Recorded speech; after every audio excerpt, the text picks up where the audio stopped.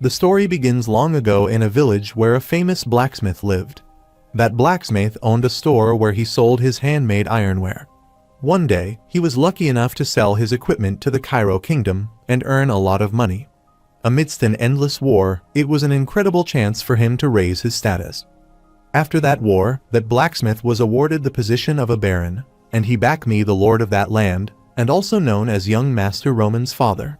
At present, Roman Dimitri has called an old man and is listening to this story from him, while his subordinate Hans wonders why he is listening to a story everyone knows. A few hours ago, Roman Dimitri came out of his room, and he himself didn't know that he was the eldest son of the Dimitri family. Hans told him that this place was the kingdom of Cairo in the Salamander continent, and a world called Muram didn't exist. Hans is shocked and wonders why he is asking such things. He thinks young Master Roman Dimitri has never been very bright, but it has been his first time seeing him so off. He wonders if he has been stoned because of spending his time with girls and drugs. He has heard that it's popular among noble children these days. He then calls him and informs him that his fiancée, the lady of the Lawrence family, will visit. Hans thinks he may have lost his memories since young Master Roman has been rotting away in his room for the past 25 years, unlike his brothers. He is also called the moron of Dimitri. He tells him that the lady of Lawrence family values elegance and manner, so preparing beforehand will be better. But Roman refuses to meet her and says there is something more important than that. He orders Hans to bring him the eldest person in that territory and says the lady person is less important to him than learning more about the world he must start living in. Hans doesn't understand what he is saying and wonders why someone has lived his entire life there saying that. However, he can't do but fulfill his orders as a servant. After some time, he calls an old man and tells him everything he knows about Cairo Kingdom. Roman thanks him and says he was of big help to him and that he will reward him for this later. The old man refuses to receive the award and says it is an honor even to be able to talk to him. Roman Dimitri thinks about his previous life, in which his original name was Beek Junghyuk. As a Muram, he lived a fierce life, and after fulfilling everything in life, he peacefully accepted his death. But for some reason, he woke up in Roman Dimitri's body. He wonders if this is the will of the heavens or God's punishment for him for refusing ascension. Suddenly, they hear some loud voices from outside, and Roman goes to see what it is. Outside, a man is beating a boy, and the people are just watching them quietly, and no one dares to stop him from doing this. They are 3 men, and their leader kicks the boy, makes him fall to the ground, and throws away some fruits from his stalls. He starts bleeding from his face, and the man abuses him and starts beating him again. People are scared of them and run toward the other side when Hans appears there and tries to see what is happening there. However, he is shocked to see that tattoo on one of them's arms. Meanwhile, Roman comes outside and asks him about the situation. Hans tells him that those people belong to Blood Fang. Roman asks him about Blood Fang, and he replies that they are a usury group that acts in the Dimirti territory and nearby territories. He says it seems like that boy is in large debt to Blood Fang, and he asks him to act like they say nothing because getting involved in them is not good. But Roman disappears from his side. He reaches Blood Fang and orders them to stop. Hans tries to stop him, but he walks toward them all. Their leader recognizes him and asks if he is stepping up because he thinks they will not harm him due to his nobility. He smiles and asks him not to mind them while one of his friends has grabbed the boy by his hair, and he is still bleeding from his face. They ask him to leave, saying this is their own business. Hans also approaches him and says they should get going because the Blood Fang is vicious. Roman calls him and says he still doesn't know much about the laws of this place. He asks him to explain who broke the law there. He also asks what punishment is befitting for them. Hans looks at him shockingly for a while and then says the boy was in debt and was unable to repay it in time, so he is in the wrong. However, Blood Fang doesn't have the right to take care of that themselves. Moreover, they disrespected him, the eldest son of the Dimitri family, which is a crime worth his life. He states according to the territorial law, it's not strange at all for them to receive capital punishment. They all look at Hans angrily, but he turns his face on the other side. Roman calls them and asks if they have heard that they broke this land's law. He picks up a stick from the ground and states he, the eldest son of Lord Romero Dimitri, will now bestow punishment upon them all. They don't take him seriously. and one of them says they understand that he is a noble who doesn't know how the world works, but he is putting them in a really tight spot. He says they will also fight him if he talks to them, who have fang tattoos, with that kind of attitude. Roman smiles and says this proves that they are all trash since they speak like this, even to the master of this land. He rushes toward them to attack, saying he does not need to know their usual conduct. Meanwhile, they all are ready to attack him, and one of them tries to hit him with his dagger. Roman dodges his attack and forcefully stabs the stick on his neck. He then drags it with a lot of blood on it, and the man falls to the ground while bleeding severely. Now, there are 3 of them, and they take out their daggers to attack him. Hans is also shocked to see him and tries to call, but he doesn't respond. A green shirt boy tries to attack him, but Roman dodges his attack by moving his face to the other side and then hits his leg. He then punches him with his full might and also stabs the stick in his chest. Hans is shocked to see this and wonders if this is really the young Master Roman he has known for years. He beats them like a warrior and often fights this kind of fight. Roman thinks about what he first saw when he opened his eyes in this kingdom. A will written by old Roman and multiple drugs on the floor. The Cairo kingdom, which was frequently at war, chose a representative from each household and forced them to serve the kingdom. The old Roman was chosen to join the army and represent his family, but he killed himself out of fear. He thinks the old Roman lived a pathetic life. However, the current owner of this body is the leader of the heavenly demon cult, Baek Junghyeok. He thinks as long as he has taken over this body, he is going to live Baek Junghyeok's way. He has defeated the boys of Blood Fang, and he hears a man calling him a monster. He runs to the other side to save his life, but Roman reaches him and grabs him by his hair. He puts him down to the ground and says in order for a group to act accordingly, there is a need to enforce the law. He takes out his sword and says he won't take his life, but he still has to pay the price for running his mouth and calling him a monster. He drags his head backward and attacks his eye with the sword. There is blood everywhere, and the man screams while grabbing his eye. The people are scared to see him, and he declares that his name is Roman Dmitri. If one of them doesn't like the punishment he gave to those people, they can come to look for him anytime. Return to his past life, where he climbed to the pinnacle of Murom with overwhelming power. Hundreds and thousands of martial artists were massacred as they defied him, and their blood formed a river. At that time, the world acknowledged that the heavenly demon cult rules the world of Murom. But now, he thinks he has to go back and forth multiple times just to take care of a few street rats. He calls Hans and orders him to call the guards and report to them what happened there and get them to send some forces to clean this mess. Hans is still shocked but replies that he will fulfill his order. He runs to call the guards, while Roman stays there with blood-filled hands and clothes. He looks toward his hand and thinks his new body is useless. It doesn't have much chi, and its flow is horrible. He thinks he must quickly gather information and undergo skeletal metamorphosis to create the base. Meanwhile, the boy from earlier comes there and thanks him for saving his life. Roman wonders if he is the boy who got beat up and said he didn't do this to help him. He exclaims that he merely punished the Blood Fang people for breaking the law. He also says he has to explain himself without a single lie, and there won't be any exceptions.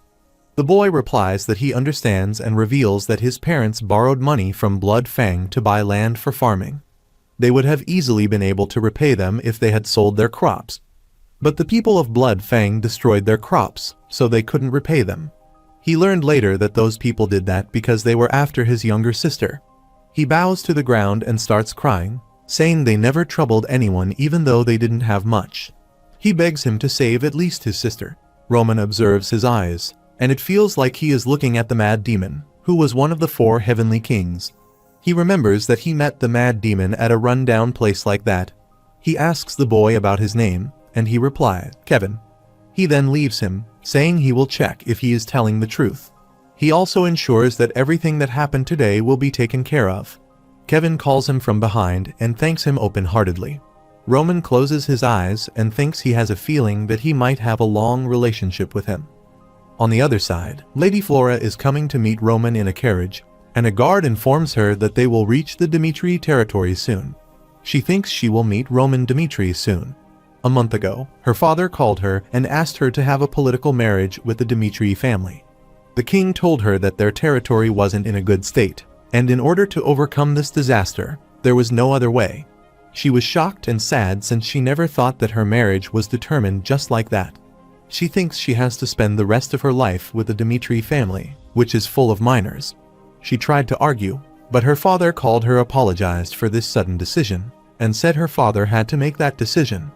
At present, they have reached the Dmitri territory, and a guard has informed her that they have reached their destination. She comes out of the carriage. At first, she was supposed to marry the second son with a bright future. But even that was ruined because the eldest son, Roman Dmitri, demanded to be her marriage partner instead. She only hears that Roman Dmitri is also called Moron of Dmitri, who lives only for luxury and enjoyment. She walks inside, thinking she doesn't want to marry him. She wants to tell him about this today and will end this marriage. She goes to him and says she doesn't want this political marriage to have never happened. But she is shocked when Roman immediately agrees and says he also doesn't want to marry her. He respectfully says he is the moron of Dmitri and is not worthy enough to marry someone like her.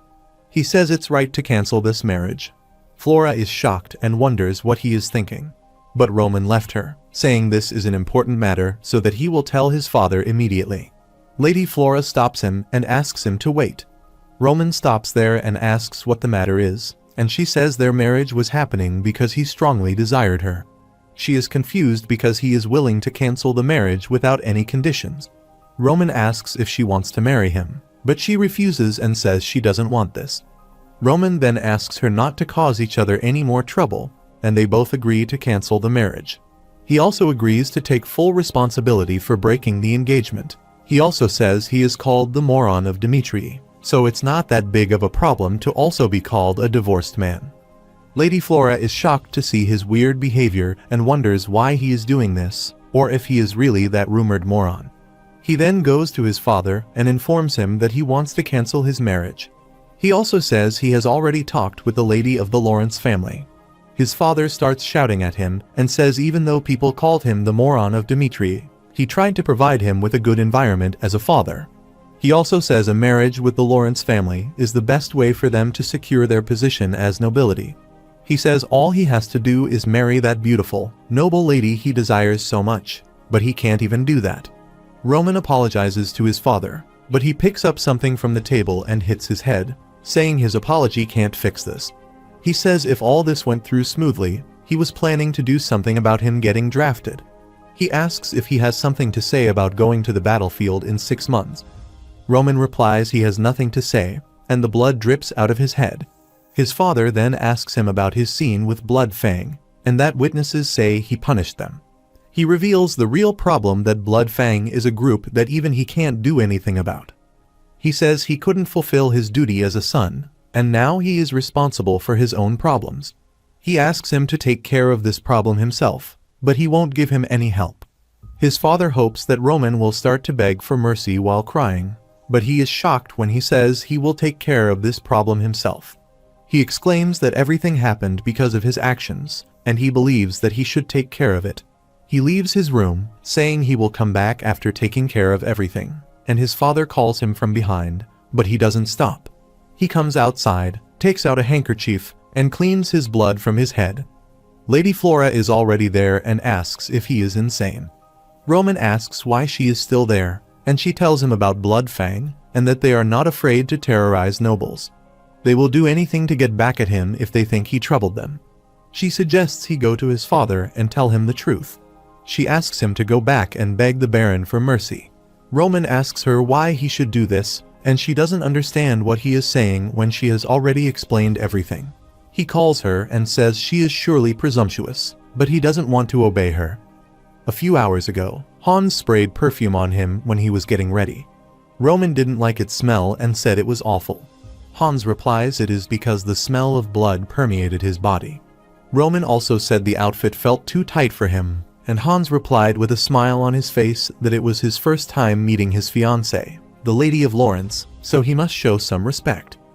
Roman thought he had only started to get used to this world, and marriage would only needlessly increase his load. Hans calls him and says they will arrive soon, so he should wait for them downstairs. Roman thought there was no reason for him to be disrespectful towards a woman who hadn't caused any trouble for him. But he wanted to break the engagement, so he may have to offend her as little as possible. He was planning to do this, but when he met with Lady Flora, he found out that she never planned to show any respect towards him. This gives him even less of a reason to show her any respect.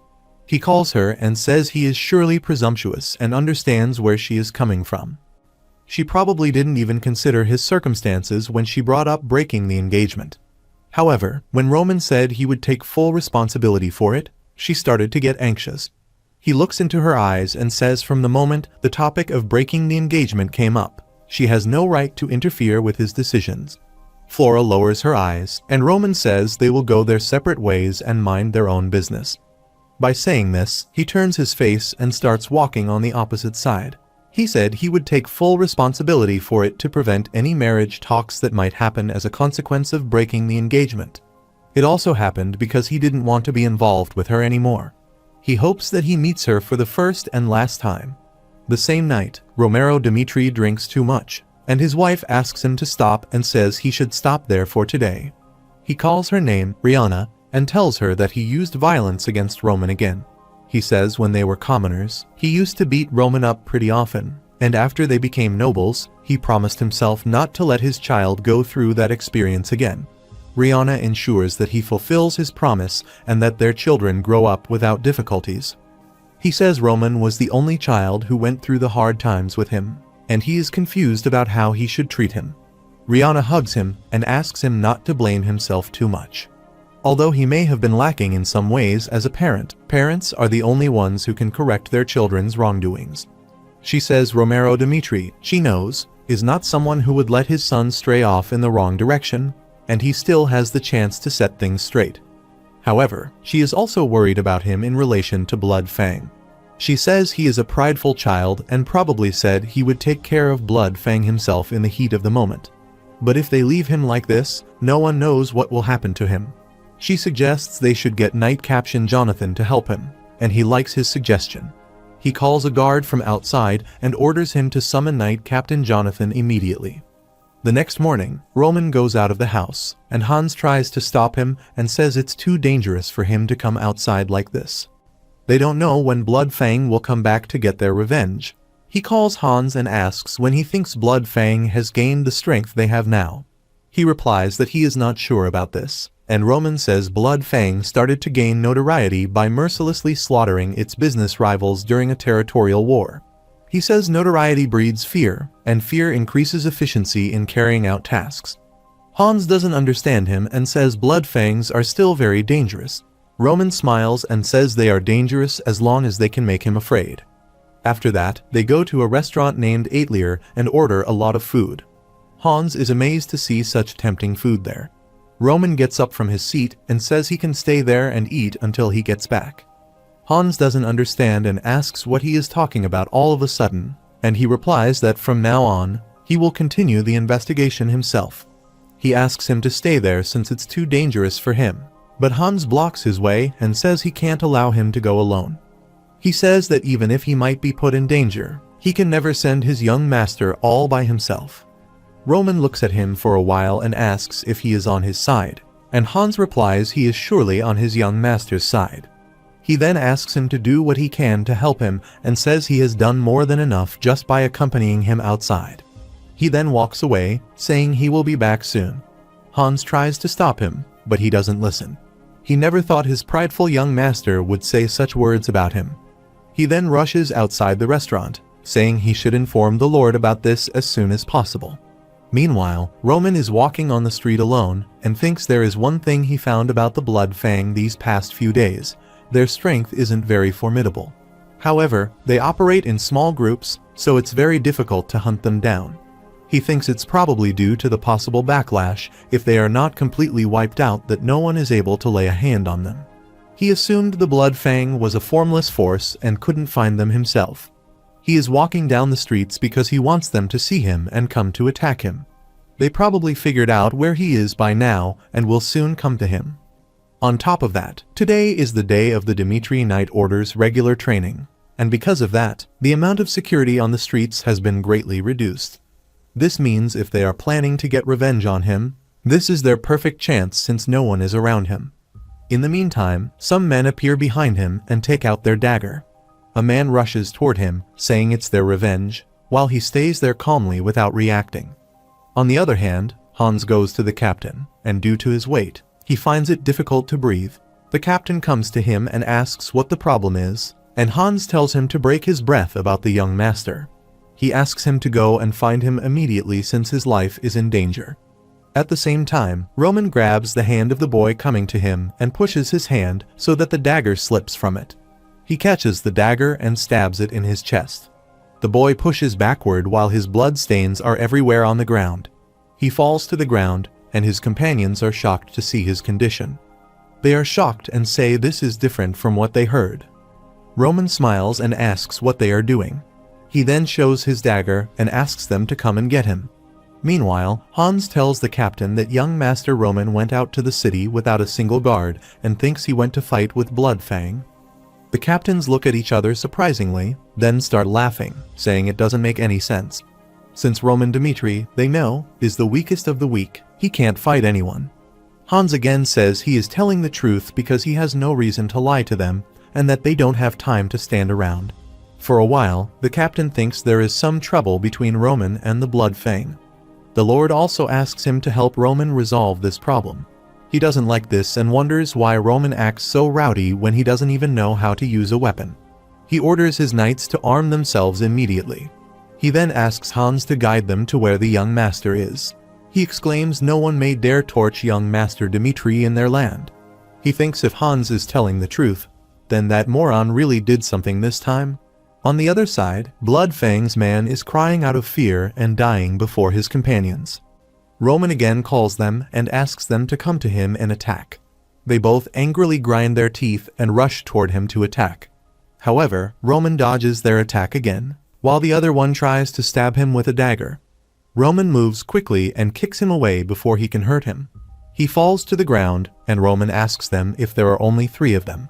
One of them says if he killed them, then he won't be safe either. Roman sits near him and asks what he is talking about when 2 of them are already dead. He threatens him with the knife and asks him to answer wisely to what he asks. He stabs the dagger in his leg, and he screams out of pain. Roman asks about their leader, and he starts telling him everything he knows. After some time, Roman reaches a pub where there are a lot of people. Suddenly, a man is surprised to see him and wonders what the young master is doing there.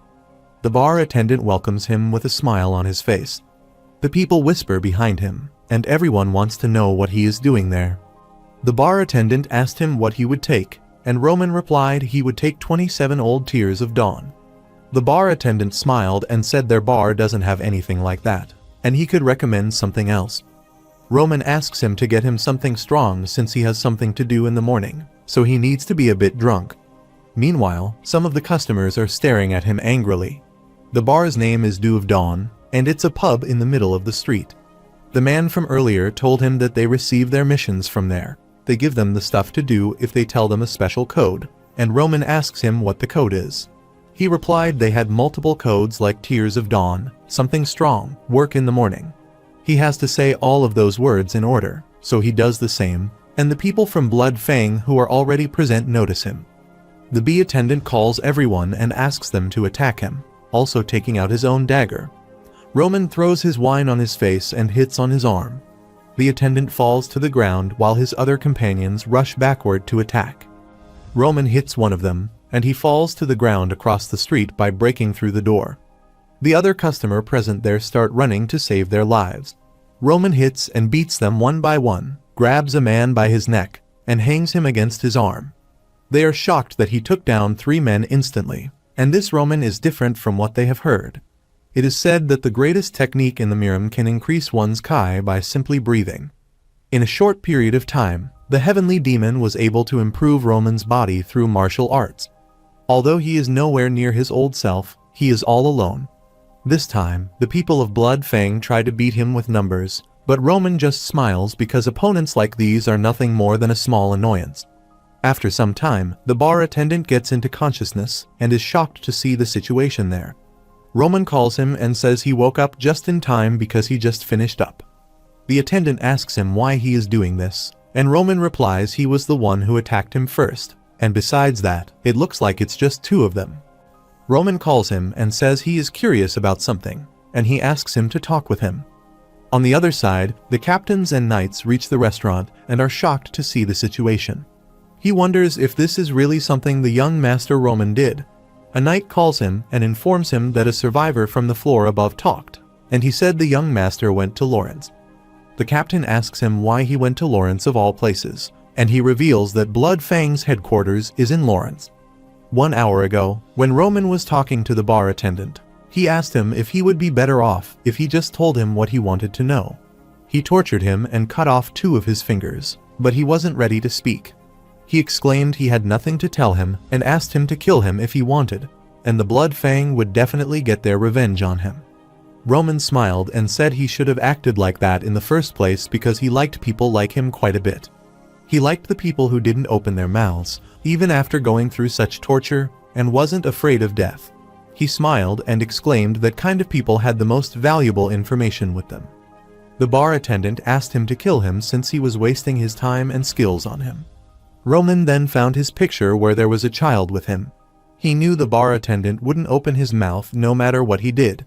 However, he showed him the picture and threatened him, saying he would find and kill his son, who was in the picture. The man looked shocked and scared for a while. Then he turned his face and said he didn't know what he was talking about because that boy wasn't his son. Roman knew he was lying because the child looked exactly like him. The man grinded his teeth angrily and started abusing him. He asked him how a noble like him was resorting to using his family as a threat. Roman was calm and said he happened to have learned one interesting thing about the Blood Fang recently. He finds out that the guys in Blood Fang even sacrificed their lives for the sake of getting revenge, and he finds one common thing among those guys. He revealed that all the guys were heavily indebted to the Blood Fang, and they weren't originally bad people, but they ended up turning into demons. He states that the Blood Fang doesn't hesitate when committing crimes to make people indebted to them, and turning the debtor's family into slaves is a piece of cake for them. They push a person to the edge of a cliff, hold their family hostage, and use them as a threat. The man seems quiet now and says nothing will change if he knows the truth. Roman interrupts him and says he should be cared for when choosing where to spend his money. He again threatened him and said he was serious when he said he would kill his son. He throws the picture on his feet, and Roman swears on his name to make him clarify. He says he will make the soldiers look for his son and will kill him. By saying this, he puts his feet on the picture, breaks its glass into pieces, and threatens him, saying he will kill his son slowly and very painfully. The man is about to cry when Roman says he will give him another chance before killing his son. He asks him if he will keep his mouth shut for the sake of Blood Fang and let his son die while suffering, or if he will give him the information he needs to take care of them properly. On the other side, a small house has a door leading to an underground basement. The people of Blood Fang and the leader are there. A man informs him that Roman Dimitri has defeated their entire branch. Moreover, the Dimitri Knights have started to take action, and they are all in danger. The leader is very angry and says he refuses to believe all this because there is no way Roman Dimitri is capable of something like that. He thinks they plan to display their power by punishing Dimitri, but someone rejected by the Swordsmanship Academy destroyed an entire branch. He asks his men where Roman is right now, and he replies he has barely left the Dimitri territory and may have obtained information from the Dew of Dawn. He angrily says Roman is looking down on them and dares to attack their headquarters all by himself. He orders his men to gather their forces immediately, and they intend to kill Roman before they come in contact with the Dimitri Knights. They want to take care of that arrogant boy as soon as possible. He thinks Roman dares to lay his hands on Blood Fang, and today, he will kill him mercilessly and hang his corpse on the plaza. He declares that the infamy of the Blood Fang will be revived. On the other side, in the meeting room of the Lawrence family, the Lord asks his subordinates about the Barco family and what they are doing. One of them replies that the Barco family has made their decision, and there is a rumor that the Barcos took out a large sum of loans from gold. They would only need that much to prepare for a war. They assume that it's only a matter of time until the war happens, and they must gather their forces faster than them. The Lord stays quiet for a while, then says war is inevitable, and he never expected this to happen until he received a document from the Barcos. A man also adds and says he never thought the central government would take the side of the Barcos family. At this rate, they will end up giving up their land to the Barcos. but they must want to keep their lands at all costs because the Lawrence family is only alive because of their fertile soil. Another adds and says a promissory note says their ancestors have been indebted to the Barcos family with their land as collateral. However, they believe that no such document exists. They probably did something behind their backs. The Lord calls everyone and requests them to leave it at that. He says they must not give away their land no matter what happens. Families from all around would come at them like hyenas if they were to happen. He says if Barcos doesn't seem to want to compromise with them, they must resist to the best of their abilities. Therefore, they have arranged a marriage with the Demetrius. They are relieved because of the Demetrius and say although they were originally commoners, they are one of the wealthiest in the northeastern region. No matter how much the Barcos family took out as a loan, they won't have as much funds as the Demetrius. The Lord also thinks the same, which is why he sent his precious daughter to Morno of Demetrii. They did this for the sake of the Lawrence family. All the members appreciate him and say he has made the correct choice as the Lord, and there is no need for him to blame himself. At the same time, on the other side of the door, Lady Flora listens to all of their conversation, and now she is worried about how she should tell her father about this. She walks here and there, thinking she doesn't have the confidence to face her father now that the engagement has been broken off. At the same time, she has the opposite thought that it's her life, and there is no way she is going to get sold off to a guy like that. She then makes up her mind and says she will tell her father about this because she can't marry someone for whom she doesn't have feelings. Suddenly, a guard rushes toward the meeting room, calling the Lord loudly. Lady Flora looks at him shockingly, and he hurriedly pays her respects. He calls the Lord and says it's an emergency, and Flora looks at him inquiringly. On the other side, the Demetrius knights have reached the gate of Lawrence's territory and ordered the guards to open the gates for them. However, the guard doesn't open the gate and asks the knights to drop their weapons and go through the proper procedures. Captain Jonathan tells him that young Master Roman is in danger, and they have come there to save him. He warns them, saying he won't forgive them all if something bad happens to young Master Roman. Meanwhile, a guard informs their captain about an emergency situation and informs him that the Lawrence Plaza is a total mess right now. Captain Jonathan is shocked and wonders if it is also the doing of young Master. He shouts at them and says he will break down the door. On the other side, outside the Lawrence Plaza, people are shocked to see the scene happening in front of them. They want to stop a monstrous boy who is making all the fuss there, but no one dares to say anything. In the meantime, Roman grabbed the leader of Blood Fang by his collar and dragged him against him. He seems very injured and is begging him to spare his life. A few moments ago, when Roman Demetrii entered their territory, the leader thought their fight was simple because their opponent was a moronic noble. They all stood behind the door, taking their swords in their hands, and thought they had only one opponent. They had dozens of armed men, and the leader was sure that there was no way they could have lost. Soon, he was shocked and worried because Roman had taken down all of his men in front of him, and he was the only one left there. The fear could be clearly seen in the leader's eyes, and only one thought popped up in his mind, that he was going to die. Roman slowly stepped toward him, and he sat there quietly, waiting for death to come to him.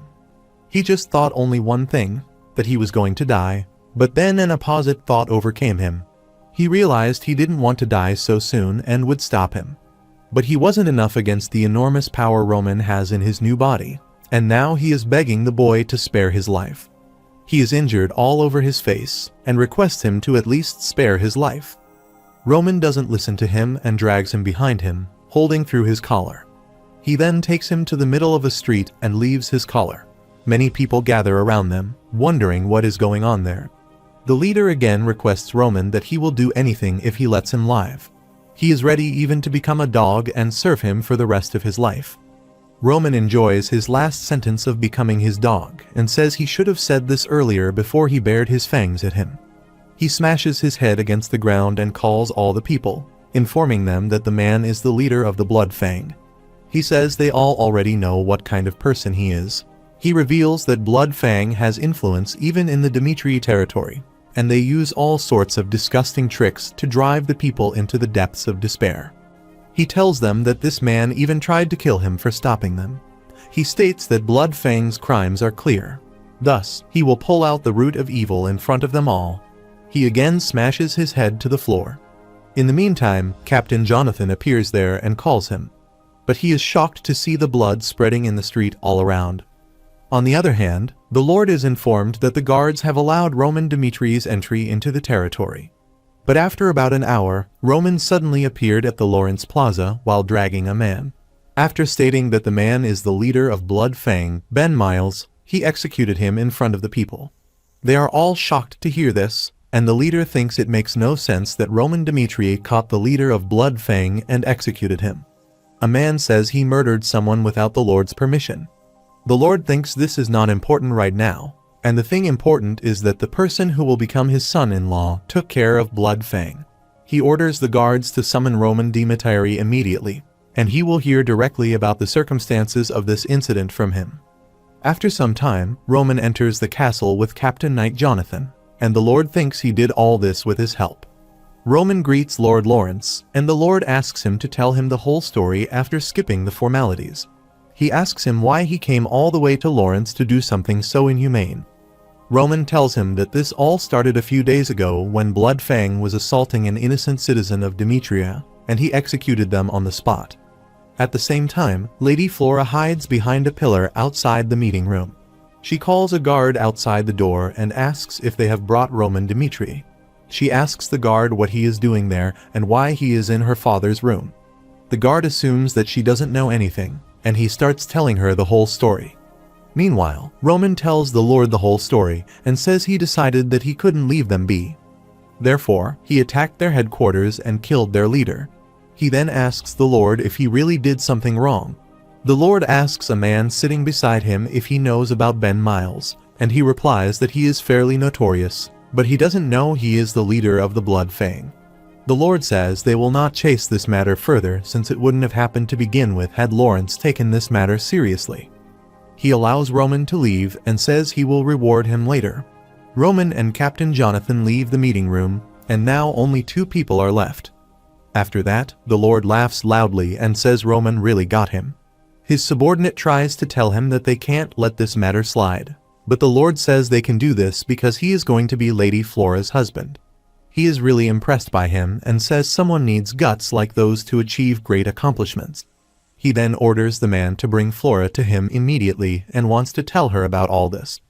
On the other side, Roman is returning toward Demetrius' territory with the knights, and Captain Jonathan calls him and asks if he really wants to taunt the Viscount. He says they wouldn't be able to leave if he got angry.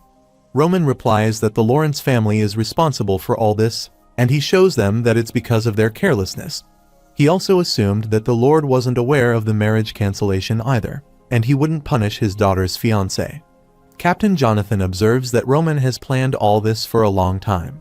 He wonders who the person in front of him is and how he can change so much in such a short period since he is not the young master he knew. Back to Baek Jung-hyuk's past life. When he was a kid and the son of the Heavenly Demon asked if he truly had the qualifications to succeed him. Then, he had to prove himself worthy from the cold, hard ground and survive. He exclaimed that the death of his 12 children meant nothing to him, and even if all of his children were to die, he just needed to make more. He asked him to remember that the only way he could prove himself worthy was to reign over all. Many children surrounded him, and they started beating him as soon as the Heavenly Demon ordered them.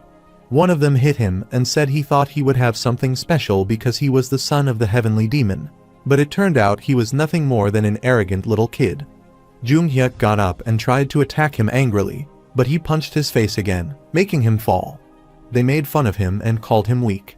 While most people were protected by their parents during his childhood, he was thrown away in a world where only the strongest reigns.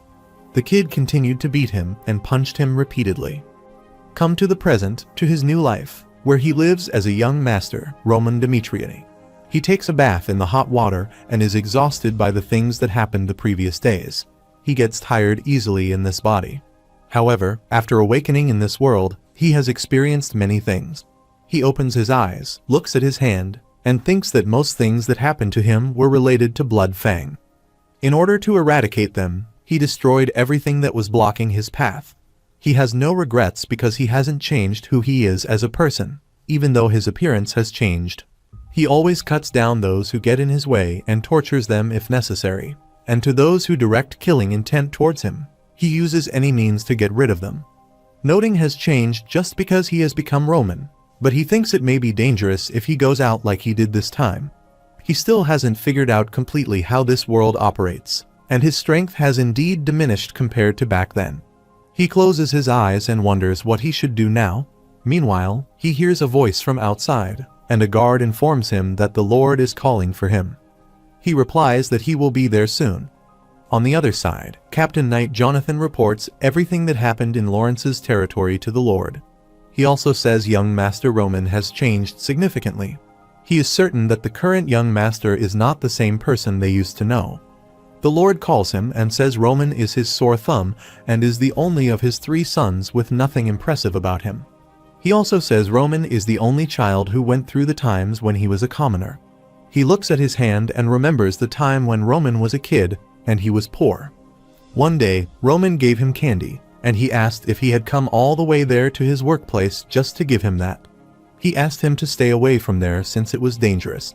Roman wanted to give him the gift because he worked so hard. He asked him to eat the candy and finish his work so he could come back home.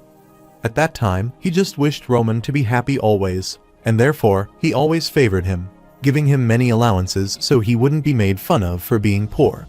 However, he never thought it would trigger the start of him veering in the wrong direction. He seems disappointed and says a part of him has already given up on Roman. But a new hope emerges in his mind after hearing that Roman has destroyed Bloodfang. Meanwhile, Roman appears outside his room and knocks at the door. The Lord thinks no matter what means he used to face Bloodfang, if he really accomplished something at his will, then he is prepared to do anything for him.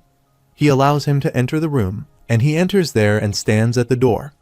The Lord starts the conversation and says he has heard that he took down Bloodfang himself. Roman observes his father and thinks he can see that he has high hopes for what he is about to say. He will see him in a completely new light if he tells him the truth. But he also knows that achievements that exceed expectations come back to bite someone. He thinks he could earn some time to grow if he backs off now. He closes his eyes, wondering if he should reveal or hide the truth since the latter is the more rational decision.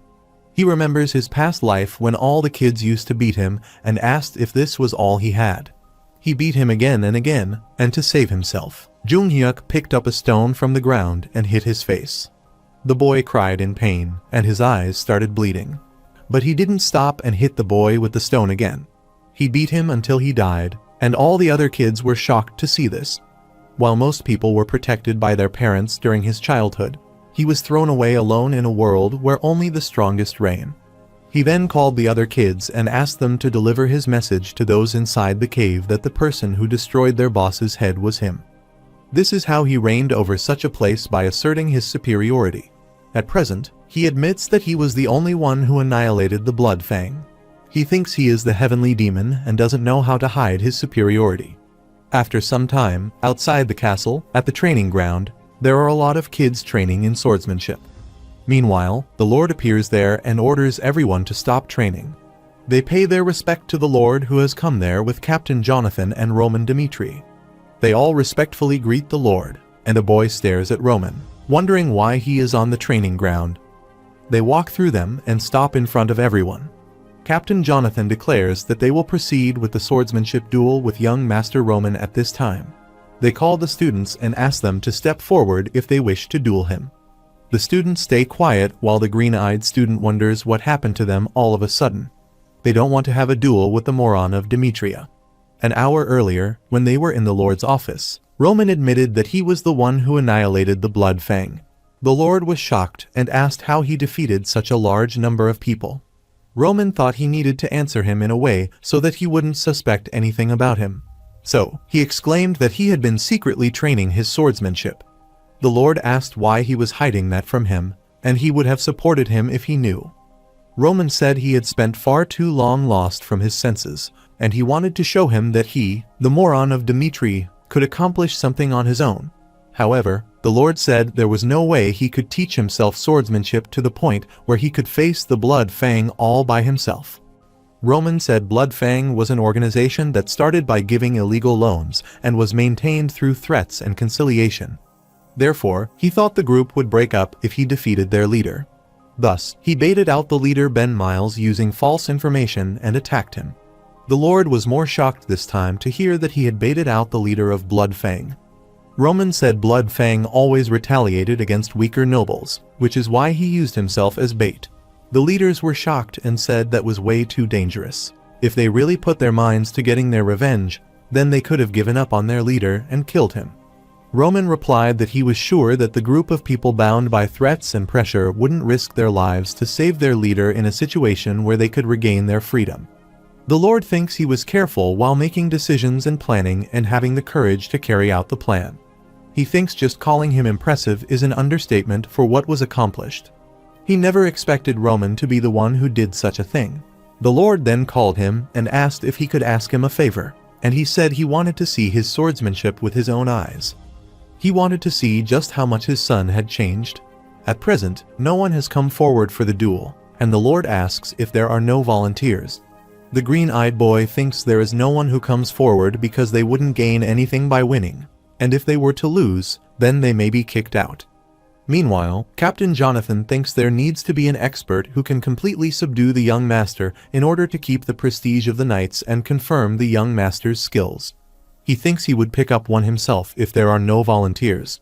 He wants to step up himself, but as the captain of the knights, he can't unsheath his sword for something like this. He thinks only one person is fitting for this.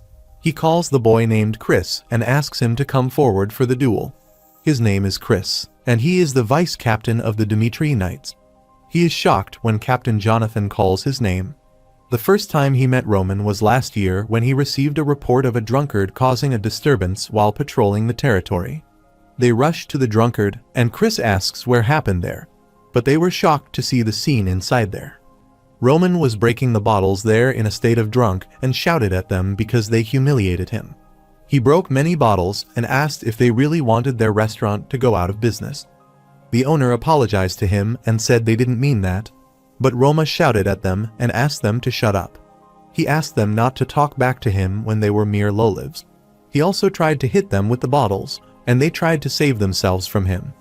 The guards tried to calm him down, but he didn't listen to anyone. Chris called him and asked him to stop. Roman asked them who they were and asked them to get out of there. Chris grabbed his hand and tried to take him, saying he wouldn't respect him if he tried to create any more trouble. But he was shocked when Roman slapped his face and asked how a lowly knight dared to lay his hand on him. Chris looked at him angrily but didn't say a word, and he knew from the moment he got slapped in the face that this guy had never trained his entire life. Roman pushed him away, and Chris observed that he had the strength of an average, or more accurately, below average adult man. He thought he was just a pathetic human being. He never expected a guy like him to be the son of the Lord. He truly considered him trash who would be better off dead. But now, Captain Jonathan asks him to have a duel with that same pathetic Roman. He again calls him and asks him to come forward, and he tries to refuse by saying he shouldn't be stepping up for something like this. Captain Jonathan tells him that young Master Roman is an expert who faced Blood Fang all by himself, and in order to have a fair match, it's only right for him to step up. Chris tries to argue, but Captain Jonathan interrupts him and says it's his order. He knows that he has no option but to fight him. After some time, they stand against each other in the training ground. The Lord and Captain Jonathan stand on one side, while all the other students are on the other side. Chris and Roman face each other. Captain Jonathan is about to start the duel when Chris asks him to hold on for a moment. He says he has a proposal and says he was taught to treat any duel as a real battle when swords are involved, and no matter who his opponent is, he doesn't plan on showing them any mercy.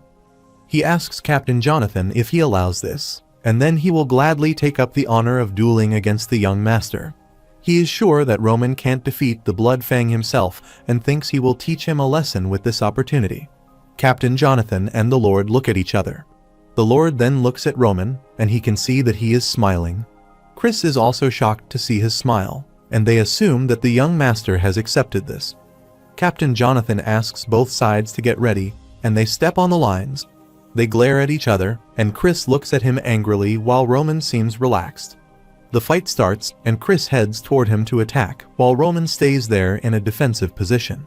He just looks at his movement, and when he tries to attack him, he blocks his attack with his sword. The students are shocked to see that and say Roman is really fast to block this kind of attack. Captain Jonathan also looks surprised to see that he blocked his attack. Chris also didn't expect that he would block his attack, and Roman pushed him away. From the opposing force, he can feel on his hands to his defensive stance, it's all stable. He wonders if this is just a coincidence, or if he really has become stronger than before. However, he is still confident, although this isn't how he expected him to be, and he thinks he will be satisfied by beating that guy to a pulp. He again tries to attack him, but Roman again dodges him. Chris doesn't waste his movement and tries to attack him by reaching near him, but Roman reacts swiftly and again blocks his attack. Chris is not getting angry and is trying to attack him again and again, but every time, Roman dodges his attack. He just glares at him confidently and hasn't attacked him yet. Chris finds something weird in his eyes, and at this moment, Roman swings his sword and attacks him for the first time. Chris is barely able to dodge his attack and moves himself in the backward direction.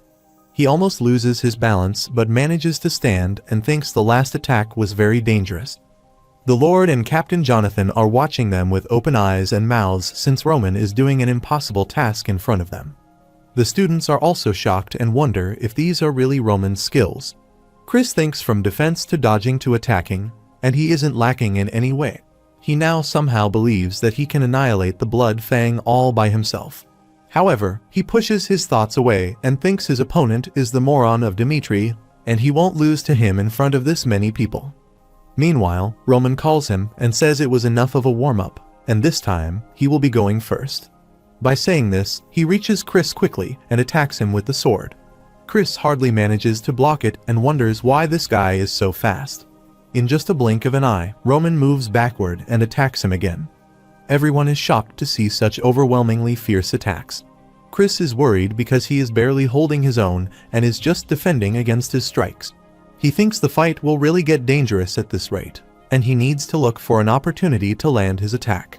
Suddenly, he sees Roman is about to attack him from the front and thinks he should take a step back to dodge him. But he observes that one step won't be able to dodge his big movement. He sees his movements and tries to block in that direction. But at the last moment, Roman pulls his sword and doesn't strike him. He purposely did that to lure him into attacking him, and this time, Roman finds an opening and is about to attack him.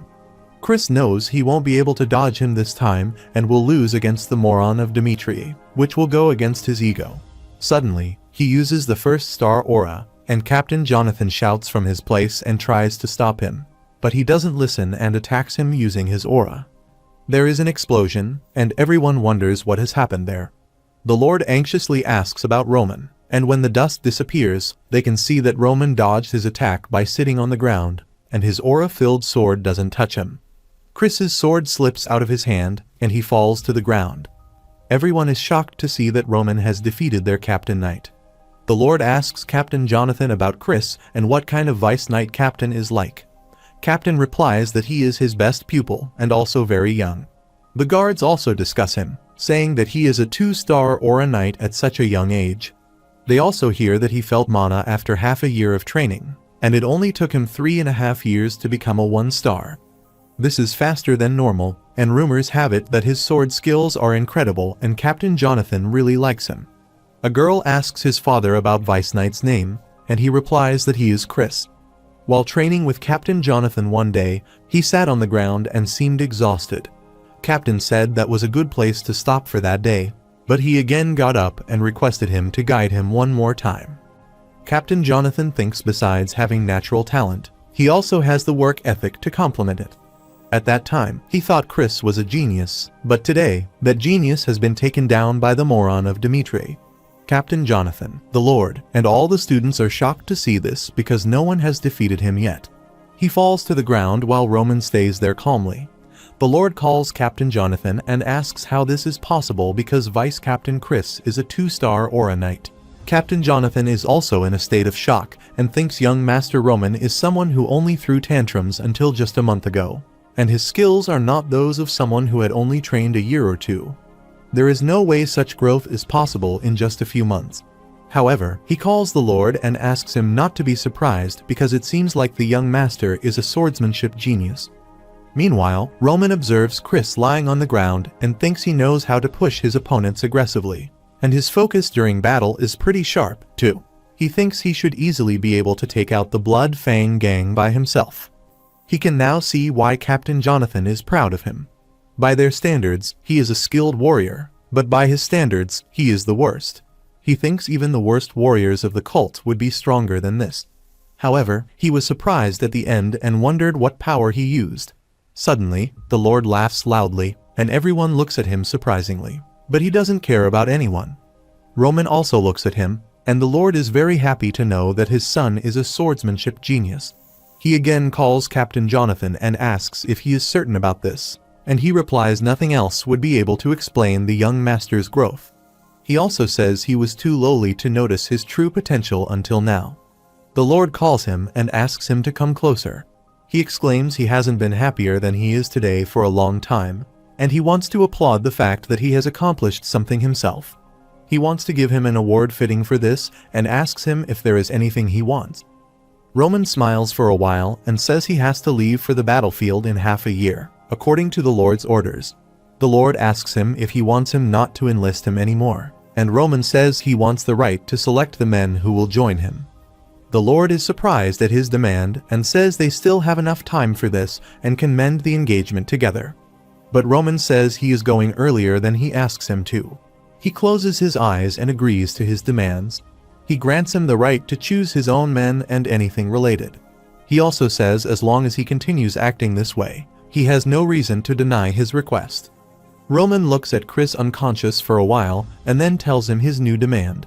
After some time, when Chris comes into consciousness, he is shocked to know that Captain Jonathan wants him to teach aura to young Master Roman.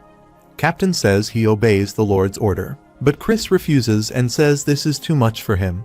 He is disappointed because even after using an aura against the young master, he has been countered and is unconscious until now. He seems so embarrassed that he wants to die out of shame, but they want to teach him aura. He refuses and obeys this order even if they chop his head. Captain Jonathan calls him and says he wants to make him a proposal and asks him to figure out how the young master changed while teaching him.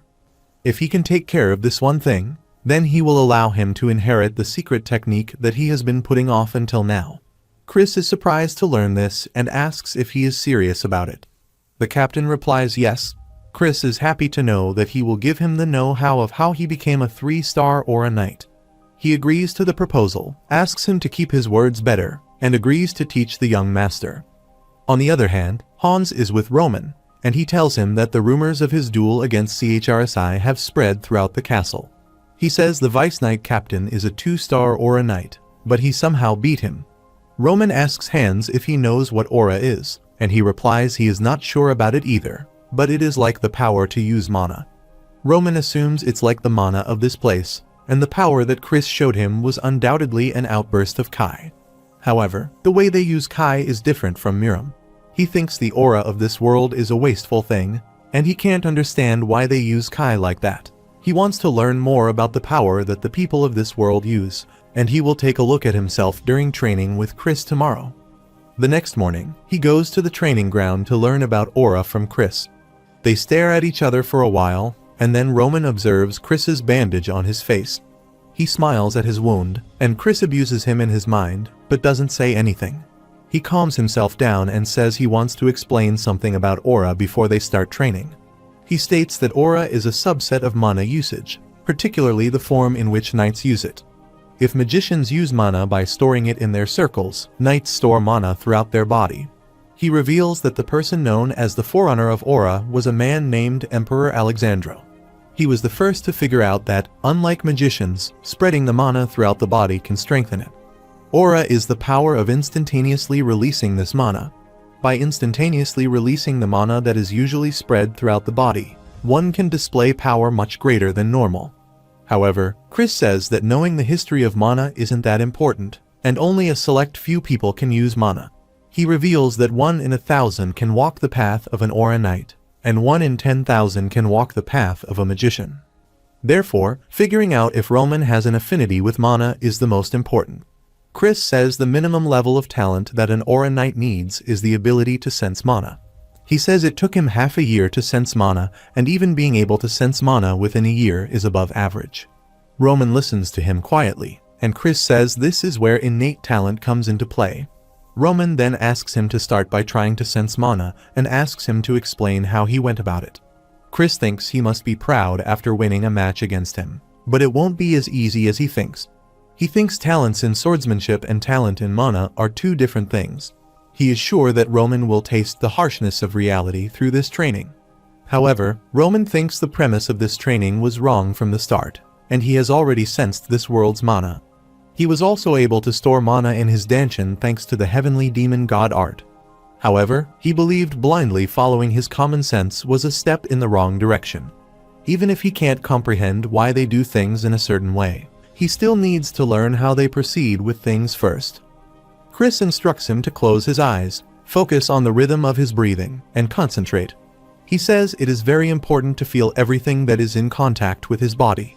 Once he gets used to utilizing mana, he will be able to manifest aura. He asks him to try to focus the mana spread throughout his body into a single point to manifest his aura. Once he is able to do this, it signifies that he has become a 1-star aura knight. He states there are many ways to utilize aura manifestation, and he can envelop his sword with it to increase its destructive power.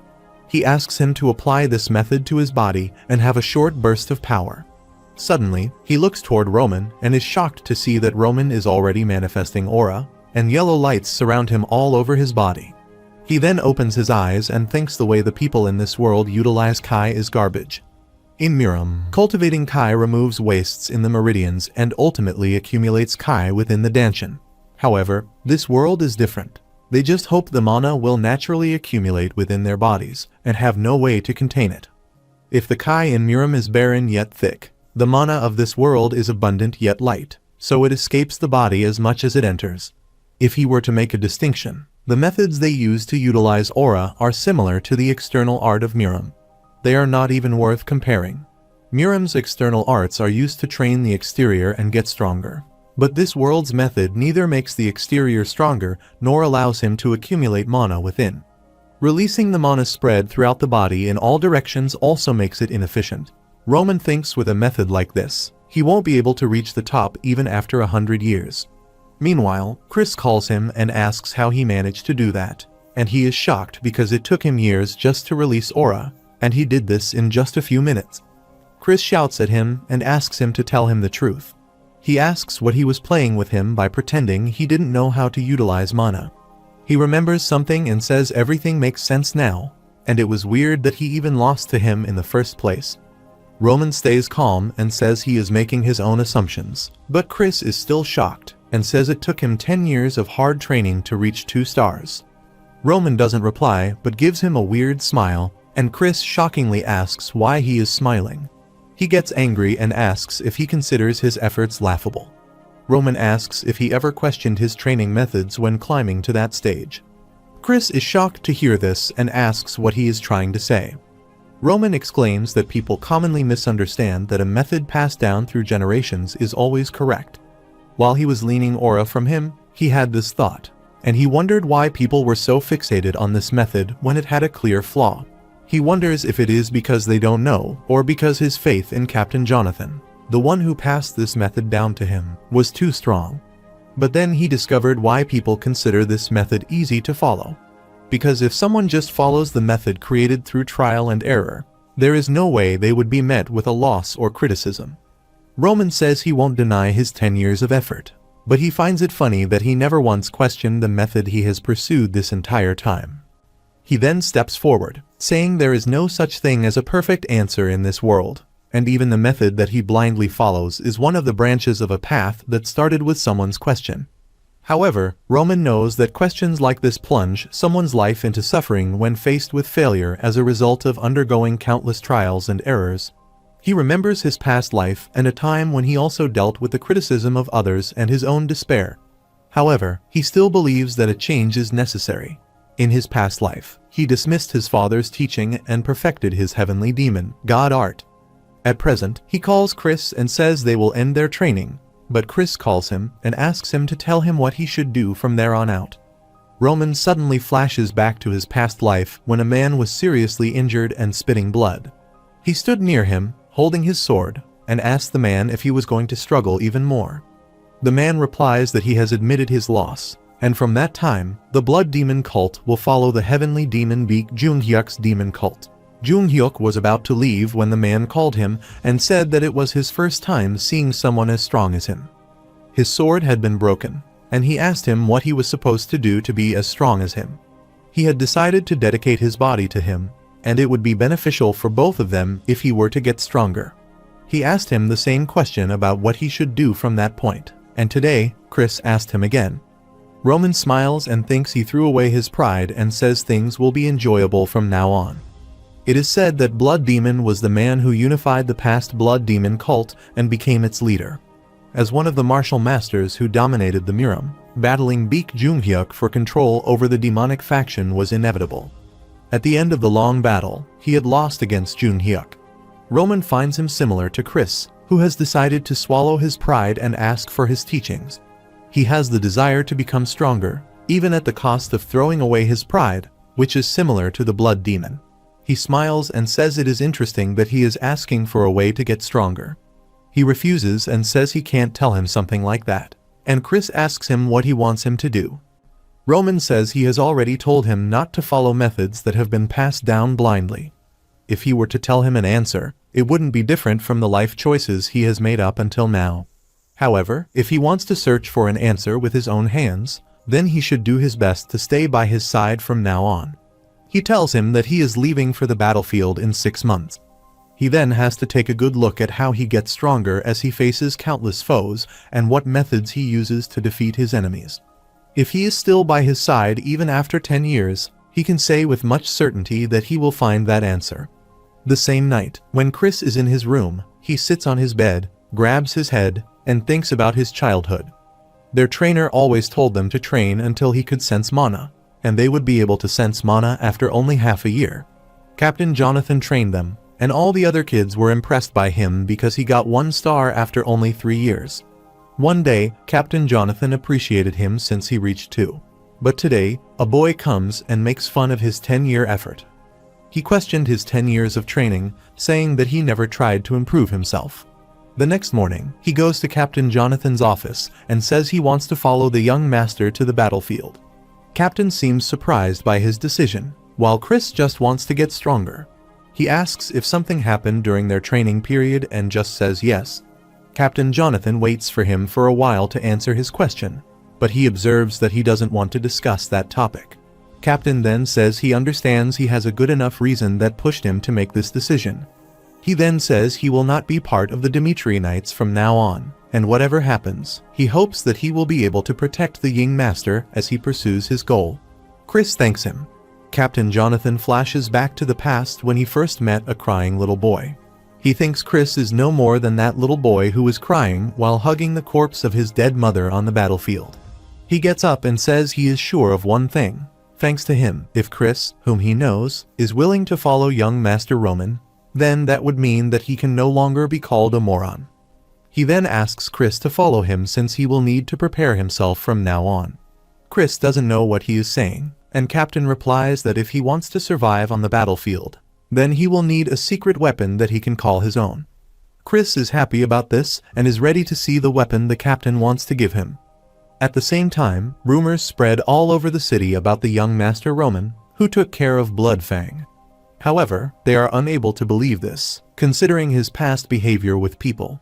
A man says all of the accounts that he has heard seem too realistic. But there might be a possibility that the Dimitri Knights must have set it up or something. Meanwhile, a boy named Kevin, whom Roman saved earlier from Bloodfang, listens to their conversation and is shocked to hear that young Master Roman took care of the Bloodfang. He remembers his skills and thinks he was able to wipe them out with a single twig.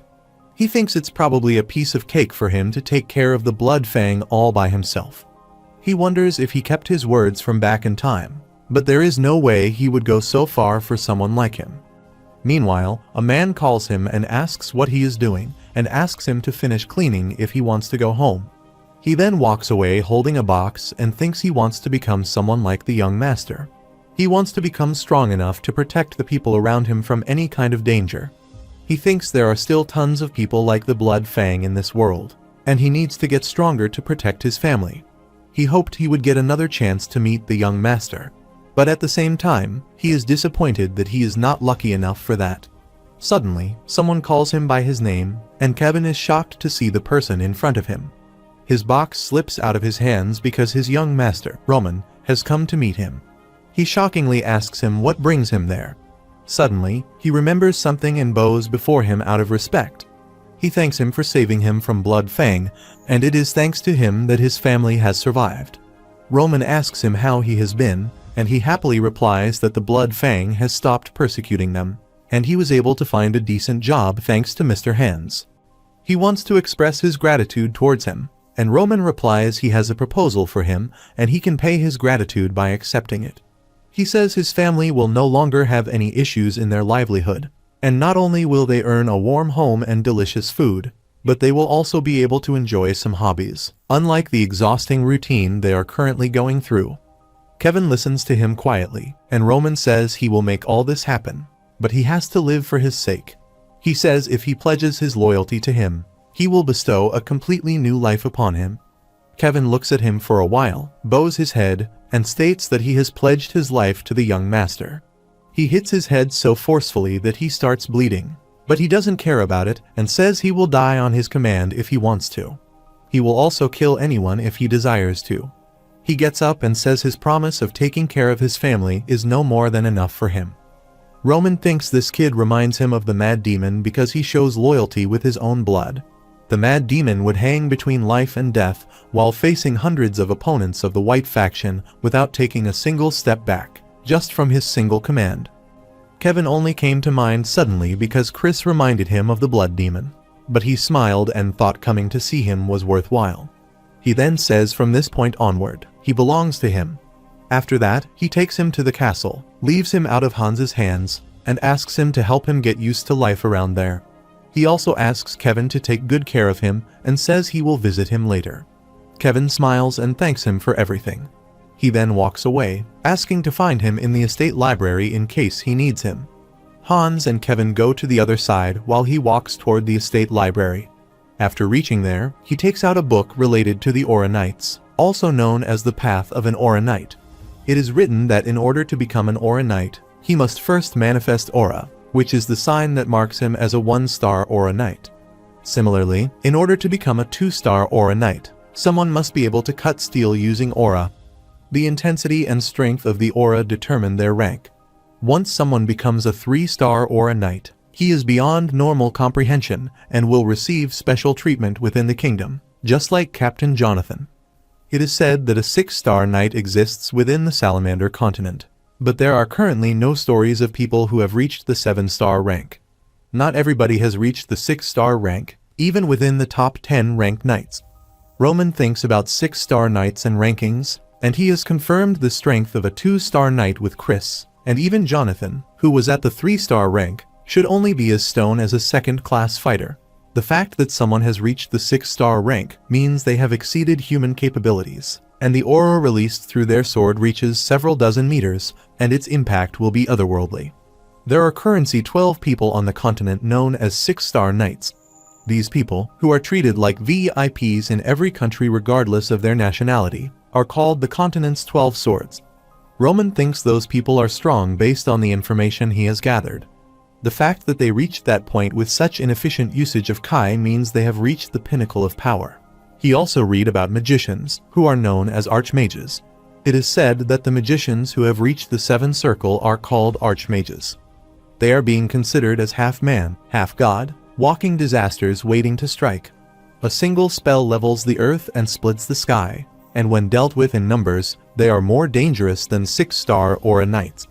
Roman thinks magic abilities don't exist within Miram, and he has a good idea about what to do now. He closes a book and thinks the beings mentioned in this book could appear as his enemies at any time.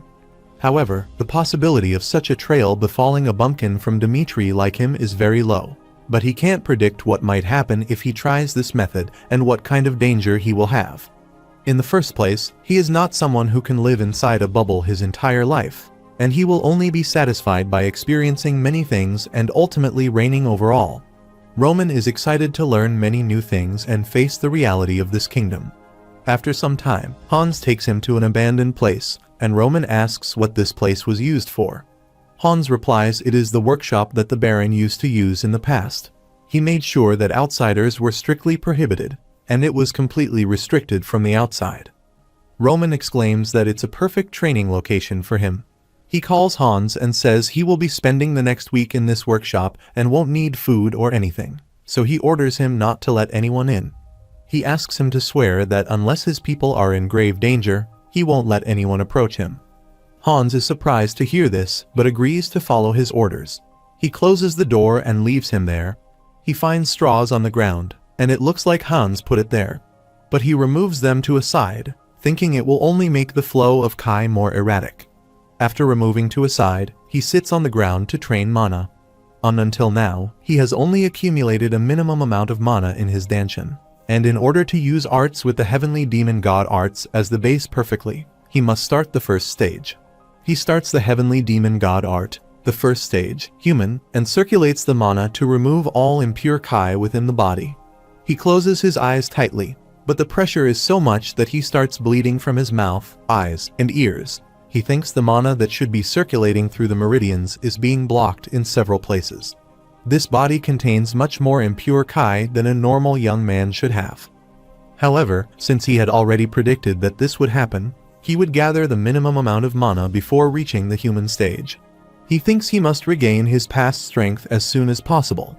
His eyes are bleeding, and he thinks that as long as he has made new relationships, he needs to fulfill his goal while protecting them. Entering the human stage is the first step toward that goal. 1 week later, Viscount Lawrence and Lady Flora come to the Dimitri residence. A servant respectfully shows them a room and asks them to wait there for a moment, and he will be back with some tea and snacks. Viscount asks him about Roman, and he replies that the young Master Roman is currently taking care of some business. He then leaves them there, and the Viscount says even if he decided to visit them, it is clear that they don't want them there. They sit on a sofa, thinking they must wait for someone to come. Viscount Lawrence calls Flora, says he has prepared this meeting to revert their mistake, and asks her to be wary of what she says. Flora seems worried but says she understands what her father wants from her. A few days earlier, she told her father about her disengagement and disclosed her intentions during her last visit with young Master Roman. She said she wanted to follow her father's will, but couldn't marry someone she didn't respect. Her father shouted at her, grabbed his head, and said he always thought he was a bright child, but he never expected her to think something like that. He told her the severity of the situation within their territory. He asked if she knew the meaning of the Barco family borrowing a large sum of money from the gold bank. He clarified to her that the war was the only thing left for them to do. He was worried because the political marriage with the Dimitris was an unavoidable decision, and they were the only family who could even face the Barcos in the northeast. Flora said the Lawrences were not weak and asked her if they didn't have a chance even without the Dimitris. The Lord replied that the central government approved documents without even checking for falsehood, and the gold bank lending money to the Barcos without any specific collateral meant that this was already beyond the scale of war between two families. Moreover, the forces who lent their power to the Barco family will create a battle that they can't win. Since they now have a cause to advocate, they will use this opportunity to take everything from them, their land, their honor, and even her, who is called the Flower of Lawrence. At present, Flora thinks she knows the circumstances of their territory and what her father was thinking when he made the decision, but she decided to ignore everything for her own selfish reasons. She closes her eyes and thinks she needs to wake up because she can't stay as the Flower of Lawrence forever. On the other side, Hans is roaming outside, wondering when the young master will come out since the Viscount and Lady Flora have been waiting for him since morning. He thinks they seem fairly disgruntled, but the young master said not to visit him for any reason. Suddenly, the food from a side opens, and he happily turns toward him, asking if he is done with the training. But he is shocked to see his young master's condition. At the same time, Viscount Lawrence and Lady Flora have finished their tea, but no one has come to see them. He thinks he was prepared for this kind of treatment, and this all stems from Flora's mistake. However, Lawrence's family needs to achieve this political marriage, but he assumes this kind of treatment is not right. Suddenly, he feels so much pressure from his surroundings that he gets up. He gets up and says he will go and find Baron Dimitri by himself. At the same time, Baron Dimitri is writing a letter in his office when Lord Lawrence rushes into his room and asks why he is letting his guests wait for so long. He says he could have told them to go back if he was dissatisfied with them, but he never expected the Demetrius to be this petty. The Lord Dimitri looks at him for a while and asks if today's meeting was scheduled beforehand.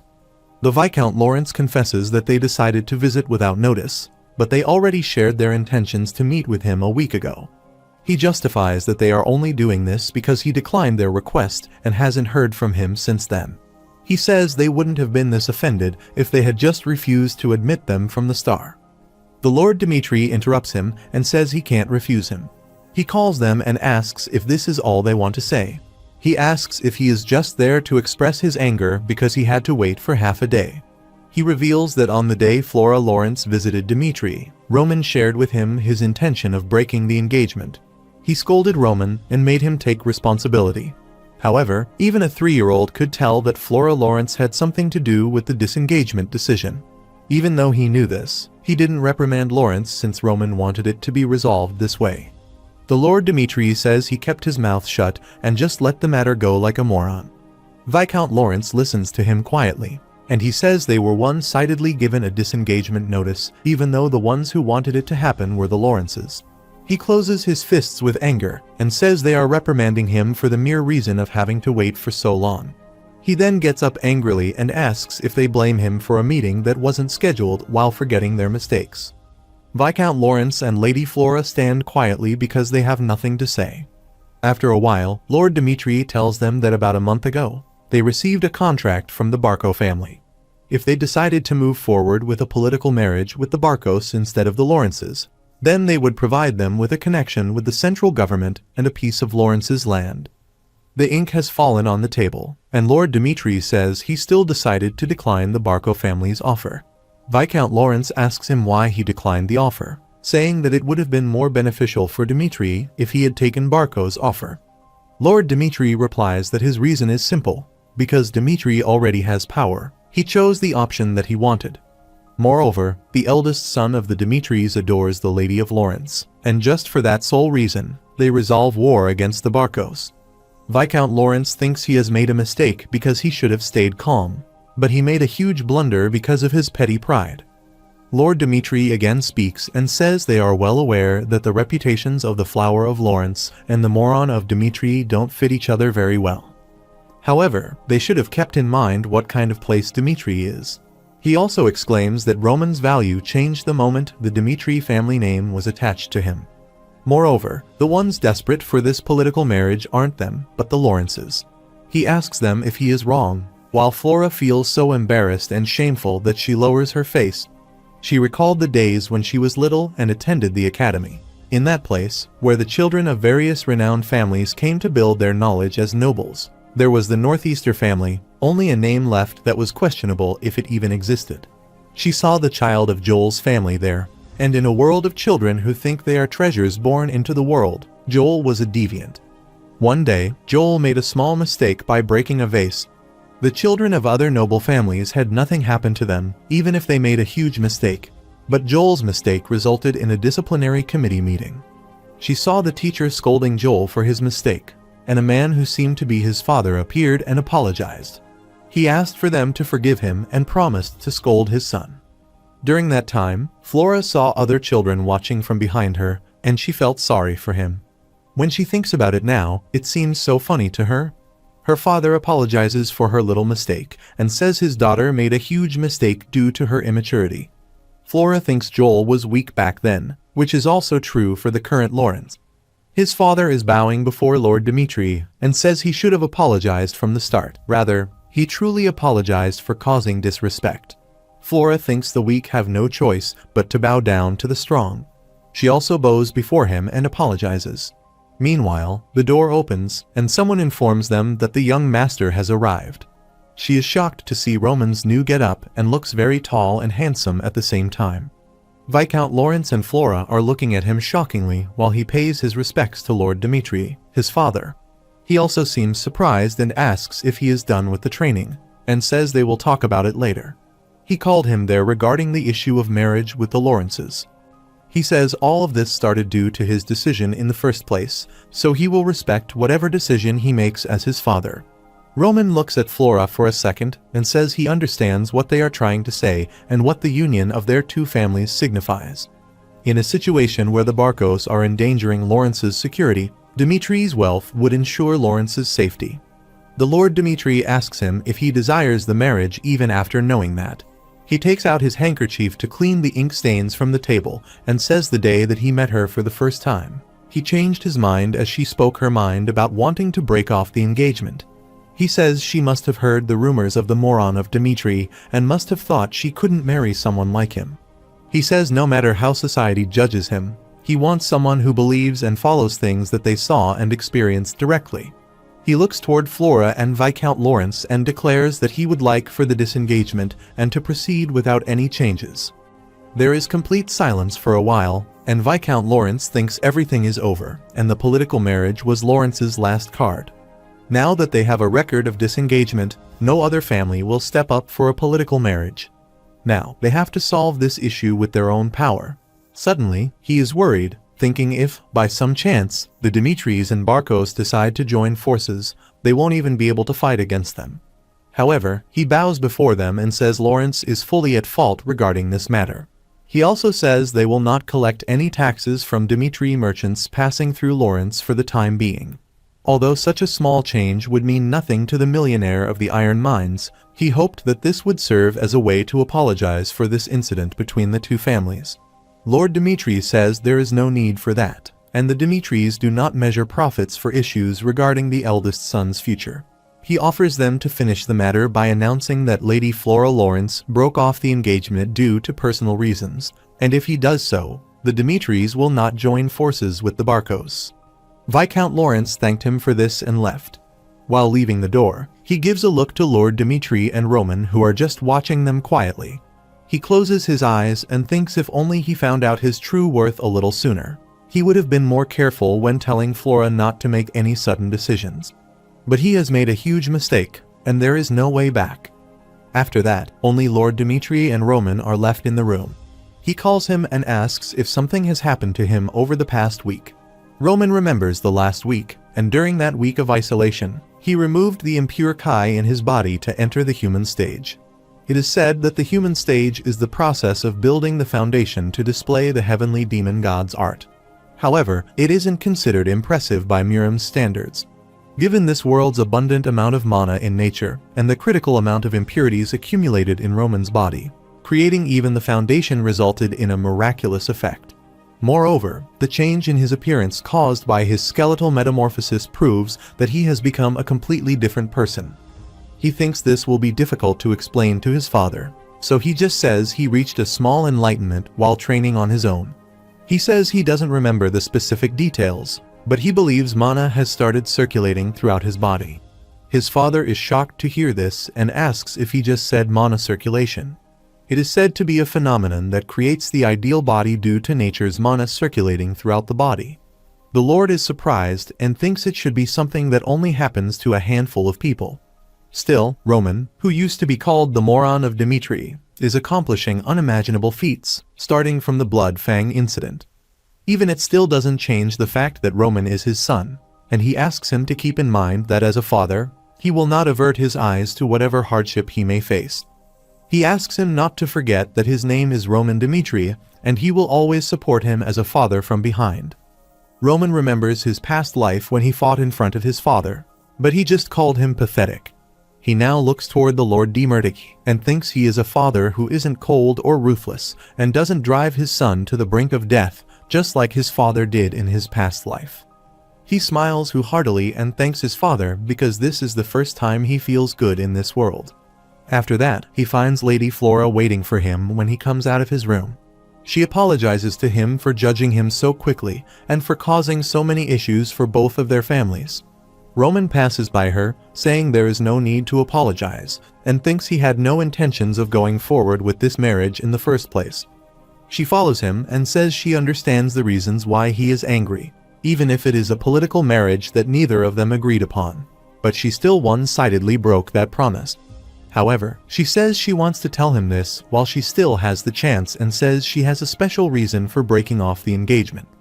Roman stops there to listen to her, and she replies that the Northeastern nobles host the social gathering where something happened. Once, there were rumors that she would be engaged to a Dimitri, and the nobles she was close to started telling her terrifying rumors. One of them whispered in her ears that Roman Dimitri used drugs that eat away at his reason and intelligence. She tells him this because he has the right to know what people think about him, and she thinks these rumors are false now. Roman just looks at her and says nothing. He then turns his face and says whatever happened, it doesn't change their current relationship. He walks away, saying she no longer needs to care about him. Lady Flora stays there, looking at him going sadly. The same night, when he sits on a sofa, Hans is beside him. He thinks about the rumors about drugs and thinks he couldn't sense any drugs poisoned his body. Although there were remnants of impure energy caused by the concoction used to end his life, the skeletal metamorphosis completely removed it. He calls Hans, who gets up immediately, and asks if he has ever seen him enjoying drugs or been in any situation where he suspected that he was using drugs. Hans is shocked to hear this but says nothing. Roman makes sure that he is not trying to feel him out or reprimand him. He just tries to use this time to look back at the life choices he has made until now. He says he not only wants to use his memories, but also wants to use them from an outside perspective. Hans says he has never seen it with his own eyes, but there were times when he thought his actions were a bit odd. About a half-month ago, he had just returned from a social party that in itself wasn't anything that big to take note of, but when he returned, he seemed to be in an odd state. Soon after, it seemed like he lost his will to live, and he stayed in his room. Every night, he asked for an excessive amount of alcohol, and he thought he might have dabbled in some drugs during that party. He clarifies that he doesn't think this about him now, and Roman remembers Lady Flora also talked about a social gathering at the Northeastern noble's place. He asks Hans who hosted that party, and he replies it was the eldest son of Barco, Anthony Barco. He thinks Roman, with the political marriage with the Lawrences ahead of him, was invited to a social party by Barco. He then started to become deranged and decided to take his own life. He opens his eyes and thinks he can more or less tell what happened there. There were a few things that bothered him about Roman's death.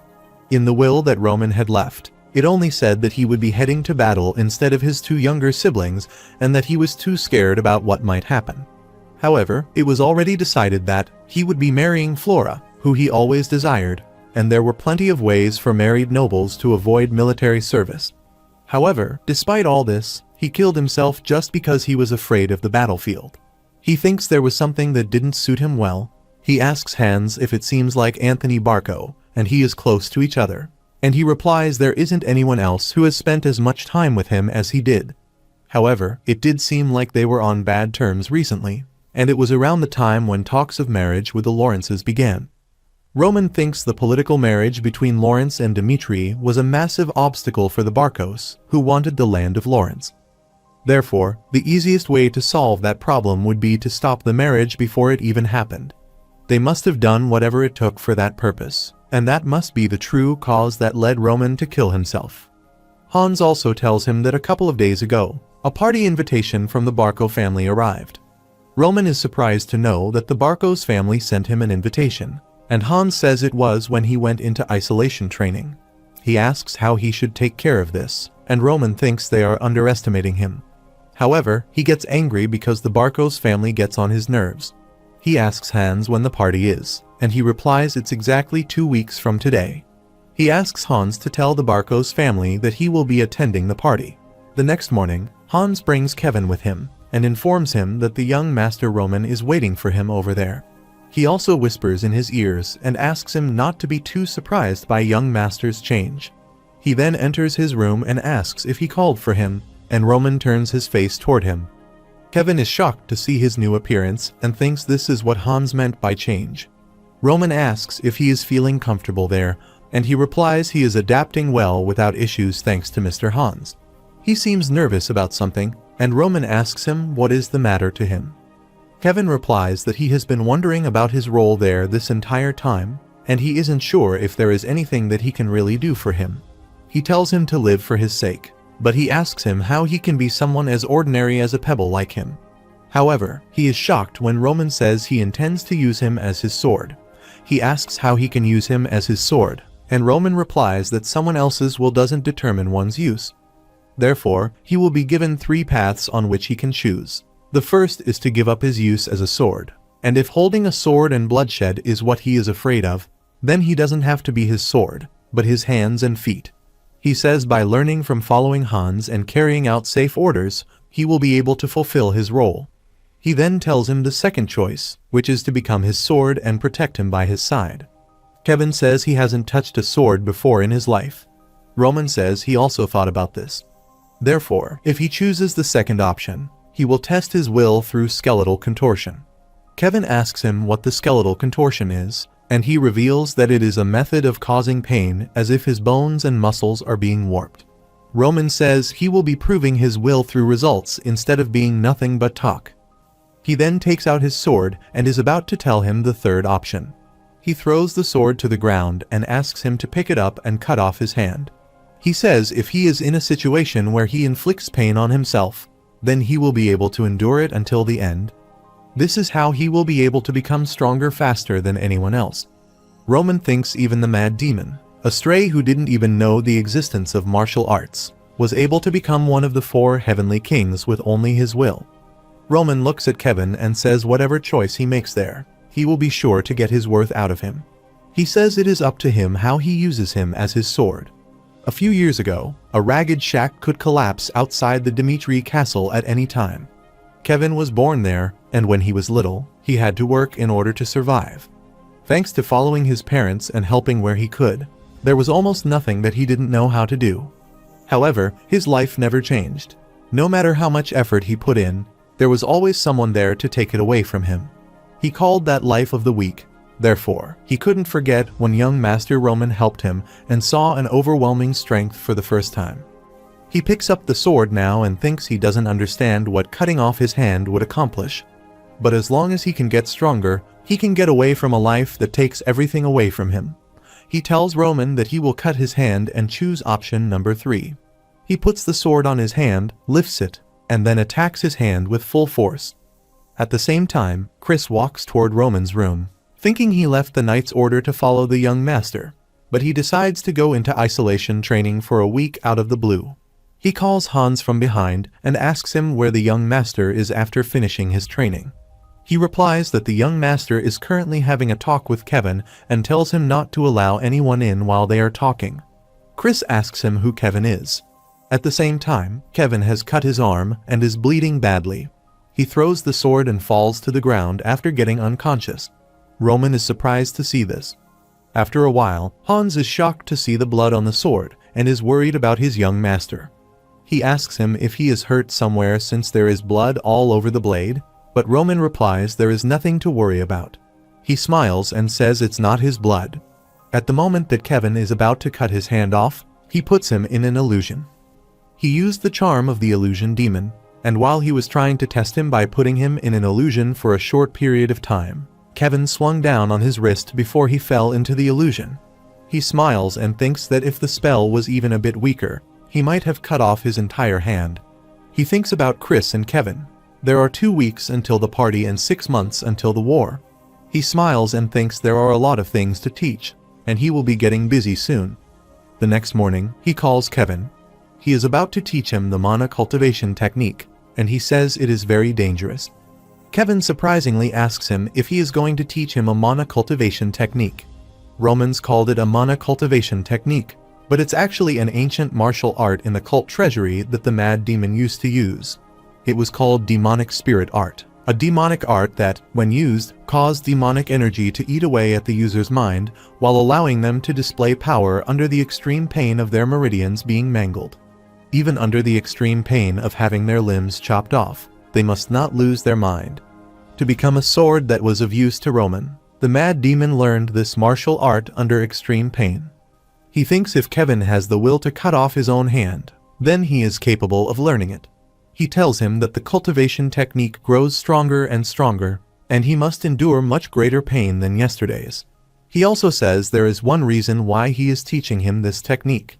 He says this is the fastest way for teenagers who don't even know the basics of mana to get stronger, and he will also gain the strength to protect everything around him if he masters this cultivation technique to its peak.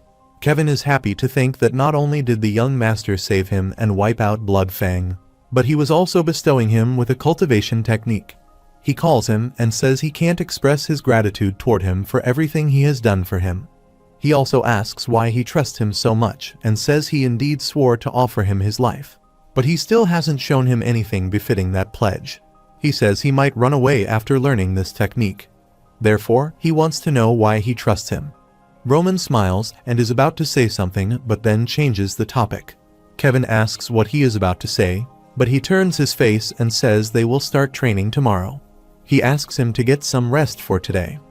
Roman also wonders why he trusts him and remembers that the mad demon asked him the same question in his past life. He thinks unconditional trust can only be obtained once he believes in that person. However, he believes that Kevin won't betray him because as he gets stronger, he will realize just how dangerous it is to betray the heavenly demon. After that, he takes him to the training ground and asks him to train with the sword. When Kevin hits the sword, he tells him that basics are the key to every action, so each movement must be performed correctly. He asks him to focus on his attacks. Meanwhile, Chris watches them from a distance and calls them, saying he doesn't understand. He wonders why the young master is teaching swordsmanship to that strange kid while he isn't teaching him anything. He thought he would find a way to get stronger quickly as long as he followed him, but he treated him like he didn't exist. He closes his eyes and thinks it would be better just to swing his sword next to Master, and thinks he should just beg him to take him back. However, he decides to wait for a little longer. But the next day and many next days pass just like this, and he waits there for the young master to say something but doesn't call him. One day, his patience reaches its limit, and he calls the young master and says it has already been over 2 weeks since he decided to follow him.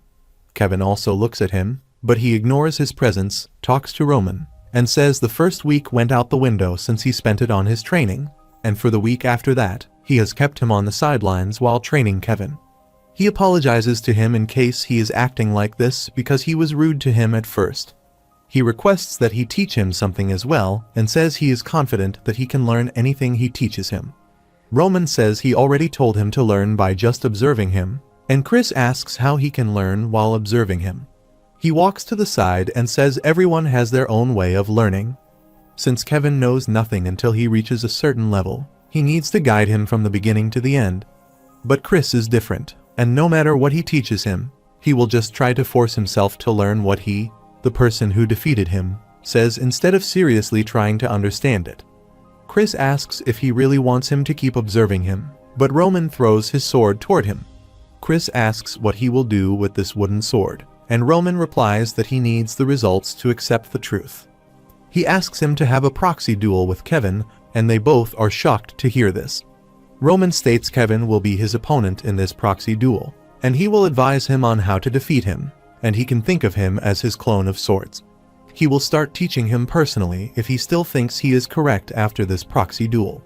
However, Kevin is scared and asks how he can have a duel with a knight, while Chris grinds his teeth out of anger and thinks the young master is humiliating him. But he agrees to have a duel with him, and says he will show him right there that he is not just some pushover. After some time, they both face each other, and Kevin asks Roman to think about it again because no matter how he looks at it, dueling a 2-star or a knight is a bit more. Roman replies he knows he is at a disadvantage, and asks what he loses from defeat. Kevin replies that he won't lose anything, and Roman says there are countless people stronger than him in this world. The Blood Fang, who oppressed his family through violence, and Chris, who can't wait to beat him down, are no different. He asks Kevin if he plans on shrinking back every single time. Kevin understands what he is trying to say and is ready to give this fight a shot.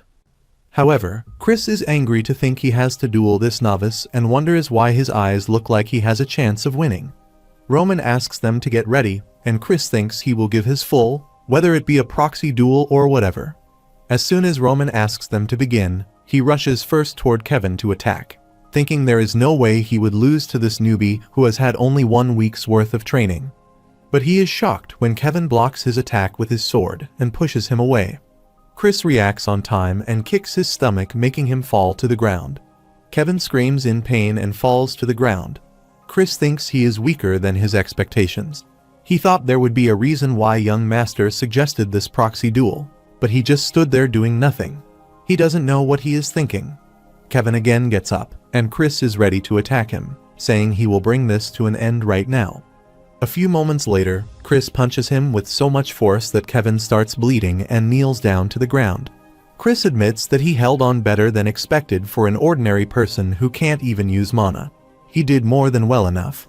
He asks him to give up now and not be conceited after fending off a few of his attacks. Chris says he never once went all out against him, and he could have split his head open anytime he wanted to, but he didn't do this since it's a duel. Kevin says nothing while his mouth is bleeding. Chris warns him for the last time and asks if he plans to keep fighting. Then, he will have to resolve himself for one of his limbs to be crippled. But he is surprised to see Kevin start laughing and says they will see this to the end.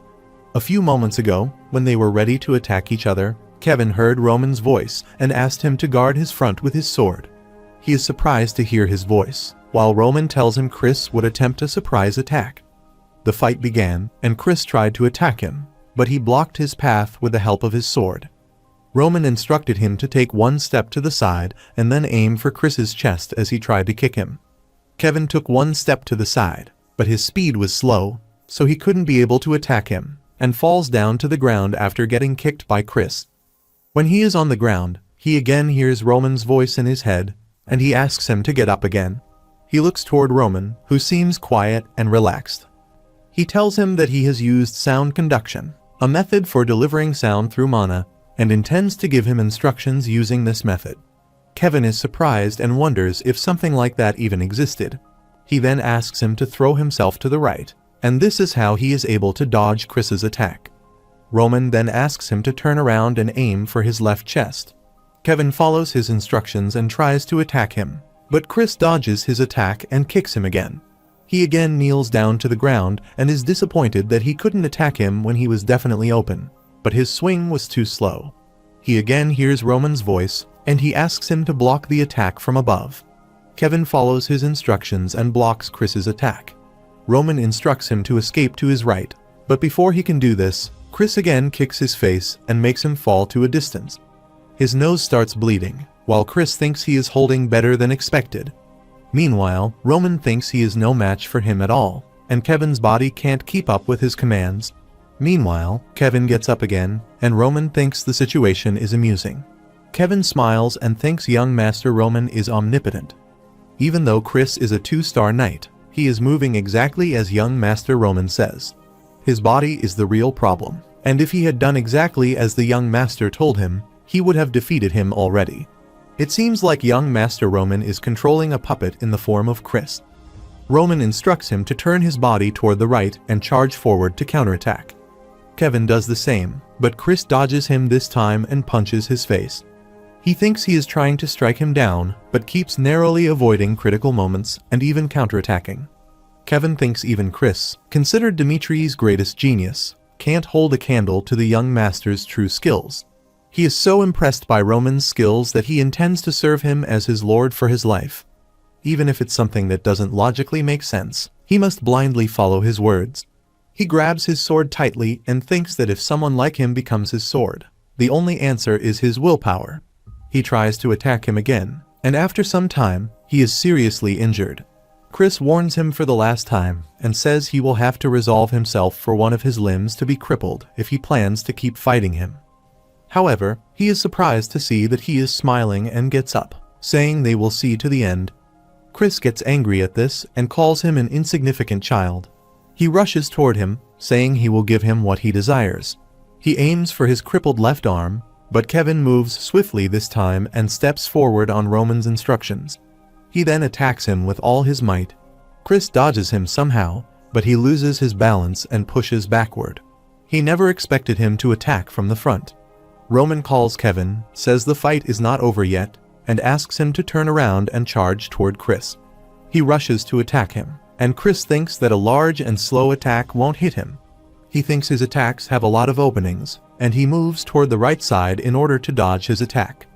Following Roman's instructions, he catches him off guard and is about to hit him, but Chris reacts in time and pushes him away. His sword falls to the other side while he lies on the other side. Roman watches them from a distance and thinks he swung with the intent to duck from the start, and he expects the second attack to be feint. Chris seems exhausted after the fight, and Roman passes by him, saying he has won. As promised, he will personally teach him from tomorrow onwards if desired. He picks Kevin in his arms and says the choice is up to him. After that, he returns to his room and wonders why he decided to fight. He thinks it was a fight that he had nothing to gain from winning and wasted his time. He thinks he even lost in the end, and that last maneuver was similar to when he dueled Roman for the first time. That was the day he went over hundreds of Tims in his mind. He thinks he doesn't have that expriv with Roman, and wonder if he could be able to defeat Kevin without using mana. He then smiles and says he has surely grows from that one experience. The next day, he goes to Roman and says he doesn't need any teachings, and he will look for a way to get stronger by following him. He thinks he has grown from just one duel, but every single one of Kevin's decisions was right for the situations. He thought Roman didn't give him any instructions, but in reality that was wrong. He thinks that his mind is filled with teachings just by trying to understand Roman's decisions. He now remembers that there was something that he said while teaching Kevin that seemed to be directed at him. The young master is no longer Emrune he used to know. He doesn't know what happened, but he has reached a realm not even Captain Jonathan could approach. He wonders what he meant by observing and learning, which was to enlighten himself while observing him. He thinks until he surpasses him, he will observe and learn everything. Roman smiles and looks at him, and then asks him to continue training. 2 weeks later, it's the day of the school gathering party hosted by the Barkos family. A week before the social party, everyone talked about the disengagement of Roman Dimitri and Flora Lawrence. A boy exclaims, apparently because of Flora Lawrence's mistake from the Viscount's announcement. While the other one says, her father felt bad for his precious daughter after taking one look at the moron of Dimitri. A woman in a family discusses that breaking off the engagement when the war with Barko is so near means that the eldest son of Dimitri is worse than the rumors. Some maids in a home also discuss this matter, and one of them says they heard rumors of him taking down the Bloodfang. The other one asks her if she seriously believed that, and it was probably their way to save face after the disengagement. At the same time, Anthony Barko was in his room reading the news. He is surprised that Roman actually broke off the engagement, and says he is so easy to manipulate. He asks his servant if Roman is confirmed to participate in the upcoming party, and he replies that they have received a letter of participation from Dimitri. He smiles and exclaims that everything is going smoothly, and that he looks forward to next week. It has been a while since he was so excited about a party. A week later, today is the day of the social party. Hans brings Roman a dress, and he looks at it surprisingly and asks if he really needs to wear it. Hans replies it is his first official gathering since his disengagement, so he should wear a proper formal dress. He also tells him a lot of things about the Barko family, and Roman listens to him quietly. He then sadly says he is sure he wouldn't wear this masterpiece he poured his entire being into. Roman smiles at him and says he will wear it. Meanwhile, Chris is waiting for Kevin near the carriage and wonders why he is so late. At this rate, the young master will arrive first. Meanwhile, Kevin appears there and apologizes to him, saying he is not used to wearing armor. Chris asks him why he looks like that, and he replies there wasn't any armor that fit him, even in the smithy. Chris looks at him and thinks that even if he had the young master's help, he couldn't believe he had almost lost to a guy like him. He then calls him and asks him to listen to him well. He says they are both their liege's escorts and Dimitri's face. It's not an exaggeration to say that Dimitri's reputation lies in their actions. He forbids him from making rash decisions, and he must be wary of what he says. Kevin understands him and says he will keep all these things in his mind. He also asks him to ask him anything if he is unsure, and Kevin thanks him for this. At the same time, the party has started in the Barko residence, and everyone is talking about Roman Dimitri because he is participating in Barko's party after he broke a political engagement that he pushed for when he was fully aware that Barko was aiming for Lawrence. A girl makes his fun and says he is called a moron, and if he even had a brain to think with, then he would have stitched with one or the other. The comment that the Dimitri family's position has gotten quite ambiguous because of Roman. Though Dimitri is the powerhouse of the Northeast, it's a bit greedy of them to want to maintain their relationship with Barko still. They think Roman is participating to make up for his mistake. Meanwhile, a girl listens to the conversations and asks a boy what kind of man Roman Dmitri is, and he replies that she will see him when she meets him. He leaves a terrible impression, and he is nothing much to look at because of his small stature. He also makes fun of the fact that he puts on airs about being the eldest son of Dmitri, and another boy exclaims he would have done whatever it took to break off the marriage if he was a woman. Meanwhile, the guard calls everyone and announces that the eldest son of Dmitri, Roman Dmitri, is entering. Suddenly, everyone is shocked at his new appearance, while Roman enters with a smile. They start whispering about him, that he is a different person from before, and his height has also changed and his hair color. In short, everything about him has been changed. Meanwhile, the girl from earlier comes forward and greets him, introducing herself as Sophie of the Grisel family. She seems nervous and says he probably never heard of their family, though they are not a prominent family, but her father, Baron Grisel, dedicates his life to the kingdom of Cairo. Roman smiles and says he is well aware of the Grisel family, and she is surprised to know he really knows Grisel. Roman still smiles and asks how he can't know a family with a centuries-old history. Hans gave him information about all the Northeaster families a few days ago, and he started reading books. He asks him why he is going through these all of a sudden, and Roman replies he is participating as the representative of his family, so he should at least be equipped with the minimum amount of courtesy. He says he must remember where every person he will meet is from and their legacies. He follows the statement that a corresponding effort is required to win the favor of others. That stands true, especially for him, the one called the moron of Dmitri. At present, he asks Sophie if her family has resided in the Northeast for quite a long time, and the lumber from Grisel is famous for its high quality in the kingdom of Cairo. He also hears that her sibling succeeded in sensing mana. He also congratulates her sibling's accomplishment. Meanwhile, the other boys are watching them having a conversation, and they seem jealous and shocked. Another boy comes forward and greets him, introducing himself as Magna of the Volt family. Roman also greets him warmly and says he never expected to meet the eldest son of the Volt family like this. He appreciates him for his father's accomplishment in the past battle, and says he was very moved while reading about it. Magna is surprised and thanks him since he thinks this about his family. Another girl greets him and says he has changed so much, and Roman replies she is as always as beautiful compared to him. He asks her about her mother's health since he heard she has been unwell recently. He also exclaims Dmitri had received many benefits from their deal with the hero's family about 10 years ago. He says he is thankful for the goodwill that they have shown them. Everyone now looks at him with a smile and respect on their faces. After a while, a boy calls him and says it seems he has seen him in the wrong light until now, and he always thought it was difficult to talk because he was drunk. Roman smiles and says he was thinking of starting to drink for real, but it looks like he will have to abstain himself. Meanwhile, a servant approaches him and says the young master Anthony Barco has invited him into the back room. Roman thinks it is time for him to find out who is getting on his nerves. At the same time, Chris and Kevin are outside, and Kevin observes the other families are brimming with knight escorts. He calls Chris and asks what a social party means, and he asks him not to take any interest because they will never get the chance to go in there. Two knights look at them, and they don't like them because they are Roman escorts. Chris asks Kevin to take his helmet off if he can't wear it properly. Meanwhile, a knight makes fun and says he has heard the rumors of Roman Dmitri being the abandoned eldest son, but they can't believe he brought a boy who can't even hold a sword properly as an escort. Chris just asks him to ignore them, but they still make fun of Dimitri's family. A few months ago, old Roman participated in Barco's party and first saw Lady Flora there. He stared at her until Anthony came to him and asked who he was staring at so attentively. Roman asked him if he knew who that blonde lady was over there, and he replied that her name was Flora and that she was called the Flower of Lawrence. At present, Roman goes to Anthony's room and asks him what happened to him when he didn't see him.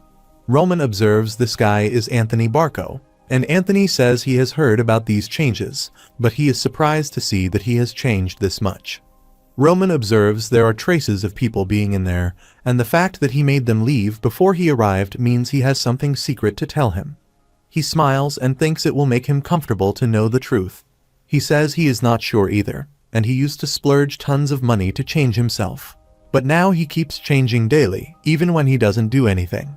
He calls him and says it's good to see him again, and Anthony just smiles at him. He says he can positively take this, and exclaimed he didn't know what he was thinking back then. Roman asks what he meant by back then, and Anthony replies that he, who had pushed into a political marriage with the Lawrence family with their friendship on the line, was caught sleeping with his cousin in the back room. He exclaims that no matter how many secrets are safe at this social party, he couldn't believe he had gone that far with his marriage coming so soon. He asks him if he can take his participation in this party as a confirmation that he accepted his proposal. Roman stays quiet, and Anthony says they will discuss their marriage with the Barco family. Roman is surprised to hear about the marriage with the Barco family, but stays quiet, and a memory flashes into his mind.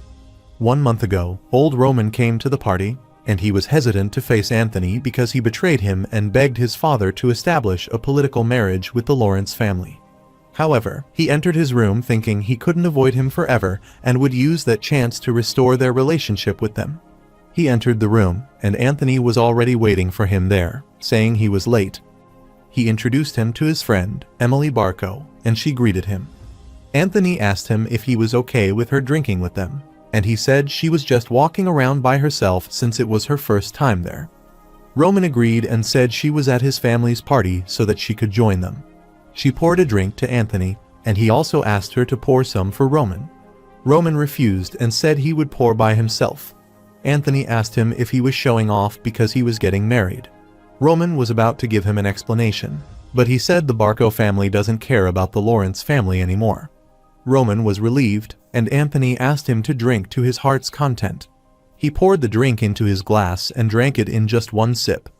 As soon as he drank it, he fell unconscious, and when he opened his eyes, he found himself on a bed, and Emily was beside him. They both were naked, and he was shocked to see her and wondered what was going on there. Suddenly, Anthog appeared there and shouted at him. He seemed angry and asked what he had done, and Roman couldn't understand the situation and got scared of him. Anthony called him into his room and said it wasn't his business with whom he slept, but he laid his hands on a lady from Barco, so he couldn't slide that matter. He gave him a choice and said if he exposed his truth, he would get dragged one-sidedly. However, he could let that matter slide if he marry a direct descendant of the Barco family to restore their relationship. Roman was shocked to hear this, while Anthony said he was filled with rage from what he had done. But if he became a man of Barco, then he would quell his rage and forgive him. Roman was so scared of him and wondered what he would do now. Roman understands everything that happened to old Roman, and all the puzzle pieces have fallen into place. He thinks if the marriage is broken off due to Roman laying his hands on a collateral descendant of the Barco family, the honor of Dmitri drops to rock bottom. They are already receiving enough criticism for being of common origin. Roman likely didn't have the confidence to face his father's rage. Even so, he couldn't choose the latter either because he truly loved Flora. He must not have wanted to break the marriage that he forcibly established and defame Flora in the process. Therefore, he committed suicide when it came time to make his decision and wished for his death to solve everything. He drinks the alcohol and thinks Roman is a weak man who has never accomplished anything with his own strength. He thinks the old Roman was a miserable and pathetic person. Anthony calls him and asks why he is hesitating. He says that the union of their two families is something that will flip the entire northeastern region on its head. He smiles and says no one will be able to oppose them, and he will wield absolute power in the Northeast. However, he is surprised when Roman asks if he just has to accept the political marriage for such a mere reason. Anthony gets angry and says he has no choice, and if he refuses, then he will expose what happened in the back room to the world. He asks him to consider the Dmitri family's reputation if this matter is exposed to the world. Suddenly, Roman puts his feet on the table and says he has often told him that the Dmitri family does not need to accept the Barco family's proposal for such a pathetic reason. After a while, when the party is going on, Roman comes to Sophie and says he just has something to attend to, and it looks like he will have to take his leave because of it. Sophie asks him if he is leaving so soon when it hasn't been that long since the party began. He apologizes and says it's an urgent matter. She says she still has so much she wants to talk with him about, and Roman replies that he feels the same way and they will talk again when the opportunity arises. He heads toward the gate and suddenly hears Kevin's voice shouting at someone. He looks outside and is shocked to see Kevin's helmet falling to the ground. Chris runs toward him, while a knight has attacked him and made him fall to the ground. A few moments later, when the knights humiliate the Dimitri family, Chris asks Kevin to endure what they say. They make fun of Kevin and ask what Roman Dimitri was thinking about bringing a kid like him as an escort. They also make fun of his helmet since it doesn't even fit his head. One of them says he just picked up some armor that fit him and called himself an escort. Chris calls a knight and asks if the Knights of Barco train their sneers instead of the sword. The knight puts a hand on Kevin's helmet and says he is confident that he can wield a sword better than he could without training. He humiliates them and says this is why people call them Liege Moron. Kevin gets angry at this and asks him to take his words back. He says his young master, Roman, doesn't deserve to be called that and asks him to return his words. The knight gets angry and punches Kevin while shouting at him. Chris is about to take his sword, but then he thinks they are knights of the Barco family, and the Dimitri family is currently in a conflict of interest with the Barco family. So, if he causes a mess there, then he may cause problems not only for the young master, but also for the entire family. Meanwhile, Kevin gets up and says he is his liege's knight. He gives them an angry look and says he has no wish to deal with thugs like them imitating knights. The knight smiles and then rushes toward him to attack, saying he will see how long he can keep his pride. He is about to hit him when Roman appears there and grabs his hand. Everyone is shocked to see him there, while Roman slaps the face of the guard. He is shocked because he got slapped and couldn't even react. He calls Roman a moron and is about to say something when Roman again slaps his face. He again tries to say something, but Roman slaps him again. He is shocked at what is happening to him, but this time, Roman grabs his head and pushes him to the ground. He unknowingly lowers his head when Roman calls him and asks him to raise his head. On the other hand, Anthony is shocked and wonders what happened to him just a moment ago. He asked Roman to take responsibility for laying his hands on a lady of his family, and his proposal for him to marry a direct descendant rather than a collateral one was his last consideration too. He said he was making an irreversible mistake right now, but Roman was calmed and asked him to do as he liked. He says he is already called a moron, and nothing would change from getting one of two rumors like that attacked to him, not when he was already treated like trash. He also warned him to conduct himself properly and said he chose to break the marriage of his own accord and didn't do it because of his threat. Since Dimitri has turned their back on Lawrence, their wish has been more or less fulfilled. He asked him if he didn't help the Lawrence family interfere with the Barco family just to relieve his personal grudge against him. Anthony just looked at him angrily and didn't say anything. Roman came there after researching the Barco family, and their connection with the central government and the influence that comes with that can't be ignored. However, their power only comes from that connection, and if they only consider wealth and power, the true powerhouse of the Northeast is not Barco but Dimitri. He now asks Anthony what he will do. Anthony says if this matter is resolved, he won't interfere with matters regarding the Lawrences. Roman replies with yes, and he asks him to wrap this matter up. At present, he thinks Roman has changed, not only his face, but actions, gaze, and the way he speaks also changed. His commands have pressure, and he is not the moron that he used to know. He has become a completely different person, and he wonders just what in the world happened to him. He feels helpless at this moment when a servant calls him, but he asks him not to bother him right now. The servant informs him that Lord Roman and his knights are fighting. At the same time, there is a mess outside, and everyone is watching them. The knight kneels down in front of Roman and begs him for forgiveness.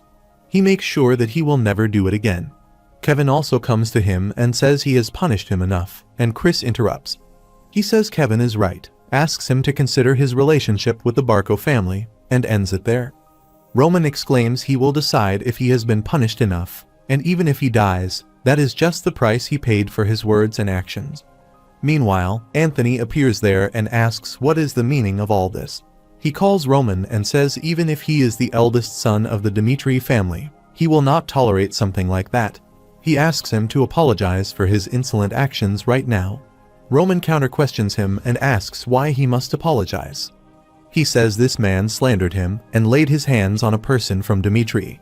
He asks Anthony Barco if he seriously believes he is in the wrong, but he replies that he has still crossed the line. Roman asks him to remember that his personal grudge may destroy their relationship and that of their family. He asks Anthony to keep his actions in check from now on. He faces him and says he is not patient, so he should decide what he will do now. Anthony remembers Roman told him that he helped the Lawrence family to interfere with the Barco family.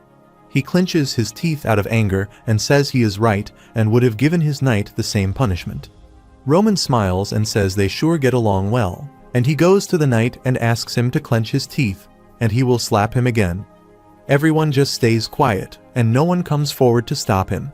He then wipes his hands and thinks the previous Roman was a moron who was disrespected as a moron, even as part of the Dimitri family, the powerhouse of the Northeast.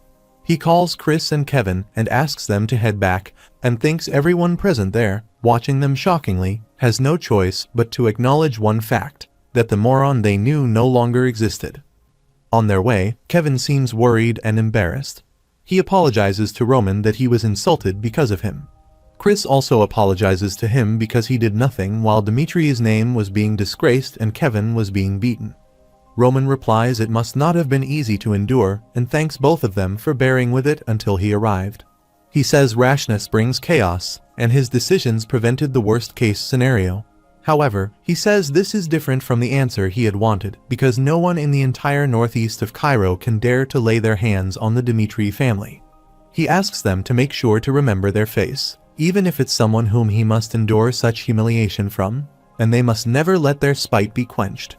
He exclaims that he can't bear to see someone above him, to follow him, who will live a life of standing above all. They must adapt to his ways. They head back home, and the next morning, Hans comes to his office with the information about the Barco family that he requested from the information guild, Black Moon.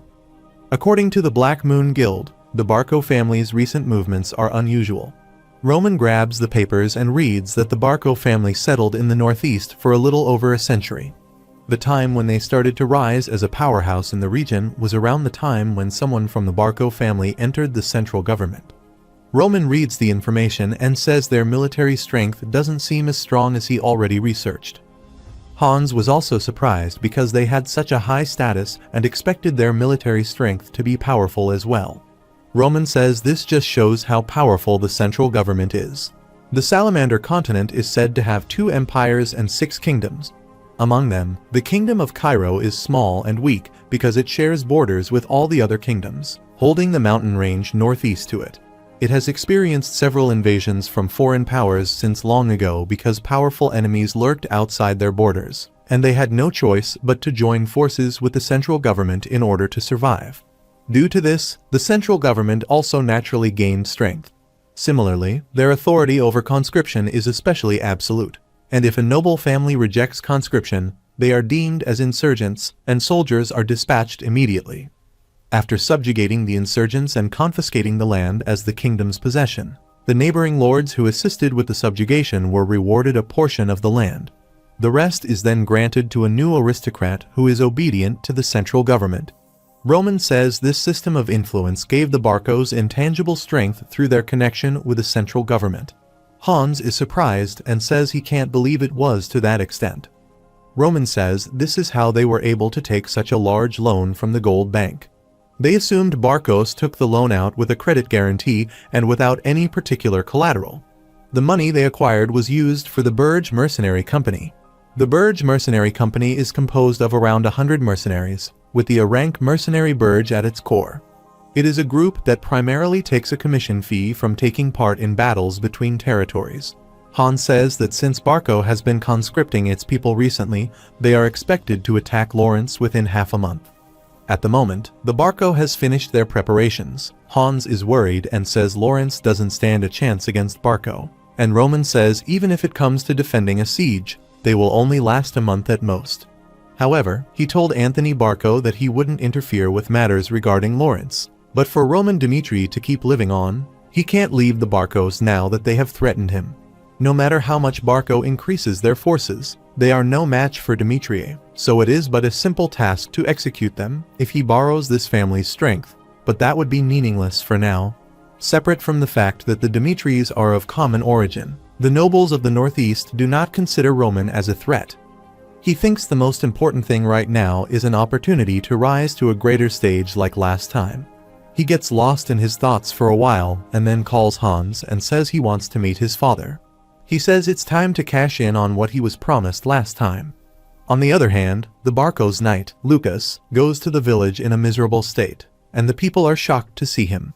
He removes his helmet and says Dmitri hasn't changed a single bit. He goes to the blacksmith shop to fix his armor, and he is surprised to see his armor's condition and asks if the battle was hard this time. Lucas replies he almost died because of a reckless man. The blacksmith asks from where he bought his gear since its quality isn't so good. Lucan replies he tried that store out for the first time, and he almost lost his life because of it. The blacksmith says Dmitri's ironwork and equipment production is the best of the best, and he has made a foolish mistake by messing up with them. Lucas replies that he knows about this, so he comes to him. The blacksmith says he will make him a full set, but it will take some time. Lucas replies it doesn't matter because he is going to be recuperating in Dmitri for the time being. He is tired of the battlefield. He comes outside and sees many people gathering at a place. He wonders what they are gathering over there for. He wonders if the war broke out or something. Out of curiosity, he goes to the notice board, where he finds a recruitment notice. It is said that Roman Dmitri is recruiting private soldiers, and they must be healthy and desire to become stronger. The number of recruits is 30, and the wage will be 8 slivers monthly. Lucas thinks the monthly cost of living for a 4-person family is about 5 silvers on average, so it's not bad even after considering the risks if there wasn't a special condition. The condition says the private soldiers will belong only to Roman Dmitri, not the Dmitri family. They ask them to keep this fact in mind and apply only if they are willing to lay down their life for Roman Dmitri. A man stands beside him and asks him not to think about applying because hundreds would have already applied. Lucas smiles and says he won't apply, and he may look like this, but he is a B-rank mercenary. He exclaims he needs at least 50 silvers a month to even consider pledging his loyalty to a noble. Suddenly, he realized something and asked the man if he just said hundreds of people had applied. He asks if this is really something of that much worth because however good the conditions are, the job is for the moron of Dmitri. He turns toward people and says no one knows what kind of ordeal they will suffer by becoming his soldier. The man turns toward him and says he must not be aware since he is an outsider. But Lord Roman is no longer the moron that he was before. He reveals that not only did he destroy Blood Fang, but he also treated people with true care. The man says they didn't believe it at first either, but he started to have second thoughts after hearing what Clark said. After Clark's son became Roman's subordinate, his family's life of poverty completely changed.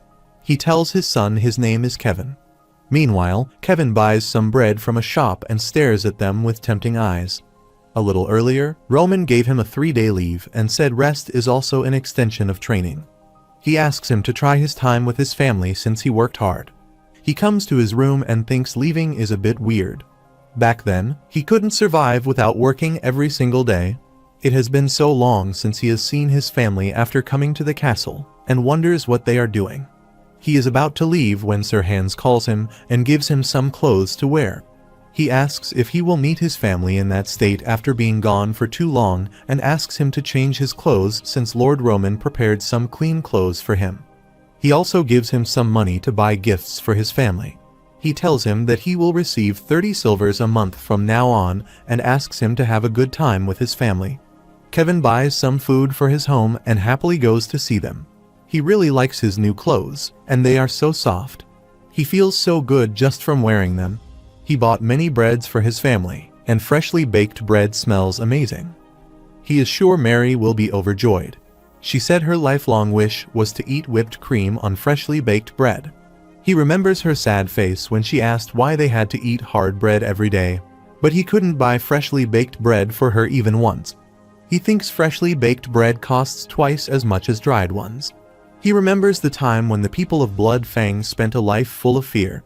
He is determined to grow stronger under the young master's guidance and never let his family experience such a thing again. Suddenly, he is shocked to see his mother and father enjoying evening tea, while his sister plays with flowers in the garden. He is surprised to see them in such a good condition. He thought it was weird that he was told to head to the castle's outskirts instead of the slums. Meanwhile, his sister notices his presence there, and his parents head toward him. She hugs him warmly and says it has been long since they last saw him. He asks them about the house, and his father tells him that Sir Hans came to them and granted them a house to live in and land to cultivate, saying it was Lord Roman's will. Moreover, people from the castle help them settle in. They are happy and say they felt alive for the last few days. Kevin's eyes fill with tears, and he thanks Roman in his heart. Suddenly, his father observes a bruise on his face and asks if Lord Roman beat him.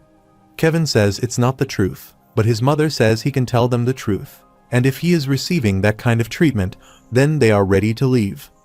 Kevin tells them that Lord Roman is absolutely not that kind of person, and they ask him what has happened to his face.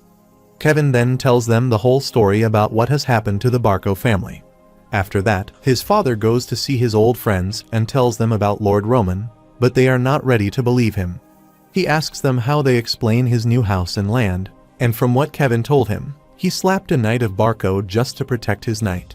The people are still shocked and find it hard to believe it. The news spread around the city, and everyone talked about Kevin's family. They hear Lord Roman gave all that to them because Kevin became his subordinate. They also heard he was granted a house and land, even slapping a knight of Barco, all for Kevin. They comment it feels like it was just yesterday when they felt bad for their son. However, some still don't believe it because they saw Roman making a fuss at a storage house. The kids also discuss the matter, and they hear Lord Roman cares for his people extremely well, and they want to be like him. They only want to gain Roman's trust and change their fate, just like Kevin does. In short, everywhere spreads the news that Roman Dimitri treats his people with care. If someone can gain his trust, they can live a different life. At present, the man tells Lucas about the whole story and says this is why many people are applying for this private soldier recruitment. Lucas is shocked to hear this and wonders how the moron of Dimitri can do all this. He thinks the Roman Dimitri he knows would not do such a thing. He even saw him making a fuss in a casino after he lost all his money 2 years ago. He wonders what happened in those 2 years, but things are getting interesting now, and he wants to confirm it. At the same time, the trial preparations are going smoothly in the castle, and they intend to provide the minimum number of soldiers for regulated entry. Lord Roman will be in charge of the overall process. Captain Jonathan reports to Lord Dimitri, and he asks if that time has already passed. Captain Jonathan says this is his last chance to take it back because developing private soldiers purely for an individual is too dangerous. He says the Lord should ask him for what purpose. The Lord calls him and says when he heard that Roman would be participating in Barco's social party, he thought he was going to collaborate with the Barcos to drive out his second-born from the line of succession. But Roman, in front of all those nobles, slapped a knight of Barco, even against Anthony's dissuasion. Even when Anthony could possibly join forces with his second-born to deal fatal damage to his right of succession as revenge, he pours drink in a glass. He says Roman, who was judged to be a moron for over a decade, has started to live life in his way ever since the Blood Fang incident. Therefore, as a father, he merely wishes to cheer him on. Captain Jonathan says he understands him. The Lord asks how many people have applied, and considering his reputation, anything above 50 would be a relief. But Captain Jonathan replies that it's estimated to be over 500 people, and the Lord is surprised to know this. The next morning, all the applicants gathered outside the castle, and Lucas was among them. Meanwhile, Chris goes to Roman and informs him that the preparations for the trial have been completed. The day before the trial, Lucas was in a cafe, drinking alcohol. He exclaims that Dimitri's dark beer is as great as always, but he can't believe that so many people had gathered a day before the trial. There are far more applicants than he had anticipated. Not only that, but 3 noisy people were sitting at the corner table. From the copper IDs hanging from their belts, they must be C-rank mercenaries. 3 people are drinking at the bar tables. They don't look like mercenaries, but they are clearly battle experienced. He thinks there are countless inns in Dimitri besides this place, considering there are around 5 to 6 decent people in this small space. The applicant's level is much higher than he expected. He wonders why there are so many people, but they are already battle experienced enough, so there should be much better work than this. He is sure they haven't come out of curiosity, just like him. Meanwhile, a boy calls another boy by the name of Henderson and asks why he is there, and if he hadn't said he was going to become a soldier of the Lawrence family. The boy replies that he is going to at first since Lawrence is his hometown. But he changed his mind after seeing Roman Dimitri destroy the Blood Fang in Lawrence. The people who weren't there didn't believe it, but that day, he saw him at the plaza. He saw Roman Dimitri covered in blood, dragging the leader of Blood Fang by his hair. He was a young man of a noble family who punished the Blood Fang, who laid their hands on his people. He traveled to another territory to smash the head of their leader open. He couldn't get that scene out of his head and always felt shivers. He observes his surroundings and says people doubt and deny the incident in Lawrence, but he saw and felt it directly. He comes to the point that Roman Dimitri is not as weak as the rumors say. He states that he is a true leader who can fight for his people, and this private soldier recruitment is the chance of a lifetime to become his subordinate. The other people are just watching him while talking with smiles on their faces. Henderson says he is going to pass the trail, gain a right of permanent residence in Dimitri, and live as Roman's subordinate. Lucas also watches him when he says Roman Dimitri is worth laying down his life for. Lucas assumed this huge commotion may not just be a coincidence. The day of the trail arrived, and all the soldiers gathered at Dimitri Drill Hall. Lucas walks among the people, thinking that if everything he hears is true, he has to make a choice. He looks at his surroundings and thinks everyone there is probably thinking the same thing as him, as well as people who doubtfully applied after hearing the rumors. The moment of choice will be when they see the true Roman. Suddenly, he observes everyone become quiet all of a sudden, and he can see Roman Dimitri walking toward them with his subordinates. Everyone pays their respect to him, and Lucas thinks no one was given the command, but everyone unconsciously bowed their heads and made way for him. This means that all the rumors about him were true, and he has a strong aura of himself. Rumors step some stairs and ask everyone to raise their heads. He announces that he will select 30 soldiers who will fight for him today, but he has something to tell them all before they get started. He declares that Roman Dimitri has no plans to live his days cooped up in a remote territory. He will constantly be in a battle for a higher position than he has in that moment, and a battle with their lives on the line can't be avoided in that process.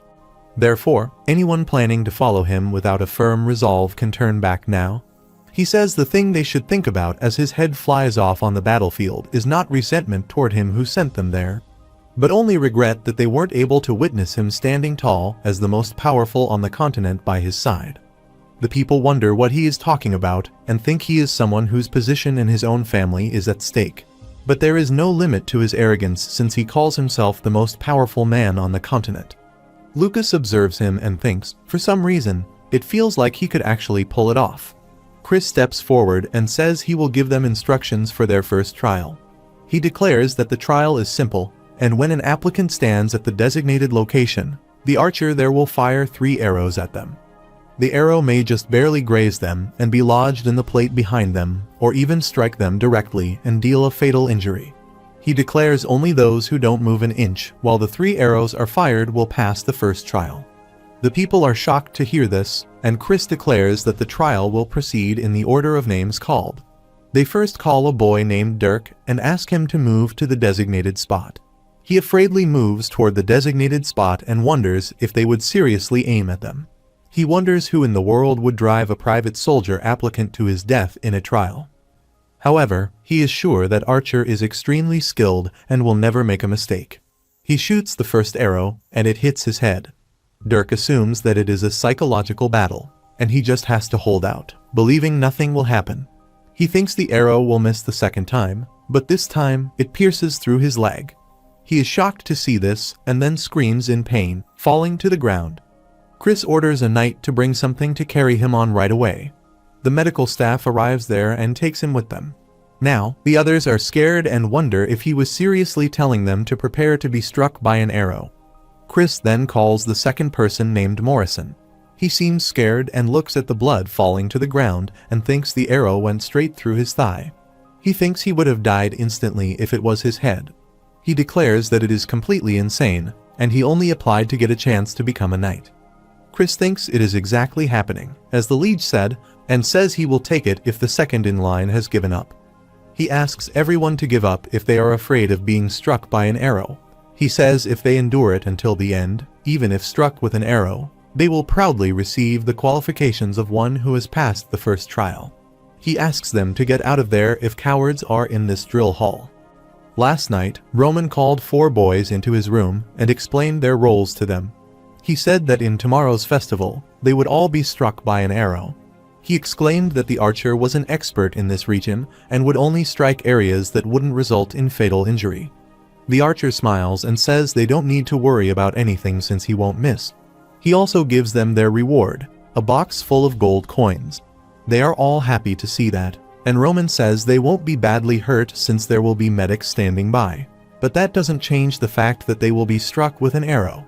He asks them if they will still do it, and they reply yes. After that, when they left his room, Chris came to Roman and asked why he was going so far. Roman replies that he couldn't find the people he was looking for with threats alone, and he had to show them that they would be putting their lives on the line. Even if the chance of being struck by an arrow is 100 to 1, most applicants would be struck by fear from that 1% chance. Chris asked him what conditions they must fulfill to become subordinates. He says he wants someone with a strong mentality, in other words, one born with the heart of a beast. Chris asks him what he meant by the heart of a beast, and Roman says those born with the heart of a beast will become stronger quickly, even if they start from the bottom. Only those of that caliber can walk alongside him. At present, people are starting to give up, saying this is an insane trial. They leave by saying it's not like he is a noble from the central government, and they don't want to risk their lives for Roman Dmitri. Chris observed that around 100 people had left. He calls young Master and says this is an innate talent to have the heart of a beast, just like Kevin, who swung down on his wrist on his order without hesitation, or Chris, who asked for a way to become stronger from the one who gave him a humiliating defeat. According to Romans, this kind of people can be said to be born with the heart of the beast. Similarly, those who do not, no matter how strong they are, cannot emerge victorious against those who were built differently from birth. He intends to screen for those kinds of people with this trail. He orders Chris to resume the trial with the remaining number of people. The next one is Henderson, and Lucas thinks this was present at the inn yesterday, so he didn't give up. He guesses that Henderson was telling the truth at that time. He is shaking too much out of fear, but thinks this is his chance to pledge his loyalty to Lord Roman, so he can't give up without doing anything. The archer aims at him and shoots his first arrow, which hits on his right side. Henderson is more scared now and thinks if he should give up. He looks at the archer and thinks it would be meaningless if he died, so he stays quiet and still. The archer shoots his second arrow, which hits beside his left arm this time. He still has time to give up, and Henderson wants to stop him, but the words don't come out of his mouth. In the meantime, the archer shoots his third arrow. This time, it hits between his legs, and he is safe from any injury. He kneels down to the ground, and Chris calls him and says he has passed the test. Lucas smiles and thinks if the archer were 1 second later, then Henderson would have given up. With that, the first trial proceeded without a hitch, excluding the ones who gave up. There were approximately 400 applicants. The first trial's successful applicants were 120. Roman thinks he has assessed those who could prove useful through the first trial, and there were those who passed while trembling. There were also some of them who passed without a care. However, the two do not differ much from his standards, and both possess the courage to suppress their fears. Roman thinks he must discern the gems from the pebbles that have gathered for certain circumstances or ulterior motives. He must distinguish the ones who will look upon him with awe instead of fear. He declares that they all have passed the first trial, and this trial proved their worth as warriors, but in the end, he will only accept 30 people. Therefore, he will test them all once again through the second trial. If they pass this trail and become his subordinate, they will be able to live the life of a predator. Lucas seems surprised when Roman talks about the life of a predator. Roman steps down and says they will now proceed with the second trial in order and tells them the rules. The rules are simple, and he has prepared various kinds of swords for them. They can choose the swords they like, and then they have to prove their worth with a duel with him. Henderson and Lucas are surprised that he intends to duel with all of 120 of them by himself. Roman says they don't have to win, and those who can last even 1 minute against him will pass and receive even better conditions than the one listed in the notice. One of the applicants steps forward and says he will go first. He then stands against Roman and asks him about his name. He replies his name is Vulcan, and Roman asks if he is fine with the wooden sword. Vulcan thinks Roman Dimitri's confidence is overblown, and it is the rumor that he subjugated Blood Fang, but he is confident that it is impossible for him to defeat him in under a minute. Chris sets the timer and asks them to get ready. Vulcan thinks he will pass if he lasts a minute, and even if he is someone he will be serving from now on, he will take this chance. He rushes toward him to attack, thinking what kind of man he is to etch into his mind. But he is shocked when Roman dodges his attack and moves to a side. He is unable to understand the situation and the pressure overcoming him, while Roman makes him fall to the ground and puts his sword on his neck, indicating his defeat. He then calls the next candidate.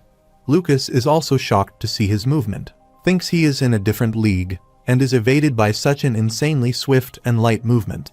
He can't believe such movements are even possible, and this trial will be incomparably more difficult than the first because they have a strong opponent. The moment the Vulcan was lost instantly to Roman, people thought one thing, that Roman was strong.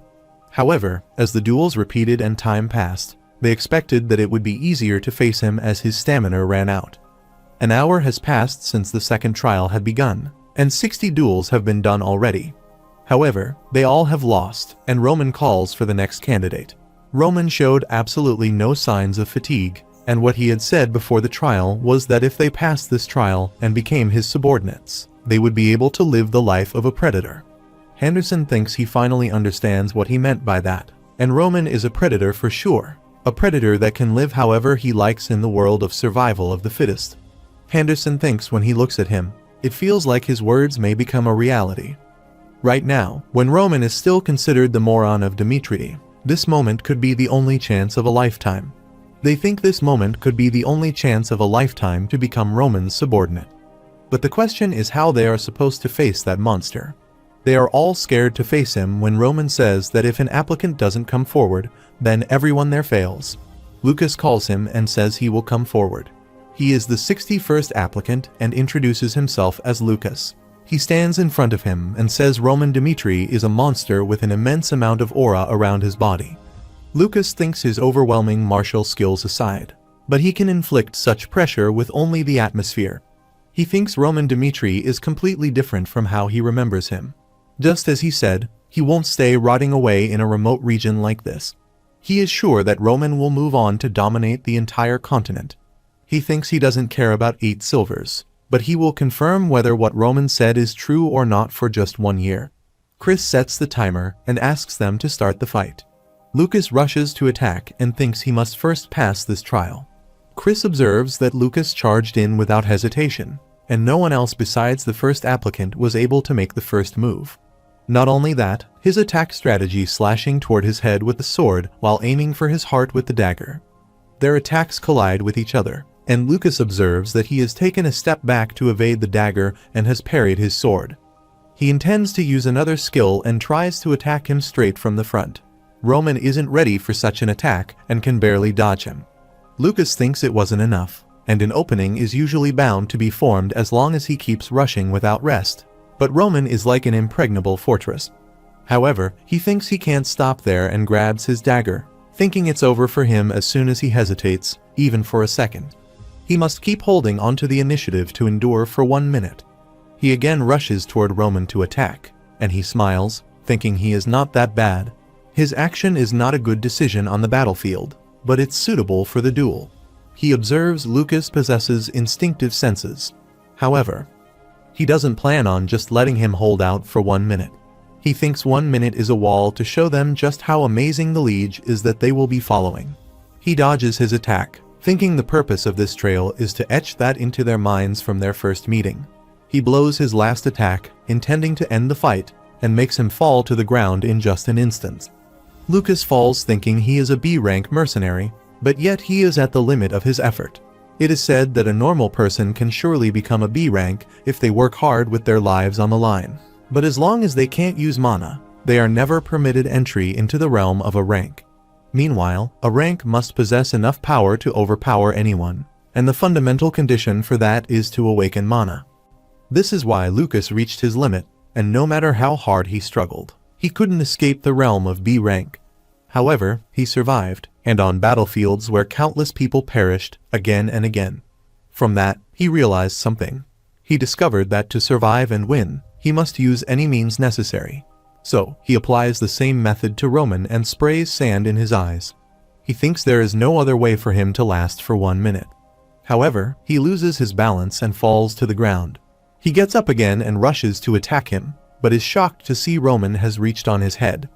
Lucas can observe that his eyes are red from the sand, but he is continuously staring at him. He laughs for a while, then leaves the sword, saying he surrenders there. In the heavenly demon god cult, before the cult begins to teach them martial arts in earnest, they are first taught how to keep their eyes open. In a situation where they are exchanging blows, a single blink may take their lives. Just as there is an order for breathing to circulate internal energy, blinking is also something that one must consider seriously. Hence, they all train to keep their eyes open at any time. In his past life, when Jung Hyuk faced death in front of him and his opponent tried to scare him with a dagger, he kept his eyes open no matter what the situation was. At present, Lucas admits his defeat and surrenders. After that, Chris offered him some water, and he washed his eyes with its help. Lucas feels ashamed and thinks he would have never used the sand if he knew it would turn out like this. He tried to use any means necessary to pass the trail for 1 minute, but he got pathetic results. He thinks Roman must be disappointed in him or probably had no expectations of him from the start. He looks at Roman and wonders if he will punish him. However, Roman doesn't say anything and calls out the next candidate. Lucas is shocked and thinks he is not even getting mad at him or asking why he committed foul play. Meanwhile, Roman already knew of Lucas's plan and saw him reach for the pouch as he flung himself backward to evade, but he went along with it to see him at his best. He doesn't know how much bloodshed Lucas has seen in his life because he used any possible way to survive. He does not doubt in his mind that the blood he has seen as Baek Jung Hyuk overflowed enough to create an ocean. This is how the heavenly demon was created. He calls Lucas and asks if there are no more applicants, and suddenly, a candidate appears and attacks him. Roman dodges his attack, but he sits to the ground and throws a rock toward Roman. Roman thinks Lucas set a precedent, and now every applicant uses any means necessary to last 1 minute. The boy again gets up to attack, but he hits him with his show and defeats him. Lucas thinks foul play is not a condition for disqualification, but as soon as they cross that line, he shows no mercy. Roman counterattacks him and calls for the next candidate while he screams in pain. Lucas thinks he would have become like that if he didn't surrender. However, the situation makes no sense, and after some time, Roman has his 100th duel, and it is already 2 hours since the trial started, but forgets a single drop of sweat. His breathing is perfectly stable. Roman thinks he is on a mountain of corpses and a sea of blood and on the brink of death. No enemy will go easy on him just because he is tired. He thinks his movements will be blunted once his breathing becomes unstable, and then he will become just another piece of the mountain of corpses under him. Therefore, one has no choice but to master how to fight. He breathes in and then breathes out to balance his breath. It is said that the mana of nature obtained through this chain of actions circulates throughout the body to help people recover from the fatigue that has accumulated within their bodies. Adding this ideal management to his body, strengthened by skeletal metamorphosis, maintains his body at its optimal state. He fights more candidates and thinks there was a time, back when he was conquering the Miram, when he had been in combat for 3 days and nights straight. There is no way his stamina would be drained from such a light sparring as this. After the duels, they ordered all the candidates to gather. Chris announces that the number of people who have passed the second trial is 0. However, that doesn't mean there are no successful applicants, and 30 out of the 120 of them will be selected there and informed at a later date. They ask everyone to leave the hall. The same evening, Roman gives him the list of successful applicants. He also says he will be in charge of training these 30 people from now on. Chris reads the names of the successful candidates, and Volkan, the man who challenged the young master first, is also on the list. Chris thinks he must have put his courage in high regard. However, he is surprised to see Handren's name there, and thinks he is nothing special at all. He wonders if the young master saw something he couldn't see him. Aside from them, everyone else is understandable. He then asks him if Lucas has passed as well, and Roman asks if he has any problem with that. Chris says he admits that Lucas is more than talented enough as a B-rank mercenary, but not only did he commit foul play during the dueling trial, But he also decided to surrender without fighting until the end. He gave up the moment he judged that he would lose. Chris thinks such a man would only bring them harm on the battlefield. He also thinks he is a typical mercenary who would abandon his comrades and do whatever it takes to survive. And Roman says this is why he passed him. Chris asks what he meant by this, and Roman says Lucas may be a coward who knows no honor, but in a situation where no one even thought of committing foul play, he thought of a realistic way to face him and acted on it. He says these kinds of people actually shine on the battlefield. They constantly look for a way to survive and find a way out, whatever it takes. Roman asks Chris how he can be certain that Lucas would betray his comrades just because he committed foul play, but Chris becomes answerless this. He remembers when Captain Jonathan told him that the ones who survive on the battlefield are not knights like them who can use aura. Only those who can calmly face each situation and act accordingly are capable of surviving until the end. He asked him to keep that in his mind. No matter how strong a knight he is, there is always a chance for him to be killed by those who are hiding in the shadows while waiting for a chance to strike. He then understands that Lucas's decision is realistic, and he was too short-sighted this time as well. He then calls Roman and says there is something that he doesn't yet understand. He says there are still 5 months until they leave for the battlefield, and it's not like nobles are dragged onto the front lines just because they were conscripted. He asks him why he has gathered soldiers already. Roman thinks the Barco family's official statement will be announced soon. They have waited for the Lawrences to make the right decision while believing in their promise of the past. However, because they betrayed their honor as nobles and their promise to them, they decided to raise their swords after much patience. The sense of the Lawrences is clear. They didn't pay the debt left by their ancestors and even had the nerve to declare that they wouldn't give up their land, which was set as the collateral. Hence, they will inform the people of the Kingdom of Cairo through this statement. Suppose the Loricnes do not pay their debts or hand over their land that was set as collateral within 1 week. In that case, the Barcos, with the permission of the central government, will declare a territorial war against Lawrence. Chris is shocked when Roman says they will start preparing to barge into the war between Barco and Lawrence. On the other side, at the Lawrence residence, Flora sees a dream in which Roman breaks off the engagement and says they will go their separate way from then on and, as such, let them mind their own businesses. She also remembers her father's words that the Barco family borrowed a large sum of money from the gold bank, which means that the war is the only thing they can do. The ones desperate for this political marriage aren't them, but the Lawrences. She also remembers when Roman said no matter how society judges him, he wants someone who believed and followed things that they saw and experienced directly. Therefore, he ended the engagement with her and proceeded without any changes. She considers herself at fault because she is the one who brought that family to ruin. She then wakes up from her dream afraidly. She gets up and is worried about the situation happening across the continent. She calls herself responsible for this matter. The following day, 2 maids are outside her room, and one of them says Lady Flora has locked herself in her room since returning from Dimitri. They heard the marriage was broken off because of Lady Flora's mistake, and she couldn't have done anything but to break off because of that moron of Dimitri. They are also worried because the war between Lawrence and Barco is happening soon. Flora is in her room listening to their conversation and always thinks of herself cleverly. She had completed an advanced level course in the academy with good grades. From the bright smile that her father always showed her, she would also think she was a good daughter. But in reality, she is nothing without her family. She thinks she is nothing more than a flower in a greenhouse. She thinks it is hilarious for people to call Roman a moron, but in reality, she is the real moron. She no longer has the confidence to face her father. Therefore, she hasn't come out of her room for a week. She closes her eyes and wonders what Roman could have done in such a situation. She thinks Roman is the complete opposite of her, and no one depends on nor desires anything from him. He subjugated the Blood Fang with his own strength and took such a daring action for his family. She wonders if he could have done it without help from anyone and how he could have taken such actions. However, the possibility of such a thing aside, he had the resolve to do it. Compared to him, she hasn't done anything for her family in such a difficult time. Meanwhile, 2 servants appear at her door, and one of them informs her about her meal.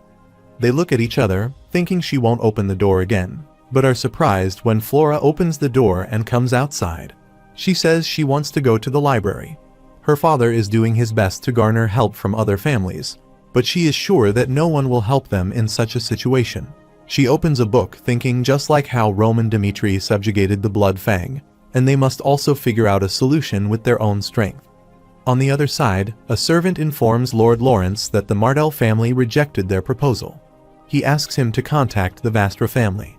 Still, he is shocked when he informs them that the Vastra family has also rejected their proposal, even though they agreed to establish the distribution network they have always requested. They made it clear that they can't help them on this matter. He says no matter how they see it, it will be difficult to garner help from neighboring regions due to the Barco's oppression. There are also rumors that Barco will retaliate against anyone in the northeast who intervenes in this conflict. They send a message that if the Lawrences don't pay their debts or hand over their land that was set as collateral within 1 week, then the Barcos, with the permission of the central government, will declare a territorial war against Lawrence. Meanwhile, Flora closes a book and is so much worried because there is only 1 week until the war, and the best course of action that Lawrence can take in such a situation is yet to be unknown. At the same time, Lord Lawrence angrily hits the table and says that after all they had done to curry favor with them before this conflict, they are treating them like they don't exist. He asks the servant if they have been contacted by the Gold Bank, and he replies that they said they would investigate the land collateral matter, but it seems the investigation won't end within a week. However, considering the huge sum they have invested in the Barcos, he believes that they have decided it's more beneficial to side with the Barcos. Lord Lawrence is worried because after trying all possible means, they have absolutely no solution. One of them suggests they should better surrender to the situation because all help from neighboring regions has been blocked because of the Barcos, and the difference in their troops is as clear as day. Hence, they believe that surrendering and giving them what they want will protect their innocent soldier and preserve as much land as possible instead of taking everything. All of them are quiet at this suggestion, including Lord Lawrence, and after a pause, he says they have a point. Meanwhile, they have been informed that Lady Flora requests to meet with him, but he refuses to meet her, saying he is busy. She opens the door by herself and states that she has something to tell them all. At the same time, at Dimitri's residence, Roman tells his father that he plans to involve himself in the war between Barco and Lawrence in the name of Roman Dmitri. His father asks if he understands what that means, and the cup slips out of his hand in shock. He asks if he still says something like that, even if he understands the situation. The war between Barco and Lawrence is a legitimate battle that has received the central government's approval. He says that he has broken off the marriage with Lawrence's daughter, and they have no reason to meddle in this matter. If Dmitri intervenes, the nobles of the Northeast will sever all the connections with them, and in the worst case, the central government may send soldiers to subjugate them. He holds his head and asks if he is planning on helping Lawrence because of a simple change of heart. Roman calls him and asks how he would like for him to live from now on, but his father angrily asks what he is talking about out of the blue. Roman replies he is not trying to meddle in the war because of a simple change of heart. He reveals that he was recently threatened by the eldest son of the Barco family, Anthony Barco. He did such a thing since his marriage with the Lawrences would be a hindrance to their plans. However, he doesn't have any evidence to prove what actually happened that day. But one thing came to his mind: people say Dmitri is the true powerhouse of the Northeast, but the Barcos already think of them as under them. He calls his father and says he is not doing anything with all the power and wealth he possesses, and he is sure he is satisfied with the current situation. However, he says he is different, wants power, and will not stand by and watch as Barco or anyone else tarnishes the Dmitri name. Just like how the Barcos declared war by making a non-existent cause. The cause is nothing more than child's play for those with power. Roman thinks a new life still feels like he is rowing through a boundless ocean. But one thing is for certain: his identity as Baek Junghak is unchanging. He thinks he must have a life of domination, and this war is the first step toward it. He calls his father and says he is not asking him to lend him the family's strength, but he will intervene in this war with only the qualification of Roman Dmitri. He says the path he will show him is the life he will live now. Lord Dmitri flashes back into the past when he came from the capital and seemed helpless. He said it seemed his origin of birth couldn't be changed, no matter how great he became. Whatever accomplishments he made, how rich he became, or even if he became a lord and ruled a territory, the fact that he is a commoner doesn't change. His wife assumed that something had happened with the other nobles when he went to the capital, and he replied that nothing had happened there, but he could tell from their gazes and how they looked at him. He felt that those weren't the eyes of a person looking at a noble like themselves. His wife asked him if he wanted to change that, but he replied he was fine with his current life. He didn't want to go out of his way to earn anything more. However, he hoped that his sons were different from him, who was fine with ruling over a small, remote land and wanted to surpass the limits of their origins and reach someplace higher. At present, he looks at Roman with shocked eyes and thinks his eyes aren't of someone who can be persuaded. He looks at his hand and thinks he has dreamt of this moment, and the worrisome child of his grown this much before he knew it. He asks him to do as he likes and tells him if he needs help with anything. He swears that he is the father of Roman Dmitri and says no matter what he does, there is no need to take responsibility alone. Roman just smiles at his father's permission. The same day, he goes to the Dmitri blacksmith street and thinks it isn't simply bragging when people say the smithies of Dmitri are the largest in the kingdom of Cairo. There are many workshops where several blacksmiths can work at once, and 30 such workshops exist on Blacksmith Street. All doubts about how Dmitri managed to amass such wealth are resolved by just seeing this street. It is said that the iron mine begins the estate has the greatest deposits in all the kingdom, and the blacksmith of Dmitri has the skill set to sell the iron that was mined there for a hefty price. Because of this, the northeastern nobles of Cairo would never dare become hostile to Dmitri. They simply were afraid of Dmitri's wealth aside, and if they were unable to obtain the supplies of Dmitri's iron weapons in the kingdom of Cairo, then it would be a critical issue in its own right. He has come there for the man who can be called the symbol of the Dmitri family, Master Blacksmith. Ho told his father that he planned on settling this with his own power, but he needed his help. He said he wanted armaments to equip the soldiers. His father asked him to go and see Master Hendrik. He told him that he used to handle all sorts of matters in the smithy as the master, but Hendrik, who used to work alongside him, succeeded him after he was granted peerage. As their family's master, he oversees all the ironwork productions. If he tells him about Lord Dmitri's request, then he will provide him with everything he needs. However, he asks him to keep one thing in mind: the blacksmiths of Dmitri are extremely prideful, and are not the kind of people who will show him loyalty just because he is born with the name Dmitri. Only someone who can discern iron quality and has the skill to handle it can truly earn the trust of the blacksmiths. At present, when he goes to the blacksmith street, everyone starts staring at him. Roman feels that it's just like his father said. They are rude, and considering Roman's actions from before, it is no wonder they are acting in this manner. He then goes to see Master Hendrik and rudely asks him what business he has all the way there. Roman replies that his father sent words to him in advance regarding why he had come there. Master Hendrik asks if he needs equipment to arm 30 people and says he thought he had come there to steal something because he ran out of money for entertainment. He points toward a corner and asks him to take whatever he wants. He says this much is more than enough to arm 30 soldiers.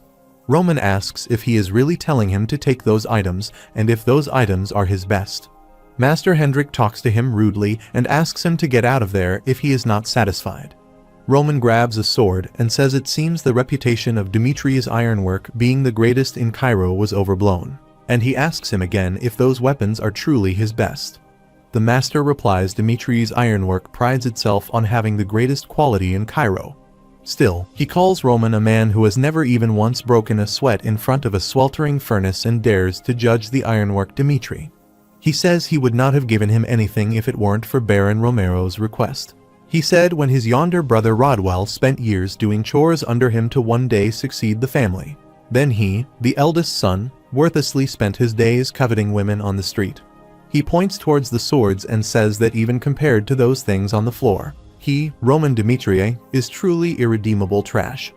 He says Roman is just the eldest son who doesn't know how to do anything, and also calls him trash who can't do anything. Roman says he understands his rage, but says the sword has hammered with uneven amounts of strength during the forging process to the point that it changes color simply from the sun shining down on it. It must be the product of an inexperienced blacksmith who did a terrible job of hammering the metal. He says this can't be called Dmitri's ironwork, and since he, Master Hendrik, can't deny this fact. Master is shocked at his observation and asks what he is saying.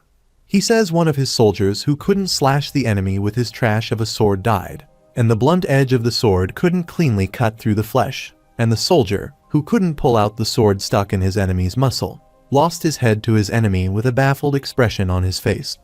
He asks the master what he thinks about this injustice, and says his slider would have no choice but to die since his trash of a lord armed him with trash. He then picks up an armor, asks why he thinks soldiers wear it, and says if it can protect the body from an enemy's attack, even once, the heaviness of armor is worth bearing. However, a soldier that wore this chain mail that he gave him was betrayed by the Amro that he trusted and died. He throws it to the ground and says his soldier will trust that the finely stitched iron pieces would protect him. But an experimental Pisces of a nameless blacksmith couldn't block the enemy's attack. He sketches its danger that it bore a hole through the armor, and his organs spewed out from between the chain mail. Master Hendrik angrily asks him what he is saying, and Roman counter-questions him if he still not understand what he is saying.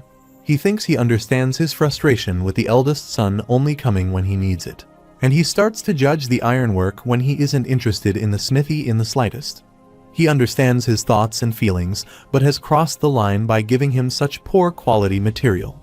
Roman says if he didn't realize that those things scattered all over the floor are trash, then the soldiers who follow him may have entrusted their lives to those pieces of trash without knowing a thing. He pierces through the armor with a sword and says this matter is not simply his retaliation toward him due to private feelings. This matter holds the lives of 30 people on the line, and even while knowing that, he, Master Hendrik, turned away from the truth. He asks if he can truly call himself an artisan who proudly represents Dmitri. He stands in front of him and says because of those pieces of trash that he tried giving him due to his personal feelings toward him, people who have done nothing wrong almost died. Master Hendrik seems worried now and says this wasn't his intention, but Roman says his intentions are unimportant, but the purpose of weapons and armor is clear. He requested him with the name of Baron Romrau, his father, but in response, he tried giving him those pieces of trash. He asks if he can take his actions as insubordination toward his father. He also says he is aware that he isn't trying to disobey his father on purpose, and that he simply doesn't want to give him anything good. However, his action itself corresponds to insubordination. He exclaims that this is not simply a personal request, but the order of this land's lord to make good weapons and armor for him. It is said that the moment the boundary between a lord and a retained becomes ambiguous, the hierarchy itself will collapse due to that relationship. Loyal retainers, as well as retainers who they consider their friend, must be severely punished the moment they overstep their boundaries as a retainer. They must be severely punished. He asks again if he can take his actions toward him as insubordination toward his father.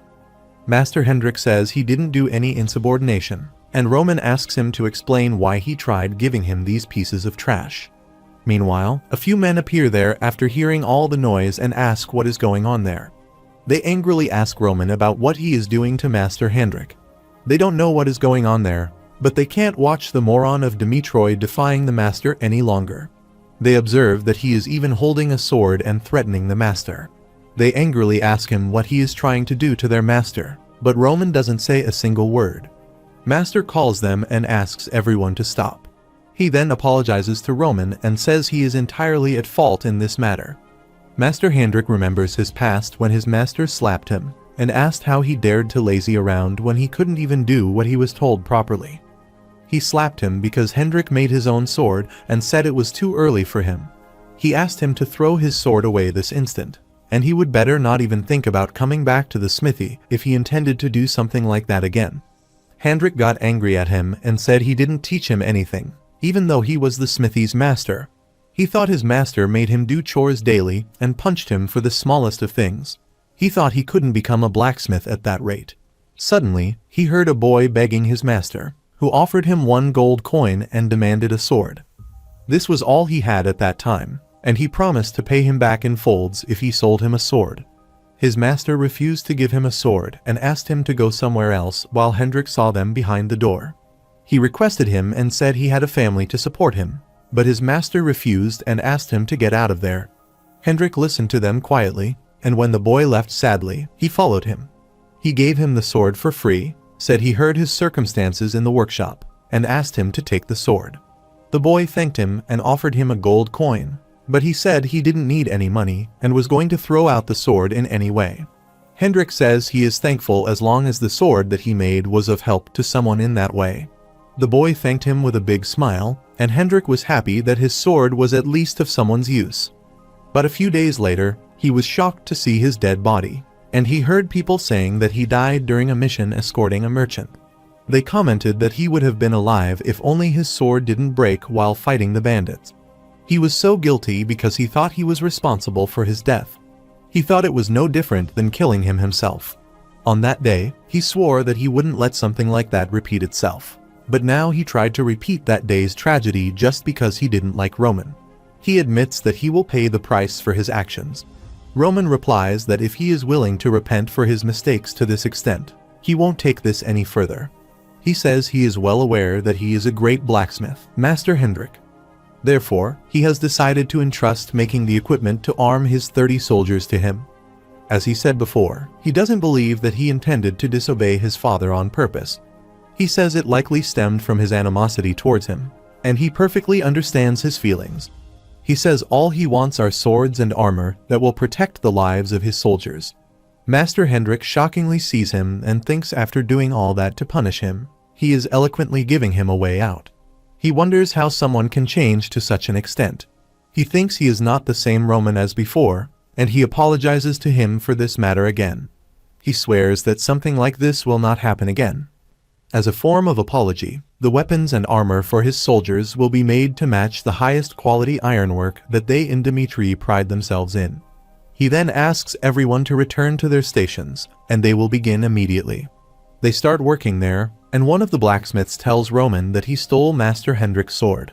Roman doesn't remember this, and the blacksmith says he must have been drunk from his mind back then. He tells him it was 3 years ago since he desperately needed money after the Lord cut off his allowance. He snuck into this smithy, stole Master Hendrik's sword, and sold it to a street merchant for dirt cheap. That sword he stole back then was Master Hendrik's masterpiece. It was a masterpiece that took 6 months just to design, and then he took another 3 months to complete it without ever leaving the smithy. For such a thing to be sold to a street merchant for so little, he won't understand why a masterpiece he made with his own hands would be sold off without ever finding its true owner. Roman thinks the one who crossed the line was the past Roman. He comes out of the Dimitri when Master Hendrik calls him and says he hasn't completely forgiven him for that matter. He accepted his request because he was the one in the wrong, but he still cannot accept the eldest son of the Dimitri family being completely negligent in matters of the smithy. He asks him to remember that Dimitri's foundation lies in the smithy. He says if the day ever comes when he makes a piece of trash of a sword with his own hands, he may see him in a different light. Roman smiles and says he won't take long. He takes his leave and will come again when they are completed. He then goes to the workshop, where he is trained in isolation. It has been cleanly organized as he ordered, and all the tools are there. He sets the fire and starts making a weapon for himself. When he was in the Murim, he was 18 and decided to forge his own sword. Back when the successor of the demon cult was not decided, discord between the brothers was frequent, and he had to sleep with his eyes open from the constant assassination attempts. His 11th brother, Baek Changhyun, ambushed him while aiming for his life. It was a very close battle, but his treasured sword was broken, and he was unable to withstand Baek Changhyun's attacks. However, he mangled his brother's face with the broken sword and escaped from the brink of death. He thought to himself, he needed a sword that would never break in battle and fully bring out his current physical capabilities. He needed a sword made just for him. After that day, unlike his brothers, he visited blacksmiths and learned how to forge swords from them. Always before a decision battle, he forged a sword perfect for his current self. After hundreds of thousands of battles, his sword continued to change as time passed, and the 39th sword he made became known as the Heavenly Demon Sword. It was the treasure that couldn't dare be priced. And now, he is preparing a sword for the coming war, and it's time to make a sword just for himself. He is repeating the exact same action, while using a set rhythm and strength. The moment they are fully absorbed into a single objective is called trance. At that time, the person wonders what he is living for. Roman has the same thought and thinks he has to survive in a world of survival of the fittest because he had the heavenly demon as his father and eventually came to be called the strongest after overcoming various hardships that had befallen him. He never thought of it as a bad thing, and he feels the same way now and just stayed true to his reality. However, the state he is in now is not high enough to oppose every single variable. Therefore, he must train to be more firm. He hasn't become fully aware of Roman's world and its powerful force. In this life, defeat will not be tolerated, so he has to do his best to create the best weapon. He then uses Godly Inferno art, a martial art used by the one who was once called the Flame Demon, and it uses the power of blazing heat to accumulate mana quickly. It's the optimal technique for his current worthless self. However, his lungs and other internal organs will be damaged if used too frequently. But right now, he desires a power that can face all variables. On the other side, at Lawrence's residence, Flora has come to see her father in his office and says they are currently backed into a corner. Help has been restricted from around them, and the difference in their military strength is clear. There also have been discussions about surrendering to preserve at least a little of their family's land. But she believes this is the one thing they should not do, no matter the cost. Her father gets up and says rather than losing the lives of innocent soldiers by fighting a losing war, surrendering may be the best choice for everyone. Flora interrupts and tells her that Barco used their connection with the central government to obtain a loan from the Gold Bank. If this is the case, then that loan was likely processed as an unsecured loan, and a loan without any collateral must have a very high interest rate. She is at the point that this war isn't something that only Barco would benefit from, because when Barco borrowed money, the Gold Bank was the one that lent the money. To obtain a reward that both of them will benefit from, they will tear this land apart once they occupy Lawrence. Lord Lawrence sits on the chair and asks what they are supposed to do at this rate, and Flora replies that there is only one way: desperate resistance. This is the only way for them to survive, but Lord Lawrence is disappointed. For a moment, he had some expectations for Flora's statement and thought Flora had the discernment to see through situations. She would tell them an extraordinary countermeasure, but it was only at the level of common sense. He asks her if she really asks them to shut the gates and if it is the best way for them to survive. Flora says she is not saying just to hold out. She asks them to give up on all the year's produce and set fire to the fields. They will also stock up on as much food as possible and endure until winter. Lord Lawrence asks her what she meant by saying they just have to hold out until winter, and she replies that Barco was able to borrow a large sum of money thanks to their connection to the central government, and the interest will keep rising as time goes by. It is said that the massive power with influence that spreads throughout the entire continent is the Gold Bank. If the war is not over quickly and continues at length, they will start to pressure the Barco family using their interest. She is at the point that the Gold Bank is not a power that can be pressured simply because they have a connection with the central government. Mercenaries move with money, and that money originates from the Gold Bank. When winter comes and siege warfare becomes disadvantageous, they will inevitably desiccate themselves. Lord Lawrence likes her idea and says he didn't know there was a way like that. He thinks because of that incident with Dimitri, he thought that he raised his daughter to be too immature. He wonders when his daughter grew up this much. He gets up and says Flora is right, and starting now, they will prepare for their desperate resistance. They will continue to endure and keep the Lawrence family's lineage alive. Even if the castle walls collapse and they perish, they will continue to endure and fight to the bitter end. At the same time, Roman is still in his workshop, making the sword, and has successfully made it. He comes out of the workshop thinking whatever it is, a person's first is special, and his first sword is a perfect fit for his current self. He keeps its name, Salamander, and says its name shall be borrowed from this world. 1 week later, a messenger from the Barco family arrived at the castle's gate. The soldiers are watching him from the castle walls, and he declares that he has come as Viscount Barco's proxy. He will give them all 3 choices. The first is to come out through the castle gate and surrender, which is the only way their lives will be spared. The second is to have an all-out war against them, and they would have a fair and square battle on the open field with a judge from the central government watching over them. He says they may also choose a battle between 2 warriors, and the method of battle can be any that they like, because they intend to follow their decisions. Lord Lawrence replies that they don't believe Barco's cause in this proclamation of war is justified. Moreover, the document that claims their investors' debt is fabricated, and he has no intention to sacrifice the lives of Lawrence's people either. He asks the man to send word back to Viscount Barco that Lawrence will not surrender. But the man interrupts him and tells him the third choice, to abandon their pride as a noble family member and carry out a desperate resistance within the castle walls. From now on, the Barco family will respect their wishes and will claim the price of blood that will be spilled in this siege warfare. The soldiers look toward them with fear, while Lord Lawrence sees the army behind him and thinks the war has already begun. The Lawrence family first attacks them and fires hundreds of arrows at once. Viscount Barco is shocked at their dareness because he always thought they would surrender, but now they attack them instead. The Barcos had prepared 3 times as many soldiers as the Lawrences, and he expected the battle to be decided within an hour. But the flow of battle was getting against Barcos, and it turned out different than expected. He calls Viscount and says it looks like Lawrence has completed their preparations for this battle. They also dig a deep moat to restrict soldiers from approaching the wall, and from the unrestricted number of arrows they are firing right from the start, they seem to have acquired sufficient amounts of war supplies. Viscount Barco wonders what in the world had happened in this 1 week, and he can't believe Lawrence chose a desperate resistance. From the calculations, they should have surrendered to protect as much land as possible, however little it may be. In reality, they risked being wiped out and locked at the castle gate, but they were wrong. His subordinate asks him what they should do now, and he tells him to use the second method. He seems shocked and says he understood his order. Viscount Barco smiles and thinks Lord Lawrence is not that strong-willed of a person. He sold his precious child over to the Dimitri family, but he could not handle the pressure from Barco. He is the kind of man who shrinks like a coward in times of crisis. At the same time, Lord Lawrence commands his soldiers to hurry because they don't know when Barco will come to attack them again.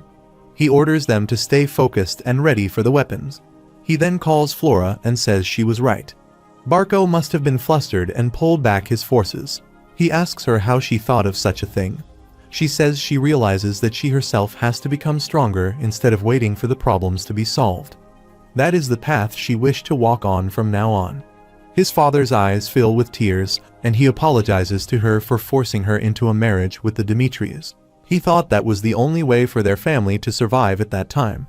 However, from now on, whatever situation they are in, he believes she will make the right call. She looks at her father happily when suddenly, an explosion occurs there. It causes a large hole in the castle's wall. She worriedly looks downward, thinking the castle wall will collapse at this rate. The Barcos used a weapon named Flare, and the Lawrence soldiers were worried to see that the Barcos had prepared Flare. Flora shockingly looks toward them and thinks of a catapult that launched a massive explosion of magic at the castle walls. It is called a magic weapon, and each shot costs dozens of gold.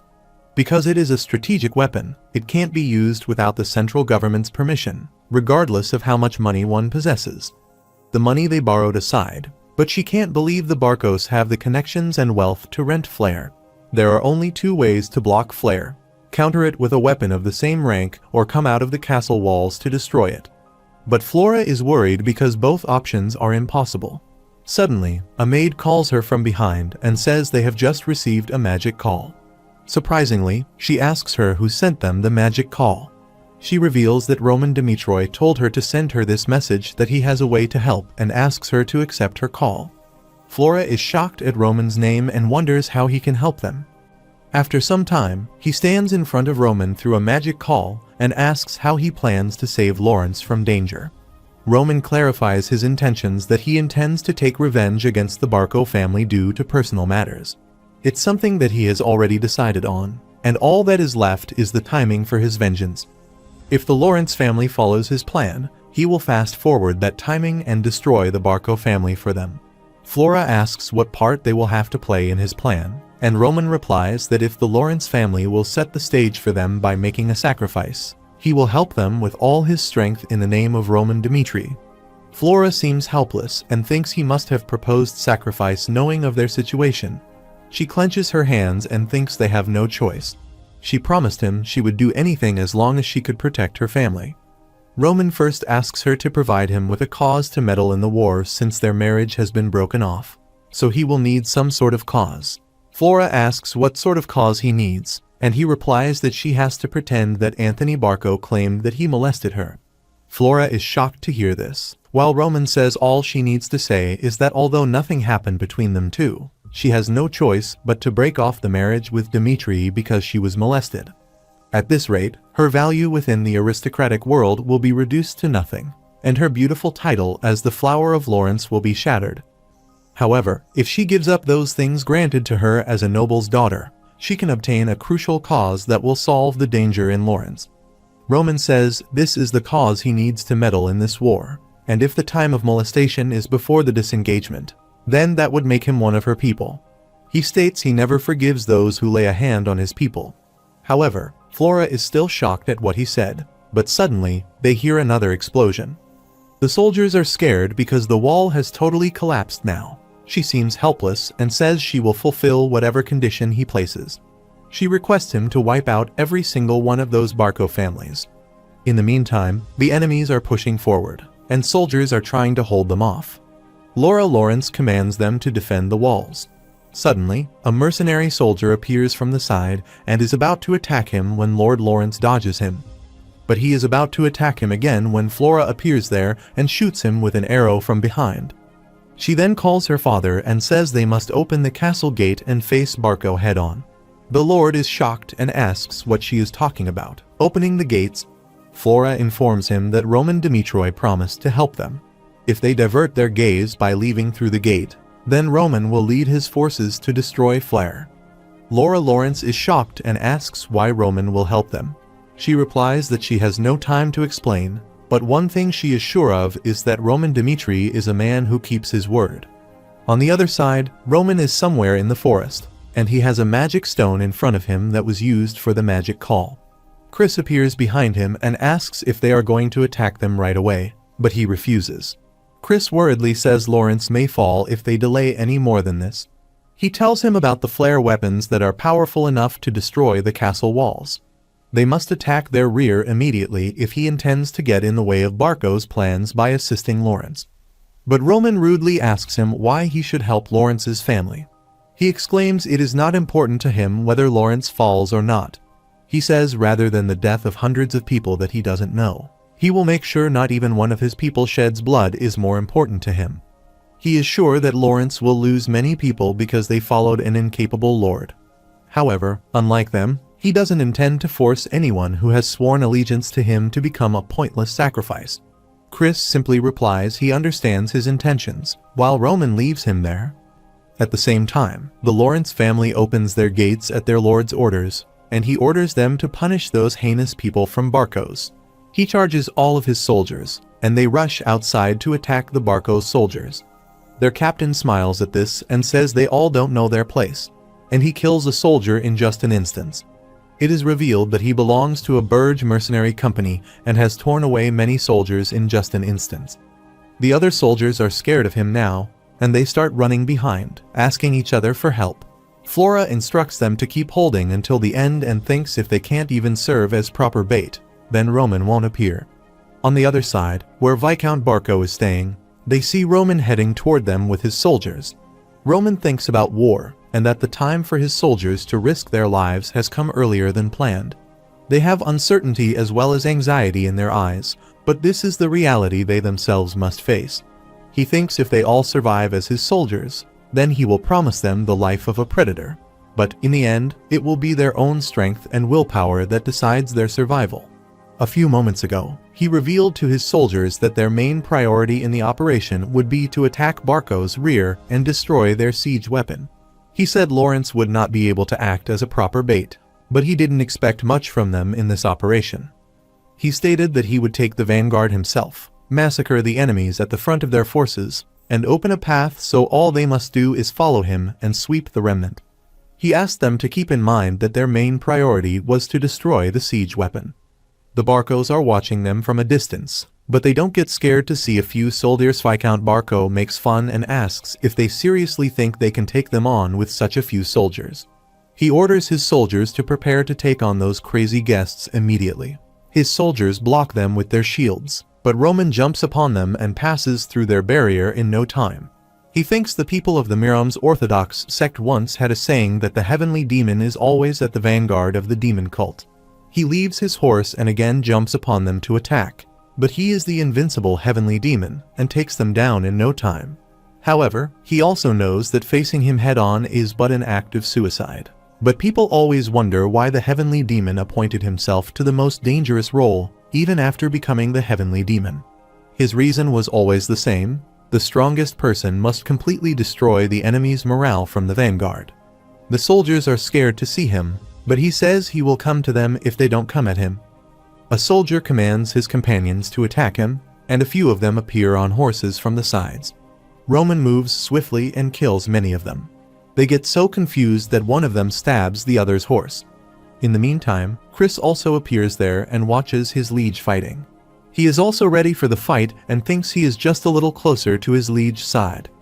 In the meantime, many soldiers face Roman and think they have to stop this monster. Roman moves swiftly and beheads one of the soldiers. He looks toward the flare and thinks that thing is their operations target. He moves quickly after killing many of the soldiers and heads toward the flare. The Burge mercenary captain recognizes him and wonders what Roman Dimitri is doing there. He thinks there is an immense reward in line for this mission, since the fate of the Burge mercenary company is on the line, so he will take care of him by himself. He takes out his sword and is ready to face Roman, who is heading towards them. Burge, a rank mercenary acknowledged by the kingdom, and their sword collide with each other in order to dodge their attack. Unlike B-rank mercenaries, one can only attain a rank by knowing how to utilize aura. It is revealed that Burge is a 2-star aura knight, and he doesn't even budge at Roman's attack. Soon, however, he is shocked to see Roman's strength, and he pushes him backwards. Burge thinks his opponent is far too strong than him. He attacks him multiple times in just an instant, and Burge finds it difficult to dodge them all. 5 seconds was the duration that a rank mercenary could ensure against Roman. He beheads him in just 5 seconds. The other soldiers are shocked to see their captain's body, while at the same time, Chris and Kevin smile at Roman. Viscount Barco shouts from his place and orders the remaining soldiers to kill him. But they seem scared and say it's too dangerous, and they want to take him to a safe place first. Roman looks at the flare, a product of magic that doesn't exist in the Mirum. He uses the heavenly demon god art and stabs the magic flare using the heavenly demon sword technique. He pierces through the flare while Viscount Barco is shocked to see his most important weapon's conditions. He then calls Lawrence's and declares that he, Roman Dimitri, has destroyed Barco's siege weapon. Flora is shocked and sees him with teary eyes, thinking he has really done it and fulfilled his promise. With the destruction of Flare, Barco, who lost their key weapon, had no choice but to retreat.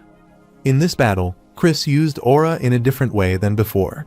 He did his best to condense his aura as much as he could, as Roman had done. As a result, his mana consumption was not high, even during the fierce battle. Those around him ridiculed him for following Roman, but Chris was growing. He smiles and thinks he has no choice but to acknowledge it now that his liege's method is the correct one. He puts his sword back and is shocked to see other soldiers' conditions. He chased after the liege while gritting their teeth to prevent being isolated. Chris thinks they would obviously be exhausted, and even so, not a single one of the 30 soldiers fell behind, and none of them received any serious injuries either. He thinks this is why the liege chose them all. Meanwhile, Kevin seems exhausted and thinks there is only one reason why they were able to stay safe. They had a monster that defies logic behind them. Roman appreciates them and says they all did well to stay alive, and now their role in the war is over. After that, they enter Lawrence's castle, where everyone is cheering for him. They thank him and will never forget what Roman Dimitri has done for them. Lord Lawrence also looks at him and thinks he saw that he was out of the ordinary from the moment that they met. But he never thought he would destroy Flare by himself. He thinks Roman has overwhelming talent, and Dimitri has given birth to a tiger. If things hadn't gone wrong, then that tiger would have been his son-in-law. He thinks it's unfortunate, but this was all in the past. He welcomes him warmly and calls him a hero from Dimitri. He forwards his hand and says he is very glad to see him again. Roman smiles and also shakes hands with him. When he goes inside, Flora comes to him and says thanks. She says they weren't able to act their role as bait appropriately, but he still helped Lawrence without averting his eyes from their crisis to the end. She thanks him from the bottom of her heart, while Roman replies he only did his part as promised. He also says Lawrence did as much as he expected them to. Flora replies she still wants to repay this favor no matter what. and he may think that he doesn't need any words of gratitude. But as someone who represents Lawrence, it matters to them. She asks him to speak his mind during the conference and demands anything he wants. She says she will make his side to make sure he receives that thing, no matter what. Roman smiles and says if she desires to return the favor doesn't waver, then he won't go out of his way to refuse it.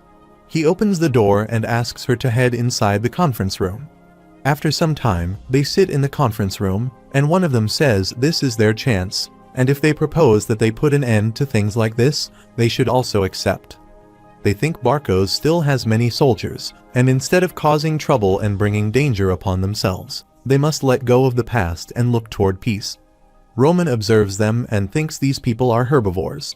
Lord Lawrence agrees with their opinions and says although they were able to stop their attack thanks to assistance, there is a limit to how long they can continue to block Barkos' attacks with just the power of Lawrence. Roman interrupts him and asks if he can interject, and everyone looks at him quietly. He gets up and says Barko is currently under financial pressure, and to pay back the huge amount they borrowed, they have no choice but to conquer Lawrence, and that does not change, even if Flair was destroyed.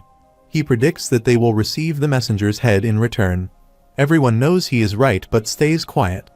Roman says their soldiers are still carrying corpses outside and asks Lord Lawrence if he felt not as he bore witness to that scene. He says Barko must not be forgiven, and they must show everyone in this world how they will take revenge against the brooded who dared to lay their hands on Lawrence. Lord Lawrence asks him what they can do when they are so lacking in strength, and Roman replies there is just one way. Lord Lawrence finds something unusual in his eyes because he seems to demand something from them. It is said that herbivores have no choice but to become a savage beast's prey.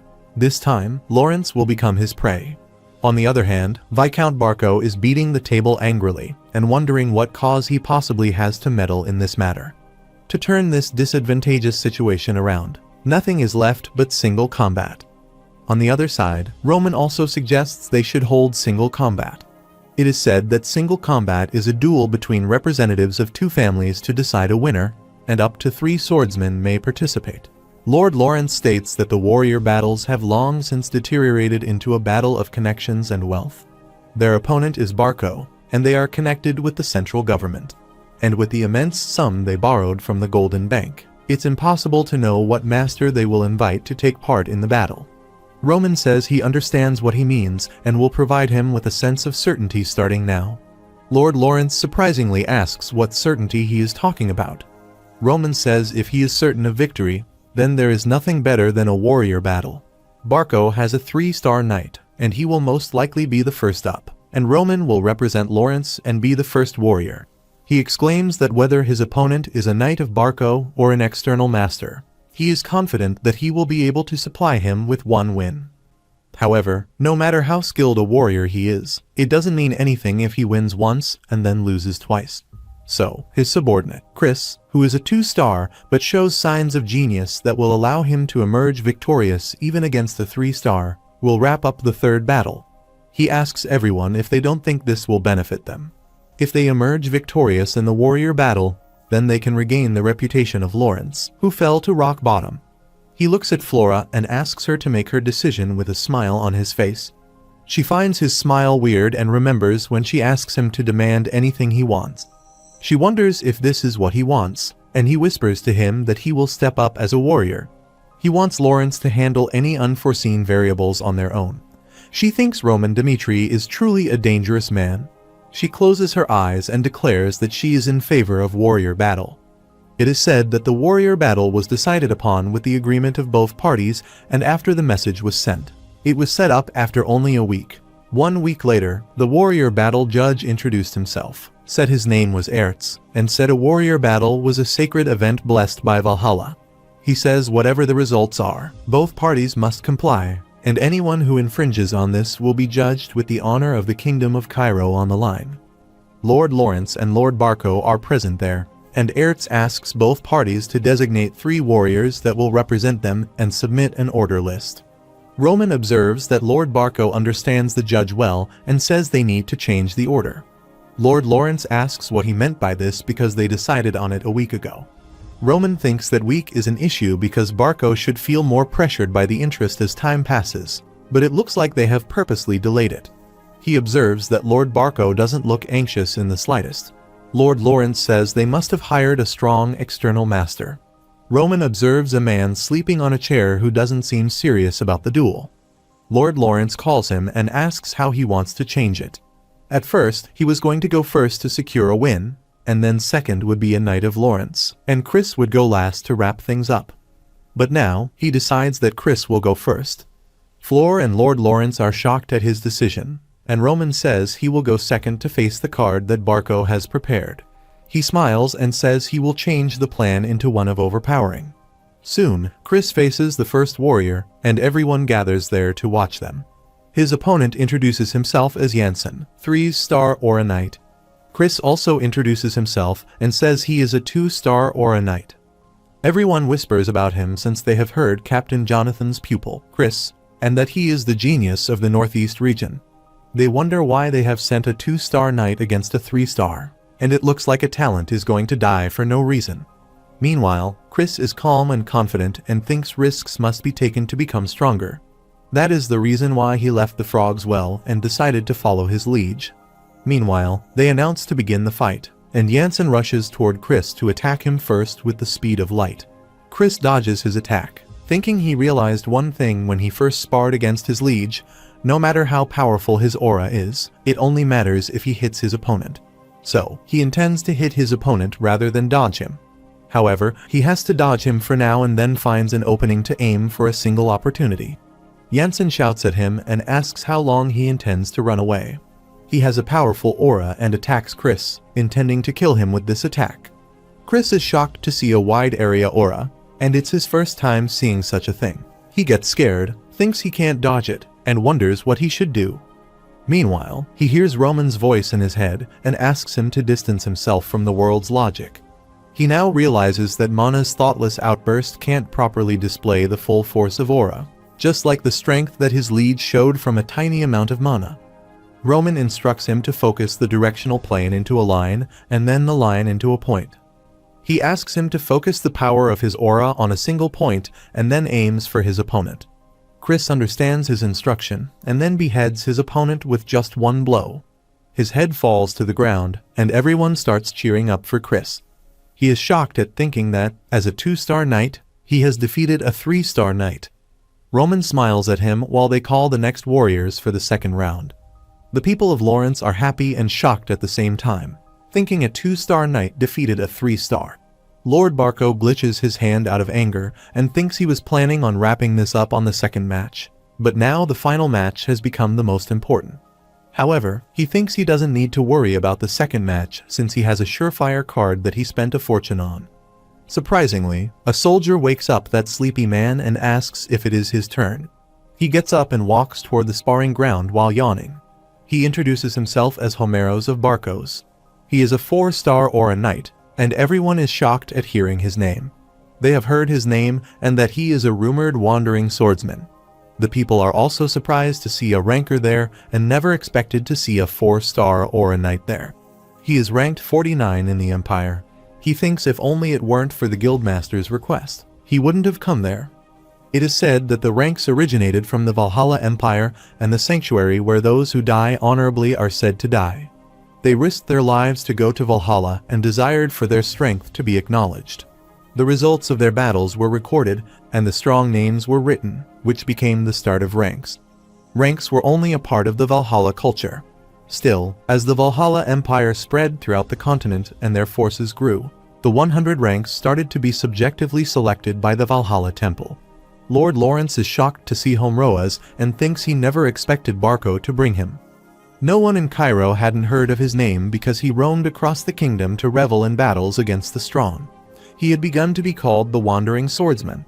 A woman in the audience says she heard he fought against the Gatekeeper, a 4-star knight who was ranked 30. They heard he just recently achieved the 4-star. They thought this would be a tough match, and it would be a shame for the Lawrence family to lose when they won the first match. Meanwhile, Roman smiles and thinks his opponent is a 4-star knight. He investigated Barco's moves through an information guild, but he only managed to obtain superficial information. He guesses Homeroas is the trump card that Barco's been hiding then. He smiles and thinks he looks forward to fighting him. Just as his opponent hid his strength, they also realized how powerful he was. He walks toward him, thinking this is his chance to fight against the strong he has only read of in books. Suddenly, Flora grabs his arm and asks him to surrender immediately. She says his opponent is the rank 49, Homroas, and he is strong enough to be expected to rise to rank 30 or above. She asks him if he seriously thinks he can defeat a ranker. She asks him to hold on to his life, even if he has to surrender, and pray that they manage to win in the next match. Meanwhile, Homeros looks at him and feels like Roman's eyes are like he is absolute. Flora calls him and says this is the time for them to handle the unforeseen variable, and they will send out their knight against him. She says there is no reason for him to risk his life in a hopeless battle. Suddenly, Roman frees his hand, rudely says he has no desire to explain everything to her, and asks her not to bother him again. He then heads forward and introduces himself as Roman Dimitri of Lawrence. They both hold their swords, and Homroas thinks that if he is still enough to destroy Flare, he is at least a 2-star or a knight. He is confident at his win and thinks he never expected to face a small fry like him when he has to challenge the rank 30 Fernando soon. He rushes toward him to attack, saying he will end this fight soon. Chris and Kevin seem worried about his speed. Roman dodges his attack and then moves to a side after releasing his aura. Homroas thinks his opponent is very interesting. Roman uses another method to release his aura and tries to attack him. But he dodges him and asks what method he uses to manifest his aura. Roman thinks he was hoping for a decent battle after so long, but he underestimates him and does not go all out. Homroas then uses 3-star aura extreme and says he will face him seriously for now. Everyone is shocked at such an overwhelming aura of pressure. Meanwhile, Roman thinks he can't believe a man like him is ranked 49, and there is no longer a point in dragging on this battle. He then calls him and asks him to block his next attack if he can. He uses the Heavenly Demon Sword technique, which is a formless technique. Suddenly, a black wave appears there, and Homroas happily thinks he had never expected to be utilized like this. In the meantime, the moves collide with him, and Roman thinks there are no names for the moves. After a while, the colors appear again, and they turn purple. Roman stands there holding his sword and thinks the moves are only referred to by their respective number. He then closes his eyes and uses the Heavenly Demon Sword technique, the third move against his opponent. A few days ago, when Homroas was at the guild master said he was well aware that he was looking forward to his match against Fernando, and he begs him to take their position into account just this once. He asks him to participate in a warrior battle between two remote families. He thought it made sense at that time because he refused every single mission since he earned a rank mercenary plaque and was busy roaming the kingdom and battling the strong. He smiled and agreed to participate in the warrior battle. But at present, his blood is all over to the ground. Flora, as well as the audience, is shocked to see him lying on the ground. The superstar of Cairo, who rose in the ranking before even reaching the 4-star rank and was aiming to break the rank 30 barrier, was killed with a single slash. Roman stands there holding his sword and thinks he is a man who hasn't even reached the peak and dared to be so arrogant. Roman's standards are not based on this world, but in his past life, the Muram was like a galaxy filled with endless stars of martial masters. Unlike that place where only death awaited the careless, the mindset of the people in this world was inefficient and garbage.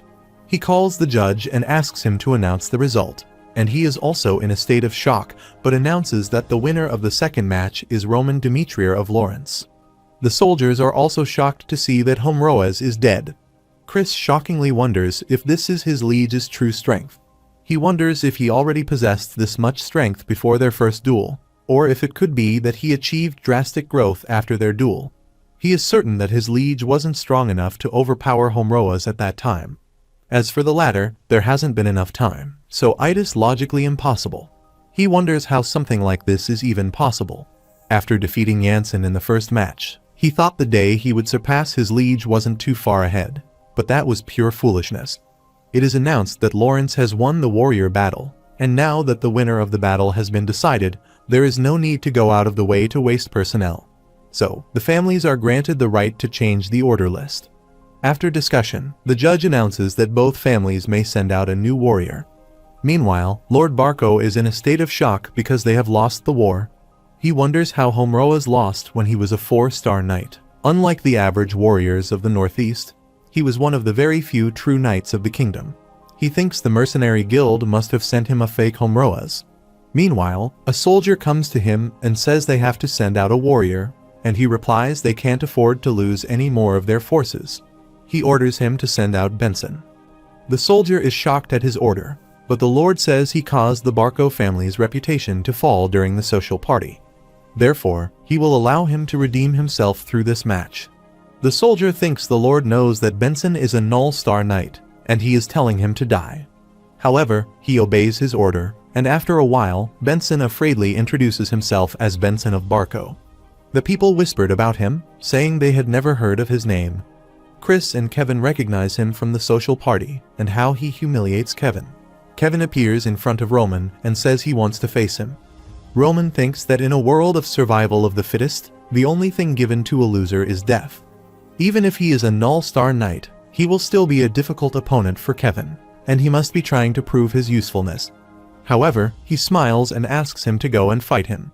Kevin leaves him, saying he will be back soon. Meanwhile, Benson is scared and wonders how he got into this mess. He walked down a promising road without worries, thanks to his father being a knight. He became a knight of Barco and an influential family of the Northeast. He thinks he absolutely did his best for Barco, but the price of his loyalty is to die in a warrior battle. Suddenly, he observes his opponent and is happy to see Kevin as his opponent.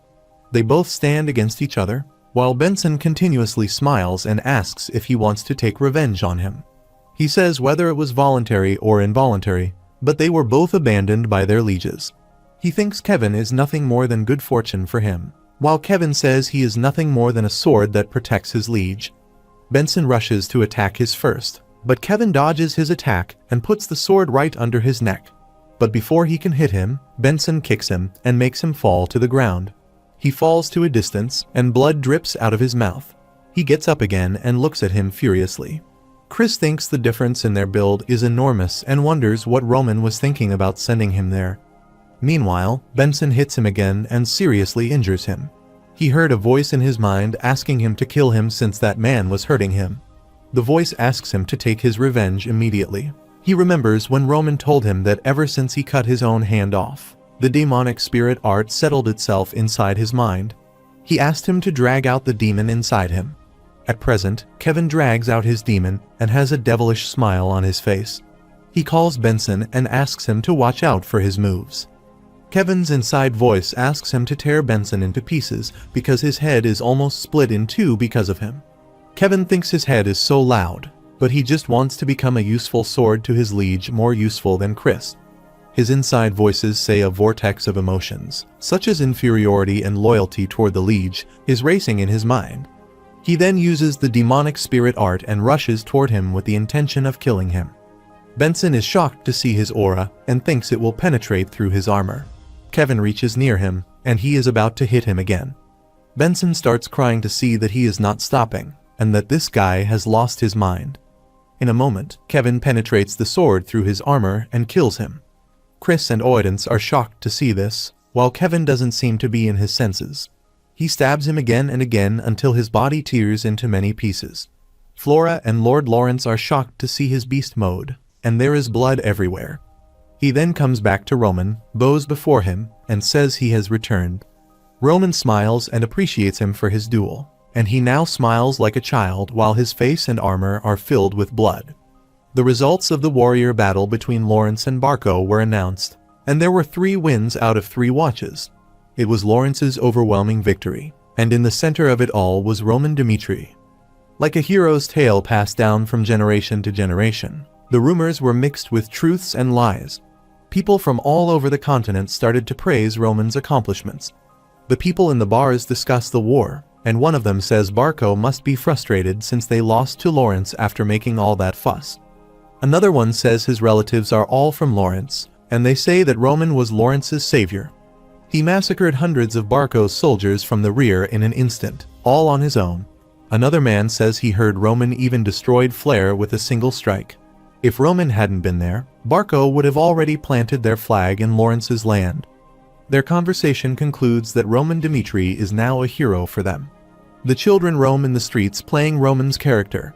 The sleeping dragon of the Dmitri family has finally ascended into the skies and is starting to accumulate his heroic tales one by one. At the same time, Lord Barco is worried at Barco's castle because everything is over for them now. He receives 2 letters, one is from the principal and an interesting reminder from the Golden Bank, and the second one is the compensation of manpower for Homroas and the shifting of responsibility from the mercenary guild. He slams the table angrily and thinks of all the nobles who were behind them when they were the true house of the Northeast, but now they dare to pretend that they don't even exist. He thinks they would have won if only Roman Dmitri hadn't interfered. Everything has happened because of Roman Dmitri. He thinks Roman Dmitri has done something that must never be done in the aristocracy. Suddenly, he has an evil smile on his face and thinks this is his last chance to save the Barco family. A few days later, he invites some nobles to his home and says before they begin, he wants to express his sincere gratitude to the true nobles who have decided to visit Barco. He believes the future of the Northeast is still bright, thanks to them all. He then comes to the point and says just as Barco attacked Lawrence with a valid cause. It means the cause is extremely important in the aristocracy. He says the purpose of this war was to have Lawrence pay the price of their ancestors' decision, and the central government judged that the cause was valid and even sent them a judge. However, Roman Dmitri interfered in this war without a shred of cause.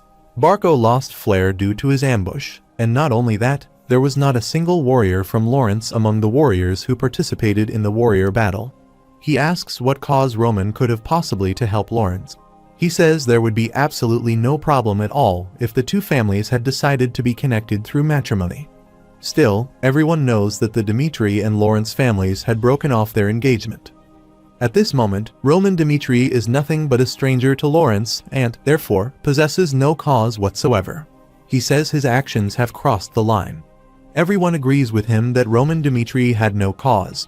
He smiles and thinks this much should suffice.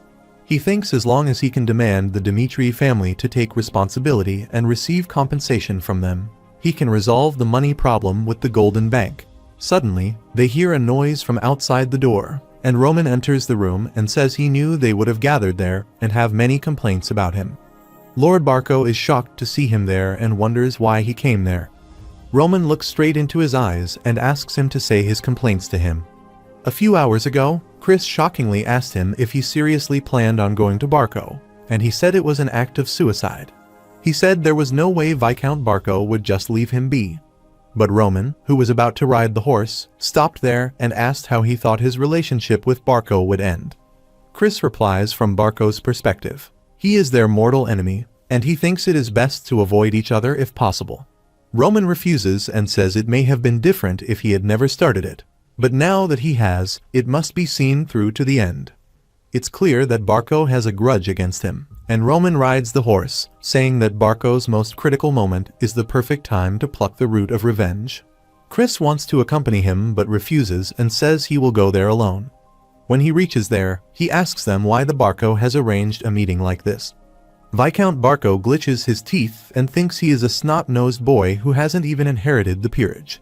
He dares to ignore their status differences. He then tries to humiliate him and says since a man of common origin like him doesn't seem to be aware of aristocratic law, he will personally tell him. He says interfering in a war without cause is not permitted in the Cairo kingdom, and according to aristocratic law, they put forward a cause. After receiving the central government's approval, they progressed through matters and declared a territorial war. Viscount Barco asks if he thinks such a procedure was created because nobles are stupid, but it is to protect each other's honor. He gets up angrily and says that being unaware of aristocratic law is no excuse. He asks if he understands how foolish his actions were. At this rate, the Dmitri family will suffer massive disgrace because of his actions. He states that the Dmitri family won't be able to avoid the northeastern nobles' criticism for the sin of having an inept son. After saying all this, he sits back in his chair while the other nobles, including Roman, stay quiet. A moment later, Roman asks him if he has said his piece and says now it's his time to tell him of his cause.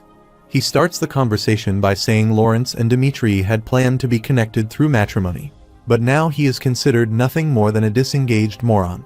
He asks everyone what they think about the reason for disengagement. He asks if they think it was due to his reputation or his experience with women. He exclaims none of those rumors are true, but he points toward Viscount Barco and says the truth is that he was threatened by the eldest son of Barco, Anthony Barco. After listening to this, Viscount Barco is shocked, and Roman continues to say that it happened during Barco's social party. He was close to Anthony Barco then and attended the party at his invitation before engaging with Lawrence and falling into his trap. When he came to his senses, he was in the same room as Emily Barco, and Anthony used that as an excuse to threaten him to cancel his marriage with Lawrence. He looks at everyone and says it was a thoroughly planned trap to separate Lawrence and Dimitri. Now, all the nobles whisper something about Barco. Roman smiles and thinks that once a weakness is exposed, it no longer becomes a weakness. The Viscount Barco gets up and asks if he really expects them to believe that nonsense. He says everyone knows about his reputation there, and the fact that he is trying to cover up the truth disgusts him. Roman stays calm and says he knew he would say that, so he has another reason to tell them all. He reveals that the reason why he interfered in the war between Barco and Lawrence was because Anthony Barco had crossed the line. He molested one of his people, his betrothed, Flora Lawrence. From the shock, she ultimately chose to break off their engagement.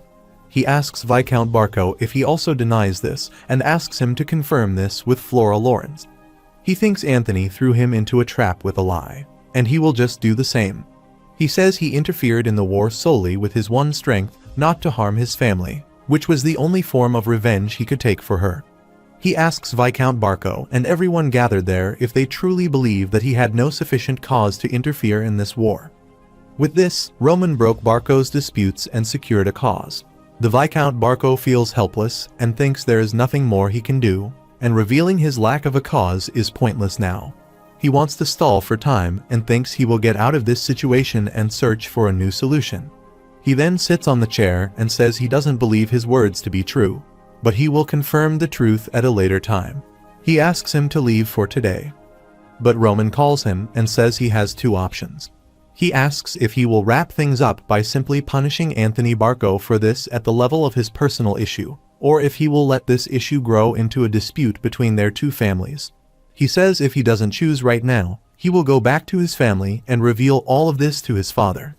Viscount Barco is shocked to hear this and thinks they absolutely must avoid a war against Dimitri. Still, if they go against Dimitri when they are already on the verge of collapse, the Barco family will be exterminated.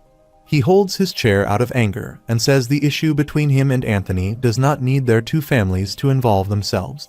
He says he will have his eldest son, Anthony, apologize to him on his knees. But Roman interrupts him and asks when he said he wanted Anthony Barco to kneel. Viscount Barco is shocked and asks what he meant by this, and Roman asks in what world the perpetrator decides the method of punishment.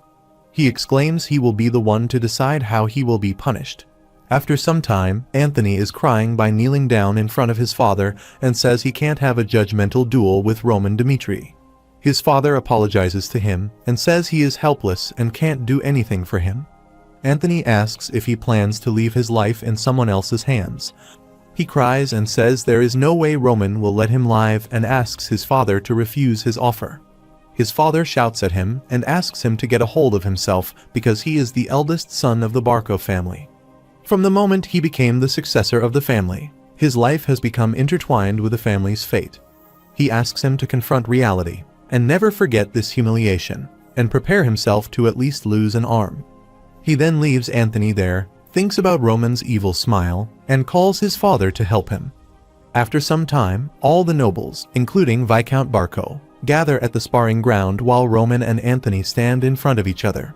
Anthony calls Roman and says he already knows that he liked Flora very much, and he must have lost his sanity for a moment when he heard the two were betrothed. He apologizes to him for everything he has done to him. He says he has no ill intentions and asks him to remember their friendship. But Roman takes out his sword, and as soon as Anthony sees the sword, he starts crying and requests him to spare his life just this once. He also wants to repay this debt for the rest of his life. The other nobles and Viscount Barco are shocked to see his cowardice. Roman asks if he is really talking about repaying him for the rest of his life, and if he even has a way to repay the money he borrowed from the Golden Bank. He says not even his high and mighty connection in the central government will be able to clean up after his atrocious act. but the Barco family will be finished. He asks why he, who he blatantly disrespected and threw into a trap with his wicked plan, must forgive him. The Viscount Barco is shocked to see that Roman whispers in his ears that he has no reason, and then stabs the sword in his stomach. Anthony bleeds by his mouth while Roman stays quiet. In his past life, Jung-hyuk was once in a brotherly survival conflict. Not only did he endure his brother's assassination attempts every single night, but he also stabbed them in the heart to end their lives. A man called him and asked if he knew what his problem was. He smiled and said his problem was that he knew no compromise. That man was the heavenly demon's eldest son, Bar Koyal. He said the moment Jung-hyuk perceived someone as an enemy, he always drove them straight toward destruction. He didn't allow even the slightest tolerance to his opponent, and that critical problem would grab him by the ankle someday. At that time, Jung-hyuk thought his brother was an amazing man. Not only was he powerful, but he had tolerance, and to accept them on his side, he once defeated them. He then told him that he understood his meaning, but his way of life was completely trampling on anyone who showed him hostility. That's how he survived the battle of the demon cult, and he would continue to live that way. His point of view was that death was the only way to shut out all forms of variables. He slashes the sword and kills Anthony Barco in front of everyone, and his death is a result nobody expected. He falls to the ground, and Lord Barco runs for his son. He grabs his body and starts crying loudly. He then looks at Roman with furious eyes, but he stares him back and asks if he has any problem. He exclaims that a criminal dying in a judgmental duel is a common occurrence. The Viscount Barco shouts at his soldiers and orders them to kill the demon who dares to kill the eldest son of the Barco family. But they stay there quietly because they are scared of Roman, and he will do the same thing to them as he did to Anthony Barco. Viscount Barco shouts at him and says he was planning on doing this from the start, and he didn't bring along a single guard as he visited Barco to pretend he was willing to come to a compromise. Roman stares at him and says he can no longer live under the same sky as the Barco family from the moment Anthony Barco threatened him, and this is the result of his revenge. He then turns toward the other nobles who are already scared of him and says if there are still others who have yet to let go of the thread-like connection with the Barco family, then he will be the one they will have to face. Viscount Barco shouts at him again and asks if he seriously thinks he will get away with this. But Roman rudely replies that it has no meaning to say something so unnecessary. He says he will keep a very close eye on how the Barco family will live from now on and will continue to attack until they completely fall to the ground. He then leaves them there, and nobody dares to stop him. At that moment, Viscount Barco thinks they messed with someone they shouldn't have.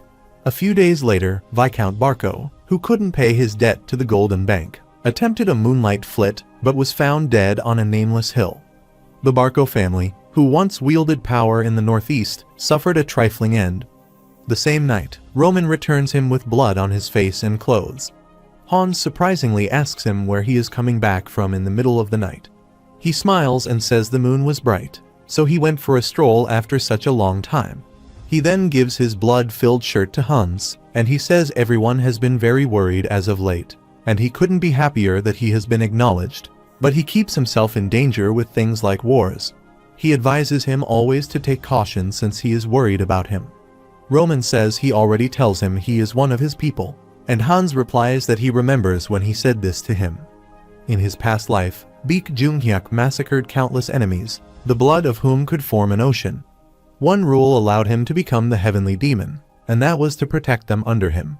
He thinks a single person in his fence is more important than hundreds of thousands of enemies to him.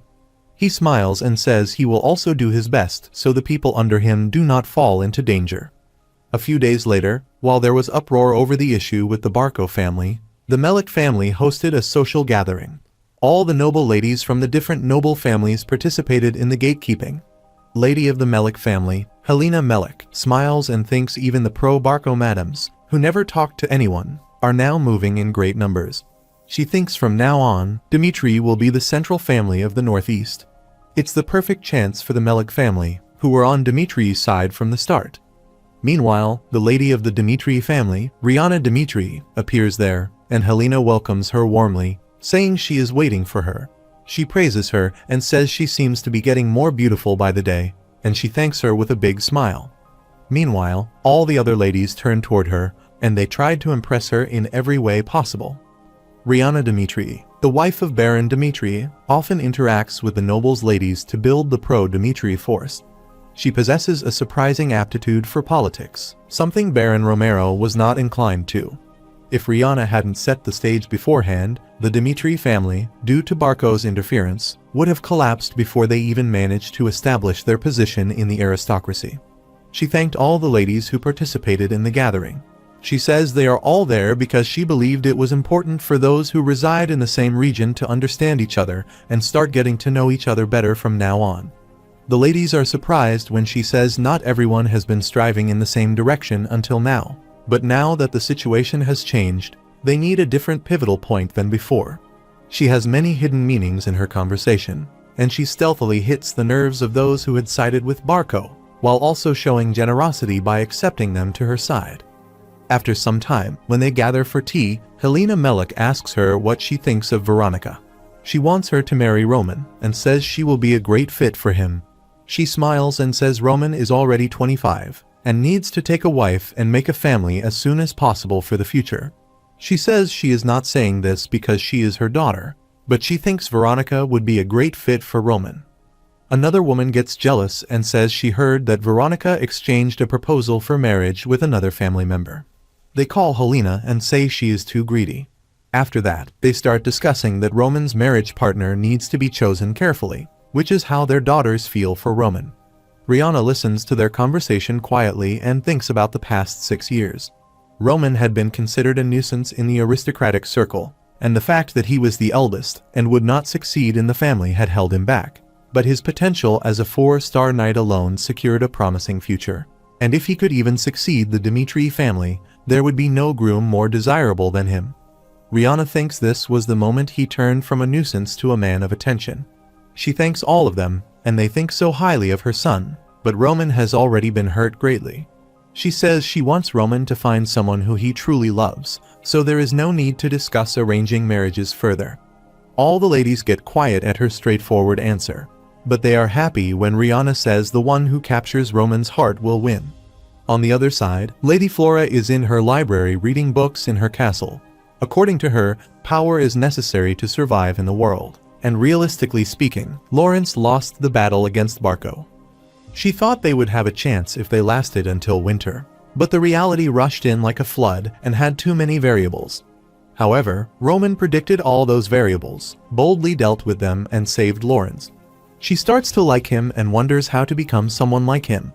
But then she shakes her head and thinks she doesn't like him because he is an egotistical and arrogant man who only cares for his own benefit. However, she wants to know a little about him, and that is how he became so strong. She closes her book and comes outside to get some fresh air. She thinks even if she is curious, but they no longer have anything to do with each other now that the marriage has been broken off. She has no method or reason to meet Roman again. Meanwhile, a girl calls her from behind and asks her about her health. Flora is shocked to see her there and wonders what she is doing there. She is a collateral relative of the Lawrence family, and her name is Sylvia Lawrence. After some time, she rushes to her father angrily and asks why he didn't tell him that the Lawrence family is hosting a party in Dimitri. Her father replies that he has realized many things from this incident, and says she showed him her judgment skills, which distinguished what is right from wrong in a situation where he couldn't do a thing. Moreover, thanks to her bringing Roman Dimitri to the battlefield, they were able to win the war. He says he won't make the same mistake of lowering her value again and is ready to support her in anything he may wish. He says he won't pressure her to do anything for the family anymore. He asks her to live only for her dreams. Flora thinks her father gave a very touching speech, but she wants to be the one to go to the party, not Sylvia. She then asks him why he invited Sylvia to the party, and she is sure he has some other objective in mind, considering she came all the way there from the capital. Her father replies he did this just because of his personal greed, and Flora realizes that he is trying to reconnect the thread between them and Dimitri through Sylvia.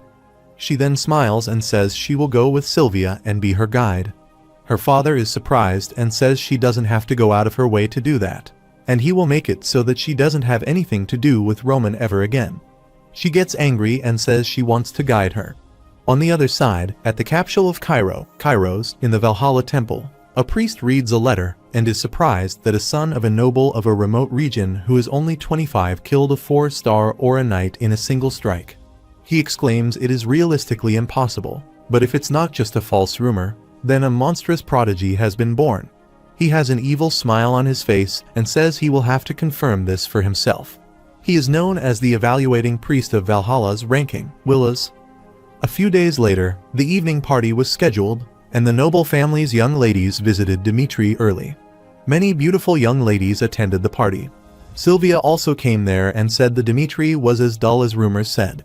They find many things related to blacksmith's work and think it isn't called the land of blacksmiths for nothing.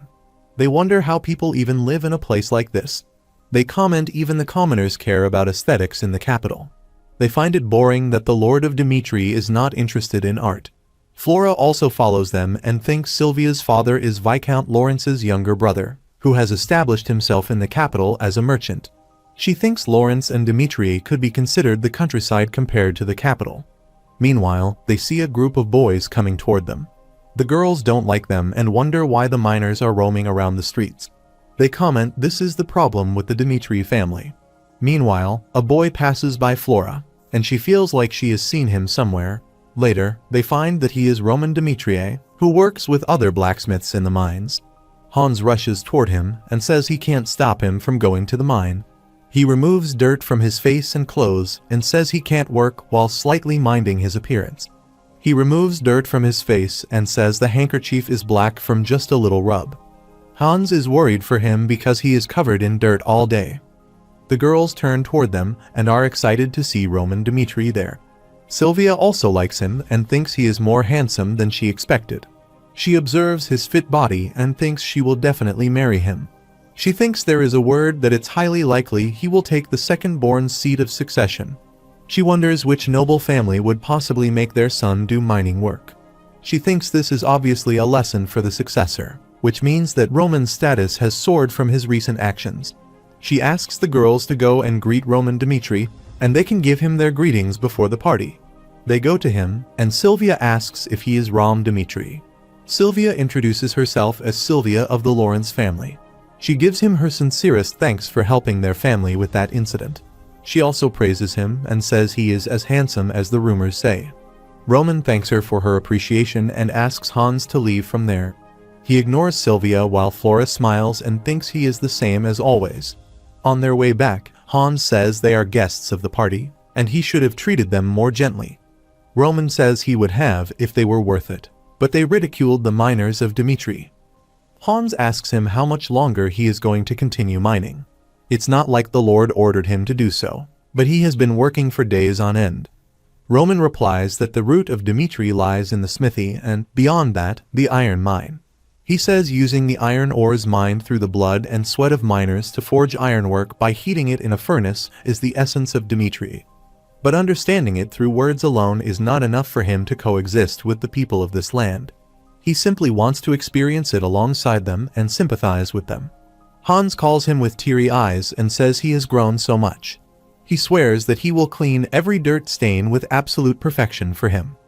At the same time, Chris is training 30 soldiers, and experiencing the war against Barco brings about the soldiers' blind loyalty. To the soldiers who followed him to war, Roman taught them the heavenly demon Kull's fundamental training techniques, the Asura cultivation technique and the Asura sword technique, because it could unlock their potential as Aura swordsmen, so their knowledge could be considered a treasure. They are finally equipped with the basics of power, but it's still not enough. He needs his own intelligence force that can investigate a target inside and out. He thinks his current problem is creating an intelligence force, and he needs enough wealth and manpower to match it. But he still doesn't have the leeway for such a thing. He calls Chris and asks how the training is going. He replies that they all possess impressive zeal and are quick learners, so he is positive he can expect much progress from them soon. He calls Chris and says it's time he taught him a new swordsmanship as well. Chris is shocked to hear of a new swordsmanship. Roman says he started earlier than the others and has already formed a world within his bubble before, so it wouldn't have been easy for him to accept any new forms of knowledge. However, he thinks he is ready to accept something new and says the name of the swordsmanship that he will teach him is called Lightning Flash. It is said that the Lightning Flash sword once ruled the Murim and was a secret art of the man once known as one of the 10 heavenly masters. It is time to hand down this technique to Chris. In the evening, the party starts, and all the guests gather in a hall in the castle. After some time, a young mater, Roman Dimitri, enters there, and all the girls start looking at that side. Roman enters the party, fully well-dressed, and has a calm smile on his face. All the girls flatter to see him, and they gather around him. They asked him why he had just left like that in the morning when they wanted to speak with him at least a little before the party. Roman smiles and replies that he wants to finish the day's work at that time and asks them to understand that he wants to look at least presentable. Sylvia appears from the side and praises him, saying he is just as amazing as the rumors say. She is happy to see that a successor of a noble household is working directly with the miners, and she wonders if she could change as well if she has someone like him as her spouse. Roman smiles and says she flatters him too much. He then talks with everyone with a great smile on his face. After drinks, he comes outside to get some fresh air when Flora appears behind him and says he is a great actor. Roman replies it was necessary, and Flora says it was unexpected because she thought he didn't care much about relationships. Roman says he wouldn't care normally, but this party is one that his parents and their guests have been invited to. It is different from his usual course. He also says their first meeting was just like that, so caring about it unexpectedly is not accurate. Flora doesn't expect a straightforward answer from him and then says he is right, and in fact, she was the one who was disrespected. She is now more curious about him, wondering what kind of life he had for his standards to be so firm. She asks him why he is doing that mining work because Smithy aside, there is no reason for a successor to be sent to the mines.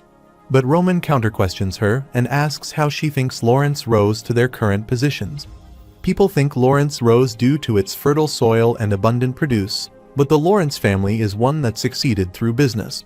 They sold their produce or bartered with them, bringing Lawrence to its current standing. It also explains why Viscount Lawrence's brother became a merchant in the capital. Flora is astonished by his explanation and thinks he is aware of the roots of Dimitri that even she only found out about recently. She then asks him what this has to do with the mining work, and Roman replies the roots of Dimitri lie in the iron mine. If it weren't for the miners who mine for iron ores covered in dirt every single day, Dimitri would not have risen to its current standing. He is sure that spending time in the iron mine will greatly help him understand and empathize with them. He believes that it is the duty of one who possesses the Dimitri name. He then leaves her, saying he has stayed there for too long and now it's time for him to leave. After that, Flora stays there in a state of shock and then thinks she has made her decision. It feels like her mind, which was still astray after the war, has finally become clear and organized. She thinks it was a good decision to meet with Roman Dimitri. After that, a few days later, Flora departed from Lawrence to the capital, the flower in the greenhouse. It was the moment the flower of Lawrence left the greenhouse to the outside world at last. On the other side, Iron Mine Master Jacob and Master Hendrik sit for drinks. Hendrik asks him about his work progress, and Jacob replies it was the same as always because this mine has no end to it, no matter how much they mine. He says they have only developed the entrance of the mountain so far. Even if the Dimitri family spent dozens of more years mining from it, the iron mine still wouldn't be depleted. Master Jacob guarantees this as one who has been mining his whole life. After that, Master Hendrik asks him about Roman since it has been a half-month. He has been working in the mines, but it is so quiet nowadays. Jacob smiles at Roman's name and tells him that he heard Roman was working in the mine half a month ago. Starting that day, all the miners asked him why he was coming, but Master Jacob himself had no idea. They were sure that he would just pretend to work and leave. The veteran miner, Morkan, said Lord Dimitri had lost his touch, and if he wanted to educate his successor, then he should have done it a long time ago. They thought Lord Dimitri wasn't treating the blacksmiths well and neglected miners, too. He revealed that the 3 successors of Dimitri had learned how to forge iron in the smithy when they were young, but they hadn't once learned how to mine. They said it was clear evidence that Lord Dimitri was discriminating against them. He said that the foundation of Dimitri lies in the iron mine, but the smithies have taken all the glory. He was sure Roman was forced to come there and do things he didn't want to do, but he didn't intend to bow down to him in the slightest. He asked his miners to show Roman just how difficult mining work was. After some time, Roman appeared there, and a master announced that he would work with them from that day. But the miners pretended to sleep, and no one talked to him. Roman observed their rude behavior but didn't say anything. The master called everyone and asked them to always keep in mind that their first priority was safety, the second was safety, and the third was also safety. They started their work, and Roman observed that they were completely ignoring him, but he wouldn't pay heed to their attitude. He wants to know how the people of Dimitri, the city of mining, used to live. He wanted to know how much power they possessed and what he could do in that land for his future plans. In short, he wanted to learn everything about Dimitri. After that, he finds all the miners working cooperatively and motivates each other to complete the day's quota. Roman observes them and thinks the mines are surely systematic. They are through with an equal allotment of work, and the mine shaft safety isn't bad either. He asks an old man why the Dimitri ironwork is so popular. He replies it's not simply because they were well processed in the smithy. Since the iron ores are already of the highest quality, people are bound to acknowledge their value. Other estates suffer significant losses from the distribution process of acquiring iron ores. But since Dimitri can perform all processes within the estate, they retain significant earnings from it. He asks Roman if he knows why Dimitri is called one of the wealthiest estates. Roman stays quiet, and the old man says it is because the materials can be supplied and distributed within the estate. The premium of this being the city of blacksmiths, they can earn more from their ironwork than any other estate. He says they have lived like this for decades, and the amount of wealth Dimitri has accumulated may be greater than they had ever imagined. Meanwhile, Master Morkan appears behind him, says this is not a place for chit-chat, and asks him to leave if he does not want to work. Roman looks at him for a while and then apologizes, saying he will focus on his work. He puts the bag on his shoulder and leaves while Master Morkan stays there watching him quietly. 1 week later, when Roman has his lunch, he thinks they have worked together for over a week, but they don't even talk to him other than when he asks questions. He thinks it's their way of marking their territory. Meanwhile, Master Morkan comes to him and sits in front of him. He says he has watched him work this past week and has become curious about something. He asks him why he is working there. He thinks no one, not even Rodwell, the second-born and most powerful successor of Dimitri, has ever once come to visit the iron mine. The eldest, Roman, came there as a pretext for successor training after all this time, and he naturally thought he was making light of mining work. Therefore, he has been watching him closely, but Roman worked harder than he expected. He observes that he was more zealous in his work than the other workers and always fulfilled his quota. According to his friend, working as a servant in the castle, the Lord never ordered the young master to work in the iron mine. Roman says he has 2 answers, an ideal answer and a realistic answer, and asks him which one he likes to hear. Master Morkan asks him to tell him both answers. Roman smiles and says he will tell him the ideal answer first. He exclaims that Dimitri is a mining city, and many people work in the iron mine for a living. Rather than statistically understanding the people of Dimitri from a distance, he wants to experience their daily lives himself. Master Morkan asks if there is any need for her to do such a thing, and Roman says there is a need as long as his surname is Dimitri. Master Morkan is impressed by him and thinks this is definitely an ideal answer. It's something that people want to hear from their ruler and the ideal of nobility that they look up to. After that, Roman gives his realistic answer, that he is not the master of Dimitri, and even if Dimitri has amassed enormous wealth, it belongs to his father. Therefore, he came to the iron mine to find out what he could do for Dimitri and rightfully demand his share. Master Morkan laughs at his answer and says he now understands that he wants to demand his share of his father's wealth rightfully. He thought Roman had come there simply because of the battle of succession. He thinks Lord Roman comes to the iron mine, not the smithy, meaning he knows the importance of the miner's work. He then excitedly says he will answer any question he has. After that, Morkan sincerely answered his endless shower of questions. He was able to acquire some surprising information from him. He tells him that the scale of Dimitri's iron mine is the highest in the kingdom. It wouldn't be an exaggeration to call it the largest in the continent. Especially the unknown lands called the edge of the continent beyond Dimitri, the endless range. If everything up to there is developed, the fortune Dimitri could gain would be endless. Master Morkan says that compared to the conditions Dimitri possesses, its output isn't all that great. The mining speed is reduced due to the dangerous working conditions, and the drop in speed is directly related to the drop in output. Lord Dimitri has provided them with much support for their safety, but mining work is still very dangerous despite that. Earthquakes are frequent in the northeastern mountain ranges, so mere humans can't possibly stop natural disasters. Suddenly, they feel an earthquake there, and Master Amrokin runs toward the miners and asks what has happened there. A miner informs him that the 8th shaft collapsed and one of the workers was buried. They go to the collapsed shaft but are helpless since they can't do anything. Roman says he will go to rescue the worker. Master Amrokin refuses and says they can't let him go since he is the firstborn of House Dimitri. Even if he is an Aura Knight, it would be dangerous if the shaft collapses. He asks him to wait a little longer, but Roman looks at him angrily and says it will be too late. He says he already told him that those who carry the Dimitri name have a responsibility to fulfill. He orders them to prepare to patch up the injured, and he will be back soon. After saying this, he jumps into the shaft and moves with super speed. After some time, he returns with an injured person, and everyone cheers for him. He then gives first aid to that injured person and asks them to take him to the doctor. He also says he will pay for the treatment potion if he needs it. After that, when they take the injured miner, Roman turns toward the other miners and says they all must have accepted today's incident as the fate of a miner. He says no matter how well one prepares, one can't do anything against a sudden disaster. However, he says there is a way, albeit difficult. As one who carries the Dimitri name, he is going to resolve the difficulties they are facing. He says using any means necessary may not take much time either. Lord Dimitri calls Roman the same night to discuss today's incident. He asks him if he is hurt anywhere, and Roman replies he is all right.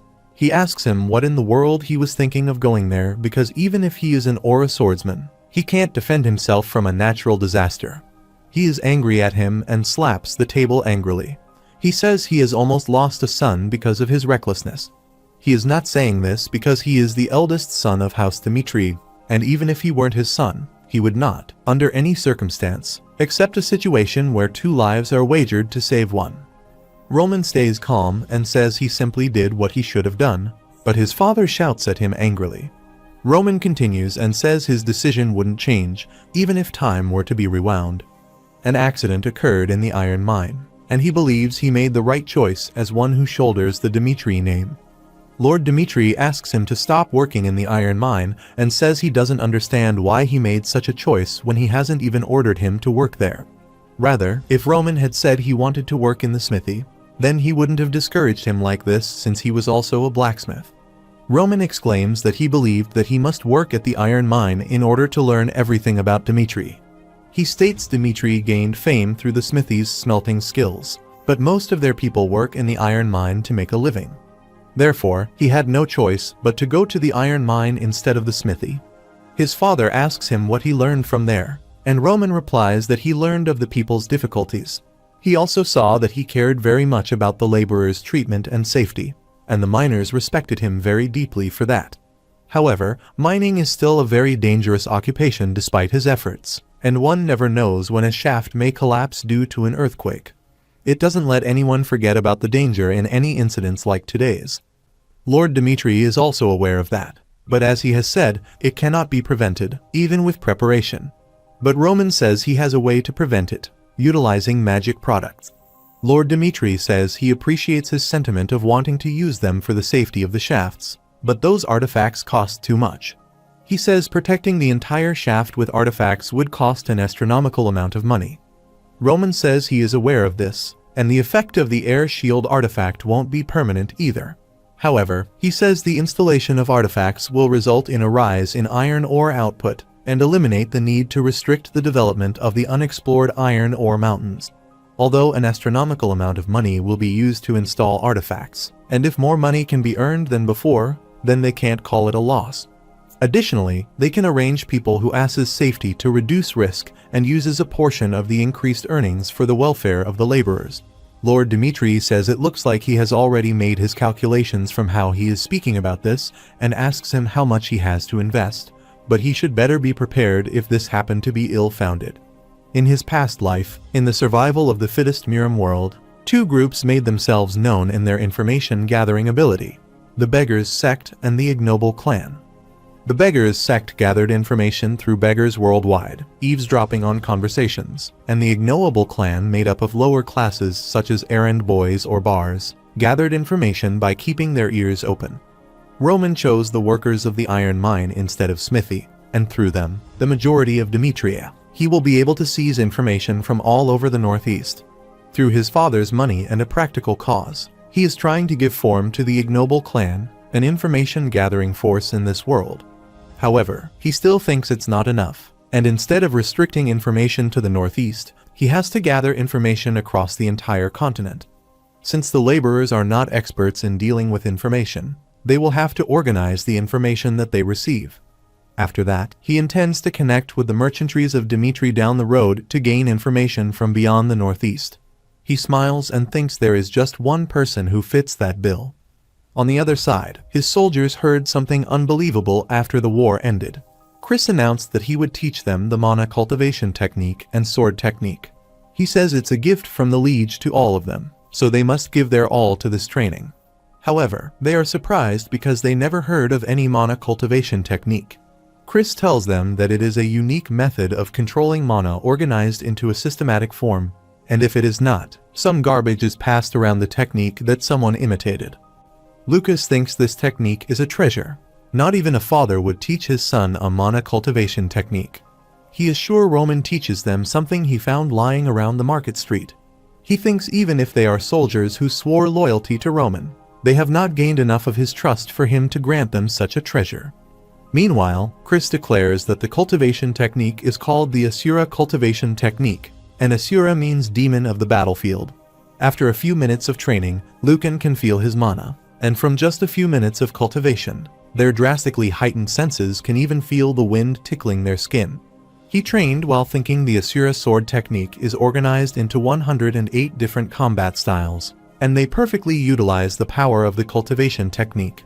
He thinks if he had sole possession of the Asura cultivation and sword technique, he would never have taught this to his soldiers and kept it a secret from his family. Lucas once spent his entire fortune trying to learn a mana cultivation technique and spent each and every day experiencing cataclysmic changes in his life. He was happy during his stay there with Roman Dimitri. One day, Roman calls him and says he wants to make him his bill, but Lucas refuses and says he wants to stay with him. Roman is surprised at his refusal and thinks he has wide personal connections, the adaptive capabilities he showed during the test, and the countless hardships he has experienced as a veteran mercenary. He thinks Lucas fits the bill perfectly, but he says if he ends up managing an information guild, then he will have to leave his side. After running alongside him in the war against Barco, he has pledged his life to him. Roman smiles, thinks his acting is impressive, and asks him something. He asks him why he thinks he taught him all the Asura cultivation and sword techniques, and Lucas replies he doesn't know the reason either. Roman says he gave them all a gift as a reward for their allegiance to him. He asks him if he really thinks the man known as Roman would give away his everything just to acquire his Soliders' loyalty, and says he doesn't wish for loyalty from them all for no reason, and that was simply a reward for him risking their lived by following him to war. Taking that into account, he asks him what he thinks he will give to someone of more value than a simple soldier. Lucas is shocked to know that he would give something greater than the Asura cultivation technique and immediately agrees to obey his order. He bows before him and says he will do his best to create the greatest information guild on the continent. Roman observes that Lucas is a calculating and realistic man, and he is the only one who can be the head of the information guild, the Ignoble Clan. After that, when he goes to the mines, all the miners greet him warmly and thank him for making arrangements for their safety. An only man comes to him and thanks him for saving his son's life. He bows before him and says he will dedicate his entire life to serving him. Roman thanks him with a smile and says he will be in his care. From that day onwards, the heart of the people shifted to Roman, and such an atmosphere placed Baron Romero in deep thought because he knew that the time was not far when his sons would fight for succession. 1 month has already passed since the war against Barco, and Baron Dimitri has arranged a regular meeting in House Dimitri. They start the discussion by saying that House Barco has fallen, and no force is a match for Dimitri in the northeast. One of them says even the pro-Barco forces have expressed their desire to ally themselves with Dimitri. but they have outright rejected discussions with forces sides with Barco at Lord Dimitri's orders. Lord Dimitri says joining forces with those who have dealt unforgettable wounds to them would not be generosity but arrogance. He orders everyone not to negotiate with them ever, and he will make sure to let them know what it means to go against Dimitri. He then orders his men to go to the next subject of discussion. Another starts the next topic and says through this war, Barco showed them the variables that can be created by borrowing an external power. If they and Barco had gone against each other, they would have been an immense threat to them as well through variables such as Flare and Homroas. Captain Jonathan says he wants to increase their military forces to counter such variables and acquire some magic weapons. Lord Dimitri thinks there is nothing that provides more security than military strength. He is being informed that they have plenty of funds thanks to young Master Roman, and they have consumed a considerable amount of their assets from installing artifacts throughout the mining shafts. As a result, the iron ore output increased by 30% in a very short period of time. At this growth rate, they can expect a 100% increase in the near future. Lord Dimitri asks them about their financial losses through the artifacts, and they reply that they are manageable through increased earnings. He thinks Roman's judgment was correct, and by working in the iron mine of his own accord, he experienced the problems there firsthand and came up with the ideal solution. He thinks people's judgment of Roman, which continued to change rapidly, was brought to a full conclusion through this event. Meanwhile, Captain Jonathan asks him how he is thinking of handling the matter of succession. It is the question he is most afraid of at this moment. Captain Jonathan says he chose young Master Rodwell to be the next Lord 3 years ago, since back then, young Master Roman's actions and the youngest Master's disposition didn't seem suited to entrust such an important role. But the situation has changed now, with the war against Barco and the matter of the iron mine's safety, and he is a genius as a swordsman. They believe that young Master Roman's current actions show the characteristics of a ruler. One of them says since there hasn't been an official announcement yet, they believe an impartial competition is in order. They will hold a battle of succession between Roman and Rodwell, and a ripple has been created in the tranquil Dimitri. Lord Dimitri is lost in deep thoughts and thinks Roman has proved his worth in a short period of time, but Rodwell has shouldered the responsibilities of a successor from a young age. He wonders if it is the right call to make them compete against each other for succession after all this time. However, he says he will keep watch on the situation and consider what to do. Later, when he is in his office, he thinks the succession matter requires the agreement of key individuals, the vassals, the iron mine master, and Hendrik, the blacksmith master. Only with the agreement of 3 powers can one be included in the competition, even while being resolved in the most chaos. He then orders his guard to summon Hans, and when he comes, Lord Dimitri asks him if Roman would be suited for the position of the successor of House Dimitri. Hans stays quiet for a while, and then says if he had asked him that question 3 months ago, then he would have answered no. However, the current young master is different, and from what he has seen of him while by his side, he has grown to be a man suitable to be a successor. Lord Dimitri asks him to explain everything to him, and he replies that young Master Roman told him that he was working in the iron mine to gain an understanding of the people of Dimitri. He humbled himself to figure out their feelings and faced the reality of Dimitri head-on while interacting with them. The current young Master Roman is someone who cares about his responsibilities as one who carries the Dimitri name. After that, he summons the Iron Mine Master and says he has something to ask him about the Iron Mine collapse incident. After some time, Master Jacob and Markin appear there. Lord Dimitri asks Jacob who is behind him, and he replies that he heard he wanted to hear about what happened in the iron mine, so he has brought someone who was at the scene. He tells Morkan to introduce himself, but he gets scared and says his name is Morkan from the iron mine. Lord Dimitri asks him to tell him in detail what happened that day, and he reveals that the incident occurred 1 week after the young master started working in the mine. The shaft collapsed, burying one of the workers while they tried to make the safest choice by following the manual due to the risk of further collapse. Young Master Roman stated that he had the strength to save the worker, and headed to the site despite their dissuasion to rescue the worker. He said he didn't have a favorable impression of the young master at first, but now he has realized how foolish he was to have thought such. During the incident, the young master stated that he was responsible for resolving the problems of the people as the eldest son of House Dimitri. He says the rescue of the worker was the will of none other than the young master himself. He bows before him and says he wants to say that young Master Roman is a successor that he would trust and follow with all his heart. Lord Dimitri thinks everyone is saying that Roman is fit to be a successor, but he still can't make his decision. The most important decision from the smithy still remains. On the other side, a blacksmith comes to Master Hendrik and says several items have been requested for repair in the name of young Master Roman, and he is shocked when he asks him to take them. He asks Master to repeat himself, and he angrily asks if he is deaf when he asked him to take them. He thinks he wants to refuse, but after hearing Jacob's stories of what happened in the iron mine, he kind of feels sorry for treating him badly. After that, he was shocked to see the armor's conditions and wondered how much they trained for them to get like this. But he is shocked to see a sword in the luggage and thinks it has a smooth blade edge, and its degree of strength is also just right. He thinks this is an excellent sword that can't be seen easily, even in the land of blacksmiths Dimitri. He wonders where the young master got something like this. He finds out that mana sensitivity is extraordinary, and if it had this much of an effect, even without infusing mana, or a swordman would go crazy over this sword. He takes pride in being the best in the continent in terms of forging ironworks, but enhancing mana's sensitivity is an entirely different story. He thinks he will ask the young master by himself. He then repairs all the weapons in no time, and Chris is shocked at his speed and says he thought it would take at least 2 weeks. The blacksmith says something like this: "This world usually takes 2 weeks, but Master Hendrik was on a high note for some reason, which made all the blacksmiths focus on this job." Meanwhile, Master Hendrik appears there with sleepy eyes and asks Roman where he got this sword. He asks him about the person who made that sword, and Roman smiles and says he didn't get it anywhere. Master Hendrik asks what he meant by this, and Roman replies he made that sword by himself. Master Hendrik gets angry at this and asks if he really expects him to believe this.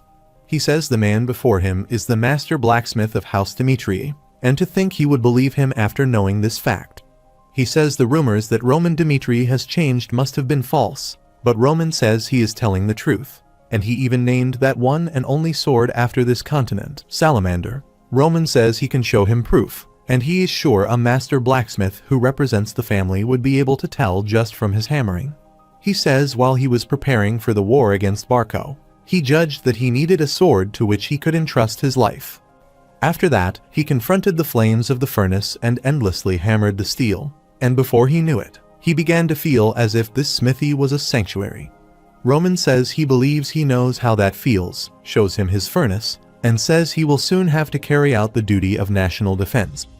Therefore, he recently started forging a sword to replace Salamander.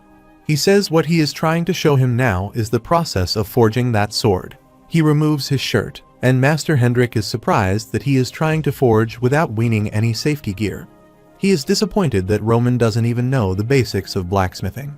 But he is shocked when Roman starts hammering and thinks the standard of handling iron is different between this world and the Miram. Because the people of this world can't fully control mana, they invest more time and effort in the sword's capabilities. On the other hand, those of the Miram fundamentally prioritize the smooth operation of Kai, a sword that maximized Kai efficiency.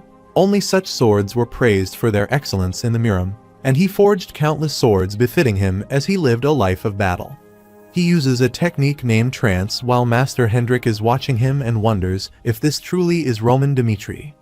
Everything about his attitude toward the steel, the speed of his hammering, and the sound of the hammer and steel clashing is perfect. He reminds me of Lord Romero in his prime. He thinks Bloodline can't be fooled. He then bows before him, says he truly is the owner of that sword, and apologizes to him for his rude behavior. Roman smiles and says he will give Salamander to him. He says he is forging a new sword and has sold his sword off on his own in the past. Therefore, he wants him to take Salamander as a gift. 3 years ago, Master Hendrik came to Dimitri House, called Lord Dimitri, and asked if his eldest son was so important that he was willing to throw the future of House Dimitri down the drain. He said 10 out of 10 people would click their tongues and call him a moron if they were asked what sort of person Roman was. He asked the Lord if he seriously wished for Roman to become the successor of the House of Dimitri. He asked him to consider the alternatives and talked about the second-born Rodwell. He said not only had he learned blacksmithing since he was young, but he was also proving his worth in the capital right now. At present, Lord Dimitri thinks Roman has changed after those years, but he is worried that Hendrik won't acknowledge it. But he is shocked when Master Hendrik says he certainly agrees because Roman is more than qualified to become a successor. Lord Dimitri asks him if he is serious, while Hendrik says he can't dare to lie to him. He says Roman has been working hard with blood, sweat, and tears from where no one could see him. He also tells him that when he ordered him to give Roman some weapons, he gave him bad products due to his animosity toward him. But he said something at that time and stated that his actions of providing products of this level to soldiers is nothing less than murder. On the night of that day, as he was slowly going through Roman's actions, he had this thought that Roman possesses insight befitting of House Dimitri. Not only that, he saw Roman working in the smithy with his own eyes, and as he watched him engrossed in his work while confronting the heat of the flames from the furnace, he could not help but be drawn to him as a fellow blacksmith. He also shows the Lord the sword Roman made himself, and he is certain he will see the value of this sword from a single glance. Lord Dimitri grabs the sword and is shocked to see that Roman has made such an incredible sword. Master Hendrik says that, as the master, he believes he must reconsider the decision he made 3 years ago. After that, Lord Dimitri takes Rodwell's letter out of a drawer and informs him that he was recently promoted to Class S in the Royal Academy of Kairos. From now on, it looks like he will be going beyond theory classes and gaining experience as a commanding officer on the field. He also writes that he will graduate with the best grades in the Royal Academy, and as a son, he can be proud of. He promises his father that he will show Dimitri a new future. Lord Dimitri stands in front of the window and thinks Roman and Rodwell are both outstanding talents, but not even Rodwell, who is considered a genius, can be compared to the current Roman. He thinks Roman is a man talented enough to be known not only in the Kingdom of Cairo, but throughout the entire continent. Once Rodwell graduates from the academy, and Roman fulfills his duty in national defense, that is when he will declare the Battle of Succession. A few days later, Willas, a Valhallan priest and ranking judge, entered Dimitri. Lord Dimitri comes by himself, welcomes him, and asks if he has come from the Valhalla temple. He introduces himself as Willas, a priest of the Cairo branch of the Valhalla temple. He says he heard that Roman Dimitri had defeated the ranker Homroas, and it was so unprecedented that he came to see the man in person to confirm whether he needed to be reflected in the ranking or not. It is said that ranking assessments are used for the low rank. Families that possess a ranker are considered a meritorious family just from that one fact. Lord Dimitri says, unfortunately, Roman has been working in the smithy for the past several days, so he suggests they should get some rest today and meet him tomorrow. He also says they can take this time to have a look around Dimitri.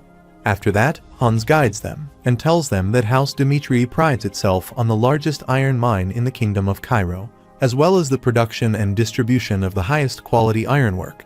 He says they will see once they look around, but the foundations of the castle interiors are made with iron. Suddenly, Willas looks backward where the soldiers are training. He asks Hans if he can observe the training for a bit. Hans allows him and says he can see them from a distance. He then comes outside, where Kevin and Pucky are having a duel, and he makes Kevin's fun and asks if his body is going to last with such complete disregard for defense. Kevin challenges him and asks him to say that after he wins. Pucky asks him to come to him, and Willas is shocked to see that both soldiers are Aura swordsmen. It is revealed that among the 30 men recruited as Roman soldiers, not a single one of them was Aura swordsman. When he looked at Pucky, he said it looked like he was born with a martial physique, but no one knew what he meant by that back then. But one day, not even a month later, Pucky succeeded in manifesting Aura. After that, the soldiers' attitude toward their training changed. They risked their lives to get stronger, to surpass that wall. Now, when Pucky and Kevin are fighting, they release an immense amount of aura, but Kevin is able to keep it up with his power. Pucky shouts at him and says he is so creepy, but Kevin's aura surpasses his, and he makes him fall in a backward direction. Pucky says there is no need for him to go this far, but Kevin asks him to take this fight seriously. He then says that if this were a battlefield, his head would be on the floor by now. He puts the sword on his neck, but leaves him since it is a simple duel. Meanwhile, Willas is shocked to see them and wonders what he is witnessing right now in the world. All the soldiers use the same swordsmanship and are very proficient at it. He is shocked to see that they are seriously soldiers from a remote region like this. He thinks it looks like he is looking at a miniature version of the Valhalla Empire. He is sure that they are not regular soldiers but knights that Dmitri explicitly devoted to raising. He wonders when Dmitri possessed such power. He has certainly confirmed that Dmitri is the true power of the Northeast, but this goes beyond the scale of a countryside family. Meanwhile, the boy with him calls him and asks if Dmitri is really a mining city, and he replies he is also doubting his eyes right now. He says he is sure of the fact that they are not regular soldiers, and they must be the Dmitri Knights of Baron Romero. Hans calls him and says they are not members of the Dmitri Knights and are not affiliated with any organization. He reveals that they are simply young Master Roman's private soldiers.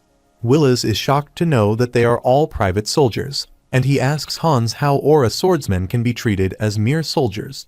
He asks him if they were hired using an enormous amount of money or if they are knight apprentices. Hans gets confused and says he doesn't know why he asks such questions, but if he talks about Kevin and Pucky over there, they were not Aura swordsmen until recently.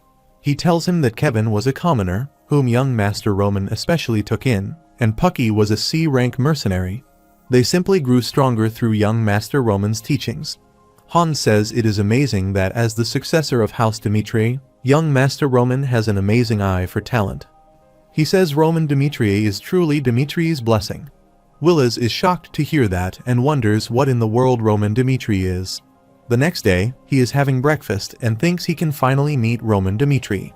He wonders if he is a hidden dragon who has yet to earn his opportunity or a hero made through performance. Soon, he is informed that young Master Roman has arrived. Willis observes his appearance and that he has an undaunting gait, eyes that naturally peer downward, and an adequately relaxed expression. He observes that Roman is accustomed to the life of the strong. He greets Willis warmly and introduces himself. Willis then asks him if it is true that he defeated Homroas in the warrior battle. When Roman says yes, he says it seems he still hasn't realized what he has accomplished. He says Homroas wasn't simply ranked 49th, but someone who was expected to rise even higher after rising to a 4-star. Roman defeated such a man at the age of 25. And it means that it is not an understatement to call him the greatest genius in the history of Cairo. Roman says he is just beating around the bush to say that he did a logically impossible thing. He asks him to cut straight to the chase, and Willis says he will tell him about the ranking procedure before confirming the truth. He states that a ranking battle is divided into official and unofficial battles. In an official battle, one must defeat an opponent in front of an observer after receiving the Valhalla Temple's permission. The results of an official battle are reflected in the ranking immediately after, and he is provided an ID that verifies his rank. However, in an unofficial battle where one defeats a ranker in an abrupt battle, that ranker's spot becomes vacant, and the existing ranking is moved upward after 1 year. Someone can't under any circumstances claim the rank of the ranker, even if they come out victorious in an unofficial battle. He says if Roman verified his qualification, then the lowest spot of the ranking would be granted to the winner of the unofficial battle. Roman thinks he is trying to say that he can become ranked 100 if he proves his strength. Willis says the Valhalla Temple only believed in what they confirmed with their own eyes. They use an aura gauge to confirm the qualifications of the winner of the unofficial battle. He shows him the aura gauge and says if he passes the criteria they have decided on with the aura gauge, he will be considered to have met the qualifications and be granted the lowest rank. In such a case, unlike in official matches, they don't provide ID. They simply take their time because those in rank 100 become prey for the challengers. Roman asks him if there is a reason to go that far to become a ranker, and Willis replies it is because they let his name as a swordsman be known to the entire world, even if there is no particular reward. Roman smiles and asks if this is the reason why it would be easier for him to defeat a higher ranker in an official battle. Willis replies that an official battle is the best way to prove his abilities, but official battles can't be commenced at will like that.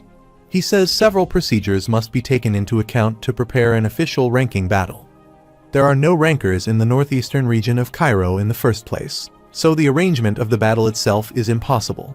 He then asks him to commence the test and says the color of the aura gauge will change once he infuses his mana into it. Red for 1 star, orange for 2 stars, yellow for 3 stars, and anything 4 stars and above will display a green color. He says he has defeated a 4-star aura swordsman, so he must display at least a 3-star yellow to meet the qualifications. Roman puts his hand on the mana guad, thinking this world is highly developed in mana, unlike in Miram. He wonders what sorts of beings mages are to create a tool that simply gauges a martial artist's skills. He wonders if they are like sorcerers of the Miram, or if they are superhumans who have reached the realm of God. He thinks he can't overlook the power of magic, and Willis asks him to begin the test. Roman thinks the logic of the two worlds is different and wonders what will happen if he infuses his mana with this world's methods. He smiles and thinks he will test it out now. He infuses his mana into the mana guaj, and Willis is shocked to see an immense amount of mana surrounding him. He wonders what in the world this is because he has never seen this before. First, the gauge takes orange colors, and Willis is shocked at such a fast result because the measurement usually takes around 5 minutes. Then it turns yellow, and Willis thinks even if he is a 4-star aura swordsman, he never expected to change the color so rapidly. Roman thinks the methods of this world can only take him this far, so he will try using the methods of the Miram. He then infuses more mana into the gauge, turning it green. But after more pressure, Willis is shocked to see a crack into the aura guaj.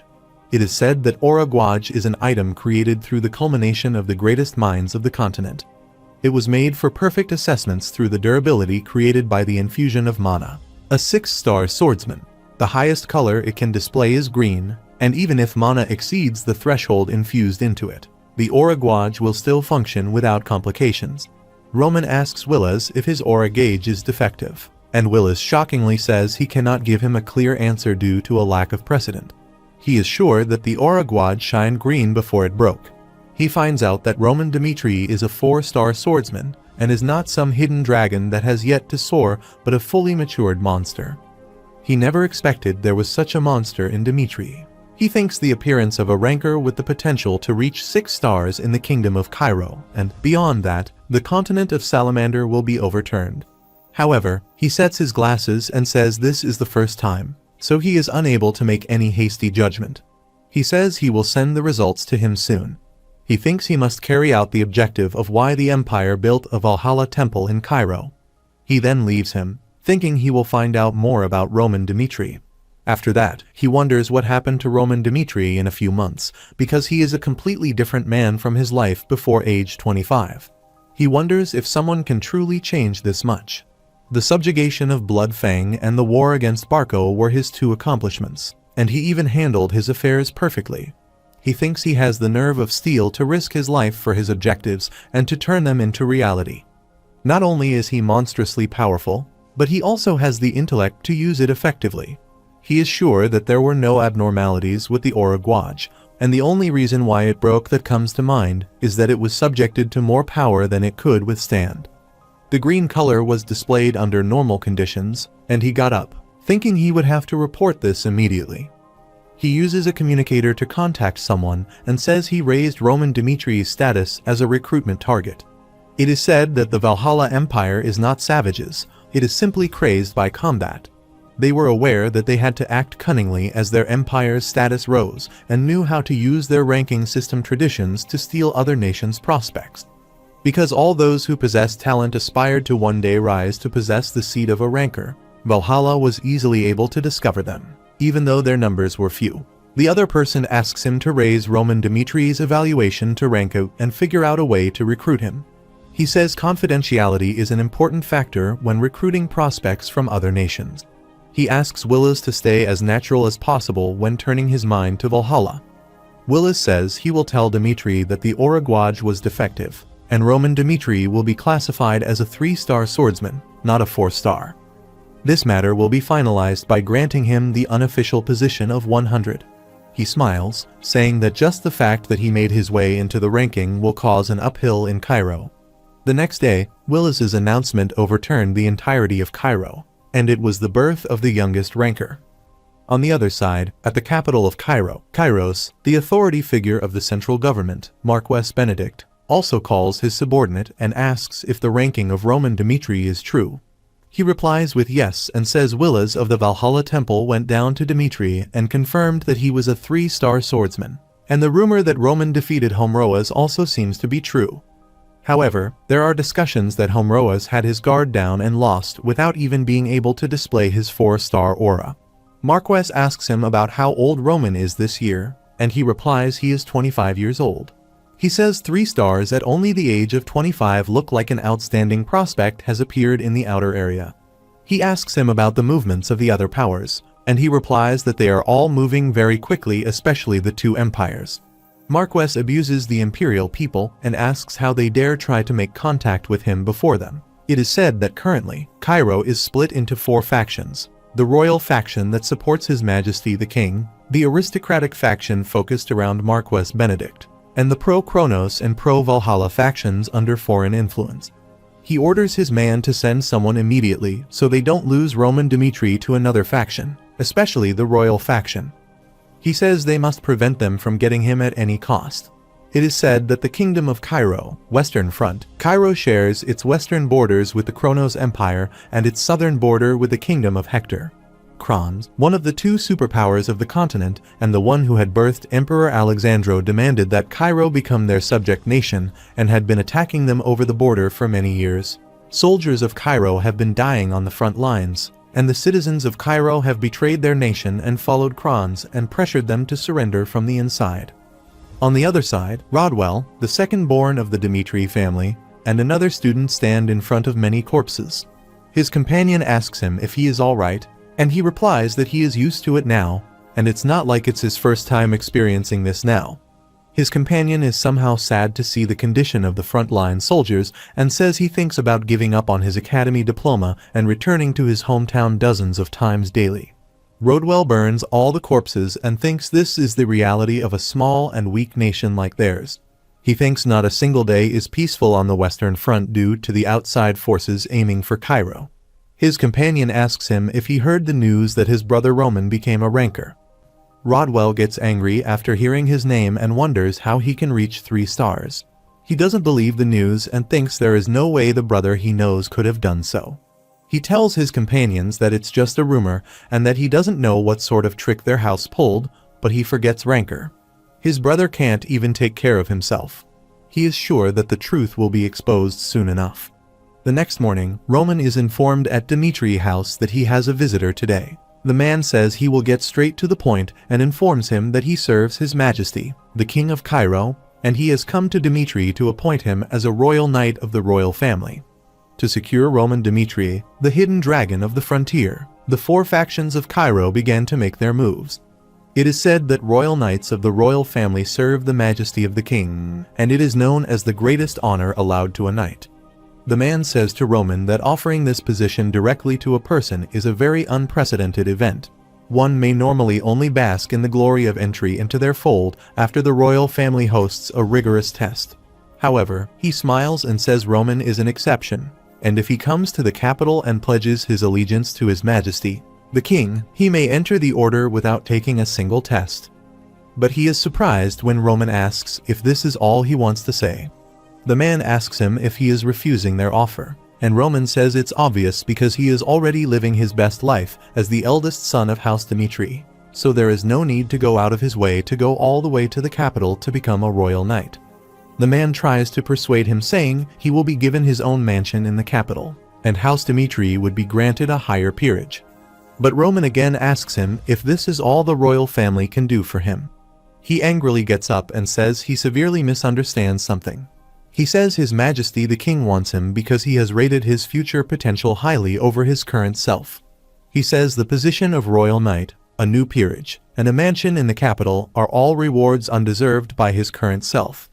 But Roman looks into his eyes directly and says he is the one who is misunderstanding. He tells him that someone from the house of Count Gregory visited him 5 days ago, and they offered him a mansion in the capital, land that is several thousand pyong wide, and countless treasures.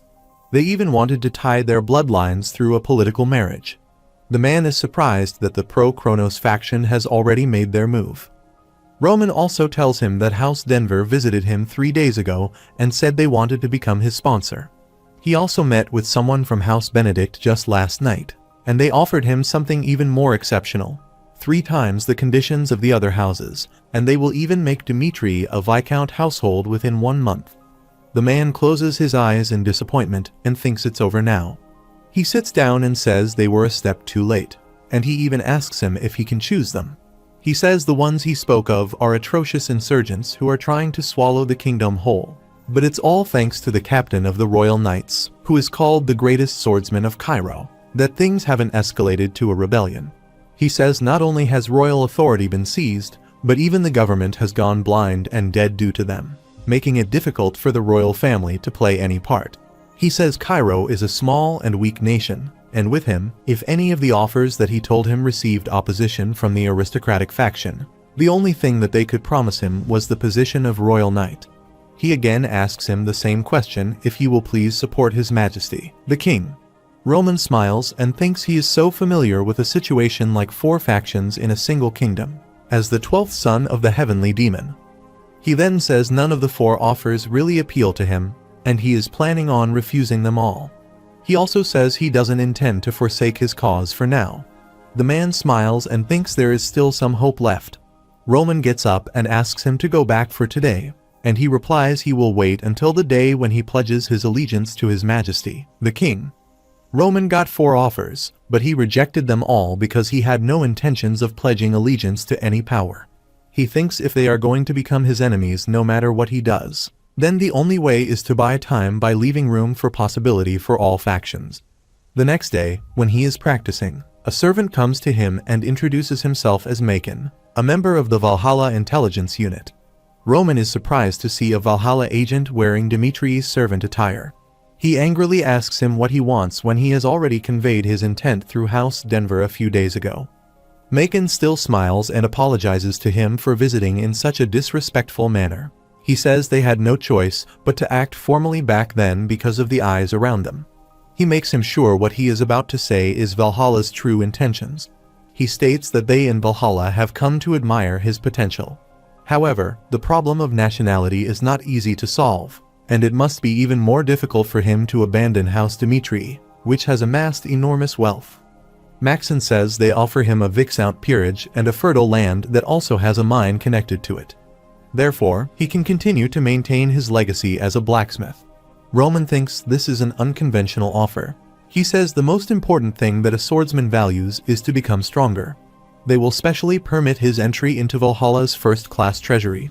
He reveals that Valhalla stores their cultivation techniques, sword techniques, and their ancestral records within their own treasuries. The treasuries are divided into classes based on the level of their content, and excluding the special class treasury. The highest class treasury was the first class one, if he remembers correctly. He reveals that Valhalla will soon conquer the entire continent and stand as the one true empire, so staying in Cairo is a shortcut to his death. He asks him to bask in Valhalla's glorious future alongside them, but he is shocked when Roman refuses his offer. He asks him if he is serious, and Roman replies the reason for his refusal is not because the offer is lacking, or because of his loyalty to this kingdom. He says he has received many offers lately. He says, considering Cairo's domestic situation and the offers to become the Royal Knight, Marquess Benedict, Count Gregory, and Count Denver, they are not simply asking him to pledge allegiance to one power, but to make a definitive decision on which path he will walk. He says he is now at a crossroads, so he would like to take some time to see if one is worth risking his life for with his own eyes instead of trusting in nothing but words. He thinks of a way to raise his value without making a single decision to present himself as a loyal subject, while seeing how it would be difficult to make him bend the knee, but that he could still become one of their most loyal retainers if they manage to win him over. Macon is tempted without even realizing he has fallen into a trap and says he is not sure how he will go about confirming Valhalla's worth, but they won't be able to wait very long. He implores him to give them an answer to their offer as soon as possible. He is about to leave when he turns back and says he will give him a gift to hope for their continued relationship. He smiles and asks him to beware of the southern front. That place is no different from a time bomb waiting to detonate at any moment. A few days later, he is ready to go to the battlefield and sees off his parents. He makes them sure that he will return safe and sound. His father is still worried about him, while his mother is calm and asks him not to worry too much since he is not dispatched to the western front bordering Kronos and is dispatched to the safe southern front. His father says he is sure he will return to them safely, but a parent can't help but worry about their child. Roman comes outside and calls his soldiers to accompany him to the battlefield. At this point, no one knew what would result from Roman's summon to the southern front. When they reach the southern front's final base, he tells his soldiers that they will rest up there for today and go to the southern training hall at first light. He has rented an inn for his soldiers, but when he goes inside, he hears some noises. He comes downstairs where a noble is humiliating his soldiers. The boy introduces himself as the second son of House Albert, Henry Albert. A few moments ago, he was reading the letter received from the Marquess, and he wrote that he heard Roman was going to carry out his duty of national defense. He says he understands his dedication to this kingdom, but he can't allow someone who may become one of them to have his health ruined from being in a barren environment. He has pulled some strings for him to be dispatched to the southern front, and House Benedict is always waiting for him. Roman thinks his display of goodwill has been going on for the last few months, and he has sent him many letters. The Marquess, who leads the aristocratic faction, must really not want to lose him, since there is no better talent than him to go against the royal knights. Moreover, the Marquess says the southern front is safe, while the Valhallan intelligence agent says it is a ticking time bomb waiting to detonate. Therefore, he guesses he will find out once he gets there. Meanwhile, he comes outside, where the second son of House Albert is making a fuss. He calls himself a descendant of one of Cairo's prestigious families, wishes to use this inn, and humiliates Chris, calling him low-lives. Roman calls Chris and asks him about the matter. Chris tells him that Henry Albert asked them to get out since he would like to use this inn, and he tells him that they have booked the entire place, but he is being very insistent. Roman thinks he is drowning himself in their former glory when House Albert is no longer a prestigious family. He stands in front of him and asks why they should leave, and Henry asks him if he is their owner. Roman replies with yes, and he asks him to read the room. He exclaims that he doesn't know where he is from, but he should understand that upsetting him would turn out very badly for him. He gives Roman 10 minutes and asks him to take the trash and get out of sight. Roman gets angry at the thought that is how members of a remote house like Dimitri are treated. He replies that he will not leave this inn and takes out his sword, saying there is a simple way to resolve issues in such situations. He asks Henry to draw his sword. If he defeats him, he will gladly leave this inn. Henry gets angry at his challenge and is about to take his sword when his soldier asks him to stop immediately. He tells him that the man is Roman Dimitri. He reveals Roman is the swordsman who recently rose to become the youngest ranker in history. Henry is scared of him now, and he never thought this man would be Roman Dimitri. He remembers he is Cairo's youngest ranker, and in the war against Barco, he killed their eldest son in front of his own father. He looks at Roman's flashing eyes and thinks he is a demon devoid of blood and tears. He is scared of Roman and asks him to come forward and attack him. Henry thinks he is dead the moment he draws this sword. He then makes an excuse that he also had an arrangement and asks him to wrap this up as his bad and consider it as resolved. He looks at him and says he would love nothing more than to punish him for disrespecting House Albert. But when Roman looks at him, he gets more scared and runs away from Dimitri. Roman sees them going and thinks this is what the southern front is like. Similarly, on that day, 3 familiar incidents happened, and they all scurrying away after hearing Roman's name. The bar attendant woman tells Roman it is common there, and compared to the western front, there is no real danger on the southern front since they have a relatively amicable relationship with Hector. Therefore, the children of nobles who fail to escape conscription do their best to go to the southern front, also known as the resort. The training is lax there, and there is not anything one would need to risk their lives over. It's the perfect place for nobles to complete their national defense duty. After that, Roman reads the map and thinks 48 days ago, the kingdom of Hector's scouts crossed the border, although they went back after only confirming movements of the southern front and made 3 more checks of the southern front after that. However, it can't be certain whether they are preparing for a war or not. But from the gathering of the fragments of information alone, the current southern front is by no means a sanctuary. Roman smiles at the name of war and thinks he smells a familiar scent of blood in the air. A few days later, they reach the training camp, where the Viscount Bale Frank is their captain.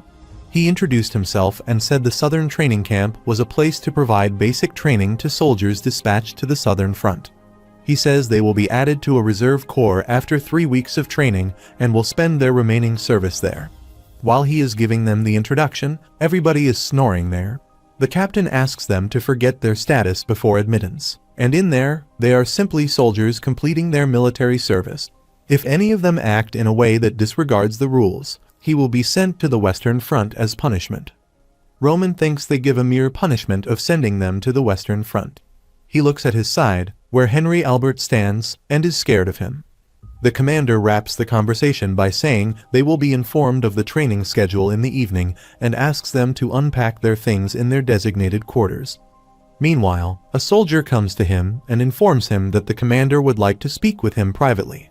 When he goes there, he welcomes him warmly and asks if he had a comfortable trip to the south, and Roman replies there were no issues. He offers him tea and says he was very excited when he heard Roman was sent there. He calls him the youngest ranker and says he was elated just by the news of the birth of a hidden dragon in Dimitri. He has called him there to confirm something and asks if it is true that Marquess Benedict pulled strongest for him to be sent to the Southern Front. Roman replies that it is true, but he didn't ask him to do so. Instead, he heard that he pulled strings to make it happen. The commander thinks Marquess Benedict is investing a significant amount in Roman. If he connects with Roman in advance, he may get the chance to enter the central government. He comes straight to his point and says he wants to leave a good impression on the Marquess. He says the southern training camp isn't bad, but it can't be compared to the luxurious life of a member of the central government. He says he will do his best to accommodate him during his stay there.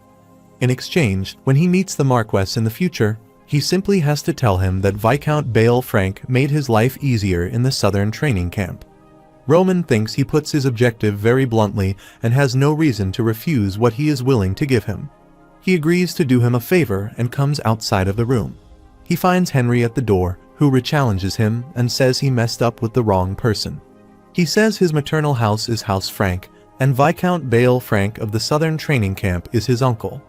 Roman rudely asks him what he expects him to do with that information, and Henry challenges him and says his life will be messed up from now on. He enters the room and asks him to wait for him there. He calls his uncle and asks what he will do if someone from a mere baron household threatens his life. The commander gets up angrily and asks who dared to threaten him. Roman listens to them quietly while the commander comes out asking who dared to touch his nephew, and he will trample them if it's the last thing he does. Henry happily takes him out of the room and points toward Roman, saying he is threatening him. But instead of saying anything, the commander slaps Henry's face forcefully. Henry remembers his love for Uncle Blee. He has been very close to him since he was little and listened to any request he made of him. There was a time when he cherished Uncle Bale more than even his parents. But today, he is so much hurt when his uncle slaps him and looks at him shockingly. The commander thinks the other party is Roman Dimitri, the one who has received Marquess Benedict's favor, and someone with limitless potential in his future. He apologizes to Roman on his nephew's behalf and says he should have educated him better. Roman says he will just let it go since he is so considerate. After that, when Roman leaves, he shouts at Henry and says Roman is someone Marquess Benedict has his eyes on. He asks him what he was thinking of doing by going against him. Henry is still shocked and asks him how he struck him. The commander sits before him and asks affectionately when he will be grown. He says if he acts there as he does back in the Albert estate, he won't be able to protect him. He also says Roman may have harbored some ill feelings toward them from today's matter, so from now on, he will stick him with Roman in everything, from training to the reserve corps formation. He asks him to form an amicable relationship with Roman no matter what. He also warns him that he will send him to the Western Front if he doesn't follow his instructions. After some time, Roman goes to his room and is surprised to see a private quarter for him. He thinks Viscount Bale is surely trying very hard. He thinks a man who openly discloses his ambition is easy to control. It doesn't look like life in the Southern Training Camp will be all that bad. At the same time, Southern Training Camp General Instructor McBurney isn't happy with his job of organizing war games for the nobles. He was a veteran warrior active on the Western Front 3 years ago. He volunteered to fight on the Western Front out of sheer loyalty to the kingdom. Throughout countless battles in the span of 10 years, he protected Cairo. He started from common origins and rose to a commander who led an honored man, but only a moment was enough for it all to perish. During a fierce battle to protect the Western Front, he lost his sword-wielding right arm. At that moment, rather than the searing pain, He suffered more from the fact that his life as a warrior had been brought to an end. Later, to acknowledge his accomplishments in the front thus far, they appointed him as a training instructor at the Southern Training Camp. They said he had to leave the battlefield, but he would be able to protect Cairo from there. It was very painful for him, but he decided to accept reality. However, he found the Southern Training Camp's training system an absolute train wreck. Everyone received the exact same level of training in the Western Training Camp, but the nobles in the Southern Training Camp were completely exempted from training. He then planned a tight training system, starting with the 3-week basic physical training, but it would be meaningless if the nobles who commanded the soldiers didn't partake in the training. He wonders the meaning of all this and thinks they could at least pretend to be training. The nobles relaxed and sat there all the time and had a chit-chat with each other. McBurney was worried to see them and thinks he can't believe they are this laid back on the front lines. He decides to leave the training when he is surprised to see Roman and his soldiers in front of him. He is shocked to see them and wonders if this is really Southern Training Camp because it has never happened there before. They have lined up in perfect rows, and there is even a commander in front of them. He wonders if they still don't know much about the Southern Training Camp. He goes to Roman and says the Southern Training Camp doesn't force nobles to train. He smiles and says if he wants to break, then he can go to the shade and watch the training like the others. Roman looks toward the other nobles and asks if he is saying such a thing because of them, and he smiles and says it's true. He says their enemies' attacks don't discriminate between status on the battlefield, and not all wars take place in an open field. He says that for a commander to perform his role in various terrains, he needs at least a bare minimum level of stamina to keep up with his soldiers. Hence, it is natural for a commander with the authority to give orders to participate in training as well. He also understands that the training in the Southern Training Camp is a way to confirm the soldier's strength and a process to pass on experience. McBurney is shocked at his speech and thinks he does not even have a perfect understanding of the meaning of the training. Roman says he doesn't need to make such a fake smile in front of him, and he is ready to receive any form of training, regardless of his status. It's his first time hearing a noble say that he will devote himself to his training. He heard people risk their lives for the people who acknowledge them. He was going to make some compromises to commence the training, but not anymore. He goes toward the stage and thinks he will do the best he can in these 3 weeks. He announces that they will now begin the first week of physical training. This is how McBurney's decision opened the gates of training hell. He trains them hard and says this training aims to prepare them for the restless war zone by bestowing upon the ability to make quick movements anytime and anywhere. McBurney says they will climb this mountain every single day, regardless of the weather. However, other nobles are tired and shocked to see Roman and his soldiers running fast, and they don't have any sign of tiredness. McBurney tells them about the war, and that it is a psychological battle that one never knows when it will end. But through endless swinging training without a specified quota, they must overcome their limits. He says that he will extend the training of those who give up midway, even if they have to cut back on sleep. After that, when they had some time to rest, other nobles relaxed and said the people lied to them, saying training in the Southern Camp was lax. They were never informed that they were going to be this hard from the first day. Meanwhile, Henderson calls them from aside and asks them to lower their tones. One of them says that compared to them, they are drafted soldiers. He says they could have also handled training at that level if they had had plenty of time to prepare. He says there is a gap because they haven't trained for as long as they have. Henderson asks them how much training they have received, and he replies they have only trained for barely a year. He is sure that they would be worse than them, who have obviously trained for years. Henderson says they seem to have made a mistake, and they only started training 3 months ago and didn't have time to prepare. He asks them not to make excuses, while the truth is that they didn't give it their all. A few months ago, when he checked the soldier recruitment notice, Henderson decided to become Roman Dimitri's subordinate. He thinks it's just being a private soldier, so he is sure he won't need any outstanding qualifications. However, that was a massive delusion, and veteran mercenaries like Lucas, Pucky, and the like gathered for Roman's shocking conditions with his offer. Henderson soon became a herbivore surrounded by beasts. One day, he went to Chris and said he didn't think he had the right to serve Lord Roman because he was nothing more than a novice who didn't even know how to swing a sword properly. He was ashamed and said that he was someone who had been nothing but a farmer all his life, and stepping up to serve Lord Roman was an arrogant judgment. Chris asked if he was saying something because he was subpar compared to the others. He told him that when he first saw Kevin, he was just a brat with nothing but spite in his eyes. At that time, he couldn't understand why Roman took in a common boy. But in such a short time, Kevin had grown into a warrior no one dared to ignore. When he first met him, he challenged him as the ignorant self, and his front teeth were almost blown away. Chris thought he was nothing more than a frog in a well, and he changed through the liege's guidance just like them. He told Henderson that his liege had personally taken him in as his solider, and he may be pathetic right now, but he has the potential to grow, just as he and Kevin had. He said their liege who they served was someone who could turn that into reality. At that time, Henderson couldn't believe in himself, but thought Roman must have had a reason to choose him among all those applicants.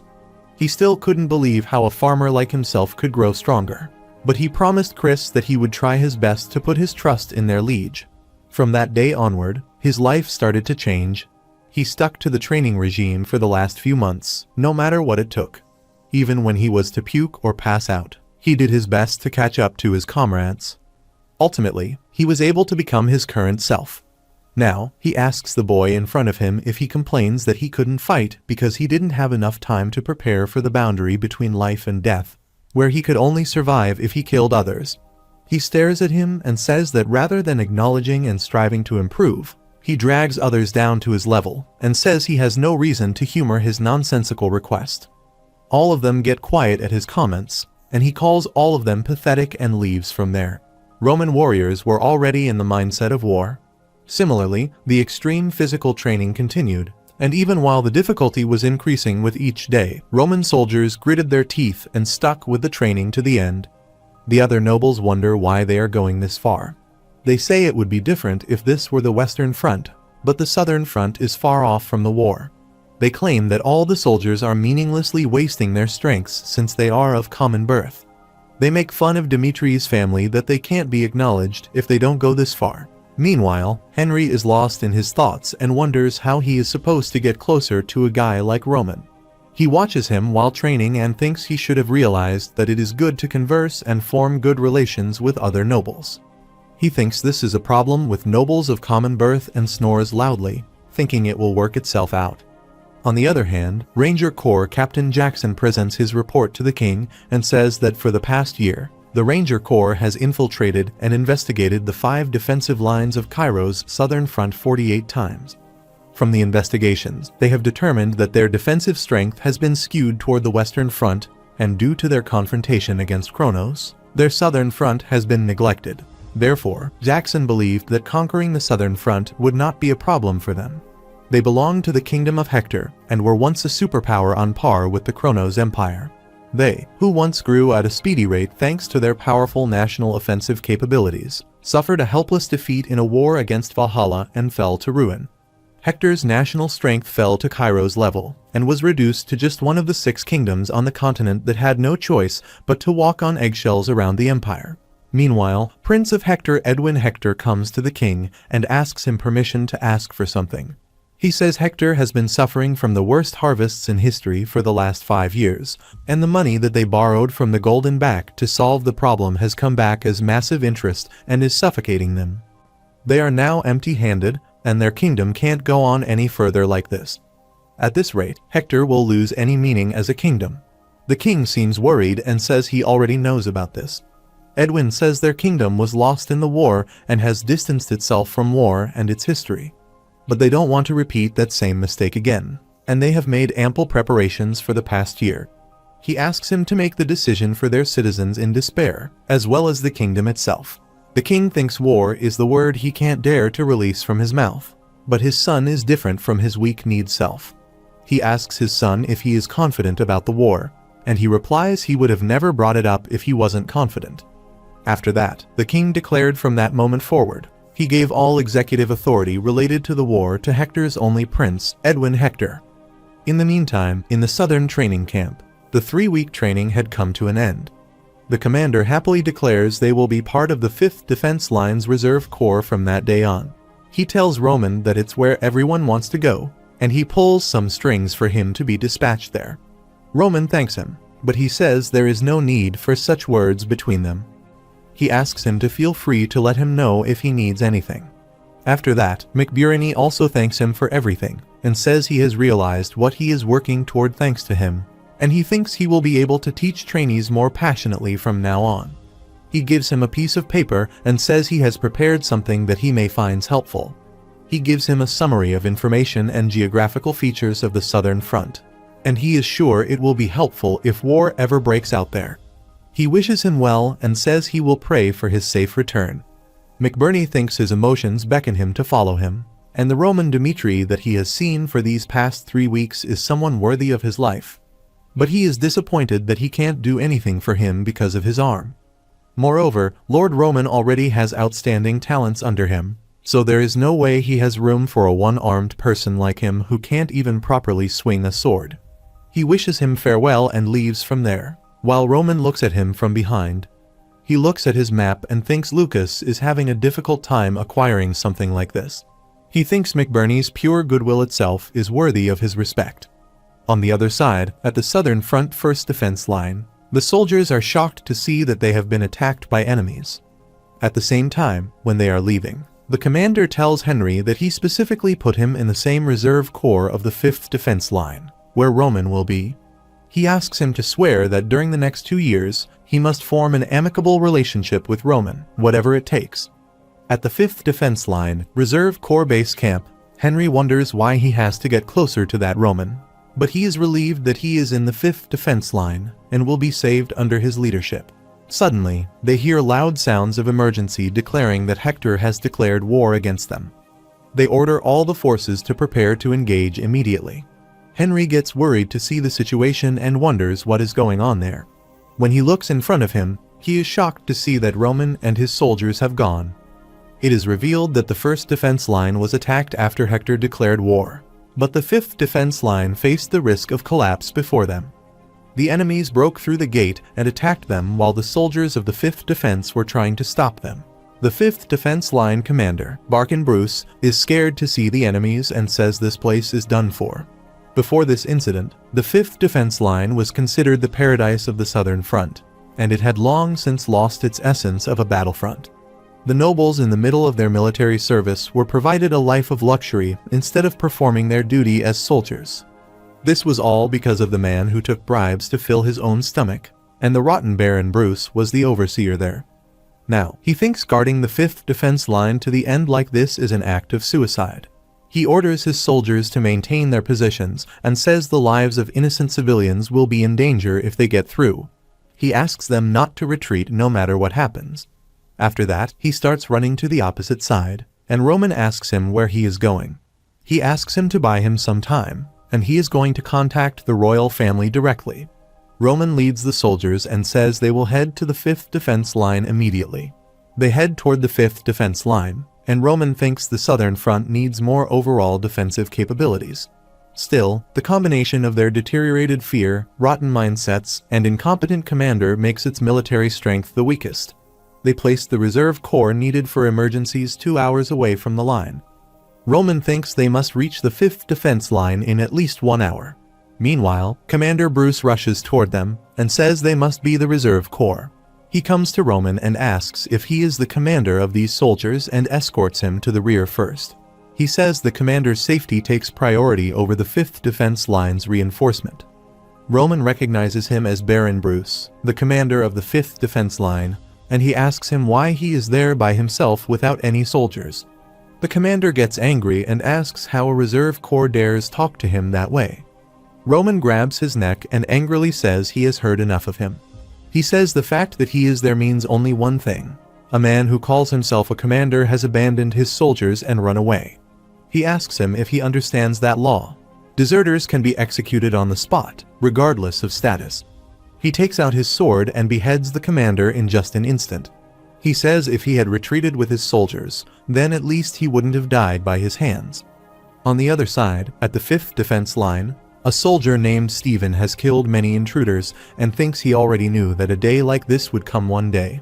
He never thought that a commander would abandon his soldiers. Suddenly, an enemy attacks him, and he gets seriously injured. He sits to the ground and thinks everything is over now. Meanwhile, 2 enemies rush to attack him, but Roman appeared from behind and slashed them in an instant. Stephen is shocked to see him, and Roman tells him that Baron Bruce is dead, and he is the one responsible for this place now. Roman thinks he is on Lucas's list of names, and he tells him that Stephen is the only person who would be useful on the 5th defense line. He says they have been guarding the 5th defense line for years, so he will trust his judgment and asks him how they can protect this place. He says if he says that there is no hope, then he, Roman Demetrie, will have all forces retreat as the commander of the Reserve Corps. Stephen is shocked and wonders if he is the famous Roman Demetrie, and he tells him that the flow of battle is highly strained. For now, retreat would be the correct decision, but they would then yield an advantageous position to their enemies. If Hector occupies even one of the 5 defense lines, they will obtain a path in which they can mobilize supply units, in which case, the war would be prolonged. Roman says there is only one way. They must use the railings to block the enemies from forcing their way through the gate, and he will buy enough time for them to install the railings.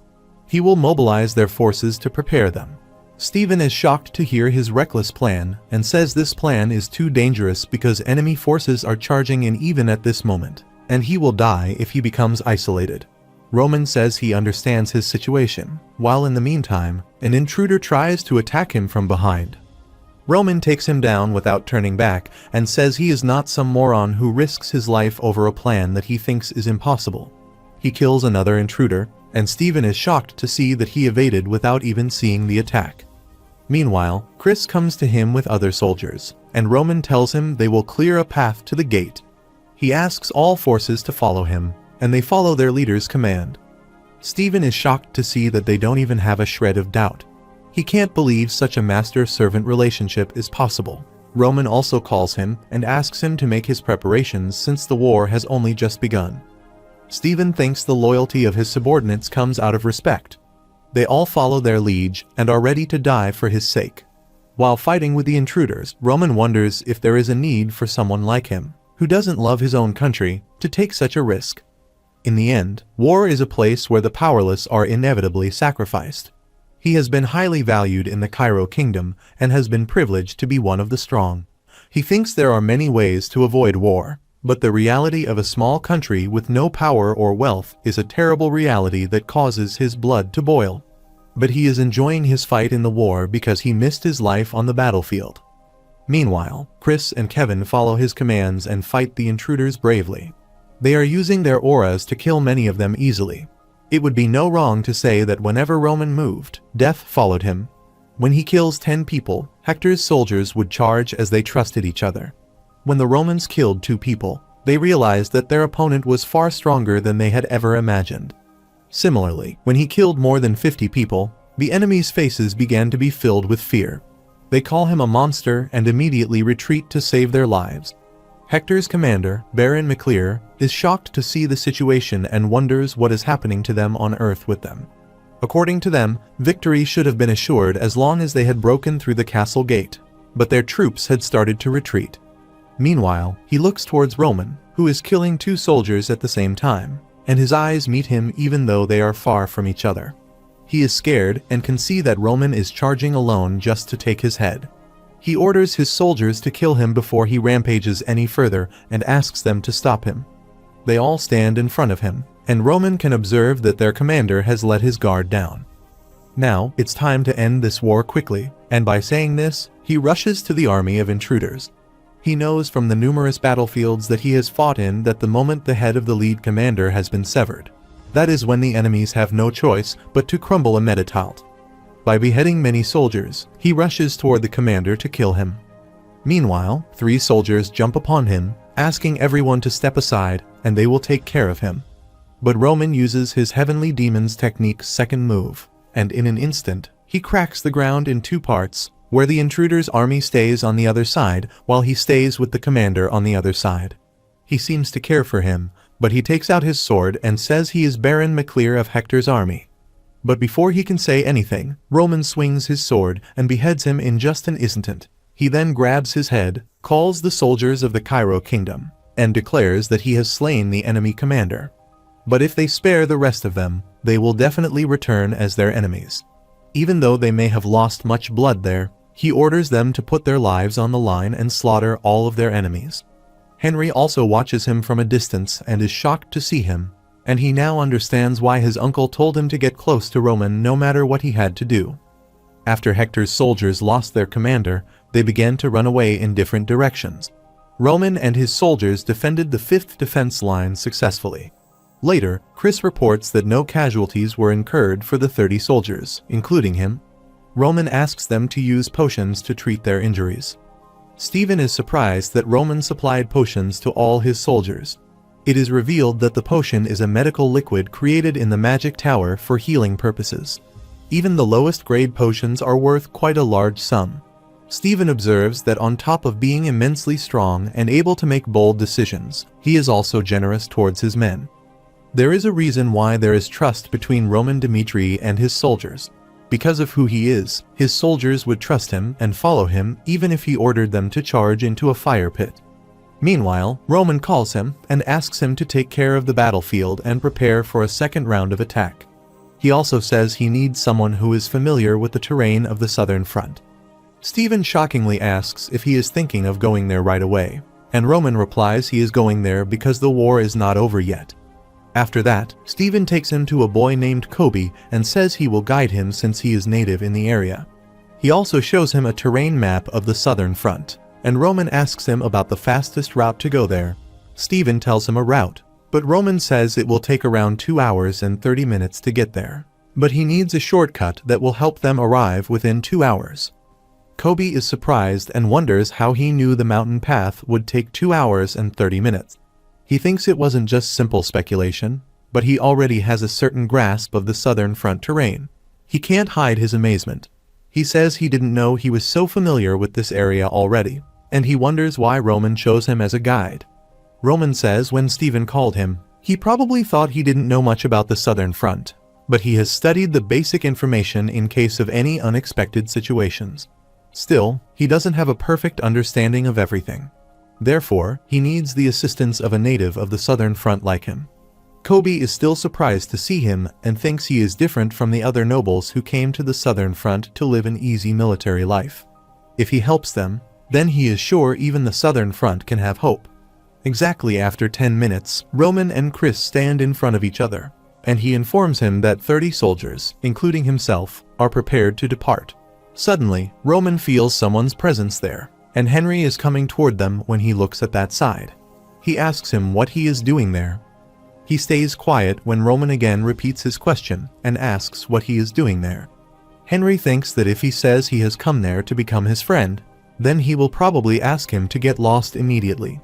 At first, he apologizes to him for his previous mistakes and says he knows he is being shamelessly there, but he wants to follow and help him. He also exclaims he is also a noble of Cairo, so he can't just stand by and do nothing. Roman rudely says it is up to him to follow him, but he will clarify one thing. He warns him that he will leave him behind without hesitation if he gets in the way of his plans even a little. After that, they follow Kobe and head toward the southern front lines. Henry finds it difficult to join them because they are way too fast. They find an injured soldier from the southern training camp on their way. They help him sit, and Roman asks him what happened there. He informs him that the southern training camp was attacked and requests Roman to help them and die. Roman is surprised to know that the place that got attacked was the southern training camp in the rear and not to the front line. Since a soldier of the southern training camp could escape this far, there is a chance that the attack began at least 30 minutes ago. In that case, the Hector kingdom must have attacked all 5 defense lines and probably used fast and highly maneuverable troops to attack simultaneously. Roman seems slightly worried about the situation and orders his soldiers to attend the southern training camp first. On the other side, McBurney is fighting alone with the intruders, but they make fun of his left arm and say he will die even if they leave him alone. They ask him to give up already, and they will give him a painless death. McBurney shouts at them and says he will not die alone and will kill them also.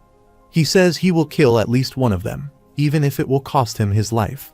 He is again disappointed and thinks that if only he had his right arm, he would have killed many people. He wonders how things are going for Sir Roman.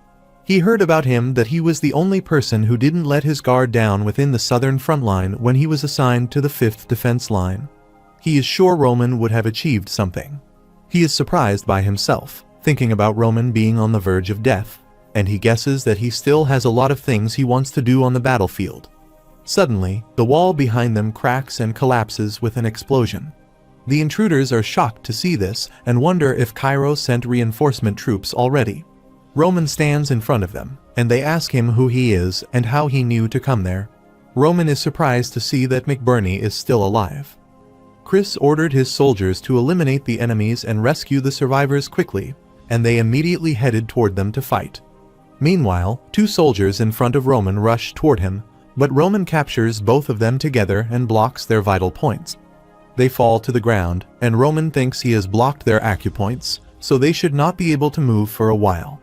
In the meantime, another one runs toward the other side to report this to his higher-ups, but McBurney grabs him by his neck and makes him fall. He grabs his neck so tightly that he dies and falls on McBurney himself. Roman comes to him and says he has done well hanging in there. He asks him to leave the rest to him. McBurney smiles and thanks him.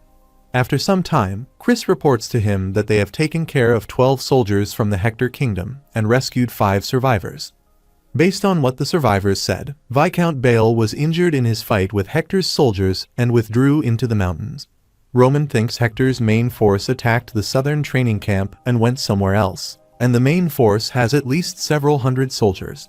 He asks Chris where Hector's soldiers are and replies that they have locked them all in one building. Roman says no one is allowed to enter the building without his permission from now on. He enters the building thinking there is definitely a reason Hector used diversion tactics. However, he will eventually find out about this. He goes to them and says he will give all of them 3 minutes starting now, and if they give him the answer that he wants, he will give them a painless death. But if they don't go, they will experience excruciating pain until he finally let them die. They don't tell him anything and ask him to kill them, but Roman ignores them and asks what the Hector Kingdom's objective is.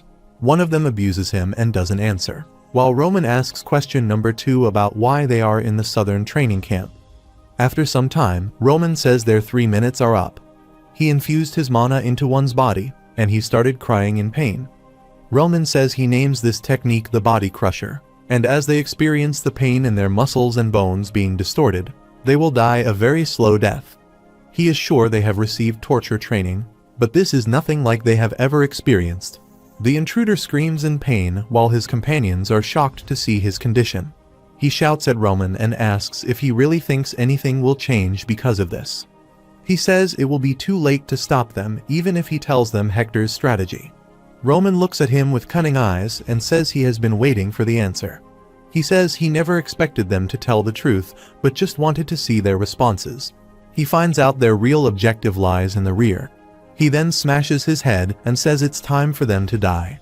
He comes outside and thinks they use diversion tactics to attack the southern front line to confuse them. If their plan succeeds, the southern front line could be considered to have fallen already, and this will happen because of the Prince of Hector, Edvin Hector. After some time, he comes to visit McBurney and asks him to tell him exactly what happened in the southern training camp. He replies that they were attacked by the Hector Kingdom about 2 hours ago. They were preparing to train as usual, but Hector's soldiers suddenly appeared and attacked them.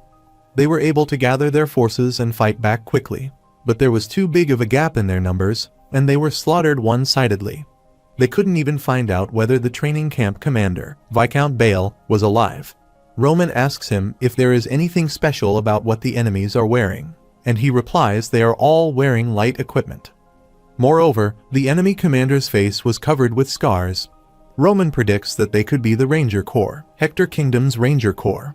The leader of the squad has a face covered with scars from the countless battles he has been through and thinks of them as his badge of honor. McBurney doesn't understand why they attacked the southern camp, and if they wanted to occupy an advantageous higher ground, shouldn't they destroy the forefront instead? Roman says they came to the rear instead of the front and attacked the southern training camp. The southern training camp is on the way to the rear camp, and they had no choice but to attack them. McBurney is shocked at his assumption. Roman continues to say that the Hector Kingdom now employs a smoke screen strategy and that attacking the forefront defense line was just a smoke screen. Their real objective is in the rear camp, the warp gate.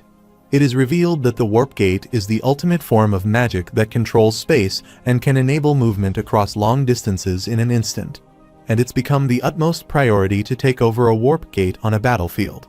Not only can it be used to stop the reinforcement forces of an enemy, but the coordinates of the occupied Warp Gate can also be adjusted and used to transport troops for combined attacks. Because of that, a Warp Gate can be self-destructed if enemies use it to launch attacks against themselves. The Hector Kingdom is very sure about this war, and if they succeed in their plans, they will definitely win. Their plan is probably to occupy the Warp Gate in the rear. McBurney gets worried and says they need to go help the rear camp immediately, but Roman refuses and asks if he has received any request for reinforcement from the rear camp. Roman says Hector's Ranger Corps left the southern training camp about 1.5 hours ago, which means they probably already occupied the Warp Gate by now. The defense line's enemies, the rear camp's enemy, and the southern front's forces, including them, are totally isolated. From this moment on, they need to survive in this place without the help of the kingdom. On the other side, at the Hector border, a soldier reports to Edvin that their troops have passed through southern training camp and are about to reach the rear camp. Cairo Kingdom was busy blocking their attack on the defense line and failed to realize what their plans were. Edvin says they still must not let their guards down yet. He says the attack on the Cairo defense camp must try to buy as much time as possible by ensuring that they don't give it up. The most important thing for them is to destroy the fortress walls that are in front of them immediately, and once this plan succeeds, the southern front will naturally be in their hands. He thinks they spent a whole year trying to figure out the security patterns of the southern front and had Jackson's Ranger Corps invade the southern front line. Even if they used all their forces to attack the southern front camp from the start, they would probably still be able to destroy all of them within 4 hours. However, the most important thing to them right now is the existence of the Warp Gate. Edvin says they must be prepared to destroy the Warp Gate in preparation for the worst-case scenario. If their plan fails, they will destroy the Warp Gate and begin their second plan. The soldiers think they can expect this of the man known as the Star of Hector, Edvin Hector. His existence has revived the Hector Kingdom.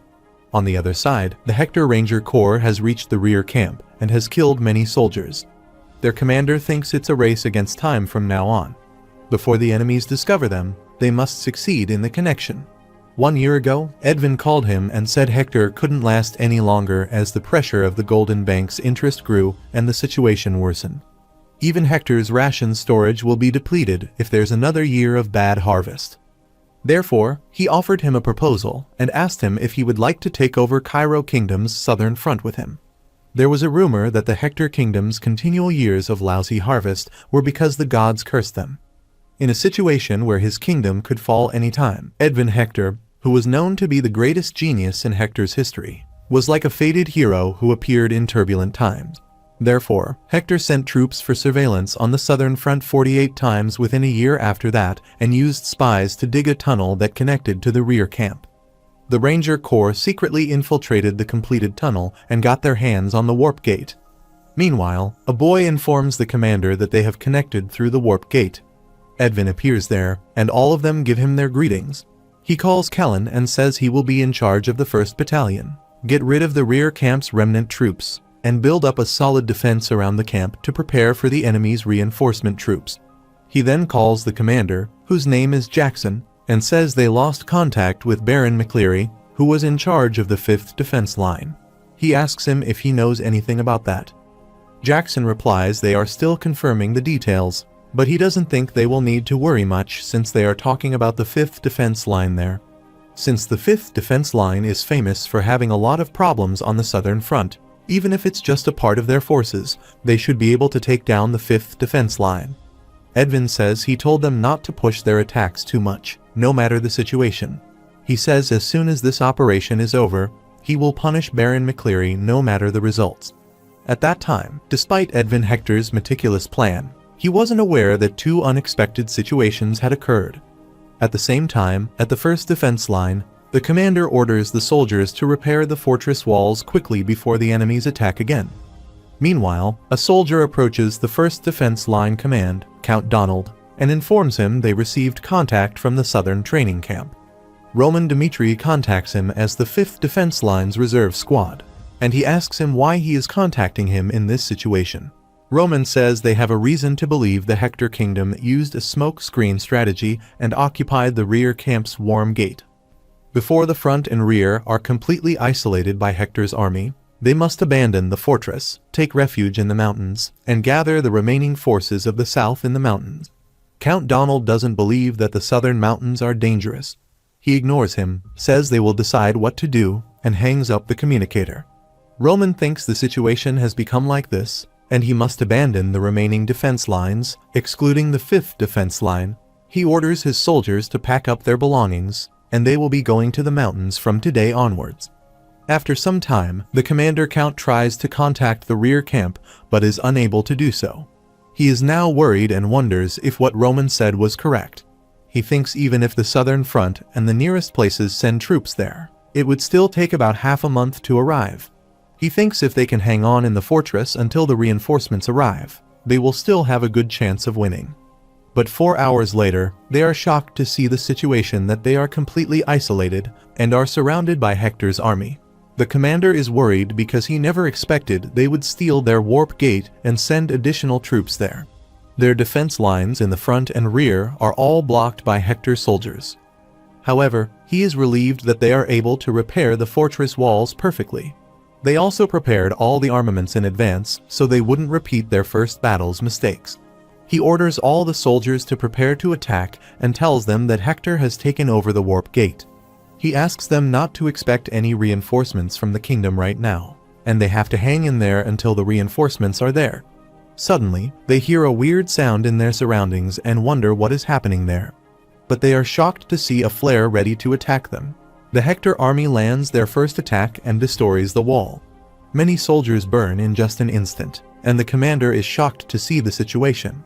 He remembers when Roman says that before Hector's army completely isolated the front and rear, they had to abandon the fortress, take refuge in the mountains, and gather the remaining forces of the south in the mountains.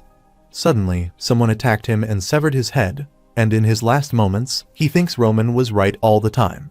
Edvin Hector enters there saying thanks to getting a head start with Flare, they were able to occupy the fortress without much loss, and at this rate, they will be able to take over all of the southern front perfectly. He exclaims the time is on their side now.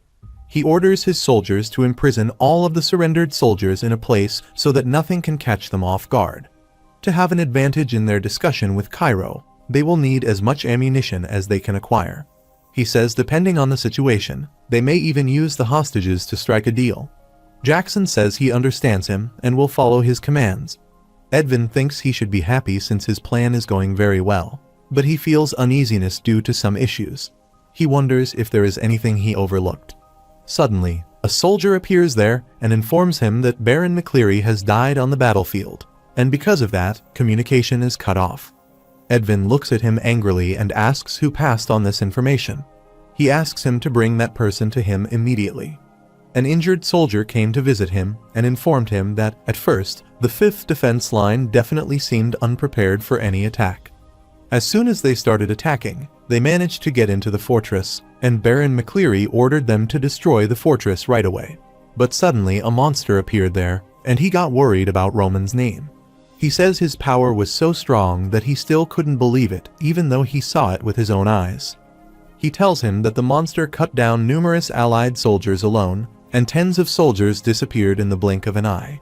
Even the Aura Knights of Hector were completely unable to withstand even a single strike from that monster. They all died in an instant, and just because of the appearance of that monster, they lost the battle. Edvin is also shocked at his repetitions about a monster and thinks he had heard Cairo's youngest ranker was assigned to the southern front. Even though they took a year to make perfect preparations, an unexpected variable appeared. He calls Jackson and asks him to report on the current situation. He tells him they checked the 5th defense line, but none of the Cairo soldiers had remained there. They seem to have withdrawn into the mountains, and he will form a pursuit squad immediately on his command. Edvin refuses and says the tides are in their favor already.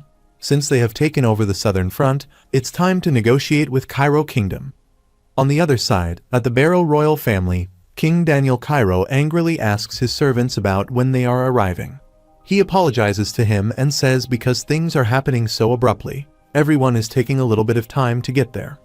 He seems angry and annoyed because the king of Cairo isn't able to make decisions on his own, and he requires to obtain the approval of powerful aristocrats. In order to mobilize troops, Roeder needs their agreement. He looks at the door anxiously when aristocratic faction, Marquess Benedict, appears there and says he is a little late as his horse carriage ran into some trouble on his way there. Behind him, the pro-Valhalla faction, Count Denver, and pro-Kronos faction, Count Gregory, enter the room. They ask the king if it is true that the Hector kingdom has attacked the southern front, and he replies that the Hector kingdom has crossed over the border and ambushed their camps, and at this rate, the southern front will be in danger. Marquess says they should send a reinforcement, and the king replies he will agree to send reinforcements to the southern front immediately. But after some time, they are shocked to know that the Hector army has taken over the warp gate. In the end, the command system that was split into 4 became a much bigger problem. The king angrily asks them how they intend to take responsibility for what has happened. He says if they had given him the right to make decisions that a king has to make from the start, the southern front wouldn't be in such danger right now. He points toward them and says it's all their fault. Suddenly, another soldier appears there and informs him that Hector has just sent a magic communication. After that, when they stand in front of the communicator, Edvin demands compensation for the war. He asks them to send them gold that they believe their southern front is worth. Marquess asks him if he thinks this is reasonable considering that the war isn't even justified. But Edvin ignores them and says he will give them 3 days, and if they don't meet their demands by then, the southern front will be absorbed as a part of Hector. He also warns them, saying if they even try any petty tricks to buy time, none of the southern front's hostages will make it back alive. It is revealed that Hector's state coffers were being depleted because of the continued poor harvest and were also late in repaying their interests to the Golden Bank. For the sake of the commoners in lament, even if Edvin is no longer the star of Hector, he will become the devil of this era if need be. He is determined to do whatever it takes to save his people. Later, the king says the enemies have taken the warp gate, so they don't have any other choice. Giving the compensation the Hector kingdom requested is the only way to reduce their loss. But Marquess says if they do that, then they will definitely ask for a huge sum. The king shouts at him and says they don't have a choice. He asks him to tell him if he has any better plan. They all get quiet at this, and the king grinds his teeth out of anger and thinks they are always fighting over the authority over such a small country pathetically. Now, when they are in a crisis, they are so powerless. He then decides to accept Hector's request. However, one of them objects to his decision and says Roman Dimitri is on the southern front. Based on the report he just received, Roman has succeeded in defending the 5th defense line. He says if Roman is able to turn the tide of the war in their favor, they will have a chance of winning this war. The king agrees that Roman is a great swordsman, but he is only in his 20s and is already a 3-star knight. However, he won't be able to influence the war in any way by himself. The Marquess also agrees and says Roman is the future of the Cairo kingdom, and as compared to losing a talented man for the sake of a gamble, they should think about reducing losses as a priority. The man thinks these people really don't know what Roman Dimitri is capable of, but he is able to hear that information because he is a part of the Valhalla faction, after all. He knows that Roman possesses the talent of 4 stars and above and is the only unexpected variable that can make a breakthrough in this war. However, he thinks he shouldn't let them know about this and agrees to compensate with the Hector kingdom. Still, he demands to wait for 3 days and says if nothing happens on the southern front within 3 days, they will accept Hector's request. The king also agrees with him and says that at this moment, the Cairo kingdom will prepare for both negotiation options in their war with Hector. On the other hand, Henry reaches the 1st defense line with some soldiers but is shocked to see the situation over there. He thinks it's all over for Cairo and orders his soldiers to head for the mountains and retreat immediately. He orders them to move quickly, and they all start running in the opposite direction, while Henry thinks he must first survive to become anything. Suddenly, someone appears from the side, and Henry is dead, scared to see him. But it is Chris who asks him to be quiet and follow him. Henry follows him quietly but wonders what Roman's knight is doing there. He wonders what they are doing in the middle of the mountains, but he is soon shocked to see a secret base between them. Chris tells him that his liege has already expected the fall of the rear camp, and this is the secret camp he has prepared for that situation. Henry shouts at him and says they should run away if the rear camp has fallen. He asks them why they made a camp there, but Chris angrily stares at him and says the war is not over yet. He says they stayed behind and crossed the mountains to defeat their enemies in order to protect allies like them. Moreover, if Henry were on Hector's side, he would already be dead by now. Henry gets scared to see him and thinks he is also a monster like his liege. He wonders how the Dimitri family comes into possession of such monsters. He asks Chris about Sir Roman since he doesn't see him around there.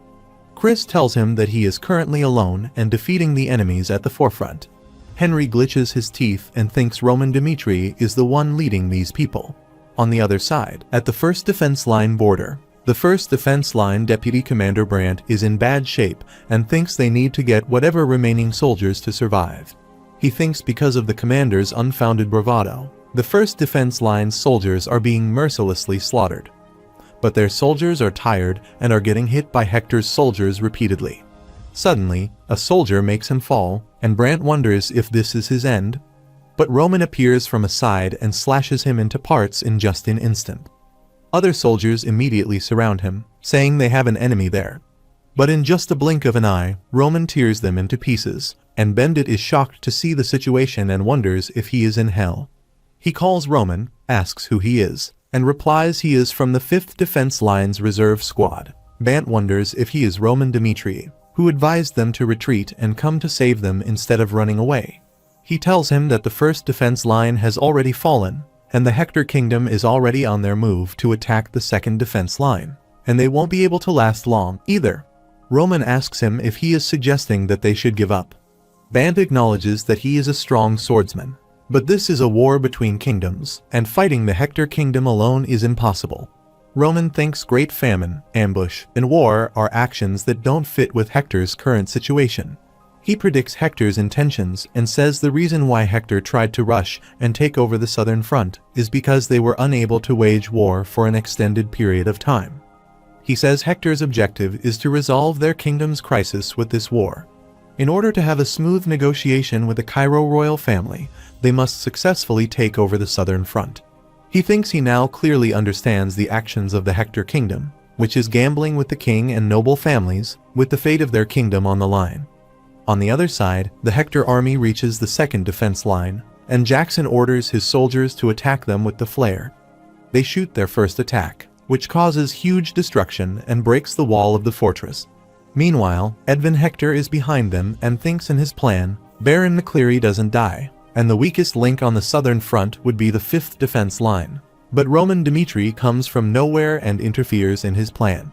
He thinks if Roman is stronger than what the runaway soldiers have said, then he wonders if all the Hector forces be able to stand up against him. While they would have a hard time, it shouldn't become something that would derail everything. He thinks Hector isn't so weak that just one mere individual would push them around. Suddenly, a soldier informs him that they have lost contact with the 1st Squadron that went out to deal with the enemy's remnant soldiers. However, the 2nd and 3rd Squadrons aren't responding either. Edvin is worried about the situation and thinks the ominous feeling he had this whole time was because of Roman Dimitri. He asks Jackson to report him on the situation, and makes a base camp outside the 2nd Defense Line. Jackson comes to him and informs him that right after they took down the 1st Defense Line, they ordered the 3rd Squadron to deal with the remnants, but since 1 hour ago, all communications with the 3rd Squadron have been cut. It appears that the enemy has killed them. Edvin asks him what are the estimated losses, and he replies they have almost lost 300 men. Edvin thinks his worries have turned into reality, and he is certain this is the work of Roman Dimitri. Instead of crossing the mountain and running away, he chose to remain on the southern front to fight back. If they leave Roman Dimitri alone now, other problems will occur. Jackson says Roman is a trivial variable, and if they fail in their siege because they paid attention to him, there won't be any guarantees that the plan will succeed anymore. According to him, the most important thing is not the rat of Dimitri, but to destroy the rest of the defense camps. But Edvin refuses and says the most important thing at the moment is to exterminate the rat that has interfered with their plans. He orders Jackson to ask the soldiers on the 2nd Defense Line to retreat immediately, and he says yes to his command but wonders why he is so obsessed with Roman Dimitri. After some time, he gathers all of his soldiers, and based on what he hears, Roman is definitely hiding in the mountains. He has gone through the plans countless times over the past year, so he can sense instinctively that Roman Dmitri is a dangerous factor. He says he knows what they all are thinking, but as a commander, he must constantly prepare for the worst-case scenario. Dealing with the rest of the defense lines that they haven't conquered yet is just the second worst scenario. Still, the first worst scenario is the existence of Roman Dmitri, who has created unexpected variables for them. Jackson thinks Edvin Hector always has legitimate reasons for his decisions, so they accept his orders without any doubt. He heads toward the mountains and says it's time to hunt the rats of Cairo. The southern mountain range is vast, and they could lose the enemy if they just search the whole place. Therefore, they decide to spread their forces from the bottom of the mountain and slowly close in towards the top. A commander orders the soldiers to blow the whistle immediately upon discovering the enemy. They plan to slowly drive the enemies into a corner where they can kill all of them without taking much losses. Suddenly, a soldier is about to blow the whistle, but someone grabs him from behind. The commander asks the soldiers about the situation on the left side, and the soldier replies there is nothing abnormal. Still, he is suddenly taken by someone without creating a voice. The commander then asks about the right side, but Roman also takes the soldier on the right side. Suddenly, he realizes that he is left alone and all the soldiers in his surroundings have disappeared. He thinks he needs to blow the whistle quickly, but before he can blow it, Roman appears behind him, twists his neck, and kills him, too. He is left there alone and thinks Hector's decision-making is bolder than he thought, and he was thinking of gaining as much as possible while attacking the defense camp. But to think he would give up on the second defense line just to stop him. He thinks their commander is definitely extraordinary. Suddenly, someone blows the whistle and declares that the enemy has appeared, and they shout at other soldiers to check if their comrades are still around. They ask each other to cut off the retreat route and drive them into a corner. Suddenly, Roman moves swiftly and cuts off his head. He smiles devilishly and thinks it has been a while since he felt this sensation. In his past life, the 12 sons of the heavenly demon lived in the worst environments and were constantly tested just because they were the children of the heavenly demon. He ordered Baek Jonghyuk to live as the night demon, and his first mission was to go after a low-rank demonic follower who caused problems within the demonic follower that caused problems within the demonic cult and ran away. He was able to kill the demonic follower in just 3 days successfully. However, his missions became more and more difficult. When he eventually had to face an opponent that was impossible to defeat, he had to look for a different way to deal with his situation. He then found the martial arts of the Night King in the demonic cult's report, and after the Night King, who used to be a thief, mastered how to make use of the darkness, he became a big shot known as the Great Thief. He was then eventually killed in a terrible manner for the sins of coveting after the heavenly demon's report. But he was someone who left his name in the history of Miram. Baek Jonghyuk thoroughly studied the Night King's techniques and executed his missions by resorting to all means.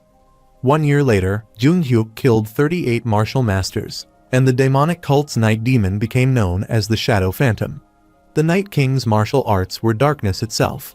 At present, Roman uses the same technique to hide himself in the mountains while the Hector's knights are trying to find them, and one of them orders everyone to retreat to the back. Roman, watching them while hiding, thinks he will make them regret stepping into this mountain.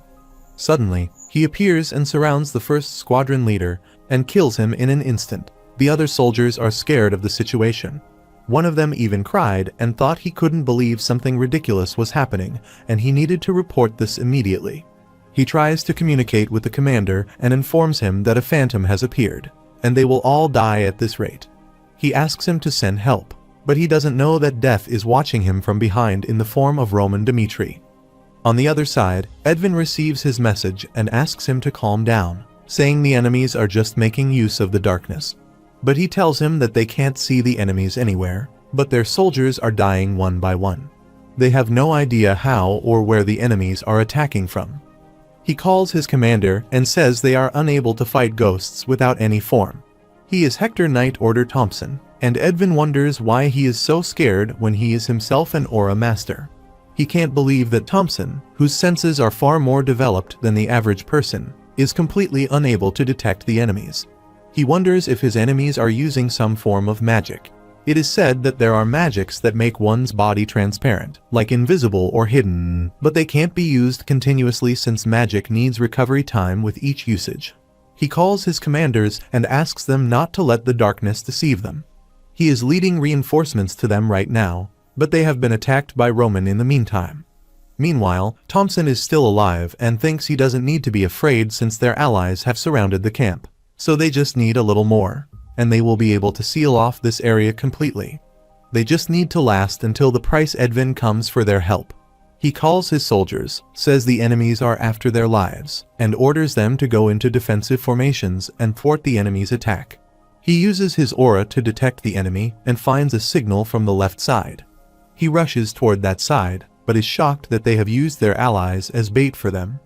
Suddenly, he hears Roman's voice from behind, and he says he has hidden in the darkness and hunted his enemies, and after a while, they all start to think of the same thing. Thompson suddenly gets up and attacks in the backward direction, but there is no one. He is scared when Roman steps toward him and says once they discover an enemy they weren't able to see previously, they would be mistaken and think they can win. Roman appears there and asks if he thinks he really subdues him easily if he discovers where he is. Thompson releases his aura, thinking he must end things there. He tries to attack Roman but blocks his attack and then pushes him away. He gets seriously injured and falls to the ground. He then shouts and calls his allies to come there, saying the enemy is there. Roman says his attempt is futile because he has blocked off all the surrounding sounds with mana, and his voice won't reach his comrades. He then stabs the sword from behind and kills him there. He then picks up his communicator and asks the other side if he can hear him. He says he knows what they are thinking right now and says their country's people are starving to death right now because of a never-before-seen famine. He asks why the Hector kingdom had to occupy the southern front and why all of them risked their lives. He even knows that there is only one reason: to resolve their country's problem with war. He says they must have been trying to take the southern front hostage to extort a huge sum from Cairo, and the problem is that he found out all about it. He says they are out of time, and in the first place, they won't even last 3 months because they don't have enough military rations. He says he will be getting in the way of their plans the whole day. With this, his objective is complete, and now they won't be able to ignore his existence any further. Suddenly, Edvin calls him from the other side and asks if he is Roman Dmitri. Edvin says he won't deny anything he has said, but the Hector kingdom is now experiencing a very severe famine and has reached the limit of borrowing from outsiders. In order to get out of the endless cycle of debt, they had no choice but to make such a decision. Roman asks him if he is expecting him to understand his situation, but Edvin says it is just to explain to him how desperate they are. He says the fate of the Hector kingdom is on the line in this war, and they are out of time. He says they can't let the death of their comrades go to waste and asks him to tell the Cairo imperial family that if they aren't able to get anything, then they will disperse the corpse poison of necromancers everywhere and turn this land into one of death. He says that as the prince of the Hector kingdom, he is ready to do anything to save his people. He asks Roman about his decision and asks if he will fall together with Hector, who has been driven to the edge of the cliff, or if he will negotiate with them. Roman thinks Edvin Hector is a name that he has heard a lot as he investigated the southern front. He is distinguished and competent unlike his father, and is someone who has grown to become the core of Hector. He is someone who has been acknowledged by people both inside and outside of Hector, while such a person is commanding this war. Though he acknowledges that Edvin is outstanding, he has threatened him. He then stabs Thompson again, and when he screams, Edvin shouts and asks what he is doing. He then says he just used his sword to stab this guy's thigh, and Edvin asks him to kill him if he wants, but he can't torture him. Roman replies he gives him an unexpected emotional response, but he has zero interest in the difficult situations that Hector has. He again stabs Thompson and says the war has already begun, and they were the ones who crossed the line first. Therefore, they have no right to expect him to be humane, and he will act in the way he thinks is correct. Edvin is shocked at his reply, while Roman says they should never try to hold on to him, and he won't spare a single one of them. Even if they choose to raise a white flag and run away, he will make sure to chase them down and stab his sword into their backs. He again stabs Thompson and declares he is Roman Dmitri. He smiles and says if they choose to embrace death and resist the end, they will meet again very soon. Edvin worries about this and thinks Roman Dmitri is far more dangerous than he thought. After a while, Jackson comes out of the camp and asks what he intends to do now. He orders him to mobilize their forces immediately and form an encirclement around the location of the communication device. He declares that for the sake of Thompson, who died in pain, he will carve out the flesh of Roman Dmitri personally, piece by piece. He also orders the other soldiers to keep climbing the mountain even if their allies are down, but they must cut off the enemy's retreat route. On the other side, Roman goes to his soldiers and tries to teach them a new skill, saying they may not be able to see this right now, but it's a minuscule amount from a human's perspective. But these rocks and branches possess innate mana. If one controls this mana artificially, it will be able to warp space. Meanwhile, Chris is shocked to see this and feels like all his 5 senses are being denied. It was definitely in front of his eyes until a moment ago.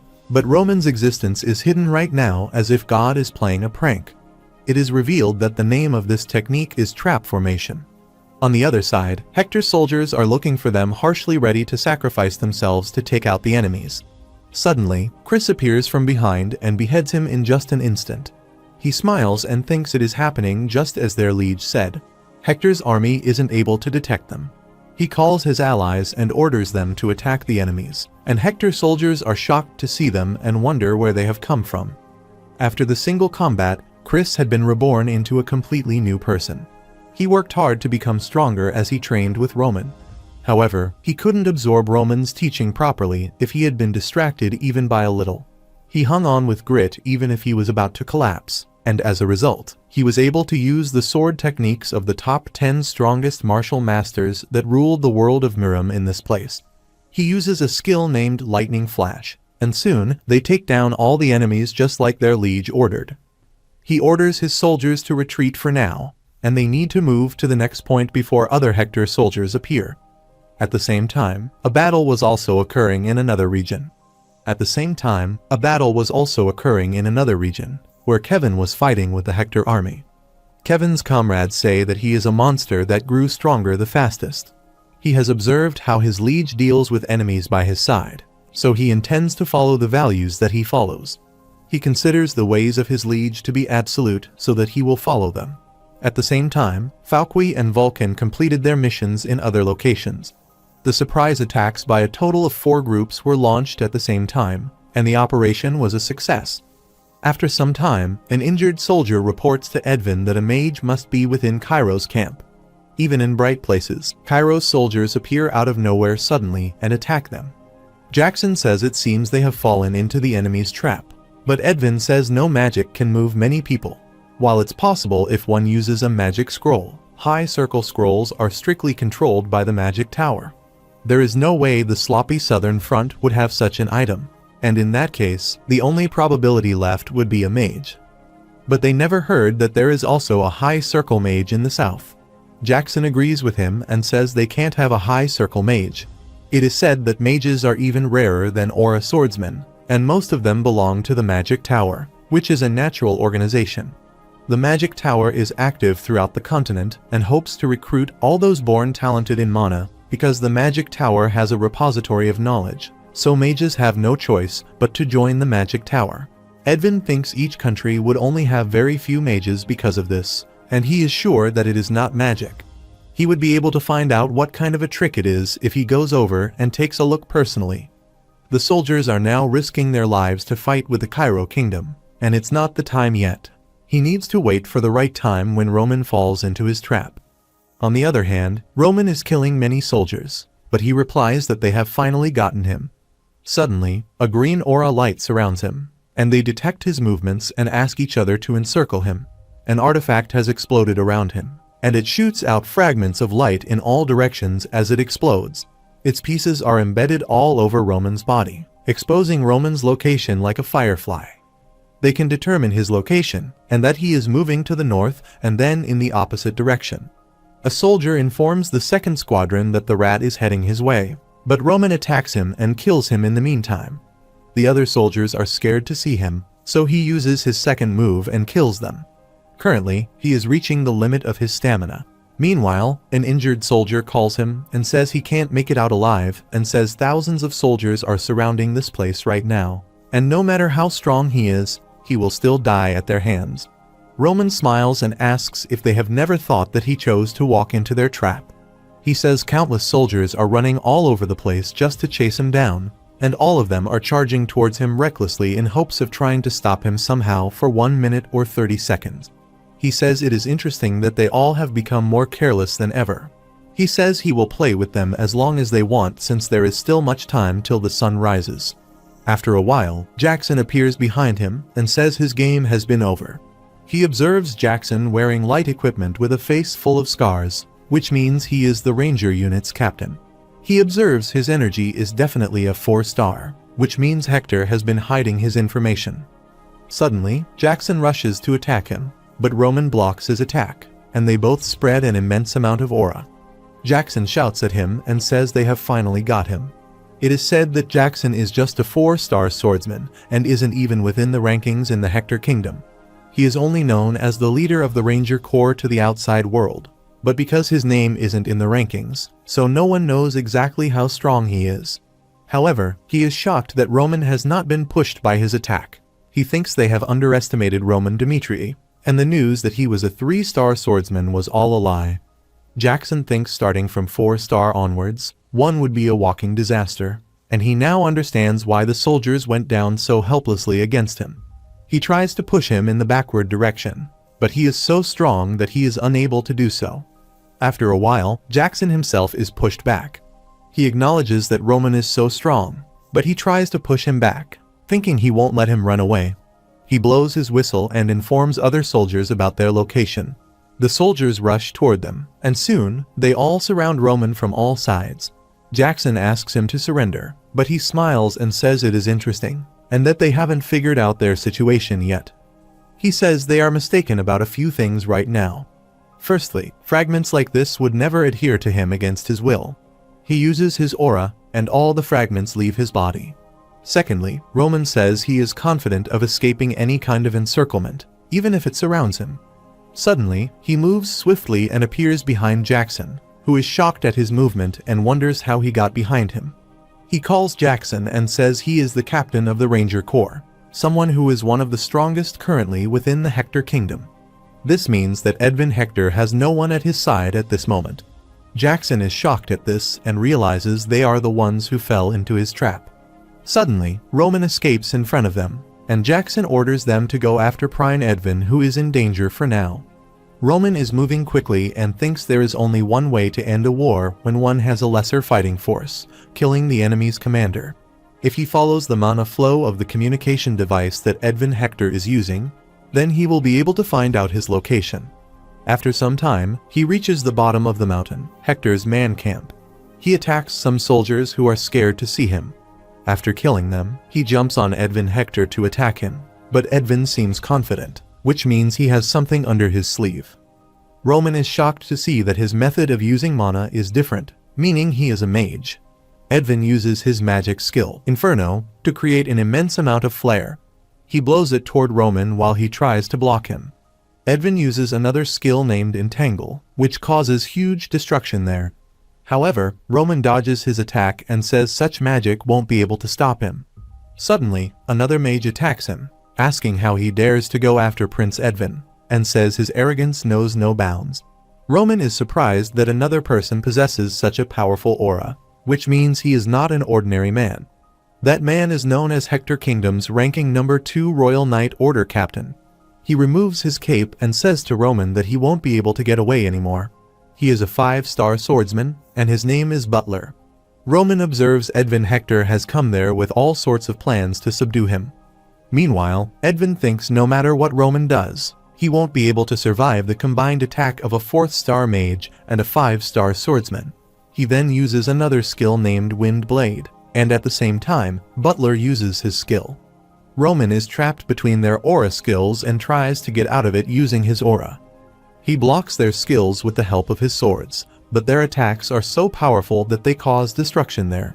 Roman sits on the ground because he is at his stamina limit and thinks he expected there to be a trap.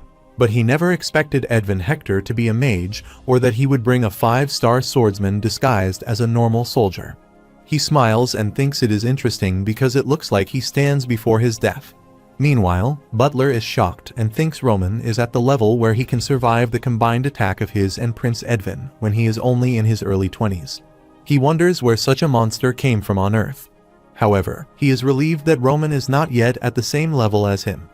Edvin shouts at Butler and asks what he is doing and asks him to attack Roman since he is tired. They double cast a spell on him, but Roman rushes toward Edvin to attack and uses his heavenly demon sword technique. Butler worriedly moves and tries to save the prince, but Roman uses his third move, which turns everything black.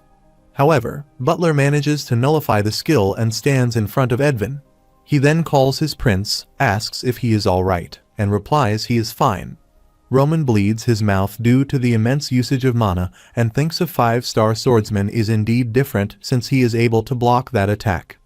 His stamina is also at its limit now that he has used a heavenly demon sword technique twice. Unfortunately, he will have to make his retreat for now. He calls Edvin and asks him to remember that if they ever meet again, he won't be able to survive as he has done today. After saying that, he disappears. The Hector army has suffered great humiliation because of a single person and has almost lost their commander. They couldn't accept the reality as the truth had taken place right before their eyes. Edvin glitches his fist and thinks it all happened because of him.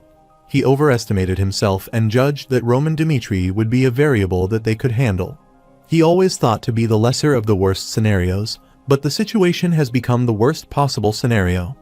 Edvin is so disappointed that he thinks this battle is not Hector's defeat, but it is his defeat.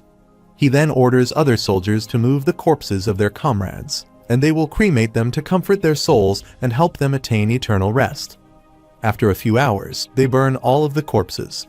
He then apologizes to the rest of the army and says it all happened because of his poor judgment. But the soldiers say it's not his fault, and Jackson also agrees him and says none of them blame him for this. It all happens because their foe is simply too strong, and they ask him to lift his head, but they still believe him. Edvin breathes in relief and thinks Jackson is right. They lost because their opponent was strong. However, he says if any one of them thinks that his decision might lead to defeat, he wants him to disregard all hierarchy and inform him right away. He declares that from this moment on before Cairo's main army arrives, they need to take care of everything in the defense camp that is at the forefront. They have 10 days, and after that, they will use the rear camp as their base and prepare for their resistance to the death. After some time, Butler comes to him and asks how he intends to deal with Roman Dimitri.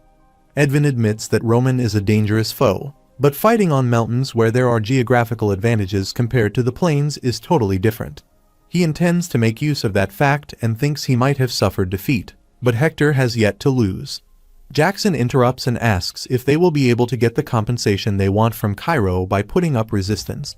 Edvin replies Cairo isn't the only place they can seek compensation from, and he will be offering a deal to the Kronos Empire. On the other side, at the Cairo royal family, the kingdom's count, Ager, states that in the past year, they have already invested greatly into the Eastern Front because of the frequent provocations made by Kronos. They won't be able to accommodate all of Hector's conditions in their current state of finance. If they accede to all their requests right now, their country's reserves will be close to depleted. The king suggests they should increase taxes, and he replies they just increased taxes half a year ago, and if they do so again, the people may riot. The king thinks the only way to resolve this problem would be to use the money from Cairo's novels, but if that happens, then it would give them an excuse to weaken the royal family's authority. However, he can't see any other option, so he orders Ager to contact the nobles of the central government. Suddenly, a soldier appears there and informs him that the southern front has sent a message saying that they have driven the enemy away. The king is shocked and asks if this is really true. Another one says that Hector has a total of 10,000 soldiers, so how can they drive off Hector with a lesser force? However, if the news of this victory is true, then they have found a way out of this whole problem. Meanwhile, Valhalla's leader knows that it's Roman's doing, and he wonders if he really won against such a large army. They connect the southern front, and Henry appears on the other side. The king asks him who he is and states the group he is in. Henry replies that he is the second son of the House of Albert. Marquess remembers the House of Albert and says they used to produce outstanding individuals and were one of the families within the central government. However, he asks him why he is answering instead of Roman. and Henry replies he has joined up with the corps that Sir Roman led. Still, Sir Roman should have been the one to answer, but he said he had to take some alone time, so he stepped up to answer the call as the only noble there. Henry then starts by talking about how he met Roman and how the war started. Marquess interrupts him and asks if he intends to tell them everything from the start and asks him to get to the point. Henry is sure that since Roman Dimitri crossed the Cairo kingdom, his name will be known throughout the continent. Right now, before others realize his true value, he wants to establish a connection with him. He starts speaking loudly and says the success of this mission was complete due to Sir Roman, and as soon as he confirmed the fact of Hector Kingdom's attack on the South training camp, he saw through their plans and knew they were aiming for the Warp Gate. He then wasted no time and climbed the mountain to build a secret camp. If the Southern Front's commander had listened to Sir Roman, the South wouldn't have fallen so easily. They are shocked to listen to all this. At the same time, Henry intentionally puts Roman's success on a pedestal and talks louder because he knows that Roman's subordinates in the vicinity would hear what he says. Henry continues to brag and says they fought side by side with Sir Roman leading them until dawn, and says he was in the front, so they, who only had 200 soldiers, were able to take on enemies that had more than 10 times their numbers and claimed victory. He exclaims that he and his fellow soldiers are prepared to fight a war against the Hector Kingdom. After he hung up the call, the king says they acted weakly, but Roman Dimitri resisted the end despite being severely disadvantaged. Meanwhile, the executives of Cairo were already prepared to give up. Marquess agrees with him and says they had already conceded defeat in their minds from the moment that Hector took over the Warp Gate. Marquess says the forces of the Cairo kingdom have shown them that they are not weak. But a hero of Cairo known as Roman Dimitri is in the southern front, and from now on, they must put the opportunity for a counterattack that he has given them to good use. The Valhall's leader orders them to send additional soldiers to the southern front right away. He says they must condemn the Hector Kingdom, which dares to cross the borders into their land. The king also agrees and says they will reject further negotiations with Hector, and starting now, they will be the ones to recover the pride of the Cairo Kingdom. He orders all of them to gather all the vassals of their families and provide them with the information on the southern front. The central government's nobles appeared to look concerned about the safety of the southern front. But after the meeting, their objective was just one person, Roman Dimitri. That was the moment they had all decided to get him on their side. On the other side, Henry is certain after the last call that once the war is over, Roman will definitely be recruited into the central government. If he becomes one of Roman's people at this rate, he will be able to make it big. He then offers some food to Chris and asks him to take it since he must be very hungry. Chris refuses to take it, but Henry insists on him and says it's quite tasty. Chris turns toward him and says they all know what he is up to. He says if he really wants to be acknowledged, then he should stop trying to look good in front of them. He asks him to show them that he can be trusted with their backs on the battlefield. But Henry doesn't bother him, so he turns toward Kevin and offers him food. The order that the royal family gave the southern defense line would be to help Roman to buy time until Cairo's main force arrived in the south. The 3rd Defense Line commander, Baron Vasily, says that if less than 200 men defeated Hector's army, they would be weaker than they thought. They also hear rumors that Hector has been experiencing a great famine recently, which means they definitely have the numbers, but it seems they have nothing to be feared. He thinks it has been 3 years since he was stuck in such a remote place, and this may have been the opportunity the heavens gave him. They have been ordered to buy time for Roman, and he thinks he can do anything a kid can. He orders the soldiers to gather their forces immediately, and he will amplify the guerrilla tactics to show the Hector Kingdom what they are made of. Meanwhile, Hector split up its army and attacked separately in order to take over the defense line quickly. The army that attacked the 3rd defense line consisted of 3,000 soldiers among those defense lines. Because of Baron Vasily's ambitious greed to achieve a great war fear, they laid an ambush and attacked Hector's army. But Hector's army didn't have the weak soldiers that he thought they could take down easily. Hector's army was agitated before, had calmed down, and Baron Vasily's troops, who had been too comfortable in the southern defense line, were no match for them. The Cairo commander soon realized that the victory in the mountains was only possible because of Roman Dimitri. Soon, he has been killed by Hector's army. On the other hand, the king is informed that Baron Vasily, the commander of the 3rd Defense Line, has been reported as killed during a battle with the enemy. Meanwhile, another soldier rushes and informs him that enemies are attacking the 3rd and 4th defense lines at the same time. After a while, they receive a call from the 2nd defense line, and an injured soldier informs them that it would be possible to last 10 days in this state. The king is shocked that their defense lines may fall within a single day. He thinks it's not that Cairo is strong and Hector is weak, but their overwhelming victory was only due to the existence of Roman Dmitri. He disappointedly thinks it happened because they let their guard down. He asks them where Roman Dmitri is right now. On the other hand, Roman is in a cave and thinks there are still a lot of things in this world that he doesn't know about, one of which is magic. Suppose Miram is about absorbing the energy of nature like a tree with roots. Similarly, this world has made a new territory known as magic to develop martial arts further. He thinks if Edvin Hector had been an even more powerful mage, then he wouldn't have been able to escape. He still hasn't recovered the martial prowess he once had as the heavenly demon. However, his rash decisions in this body can lead him to a fatal situation. He thinks about Edvin Hector, who predicted he would attack but was waiting for him after leaving a trap like a spider. He remembers his skill named Inferno and thinks it has an ominous start, so he will have to retreat his plans for now. He wonders what would happen if he took the risk and attacked Edvin right now. He remembers when he fought with Edvin and was about to win when a strong butler appeared there and blocked his attack. He thinks he can't win against a team with a mage and a 5-star swordsman. But at the same time, he has been waiting for such a fight where he has to risk his life. He has a new challenge and a formidable foe in front of him. He thinks he is someone who can't live a comfortable life and be satisfied with it. He gets up and starts practicing. He swings his sword into the air, inducing aura into it. He repeats his steps multiple times, and after a few hours of training, he has completed the preparations. At the same time, Henry comes to Chris and asks when Sir Roman will come out. He tells him that the royal family is urgently looking for him and requests that he let him meet with him. But Chris refuses and says no one may enter until his liege comes out of his own accord.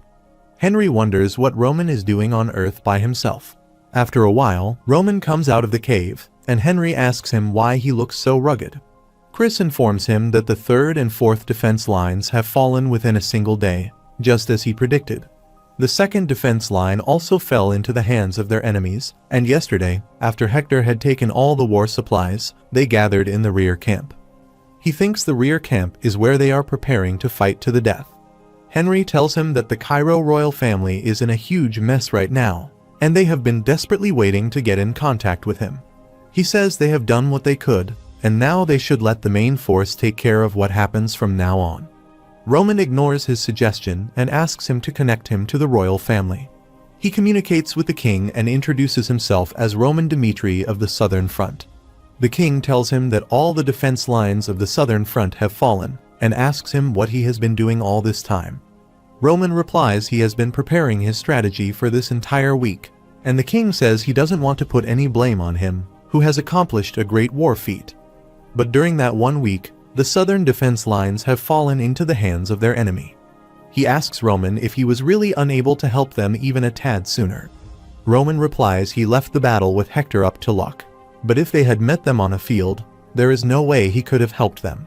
He says Hector has put their lives on the line in this war, and he has confirmed that the Hector Kingdom's second strongest man, Butler, has joined this war. Moreover, their enemy's commander, Edvin Hector, is a mage. The king is shocked to hear this and asks if it is true that Butler, the 5-star swordsman, is a mage. Roman says mages have overwhelming power when they are fighting on a field, so he thought that they should fight them only after Cairo's main force arrived. Marquis thinks Roman's judgment is correct, and the southern front has no chance of winning with their current troops. The Valhalla's leader is also surprised to know that Butler is participating in this war, and it looks like the Hector Kingdom really bet their lives on this war. Marquess calls the king and says they don't need to interrogate their war hero any further, and he says he will not question any further then. He calls Roman and says Cairo's main force is about to arrive at the southern front. Since Hector has already completed siege defense preparations in the rear camp, he wants him to join up with them and help them after they have completed their preparations and are about to attack. Roman replies that Hector didn't give up on the war and their negotiations with Cairo broke down, but the time is not on their side now. The king asks what he meant by this. Roman says they only have at most 3 days after Cairo's main force arrives. If they are unable to destroy the rear camp by then, Hector will definitely pull an external army like the Kronos Empire into this war. The king is shocked to learn this and asks what they should do at this rate. Roman smiles and says there is only one way out of this, a full frontal attack, and they just need to defeat Hector within those 3 days. On the other side, Edvin Hector contacts the Kronos Empire, Count Hadid, and offers him the Southerner Cairo and the Warp Gate if he helps Hector in the war. Count Hadid replies it is a very attractive proposal, but it would be hard for him to accept the proposal of the Hector kingdom right away. He appreciates him, saying it's good that he has taken over the southern front, but they do not need to be subjected to Cairo's fury. He then merges the conversation saying if Edvin is able to still keep control of the rear camp without it falling for 1 more month, then they will accept his offer. Edvin is shocked at his reply and thinks he is still trying to gain benefits in such a situation.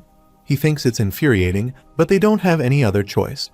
Therefore, he agrees to his conditions. After hanging up the call, he immediately calls Jackson to contact the Hector royal family.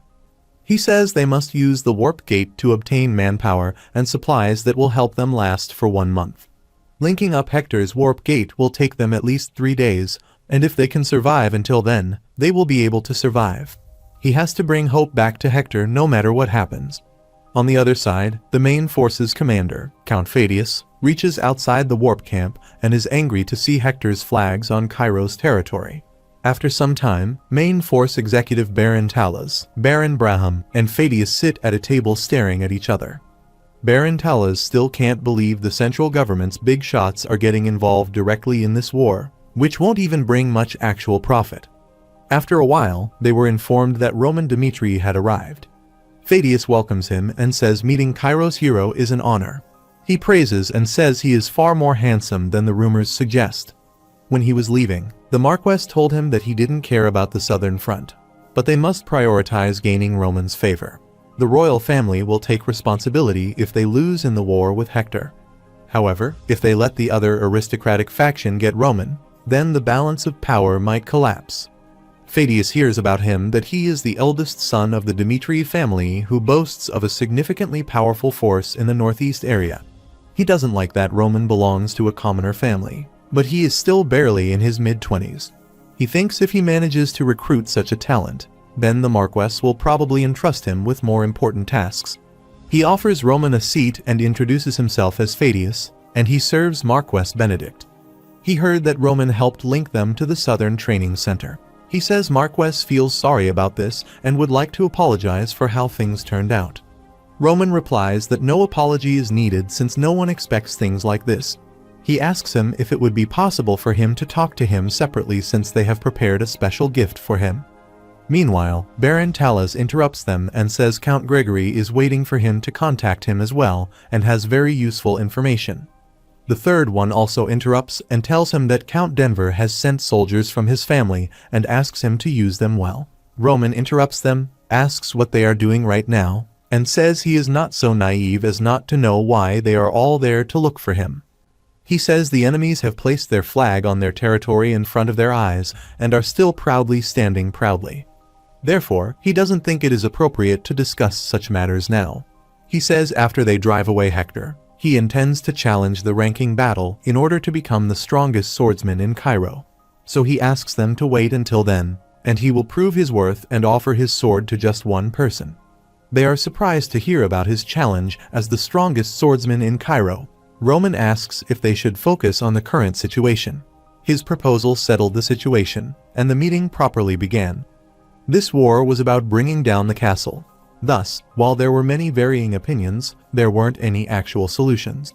Right now, Hector will need to buy 3 days' worth of time in order to make use of the Warp Gate's link. They will probably buy time by only practicing just enough to defend against their attack.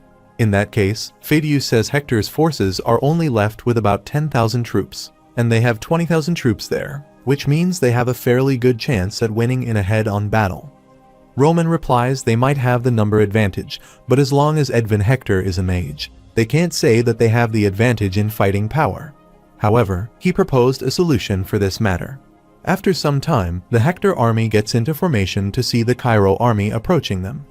Cairo Kingdom main force gathered there while Phidias led them. Roman steps forward and calls the Hector army. He says he is Roman Dimitri, and as a warrior who represents the Cairo Kingdom, he requests a duel with Butler of the Hector Kingdom. Edvin is worried to see him and wonders what he is up to now. Roman calls him and says he doesn't wish for any more senseless sacrifices, and he is sure that they all feel the same. He says Cairo will quietly accept Hector's proposal if this duel ends in their victory. On the other hand, if he wins, then they must leave Cairo's territory. Edvin thinks the current Roman Dimitri is not strong enough to defeat Butler, but he doesn't understand why he is insisting on a fight with him. Roman again calls him and says if he doesn't accept his proposal, then he will make sure to destroy the rear camp even if he has to give up his life. He gives them 10 minutes to think about it and hopes they will come up with a wise decision by then. After a few moments, Butler comes to him and says he will fight Roman Dimitri, but Edvin refuses and says he doesn't allow it. Butler asks him to trust him this once, and he will cut off Roman's head and return with a way for the Hector Kingdom to survive. Edvin shouts at him and says he is not refusing because he doesn't trust him, but they lost 700 soldiers overnight just because they got caught up in his plans. He can still smell the burning corpses of the soldiers from when they cremated them. He says he trusts him, but he is sure that Roman Dimitri is up to something. Butler replies he is confident that he can destroy whatever schemes he may have. He has served him all his life and asks him if he looks like a coward who won't even man up to a challenge just because he is scared of a trap. Edvin agrees to his request but asks him to promise one thing.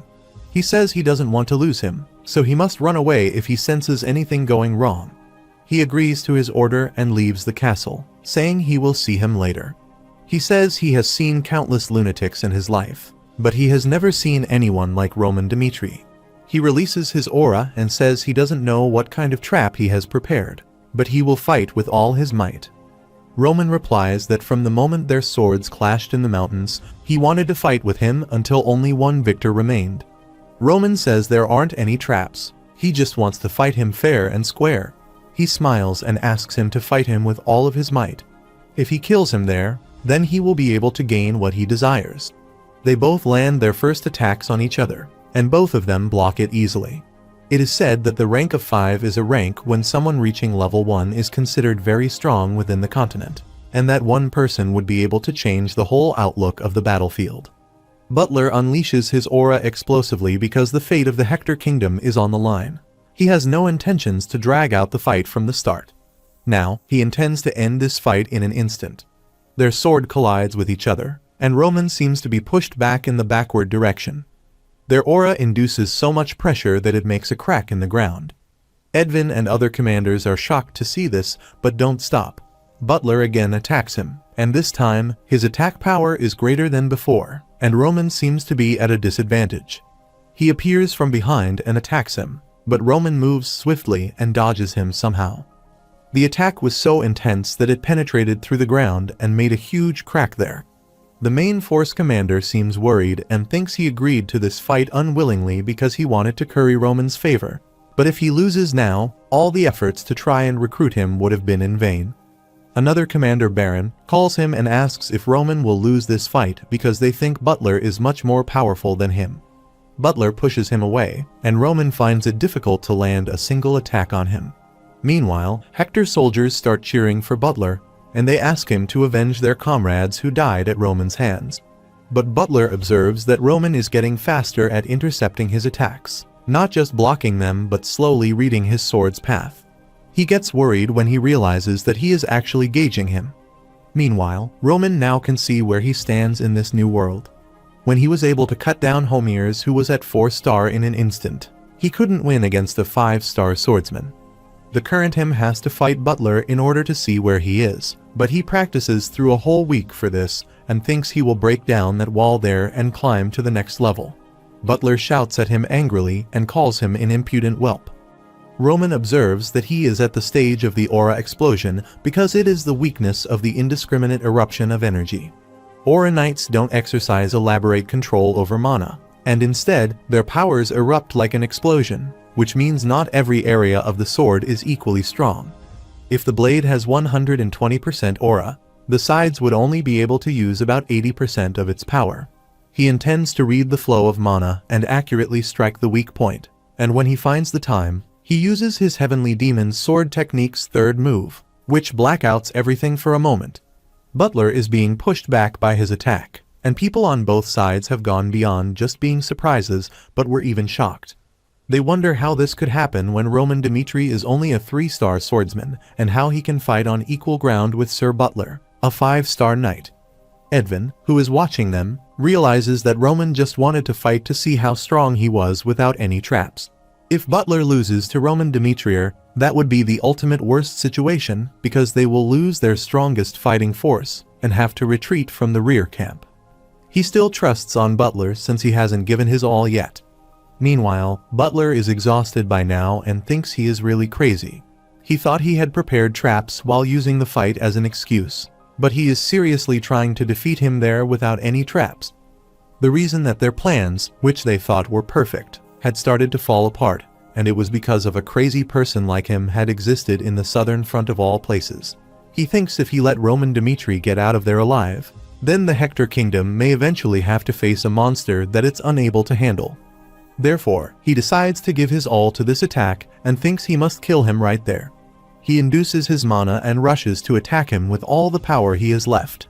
And it is said that up until now, there have only been 2 people that have blocked this attack from Butler. One of them because Hector's strongest swordsman and the other made it into the continent ranking. He thinks it's over for Roman now, so he uses his secret art technique, Sunstrike, and tries to block his attack. However, Roman thinks if he takes on that secret art with his current abilities, then he will definitely die. In that case, he decided to focus his everything on defense. He thinks if this technique is Butler's most powerful weapon, then the most sturdy shield that the Heavenly Demon, Beek Junghak, possesses would be Heavenly Demon Sword Technique, Iron Shield. He creates a shield around him and is ready to face Butler's huge attack ball. His sun ball is going toward Roman, and he seems excited and says they will see who is stronger among them. A huge explosion occurs there, taking over everything in its surroundings. After a while, Edvin is shocked to see the situation and wonders how Roman did this. The ground between them collapsed, and they both stood on the other side in front of each other. Roman is still smiling, while Butler is shocked and thinks not even a 5-star swordsman can block his attack.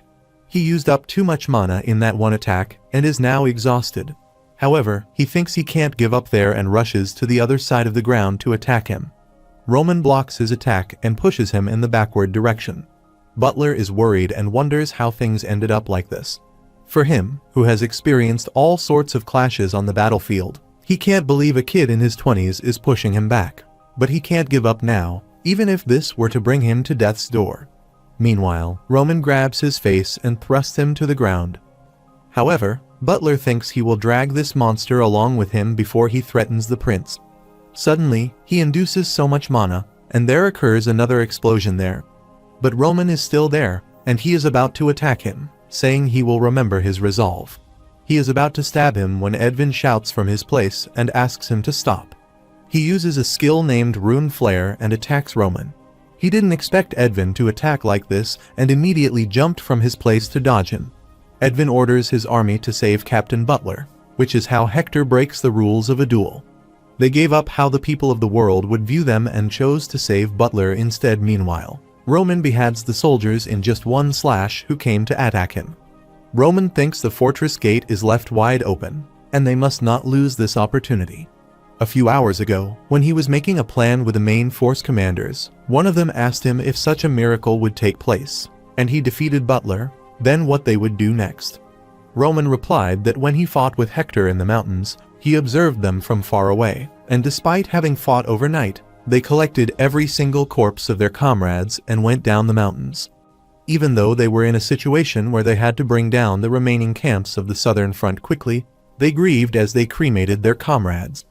Edvin Hector is a tender-hearted commander who allows his soldiers to mourn. He intends to use make of that. He says Butler will be the catalyst that will lead Edvin Hector to fail in his judgment, and if he brings Butler down, that will fulfill the requirements for the first plan. He says he won't kill Butler in a single strike, but intends to make him incapable of combat. Therefore, if Edvin Hector decides to save Butler, that will be the start of their second plan. At present, when Edvin Hector decides to save Butler and sends his army, Roman starts killing them all one by one. Roman thinks Edvin Hector is definitely a good ruler, but the battlefield is no place for him.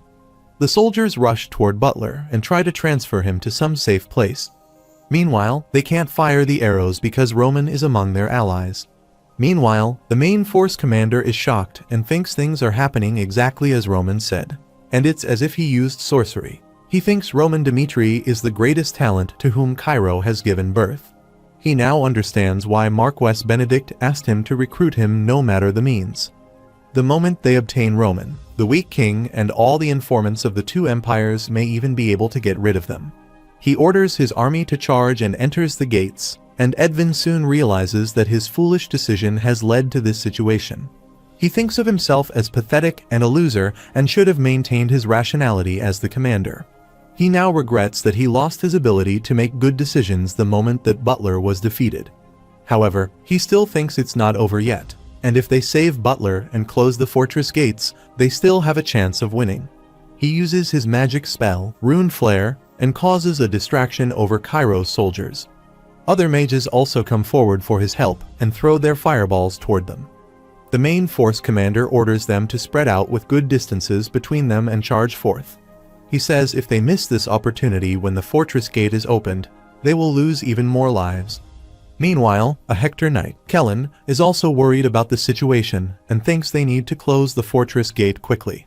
Meanwhile, two soldiers are taking Butler to their sides, and when Kellen orders them to close the gate as soon as they enter with Captain Butler.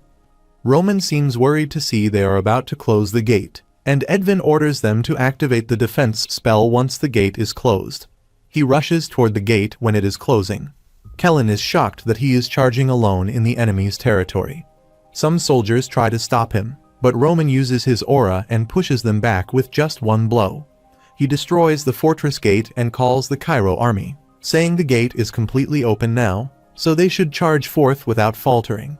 The main force commander orders the guards to charge and kill all the remnants of the Hector army. Both armies strike each other, and the Hector army tries to stop them, but it's too late. Soon, the ground is filled with blood and the lives of many soldiers. After the succession of his plan to open up the main gate, there is only one objective left now, Edvin Hector. Soon, they both face each other, and Edvin knows that he is at a disadvantage, but he wonders when things start to go wrong on Earth. They manage to ambush and take over the rear camp, and it was proven that his decision wasn't wrong. His overall plan was perfectly fine until Roman Dmitri appeared. He angrily releases his mana, thinking it's all Roman's fault. They failed to take over the 5th defense line because of him, and because of the guerrilla operation in the mountain, they also lost excellent Hector soldiers. He remembers his people and thinks that if a god existed, then he would like to ask him why he allowed his birth as the star of a Hector kingdom and why he sent Roman Demetrier to the Cairo kingdom. Roman calls him and says they finally meet, and Edvin angrily says even if he dies today, he will bring him along with him to the afterlife. He casts a magic spell, Circle Release, and Wind Blade at the same time. Roman slashes his attack easily with his sword and looks at him angrily. Some soldiers rush to attack him for the sake of their prince, but Roman uses Heavenly Demon, second form, and tears them apart in just an instant. But he is shocked because his attack allowed Edvin to prepare a huge attack for him, and he casts the spell, Entangle. He prepares a huge blow for Roman to attack, and by casting a spell, Inferno, he puts fire in it. Roman jumps from his place and terminates his attack easily. Edvin had an idea that Roman wasn't someone who would go down that easily, so he prepared another spell named Lightning Blade for him. Roman doesn't react to his attack and wonders if he got him. But Roman appears behind him and says he acknowledges that he is powerful, but their fight ends there. By saying this, he is about to stab the sword, but his captain Kellen comes in the way and gets stabbed instead. He has tears in his eyes and requests Edvin to run from there. Edvin is shocked to see him dying for his sake and screams loudly. Roman puts a sword on his shoulder and says he will accompany him soon. Meanwhile, a few soldiers come to save their prince, and he starts fighting them all. Suddenly, Jackson appears from the side, lifts Edvin on his shoulders, and starts running. He asks Edvin to get a hold of himself and asks if he really intends to die there. He says that even if he might be labeled a coward who has been defeated, he needs to survive until the very end. He tries to wake him up and says he needs to live so that all those who sacrifice their lives for him aren't in vain. He asks everyone to give up the castle and retreat immediately. He also orders some soldiers to buy time for the prince. All the soldiers motivate him and say he must live on, but Roman attacks them, too. Edvin sees him killing all his soldiers and thinks he is a demon. After a while, a soldier surrenders before him, says he has already won this fight, and requests him to stop and stand down. Roman replies he already warned them all that the moment all of them see him again, he will kill all of them. He says they were the ones who started this fight, so they shouldn't act like they are the victims there. By saying this, he beheads the soldier, and after this, they declare that all of the Hector army has retreated, and it is clearly Cairo's victory. Meanwhile, the main force commanders enter the castle looking for Roman, and they are shocked to see that he is sitting beside a pile of corpses. The person who turned the tides of a war that seemed to be doomed for defeat, the value of Roman Demetiri, who accomplished something unbelievable that would never happen again, would surge up to the heavens because of this war. Roman looks at them with a smile and says they finally made it. Before the great news reaches the Cairo, the people in the capital hear that the Hector kingdom is crossing their borders and attacking the southern front line. They discuss what the merchants from the south say, which is that the current situation is quite bad. They fear that they will start to conscript men for the war forcefully, and one of them says nothing happened even when the empire attacked them. Meanwhile, another one says the government will increase the taxes because of the war. Similarly, there are many talks in the capital about the war, and everyone thinks about himself. They consider themselves very unlucky to be born into a small nation. On the other side, at the Cairo Royal Academy, in the D class, the instructor calls William Castro and Lauren Dimitri for a duel. He orders them to begin the duel, and William attacks him first, but Lauren somehow blocks him. Lauren seems weak and scared of his opponent, but somehow tries to keep the fight. Suddenly, he tries to attack William by closing his eyes, but he appears from the side and hits him to the ground forcefully. He has been defeated by the strongest boy in their class, William. The instructor calls Roman and says he is the one who wants to join Cairo Royal Academy to learn swordsmanship. Not only is he unable to look at the swinging sword of his opponent, but he even closes his eyes. He calls him a pathetic student and warns him that if he performs like this again in the exam, he would better be prepared to be demoted into the E class. Lauren is worried to hear about E class and thinks he would definitely be laughed upon if he went into a class that is meant for 15-year-old students when he is about 18 years old. After some time, he sits alone on a bench when William comes to him with his friends. He makes fun and says he is so fascinating that even Sir Rodwell, who is in S class, is in awe. He said when he was young, he thought maybe everyone in the Dimitri family was amazing, but he is disappointed to see Lauren. He says he was oblivious to the fact that some people are just born with certain limits. It was a miracle that someone like Sir Rodwell was born into a normal family, and William makes fun of this by saying that miracles don't happen twice for the same family. Lauren is ashamed of himself and thinks every single time the name Rodwell would haunt him like a shadow. Meanwhile, William's friend asks him if it is true that Roman Dimitri defeated Homroas, but he says he is sure that the Dimitri family spread this rumor since they need to do something about that eldest son of theirs that has famous for being an idiot. He says seeing Lauren there is obvious and calls him Dimitri family's third incompetent son. After some time, when he walks toward the outside, he wonders if what he heard about Roman is true. While he doesn't remember him as a bad person, he doesn't think he is strong enough to defeat Homeros. He thinks anyone can see that is a blatant lie. Suddenly, he sees many people gathering at the main gate and wonders what is happening there. He hears them talking that the southern front line almost completely fell to Hector, but it was recovered by a miraculous stroke. The more unbelievable thing is that Roman Demetiri played an unbelievable role in recovering it. They even call him the youngest ranker who defeated Homeroas. There are also rumors that he defeated Hector with just 200 soldiers and Butler, a 5-star swordsman, in a one-on-one fight.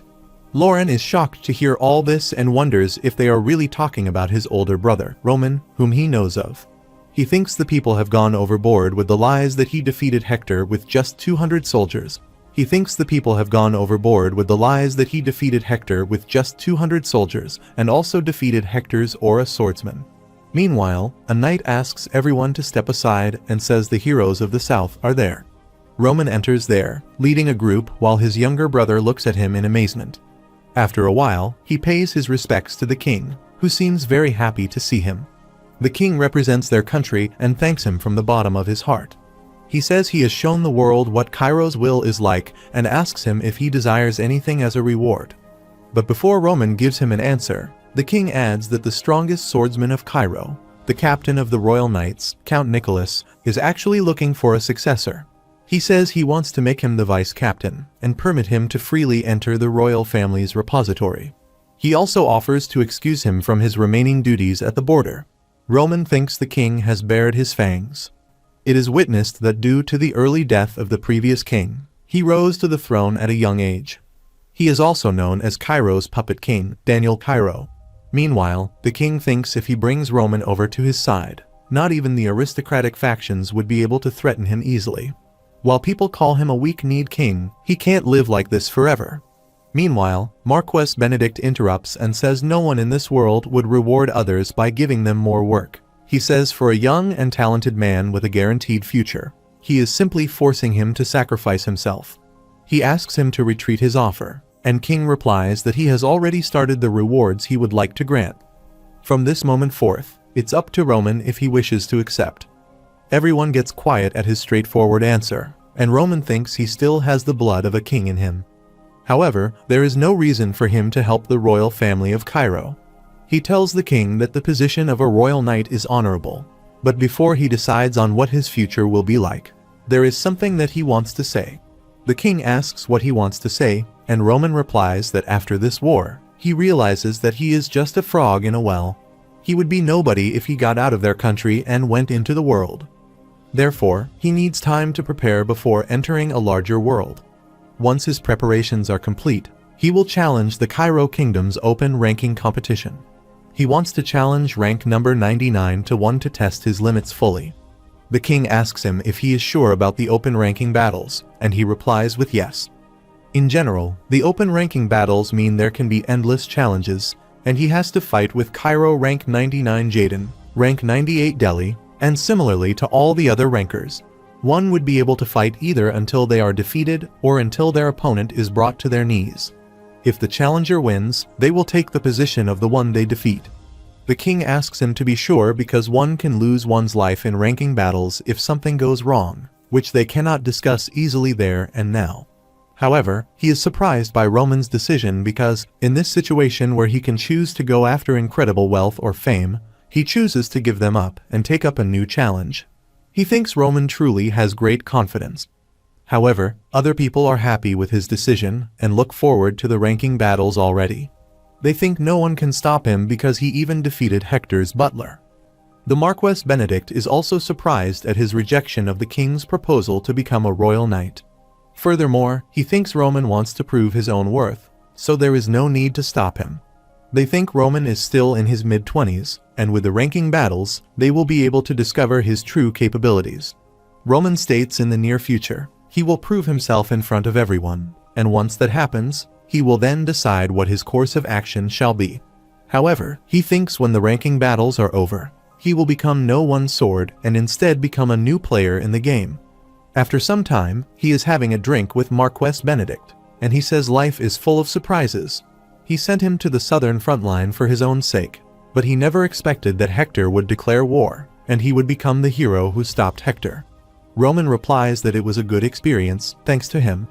Marquess doesn't understand why he is thanking him, and Roman replies through the war with Hector. He realizes that there is a bigger world out there. Therefore, he will challenge the open ranking battles to test his strength within the Cairo kingdom. Once no one is stronger than him in Cairo, he intends to go out into the world and become the best. Marquess says there was a time he had dreamt of that too, but when he realized just how wide the world is, he chose to be satisfied with his current life. He tells him about his daughter and says because his wife died really young, he put even more effort into raising her. Roman is shocked when Marquess says he will give his daughter to him. He heard from Fabius that he is not a naive person, and even today, when he witnessed him asking to take part in the open ranking battles, he was reminded of the monsters of the world that he met when he was young. While he wasn't born with incredible talents like them, he has the ability to tell that he, Roman Dmitri, is someone who can grow strong enough to be on par with them. He is already aware that he broke off his engagement and has no intentions of forcing his daughter into marriage, but he will set up a meeting for him with her. He tries to say that if both of them have good feelings for each other after he meets her, he will accept them. He also doesn't ask him to meet her right away, but he hopes he bears this truth in mind that both in the past and in the present, he has been watching his back. Whenever he chooses to say that he wants to journey with him, he will be able to acquire anything he desires within the Cairo kingdom. Roman Dmitri is the existence that breaks the balance of power, and whoever recruits him first shall take reign over the Cairo kingdom. The four powers that possess Cairo have a great desire to gain possession of Roman. After that, Count Gregory and Count Denver also make shocking proposals for him. Still, Roman Dmitri, who is also the heavenly demon, Baek Jung-hyuk, is someone who isn't capable of serving under any other. The same night, Hans comes from the capital to tend to Roman's needs and is worried about him. He shakes him well and asks if he is hurt anywhere. He starts crying and says after he heard about his news in the southern front line, his heart literally sank. But Roman says he is fine and he doesn't need to worry about him. A few days later, Hans comes to Roman and says he might be speaking out of place, but asks him if he can possibly meet with young Master Lauren. Right after Roman moved to the capital, Lauren came to meet Hans at the mansion of Dmitri. They chat for a while, but since Hans raised both young masters when they were young, he can tell at a glance that young Master Lauren is going through some troubles, so he waited for him to tell him about it. After a while, Lauren asked him if something happened with Roman since a while ago. He saw him returning to the capital while being protected by people all around. People were saying that Roman won against a ranker named Hector. Hans told him that when he was gone, a lot of things happened in the Dmitriev family. He says all the rumors he has heard till now are all true. The marriage with the Lawrences was broken off, and the war with the Barkos, the defeat of Homroas, and this time around playing a great role in winning the war on the southern front line, those weren't rumors, but the actual truth. Lauren was shocked to hear all this, and Hans also told him that thanks to the changes in the behavior of the young master, the Baron has been quiet these days. Hans asked him to meet Roman instead of asking him, and he heard that Roman would arrive at the accommodation at night. But Lauren immediately refuses and says there is no need for this. He is then about to leave, while Hans thinks the three brothers of the Demeter family are all born with different personalities, and among them, young Master Lauren has the most fragile and sensitive heart. Hans now tells Roman that he believes young Master Lauren is being bullied at the academy. It seemed like he wanted to ask him for help, but he needed to be in a position where he should be asking him about it. Roman thinks Lauren is the youngest among them, but he does not need to look after him just because he is his younger brother. However, he agrees and says he will meet him just once. Hans gets really happy about this and thanks him. Roman thought that he agreed only because it was Hans's request. On the other side, the main force commander is going somewhere, thinking there has been an indefinite delay in recruiting Roman Dmitri. However, there is still a way to get into the good graces of the Baron, and he is certain that Roman will be very happy. Although everyone is paying close attention to only Roman, the truth is that those subordinates who followed him have exceptional talents. Fabius thinks if he can recruit them, Marquess Benedict will definitely be overjoyed. He especially wants Chris because he is a talent that any noble in the capital would welcome with open arms. However, he thinks if he hadn't gone to the southern front line himself, he wouldn't have known that though. He observed that his subordinates were all definitely worth recruiting. If he manages to bring Chris and all the other subordinates of Roman to their side, he might gain the trust of the Marquess sooner. Meanwhile, Chris thinks he was definitely within his reach when he first met him. He thought he would be able to surpass Lord Roman someday, but he had already arrived in a whole different dimension than him. He was especially shocked during his fight with Butler, but as he followed him and observed him from behind, he experienced exponential growth within the last 6 months, and even he couldn't believe himself. He is still serious about his goal of surpassing Lord Roman one day. Meanwhile, Fabius comes to him and says he will cut straight to the point. He says he wants to recruit him, but Chris refuses him immediately before he can say anything. Fabius tries to persuade him, saying this is an opportunity that can completely change his life. He asks him how he can refuse without hearing what they offer. He also offers him money and says they can give him so much money that he will be in no lack for the rest of his life. He also offers him fame and says it will be an honorable position where he can serve Marquess Benedict, the real power in the central government. He offers him everything someone can dream of and says that if he is worried that his action might look like betraying Sir Roman, there is no need to worry about that. He says Roman will eventually come over to the Marquess as well, and Chris asks if he is certain that his lord told him that he would become Marquess Benedict's subordinate. Fabius replies it is the natural course of action, and no one in Cairo is able to reject someone as powerful as him. Chris thinks he has no idea what Lord Roman is like at all, and based on what he has seen so far, he is someone who would never bow his head to anyone. He then rejects him again, saying no matter what offer he proposes, he doesn't intend to leave his lord's side. He knows that no one can replace his liege and says if he is also thinking of recruiting his other comrades, then it would be best if he gives up now since no one will choose to serve anyone other than their lord. But Fabius ignores his instructions and thinks there will be no one else who will throw away the opportunity of a lifetime again. He then tries to recruit Kevin, but he angrily says his lord is his whole life and would rather die than serve another person. Fabius is shocked at his answer, but doesn't give up and goes for the next soldier. He asks him if he has come to an agreement with his lord already. Otherwise, he will just treat it as if this conversation didn't take place today. Fabius goes to another one, but he also refuses and says if he hadn't met with his lord, he would have been a nobody. However, Fabius is shocked and wonders why they think like that when he already told them it wouldn't be betraying him. In the meantime, Henderson appears there, but shouts loudly after hearing his offer and closes his ears tightly. Fabius wonders why they are so loyal to him. On the other side, Lauren is practicing on the ground with his wooden sword, and his conversation with Hans is roaming around in his mind. He wonders just what exactly happened to Roman, and how he went from being the fool of Dimitri to the youngest ranker, and then became the hero of Cairo that defeated Butler. He tries very hard and thinks if Roman can change this much, why does he still lack so much? He considers the status as William and hits it forcefully. After some time, he lays on the ground and seems exhausted. Meanwhile, Roman comes to him and asks what he is doing there. Lauren looks at him surprisingly, and Roman says he heard Hans say he was looking for him. He asks him to speak if he has something to say. Lauren seems confused and says he doesn't want anything to say, but Roman calls him pathetic and is about to leave. Lauren then calls him from behind and says he will say it and tell him everything he wants. He said when he heard the rumors about him, he couldn't believe them at first. The way he remembers him, he wasn't someone who would bother with swords and would even ask if someone could go to the borders on his behalf. It has not been long since they last met, but Roman has become different. He says the people are even calling him the hero of Cairo now. Therefore, he asks him just what happened for him to change so much.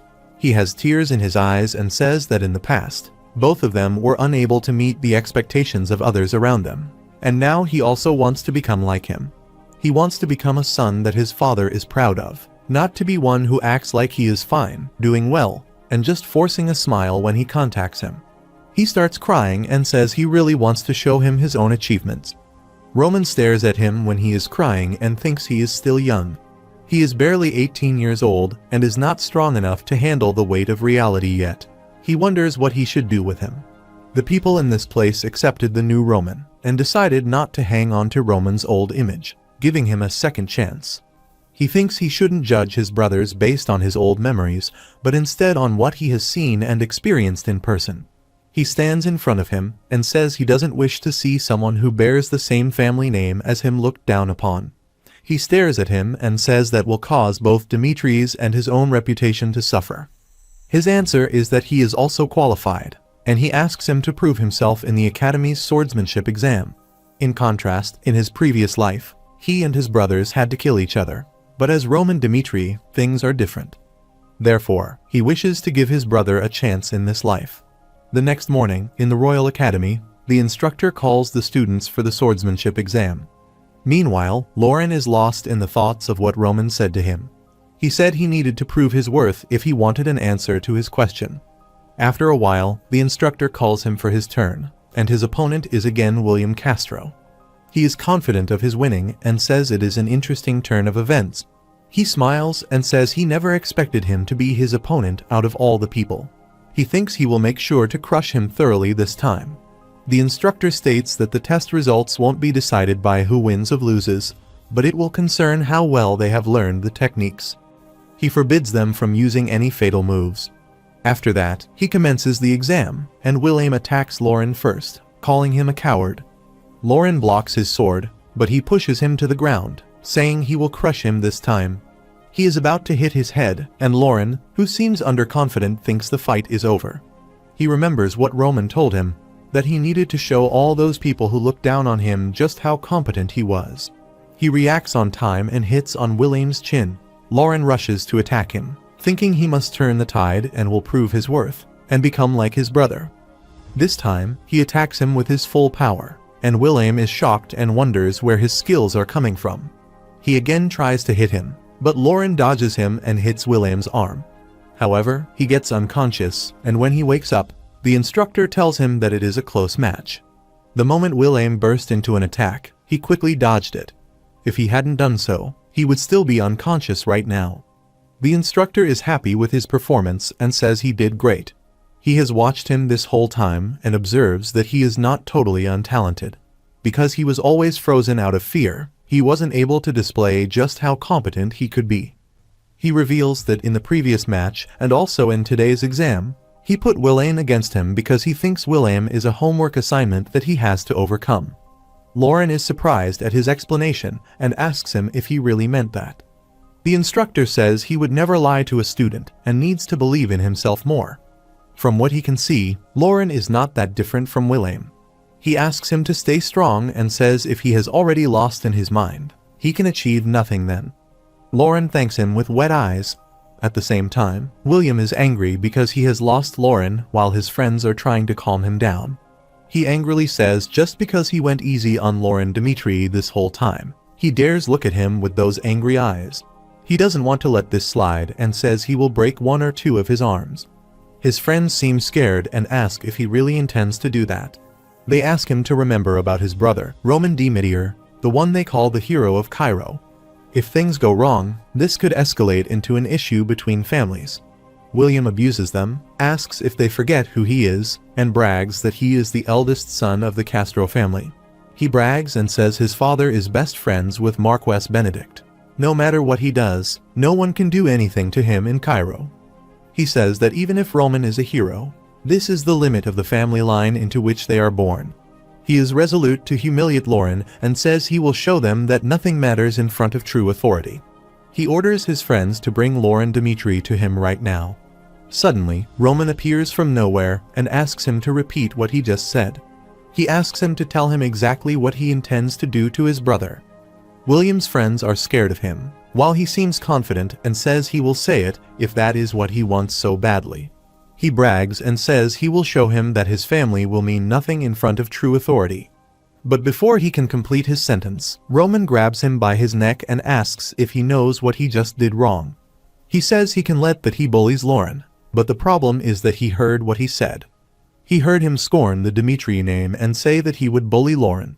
He stares at him angrily and says all of them look down on his family. He asks him to bring him to his family estate right now. He leaves William, and he asks him what he just said. Roman replies that if an immature child makes a mistake, his parents should take responsibility for it. He exclaims he loves to experience what true authority ID like for himself. On the other hand, in the aristocratic faction, Count Castro is having tea with the commander Phagius, and he tells him that he offered Roman soldiers a great offer, but they rejected him. Count Castro laughs and says this is how those with lowly origins just can't see the big picture. He asks Phagius if Roman is really that great, as rumors said. He replies that this is true, and there is a reason why Marquess Benedict is putting everything on the line to recruit him. He also whispers to him that Marquess Benedict is thinking of making Roman his son-in-law. Count Castor says he wants to meet him in person someday and requests that he help him arrange a meeting with him if this opportunity arises in the future. Suddenly, he hears some noise from behind, and William enters the room, calling his father. They are surprised to see Roman Dimitri behind him. William tells his father that Roman Dimitri dares to threaten him, the eldest son of the Castro family, even though he is a commoner. William asks him to punish Roman immediately, but he shouts at his son and asks him to keep quiet. He grabs William by his collar and asks if he has any idea whom he has messed up with. He says Sir Roman is a hero who saved Cairo and slaps his son, asking how he can say something so disrespectful to such a person. He apologizes to Roman and says his useless son has inconvenienced him. He makes sure that he punishes his son and teaches him a good lesson so that this will not be repeated. He smiles and offers Roman a cup of tea if he has the time. He is happy in his heart that he got the opportunity to meet Roman so soon without anyone's help. He thinks Roman won't reject his offer since he went this far to apologize to him. But Roman says to accept his apology or not is not for him to decide, because this is something for him to decide. He exclaims that his son is the cause of the problem this time. He illustrates that William continuously bullied Lauren and said to his face that he intended to break his arm. He angrily says the moment William said that it was as good as being acted upon, and he wants to overlook this matter. Count Castro asks what he likes to do now, or if he intends to break his arm or something. He asks Roman to come to a reasonable negotiation for the sake of their future relationship. Roman replies he wants him to go to his brother, Neil, and apologize to him in front of everyone. Furthermore, he also wants him to drop out of the academy voluntarily since he doesn't wish for his brother to be in the same space as such trash. He also warns him, saying there will be a war if he refuses to do this. Count Castro is shocked at his demands, while Roman gives him two options: either do as he says or go to war with his family. Count Castro gets furious at this and humiliates Roman, saying he is lowly birth and causes him a headache. He asks if he thinks he is great just because the Marquess is paying him some attention. He shouts at Roman and says he is not even worthy to be his footstool. He intends to use this chance to show him just how powerful a central government noble is. He calls Fabius and says he has witnessed what happened from the start, so he pleads for him to testify this to the Marquess. He angrily says they have no choice but to throw out appropriate punishment on Roman for crossing the line. But he is shocked when Fabius says it seems to him that Willain is clearly on the wrong side. It is revealed that among the nobles, Fabius' nickname is Raccoon of Kairos. While many people possess exceptional abilities in the world, the ones who actually survive until the end are people like Fabius. He is the one who has an eye for the current state of affairs, makes acquaintances, and deals with people who will line up his profits. Therefore, despite Fabius' family not being of great bearing, they were still able to enter the central government. In contrast, Count Castro comes from a line of a reputable family of Castro, and thus was able to have a close friendship with Marquess Benedict since he was young. However, the problem is that Count Castro is now against Roman Demetrie, and it would be correct to stand on Castro's side. However, the Marquess is someone who would abandon even his close friend for the sake of victory. If there is any exception to this case, it would only extend to his blood relatives. Right now, Fabius is aware that the Marquess is in the midst of doing all he can to get Roman to become his son-in-law. Therefore, he is ready to spoil his relationship with Count Castro and says if his son has done something wrong, he should punish him for it instead of covering up his mistakes. Count Castro is shocked to see that Kairos Raccoon has already done his calculations. He has already decided that standing on Dimitri's side will bring him more profits.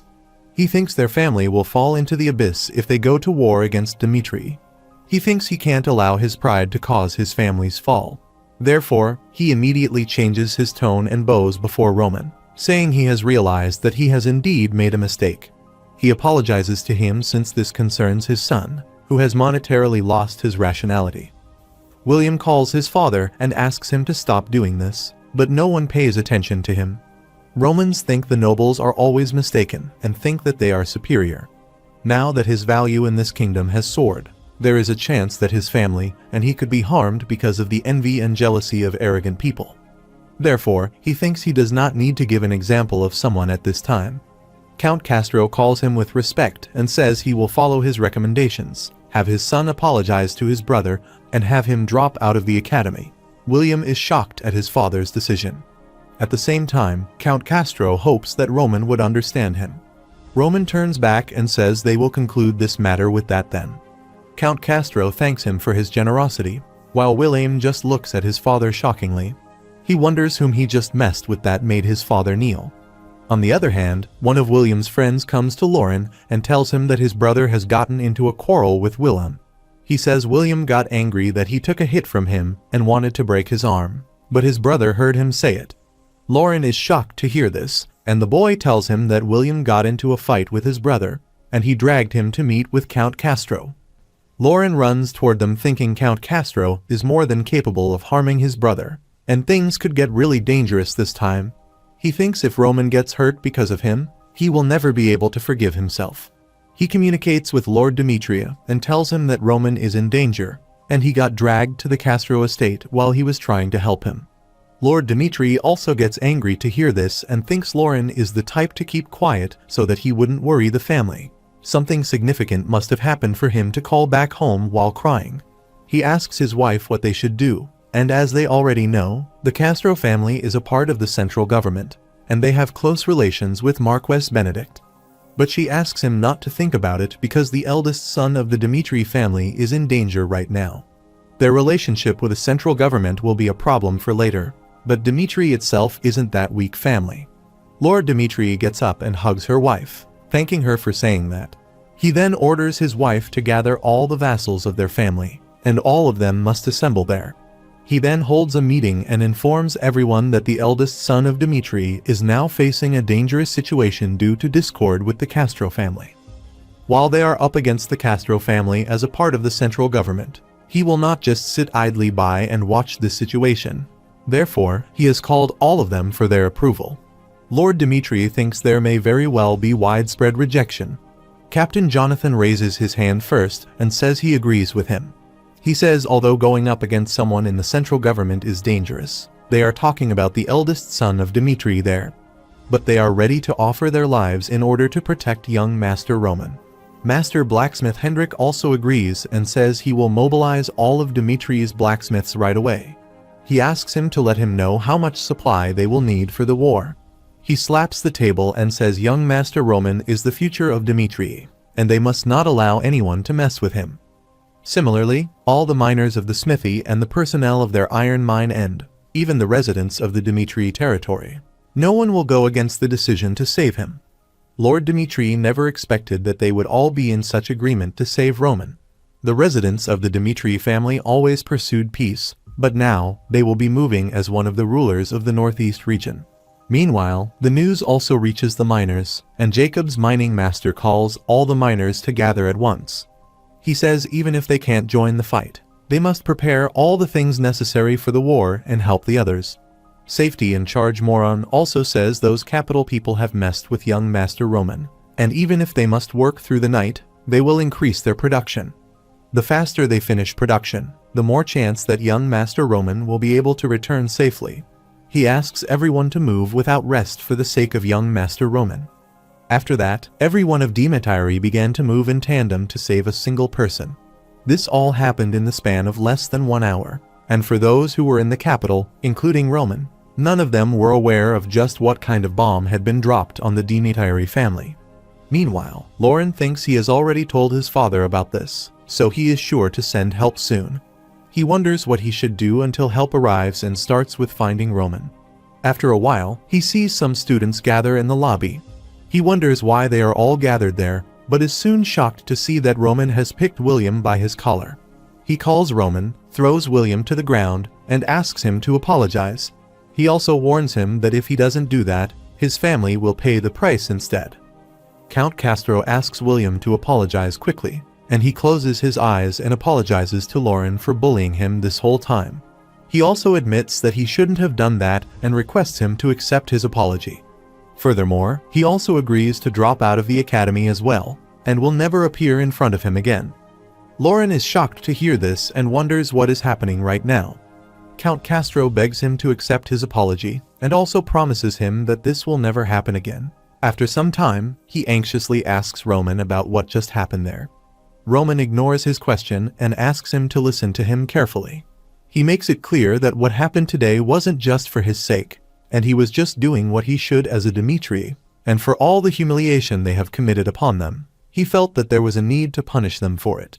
He makes him understand if he is always bowling his head while letting them humiliate him, these people will look down on the value of the Dimitri family. Lauren lowers his head and apologizes to him, but Roman asks him to raise his head. He says his name is Lauren Dimitri, and he hopes that his brother will never have to go through what happened today again. He wants him to find out just what kind of strength he possesses and what he is capable of so they won't dare to do anything reckless with him. Lauren is inspired by him when he calls him his brother and then says with a firm resolution on his face that he will remember what he has said to him. Roman also smiles and thinks he doesn't wish to be in a family fight with his brothers anymore. Suddenly, Roman remembers he contacted his father and hurriedly asked him to contact their family immediately.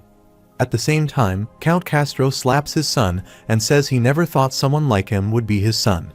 He asks him if he has any idea what kind of mistake he has committed today. He exclaims that Roman Dimitri is the rising star of Cairo, and that all the powers of Cairo are dying to recruit. Even though knowing this fact, his son went and brought harm to his brother now. That eldest son of the Castro family has gone down on his knees, which ruins the reputation of their family. He shouts at him while pointing his finger and says people will now say that their family is idiots who can't even tell where the tides within their kingdom are flowing. He grabs his head anxiously and wonders how he is supposed to face Marquess Benedict from now on. Suddenly, a guard rushes to their room and informs him that the Dimitri family has sent a magic call.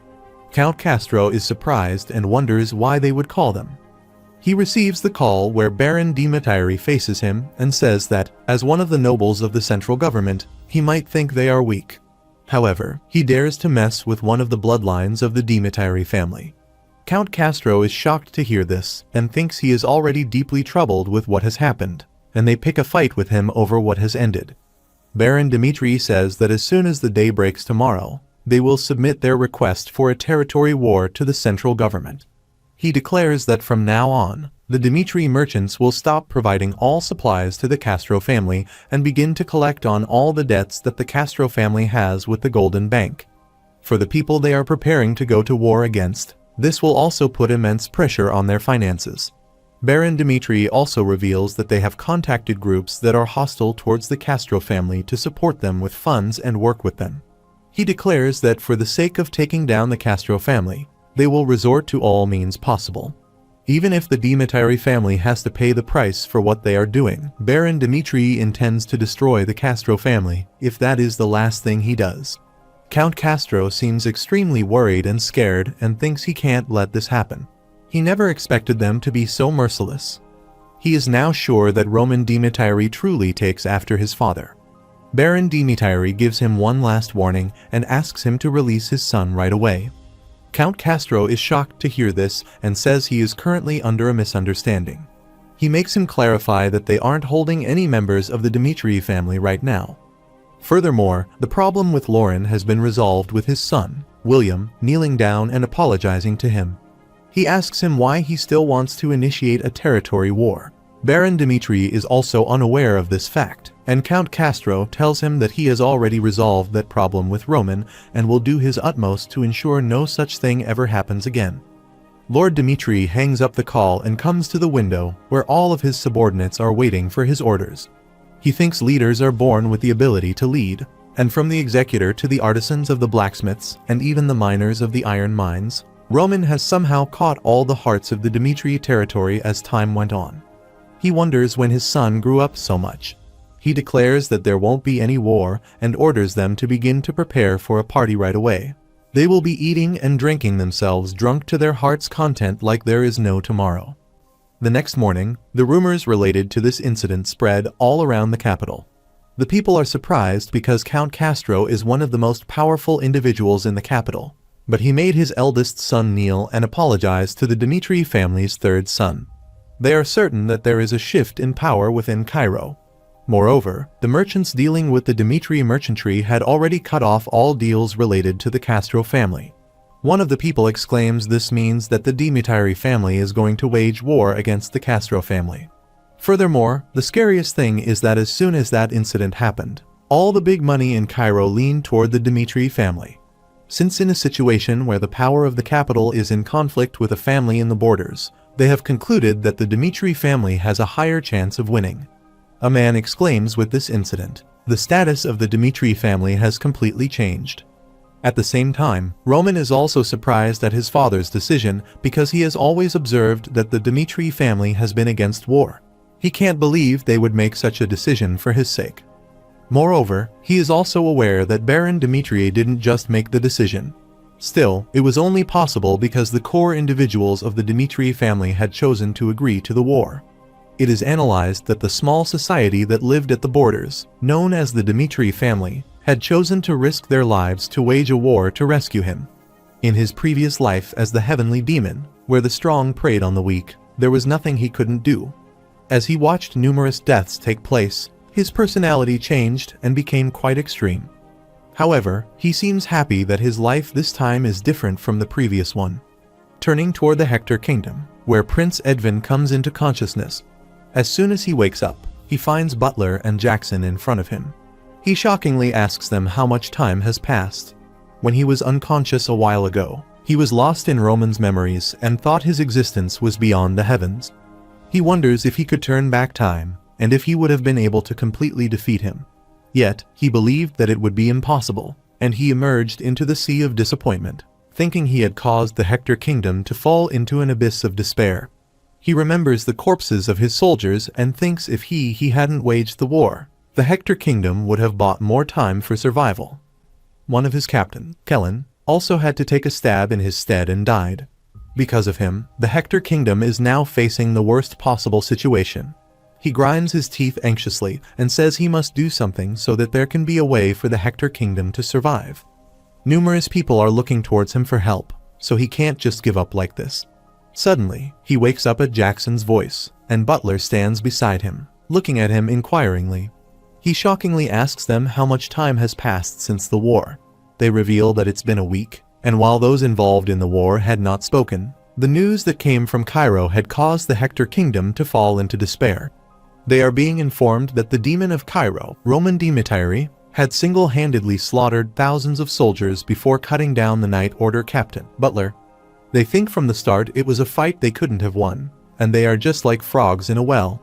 However, monsters are roaming within the rod that they have never even heard of.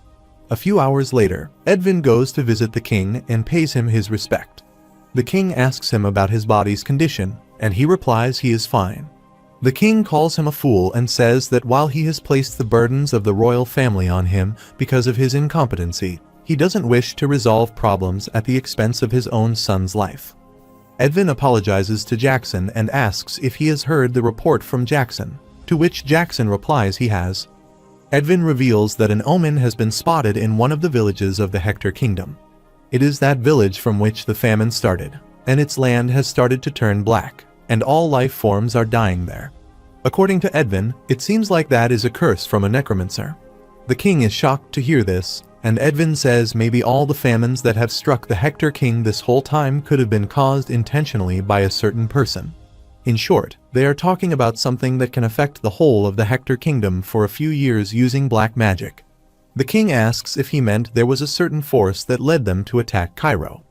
Edvin explains that the perpetrator who hides in the darkness has intentionally caused a war between the two kingdoms in order to profit from it. The king suggests a curse that is able to spread throughout a kingdom. They will need at least someone on the level of an archpriest to dispel it. However, they don't have the capability to hire someone like that anymore. Edvin asks his father to remember when he was young. The Tower Master of the Heavenly Palace said that if he gave up his title as the prince and joined the Magic Tower, he would give him whatever he desired. Edvin is ready to sell his time to the Magic Tower of the Heavenly Palace, and just 1 year will suffice, and this is the only way to resolve their problem. On the other side, at the southern front in the Cairo Kingdom, McBurney hits the glass on the table, and is disappointed because of one arm. For his whole life, if he were to die, he would want to die on the battlefield. But there will be no place willing to accept someone who has lost an arm.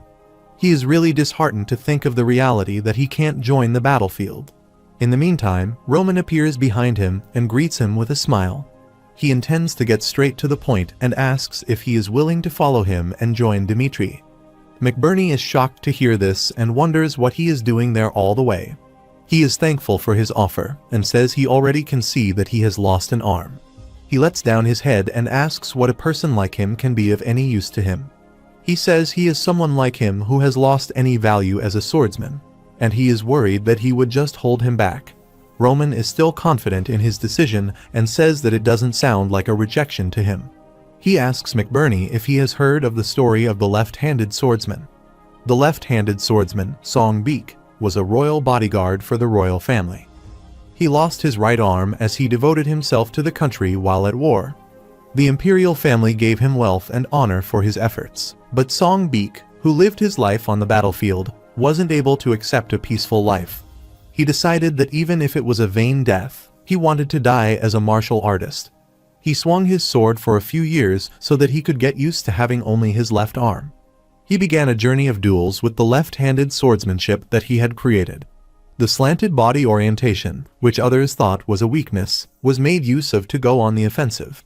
Song Beek's irregular attack patterns allowed him to defeat numerous martial artists.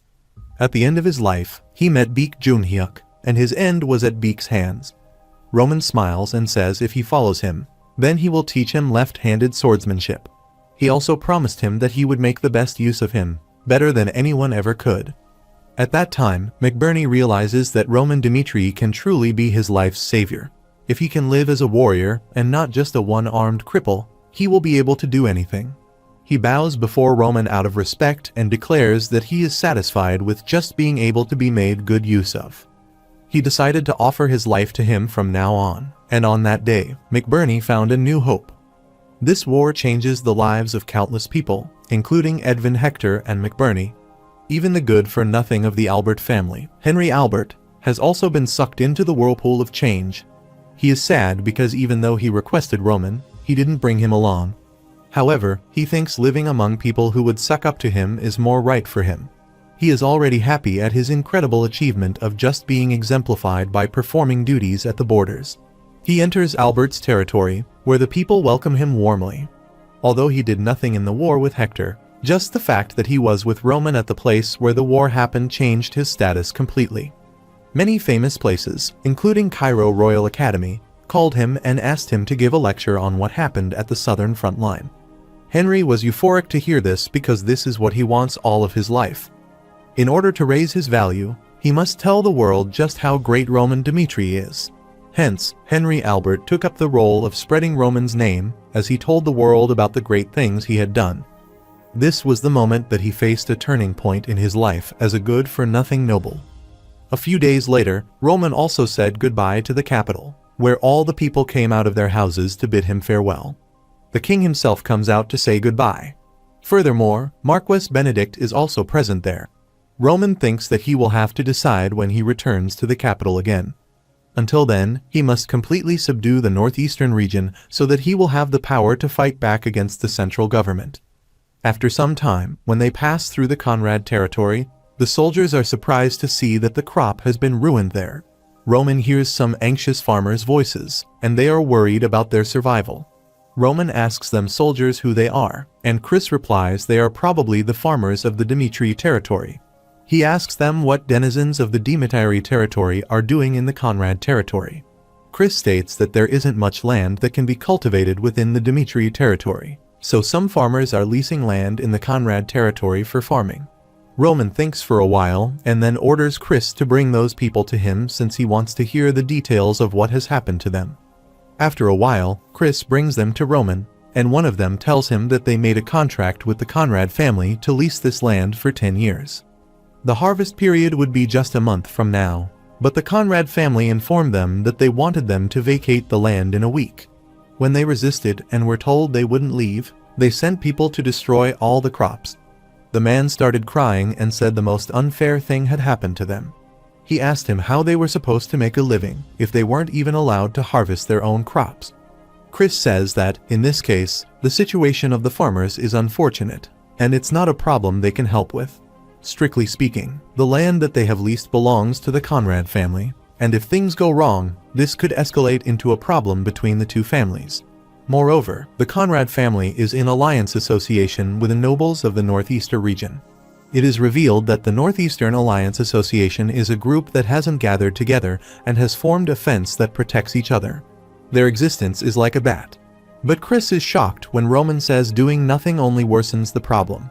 His eyes are telling a dangerous story, and he exclaims before they get even more puffed up. They need to uproot the source of the problem completely. Chris obeys him, thinking it's the duty of a subordinate to follow once their lord has made a decision. After a few hours of journey, Roman and his soldiers reach the Dimitri territory, where everyone welcomes him warmly. They call him the pride of the Dimitri family and also the hero of Cairo. Baron Dimitri is also very excited to see him and hugs him warmly, saying he has done great. He asks his father how he has been, and he happily replies that he is fine and that there is nothing that can happen in the Dimitri family. He has prepared a grand party for him, and they will enjoy themselves thoroughly with some food and drinks. But Roman's expressions are serious, and he asks his father if he can give him some of his time before the party. He discusses the matter related to the farmers while Baron Dimitri says he already knows about this, but there is no way to stop the Conrad family from taking back their own land. If they do manage to stop them from doing it this time around, the farmers of the Dimitri territory will have a hard time farming in their lands after that. Roman asks his father if he really thinks their farmers' land would be taken away like that if they were from the Benedict family instead. Marquess Benedict possesses great authority, and no one would dare to consider provoking him or his people. He asks him where the Dimitri family rank in the northeastern region. Furthermore, the Barco family has already fallen, and there aren't any groups that are stronger than them in this region. Baron Dimitri replies that what he has said is true, but there is no need to create unnecessary conflicts with the surrounding allied forces by worsening a problem that they don't have to interfere with. Roman replies that there is no need to do so because Dimitri already holds true power within the northeastern region. Yet, the Conrad family and other nobles are acting complacent and arrogant. To them, Dimitri is just some family, and they all look down on them because they aren't being protected by a large power like the central government, as the Barco family were. The Conrad family decided that the farmers of Dimitri could have their livelihood trampled on. They say Dimitri is the strongest in the northeastern region, yet their actions show otherwise. It's time to see the hierarchy. Baron Dimitri is surprised at what Roman is saying, while he still tries to persuade his father, saying they need to show them who is truly superior clearly. Later, Lord Dimitri sits in his room, with a glass of alcohol in his hand, and is lost in the thoughts of what Roman said to him. He said they have the power as well as the justification to aid their denizens. He asked his father why they were just watching while they let the Conrad family trample on their people. He requested his father to let him wield his sword, and as long as he gave the order, he would be the one to dirty his hands with blood. He now closes his eyes and thinks his son has grown way too much. When Roman was young, he went through his life as a farmer with him, so he had a weak spot for him. Maybe the reason he is the way he is right now is because people called him a half-noble. At present, the Dimitri family doesn't need power, but the decision of its lord. It would seem a new era has opened for the Dimitri territory. A few days later, the Dimitri family hosted a party to congratulate Roman on his return. All of the northeastern region's nobles were gathered in the Dimitri territory. Many nobles' sons and daughters greet him and introduce themselves to Roman. Roman thinks that in this situation, the nobles don't acknowledge Dimitri as the leader, but that doesn't mean that they refuse to acknowledge Dimitri as a powerful family. Lady Sophia from the Grisel family greets him and asks if he remembers her. Roman happily replies that he indeed remembers her and that they met at the last party. Sophia really likes him and thinks he is not definitely the old Roman, and it would be good if he could marry such a man. In the meantime, Viscount Conrad also greets him and says it's an honor to meet with the hero of Cairo, who drove Hector away. Roman observes he is the Viscount Conrad who created a mess for Dimitri farmers. He praises him for defeating a 5-star swordsman, Butler, in the war. He says it's hard to believe that someone in his mid-20s is able to perform such an incredible feat. He exclaims that the northeastern region hasn't been able to produce a high ranker so far, but he thinks that he could even aim for the top. Roman says he has a personal question for him, and Count Conrad asks him to feel free to speak his mind. However, he never expected Roman to ask him so directly about the farmers, and he says he heard that he informed the farmers of the Dimitri territory one-sidedly and took away their farmland. He asks him what the reason is for doing such a thing. All the nobles are also surprised at Roman's direct question, and Count Conrad holds himself and says it was just because there was a merchant that wanted to pay much more to use those lands. He asks Roman to change the topic, but he again asks if he did this for such a mere reason. Count Conrad's expression also changes, and he says they are here to congratulate him and enjoy this party. He asks him why he brings up such a sensitive topic there. He points toward all the people and says this is a party meant to congratulate his return. He asks why he has chosen to make himself look bad in front of all those people. Now that he has been treated in this manner, he can no longer put on a smile at this party. He walks toward the gate and says he can't stay there anymore.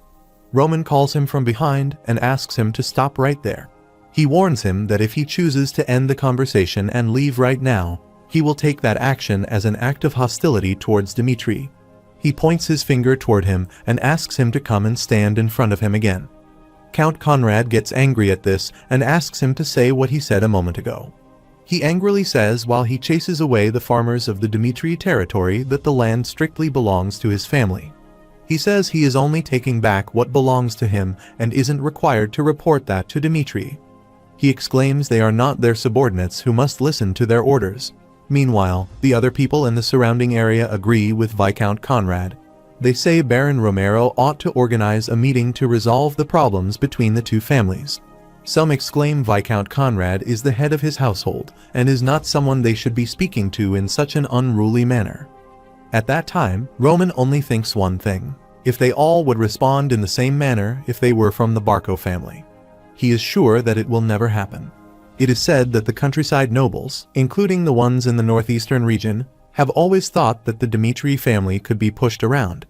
The choice to have their heads cut off completely or to turn them into obedient dogs of theirs. Roman is determined to show them clearly what their choices are. He interrupts everyone and asks when a territory is allowed to do as it pleases in the Cairo kingdom with another territory's denizens. He looks directly into his eyes with an angry gaze and says the farmers he messed with are his people. They reside in the Dmitri territory, pay their taxes to Dmitri, and offer their loyalty to Dmitri. He furiously asks him if he dares to say that he is being rude despite this situation. He asks him if he is still bound to maintain formalities while talking to him even though he has messed up with his people. He reveals that this problem has already been discussed internally by Dmitri, and he already received his father's approval to take charge of this incident. Therefore, he doesn't intend just to overlook this matter. Everyone starts watching them surprisingly, and Roman calls them and says if anyone from the other territories made any mistakes within Dmitri's territory, he will make sure they pay in folds for that. He has a devilish smile on his face and says he would love to see if those who rebuked him earlier would still dare to say that it isn't an important matter. Everyone is now scared to see his expressions and think if he really does that, they are the ones who would suffer losses. Meanwhile, Count Conrad, who finds himself in a difficult situation, considers Roman good at fighting with a sword and as crafty as a fox. He digs a trap for all of them that they can't escape and uses force to suppress them. However, he doesn't intend to stand like this and thinks it's time to gather the strength of the Alliance Association. But he is shocked when one of the nobles from the Northeastern Alliance Association, Viscount Lawrence, interrupts and says he agrees that Viscount Conrad is at fault this time. He says making sure that the processes are followed in the sequence is a very important matter, and the matter involves the denizens of the Dmitri territory. He asks him how he brings harm upon the people of the Dmitri territory without informing them in advance. He asks Viscount Conrad to admit his fault and apologize. In reality, he is taking his revenge because none of the nobles helped them when they went against Barco, and according to him, the Northeastern Alliance Association is all useless. He declares that Lawrence will follow Dmitri going forward. He asks him to apologize to Sir Roman right now, and Count Conrad knows that he is at a loss this time because those of the pro-Dmitri faction are working together against him to drive them into a corner. Therefore, he gets away from his pride and bows before Roman, saying he will be sure to be more mindful next time. After that, when Roman goes to visit his father, he asks him if it will be okay for him to take such extreme measures. He is sure that there is no way the Northeastern Alliance Association will let this matter slide. He calls his father and says in order to set the hierarchy clearly, they need their opponent to be their very best. He wants them to all gather together and try their utmost to bring down Dmitri. However, they will soon realize just how powerless they are when they can't do anything, and accept the difference in rank between their families. On the other side, all the people of the Northeastern Alliance gather for a meeting, and they are all furious at Roman's behavior. They think Roman is someone who used to be called a fool by Dmitri, but now he has no respect for anyone just because he got some recognition in the capital. They argue with each other, saying if they bow before him now, the people will think the Northeastern Alliance Association is a joke. Count Conrad, who was quiet all this time, calls them and asks if they have anything in mind. But they all get quiet at this, and he says he is in doubt about whether there is any meaning to having Northeastern Alliance Association at all. Consequently, Dmitri has a much stronger fighting force, and they also have Roman Dmitri, who defeated Butler. Therefore, normal methods won't be able to take them down. One of them asks him if he tried to contact the central government, but he contradicts him if he is suggesting he uses the central government's power to pressure Dmitri. Indeed, after the fall of the Barco family, they put in efforts to make connections with the central government, and this is the time to make use of those connections. They are relieved to get a new idea and think they will make use of the central government and tilt the scales in their favor. A few hours later, Count Conrad arranges a call with Count Fabius and asks him for a request. Fabius asks him to speak with a smile on his face and says he will have to hear him out since a viscount is making the request. He reveals that they just had a conflict with the Dmitri family recently, and he asks him if he can use the power of the central government to put pressure on the Dmitri family. But before he can complete his request, Count Fabius cuts the call. He shouts at his servants and asks them to do a proper job of connecting the call. He asks them to connect them back quickly before Count Fabius gets upset. He again calls him and apologizes to him for his poor connection, and Fabius replies they all are so clueless. He asks them if they have gone deaf while living in the border. He reveals that Roman is a talent that Marquess Benedict favors and dotes on. He is doing all he can to get Roman to become his son-in-law now. Yet they are spouting nonsense like wanting him to put pressure on Dmitri. He again cuts the call asking them not to disturb him again. Count Conrad is shocked to hear about a political marriage with Marquess's daughter. One of his companions suggests they should apologize to Roman first. So, this is how the conflict with the Conrad family was resolved. Viscount Conrad apologizes to the farmers and says that he won't bother them for the rest of their contract period. All the farmers visit Roman and thank him with their hearts. They hear about how he stood up for them, and from now on, they make a promise to serve their lives for Roman.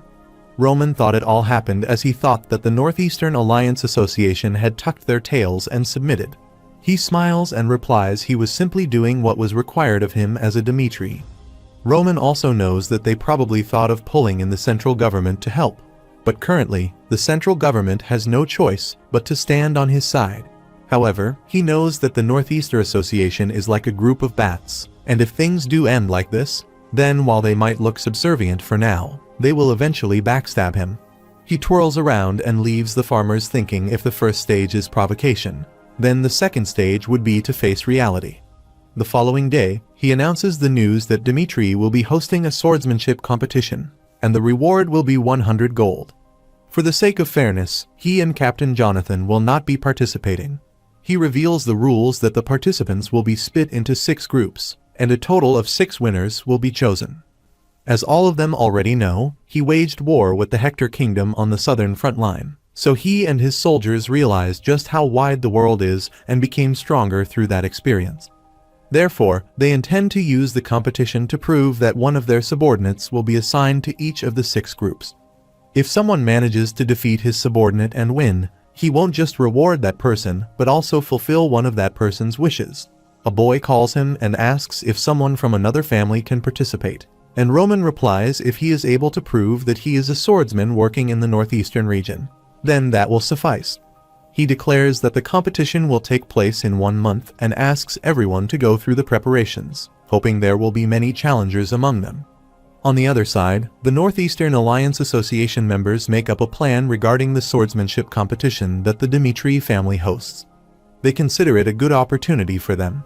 Count Conrad says if swordsmanship from the Alliance Association wins the competition, then they will be able to get a wish as one of the winners.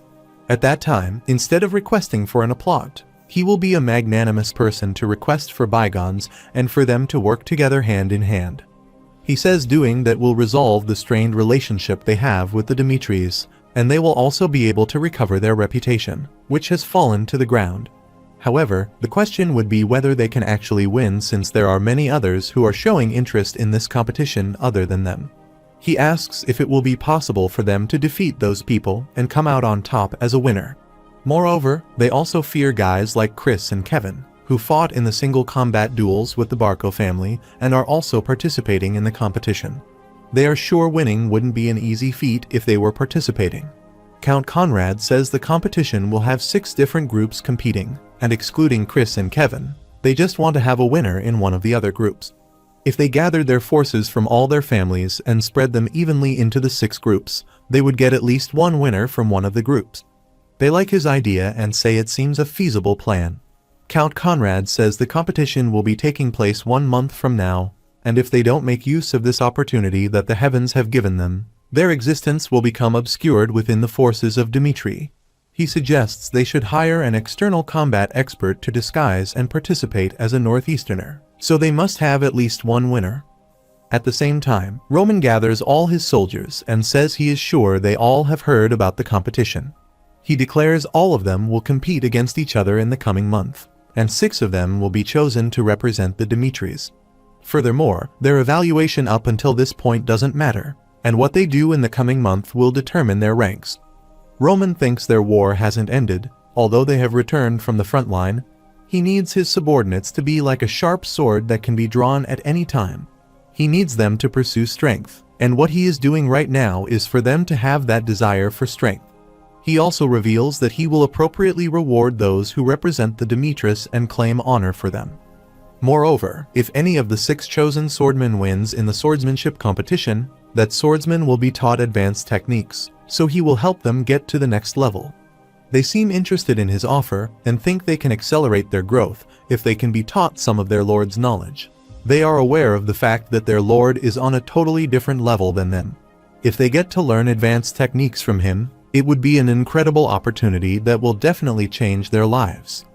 Meanwhile, Romans had 2 objectives for this swordsmanship competition: to help the northeastern nobles realize the actual situation and to train their subordinates completely. By the time the competition is over, the situation in northeastern Ardubijan will be quite a sight. Everyone agrees to participate in this infinite competition, thirsting to get stronger. However, Roman also gives himself this 1 month to make his own preparations. He thinks the heavenly demon, Beek Junghyuk, is an existence born from a life or death crisis. At the same time, he is familiar with being in a crisis, so it would be foolish to bring unnecessary danger upon himself. According to him, his subordinates aren't the only ones, and he, too, has to get stronger in this 1 month as well. After some time, Lucas comes to visit him, and Roman tells him that he intends to go into isolated training for 1 month. He also asks him not to disturb him unless there is trouble within his family. He hands him over his sword and says he will be entrusting him to sell this sword off. He also changes the name of the sword from Flames to Blaze and asks Lucas to find a new owner for it. He says he doesn't care how it's sold, but forbids him from telling the buyer that he is its owner. He also permits him to use the profits from the sale to fund the Intel Guild. Lucas observes the sword with a smooth blade and an incredible metal. He asks why he wants to sell it when it is an incredible artisan sword. However, he will now look around from now on and find out where he can sell it. He thinks he should try to auction it anonymously, and if the buyer is someone who knows what a good sword is, they will definitely bid a high price for this. A few days later, Lucas visits Adelian. This city has been able to go through thriving business developments thanks to the existence of the Warp Gate in the northeastern region. He goes to an auction house and shows his sword to them. The man takes a look at his item and points to a light artifact near it. He observes that this sword has an extraordinary metal. He can't believe this artifact is giving out a blue light and thinks it is a top-quality item. He asks Lucas if he knows how he would like to auction this, and he would like the seller's identity to be anonymous and for the bidding to be free. There will also be a 10% processing fee for this. He then processed the item appraisal and asked Lucas to follow him. After a while, a man introduces himself as Morris, who manages Adelian's auction house. Another observer examines the sword and says the strength and sharpness of this sword is definitely top quality. It's pretty rare to see such a well-made sword. The weight of this sword is also perfect, so he guesses that it was made by a great artisan. A sword like this would usually go for around at least 30 gold in the market, so he decided to test its mana receptivity now. A noticeable fact can be seen that mana's receptivity is graded from 1 to 10, and it needs to have at least a grade of 3 and above for it to be recognized as a genuine artisan sword. The observer is soon shocked to see the sword has a grade 10 mana receptivity. It's at a pointless level, even when it comes to grade its level of mana receptivity. Even artisan swords would break if they weren't able to absorb mana well, but the sword actually amplified the power of mana. Morris is also astonished to hear this fact. After some time, at the Adeline auction house, the bidder man requests everyone to make sure to participate in this round's auction. He declares that in the history of this auction house, no such item has been seen before. He smirked and thought rich people from the countryside and the capital were all there, so he guessed they had all heard the rumors. He introduces them to the artisan sword, Blaze, by uncovering it. Some of the young men seem excited to see another artisan sword, and the bidder man reveals that the true ability of Blaze would be its mana receptivity. The bidder man states that about 1 year ago, a rapier known as Needle was shown to have a grade 7 mana receptivity and was auctioned off for a shocking amount of 300 gold. He reveals with excitement that the Blaze has a grade 10 mana receptivity, and it also possesses the ability to amplify the power of the aura that it absorbs. He exclaims that he has auctioned off countless artisan swords, but Blaze is an unprecedented sword. They start the auction, and the starting price will be 10 gold. The people offer their money and the bidder man proceeds in increments of 50 gold. A man with the number 39 offers 150 gold, but the number 12 doubles the amount and reaches 300 gold in the blink of an eye. After that, they proceed to an increment of 100 gold. Meanwhile, a man stays there watching them quietly with a weird smile on his face.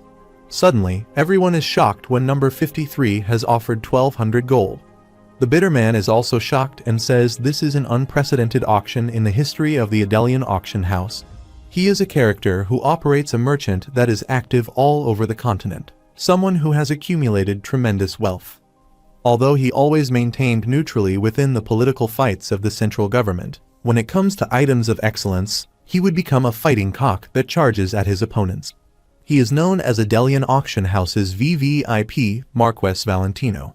At this point, no one in the Cairo kingdom knew how big a wave his bidding offer would cause. Marquess Valentino smiles and thinks the true value of Blaze is not solely based on its mana reactivity, the grade 10 mana receptivity that no one's been able to experience yet. The symbolism of being the first produced, choosing between an artisan sword and a magic sword. In order to be able to use aura to its fullest, a pure weapon must be used. However, it is enchanted with abilities for novice swordsmen and thus more efficient. As for swordsmen who have become rankers, only an artisan sword that's able to handle their aura perfectly would have no worth. Marquess thinks this is an item for which he would be willing to risk all of his assets.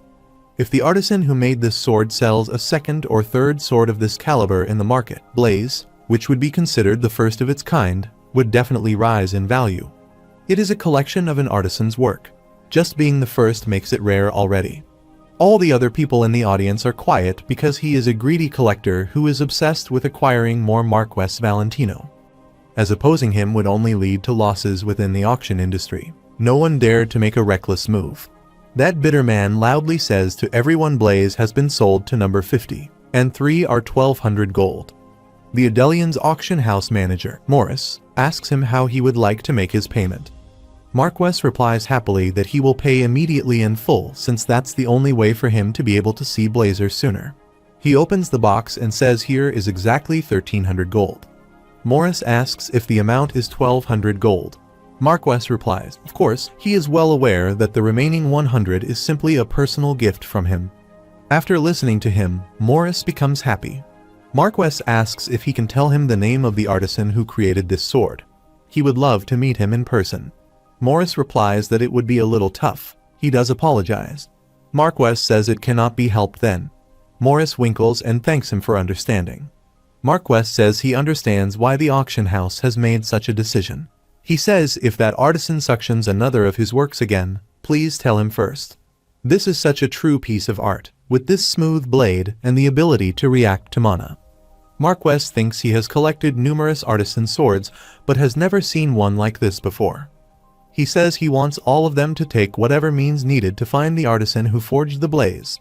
Sitting there, Marquess says, seeing as how the Adelian auction house is the first time he has sold his works, they ought to first check the master blacksmith of the Dimitri family. The guy sitting in front of Marquess agrees. What Marquess Valentino wanted was not anything great, but he was following his pure desire. In the 1 month of Roman's isolated training, many things happened on the outside. On the other side, Chris swings his sword, but his foot tangles with that guy's foot. He falls on the floor badly, and Chris says what a reckless attack. That guy turns his face and looks behind. Chris was near to attack him with his sword, but that guy loudly accepted that he had lost. Chris says while he commends his effort, his attacks are not sharp enough. He asks him not to forget that his enemy is always waiting for him to make his final move. After saying this, Chris looks aside and calls to the next person. He thinks the only people who would be competent enough to be one of the 6 would be him, Kevin, Vulcan, and Falqui. It's hard to decide on the remaining 2. Meanwhile, Chris feels something unusual. That is why he turns his face and looks up. The air itself is filled with tremors. At the same time, when Roman was in his isolated training, he thought 15 days ago, when he first met Butler, if they had fought until the end. He wondered if he would have been able to make it out alive. The reason he won, in the end, is that he had time to counter his attacks. If he had not had that time, he would not have been able to handle his 5-star aura. He had made an arrogant decision based on memories from his past life. He still had not been able to accept completely the fact that he was Roman Dimitri. While he was confident that he could defeat anyone in his previous life, that was not who he was in this life. There might be countless similar situations in the future. His current skills would make survival impossible if he were to clash with those who were truly strong.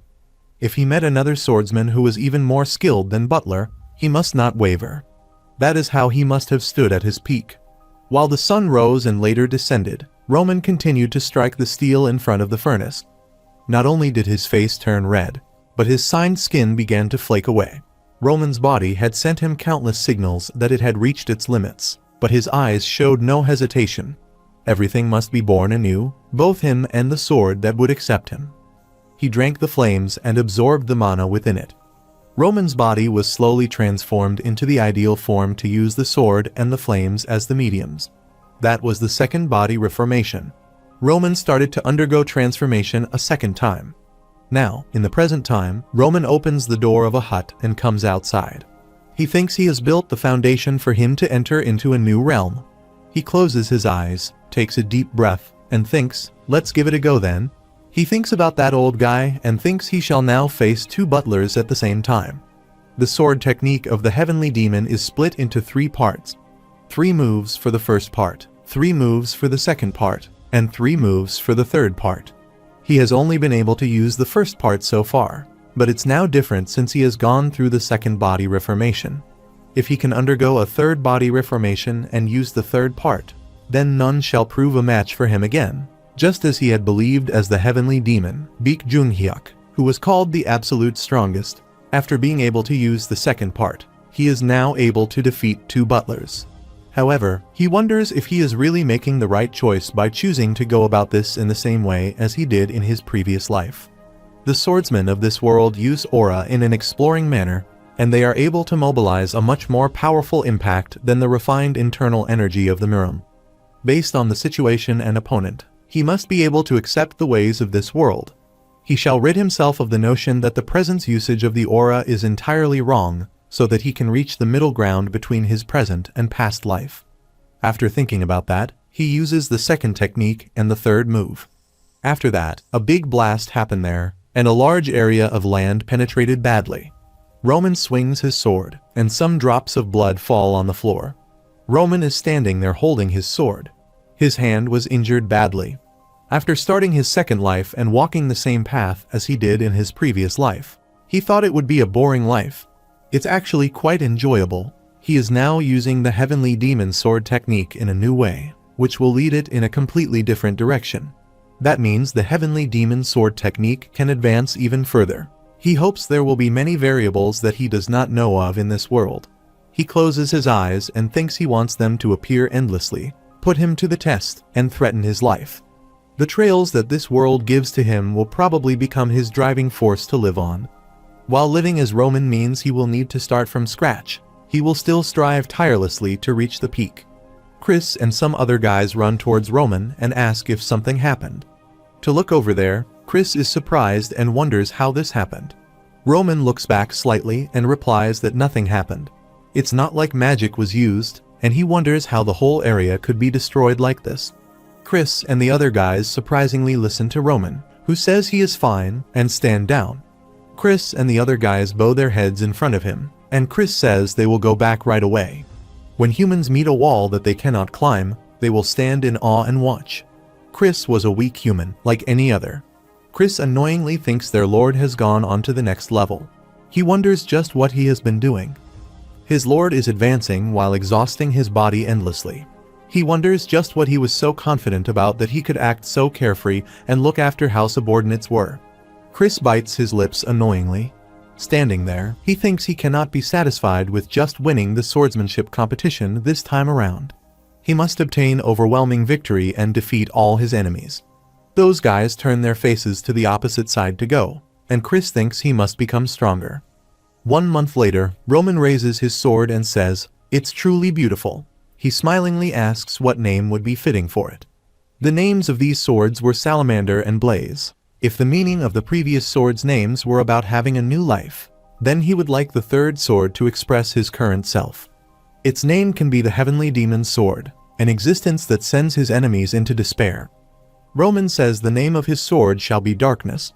After a while, Chris reports to Roman about the last month. They have had duels every 3 days and recorded the results of each match as he had instructed. As a result, they have been able to sieve out swordsmen with high winning rates. Chris passes the results to Roman and says that this is the list of their names. Roman was surprised by the names of Chris, Kelvin, Vulcan, and Falqui. He expected to see the first 4 names, but these 2 names, McBurney and Henderson, were totally unexpected. Chris asks him if they should proceed with these names. Roman replies, "All right, proceed," but he believes that defeats are meaningless in this world. Since this is a competition hosted under his name, he wants them all to live up to that name. After listening to him, Chris replies, "Okay." Roman smiles and says he is looking forward to the results. One day before the competition, a guy with blue hair asks if there are guys participating in this competition as well. Another guy replies, "Of course, the prize is 100 gold, and he came here as fast as he could." That guy says he will show him just how scary a mercenary's sword that's been sharpened on the waterfront is. The blue-haired guy says, acting all big just because he is a mercenary. He hopes he gets into Chris's group and gets crushed by him from the start. He hopes he gets Kevin's group, whose members are really bad. Let's talk about Vulcan and Falqui. Their muscles are no joke. They are really powerful. They need to avoid the 4 of them in this competition. That pink-haired guy raises his hands and says, "Please let him get into an easy group." Shortly after, the grouping of the 6 groups was announced, and there were people who were extremely happy and sad after seeing the groups. This is Northern Alliance Association Noble Baron Rollo. He annoyingly says that he cannot believe they must fight Chris. A guy standing in front of Baron says there is no need to be in such despair. Another guy asks him if he is not the swordsman of his family, but is pretty skilled, too. Baron smiles and replies there is no need to lose their fighting spirit and give up from the start. McBurney, to think they would send out that one-armed cripple. Baron looks at them and thinks they will have a winner coming from their family. After thinking, Baron says nicely, "Right, everyone, the fate of the Northeastern Alliance Association will depend on this competition. Their family shall win and lead the Alliance Association to victory." After listening to him, Chris becomes happy and says, "Great, let's crush Dimitri." On the day of the competition, everyone is excited. Baron sighed and thought they could not give up since the Alliance Association was watching. Baron says to Max sadly, "Don't push himself too hard. There is no need to endanger himself." Max replies that the moment he was chosen to participate, he had worked himself to the bone for victory. Max arrogantly says that while Chris might be an amazing swordsman, he is still a 2-star swordsman like him, so there is no reason for him to be scared and turn his tail. Baron replies, "All right." He hopes he has a fight with Chris that he will not regret. But if he thinks he is in danger, then raise the white flag. Max kneels in front of him and thanks to him. Max thinks this is an opportunity to leave a deep impression on his lord and the public. Max comes to the battlefield and thinks he will definitely survive and prove himself. Meanwhile, Max looks at Chris and is surprised. He feels a strong killing intent to see Chris. A guy waves the flag and says to Group 1 to start the fight.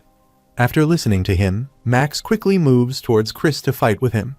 Chris sees that in the first second, Max attacks his hand, and Chris's sword moves upward. In 2 seconds, Max sees Chris grab his sword again, and in the third second, Chris attacks him with his sword and falls on the floor unconsciously. The second round has ended, so Chris from the Dmitri family won, and they will proceed to the next round. After seeing this, Baron thinks it's impossible that there is a difference in abilities in the same ranking guys.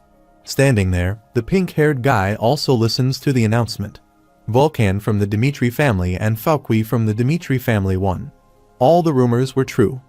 Those 4 cannot be defeated, so the only hope left would be to defeat McBurney and Henderson.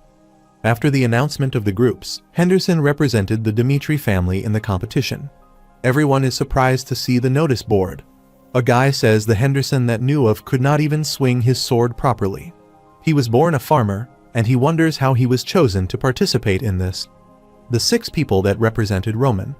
Everyone had their views on each of them, especially the Flash and Devil of Cairo, Chris and Kevin. Because many had seen their skills in person, they wanted to try to avoid a fight with them.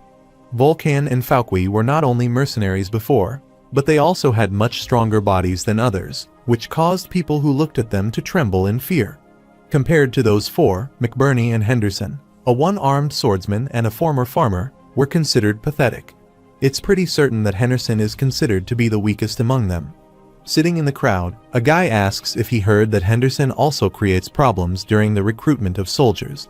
Another guy replies the guy who got into the same group as Henderson sure struck the jackpot.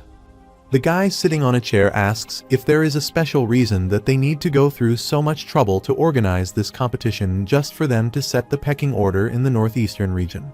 He says to Roman that hosting such a competition might make them look friendly, so the nobles of the Alliance Association don't really intend to follow them. Standing beside him, Roman replies, "Even so, this is a necessary process." Roman says the Northeastern Alliance Association has far too much confidence that it can deal with Dmitri by its own strength. If they come to realize that they cannot even climb the walls of Dmitri, they will be able to bring their minds into submission immediately. Then, the Northeastern region will truly be in their hands. A guy announces that this is the first round of round 5. Henderson and Taylor, please come forward. A guy smilingly says to think his first opponent is an Aura swordsman. It is basically over. Another guy points over there and says there is no way Henderson can defeat Taylor. This is Vagrant swordsman and a former member of the Lawrence family, Taylor. He says to Henderson, "Long time no see." Henderson replies it's really good to see him. Taylor says the last time he saw him was when he went to help with the farm. He is surprised to know he would give up his farming tools and appears in front of him as a swordsman with a sword in his hand. After listening to him, Taylor tells him arrogantly that he will give him advice since they are acquired. He has been able to reach 2 stars recently after obtaining a special enlightenment. This is the last chance he can give to him as an acquaintance. There is no need to see a one-sided bloodshed because of an unnecessary fight. Give up on the fight. After listening to Taylor, Henderson becomes annoyed and says, "Please forget the Henderson that he remembers." He draws out his sword and says the moment he tries to go easy on him, he will not let go of that chance and will make use of it to defeat him. Taylor sighed and said he hoped he would not regret this. After that, the fight starts between them. Henderson quickly moves towards him to attack him, but Taylor blocks his attack with his sword. He thinks this is really a heavy attack. This is not just imitating an attack or something. Henderson uses the Aura sword technique to fight with him. Henderson thinks he has resolved to do whatever it takes to become worthy of serving his lord. The person of the past, unlike the others around him, manifested Aura quickly. It took him quite a lot of effort and time to sense mana and manifest it. He was always at the back of the line like a tortoise. Even if he is slow, he still works hard and advances forward.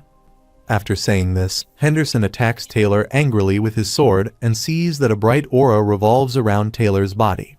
Taylor thinks he did not want to use aura against him, then loudly says, "Sorry, he will end this fight now." Taylor takes a high jump to attack him, and Henderson actively sees him and remembers the past moments. Taylor told Henderson that when he first came to look for him, he was just a weak human, but after that, he changed. In the past month, he desired victory even more when the others accepted their defeats. If he had given up back then instead of challenging himself and forgotten about it all, then his life would not have changed at all. Henderson was annoyed and was not grown up, but Taylor told him smilingly that he had earned the right to stand by the side of his lord. He guaranteed him that. After thinking about that all, Henderson becomes more insane and prepares himself more actively to attack Taylor. They both attack each other with their swords. Because of his attack, Taylor fell away. Then he looks at Henderson aggressively. Meanwhile, Henderson is near to attack him, but suddenly Taylor says it's his defeat. That guy loudly announces, Group 5, the first round's winner is Henderson. A guy in the crowd wonders how Henderson won. Another guy says he won against an Aura swordsman and cheers up. A guy sitting there wonders why Henderson did not take more than a year to sense mana. Henderson also seems happy. The judges also actively see this. A man asks him whether he said that Henderson would be the weakest in Group 5. That guy replies he thinks something is strange here. He says Henderson could not possibly become the winner of Group 5 at this rate. Viscount Conrad says to everyone to maintain their composure and to please trust in him. The final winner will definitely come from the Northeastern Alliance Association. After that, it was the turn of Group 2's Kevin. A guy thinks he was slower than Chris by 5 whole seconds. Whenever anyone asks who is the sword of their lord, people would always reply, Chris. He shall now prove his value to their lord in his own way. This is Group 2, and the second round starts. Some guys motivate their companion, Miles, and, say, drive their opponent into a corner. This is Miles, and it belongs to the Northeastern Alliance Association. He thinks his opponent is the devil of Dimitri. He must go all out from the start. Miles attacks him first, but he moves down and saves himself. The hair guy, Land, punches Miles's belly. After that, Miles again tries to attack him, but Land moves down actively and saves. Miles thinks he just let one of his attacks, but Land again attacks him. That's why blood comes out of Miles's nose. The Land seems insane, and he thinks it's a fake sword, but its impact is crazy. He has Tadagen. After thinking this, Land attacks Miles repeatedly. Miles wonders if he can win against a monster like that. Miles's friend is also surprised to see his condition. Miles kneels in front of Land and says he surrendered, so please stop. A guy announces they have kept waiting. Group 2's Kevin has won and will be proceeding to round 3. On the other hand, as for Kevin, he proved his own worth by crushing his opponent's will to fight. Before the first round started, a guy told his group members, as all of them knew, that young Master Roman hosted this competition. It was also one where Chris, the ex-Knight Order vice captain, was taken part in. Dimitri's Knight Order captain, Jonathan, said he wanted them to see how their senior did in this competition and learn from them how they could improve themselves as a Knight of Dimitri. Everyone said, yes, sir. A guy announces that Chris from the Dimitri family has won and will be proceeding to the second round. The same guy from the group of Dimitri Knights sits there and wonders if it was not that far too one-sided. Jonathan thinks, surprisingly, that Chris has become so much stronger. Chris is a sword that represents his lord. No matter who his opponent is, he must overwhelm them completely so that none shall covet the position of his lord. Group 1. The second round ends with Chris's victory. This is not good enough yet. Chris fights with multiple opponents and actively defeats them. He successfully fought in the second round and third rounds, but in the fourth round, he defeats his opponent in 10 seconds. Jonathan surprisingly looks at Chris and wonders when Chris got so strong. He looks over there and thinks it seems that the young master, Roman, trained him. To look over there, a red-haired guy says they made the right choice to give up. He is too strong. Another guy says that compared to going out and getting humiliated unnecessarily, it's better to give up first. Surprisingly, he looks at Farrell and asks if he will be able to defeat Chris. The red-haired guy replies that's impossible. Chris is on a totally different level than them. After listening to their conversation, a blue-haired guy says, even so, he should be able to last for 10 seconds.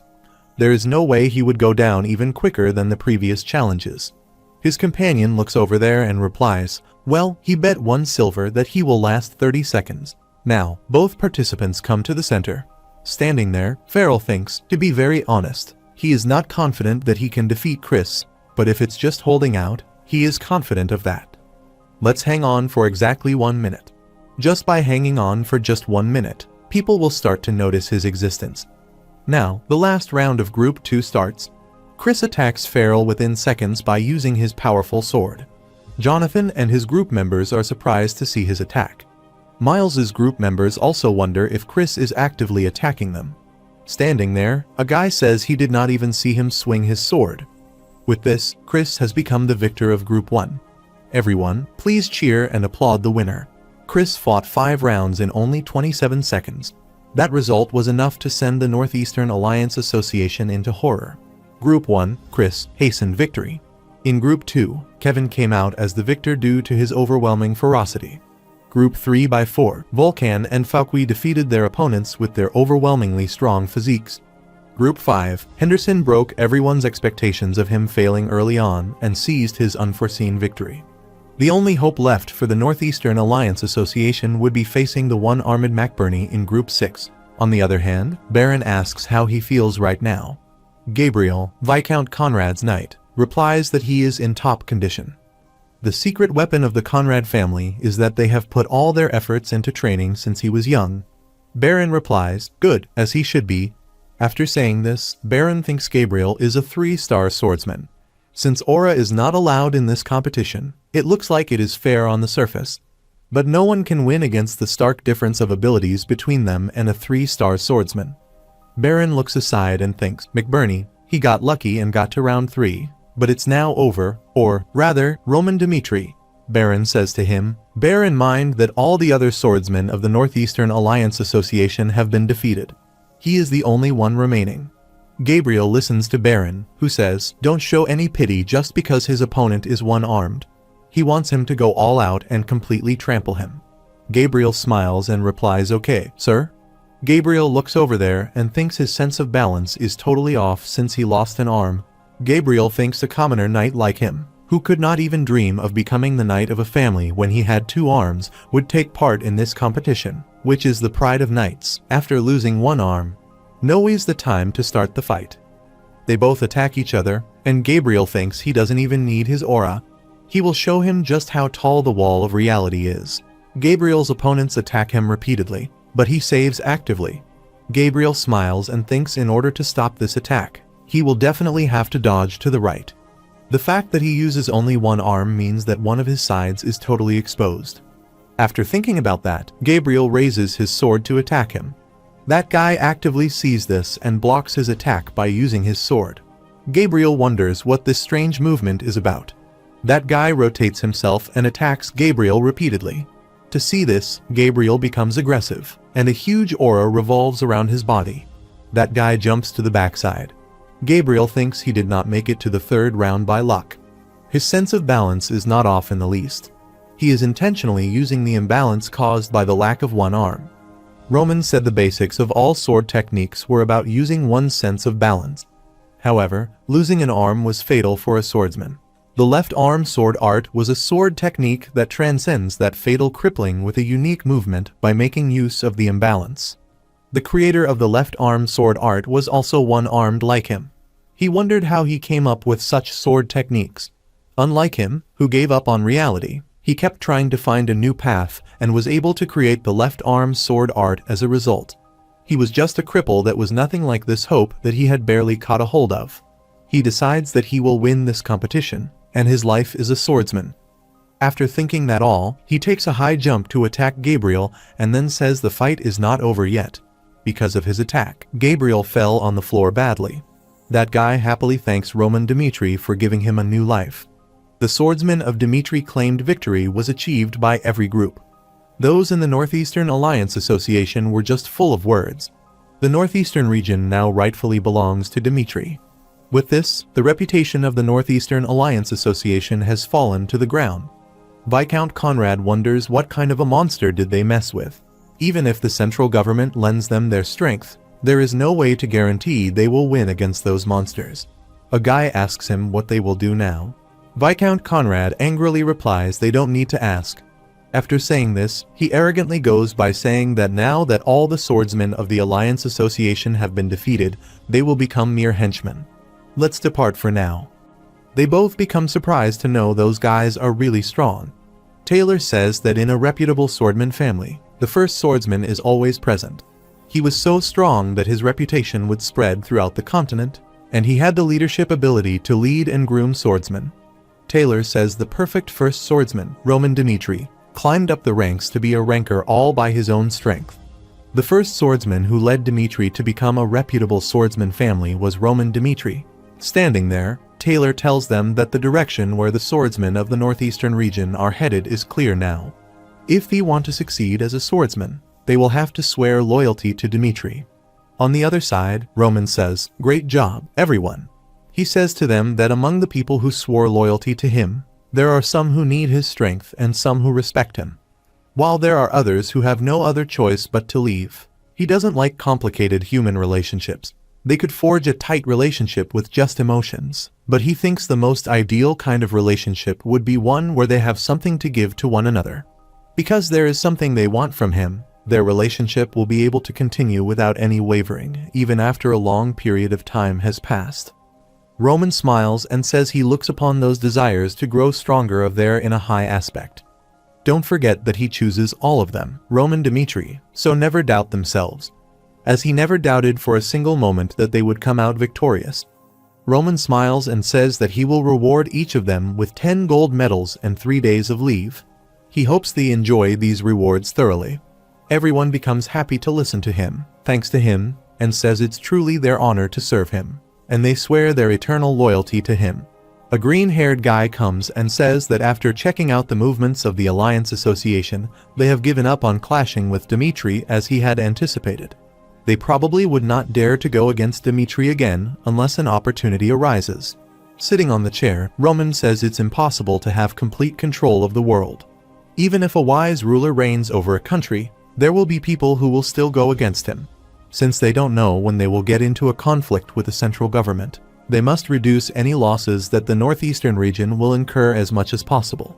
That means the Northeastern Association Alliance is a necessary evil. That guy understood him and thought they had provoked the Northeastern Association Alliance and forced them to face reality. Next would be to use power to subdue power, so Lucas proceeded with that. On the other side, this is North Kairos's big shot, Count Douglas. He hits his hand on the table and asks if he is unable to find those idiots. His employee bows his head in front of him and apologizes. He says they managed to subdue the bandits in the vicinity, but they were unable to find the slush fund. Right before the war with the Lawrence family, Count Barco had also utilized connections other than the Golden Bank to gather as much money as possible.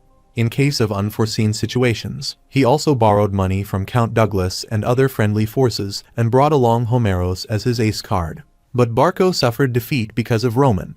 Because Viscount Barco died while running away late in the night. The only person whom they can get back that money from disappeared from the world.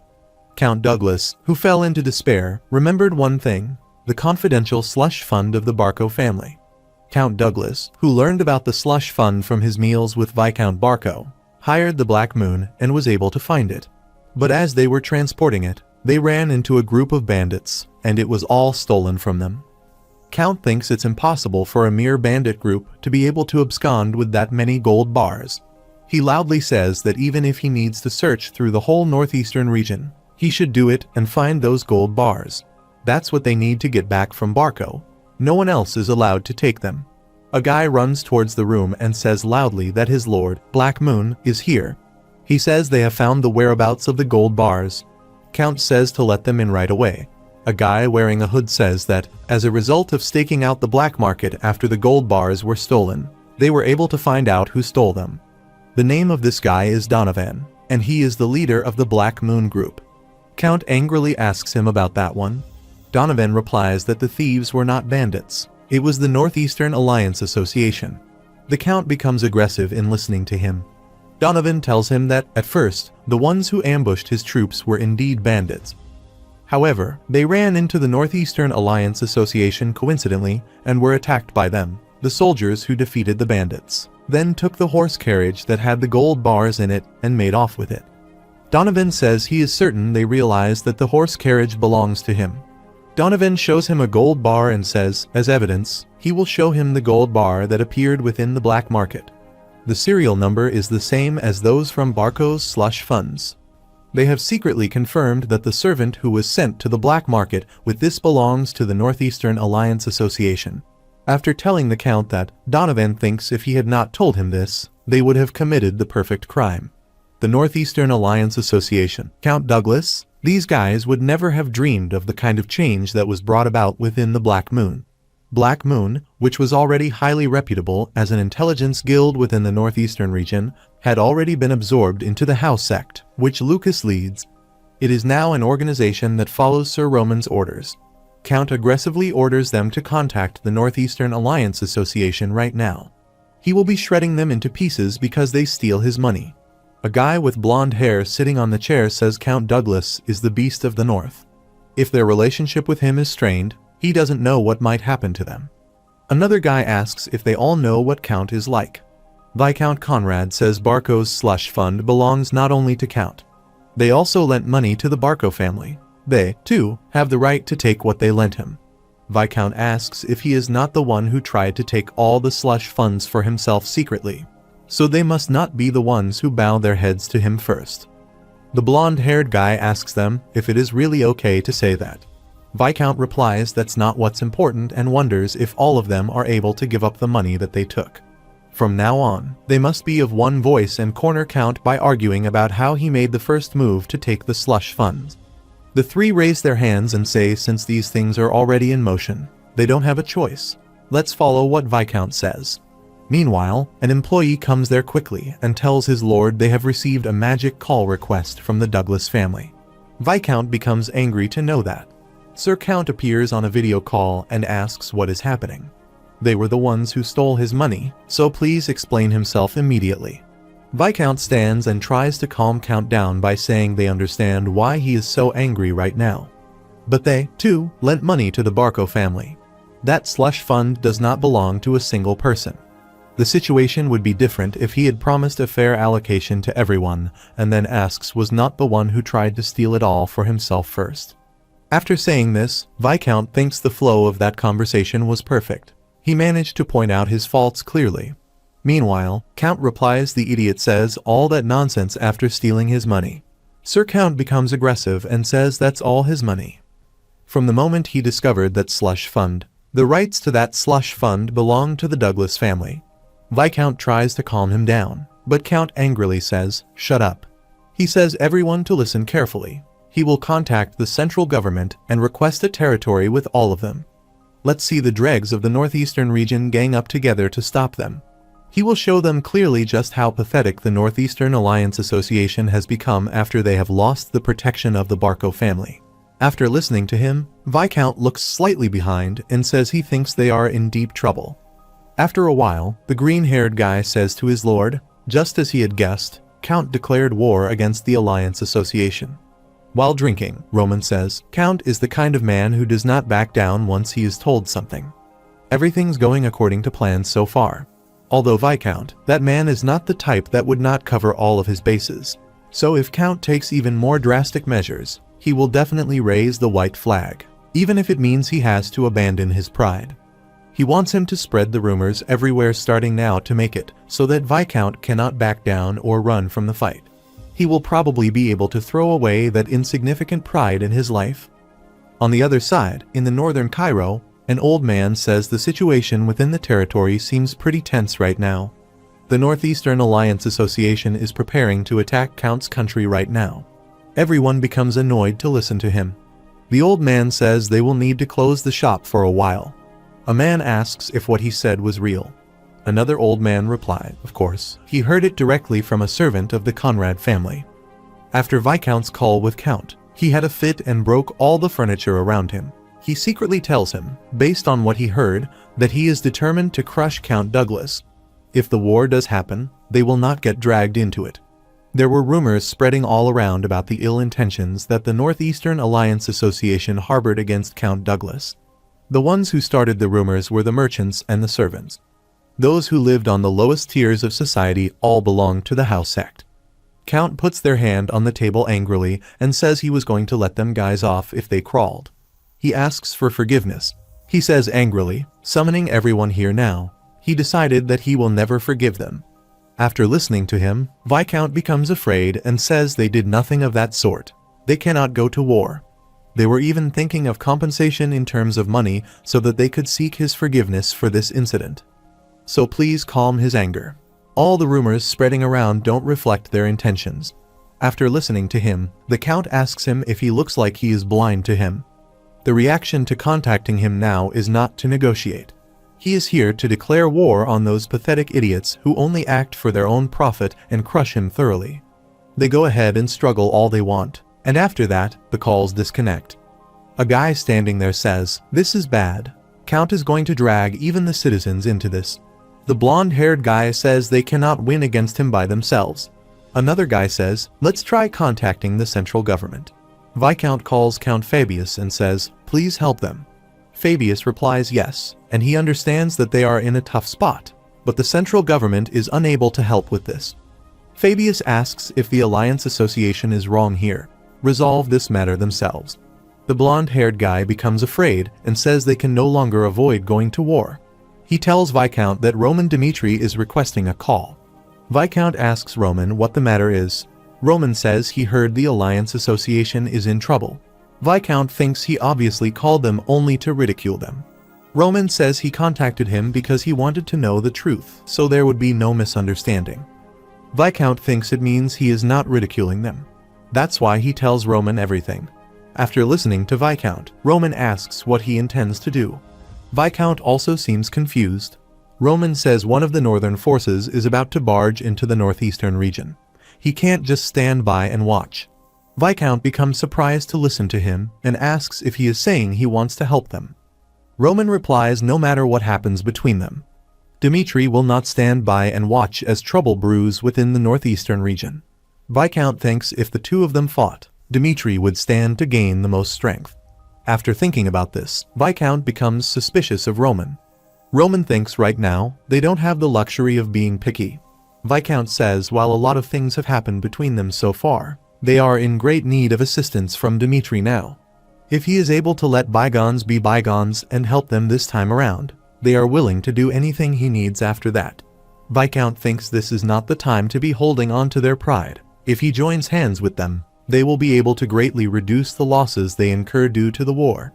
Roman says, honestly, it makes more sense for them not to help the Northeastern Alliance Association. But he doesn't wish to lose the bigger picture just because he could gain a small victory by not helping. For the sake of Cairo's political scene, they need to join hands and work together. Dmitri and the Northeastern Alliance Association will have to coexist in a fenced-up area known as the Northeastern region, after all. After listening to him, Viscount thinks he is really doing this out of goodwill. Roman says his request is simple.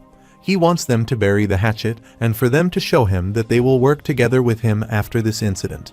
If they give him their word, then he will definitely help them in this crisis of them. Viscount thinks this is ridiculous. Dmitri was originally a commoner family they looked down upon. They would look like an amazing leader to lead the Northeastern region. After thinking this, Viscount says to Roman that after giving all Off-High's time to discuss himself thoroughly, he will contact him again. A few days later, many soldiers go with Count for war. A guy sitting on a horse says once this war is over, they will have to be clear on who gets what. Count replies, of course.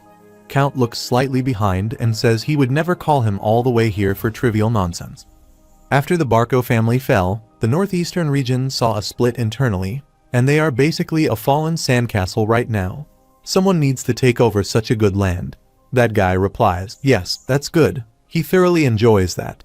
Everyone thinks that Douglas is just a beast that does not use his brains, but he doesn't attack his opponents recklessly. If he is going to fight, he will make sure he increases his chances of winning to the maximum. That's how he has survived this whole time. He could not move recklessly against them when the central government was protecting them, but he could now make even the territory lords of the North join in the war. The Northeastern Alliance Association, without Barco's backing, is nobody. They are now a pie that people can come and claim. After that, he loudly says he is Count Douglas and wants their commanding officer to come forward and speak to him. The open team member replied that it was not the designated time yet, so please wait a little longer. Count says, well, they look like they have all their people here already, and asks why they wasted their efforts in a losing war. The yellow-haired guy says no one will know until they really fight. Meanwhile, Count's employee says loudly, it seems that someone is approaching. Sir Count looks over there actively and thinks they called for reinforcement. A flag appears there, and Count becomes surprised to see it. Roman comes there with his army. Count asks what Dmitri is doing here. Roman looks over there and then asks what other reason there could be for them to appear on the battlefield. Just like they have summoned all the lords in the north, he leads his troops to assist the alliance. After listening to him, Count thinks Dmitri used the excuse of him getting the help of the other lords to join in the war. A guy from the Douglas family says, wait, Roman? He never told them he would be here. Another guy says if he had told them about that, he would not have come at all. Viscount says to Count Douglas that they are ready for a fight. Sir Count becomes aggressive when listening to him. Roman says loudly, he will now give the Northerners a choice: close combat or simple all-out battle. He asks him how he would like to proceed. Count thinks he cannot believe Dmitri is joining the battle. Now that he has declared war, he cannot back down either, but an all-out battle with them would result in complete defeat. Even so, it's not like they can choose the close combat battle. While they have more troops compared to the Northeastern Alliance Association, Dmitri is a fearsome foe who is strong enough to put to rest the Southern Front Lines battle. Then, Count does not understand what they have to do. He would like to propose something.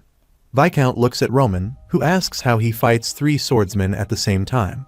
He arrogantly says if they are really that worried, he will even increase that number to 5. After listening to Roman, Count becomes more aggressive. He thinks, yes, he admits that he is strong, but to think he would propose something this absurd. Roman says he hopes this war can be settled with as little mess as possible. Roman asks them what they say. Count replies, giving them some time to think it over, and Viscount looks aside arrogantly. Discuss this proposal with other team members and accept it. Roman might be strong, but there are 5 of them. He asks if they think the strongest person from each of their families would not be able to defeat just one person. The blonde-haired guy replies annoyingly, that's too dangerous. The blue-haired guy says that's right because the fact that he defeated Butler means that he could be a 5-star swordsman. Count asks what other choice they have. No matter what they choose, they will have to face that monster. The twin swordsmen under him have defeated a 4-star swordsman by fighting together. Count says offensively that he is sure he is strong, as the rumors say. But this is an opportunity for them since he is making a reckless decision to show off his strength. If they end his life while he is running rampant and unaware, they will be able to completely devour the northeastern region. His employees replied that they would go along with his decision then. Sir Count will make Roman regret acting with such arrogance. After a while, a central government observer says the battle will be 5 against 1 at this time. Ventel says the twin swordsmen of the north and his brother approach from either side and aim for his blind spot. He wants the guys to attack him while they are drawing his attention.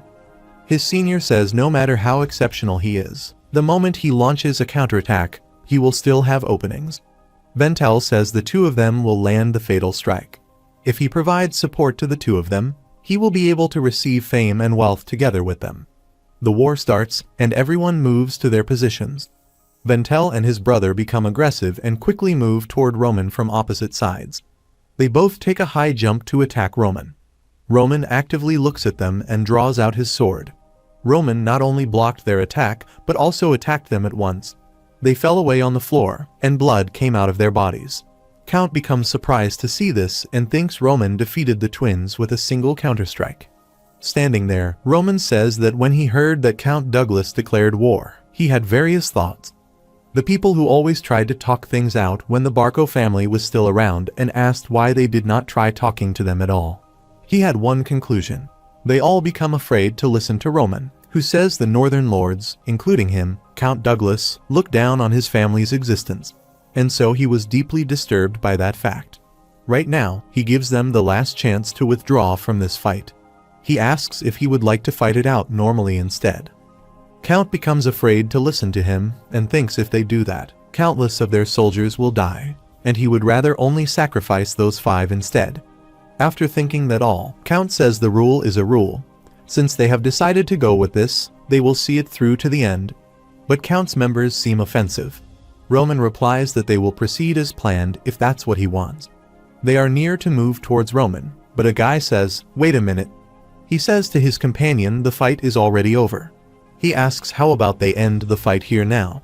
Roman says to think warriors of the north would raise the white flag like cowards. He will give all of them a handicap by not using his sword. After removing the cap, Roman asks if they feel like fighting a little. That guy says he doesn't regret the decision he has made and thinks if they back down even after this handicap, they would be the shame of all swordsmen. The senior guy moves towards Roman with his companions and says he doesn't care anymore. They should be able to do something to him now that he is without a sword. A guy angrily orders his company to attack him. A guy attacks him with his sword, and Roman smiles to see this. He clenches his fist because of anger, breaks the blade of his sword, and punches the face badly. Meanwhile, he attacks another guy. He falls on the floor, his teeth broken, and blood comes out of his nose. Roman kicks the other guy badly. The ground breaks badly, and Roman stands there arrogantly. He looks at Count and asks if he has any objection. Count and his companions reply, "Not at all." Viscount looks at Roman, bows his head in front of him, and thanks him. Roman says he looks forward to their partnership going forward. Viscount thinks if they had chosen an all-out war against Dmitri, they would have been the ones cut down instead of them. Just as Roman Dmitri had planned, the hierarchy of the northeastern region had been made clear to all. A few days later, at Roman's place, they all gather around a table to discuss something. Roman says to them his father has given him full authority on this matter. He asks them if anyone has any complaints. Baron and Viscount do not reply and keep quiet. Roman smiles and says that, being the case, he has news to announce to everyone present. Roman asks everyone if they think that the Cairo kingdom is headed in the right direction. When Hector invaded the southern front, the thing that caused him to have the most headaches was not the war with Hector, but the enemies they had on the inside. The commanders of the southern front did not trust his words. While the executives of the central government were having unnecessary power struggles, the southern front had fallen. If it were not for him and his soldiers, Cairo would still be fighting a war with Hector right now. If the current Cairo that the government is controlling faces another war, the central government would probably ask the soldiers of the various regions to become cannon fodder. Different from the nobles that have lost their soldiers, the nobles of the central government would continue to maintain a strong grip on power and influence within the kingdom. There is a need for them to face the reality of what actually brought about the war. Roman says the reality is they are being treated unfairly. He believes there is a need for a new change, just like how the nobles in the capital make use of the central government to enjoy power and influence.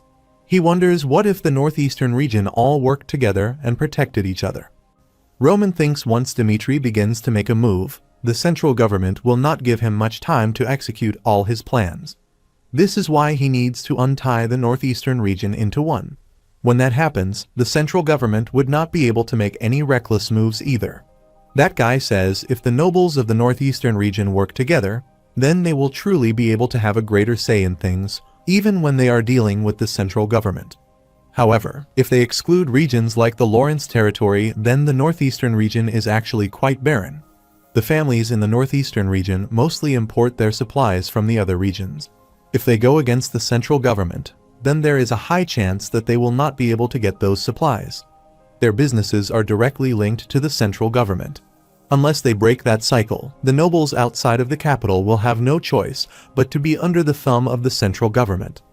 Roman says if everyone here agrees to join hands, then he will be able to solve the problem of ratios at the very least. He shows them a map and says, "This is the future development plan." Roman says the northeastern region has more mountains than other regions. Especially in the Dmitri territory, they have endless mountain ranges, which are perfect to use to fend against attacks from enemies. For starters, he is thinking of making a large fortress where people can take shelter. After they reclaim the mountains, he intends to use them to plant crops so that they can be self-sufficient. Viscount says it's not that easy to perform reclamation on mountains. In the previous life of Roman, the heavenly demon divine cult's base was a perfect fortress that could withstand several years of the Orthodox Murum's constant attacks.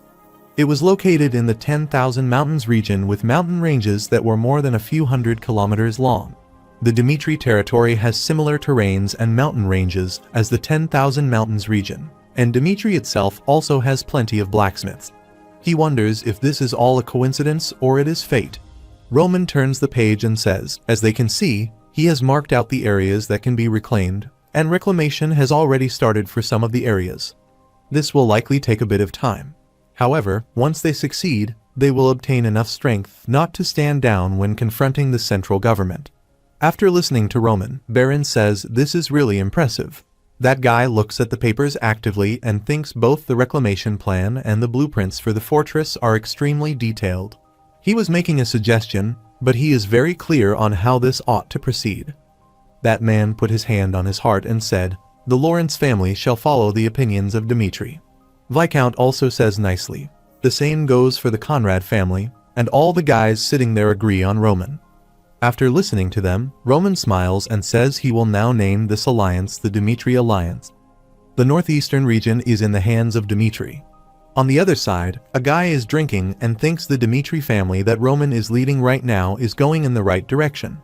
He feels sorry for Rodwell, who has been working hard. Rimmon has become an existence that no one can replace. He looks outside the window and says, "The moon sure is bright tonight." In the past month, Marquess spent his days in frustration. He reads a page of a book in which Hendrik says he has never sent any of the swords he made to the auction house. Marquess thinks it is not the master blacksmith of Dmitry, so he doesn't know the guy who made this sword. He reads in the book about an author who says he did not make this sword. No one in Cairo is capable of making such a sword. This level of technique cannot be found anywhere throughout the continent. Meanwhile, a guy comes into the hall and tells Marquess that they received a report that mentioned someone witnessing a sword similar to a blaze among the possessions of Dmitry's master blacksmith. After listening to him, Marquess is surprised and says to bring him to the Dmitry estate right now. After a while, a guy, Hendrik, who is the master of blacksmith, asks if he knows what brought him here. Marquess replies that he will cut straight to the point. A month ago, he bought a sword known as Blaze at the Adelian auction house. Hendrik replies, yes, he mentioned that in his letter. Marquess smiles and says the Blaze is a literal treasure based on what he can see. He is certain that the artisan who created Blaze, a sword that's capable of taking mana perfectly, would be the best artisan in Cairo. This is Blaze, the sword that he has mentioned. Hendrik looks at this sword actively and thinks something. Marquess smiles and says to him, looks like he recognizes it. He received a report that said he had a similar sword in his collections. Hendrik still sits quietly and thinks something. After that, Hendrik says he will show him the sword and asks him to wait a moment. Hendrik thinks a collector like Marquess would probably recognize the value of that sword. Hendrik shows Marquess a sword and says the name of this sword is a salamander. After seeing the salamander, Marquess thinks he can feel the chills on the inside just by looking at the sword. He is certain of it. This is the masterpiece of the artisan who made Blaze. Sitting there, Hendrik says as he would have guessed the same person made Blaze and Salamander. More accurately, Salamander was an initial product, and Blaze was made afterward. Marquess becomes surprised to know Salamander was the first sword and wants it. Marquess says he is really bringing this topic up as cautiously as he can, and he wants to know if he can sell Salamander to him or not. Hendrik bows his head in front of him, sorry him, and says this sword is not for sale. It's a present that he received, and he hopes that he can understand his feelings as a fellow collector. Marquess again surprises to know this sword was a present. Marquess thinks it means Hendrik did not make this sword, but gave it to him as a present. It means he knows the name of the artisan who made this sword. Marquess asks if the retired Baron Romero made this sword. Hendrik replies no, it was not. This sword was made by the eldest son of Dmitry, Roman Dmitry. The youngest ranker of Cairo made the best sword of their kingdom. The story within each masterpiece matters greatly. If the person who made it is just an artisan, then its value would be judged by the result. Marquess wonders what would have happened if the youngest genius swordsman had made it out of the kingdom. People will look at the sword in a different light. The value of the sword will increase, and its scarcity will cause the price to escalate tremendously. After thinking about that, Marquess decides to meet with Roman Dmitry immediately. After a while, on the other side, Chris fights with Roman while training. He speeds up his steps, moves towards Roman quickly, and tries to attack him, but Roman blocks his attacks actively. He looks aside that someone is coming there. Chris thinks now this is his chance and suddenly attacks on Roman. Roman actively sees his attack and blocks it actively.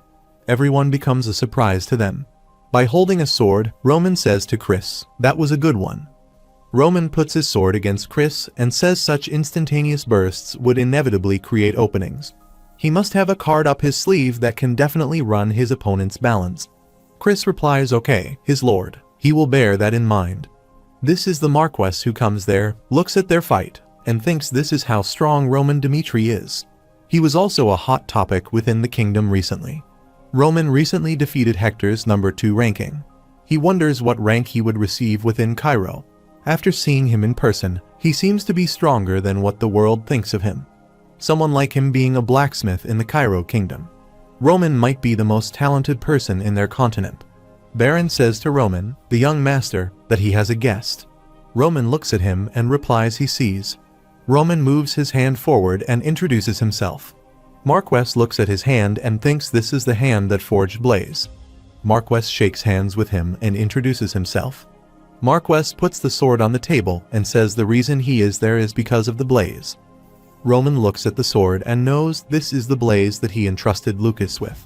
Marquess says that in order to find out who the artisan who forged the blaze was, he mobilized all the resources and manpower of his family. Marquess, to him, is truly the person who forged Blaze, the wealthiest man in the Cairo kingdom, whose nickname is known as the Greedy Collector. Someone who possesses the strongest troops among the neutral forces. He possesses absolute influence over the commerce of Cairo, and his wealth is capable of destroying the balance of power. However, he shows firm resolve to keep the balance of power between the four factions. Roman replies, "That's right." He smiles and tells him that he forged Blaze. After listening to him, Marquess becomes happy and says it was indeed him. What an honor it is for him. He put in great effort to find him. When he first saw Blaze at the auction house, he felt such a huge shock. It was like he had been struck by lightning. Marquess says Dimitri is the scared ground of a blacksmith. He says it seems he got his talent in blacksmithing from his father. Marquess asks if he could show him the sword that he was holding just now. Roman replies sure. By holding that sword, Marquess asks its name. Roman replies he named it Darkness. Marquess thinks both Blaze and Salamander were unprecedented and incredible artisan swords. However, the level of darkness, where intense darkness resides, is on another dimension. Every time he makes a new sword, he shows tremendous growth. Marquess wonders just how powerful the swords he would make would be. Marquess says his conditions are simple. Firstly, if he is going to sell swords, then please give him the chance to purchase them. Secondly, when he makes a new sword, he would like to be the first to see what kind of a sword it is. The time and place do not matter at all. Whether he is in another country or a remote area, he will find a way to get to him. Marquess laughs and says if he can give him his word on these two things, the Valentino family will support Dimitri from now on. After listening to him, Roman thinks about it. Marquess says he hopes he understands what this means. This means they will be giving up the neutrality that the Valentino family has maintained thus far. Roman says he would like to hear his reason for suggesting this. To be honest, he has been receiving quite a lot of pressure from the four factions recently, since they will eventually have to give up their neutrality. Marquess smiles and says he has been thinking of who he should support at that time. Then he heard that he had founded the Dimitri Alliance. Now, he also knows that he is the artisan who forged Blaze. He asks what reason there could be for him not to like him. He replies, of course, he does know that his family is not lacking when it comes to finances. Marquess arrogantly asks if it is not always good to have more money. Roman Dimitri truly enticed him. Roman says the nobles of the Dimitri Alliance pledge their loyalty to them as members of it. Roman stands and asks if the Valentino family is prepared to follow Dimitri.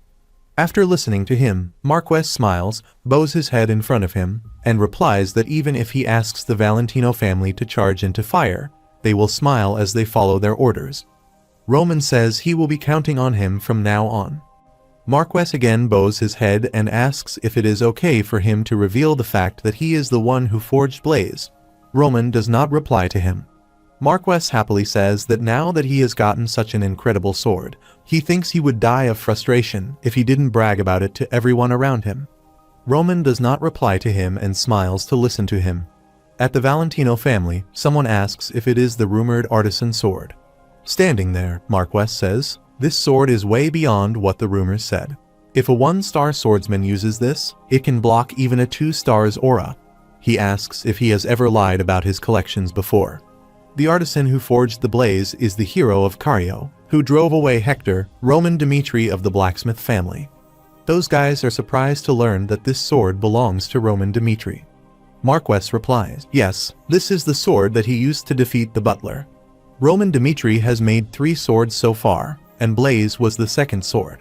People started to nickname the 3 swords the Roman Dmitri collection, and thanks to the increased fame of Roman Dmitri, the Dmitri blacksmiths had a huge boom in business that they found hard to handle.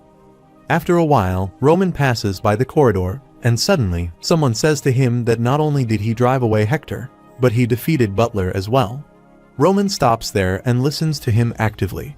This guy belongs to Valhalla's intelligence department, Mackin. He says to him arrogantly that he has also created an independent organization by uniting the northeastern region recently. He is someone whom they can't ignore as a dangerous element to the future of the Valhalla Empire. Please choose if he will follow Valhalla or become an enemy of it. After listening to him, Roman smiles, looks at his hand, and asks why he should follow his decisions. Mac asks him if he can take it and that he will be honest with them. Roman replies, "Let's get things straight. He is the one who tried to threaten him first. He doesn't have the slightest intention of forcing anyone to swear fealty to him." Roman thinks the Cairo kingdom is prey that the Kronos Empire has groomed for years. If Valhalla attacks Cairo, the Kronos Empire would not sit idly by. After thinking that all, Roman says if he does not intend to become his enemy, then please wait. The group that he chooses will definitely reach the peak of Cairo, and the people shall see Dmitri as the kingmaker. Mac clenches his fist and says to him he is certainly bold in how he handles things. If he walks with his head held that high, it will be a matter of time before someone brings it down. Even Butler, whom he had a hard time defeating, is a nobody in Valhalla. The continent is a vast place. Mac says to him that he will give him more time, and he truly hopes he will make a wise decision. Once the Dmitri alliance was formed, the 4 factions of Cairo contacted them one by one and urged Roman to make his decision. An employee asks if she intends to just leave Roman as he is. The man replies if he chooses him, he intends to forget everything that's happened up until now. If he does choose someone else, he shall make the decision he pays for all he has done. They have reached the limits of using the balance of powers. Roman, standing there, looks outside the window and thinks that if the last year is not made use of properly, they will not be able to avoid losses and sacrifices in the upcoming war. Firstly, he must thoroughly immerse himself in magic so that he can fight against it perfectly. The 13 magic towers exist within the continent.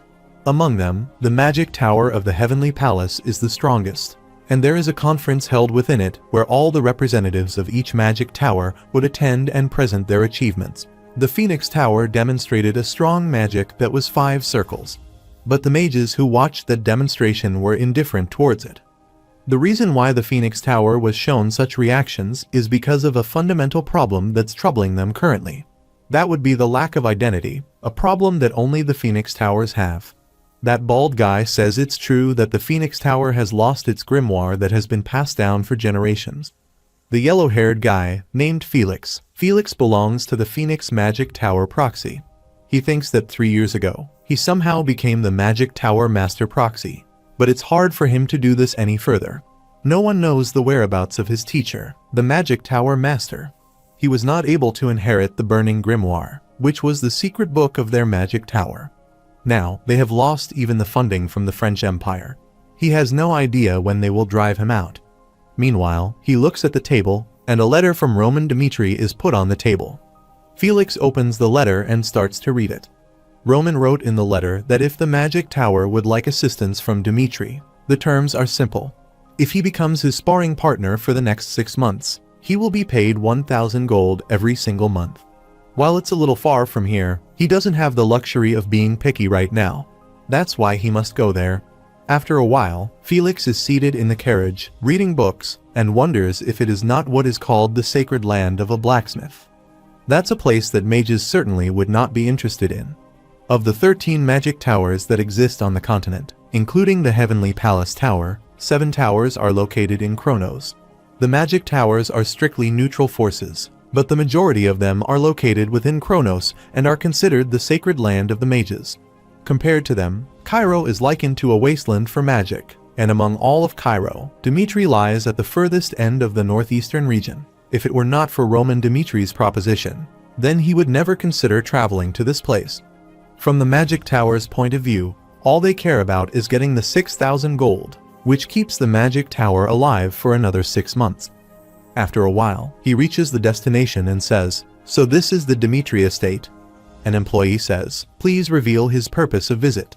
He shows him the invitation letter and says he is Felix of the Phoenix Magic Tower.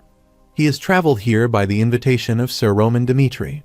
He thinks it's systematic and orderly here, with the magic devices that are in place in case of war and strong and sturdy fortress walls. The defense is perfect. Despite being a remote territory, Dimitri truly earns its fame for being a formidable force that none can afford to overlook. After that, Roman comes out and welcomes him by forwarding his hand and introducing himself happily. Felix shakes hands with him and thinks he is no ordinary man. Felix replies that he is Felix of the Phoenix Magic Tower. Felix says he would not beat around the bush. He asked him if he was certain about the terms written in the letter he sent to him. Roman says, of course, as mentioned in the letter, that as a reward for being his daily sparring partner, he will pay him 1,000 gold a month. A total of 6,000 gold. After listening to him, Felix says, to be honest, he doesn't understand the situation. If he was just looking for a sparring partner, he would have no lack of people who would want to do so. He asks why he has chosen him. Roman replies he heard that the flame magic of the Phoenix Tower is the strongest in terms of attack magic. He also heard that the situation for the Phoenix Tower is not great at the moment, so he felt he could buy the time of an exceptional mage like him with the appropriate amount. If he gets hurt or dies while they spar, he will not be held responsible in any way. He just needs him to promise him that he will go all out every time they fight. Felix wonders if he will really not regret doing this, or if he is underestimating mages. At the Dimitri training ground, Roman says to Felix he will let him have the first attack. Felix says, well, he will take him up on that offer. Felix gathers his magical fire in his hands, splits it in different directions, and throws them towards Roman.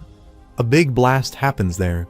Suddenly, Felix looks aside and is surprised to see that he is fine. Felix again creates the magic of four-circle release. The high-intensity flame light shines in his hand because of magic and throws this fire toward Roman to attack on him. Roman looks around and thinks he has created firewalls on both sides. Felix again moves both his hands and fingers, creates the fire path, and throws it towards Roman. Again, a huge blast happens there. Felix looks over there and thinks that although he has lowered the power of the magic, he should not be able to move right now.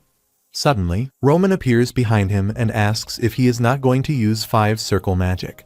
Felix is surprised to listen to him, turns his face, looks at Roman, and thinks he is fine despite those flames. Roman moves his hand forward and uses his skill, Blink. Felix disappears and thinks he will dodge his attack for now. Roman looks behind and quickly runs there. Felix appears behind him, but is surprised to see that Roman is already right in front of him. Felix uses his magic to hold him. He thinks he has immobilized him. This should buy him at least 10 seconds. Roman moves himself in a bow position and then breaks Felix's hold by using his power. Felix becomes angry to see this and thinks it's time for him to show him why he is worth 1,000 gold a month. He uses the skill of incomplete burning, and a lot of fire flames gather around him. Felix throws these fire flames towards Roman. Roman takes a high jump and manages to save himself. Felix becomes shocked to see this. Suddenly, Roman appears near Felix and says today's sparring will end with this. He will see him tomorrow at the same time. After a while, lying on the ground, Felix thinks Roman definitely foresaw what mage he was going to use since he was able to counter his blink. There are no techniques that can foresee magic. He wonders how did he even do that.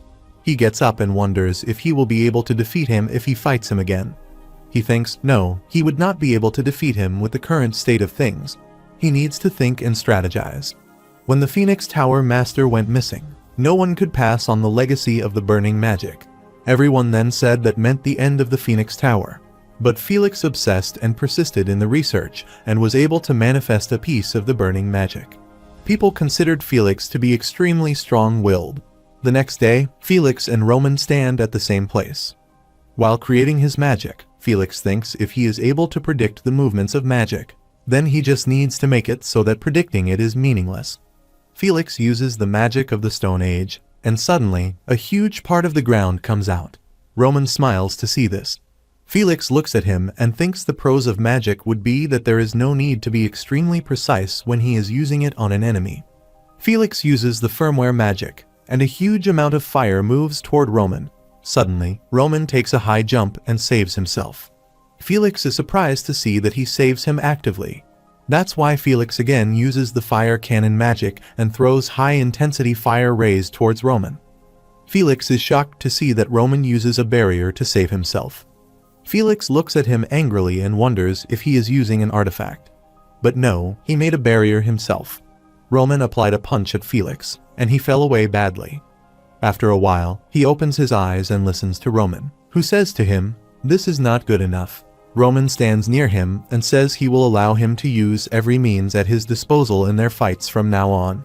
He can even gather more mages from his magic tower, and all of them can fight him at the same time.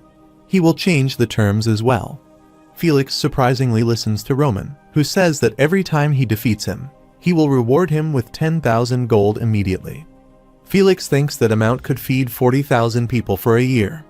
He is never even thought of as someone who is near his level from the start. Roman asks him what does he say about it. Felix says he understands, clenches his fist, and thinks it's a matter of pride now. He will definitely make Roman Dmitri take a knee, and he will empty Dmitri's gold vaults.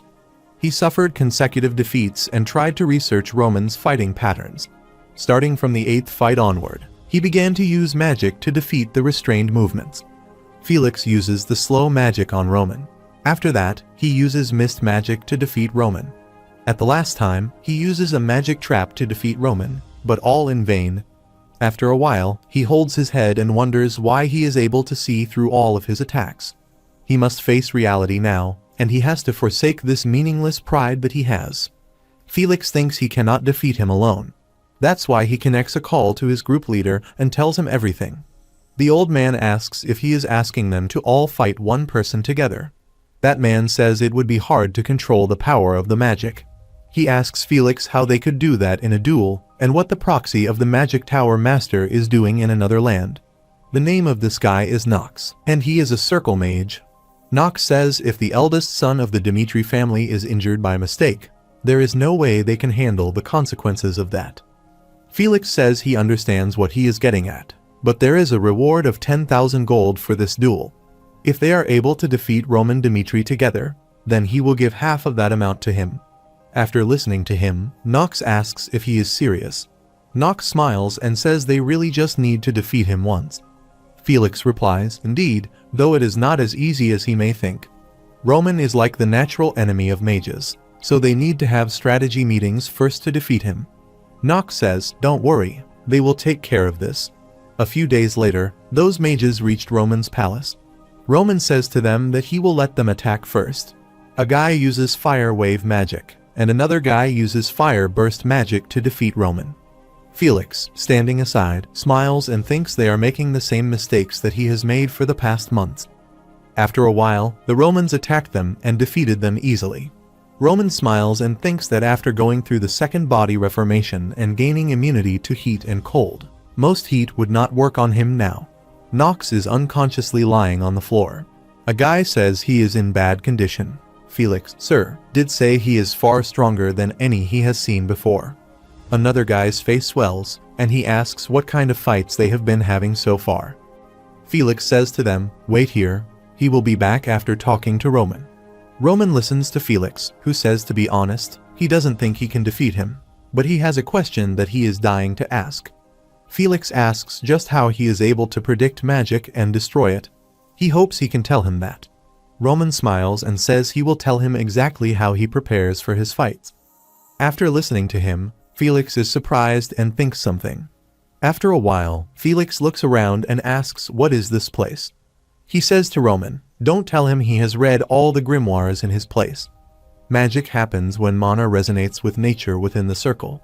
There are different types of magic, like fire magic, water magic, and wind magic.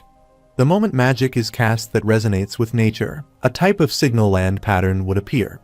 Roman says that depending on the amount, form, and attribute of mana, one can tell what magic is being used and be able to react quickly to it. Firstly, the senses read that resonation. Secondly, the knowledge is needed to recognize the type of magic that exists after seeing the form of the resonation. Thirdly, the ability to make a quick decision on the actions to take after having all that information. Felix thinks he cannot believe he is able to do all of that. Felix turns his face aside and thinks he is a monster, one that even the word genius is an understatement for him. Even such a monster works endlessly to grow stronger. Yet here he is, avoiding reality by using his master's disappearance as an excuse. He has not accomplished a single thing as the Tower Master's proxy. In the remaining time he has here, he must prepare to the fullest for his spars with him. In 2 months, Felix could feel the vast difference.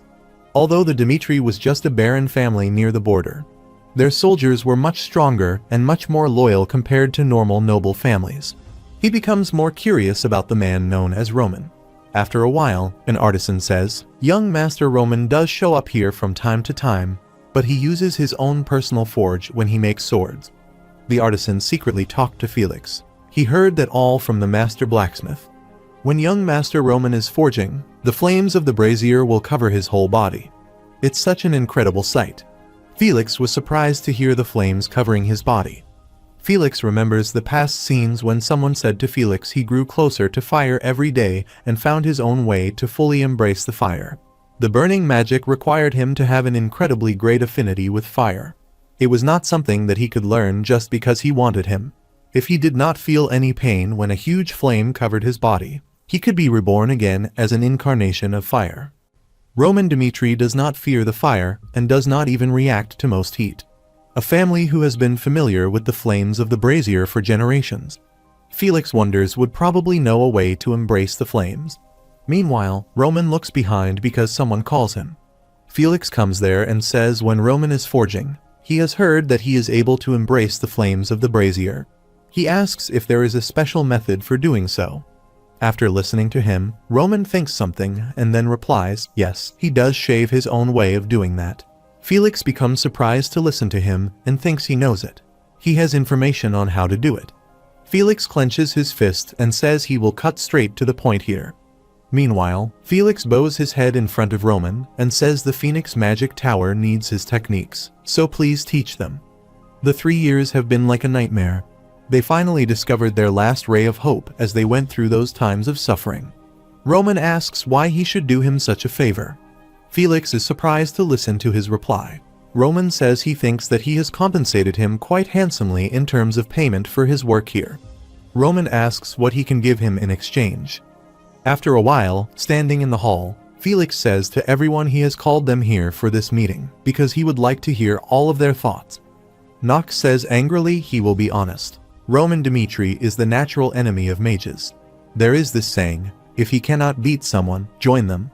Nox says they are the subject of contempt within the French Empire right now, and he thinks it would be a bad idea to give him the Phoenix Magic Tower. After listening to him, Felix asks if that is so. Nox says they are aware of what's been happening around here as well. Felix thinks that among the 13 magic towers, none has been affiliated with a family, unlike a country, before, but they must break that mold. Felix says, as of this moment forth, the future of the Phoenix Magic Tower will be entrusted to Dmitri. After that, the migration of the Phoenix Magic Tower proceeded steadily. After that, a guy calls to Magic Tower Master loudly. Felix asks what the matter is. That guy says, please take a look at this. This is the budget that Dmitri has set aside for them. Felix looks at the paper and thinks that the budget for them would be reduced because they need to migrate here. But they are given 24,000 gold every year. People have referred to mages as monsters that devour money. It's because in order for mages to achieve higher magic circles, they need to buy things like grimoires or monocrystals, which are very expensive. That guy says he doubted what he saw as well. They actually told them if this is not enough to operate the magic tower, They told them to come up with a budget proposal and bring it up for suggestions. Felix is surprised to hear that guy say he thinks he needs to go out and take a look. After that, Felix comes out, looks over there, and wonders what's with that size. Chris, standing beside him, looks over there and says, taking into consideration that the Phoenix Tower will be expanding its forces, they have built it to be able to contain 100,000 members. Felix says he is still a little puzzled.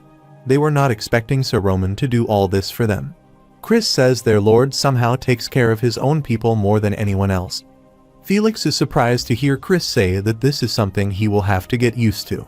On the other hand, a man named Hans says to Murphy that he must not allow young Master Roman to go off his routine just because he is not around. That guy standing in front of Hans, named as Murphy, will be at the replacement of Hans. Hans says to him he must prepare towels for him to wipe off his sweat and stand by warm water. Hans smiles and thinks he is worried, but he will probably be fine since he graduated from the Adelian Academy. He hopes his granddaughter likes this present, though. Murphy bows his head in front of Hans and says he has been waiting for him. Murphy says, please get into the horse carriage. Hans asks if he is waiting to fetch him. Murphy says, indeed, young Master Roman has ordered him to do so. On the other side, a teddy bear falls on the floor. This is Hans's only child, Harrison. He looks over there and asks what is happening here on Earth. A lady says to him he doesn't know what is happening, but they say young Master Roman sent them. Harrison becomes shocked to see them all. Lucas bows their head in front of Harrison, tells his name, and says young Master Roman has sent them here to thank Sir Hans for his service. Please rest easy as they prepare for his daughter's birthday. Harrison says, wait a minute. He still doesn't understand the situation. Harrison says his father is just a servant in the Dimitri family and asks why he ordered them to do all this. Harrison is surprised to hear Lucas, who says young Master Roman considers Sir Hans to be important. Lucas asks if he has never heard of their lord from his father. Roman Dimitri was the time when he was called a good-for-nothing. He was someone who was unaware of his father's devotion and sacrifice. He never trusted him, but his father trusted him the whole time. Harrison remembers the past moment when Hans told him the young master was just lost because he was having a hard time. He was actually a kind-hearted and nice guy. After thinking about this and listening to Lucas talk about his father, Harrison becomes sad and says he thinks that his father's hard work is meaningless. He becomes annoyed and starts to cry. After a while, another lady and two guys come there and are surprised to see all the arrangements. Meanwhile, everyone moves aside quickly because someone appears there. Harrison looks over there and wonders what is happening here suddenly and why the soldiers are escorting that person. This is his father, Hans, who becomes happy to see him. After seeing his father, Harrison quickly runs towards him and hugs him tightly. It's now time to open the gifts. Harrison opens a gift and says the first present is his father's. Wow, what a pretty doll. His daughter always pestered him to buy one for her, so thank him so much. Harrison looks aside and says the next present is a ruby ring from Viscount Conrad. Everyone becomes surprised to listen to him, and that lady wonders why a noble would send a gift to a commoner's daughter. Some more expensive gifts are from Count Adelian and Viscount Lawrence. Harrison wonders why all those snobbish nobles would send them these presents.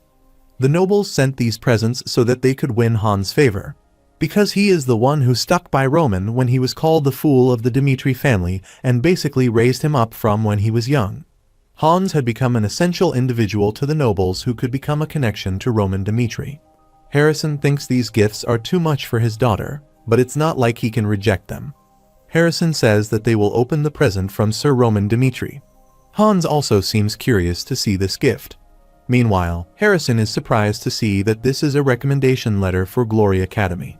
Harrison says Sir Roman has written a recommendation letter for his daughter to the Glory Academy. Glory Academy is the best education institute that commoners could only dream of getting into because it's hard to get in, even if they have the money. Harrison looks at his father and thinks that's all because his father served him a lot. He is thankful for his father.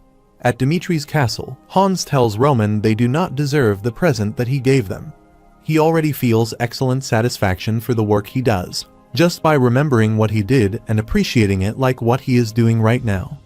After listening to him, Roman remembers the past moment, looks at the mad demon, and asks if he does not regret following him. He replies, no, he did not.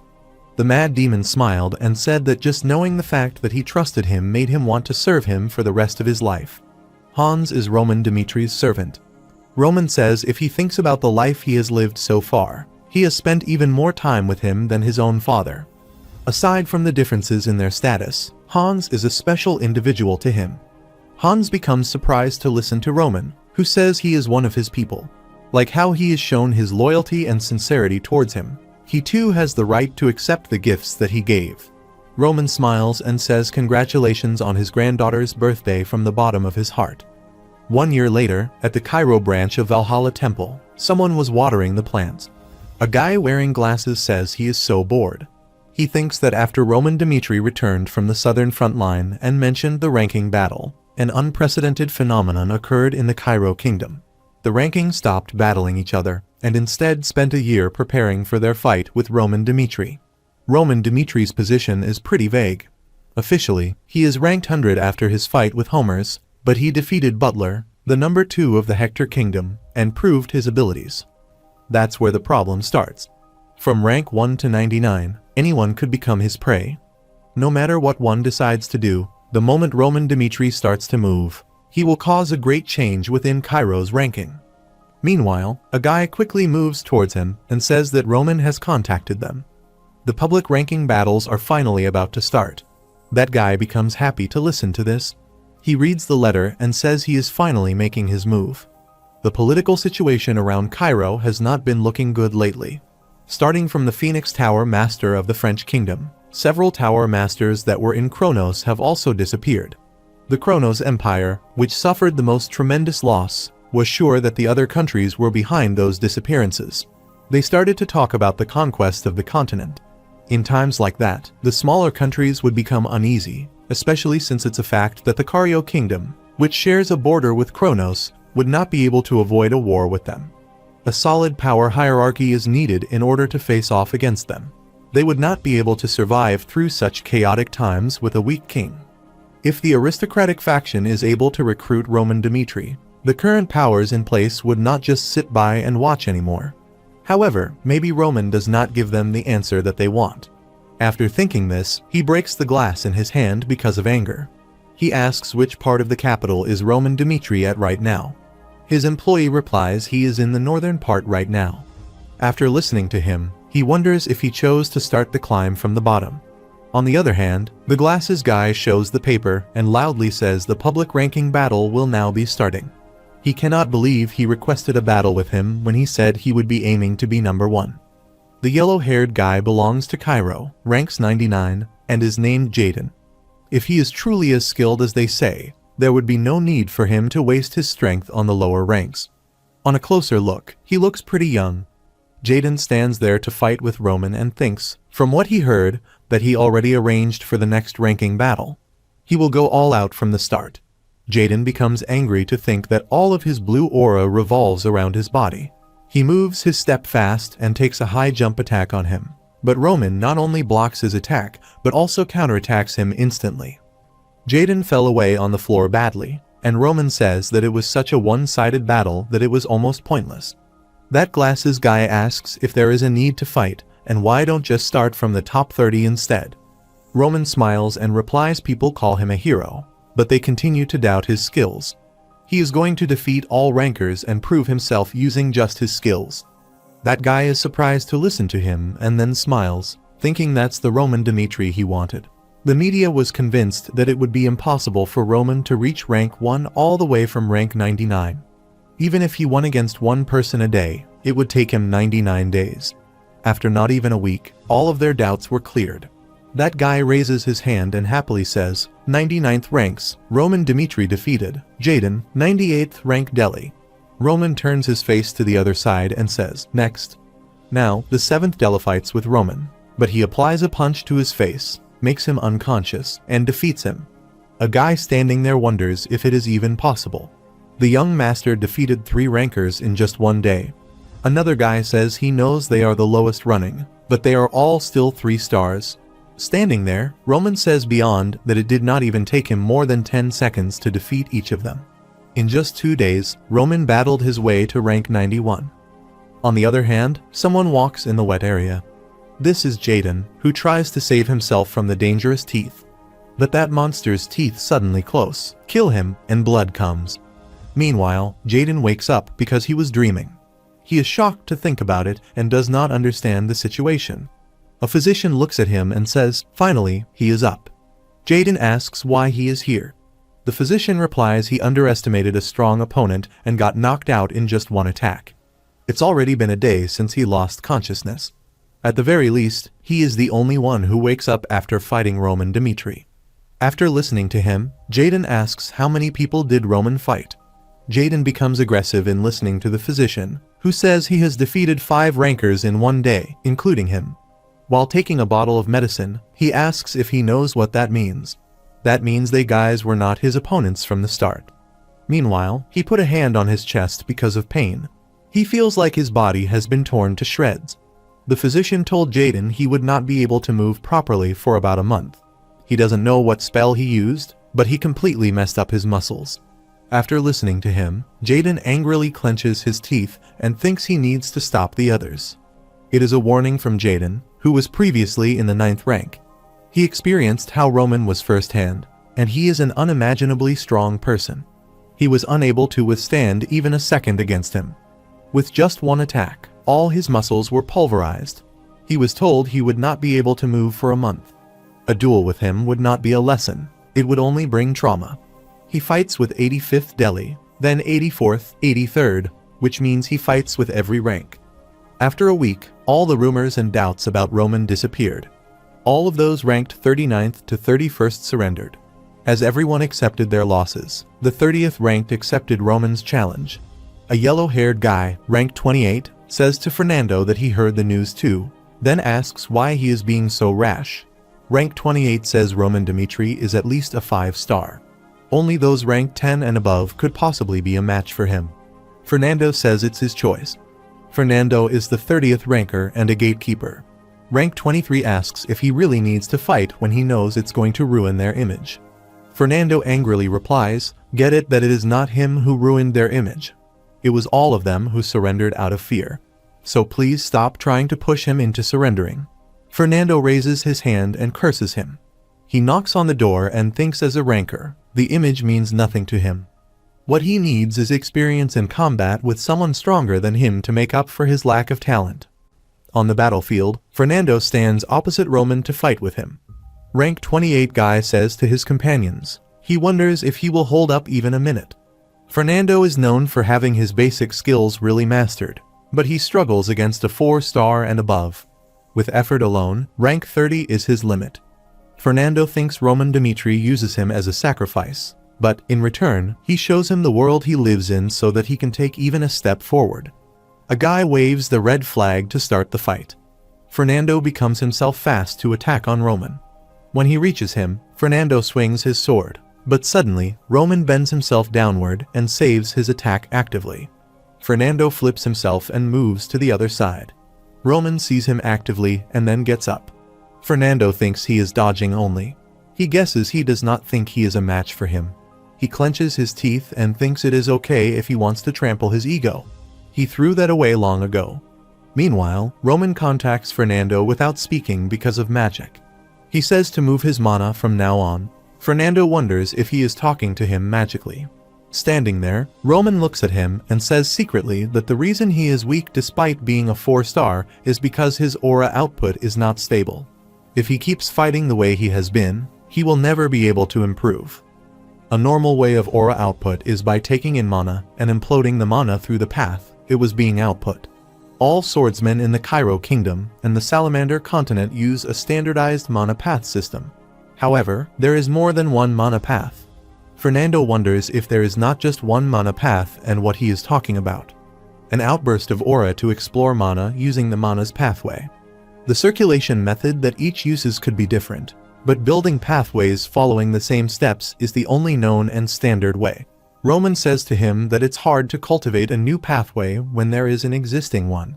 He wonders if it would not be worth it to give it a try. Fernando thinks he doesn't know what's going on in his mind, but it is alright. He will give it a go. Since he doesn't care about what others think of him or honor like the others, he will trust him even if those words are only the lies of a demon. Roman says he should suppress sand and bring in the energy of the mana. If he does that, the mana will open a path on its own. Once he feels a new path, he lets it all out and pushes through it. After listening to him, Fernando closes his eyes and thinks he can feel mana. Meanwhile, a bright light shines, and he thinks he cannot believe this is really possible. Roman smiles and says, "Let's wrap things up now." That's why Roman raised his sword to attack him. Fernando sees Roman swinging his sword and attacking him. He unconsciously lies on the floor. His one companion laughs at him and says, "This is another complete defeat."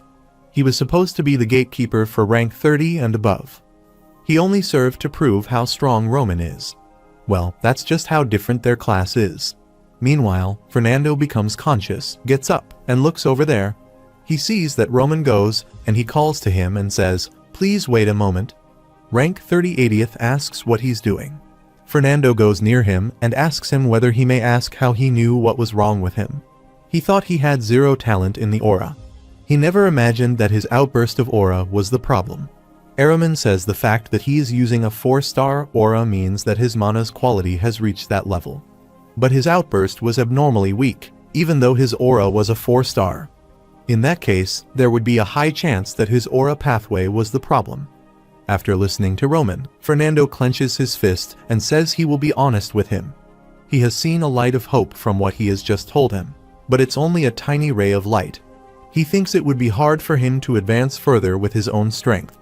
Fernando asks if he would be willing to teach him how to open up his aura pathway. Roman replies that teaching him the method is not going to be a problem, but he doesn't like making deals that don't benefit him in any manner. Fernando puts his hand on his heart and says, "Please tell him what he wants." Roman says, "Follow him and live for his sake." Roman thinks there is someone who will guide him onto the right path. Fernando kneels in front of him and says Fernando, swears his fealty to him. This is an aristocratic faction, with some guys sitting around the table for meetings. The leader says the recent actions of Roman Dimitri spell trouble. At this rate, he might really defeat Count Nicholas. The old man says that's still too early to tell. While Roman has defeated Butler previously, Count Nicholas is on a completely different level since he is ranked 80 within the continent. Nicholas is a royal knight and the strongest swordsman of Cairo. People consider Nicholas to be an existence that cannot be reached. Roman's actions have opened up a new possibility that was unimaginable so far. Another guy asks him what will happen if Roman defeats Count Nicholas. The old man replies Count Nicholas is the reason that the royal faction has been able to last this long. If Roman defeats him, a new power of the Cairo kingdom will be created. That must be stopped at all costs. If Roman rejects their proposal, they must get rid of him regardless of what they must do. He would like everyone to gather their family's troops in the capital secretly. No matter what Roman's choice shall be, he would not be able to escape from their grasp. On the other hand, in rank 10, Geron belongs to the Kronos faction. He kneels and says he surrenders in front of Roman. After listening to him, Roman looks over towards the people angrily and says this is disappointing. He declared a public ranking battle 1 year ago. Everyone becomes shocked to see him. Roman says he had hoped that the rankers of Cairo would be prepared to fight against him. However, he realized this after defeating rank 10, Jerson. The only person capable of facing him is Count Nicholas. So, he will pass on going through meaningless procedures. 3 days from now, he will fight rank 9-2 in this very place. He will defeat all of them. Then, challenge the strongest swordsman of Cairo. Roman's declaration of war caused an uproar within Cairo. On the other side, someone puts his hands on the table and says she intends to give up. The name of this guy is Bruno. He is rank 9 and belongs to the Valhalla faction. Bruno says his skills are similar to Geron's. He asks if it would not defeat him in an overwhelming manner. A red-haired guy, Oscar, ranks 2nd and belongs to the aristocratic faction. Oscar says Roman looked down upon rank 10, Geron's skills, in front of the public and declared war against them by saying he intended to fight them all on the same day. Oscar says if they give up now, they will be mocked by the public as cowards.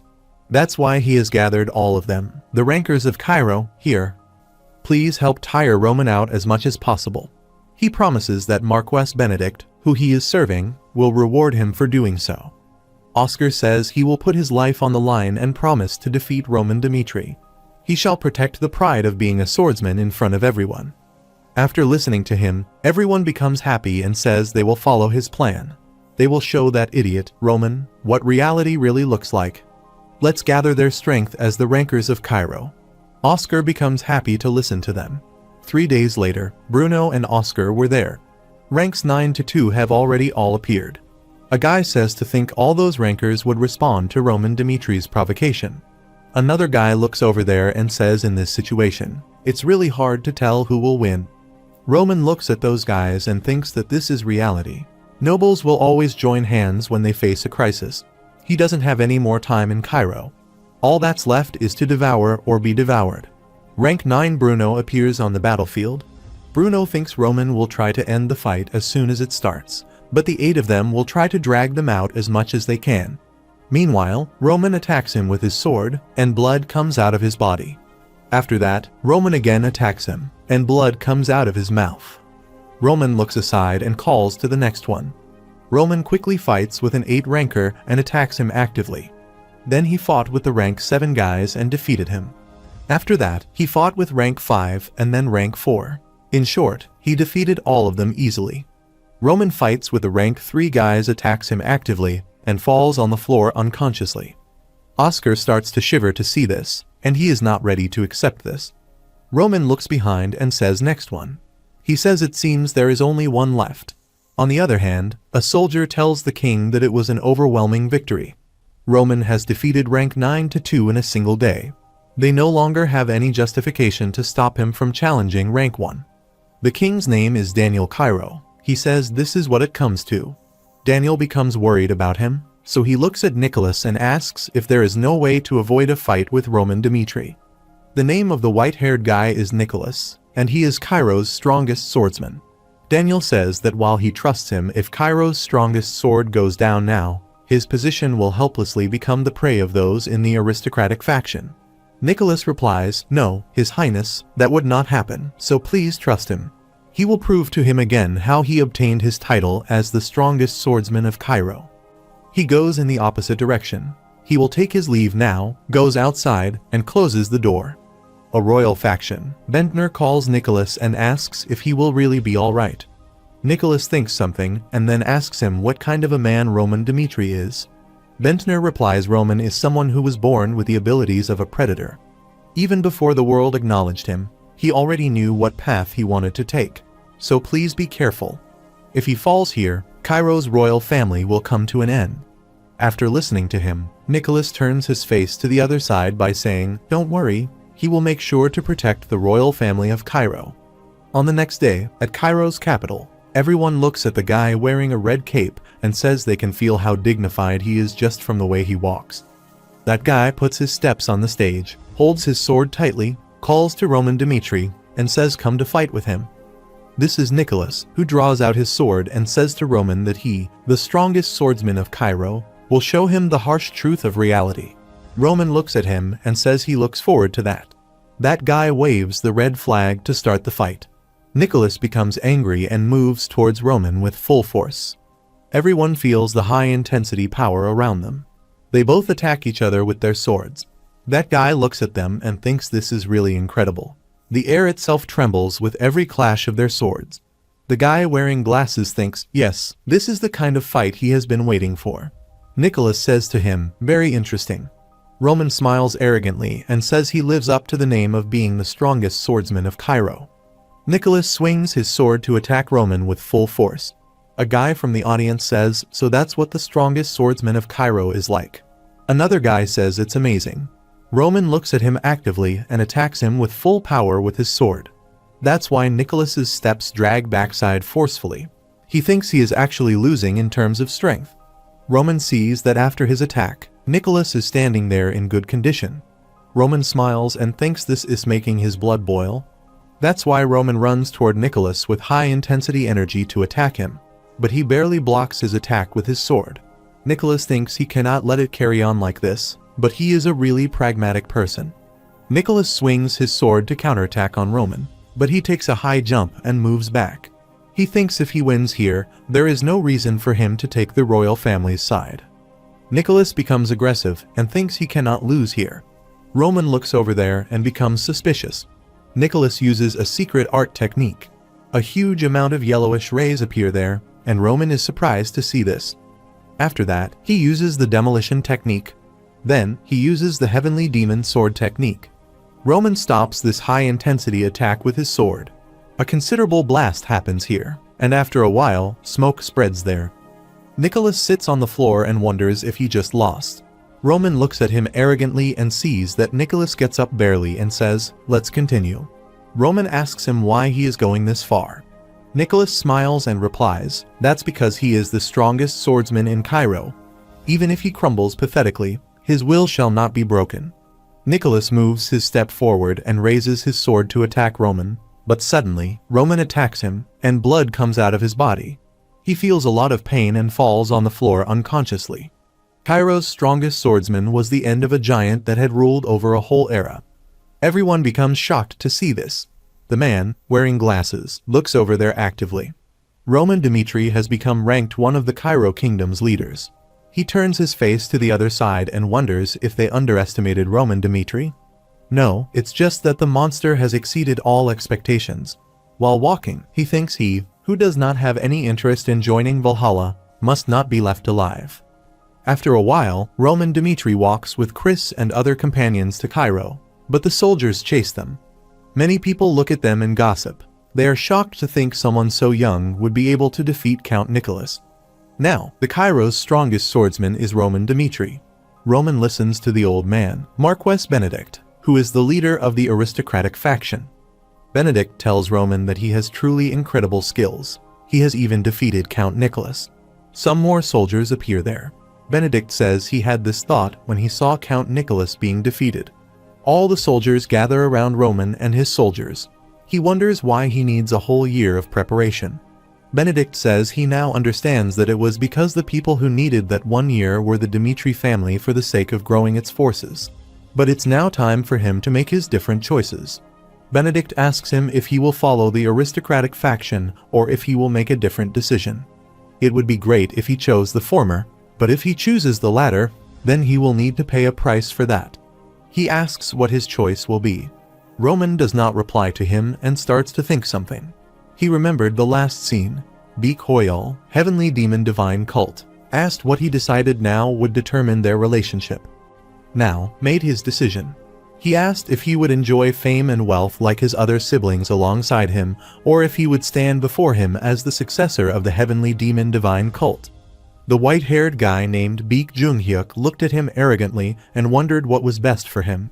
He stepped up the stairs, stood near his brother, and said he was sorry. Hoyal looked at him suspiciously, but Junghyuk raised his sword to kill him. After thinking about that all, Roman says he is unable to live a life for the sake of others. After listening to him, Benedict says this is a foolish decision. He raises his hand and thinks he has both the power and justification anyway. No matter how strong he is, he will not be able to do anything in this situation. Benedict orders from now on, under the name of Benedict, the leader of the central government, that the Dmitri family that's been attacking everyone recklessly will be deemed as the cause of internal strife. Benedict says to Roman Dmitri, for the sake of a thorough investigation, quietly come under arrest. Meanwhile, blood falls on the face of Benedict. Roman kills a soldier who tried to attest him. Benedict loudly asks if he just goes against the government's orders. Standing there, Roman replies, "Get things straight here. He is not going against the king. He is going against him, Marquess Benedict." Roman confidently asks if he is the one who is truly staging a rebellion. Benedict angrily says he is completely out of his mind.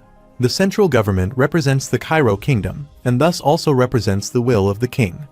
That arrogant decision shall cause Dmitri's downfall. Roman says the king is the one who decides who among them is correct. Meanwhile, Roman orders Kevin and Chris to open the path. The two quickly run and reply, "Yes, Lord." Chris and Kevin fight with the soldiers, kill them, and spread blood everywhere. To see this all, Benedict becomes shocked and says they have all gone crazy. He thinks he never imagined they would dare to kill troops so openly in the middle of Cairo's. Roman puts his step on the blood, swings his sword, and kills another guy. A blast happens over there. Benedict runs to the opposite side and says, "Everyone attack. Anyone who brings him his head will be rewarded tremendously." A guy loudly says to Roman, "Stop, this is Cairo," and asks if he thinks he will be allowed to do this all. Suddenly, Roman cuts his head and says, "All of them, do what they need to do, for he, too, shall do the same." It's the time of purging. This is Cairo Kingdom. At the imperial castle, a soldier kneels in front of the king and says, "His Highness, a battle has taken place in the middle of the capital. Roman Dmitri I committed a one-sided massacre against the aristocratic faction." After listening to him, the king holds his head annoyingly. Royal Knight Vice Captain loudly says, "Gather all off the Royal Knights and Imperial security troops." Since they don't know when the rebellion will reach the Imperial castle, the safety of their king is the top priority. The king wonders if this is really an inevitable fate. Meanwhile, the king actively looks over there and listens to Roman Dmitri, who says he has requested an audience. He kneels in front of the king and greetings to the king. The king says, "Let's skip these formalities and explain the situation." Roman says that after the public ranking battle ended, Marquis Benedict led hundreds of troops to look for him and tried to pressure him to follow the aristocratic faction. But he rejected his proposal because he followed no one except their king, Daniel Cairo. Roman says to his king that if he gives him his word on one matter, Dmitri shall become the sword of Cairo and snuff out the lives of everyone within the aristocratic faction and set straight the chaos of the balance in power within Cairo. After listening to him, the king wonders if he will get rid of the aristocratic faction for him. The king asks him if he is trying to make a deal with him right now. Roman replies that when the Hector kingdom crossed their borders, he was on the southern front line. Despite the fact that there was time to defend against their attacks, Cairo's defense line fell in an instant. The fundamental problem of Cairo is that there are 4 factions within the kingdom. If only the hierarchy of power was correct, the occupation of the southern front line would not have occurred at all. Roman asks if Cairo has experienced any changes in the last year. The Salamander continent's political scene does not look great right now. Roman asks how long she intends to sit idly by and watch. Roman says, the core person to untie Cairo as one is not Marquis Benedict, who controls the central government and acts like a king. He thinks that person should be his king. After listening to Roman, Bentner does not mean he is willing to serve the king. That guy angrily looks over there and thinks he is not staging a rebellion. Sitting there, Roman says he might think he is acting suspiciously, but Dmitri has put their lives on the line this time around. He asks him if he will make use of the stage that Dmitri has prepared. After listening to all the king says before he decides, he has a question for him. The king asks what Dmitri wants in return for preparing for this stage. Roman replies he is hoping for the independence of the eastern region. If the eastern region is declared an independent territory and also declared a dukedom, then they will never forget the roots from where they came from and will always lend their power to Cairo. The king is surprised to listen to him. Roman says when he is unable to get everything, he needs to make the best decision for the sake of Cairo. The king asks if Count Denver and Count Gregory joined forces and what he thinks the empire would do. Roman replies the chances of the empire making a move immediately would be unlikely. Valhalla is restricted in many ways since it's far from the borders. In Chrono's situation, it's with the Kingdom Alliance from the south recently. Their top priority would not be Cairo but to wrap up what's happening in the south. The king says his plan is able to take on many enemies in a short span of time. While Cairo needs to get rid of them, the void they will leave could create new problems. After listening to him, Roman is surprised and says they would simply be making the best decision possible. They must take on the risk that comes from getting rid of them. The king thinks he is not just leaving this to luck, but he is making a move because he has figured out the current political situation of this continent. The king smiles to look at Roman and thinks he is really incredible. Meanwhile, that guy tells the king they cannot do that. The Dimitrios are trying to profit off this by using the artistic faction as an excuse. He must not agree to this. Roman asks if there is another choice, though. That guy becomes aggressive when listening to Roman. Roman says angrily while everyone here has kept quiet as the aristocratic faction committed atrocities, he shall point his sword at them. They only want to be rewarded for their sacrifices. Even if the Demetrius become a dukedom, they share the same fate as Cairo as they choose to establish their roots here. That guy angrily thinks he is not a rebel, but is drawing the lines in the sand. What is wrong is that the incompetent king can only watch as his land gets torn away. The king is annoyed to think about this. The Dmitri family has already become an existence that the Cairo imperial family cannot control. In that case, he needs to make a choice. The king clenches his teeth and then wonders if he will be satisfied with the present, or if he will give up what he cannot have and create a new Cairo. Even if they have impure intentions, compared to those people who control him as their puppet, he would rather take the hand of Roman, who has publicly shown him his ambitions honestly. The king raises his hand and says to that guy, "Enough." Roman becomes happy to listen to the king, who says that the eastern region, including the Dimitri territory, shall be declared a dukedom, and the title of a duke will be bestowed upon Baron Dimitri. So, he must make sure to punish the traitor Marquess Benedict, who has wrought chaos upon their country. On the other hand, this is a guy, Count Denver, who belongs to the pro-Valhalla faction, who reads the paper and says Roman Dimitri is truly fearsome. Now that Marquess Benedict attacks him in the capital, Kairos, the Dimitris, and the aristocratic faction will not stop until one has fallen. Roman Dimitri headed for the imperial palace. He probably intends to borrow the power of the king in his fight with the aristocratic faction. A fight between the royal faction and Dimitri against the aristocratic faction. Denver smiles and thinks that if the two forces fight to their deaths, he will make use of that chance to make the situation advantageous for Valhalla. Meanwhile, his employee quickly appears and tells Denver there is trouble. He tells him, frightened that Roman Dimitri has led forces and barged into the mansion. Suddenly, someone grabs his neck tightly. This is Roman, who hits his head on the floor and, after that, releases him by calling Denver's name. Roman looks at him arrogantly and says, "Accept the imperial orders." Denver becomes angry to listen to him and thinks he has appeared here instead of appearing where the aristocratic faction is. He stands up and thinks he has to calm down. Denver asks him what nonsense he is talking about. Roman says he has conspired with Valhalla and stolen Cairo's top secrets, so their king has ordered him to arrest him. Roman strictly says to him if he tries any tricks, he is to be considered an accomplice to the rebellion, and he is to execute him right now. Denver clenches his fist because of anger and thinks everyone knows that he belongs to the pro-Valhalla faction. Denver asks if he thinks he can handle the aftermath of doing such a thing. Valhalla will not stand idly by and watch. Roman holds his sword tightly and says he better be careful of every word that he says from now on. Denver curses Roman. That's why Roman drew out his sword and said, lowering his voice, it seemed he still had not grasped his current situation. Roman moves his sword blade near his neck and says, in this time's fight, it would be meaningless to only subdue the aristocratic faction. Those who follow Valhalla and Kronos will uproot all of them as traitors. Count Denver, he will be having quite an interesting time starting now. On the other side, someone becomes annoyed and asks if he thinks he will be unscathed after doing something like this. The name of this guy is Count Gregory, and he belongs to the Kronos faction. He looks at Simon and asks if he knows what will happen if he messes with him. The Kronos Empire will send in troops with a justification because of what he has done. Gregory asks if he thinks Cairo can handle that. The name of this guy is Simon. He belongs to the Royal Knights, and he is vice captain. While moving towards Gregory, Simon thinks he is right.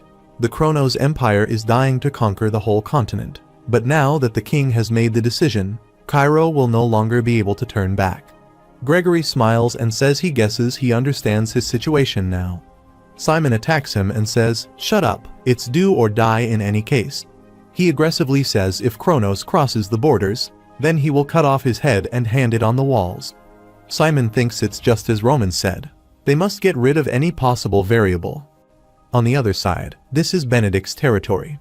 While passing by the corridor, Benedict thinks the Dimitris have joined forces with the king. He knew the day on which they must usurp the throne would come, but he never knew things would take place so abruptly. If they were able to gather most of the forces of the aristocratic faction, they would be able to take over Cairo without many issues. Benedict thinks about Roman Dimitri, saying that when he might have become the strongest after defeating Count Nicholas, things would not always go his way. He says loudly, gathering everyone in the aristocratic faction and asking them to send their forces into the capital. His employee says Count Fabius has replied that he would not be coming. Benedict says it seems Fabius has gone crazy. Benedict connects a call to Fabius and asks if he is not sending his troops and if he is not coming for the meeting. Benedict becomes aggressive and asks him if this is his final decision. Fabius replies, let's be honest with each other now. He is betting that Roman will win in this fight. so he is no longer that pushover who always does what he says. After listening to him, Benedict asks him if he is sure he will not live to regret this. Fabius replies that if he is wrong, then his days are numbered. While he might have started out as being a traitor, he intends to do all he can for his sake. Fabius asks if he has not heard the rumors about how well he cares for his people. Fabius says to Benedict that he, the leader of the great aristocratic faction, does not seem to really understand the current situation. The fact is that the aristocratic faction is facing its downfall right now. After listening to all of that from Fabius, Benedict really starts to think about the downfall of the aristocratic faction. At the same time, Valentino raises his hand and declares his support for Dimitri. The neutral forces have begun to move. The Valentino that supposed the Demetrius has bought up all of Caro's mercenaries. Standing there outside, everyone is waiting for them. Due to Marquess Valentino and the neutral forces movements, the aristocratic faction could not move their troops rashly. In the royal palace meeting room, the king is standing around tables with some other guys. Roman says a few days ago, Count Fabius, who was in the aristocratic faction, and a few other families like his had decided to join them. The king thinks that maybe even if he had not accepted Dimitri's proposal, Dimitri's family could have succeeded in defeating the aristocratic faction by their own strength. Roman Dimitri is the one who's leading in this war. Romans put their finger on the three-dimensional map and said that if the aristocratic faction had managed to gather, then they would have led their armies into the capital. Instead, they will decide to go on defense in their current situation. Now that their fighting forces have been reduced, it's an opportunity for them to cut down all the traitors in one go. The king says the royal family will provide him with full support. The orders that he give can be considered his will. He says to Roman that he tasked him with taking full command in this war. Roman put his hand on his chest respectfully and replied, "Yes, his king." At Benedict Castle, they all sit around the table for a meeting. One of the guys says if the royal troops are quick, they will reach this area within a week. They will first lock up the castle gates and defend the castle, which is their chance to launch counterattacks. A guy says Marquess Valentino had firmly maintained his stance on being natural for so long. Since someone like him has declared his support for Roman, he asks if he can truly win this fight. Another guy says the aristocratic faction is in a situation where they cannot activate even half of their fighting forces. He wonders how to contact the other nobles who are following Kronos and Valhalla. Since their leader has been captured, they will definitely come over to their side if they propose a good proposal that will coax them. After listening to him, Benedict says that's a fairly decent plan. Benedict asks how long they need if they want to proceed with this plan. That guy replies that they need to change their minds and gather all the troops, which will take at least 15 days. Benedict replies, "All right, they will be fully in charge of that."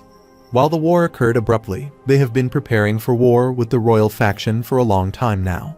They, the aristocratic faction, are the ones who hold Cairo's authority in their hands. On the other side, in a room, Nicholas looks lying on the bed in a bad situation and wonders if he is still alive. He gets up and thinks only the external wounds look bad. He guessed Roman was not intending to kill him. Nicholas remembers the past scenes when Roman attacked him and said he did not worry about what happened after this. He had no intention of betraying Cairo. Nicholas thinks he needs to find out what's going on first. Meanwhile, someone comes there quickly. This is Simon, who becomes annoyed to look at Nicholas. He says to him he thought he had died, and he is happy to see him alive. Nicholas is sorry to him for worrying about him and then asks him what happened after he collapsed. Simon replies that the troops are about to depart soon, with Roman as acting commander, and they are thinking of attacking Marquess Benedict's aristocratic faction soon. Nicholas tells him to bring him to the location where the war ceremony will be held. He arrogantly says he must be there. In the Cairo, Roman walks on the red carpet and moves towards the stage. All the soldiers are standing aside. This is Nicholas, who gives the sword to the Roman Dimitri respectfully. Roman looks at him actively and thinks, so this is the person who represents the army who would hand over the sword to him personally. First, the king of Cairo, now Count Nicholas, has not lost their innocence in a chaotic system of power and authority. He put his steps on the floor hard, drew out his sword, and said, "Cairo has been undergoing a time of chaos so far. Today, they shall go forth and punish the traitors. They will experience unforgettable pain as they kill their fellow countrymen." But peace and stability will once again be found in this land after this war is over. Roman says that full of determination, he will constantly stand at the front of this war, so they put their trust in him and claim their victory. Everyone loudly calls Roman's name and puts their trust in him. The fight with the fate of a kingdom on the line has started. It's imperative that they end this war quickly. The more time the aristocratic faction has, the more choices they will have available. Roman says, so, instead of setting up Calmos, prepare to start the first round of attacks immediately. A guy stands and looks over there, named Cameron, who is the guard captain. He says they have chosen to use flares.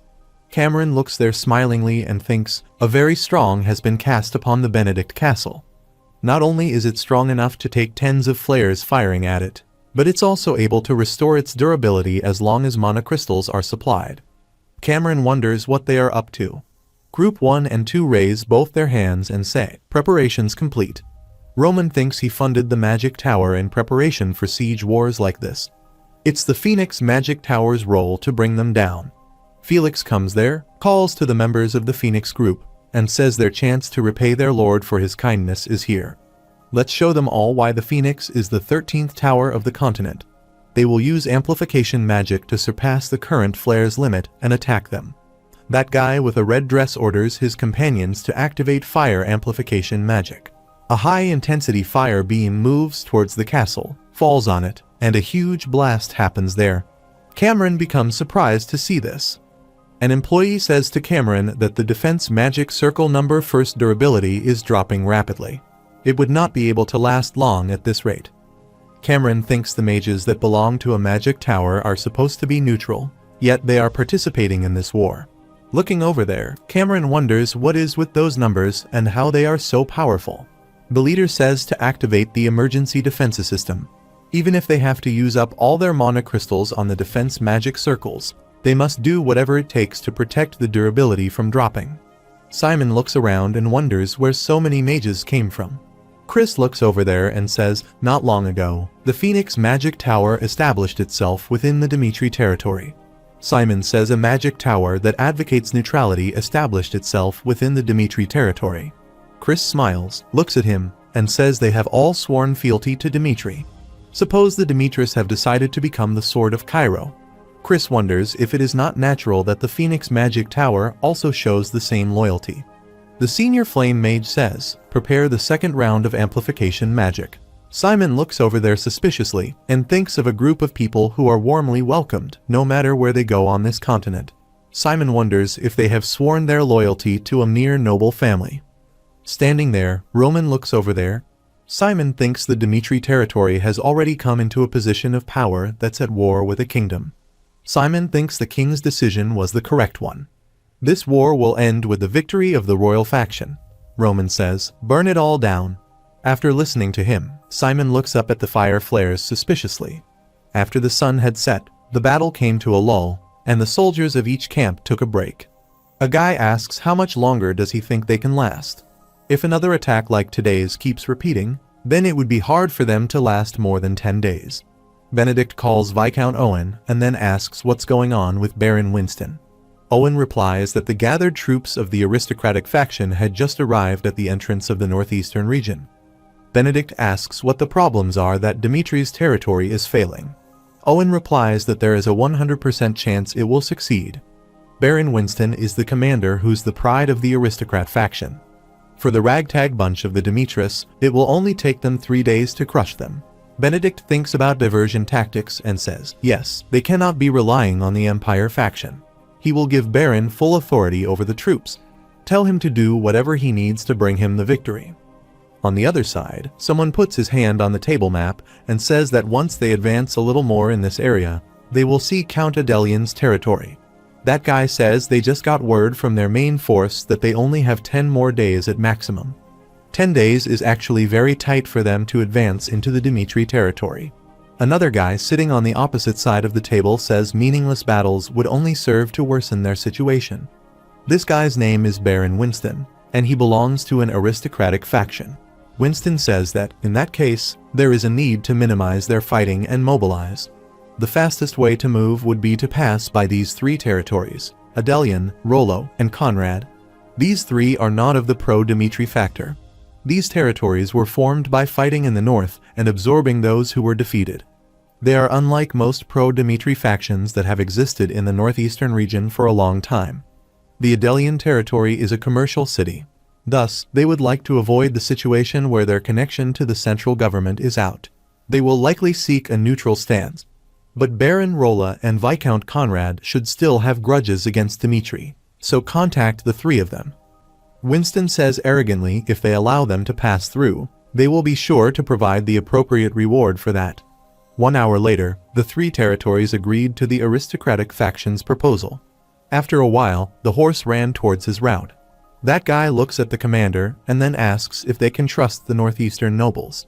If this is a trap, they will have a problem. Winston replies that he knows, even if this is a trap, that the elites of the Dmitry family are all at the siege war in Benedict's territory. The remaining forces are all a ragtag bunch on the border. Winston asks him if he truly thinks they would be able to defeat the elite of the aristocratic faction. That guy replies that's impossible. In a terrain that's open in all directions, they could easily suppress them with brute force, even if the northeastern forces are charging at them right now. He has already considered every factor. Having fought in the western front line really sets him apart from the rest. Winston is surprised to look over there. They see that many flares are ready to attack them. A guy, sitting on the horse, loudly says to Baron Winston that Marquess Benedict is considered a traitor. His name is Jonathan, and he is a knight captain. He says that if he does not surrender, he will be charged with the crime of rebellion. Another guy is also surprised to look over there and does not understand what he has to do. Winston says loudly, Marquess Benedict is not a traitor. Let them make him an offer instead. If they let them pass by this area, they will take him in due to the Marquess's great generosity.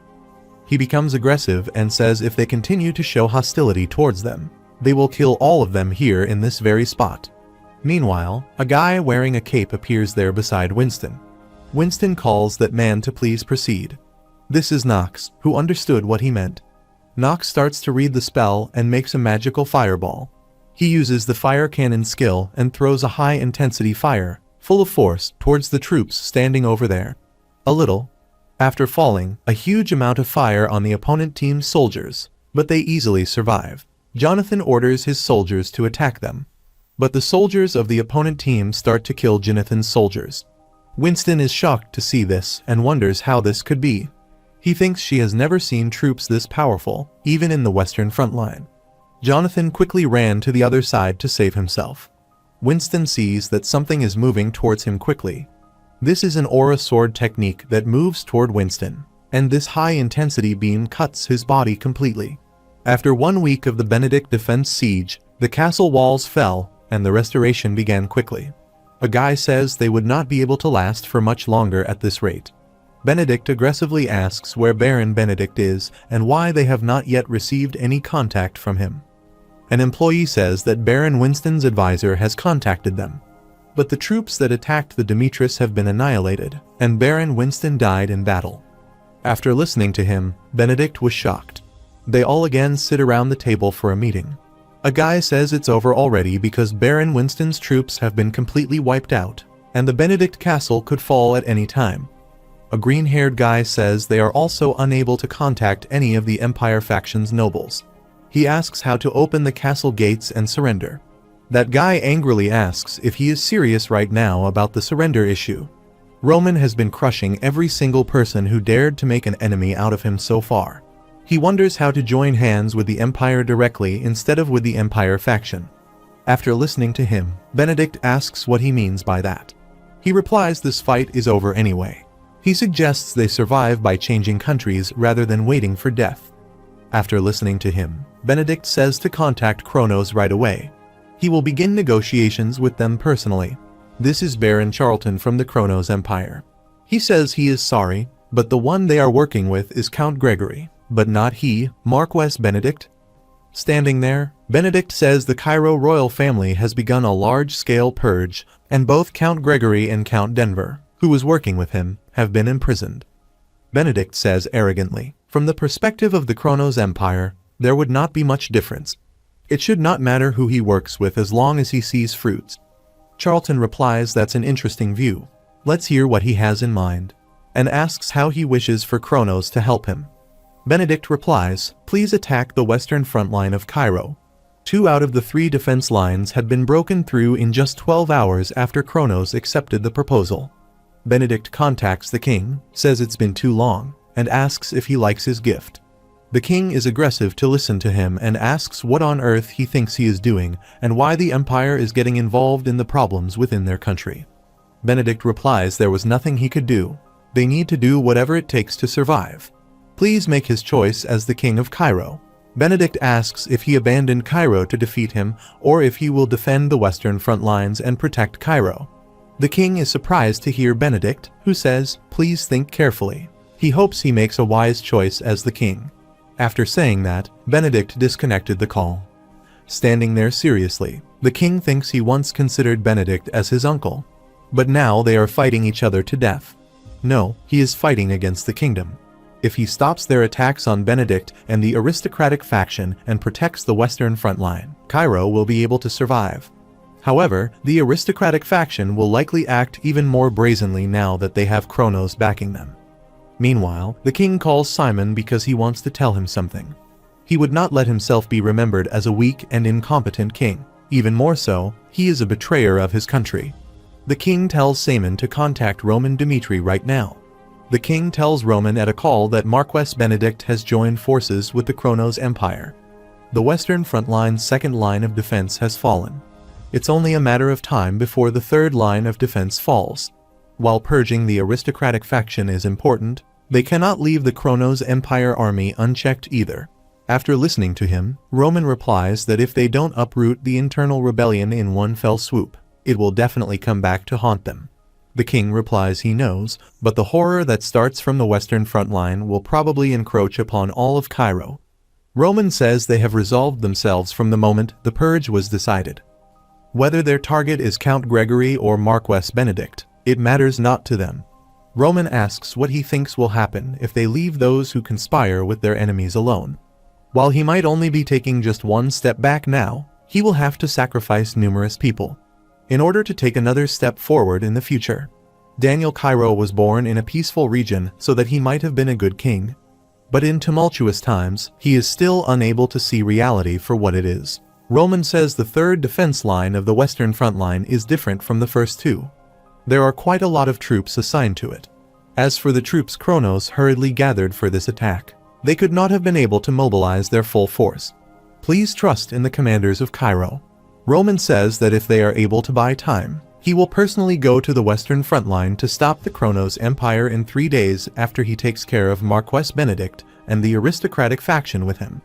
The king says, "All right, but make sure he cut down all the traitors within that time." Roman moved his troops in the night when the aristocratic faction had let their guards down. They blocked off the only retreat route of the Benedict castle, and wanted until the magic defense of the castle wall reached its limit. Standing there, Roman says to the soldiers, now that the defense of the castle wall has reached its limit, they will begin their final attack tomorrow. Someone comes there, so please allow him to be the vanguard. This is Fabius, who looks at Roman and thinks what he has seen. Roman Dimitri rewards and punishes him appropriately. Fabius tells the Romans he is a part of the aristocratic faction, but he refuses their orders to gather and instead follows him, so he is given an opportunity to prove his loyalty. After listening to him, Roman thinks they are so similar. The Mad Demon was known for his excessive loyalty. The Blood Demon was known for his excessive desire to become stronger, but the Strange Demon, in the process of climbing to become one of the 4 heavenly kings, changed sides between the 3 masters. He was a unique old man. He had survived by remaining on Baek Junhyuk's side, who was the final victor in the end. Baek Junhyuk was killed and said he did not show him his fake smile. After thinking about that all, Roman tells Fabius that if he is able to prove himself useful, he doesn't care about what past he has had.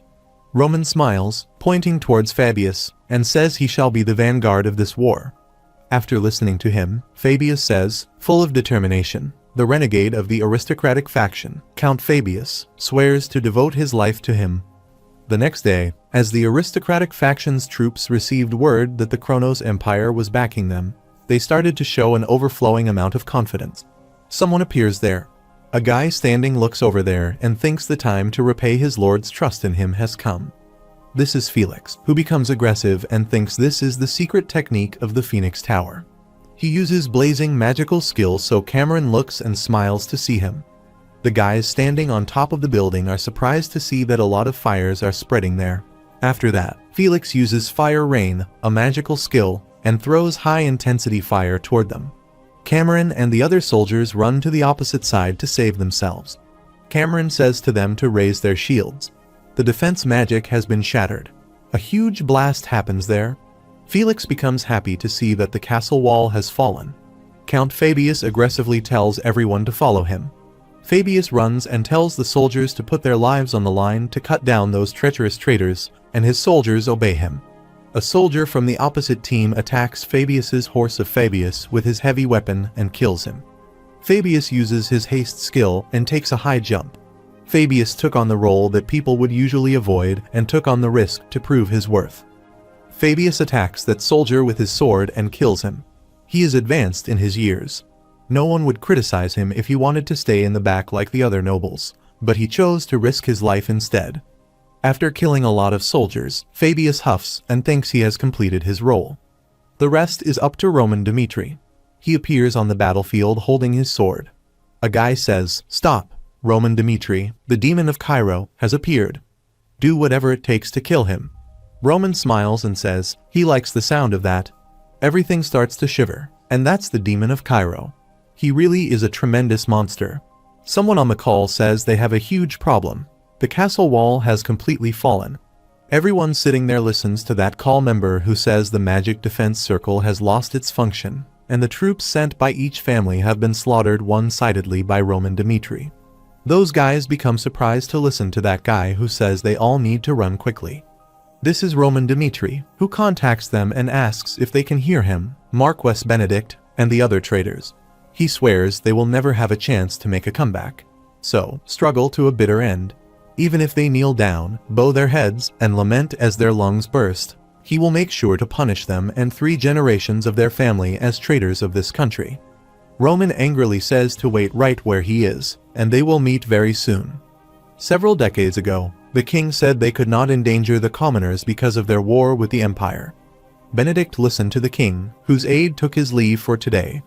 In the past, the indecisive king of Cairo could not make a decision quickly, and the authority of Kairos quickly crumbled. As the forces of the Empire faction that followed Kronos and Valhalla quickly grew, there was also the funeral of the former queen and his sister. He heard it was a hereditary disease of the Benedict family. This happened because of the pharmacy's lack of skills. He cried because he was so sad. He asks if she would not have lived if the advanced techniques had treated her of the Empire. Marquess Benedict had wondered if it was right for the Cairo kingdom to keep going in this direction. Benedict said he could not trust the Cairo imperial family anymore. In order for Cairo to be led in the right direction, he would form an independent group. He raised his hand and said that the nobles of the Cairo followed him. That was why many people raised their hands to follow him. That was to show the aristocratic faction was born. But the intent of the group degenerated over time, and Marquess Benedict began to eye the throne. He holds his head annoyingly and wonders just where things started going wrong. Roman Dimitri was the one who foiled his plans to take over Cairo and rendered it all futile. At this rate, only death awaits him. Benedict stands up and says they need to evacuate for now and borrow the power of the Kronos Empire to flip the table. Meanwhile, many guys run and say move quickly. If they get caught it would spell the end of the aristocratic faction. Benedict begins to see this situation. Someone attacks one soldier with his sword and says, "They are late." This is Kevin, who smiles arrogantly and says he has been waiting for him, Marquess Benedict. He points over there and orders his employees to attack him and kill him. A soldier moves towards him by raising his sword to attack him, but Kevin cuts his right arm and then kills him. After that, he also kills some other soldiers. Blood comes out of their bodies and mouths. In short, blood spreads everywhere. Kevin puts his dagger on the neck of that soldier who tells him to spare him, but Benedict becomes annoyed to see that Kevin cuts his neck and kills him. After seeing this, Benedict runs to the opposite side to save himself. But suddenly, Chris appears there and asks where he is rushing off to. Benedict becomes afraid to see this. Chris attacks the soldier beside Benedict. In a very short time, Chris quickly kills many soldiers. Benedict becomes shocked to see this scenario. Chris sees Benedict running to the opposite side. While running, Benedict thinks whatever, mock him all he wants. He will survive no matter what and get any revenge. He comes out of the castle and looks aside. He sees a cave over there. He goes inside it to hide himself. Some soldiers also come out of the castle, look around, and say, Benedict must still be here somewhere, so find him. Benedict clenches his fist and thinks Cairo's throne is right before him. Everything went bad because of that idiot. Benedict looks aside and thinks he will pay him back for this humiliation. Meanwhile, Benedict listens to someone who said to him, "It's all over now." Benedict thinks it means he is Viscount Owen. He moves near to him and asks if he feels like something is off as he is escaping. Like there was no way to escape from the start. Benedict looks aside aggressively and wonders if he knows where he is. He is getting closer. Owen looks over there and says, "Please come out." Owen asks if he really thinks he would not know he was hiding in there. He starts to cry and says he finds himself so pathetic for following and trusting a leader like him. Meanwhile, someone penetrates the sword in his body, and blood comes out. That guy puts their hand on the cave and says, "Come out." This is Roman, who looks inside at Benedict angrily. After a while, Benedict walks slowly, and his one side shows lost. People look at him, say he deserves this, and think he ran away by himself. Benedict kneels in front of Roman and loudly says this is not fair to him. He asks if he knows just how much he is devoted to this country and how he can kill him. Sitting on the floor, Benedict says while the weak king had been bringing ruin to their country, he had been the one holding it together at the center. Benedict asks him if he would have been able to serve such a king from the bottom of his heart. Benedict aggressively says the Kronos Empire has invaded their borders time and again, and traitors were aplenty within Cairo. He asks Roman to tell him if he is wrong. Roman replies that he would not criticize his decision. Maybe Cairo did have a chance to be free of the empire's grasp. But look at the results. Romans asked him what he had achieved. Even after forming the aristocratic faction, it did not bring any change to powers in Cairo, and he never considered the stability and safety of the country at all. Roman asks him if that is the great cause that he is talking about. Benedict sadly listens to Roman, who says that it's not shameful to lower one's head to protect the powerless commoners. Roman says to think about what he abandoned first. After listening to Roman, Benedict loudly says to him, "Please spare his life. From now on, he will live only for the sake of the imperial family and the Demetrius." Roman says he is too late for this. Roman swings his sword, attacks his neck, and kills him. One of Cairo's greatest powers was the end of Marquess Benedict, who was once known as one of the living powers of Cairo. At the Cairo imperial family, an employee bows his head in front of the king and tells him he brought news of victory. Roman Dimitri had brought down the Benedict castle. The king thinks he did it, but this is no time to rejoice yet. The movements of the Kronos Empire look anything but promising. The king loudly said, sending his orders to Roman Dimitri. He would definitely be rewarded handsomely for his contributions in this war. He immediately makes way for the Western Front Line. This is the Western Front Line, 3rd Defense Line, someone says at the calls. This is the king's order. They are to hang on for 3 more days. Once the rebellion situation is taken care of, Roman Dimitri will be sent to the Western Front Line. Hand in there for a while more. The name of this girl is Flora, and someone tells her that her guess is correct. The only woman and a famous one within the Western Front Line.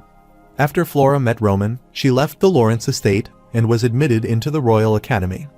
Since then, she has been studying war strategies and tactics and has volunteered to be an advisor at the Western Frontier. She was Cairo's first female advisor. Because this was unprecedented, there were many split opinions, but people had begun to acknowledge her abilities as she proved them in battle. Looking at the map, a guy says, logically speaking, it should be impossible to completely wrap up the Marquess rebellion within 3 days. The name of this guy is Baron Noel, and he is the head advisor. Noel says they must get ready for a drawn-out battle, and even if they do wrap up the rebellion and use the Rap Gate, it will take 1 to 2 days for them to get them. After saying this all, Noel asks how that makes sense. The name of this guy is Count Vandenberg, and he is a Western Frontline commander. He says arrogantly what he has said is correct. In the worst-case scenario, they might even fail to curb the rebellion. Flora says she disagrees. She says Roman Dimitri probably set the 3-day deadline.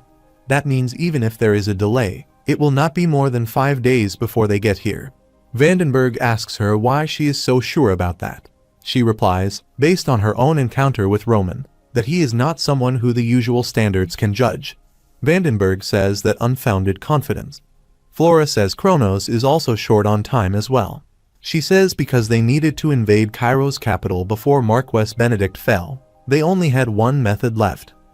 She puts her hand on the table and says this has been Kronos' attack pattern so far. They would lead with the standard warfare when they tried to send a warning. But when they needed a guaranteed victory like this time, then they would mobilize their war mages. Neil says they know that as well. Flora says that for Kronos, who possesses 7 magic towers within their empire, there is a huge chance they will try out new ways to amplify their mage's power. They must get rid of the mages. Because the mages are the weakest in their defensive, they are casting magic. They need to use their magic at a safe distance. They will anticipate where the mages will be and set up magic traps in those areas. After listening to her, Vandenberg replies, that's impossible. In the first place, they cannot find their exact locations, and mages can use mana to detect the location of the traps. Flora says, which is why she suggests that they challenge them to a duel. Vandenberg becomes surprised to listen to her. Flora says that's right. If they do that, they will have no choice but to move their troops. Once that happens, they will be able to narrow down the locations of the mages.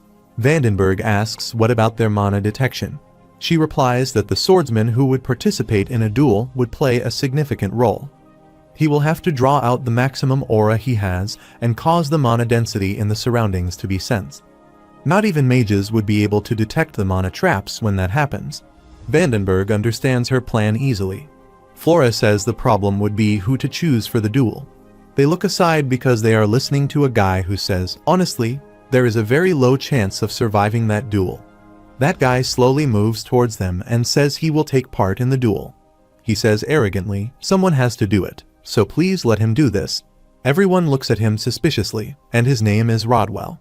Vandenberg replies, all right, Rodwell Dimitri. He will take part in the upcoming duel. In the afternoon, at the rooftop of this building, Flora asks why he is always so eager to take on such dangerous tasks. She says his service here has already ended long ago. She asks why he is still here on Earth. Flora says he is definitely not normal. While others say he is a patriot, he is just a lunatic who is charging recklessly into things. If he thinks about the future, where he is likely to become the commander eventually, he must not die here. Rodwell puts their hand on the boundary wall and says he needs this. He asks her what kind of person Roman feels like. Rodwell annoyingly says, at first, he could not accept the changed Roman and was in denial of that. But he now acknowledges Roman's change and intends to do everything he can to surpass him. The reason he extended his service is also because of that. He asks why she is staying here. Flora looks aside and says she is only staying here so that she doesn't commit the same mistakes. Let's stop talking about this, now that she is the one being questioned, that pulled her back to reality. She puts her closed fist on his arm and says, please win. She hopes he will survive. On the next day, a guy raises his sword and says he is Rodwell Dimitri of the Cairo Kingdom. He requests a duel with the Kronos Empire. Rodwell looks up and thinks he might die today. He wonders what will happen from now on and decides his life or death. Someone appears there, smiles, and says, his name is Oxford, and he will take on him. Oxford is an unranked 3-star swordsman. Unlike in Kairos, where any 3-star swordsman would become a ranker, the lowest ranked in Kronos is, at least, a 4-star swordsman. That guy waves the flag to start the fight. Oxford and Rodwell begin to fight against each other. While fighting, Oxford says he is not so fast. The world they lived in was totally different from what Kairos lived in. A guy in the audience happily says, end him. Oxford attacks Rodwell and says die, but Rodwell puts his in front of him and blocks his attack hardly. The results were just as expected. Rodwell is unable to narrow the gap between him and Roman. Even so, he will struggle until the bitter end. Oxford smiles and attacks him again with his sword. The sword blade is near his eyes. Rodwell thinks he will lose his eyes if he doesn't dodge this. However, he will lose if he dodges. Meanwhile, blood drops scatter there. Blood comes out of the mouth of Oxford because Rodwell attacks on him. Oxford fell on the floor unconsciously. Rodwell smiles and curses him because blood also comes out of his eye. While Rodwell walks, blood drops fall on the floor. Rodwell, injured, asks whether the plan was a success. Flora replies, yes, of course. Flora smiles to see him. The name of this guy is Count Fabio, who is Kronos' commander. Those are the war mages. Vandenberg asks her when she intends to activate the magic traps. Flora replies if they rush it, then it could give their enemies time to counter it. If they were 300 meters away from the magic trap, they could not kill them all in one strike. They will need them to be within 100 meters of the trap. Flora says they are the weakest at the peak of their magic casting. If they activate the magic traps at that time, the mages will be out of commission due to the mana countercurrent. Vandenberg says alright, give them the signal. Those mages move their hands together and make magical balls. Meanwhile, Flora orders them to attack them.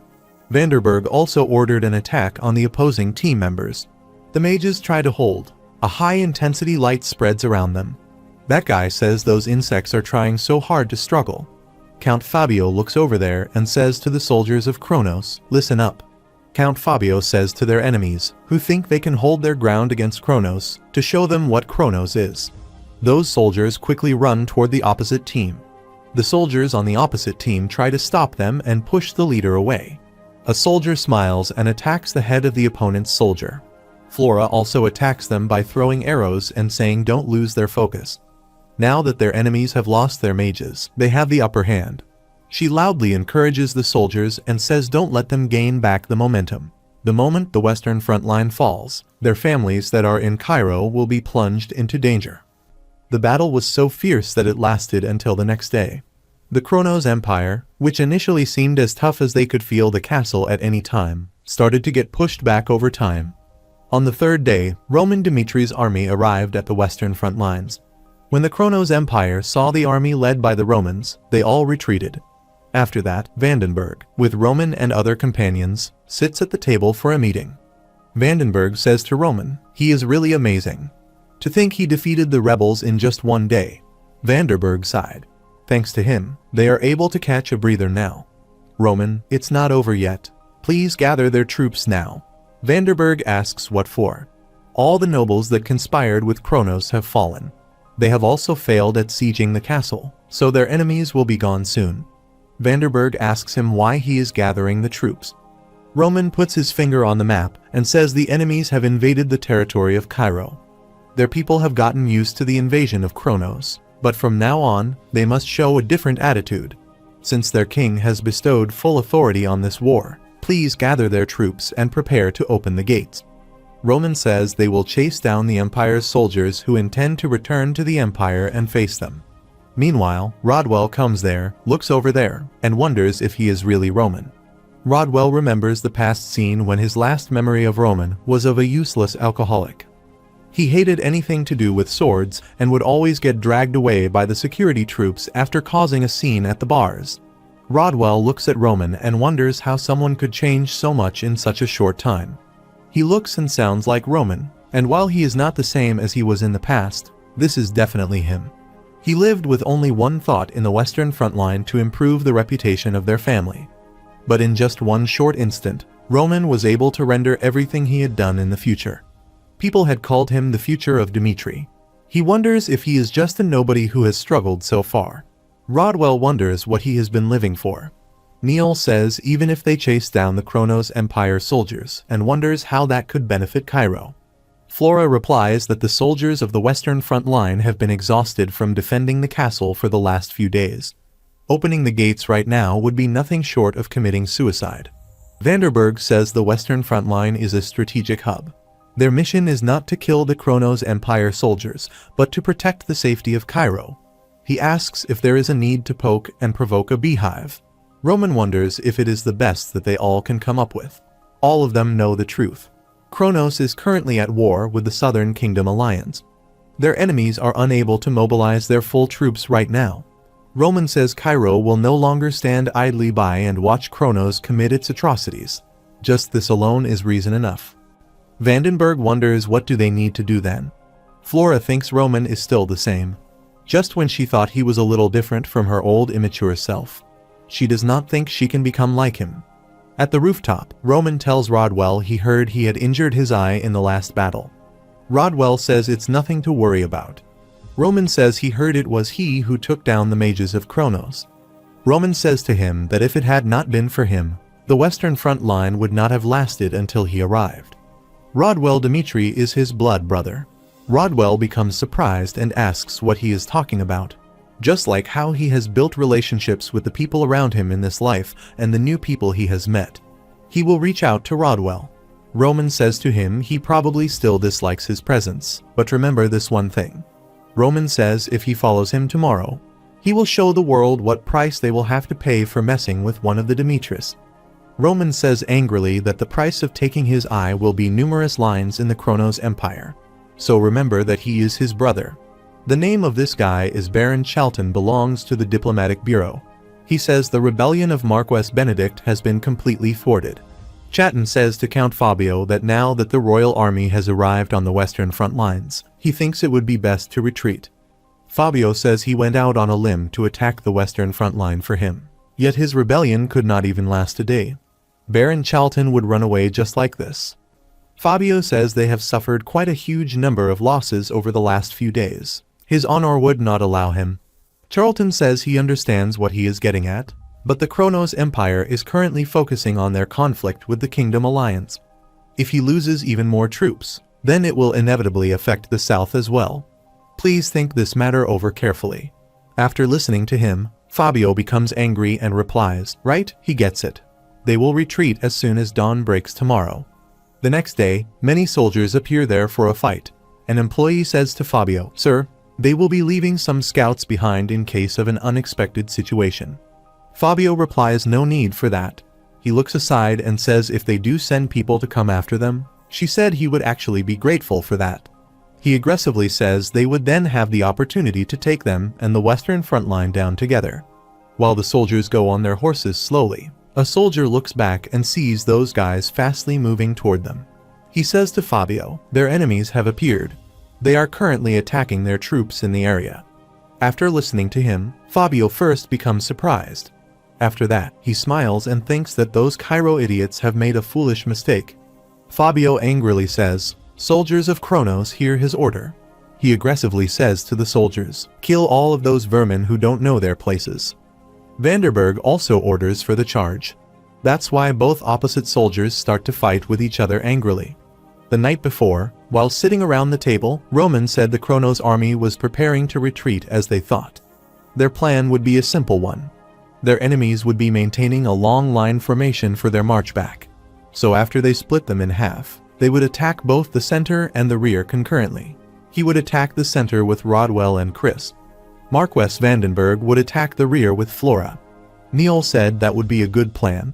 It would be too dangerous to split their forces up that way, especially for the rear attack them. After listening to him, Roman said that once the attack on the center had progressed to a certain extent, he would send Chris and his soldiers to the rear. After they cut them off at the center and send their soldiers into confusion, they must keep driving them into a corner in order for them to attain victory. That means guaranteed victory belongs to Cairo. They all attack each other. That guy says to his soldiers, "The idiots pull themselves together." He loudly says their opponent is just Cairo and wonders if they fall if they consider themselves elite soldiers of the Empire. To see them, Vandenberg thinks the skills of the Empire soldiers are indeed higher than they thought. At this rate, the momentum will be against them. Vandenberg loudly says to his people, "Don't cower. Show the atrocious Empire soldiers just how strong Cairo is." At that time, unlike the soldiers of Vandenberg, who were having a hard time, a one-sided massacre had begun in the center. Some guys used the Asura cultivation technique to attack the opponent team. Those guys become shocked to see this, and one of them says they look like mere soldiers, but they are able to use aura. Standing over there, Roman sees the fight. Rodwell wonders what is on the earth. He thinks against the Empire soldiers, who are famous for being strong. The soldiers of Dmitri are completely overwhelming them. That soldier is not special. It's just that all the soldiers of the Dimitris become monsters. And all of this started because of his brother, Roman Dmitri. Rodwell remembers the past time when Roman asked him to follow him. Standing there, Rodwell thinks he did not understand what those words meant at that time, but he thinks he understands it now. Roman calls to Chris. He says to him they will split their troops into 2 groups as planned. He will bring their troops to the rear. He will stop the rest of the Kronos army coming over here. After listening to his plan, Rodwell becomes surprised. Chris orders Group 2 to follow him. Rodwell becomes shocked to think that they are really leaving Roman behind. The opposite team members attacked those soldiers. Flora calls Vandenberg and thinks they are starting to get pushed back. He replies that he understands and orders everyone to shield wall formation. The leader of those soldiers says they are the ones who attacked them first and wondered why they are taking in a defense formation. Keep the shields close to their bodies so they don't leave any gaps. That guy looks behind and says their allies are coming towards them, so break down this shield wall and kill them all. Chris quickly moves towards them with soldiers and shows them Dimitri's strength. Chris runs towards them and attacks them like thunder. Flora stands over there and thinks, as expected of a knight of Dimitri, that they are pushing the Kronos army back with such a small number of troops. Someone put his steps there angrily. He is Kronos Empire, a 3-star swordsman. He loudly says he will be their opponent. Meanwhile, Chris swings his sword and separates his neck from his body by attacking with a sword. The title of someone whose reputation would be spread across the continent. Chris thinks that was the moment his presence was truly made known. Roman smiles, runs quickly, and attacks on those soldiers with his sword. The opponent team's guy becomes aggressive to see this and wonders if he is trying to get past the soldiers to kill him. Meanwhile, someone appears there and says, "Stop." This guy's name is Gustavo, who is Kronos' 10th Knight Captain. Gustavo loudly says he will take him on. Gustavo attacks Roman with his sword actively. He is ranked 78 within the continent and ranked 35 within Kronos. While fighting with Gustavo, Roman thinks he is really stronger than Nicholas. Gustavo takes a high jump to attack at Roman with his sharp sword. Meanwhile, 2 soldiers appear from Roman's backside to attack him. Roman looks behind slightly. Roman rotates himself, swings his words, and kills those soldiers. Gustavo becomes surprised to see this and thinks he cannot believe he can stand unfazed even against the combined attacks of Aura Knights. Roman Dimitri is more dangerous than they thought. If they left him live now, there is no telling how the war may end. Gustavo puts his hand on his belly and thinks even if he has to risk his life, he must get rid of this dangerous threat to the Empire. He uses the limit release skill, and suddenly, high-intensity light spreads around his body. Roman is surprised to see this and wonders if he is using the innate energy within him. Innate is a power that cannot be accumulated through human efforts. Something that one is born with. It refers to the energy of life that they possess. Roman thinks he studied about the continent previously, yet he has never seen any information about using innate energy in this world. He would have been in danger if he met him 1 year ago. Gustavo creates a high-power beam of energy and throws it towards Roman to kill him. Roman puts his sword in front of him and saves from this dangerous energy. Gustavo becomes aggressive when he sees that he is blocked that easily. Roman put his steps hard on the floor by using the Heavenly Demon Sword technique. Gustavo sees a lot of water moving towards him and sinks into it. He cries loudly, but no one is there to save him. This is actually a tsunami, and the soldiers of the opposite team become annoyed to see that their knight captain, Gustavo, is in it. Gustavo fainted, fell on the floor, and was defeated. Meanwhile, Fabio appears there with his horse. Roman attacked his legs, and he fell on the floor badly. Fabio asks how dare he. He is a noble of the Empire. Fabio aggressively asks whether he thinks he can handle the consequences of killing a noble of the Empire. He will have to live his life in fear of the Empire's attempt to kill him. Roman replies he knows the price he must pay for his decisions. Fabio tries to stop him by saying he surrendered, but Roman says this ends here. Fabio thinks it seems he really intends to kill him. After that, Roman swings his sword and cuts Fabio's neck with his sword. Vandenberg looks over there and becomes suspicious. He asks what that explosion was. Chris smiles and replies, "Don't worry, there is nothing to worry about with their commander here." Vandenberg wonders how Chris is so certain. That is the signal flare, which means Roman Dimitri did it. This is the main palace of the Cairo kingdom. The king is sitting there and thinking something. Meanwhile, a soldier comes there in a hurry and tells him about victory. The king becomes happy to listen to him. Meanwhile, the king contacted Vandenberg by phone. Vandenberg happily tells the king that a huge battle has occurred in the west, and Count Fabio, the commander of the Kronos forces, has been killed. After he was killed, they captured the remaining Kronos troops. After listening to him, the king annoyingly asks what their losses are.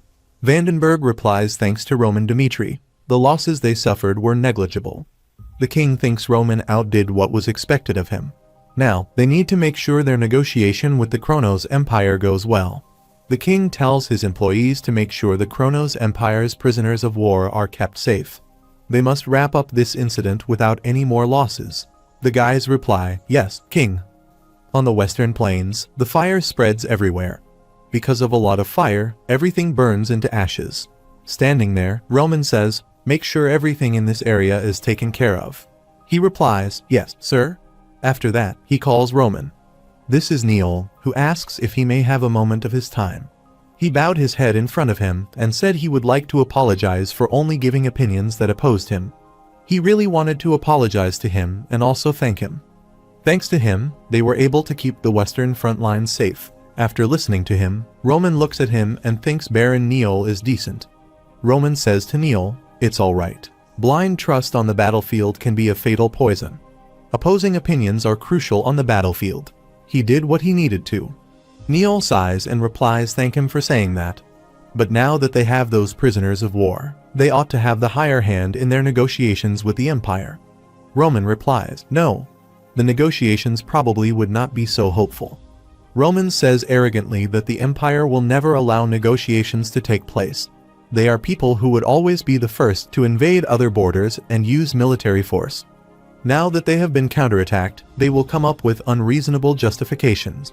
Although justifications are important when it comes to wars between countries, that means nothing in the face of strength. Neil is surprised by Roman, who says what matters to them is that Cairo, a similar country, defeated them. Neil asks what they need to do then. Roman replies that for Cairo to advance forward, this is something they will have to go through. The side that a step back will have to take on all the losses. For them, negotiation would mean fighting another war. This is the Cairo kingdom. Charlton talks at the call and says that he will announce Kronos' stance as a representative of the emperor. The reason that the Kronos Empire attacked Cairo was at the behest of Marquess Benedict. Charlton says to the king and others that, as Marquess Benedict, the requester, has been defeated, they thought they had made their stance clear with the withdrawal of their troops. Charlton asks him what he did Cairo do in response to that. Not only did they attack their troops that were in retreat, but they also mercilessly killed one of their prominent knights, Count Fabio. After listening to him, the king says they were at war. He asks if it is wrong for them to kill their enemy. The king is surprised to listen to Charlton, who replies, "Yes, that was wrong." Charlton says the empire wishes for him to pay the price for that. The king says Kronos is the one who attacked them first. If that is what he intends to do, then they shall formally lodge a case with the international society. Charlton smiles and says, "Do as he please. Kronos will never go into any negotiations, even if he has their people as prisoners of war. They will give him choices instead." The king is surprised to hear Charlton, who says Roman Dmitri hands over one of his arms to them. If he offers his own arm to them while kneeling in apology, then the empire shall overlook this matter. If he refuses, he can look forward to an all-out war with Kronos. He has 10 days to tell them what he has decided by then. The king clenches his fist and thinks they have to suffer humiliation like this because they are too weak. The name of this king is Daniel Cairo. Bentmer calls Daniel Cairo and says the Kronos Empire is trying to get rid of Roman Dmitri because he will become a threat to them in the future. Daniel says Roman is the hero of Cairo. That's something that everyone here and all their citizens know. Suppose they choose to sacrifice him just so that they can survive. There will no longer be any citizen who will swear their fealty to their kingdom. Daniel orders that he get Roman here. He needs to talk to him. 2 days later, Daniel tells Roman about that situation and asks what they should do.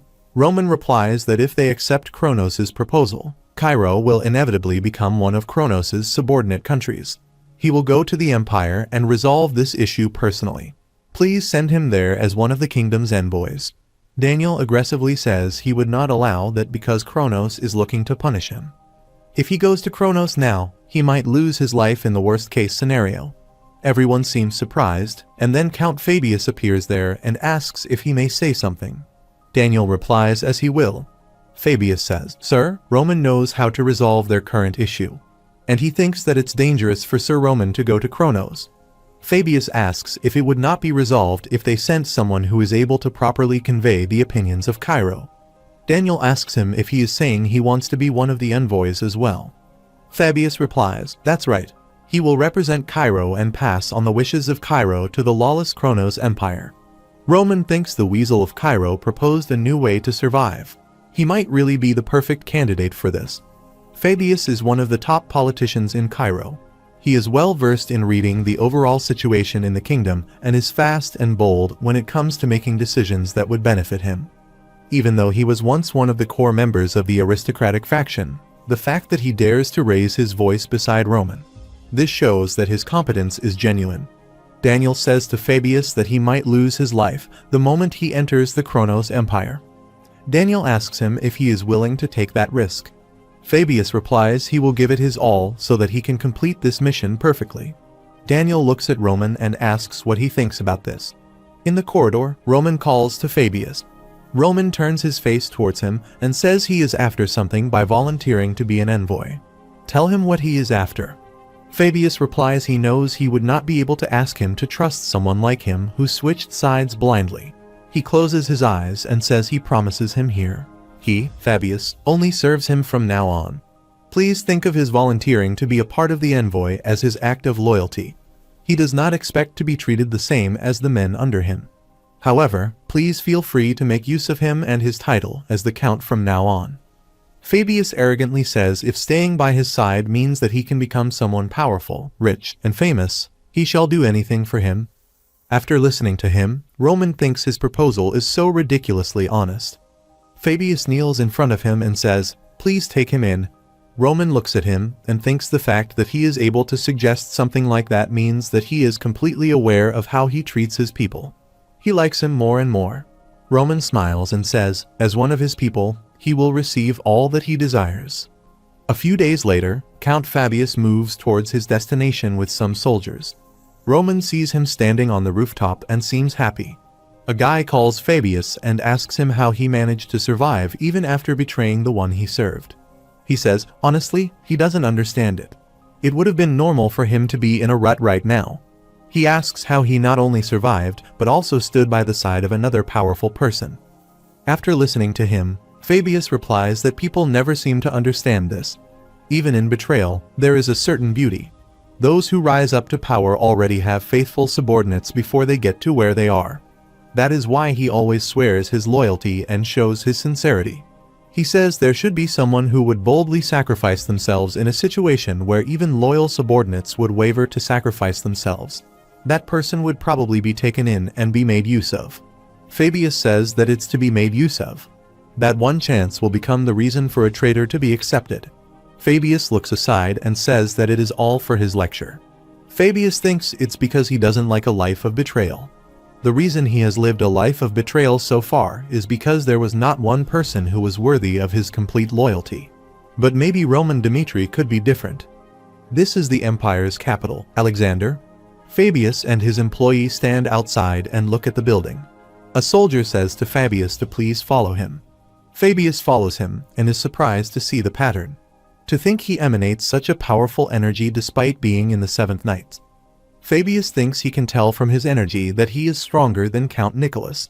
After reaching in front of the huge door, that guy gets permission to enter the room and says the envoys have arrived. Meanwhile, the door opens and Fabius wonders if he just walked into a room beyond the heavens. He enters the room, sees that the king sits over there, and thinks he would die immediately if he misspoke even one word. The king asks if he is the famous Roman Dmitri. Fabius thinks he can feel the pressure that is suffocating him. He replies, no, he is Cairo's Count Fabius, but suddenly, that guy applies force to his face and falls him on the floor. The king says he is certain that his representative already told Kairos to send Roman Dmitri here to offer his arm to them personally. It is difficult for Fabius to talk because of his hand pressure. The king says he understands Kairos' stance now. He orders to cut off his arm and declare an all-out war. Fabius hardly says Cairo does not wish for an all-out war. Fabius says, please give him a chance to speak. He can take his head or his arm after that. After listening to him, the king says, remember what just said? If he is not convinced, then he will die right here. Fabius puts his hand on his heart, and after that, he thinks about what he is about to say. Now, he must convey the rightfulness of Cairo, and also the fact that the empire should not move recklessly. Fabius spoke while treading very close between the lines of not sounding servile, but not hurting the pride of those who listened. He mentioned that the Kronos Empire did not have enough justified reasons to interfere. Also, it emphasized that 5 kingdoms, excluding Valhalla, agreed with Cairo's opinion. Roman guides Fabius to tell them those lines, which he explains to him. Roman said that even if the 6 kingdoms formed an alliance and went to an all-out war with the Kronos Empire, they would still win. The problem would come after the war. Roman said to Fabius that Kronos, whose strength is weakened, would have no choice but to be worked about going to war with Valhalla, a situation where they had no choice but to think about the moment Valhalla was mentioned. This is the best choice they can make, so Cairo wishes for peace. Fabius says respectfully if the Kronos Empire still desires a war in spite of this, then please cut off his head. After listening to Fabius, the king says he has put some thought into this. Fabius listens to the king, who says to him, if they release the prisoners of war they captured from their empire, they will overlook what happened this time. But the punishment for Roman Dmitri is a separate matter. From now on, assassins will be sent after Roman Dmitri every single night. After listening to the king, Fabius becomes shocked. The king says since he killed one of his people, as the emperor of Kronos, he must make him pay in blood. Standing there, Fabius thinks it seems the king did not want an all-out war with Cairo from the start, so he could get them to release the prisoners and try to assassinate Sir Roman. He is upholding the dignity of the empire. The king tells Fabius that the trick he pulled today will not work again in the future. After a while, Fabius bowed his head and said he wanted to prove his abilities, but he apologized for that. Roman is standing near the window and says, he did great. Fabius asked if he had foreseen that this would happen. Roman turns his face, looks at him, and says the Kronos Empire had never backed down from what they wanted before, since their goal was he from the start. Fabius asks if this is really okay. Roman replies that it's for him to worry about. He needs not to think of it anymore. Roman smiles and thinks. The threat of endless assassinations was just a part of the life of the heavenly demon, Beek Junhyuk. Now let's see what kind of assassins the Emperor of Kronos sends. On the other hand, Daniel says to Count Gregory that he has upset the safety of their country by conspiring with the Kronos Empire. Daniel asks if he admits to this. Gregory kneels in front of Daniel and replies he does. He angrily asks if he was wrong to do so. He loudly asks if there was anyone in this country who did not know he was following the Kronos Empire. After listening to him, Daniel says he is far too shameless. His admittance alone already makes him a traitor to the country. Gregory smiles and says it seems he is the one who is greatly mistaken. Gregory asks if she thinks the Kronos Empire will sit by and do nothing if he kills him here. The Emperor of the Kronos Empire has already warned of revenge in blood, so he should not forget that. Just send him to the Kronos Empire instead. That would be the safer decision. Daniel thinks he is not wrong about that. Daniel Cairo wanted to execute all pro-Kronos members, but if he followed through, then the wrath of the Kronos Empire might grow and be directed toward Roman Dmitri. Meanwhile, standing there, Roman looks at the king and asks him if he may be allowed to say something. Daniel permits him to speak. Roman says the Emperor of Kronos announced that he would be paying the price of blood. But that is a separate matter from this. Unlike Count Fabio and Knight Captain Gustavo, Count Gregory is way less insignificant. Since all the attention on Kronos is already on him, even if he executes him, it would not affect anything. From the moment they executed Benedict, the era of Cairo's peace has ended. Daniel becomes surprised to listen to Roman, who says he must make the decision for the future of Cairo. Daniel once again thinks he is greatly in Roman's debt. Daniel stands, moves his step forward, and says the Cairo royal family will never forget Dimitri's devotion. Standing there, Daniel tells Count Gregory that not only did he conspire with the Kronos Empire, but he also smeared the honor of Cairo. After listening to him, Gregory tries to say something, but Daniel stops him. Daniel says to the traitor who brought danger to their country, he declares that he shall be executed. After a while, at Cairo's plaza, Count Denver looks at the hanging ropes and annoyingly says he was so foolish that instead of trying to win him over, he should have dealt with him as a threat to the empire. Denver calls Roman Dmitri and says it's not too late to swear his loyalty to the empire. Compared to the empire, he is a complete nobody. If talking about Gustavo, he is only ranked 78 within the continent. Standing near the hanging rope, Denver says that within Valhalla, there are countless stronger people that he would not even be able to ignore. He asks if he thinks he can handle those monsters.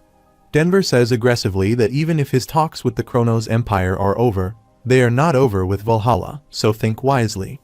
If he loses his head here, his relationship with Valhalla will be sealed as well. After listening to him, Roman smiles and says he looks forward to it. Denver clenches his teeth because of listening to him. The soldiers put ropes on their necks, and Denver says he is really a fool to think he would make the two greatest powers on the continent his enemies. Meanwhile, the soldier pulls the stool beneath their foot, and they are both hanged because of their sins. That was how the three factions of Cairo walked down the path of ruins. On the other side, Vandenberg kneels in front of Daniel and listens to him, who says he drove away the Kronos Empire when they attacked them and brought honor to Cairo. For that, he bestows upon him the title of Marquess along with his territory. Daniel says happily there are more heroes who risked their lives on the western front line as they fought against the empire. Daniel announces that Baron Neil, Flora Lawrence, and Roman Dmitri have accomplished great things during this war. So he shall raise each of their standings along with 1,000 gold each. Even more so, if it had not been for Roman Dmitri and his family's help in this war, they would never have won it. This is a war that was won thanks to Roman Dmitri, and an appropriate reward must be given to him. Those guys standing in front of the king say they cannot do that. Dmitri's forces already have more power than the three factions. One of the guys says it would be working if the Cairo royal family gave them any further power. Meanwhile, Bentner angrily says that while this is cruel, they must stop giving them more power, so don't be ridiculous. Bentner asks if they have forgotten how their kingdom was played for fools by those traitors. If they act like them and only focus on their own benefits, then the past will inevitably repeat itself. Daniel replies he agrees. Roman Dmitri is not someone that Cairo can contain. It's now known through the war that the Dmitri family has more power than Cairo. Instead of treating the Dimitris as a dukedom, treating them as an ally nation with the same standing would be more correct. Daniel says he wants to make good of this hard-earned opportunity they have. He wants to show the world a new Cairo. And so, on the day the Dimitris officially announce their dukedom, he, Daniel Cairo, will gladly congratulate the Dimitris. Chris and Kevin become happy to listen to Daniel, who says that, as the king of Cairo, he bestows upon the Dmitri family the title of duke. Daniel says he declares the eastern region, including the Dimitris, as a dukedom. On this day, the territory that was once just the countryside became the first territory of Dmitri's dukedom. Outside the palace, someone is talking about Roman, who is really incredible. He got rid of the faction strife, which was a long-time headache for Cairo, and drove away the Kronos Empire. A guy asks who could go up against Roman. Even the king saw what Roman Dmitri was capable of. He looks at his friend and asks him how strong Roman is right now. The friend replies, no one in the continent was able to achieve 5 stars at his age. A swordsman of their kingdom might reach the top 50s for the first time in history. Maybe it's because what happened was unprecedented. All people on the continent, regardless of what nations they were from, talked about Roman Dmitri, and even wandering minstrels sang about his achievements. The more Roman was talked about, the higher the status of the Dimitris soared into the skies. However, the series of rumors did not begin naturally. They started from a mansion in Kairos. On the other hand, a guy says the whole continent is starting to show reactions. Now, even places beyond Cairo shall know of Sir Roman. He smiles and says, his lord, his plan was perfect. Another guy replies, no, it's still good enough yet. It took 2 years for a mere baron family to become the Dmitri dukedom. Their goal will be for the whole continent, for every single person in the continent, to revere Roman Dmitri.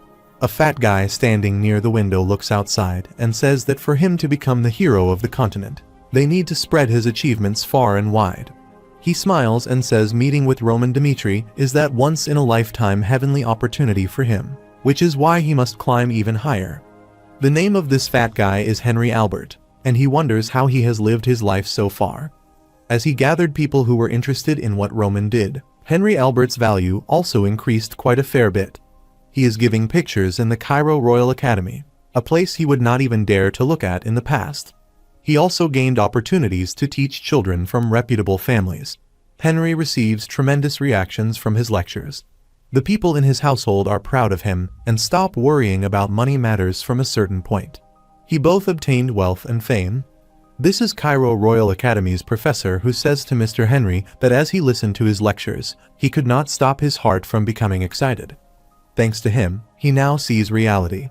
It was thanks to the devotion of the heroes of Cairo on the southern front line that they were kept safe. The professor asks how they did not know to be thankful for that. At that moment, Henry had an eureka moment about life. The reason people are so obsessed with him is because it was a simple reason. People wanted to see Roman Dimitri through him. Even though they don't know him that well, they know that he has contacted the royal family on behalf of Sir Roman. And because of that, they think he is someone great. It's not because they are stupid. If even the professor of the Royal Academy looks up to him, this must be the primitive instinct of humans. He wonders how the names of heroes that are known all over the world gain such fame. It's because there were others like him who talked about their heroic deeds. From that moment on, his life mission was decided. His mission was to spread the achievements of Roman Dimitri throughout the world. While taking a drink, a guy says to Roman Dimitri, they don't know each other that well. But for the sake of his life of comfort, he must tell the world just how great of a person he is. That shall be his way of living in this world. A guy stands at the Dimitri territory. This is Rodwell, who looks up and wonders how many years it has been. He shows his identity to go inside. Everyone is busy with his daily routine. Because of a newcomer's mistake, he almost died for good. A guy laughs and says he does not believe something like that really happened. His friend, who sits in front of him, replies that after Sir Roman used a magic artifact to protect the pit, no one died after that. Rodwell listens to those guys, and one of them says, "Cheers for Sir Roman, who saved his life." Rodwell looks at his mug and thinks everyone is singing the praises of Roman. While drinking, he thinks he no longer has a place among the Dimitris now. He becomes sad to think he has lost his way. He must now make his choice, to remain in the Dimitris or depart for the west again. This is Romero's office, and Roman tells his father they are here. He allows them to come into the room. The father says the reason he has called the two here is because of the succession of this family. As they too know, a few days from now, the Dimitris will become a dukedom, a new start for all of them. That means the responsibility and duties that fall upon their soldiers have become heavier. Rodwell seems to listen to him. Romero says he wants to decide on the successor of Dimitris here. Rodwell says he would like to say something first. He would like to forget his right to succession. He thinks that Roman is more suited to become the successor. He is making the decision for the sake of Dimitri's future. So please let him go. After listening to his son, Romero becomes surprised. Roman listens to Rodwell, who says he will need some time for himself. After saying that, Rodwell goes outside and closes the door loudly. Romero says there was a time he thought that he had placed too much burden upon Rodwell. Because of how the Dimitris started as commoners, they would ramble on about how there is a limit to what they would amount to. So, when he saw Rodwell practicing with his sword frequently and was more exceptional than others, he thought that he might become the successor who could carry the future of Dimitris on his shoulder. He was at the age where he could act like a child, but he had to take on the weight of his expectations. But today, for him, who has lived for Dimitris for the whole of his life, he was going to say that he cannot allow him to become the successor.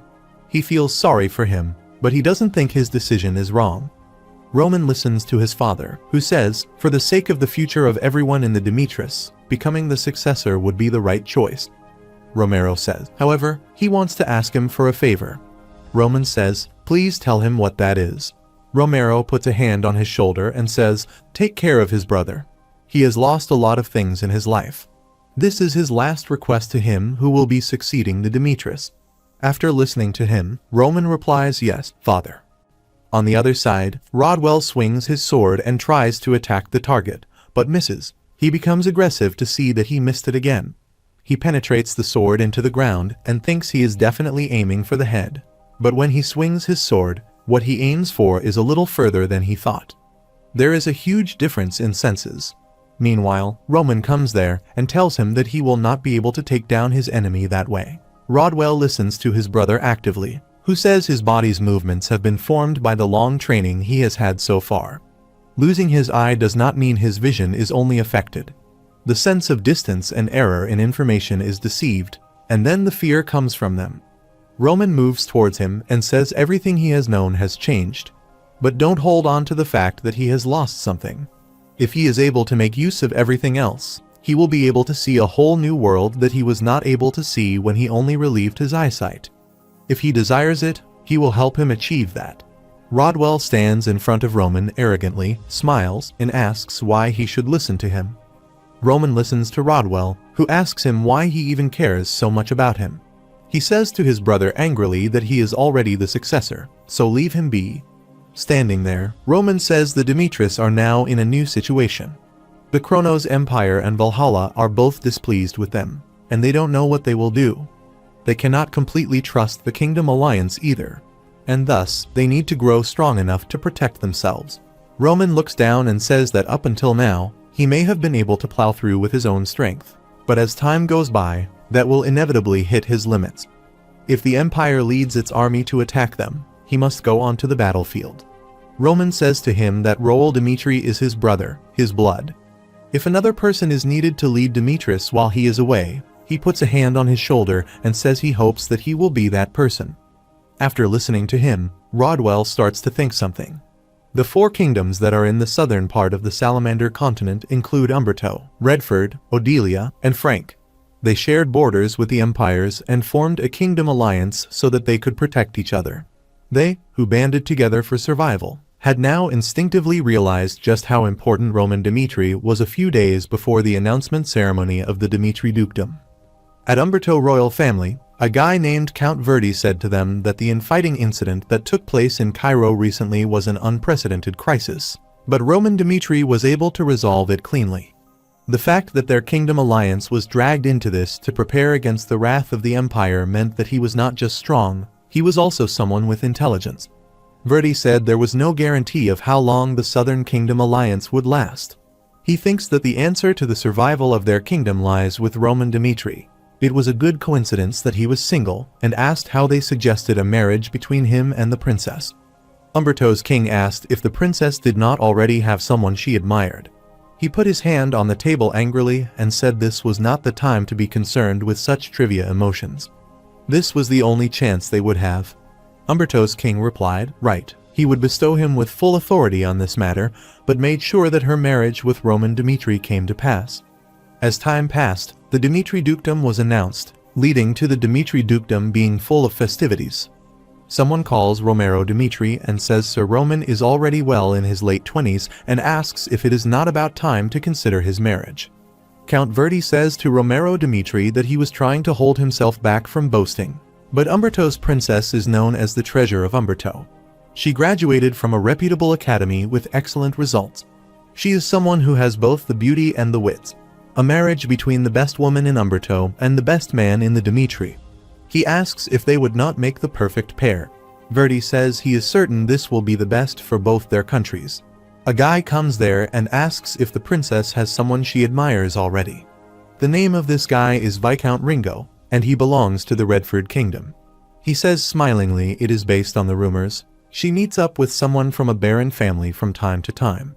Verdi becomes aggressive when listening to him and asks what he is talking about and who spreads such rumors. Ringo says, come on, it's public information already. Ringo bowed his head and said to Romero that there were many daughters from reputable households in the Redford Kingdom. Vendi tries to say something, but another guy says, all of them, please mind their language. This guy's name is Marquess Marthin, and he aggressively asks if they think they are both too greedy to try to arrange for a marriage with Dimitri's dukedom. The only kingdom on the same level as Dimitri's dukedom is Odelia. Roman's parents were surprised to listen to them. Roman's father says, everyone, please stop. They are not interested in any political marriages. He says smilingly, they do not need to discuss that here. He puts his hand on his wife's hand and says, as long as it's a woman that his son likes, he will gladly welcome her with open arms. The three become surprised to listen to him. At the same time, on the terrace, a guy comes to the rooftop and calls Felix to talk to him. Felix turns his face and sees that this is Baron Larsen. Felix asks him if he is representing the Frank Kingdom. Larsen replies the king was very taken aback when the Phoenix Magic Tower suddenly disappeared. Larsen asks if he would not come back to Frank again.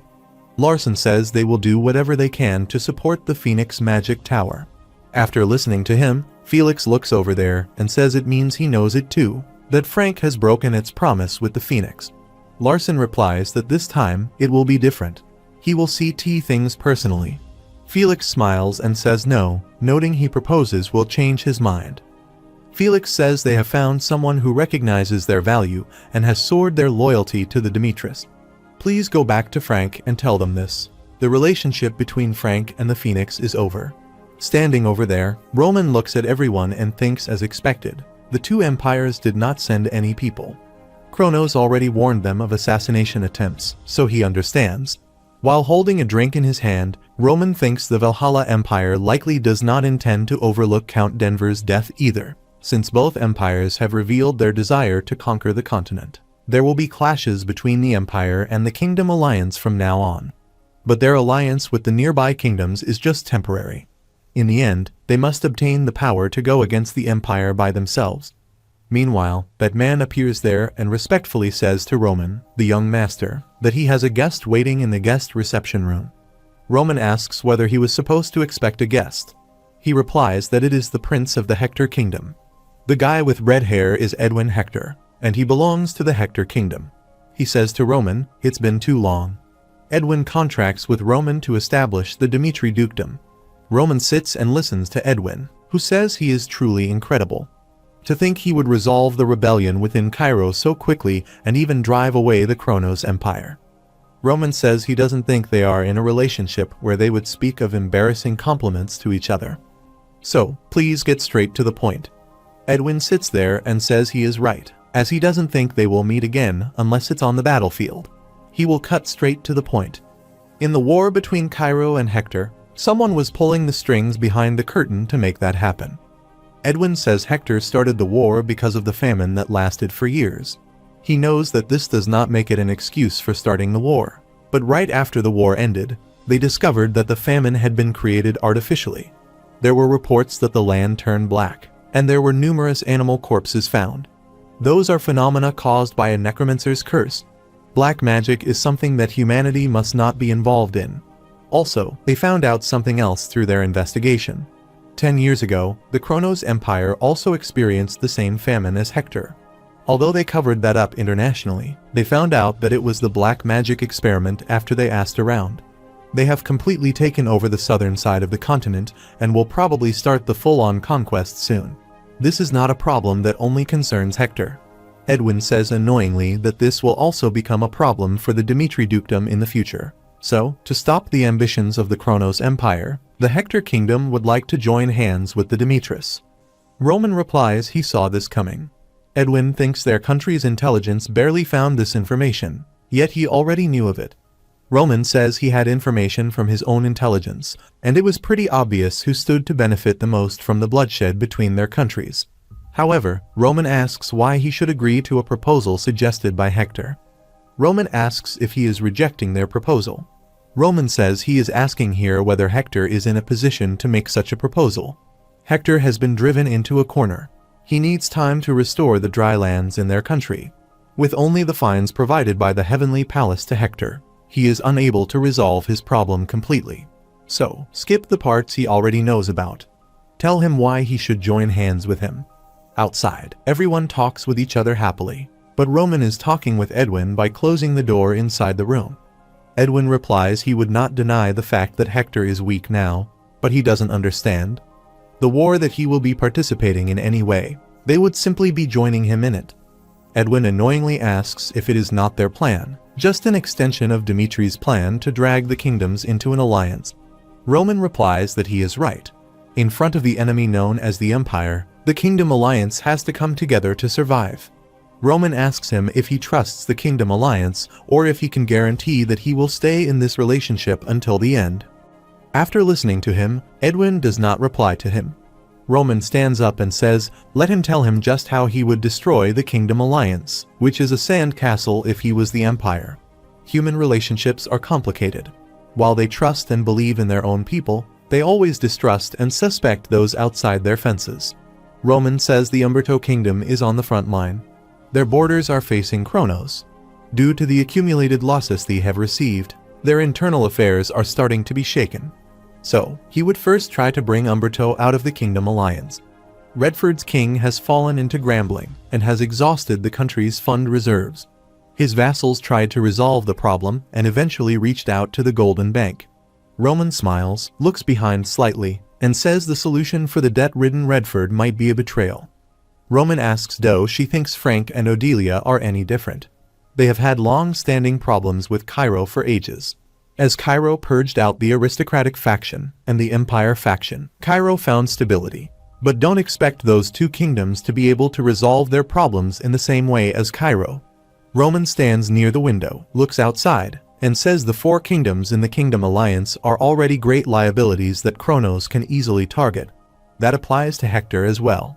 After listening to him, Edwin thinks he is correct. The Kingdom Alliance is just a sandcastle that no one knows when might collapse. Roman looks at him and says he does know that Hector is sincere about this proposal. Unlike the other kingdoms, he has enough reasons to seek revenge upon Kronos. Sitting there, Edwin listens to Roman actively, who says the question now is whether the Hector itself has any value since he is currently in a weakened state. Let him ask him this again. Roman asks if there is a reason for the Demetrius to join hands with Hector. Edwin replies smilingly, he knows as well that Hector will crumble from within at this rate by themselves. As he has said, Hector does not deserve to lead this plan. But that does not mean they intend to give up on their revenge.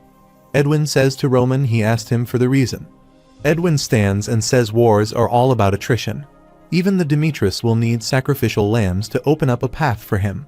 He bows that Hector will always stand at the forefront of this war. Compared to the Kingdom Alliance, which only looks good on the outside, it would be better for him to form an alliance with Hector since they have a clear objective. Roman says, please remember the vow he just made to him. Edwin opens the door of this room and says to Roman that when he first met him on the battlefield, he knew that he had met an unexpected variable that he could not handle for the first time in his life. Because he spent time in the Heavenly Palace and worked himself to his bones so that he could become an unexpected variable, just as he is. Hector will definitely become stronger than they are now. The explosive mana that's seething within him. He has become incomparably stronger than he was before. Roman smiles to listen to him and thinks that even if there is only Edwin Hector within it, it becomes variable enough for him to allow them into his plans. A week ago, Flora sat with her father around the chair. While playing, Flora said that after the battle that took place in Cairo, Roman Dimitri headed for Benedict's castle to execute the rebel army. As a result, he was able to settle the rebellion quickly, but there were a lot of dangerous factors in his decision. Flora said that if the battle had dragged out, then the Empire faction would definitely have joined in the rebellion as well. Her father said the reason for his bold decision was because of the Phoenix Magic Tower. Allowing the rebellion to go on longer would only serve to benefit their enemies. While fixing his glasses, he asked her what she thought about the decision to open the castle gates. She wondered if there was really a reason to put the Western front line in such danger. He replies that he agrees that it is a dangerous decision, but he was sure that he could take down Knight Captain Gustavo. He says it was a place where experience she could not get from books was found. Even dangerous decisions or situations could sometimes be what turned the tide. Flora was surprised to listen to him, who told her that war, aside from the war tactics, the results were made by Roman Dimitri's abilities, and then he checkmated.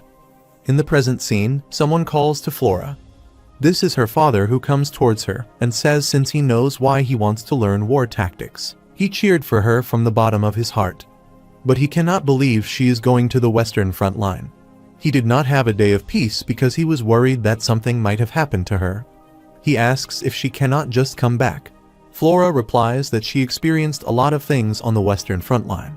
Every time the Kronos Empire crossed their borders, places would become engulfed in flames and people would die. He looks towards the sky and says when that happened, she could do nothing but watch. War is now a reality for them. She must experience as many things as possible and grow even more so that she will be ready when the time comes. She runs to the opposite side and says he intends to join Dimitri's army. After a while, Chris asks what he intends to do with her. Sitting there, Roman replies Flora Lawrence is a useful resource, but to let her into his army is a separate matter. Tell Flora that in a week from now, if she joins the training and proves that she is suited for their army, he will officially accept her. Chris understood him and thought he was basically rejecting her. Early in the morning, many guys run fast and huff. Flora also runs fast and thinks angrily. She cannot believe that running alone is an hour long. It's really too much, and even so, it will probably be done soon. Chris runs so fast, and she is surprised to see him. Chris looks behind her and says to her that she will be ranked according to the sequence of her arrival, so she runs fast. She sees that they all run fast, but she is still slow. She huffs, stops there, and thinks if that is the case that she has to run fast, it means there is no other choice but to run. Chris says to throw away the mindset that they will always fight in a prepared state. They must drive themselves to the limits every single day. They listen to Chris actively, who says stamina training is a necessity for everyone regardless of rank. If they want to be able to do their part in all sorts of terrain, their legs must be able to keep them standing until the end. While running hard, Flora listens to him, then kneels on the floor and thinks that was obviously directed at her. She actually did her own stamina training before coming here. A warm-up run for 1 hour and a mountain run for 1 hour. That was 2 hours of basic training. Chris loudly says they will be sparring with swords next. Those guys are sparring with each other as training. While walking, Chris notices them and says that on the battlefield, the most important thing is how efficiently they are able to fight when they hit the limits of their stamina. When fatigue comes upon them, they are like chains weighing their whole body down. That is when the true clash begins. Flora is resting under the shadow of a tree and thinks this is their regular training. Usually, if one puts their soldiers through training that is too harsh, they would start to be unhappy, but the soldiers of the Dimitris do not seem unhappy at all. In fact, it feels like they are full of enthusiasm. She gets up and thinks there is no need to get impatient. She can eventually get used to stamina training. She would not give up just like this. A few days later, on Roman's training ground, Chris says to Roman even though she is tired due to her lack of stamina, he can see her willpower to complete the training no matter what. Roman listens to Chris, who says that while her archery skills are better than average, she is very weak in close combat. She definitely needs to improve in this area. Also, in the combat strategy training held on the third day, the group that she was in won 9 out of 10 times. Chris gives to Roman a folded paper and says, Flora won with unexpected strategies several times. After seeing it, Roman asks him if he is someone that Dimitris needs. Chris replies yes, he is certain that Flora Lawrence is someone that the Dimitris need. Roman smiles to listen to him. Half a month has passed since the end of the rebellion, the establishment of the Dimitri dukedom. At the Dimitri castle alleyway, someone runs on the road quickly and collides with a weird guy. That guy's name is Sierra, who is Kronos' commander and Ecorch's master. He looks behind arrogantly and says, "Watch where he is going." The man apologizes for seeing him. His name is Thomas, and he is the restaurant owner. Thomas sees that Sierra quickly moves forward and turns the street. After reaching out, he said they would execute the plan that night. Until then, lay low and gather information on the security of the Dimitris. At Dimitri Plaza, the security is pretty tough. To think the normal soldiers have energy on the level of a knight. If things are so wrong here, there is no guarantee they will make it to life. After listening to Sierra, another guy replies, after observing the Iron Hymn, that if something happens, it will only take 5 minutes for Dimitri's security to be mobilized. The situation is the same before dawn breaks. That guy looks slightly at Sierra and says there are a lot of skilled individuals within the territory. They need to be more careful than usual. He asks if they prepared a thorough defense because Kronos' empire declared their assassination plan. Sierra starts to laugh to listen to him and thinks, interesting. If they can get past all these defenses and stab his heart with a dagger, he would be able to experience a thrill that words can't describe. He says to tell the rest of the guild members. They will be executing the plan. There will be no change of plans. After a while, a guy stands in front of his companions and says they must enter the castle within 15 minutes. He will lead from the front. Sierra thinks Roman Dimitri might be strong on the battlefield, but they are the predators in the dark. He uses a magic artifact invisibility cloak and becomes invisible. Sierra appears in the Dimitri's palace. He takes a high jump to attack those two soldiers. When he is near to attacking that soldier with his sword, suddenly, that soldier slightly looks aside and stops his attack. He contacts the call and informs management that intruders have been discovered near the castle walls. After that, Sierra is surprised to hear from one soldier who says an enemy has appeared. Sierra's other two companions also try to go inside, but the soldiers tell them to stop right there. Sierra looks behind and says to his friends they will be taking them down quickly and getting out of here. Meanwhile, someone comes towards them slowly and says, "It's a pleasure to meet him, Sierra, Vice Master of the Assassination Guild, Ikorch." Sierra looks over there and does not remember about this guy. He removes the mask from his face and says he is the master of the House Sect. He smiles and says his name is Lucas. Sierra thinks the House Sect is the information guild that works in Cairo. Sierra asks him what they guys are doing here. Lucas replies they know that they guys stepped into Dimitri's territory half a month ago. The inn owner they met back then and the fruit stall owner they met in the plaza belonged to their organization. That was not all. The blacksmith, the iron miner, and even the beggar all acted as the eyes and ears of the Dimitris. After listening to him, Sierra thinks they might lose their lives if they stay here any longer. Sierra pointed to his friends to open the path.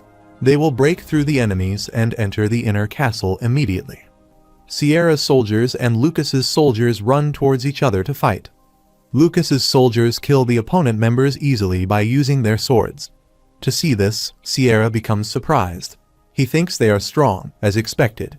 Lucas stands near the dead body and says he will give him 10 seconds and tell him why he should spare his life. After listening to him, Sierra asks if she thinks he has won. The true sword of Ikorch exists elsewhere. By now, she might have already entered the inner castle and killed Roman Dimitri. Meanwhile, Lucas drags his face to the backside and falls on the floor forcefully. Lucas says there is no need to tell him things they already know. Lucas asks him if he has any other information. Sierra is surprised to know that he already knows about it. Lucas says to him if he has nothing else, then it's time to die, so kill him, and blood spreads there. Lucas says, Team 2, clean up this area, and Team 1 is to encircle the inner castle. He asks if it is really alright for them to stay clear of the inner castle. Just let him enjoy it. At Dimitri's inner castle, a girl comes inside the castle from the window. The sword of the Assassination Guild, Ikorch, Special Assassin, Ilya. She targets influential and important characters. Not only has she completed all 9 assassination missions, but she has also been given. Her targets were also found dead and skinned. This marks her 10th assassination mission. She thinks Roman Dimitri is the most talked about person on the continent. Lately, there is no better prey than him. She touches the rat and uses the familiar magic. That rat goes, and she chases him. That rat goes inside the room and stops near someone's bed. She thinks, based on his breathing, that he has been asleep for about an hour already. She looks at a guy sleeping in bed and thinks that guy is a fool because he does not know what will happen to him. She cannot believe he is sleeping so peacefully. She opens the door slowly. She uses hold magic on that guy. She draws out her dagger and thinks that the mission is complete with this. Meanwhile, Roman asks her if she is the one who controls the rat. After listening to him, she becomes more aggressive, tries to attack him with her dagger, and thinks it's too late. Failure does not exist in her dictionary. Roman moves aside the dagger with his single finger, then she feels a jerk and forcefully moves backside. She was surprised to see that he did nothing but just use his finger to stop her attack. She sees that a huge amount of aura comes out of his body and spreads in the room. She becomes shocked to see him, and suddenly, her body is cut into many pieces. She becomes frightened and drags herself to the backside. She puts a hand on her neck, huffing, and thinks that it is an illusion. Roman gets up and says she is noisy for an assassin. Roman attacks her with one hand. She thinks she must run away because this mission is a failure, and he grabs that gadget. Meanwhile, high-intensity light spreads in the room. She runs away to save her life, and blood drops fall in the corridor. While running, she thinks this is a mission that's bound to fail, even with all the members of the Ikorch Guild. She needs to prioritize survival. She stops at the corner of the street, sees Chris standing there, and hides herself. Chris attacks her members by using Cairo's flash, someone they were looking to avoid the most for the Roman assassination mission. To look over there, she wonders if they anticipate their plan. Holding her injured hand, she runs and thinks she will have to escape through another path their guild members have secured. While huffing, she stops there to look over there. A guy standing there, a red aura revolving around his body, smiles and says it's she.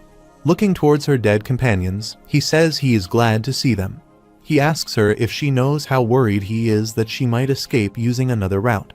This is Kevin, who looks at her actively and asks if she lost that arm to Sir Roman. She looks at him angrily. She takes a high jump toward him and tries to attack him. She thinks he is coming from above, but he has to dodge it. Kevin stops her attack, but also counterattacks her with his sword.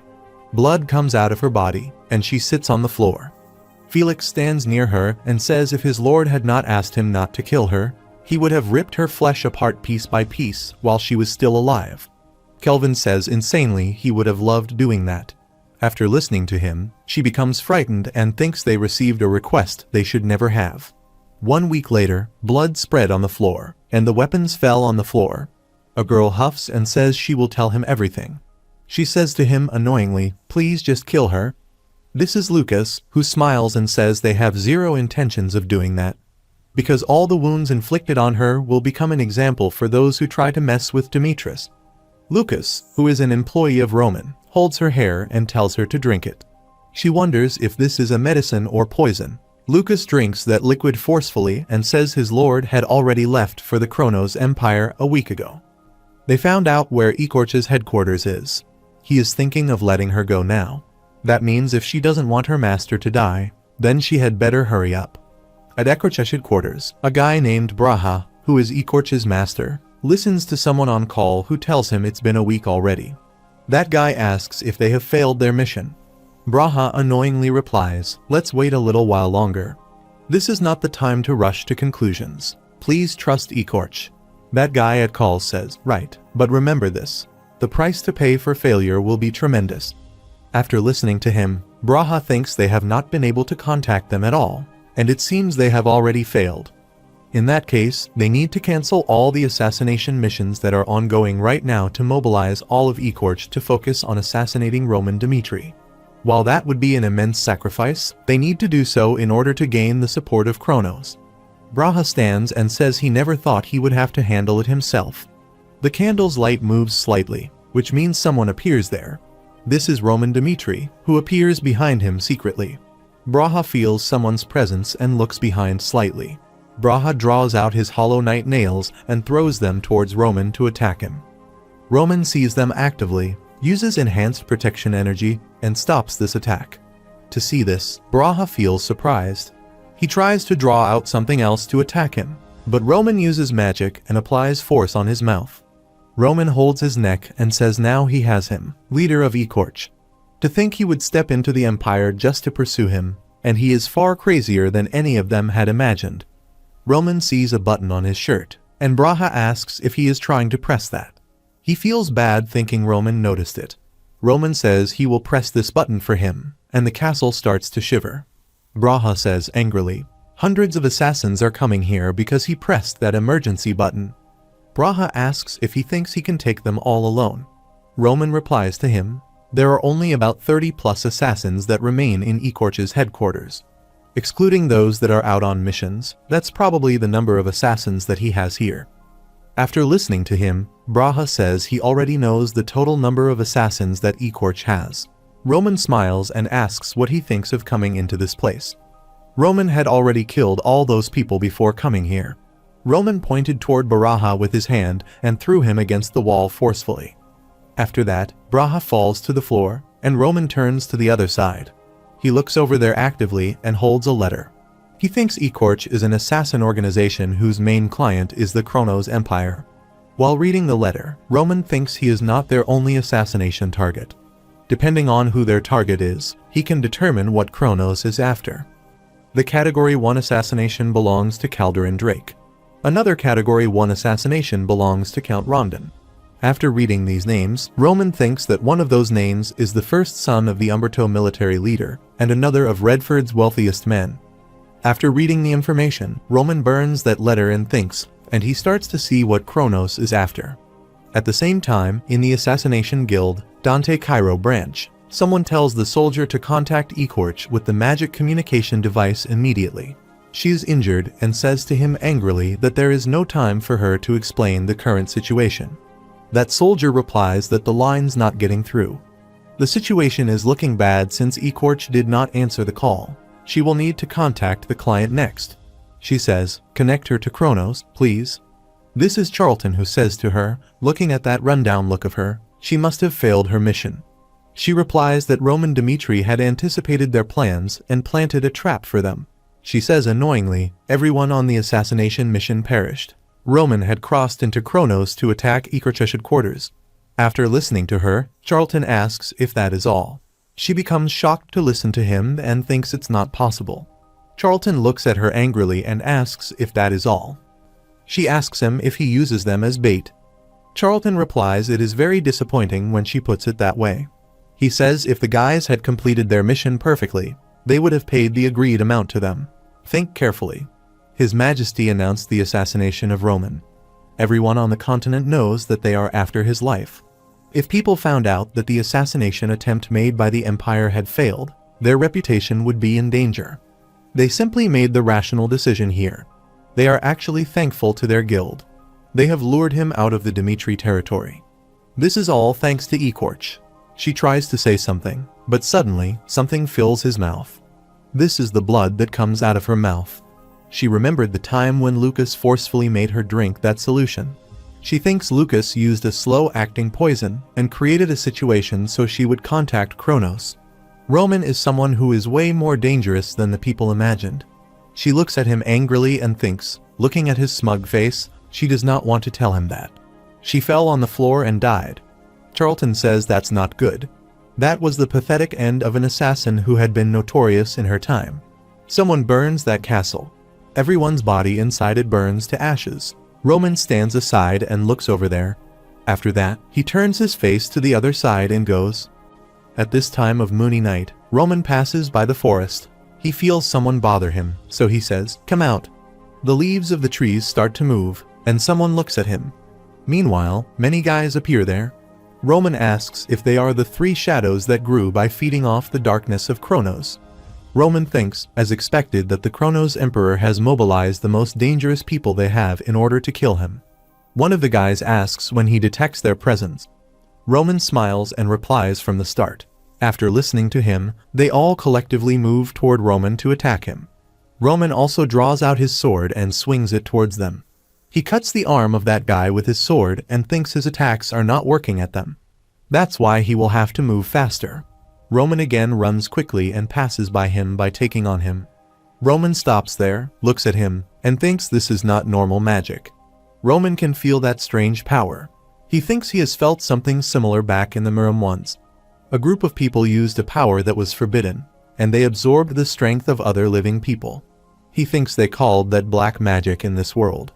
This means that the Kronos Empire has decided to work with evil. Meanwhile, the black powers move toward him to attack him. Roman actively notices this power, smiles, and says in that case, he will be the heavenly demon that steps on evil to climb his way up. Roman punches them with his full energy. That guy becomes surprised to see this. After Roman's attack, those evils slowly disappear, and their sticky matter falls on the floor. Roman raised his foot and then put on that matter. Their leader becomes shocked to see this and wonders how did he stop the regeneration. Looking at Roman, he thinks the only thing that can affect black magic that uses black aura would be attacks that contain divine power. Their abilities have weaknesses. The first weakness is that after the bodies of the shadows disappear like smoke, they are not able to phase past physical attacks when they turn back to their physical form from the smoke, so he needs to aim for that moment. The second weakness is that when they are not in their physical form, there is a very faint mana flow that remains. Even though they become smoke, the connection of the mana would still go back to the center. So he needs to sever that connection. Those guys take a high jump to attack Roman with their daggers, but he understands their tricks who are used to playing rough. Roman smiles insanely and says he will play rough, too. Roman grabs their heads with his hand tightly, uses the demonic art, blood flow, and hits their heads with the floor forcefully. The material arts of the demonic cult only pursue strength. They are also referred to as the material arts of demons. Standing there, that guy thinks they could not defeat him even after mobilizing the demonic humans. This operation is a failure. He needs to get away from this place, even if he is the only one who makes it out. While running, he thinks Roman Dimitri is far more dangerous than they knew. The operation was planned with the consideration that he would become several folds stronger than the testimonies of those who saw him in the last battle. He had thought going that far was overall and wondered why he looked like a demon. Meanwhile, he feels that something unusual is happening. He falls on the floor and wonders why his legs are not moving. Roman appears there and looks at him angrily. That guy becomes frightened to see him here and wonders if he has taken out all of the shadows already. Roman gives him the device and says to contact the Empire and tell them what happened here. That guy tells him everything on the call that happened here. Charlton asks if he got rid of Roman Dimitri. The guy replies they failed their mission. Charlton angrily asks what nonsense is that. That guy's replies, but their evaluation of him was completely wrong. They had mobilized 18 demonic humans, and they were not able to leave a single wound on him. Not even their shadow abilities worked. Roman has been hiding his strength. Charlton calls Roman and asks if he is there. Roman smiles to listen to Charlton, who says he is truly incredible. He subjective headquarters and defeats all the shadows. He will admit that their plan was a failure, but that does not mean that Kronos is done with him yet. He clenches his hand and says they will try again if they fail this time. If they fail the second time, they will try a third time. Sitting on the chair, Charlton actively says they will keep sending assassins after him until the day he dies. After listening to him, Roman looks over there and listens to Charlton, who says, "Let's see just how long a mere individual can withstand the attacks of their empire." Roman smiles and replies, "It's interesting that it's his turn to give them a piece of warning." After saying this, Roman grabs his neck and presses it until he dies, so blood comes out of his mouth. Charlton is surprised to hear Roman, who says he has sent a gift to him, and it's somewhere in his mansion. It's the venom he plans to use when he assassinates him. After all, he is not the only one capable of assassination. If you want to kill him, then it would be faster for them to declare war.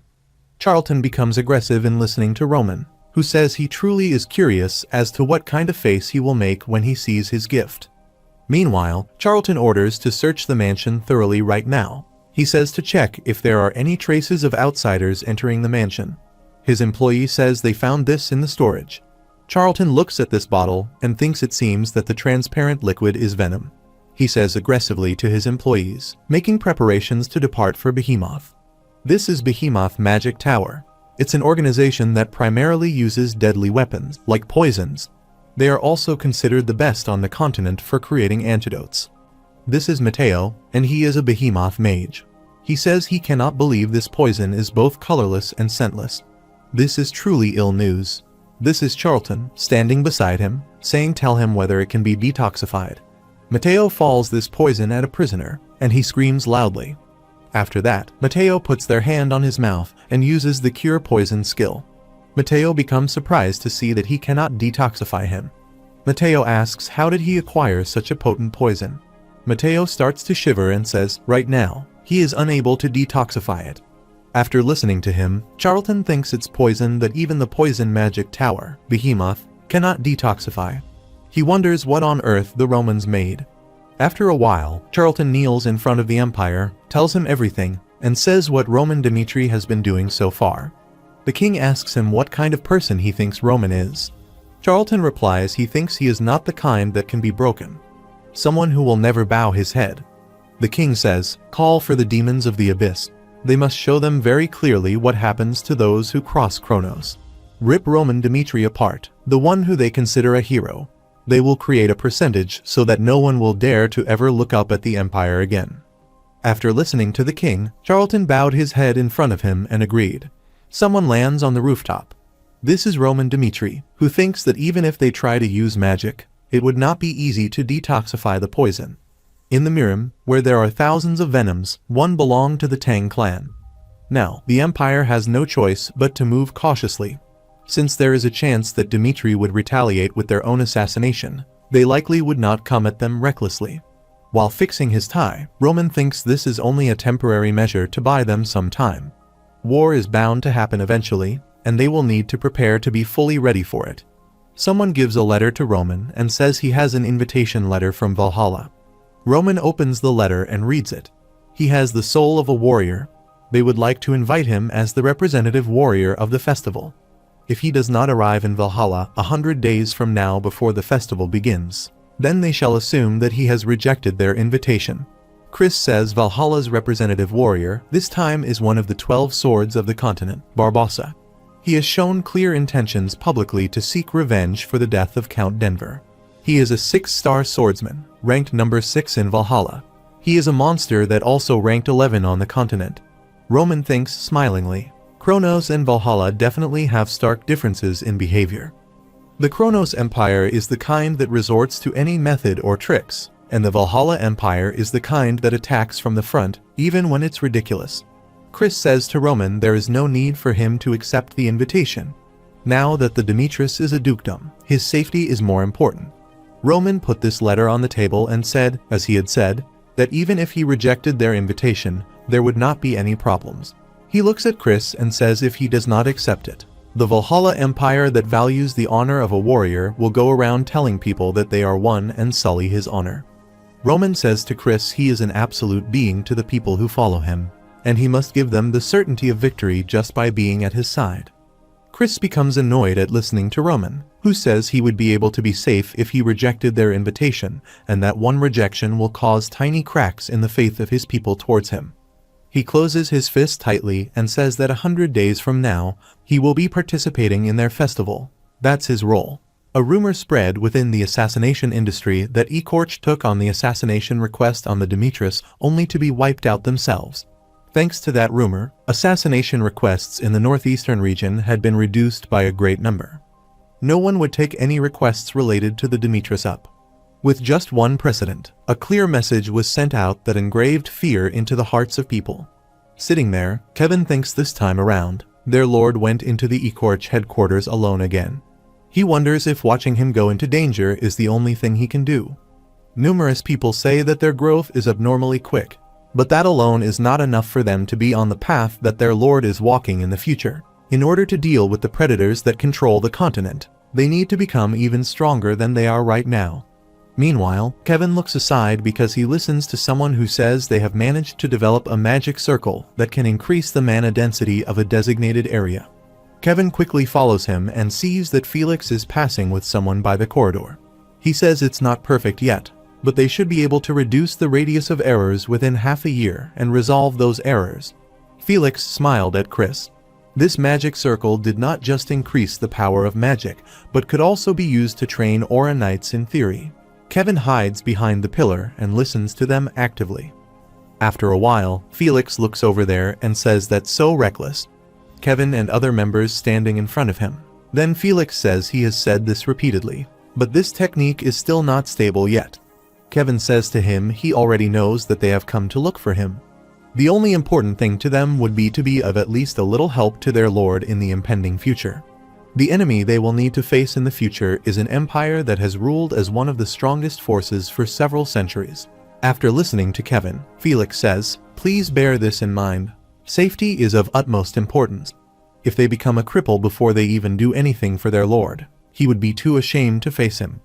After 15 days, in the evening, the land starts to shiver, and a guy says annoyingly the passageway is collapsing, so be careful.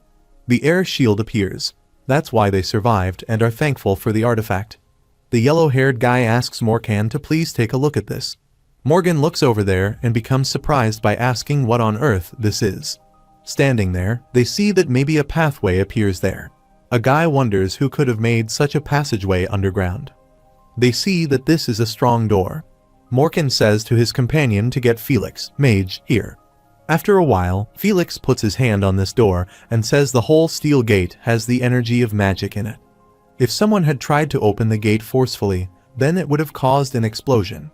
Let him try casting interpretation magic first.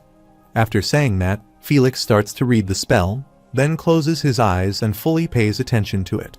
After a while, the door opened. Roman sees that someone is shining inside like a star and is moving toward him. These are the arrows moving toward Roman, but he puts a magical shield in front of him and saves them. Those arrows collided with the wall of protection shield and then fell on the floor.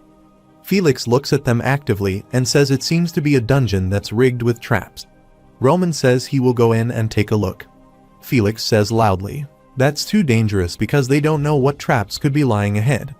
If he gives him some time, he will try to figure out what traps there are.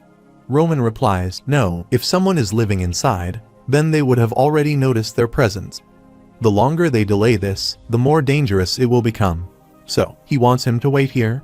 After saying this, Roman goes inside and starts to think about traps. While walking unexpectedly, his step put on the trap opening button. Meanwhile, many thrones appear on the wall, and slowly, both sides of the walls move toward the Romans. With this, Roman sees that many javelins are moving towards him fast. Roman uses his high-energy powers to get rid of both traps. After that, he again starts to move forward. Meanwhile, someone hiding inside the darkness says to him, "Stop right there. This place is their land, and if he comes any closer, then there is no guarantee he will make it out of here alive." Roman points towards him with his sword and loudly says, "He is Roman Dmitri of the Dmitri household. The endless mountain ranges belong to the Dmitri household. He is the one who needs to reveal his identity." A guy appears and tries to convince Roman, but says he has not come here to negotiate with him. The endless mountain ranges are within the land of Cairo, and the Dmitri household has inherited the authority over it. That guy slowly comes out of the darkness and says humans are reality idiots and don't try to force the laws of humans onto them. Roman is surprised to see he is a dwarf. While holding his weapon, the dwarf says they have established their roots in this underground place since ages past, and Roman sees that the dwarf is trembling. He sees that his other employees also appear there and thinks it is a different race that exists within the endless mountain ranges. Roman wonders how he should deal with them. Roman says, as he has said, this might be his land, but what he needs is certainty that his people will not be a threat to them. After listening to certainty by Roman, that dwarf asks how they could provide that. After that, he looks at Roman's sword and sees him as precious. He asks him if he can take a look at that sword. Roman does not reply to him because he doesn't want to. That leader dwarf angrily says please show him that sword just 1 minute, and if he does that, then he will think positively about a compromise with him. All the dwarfs look at this sword actively, and the leader says he cannot believe a sword like this exists in the world. The toughness of the sword and its form are all perfect. Roman sees that they are all looking at the sword, and the leader asks if a dwarf from another place made this. It contains the energy of nature. The leader looks at Roman and asks who made this sword. Roman replies he did. The leader becomes surprised to listen to him and asks if that is true. He made this sword. He looks at this sword actively, then closes his eyes to learn the memories of this sword by using his magic. Someone applied many hits on its blade with a heavy hammer. Roman did this and applied his full force to make it. The leader starts to cry to see this. He says to Roman that it might be possible if it's him. He put his hand on the floor, kneeled, and begged the Romans to please recover their land for them. Roman asks what does he mean by that. The leader replies that before he talks about that, he must know why the dwarves have settled here. The truth is that humans are the ones who named this area the Endless Mountain Ranges. There actually is an end to these mountain ranges. That place is known as Arcadia. The leader says it is a harmonious realm where non-human races live together. They came from that place. In many ages past, in a time when the human world had not been developed yet, a cold wave of unknown origin from beyond the mountain ranges had frozen the land. Even in the center of this world, the world tree was frozen, and that was the start of a disaster. The numerous non-human races that lived in Arcadia slowly felt the coldness and lack of food. Their dwarf ancestors had no choice but to leave for the survival of the dwarves. After listening to him, Roman gets bored and asks if he can get to the point. The leader replies, yes. That dwarf says that's how they settled down below the endless mountain ranges. Several decades ago, they discovered the orb of the fire demon deep within the mountain's depths. Though it contained a dangerous power that could scorch the entire world, if they put it to good use, it could be the only hope to melt the frozen world tree. He saw how he controlled fire freely in the memories of his sword. Their meeting with him could be the will of the gods. Roman listens to him, who says he desperately pleads with him, so please take the fire demon's orb. The leader says to him if he acceded to their request. He, Brown Boulder, as the leader of the dwarves, swears that he would fulfill any request he has. After listening to him, Roman thinks that as he lived the life of Roman Dimitri, he wonders if being in a situation similar to his previous life was all really just a coincidence. The Dimitri household is a blacksmith family, and the endless mountain ranges behind the Dimitri territory, which was passed down, are very similar to the 10,000 mountains behind the heavenly demon divine cult. While he walks a different path from his previous life, the experiences he has from his previous life are helping him greatly in his current life. He thinks, let's see what exactly led him to this place. After thinking about that all, Roman says he accepts his request. The leader becomes happy to listen to him. Meanwhile, the leader shows Roman the endpoint of the mountain, where fire spreads everywhere. The leader points over there and says from here on, not even they can enter it. The fire demon's orb is a dangerous existence, so please be careful. Roman replies no need to be worried. Roman put his step on the fire flames. He thinks regardless of what is leading him to this place, he is simply moving forward based on what he trusts and follows. Meanwhile, Roman sees a shiny thing appear there. Roman thinks it looks like a small sun. His cape and his face start to burn, which is dangerous. The heat surpasses even what the cold and heat immunity can handle. In that case, the only way to deal with those flames would be to take it in. Roman uses Scared Inferno art to consume that fire. Roman raises his hand and says, "Come to him, the fire demon." His hands also start to burn, and he thinks if the path he walks and the goal that his fate desires are the same, that would mean this is not a result of fate. It is a life that he made with his own choices. He actively looks over there, and suddenly, he becomes surprised. The fire demon says he is the one who has received the blessings of fire, so embrace him. The link of his destiny is strongly tied to him. Roman says she doesn't care what kind of existence he is. If he wants to journey with him, he must come under his control. The fire demon replies that's a great answer. After a while, Roman climbs on the mountain. He holds a shiny ball. The leader of the dwarf is surprised to see that Roman has really succeeded. Roman looks at it and then gives it to the leader. Brown Boulder thinks their ancestors have said for generations that the greed of humans is revolting. However, this man is different. After taking the flames of the fire demon, Brown Boulder and his other employees bow their heads in front of Roman and say thank him so much for the dwarves' loyalty to the Roman Dimitri. Roman smiles and replies that's good enough. The Dimitri family will not hold any hostility towards him. Roman thinks of the flames of a fire demon, a portion of which has already settled in his energy core. He will have to think about how he can put it to good use. On the other side, someone says the Golden Bank has sent them an ultimatum. The yellow-haired guy is the Redford's finance minister. He says if they do not repay 100,000 gold in 15 days, they will exercise their rights as creditors. At this rate, Redford will fall apart. Another guy named Count Rondon from Redford asks if there is no room for negotiations at all. The finance monitor replies, no, the Golden Bank has said that there is no room for negotiations at all. For the past few months, Count Rondon had been trying to save his own kingdom. But there are too many problems that need to be resolved. Rondon sighed and asked him what the king had said. The finance master replies, and the king says the same things as usual. They already know what kind of person he is. He lives a life of drinking and being surrounded by women and gambles whenever he has the time to do so. Rondon thinks there would definitely be external forces that encourage the king in his decadent behaviors. As long as they are around, the problem will keep repeating itself. But he closes his eyes annoyingly, and he wonders what he can do. Rondon remembers his picture with his father when he was a child.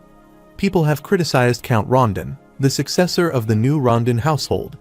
Unlike his father, who was respected by all, they think of him as trash and only motivated by money. Rondon stands and says to bring him the list of people that could help them.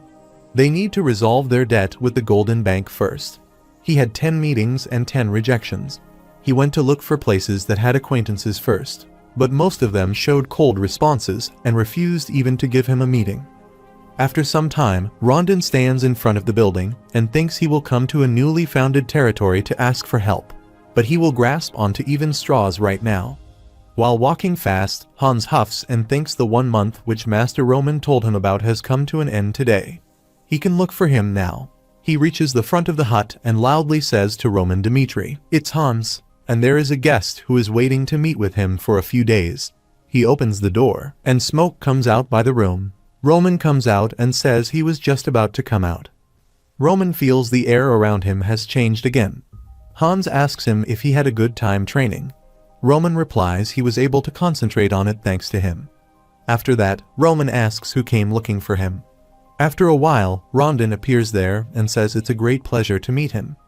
After that, he introduces himself. While sitting in the dining room, Roman thinks about Rondon. Count Rondon is Kronos' top assassination target in Ikarch's assassination list. Rondon says to Roman that he is sorry to make such a request at his first meeting. He asks if he could lend them 100,000 gold. If they don't repay the golden bank, then Reford will inevitably fall. Rondon says to Roman he must already know of the importance of Redford.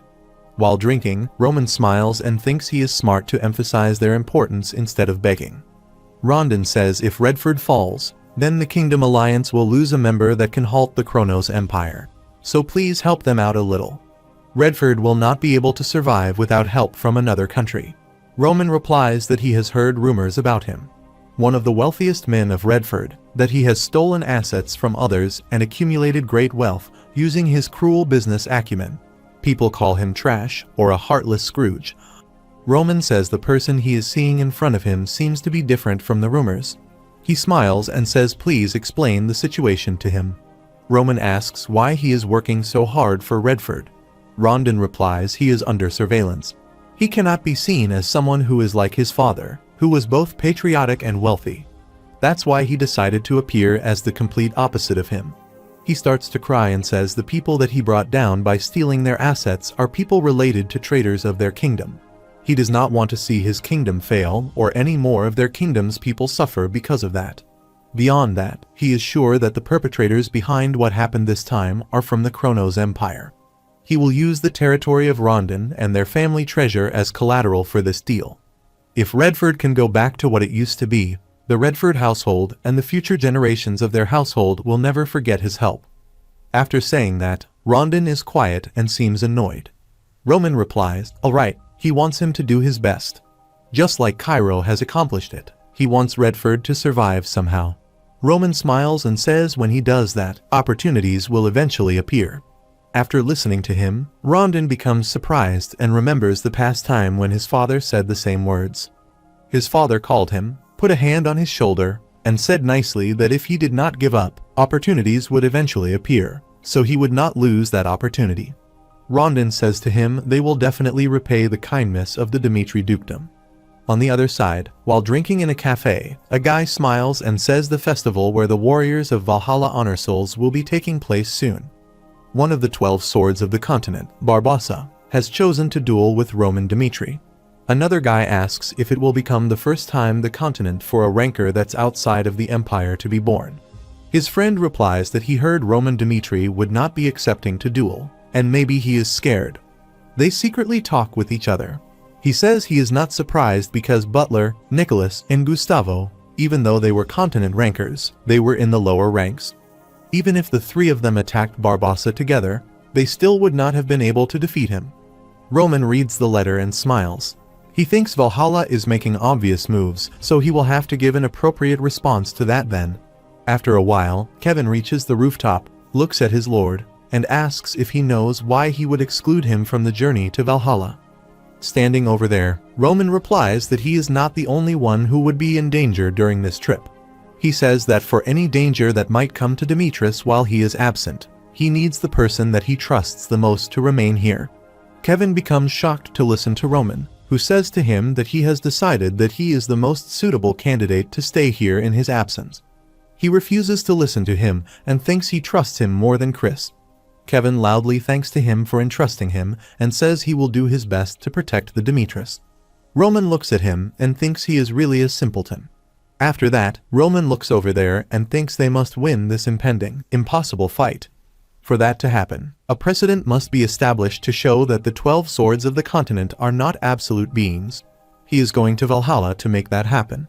The next morning, the cool breeze was blowing, and the weather seemed good. While walking outside, Roman says to Rondon that there are many ways to protect the country. Roman asks why he doesn't reveal the truth. Rondon replies that Redford's problem is not only the fault of His Majesty alone. Even if he dethrone him, a country without a king will fall into even greater chaos. It is better for him to bear the people's blame. So, until the foundation for Redford's survival is secured, the people must not know the truth. Roman thinks it's fine if they resent him. Demonic scholar Yu Haiyan was quite a peculiar person. He believed that humans were inherently good. Though he was the heir of a prestigious family, he had no desire for power. Perhaps because he lived a different life from Baek Jung-hyuk, the two were drawn to each other and often spent time together. Baek Jung-hyuk sat over there, played with Haiyan, and said he went to the slums and helped people. He might have acted out of kindness, but because of his actions, people would endlessly wait for him. If he did not show up again, they would be angry and resentful. Baek Jung-hyuk actively said to Haiyan that it was human nature to give expert to when given one. It was the same whether they were poor or rich. After listening to him, Haiyan smiled and said people might resent him, as he said, but he just did what his heart told him. Baek Jung-hyuk listened. If there were people like him in this world, then people would let him exist to keep balance. Baek Jung-hyuk smiled to listen to him. He was different from him, but he did not dislike the person called Yu Haiyan. 1 year later, Yu Haiyan was found dead and naked in the slums. On the day Yu Haiyan died, Baek Jung-hyuk turned the slums upside down. After causing many deaths, he finally found the culprit who killed Yu Haiyan. She was afraid and said she was wrong. She just wanted those fine clothes. She did not mean to kill him. Jung-hyuk attacked her with his hand, and blood spread there. Jung-hyuk thinned, whether poor or rich, and humans were just humans. If she kept volunteering to sacrifice, eventually, it would be forced on him. Roman thinks, looking at Rondon. Yu Haiyan comes to his mind. Rondon bowed head in front of Roman and thanked him for his help. He smiles, saying he will return to Redford via this path and repay all his debts. Roman shakes hands with him and says, "Please go safely." He looks towards the carriage. At night, in the Redford city center, Rondon looks at the treasure box. Meanwhile, he remembers the time when Roman told him to be careful, and if the people perceived that the Rondon family and the Redford kingdom were not a high wall, then anything could happen, and it would not be surprising. Roman said that sacrifice was not the only way to serve the people. Rondon wonders how great it would have been if he were a man of Redford. Yes, the debt to the Golden Bank is just the beginning. He will use this opportunity to change Redford's fate. Meanwhile, Rondon looks over there, becomes annoyed, and feels something unusual. He sees that many people quickly appear there. After that, he realizes that many people are standing around his carriage, and a guy loudly says there is gold inside it. That guy loudly orders, "Protect the carriage." Lucas wonders where all these rioters come from. That's why he draws out his sword and thinks he has no choice. He uses his skill of deploying the aura. Other people are shocked to see this. Lucas moves in a circular motion, and a blue aura comes out from his sword blade. The soldiers sees that a child tries to attack him by showing him his dagger. That child throws mud toward his face. He closes his eyes, blinks, and sits on the ground. When he opens his eyes slightly, he sees many guys standing in front of him, holding their weapons. Meanwhile, a lot of blood spreads there. That guy clenches his teeth because of anger, looks over there, and says they are not ordinary rioters and also killed those guys. Meanwhile, a needle penetrates his neck. A guy, wearing hood, standing over there, uses a tool to throw this toxic needle towards him. Because of this poisonous needle, that guy feels unconscious and bows down. To see his condition, a guy moves towards him and raises his weapon to attack him. While sitting in the carriage, Rondon tells everyone to stop immediately. He opens the door of this carriage, comes out of it, and says to everyone that the wealth in this carriage is crucial to paying off the country's debt. Standing there, everyone listens to him actively. Rondon says to them if they are citizens of Redford, they should not be attacking them. He loudly says, "Please stop. Without this money, Redford has no future." From his backside, a guy named Jacqueline takes a high jump to attack him and curses him. That guy badly attacks Rondon, and blood comes out of his wounds. Jacqueline says to everyone, "This is the jackpot. There is gold, so check inside the carriage." Rondon tries to stop them, but he sees that they all open the treasure boxes and take the gold. After that, he slightly closes his eyes and then becomes unconscious. The next morning, Roman sits on the horse and happily calls his name loudly. His army follows him, and everyone says, "Flatten the noses of those Valhalla idiots for the glory of the Duchy of Dimitri." Kevin also seems happy, puts his closed fist on his chest, and thinks he will definitely protect Dimitri. That man also thinks that Roman is very important person for Dimitri, so safely comes back. After a while, the horse starts to run quickly. Lucas, sitting on it, becomes arrogant and thinks he must be in for his lord of the previous situation immediately. A brown-haired guy talked to another guy whose name is Jacqueline. He heard a rumor that the Rondon family is trying to siphon off the nation's wealth, and tomorrow morning, with that money, there is information that they will defect to the Duchy of Dimitri. Jacqueline puts his mug on the table angrily and then stands up. He stands on the chair, puts his one step on the table, raises his hand, and loudly says he will no longer stand by and watch the traitor's treachery. Let's all stop Count Rondon together. After listening to him, everyone raises their hand and calls his name in full of determination. After a while, those guys become surprised to look down. One of them asks how much this is. Another guy replies there are at least tens of thousands of gold. Standing beside the treasurer's boxes, Jacqueline thinks with this money, the people of Redford would not have to worry about their livelihoods for at least a year. He clenches his teeth and thinks, as expected, that Rondon is a traitor. Jacqueline calls to everyone to gather here, standing near gold. He says, from now on, the gold stolen from traitor Count Rondon will be distributed one by one. Jacqueline firmly believed that he was a righteous thief who was doing the right thing by returning the villain's money to its rightful place. A guy with yellow hair is the executor of a Golden Bank affiliate, says to another guy that Golden Bank has tried to understand Redford's circumstances. They thought they were being considerate. But so far, he has neither repaid the principal nor even paid the interest. Another guy says, surely, something must have happened on his way here. After listening to him, the executor says he took on this task representing Redford and has been delaying the repayment time and again. Another chair is empty, and the executor says today, he did not even show up for the scheduled meeting. The executor says arrogantly, it seems likely that Count Rondon has abandoned Redford and is looking for a way out for himself. They are talking with each other, and suddenly, the guard standing outside the door looks suspiciously over there.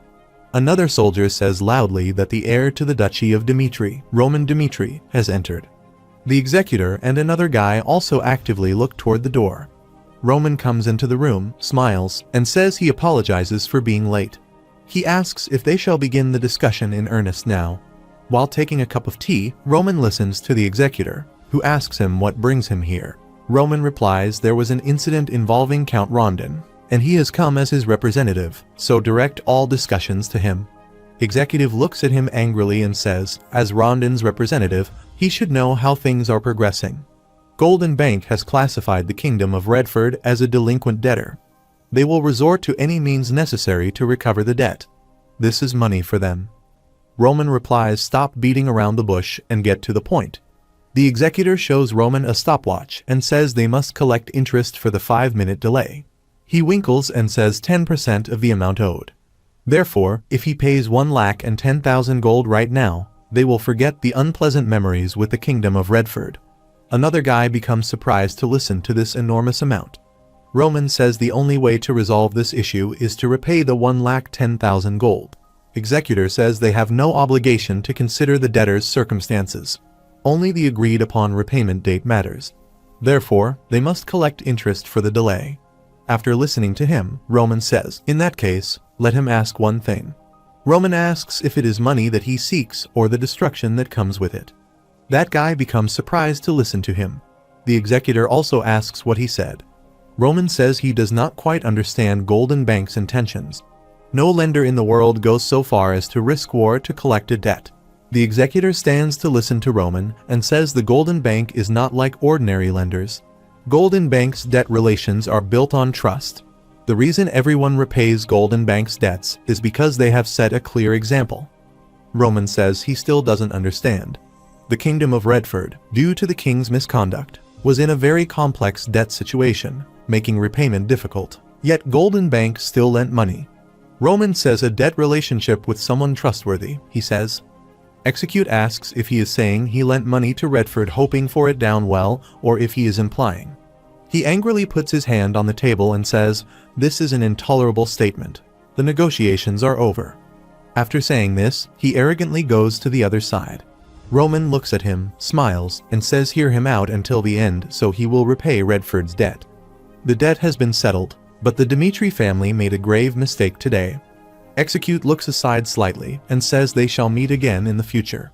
That guy smiles and thanks Roman because the kingdom of Redford has survived a major crisis. While drinking, Roman says he did not expect to be thanked, so he did not help without reason. Let's go see Count Rondon. On the other side, Count Rondon is lying on the bed in bad condition, and someone asks him if he is conscious. This is Roman, who comes here to see him. Rondon looks at Roman and asks to him about the gold in the carriage. Roman replied that he had taken care of that matter. By the time they arrived after hearing the news, the group that had attacked him had already distributed the gold to the people. Rondon becomes sad to listen to him and thinks Redford is truly finished now. Roman says he took care of the matter with Golden Bank. Roman tells Rondon everything about this matter. Rondon starts to tremble and says Redford now owes a great debt to Dimitri, and he truly thanks him. Roman replies that he seems to be gravely mistaken right now. This is not the time for him to give thanks. He is surprised to listen to him, and after that, he smiles. Redford's incompetence has led to the worst situation. After listening to him, Rondon thinks Roman is right. Perhaps the one responsible for all of this is the incompetent Redford and his own weak-minded thoughts. Roman turns his face slightly and says, so from now on, he will not follow the Count's methods. He will handle things his own way. While going outside, Roman stops near the door and says he clearly warned him. Foolish leniency will take away the fear from the hearts of the people. It would remove their deer, and they would not know what they would do next. But he believed in the people. Sitting on the bed, Rondon listens to Roman, who says to him his decision was reckless. As a result, he broke their agreement and could not solve the problem with even 100,000 gold. If not for him, the kingdom of Redford would have been caught in the vortex of war. After listening to Roman, Rondon sadly says he is sorry. He understands that no words can be an excuse. Rondon clenches his fist and says to Roman that Lord Dimitri did not abandon Redford and paid off the debt, so he believes he must expect something from him.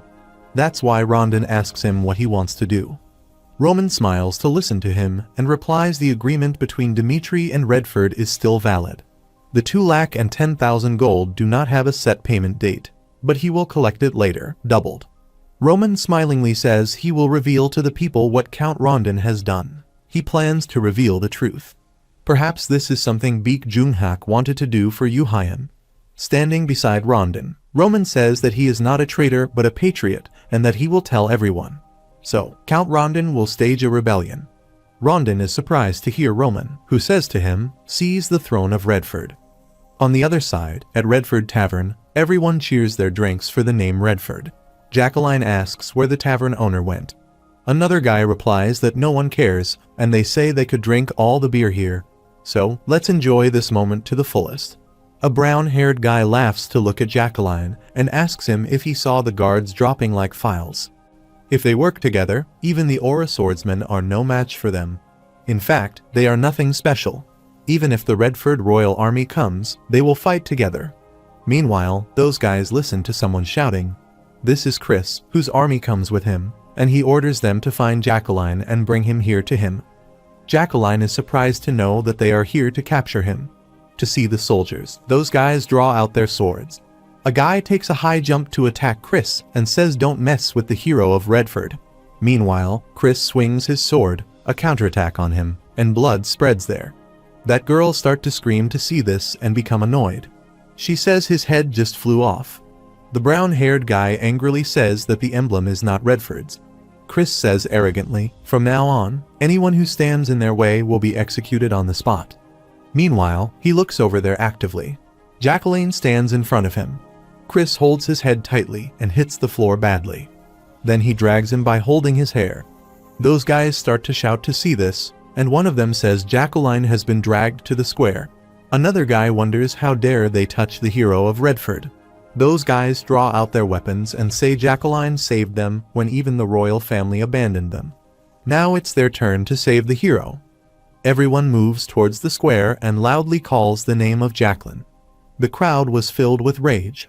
The perfect stage has been set. Meanwhile, Roman tells the people of Redford his name, and he says he will punish this criminal. Jacqueline's crime is inciting the citizens and leading the revolt to steal Count Rondon's gold. The people say Count Rondon is a traitor who sold out the country. A guy annoyingly says they know what schemes he had with the Dimitri family. They have seen and heard it themselves. Another guy says the gold in that carriage belongs to Redford. He asks if he thinks they don't know he was trying to smuggle it to Dimitri for his escape. Roman quietly listens to the people who say this is not an issue for an outsider like him to discuss punishment, so he releases Jacqueline immediately. Roman angrily asks what evidence they have to support their claim. Jacqueline says annoyingly that it is not even 10,000 gold. He was trying to smuggle 100,000 gold. He asks if that vast sum was not for his escape. Then he wants to know what was for it. Roman looks at him and says so he means to say it is a conclusion based on speculation. Jacqueline says you don't change the subject. He loudly says this is a certainty. Count Rondon is the idiot that all of Redford knows about. Roman falls a rolling letter on the floor and says, "Read this." Jacqueline was surprised to see it and then opened it to read. Jacqueline reads it loudly that the Golden Bank confirms that Roman Dimitri of the Dimitri family has repaid the 1,10,000 gold that the Redford Kingdom borrowed from the Golden Bank as evidenced in this document. The 100,000 gold was to pay off Redford's debt. After receiving an ultimatum from the Golden Bank, Count Rondon came to another country to borrow money from him. Because of his foolish actions, he had to pay an additional 10,000 gold in interest. He made him spend an extra 100,000 gold. Roman looks at him and says this is the truth he has been ignoring. After reading that all, Jacqueline says don't talk nonsense. This document is obviously forged. Count Rondon is an idiot who ignores the country's hardships. While everyone was starving, Count Rondon amassed wealth through fierce power struggles between merchants. He enjoyed luxuries they could only dream of. Roman asks him for clear evidence. His claim does not prove that Rondon is a traitor. Roman says to the people that they all just believed the bad rumors spread by Baron Dread, who was opposed to Rondon and accepted them as truth without question. In fact, Baron Dread's trading company was the one trafficking people and selling them to the Kronos Empire, making him the real traitor. That is why Rondon risked everything to remove him. Roman looks at those guys and asks what exactly they have seen or experienced. He asks if it is because he is not starving like them, or if he is blaming him because he does not sacrifice himself. Roman says if anyone can provide definitive proof that Rondon is truly a traitor, he will release Jacqueline right now.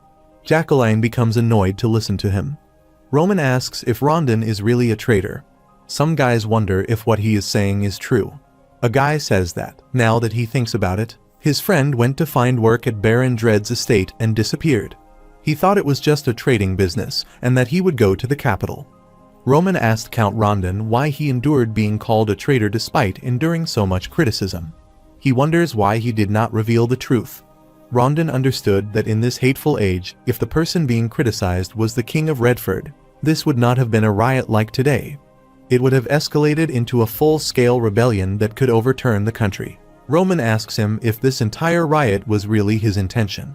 Jacqueline looks at Roman angrily and asks what does he mean. Jacqueline replies that the fact that the gold coins were loaded into the carriage to resolve the Golden Bank issue was a secret only an insider could know. Roman is surprised to listen to him and asks him who told him that information, and if that person who gave him the information still stands among them. Those two guys look at each other annoyingly. It was the tavern owner.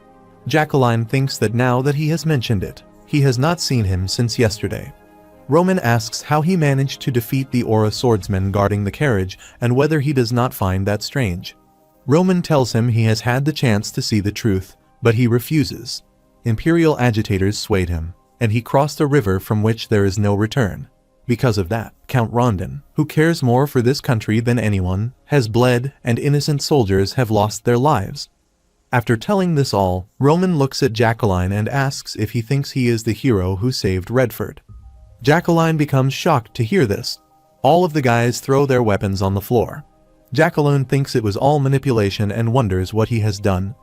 Jacqueline remembered the last moment when he talked to that guy and said he must have had time too and worked under a traitor like Rondon.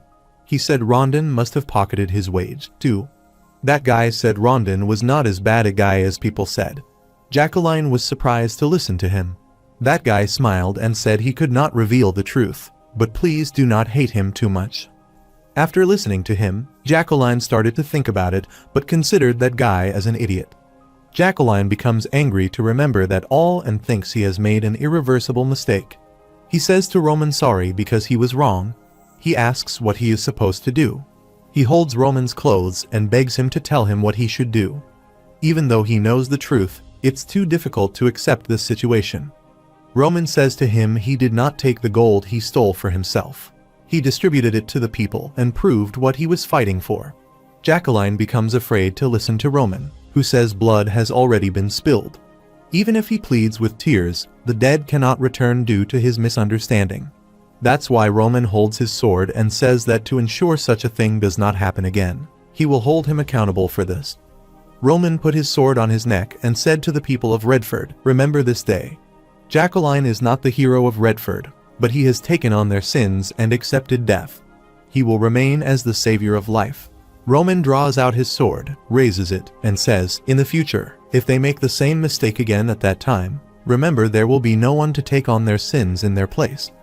After saying this, Roman separated his neck from the body by cutting his neck with his sword, and blood spread there. At that moment, many soldiers travel on horses. Riding on the horse, Rondon thinks the people's anger has reached its peak. If the fundamental problems are not solved, the chaos will repeat itself. In the end, for the future of Redford's kingdom, someone must bring down the king of Redford from the throne. He bites his lips and thinks he never thought that someone would be him. Meanwhile, Rondon calls to the Knight Commander. He looks at him and says, "If the Royal Knights attack them, don't hesitate to take off the head of the Royal Knight Commander and swiftly subdue his forces." In the end, this is a fight that gnaws at the flesh of Redford. Redford says that if they don't take the throne, remember, Redford will only fall deeper into the path of ruin. After listening to this all, the Knight Commander understood. After a while, they reach the Redford Royal Castle. Rondon sees that the door opens and is surprised to look over there. Redford Royal Knights standing there with his soldiers. Rondon thinks there is no way to avoid a clash with the Royal Knights. The Royal Knight says the Royal Knights of Redford are the protectors of the royal family. They know that opposing His Majesty, the King, is high treason, but they have made the decision to set the country straight. Royal Knight closes his eyes and says they will close their eyes here and block their ears, for Redford, for this country. Do what must be done. To see this, Rondon thinks it seems he is not the only one who wishes for Redford to change. Meanwhile, someone comes there by running. A guy opens the door, seems annoyed, and says Count Rondon requests an audience. Rondon understands the situation and becomes shocked.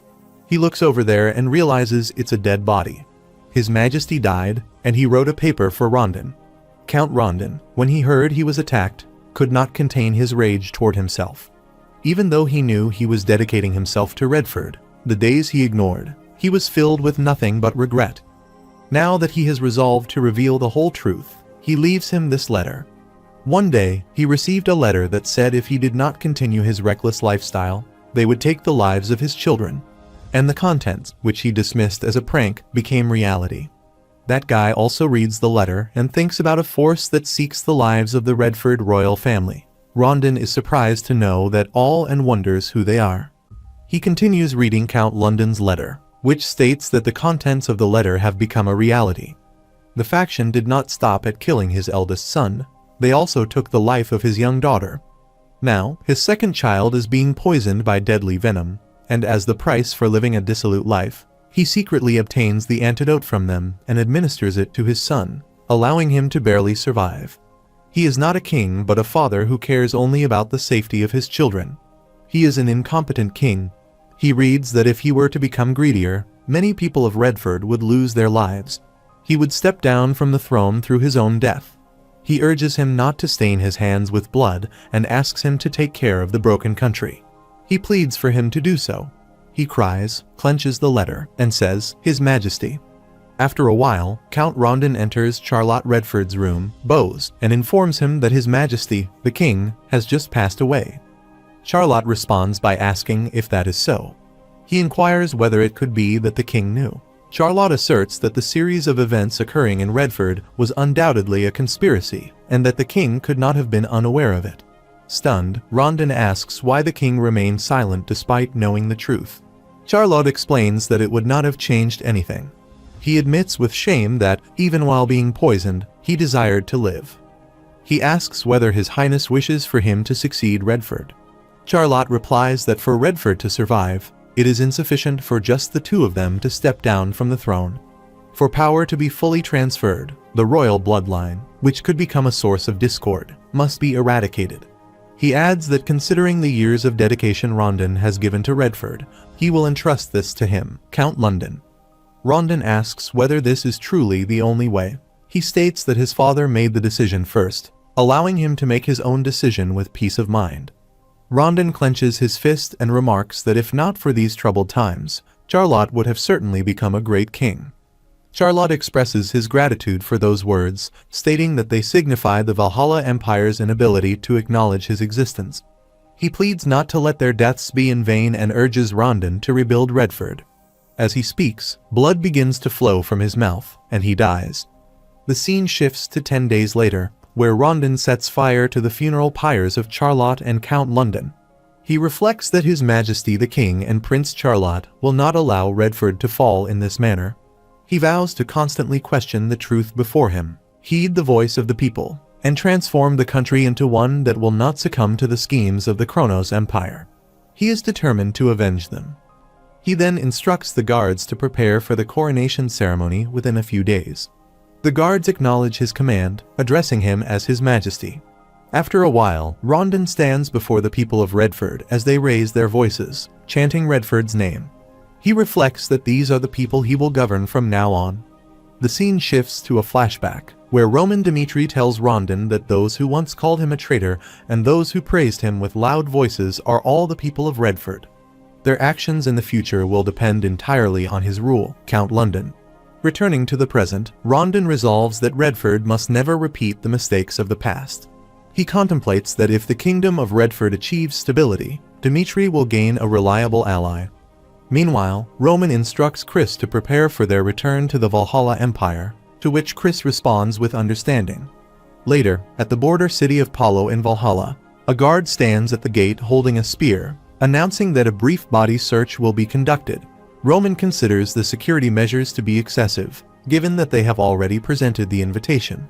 As he begins inspecting him, he warns them not to cause any trouble inside, emphasizing that Palo is not a city that welcomes outsiders. They proceed into the city. The narrator explains that the Valhalla Empire is a highly isolated nation. Due to the presence of the southern jungle, which shaped the foundation of the country in a secluded environment, Valhalla has maintained extreme hostility toward people from other regions. Chris remarks to Roman that the rumors appear to be true. Roman replies that the people of the Valhalla Empire are known as the most formidable adversaries on the continent. For anyone not born in Valhalla, it is only natural to encounter their hostility. Outsiders are simply not welcomed here. Chris observes that, despite inviting them as guests, the failure to send someone to guide his lord is discourteous.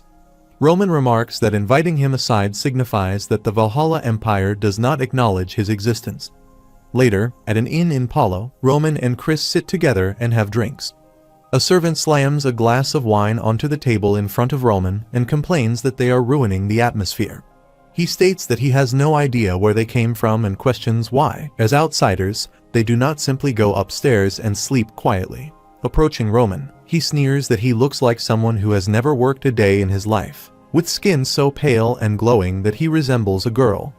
Roman remains silent, which angers him further. He shouts that this fool continues to look down on others and demands that he leave. Another person interjects, telling him to calm down, suggesting that he might piss himself. He, growing more aggressive, threatens that if Roman remains seated with his backside glued to the chair, he will drag him upstairs by the hair. Roman then addresses Chris, stating that from this moment onward, they will ensure that Valhalla knows they have arrived. Stunned, the servant asks what nonsense Roman is speaking. Without hesitation, Chris slams the servant's head against the table and responds affirmatively to his lord's command. The servant stands up and states that this fool initiated the fight, and he will demonstrate what Valhalla is truly made of. Chris strikes him once more. Roman hands a pouch to a servant and declares that he will compensate for this chaos with gold. The servant is astonished to see the gold. Roman instructs him to take Chris to the busiest part of Paulo. Expressing gratitude, the servant assures him that he will guide him to the bustling district. Later, he explains that this is Paulo Square, a central hub from which one can reach any part of the city. It is a thriving location frequented by many people.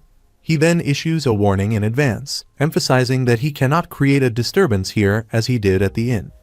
Roman contemplates that, despite referring to themselves as an empire, they do not possess the dignity befitting one.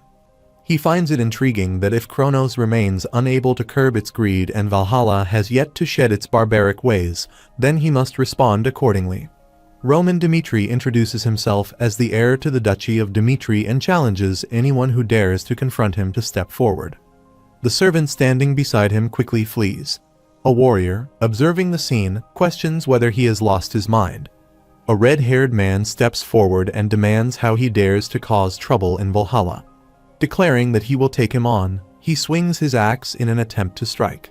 However, Roman swiftly evades the attack, slaps him, and considers it a blatant insult to warriors. Enraged, he calls him a fool and attempts another attack, but Roman strikes him in the face once more. Bewildered, he questions what is happening as Roman continues his relentless assault. Trembling, he finally surrenders and reaches out with a shaking hand. A bystander urges Roman to kill him without bringing disgrace to Valhalla. Another man, wearing a yellow shirt, steps forward, commands the defeated him to leave, and declares that he will demonstrate the true will of Valhalla before launching an attack. Without hesitation, Roman slaps him as well. He considers the situation to be absurd. Those hands are not human. If he retreats now, he will face humiliation. With no other option, he decides to feign unconsciousness and collapses to the ground, pretending to be knocked out. However, Roman presses his foot against his arm and commands him to rise, asserting that he has not lost consciousness yet.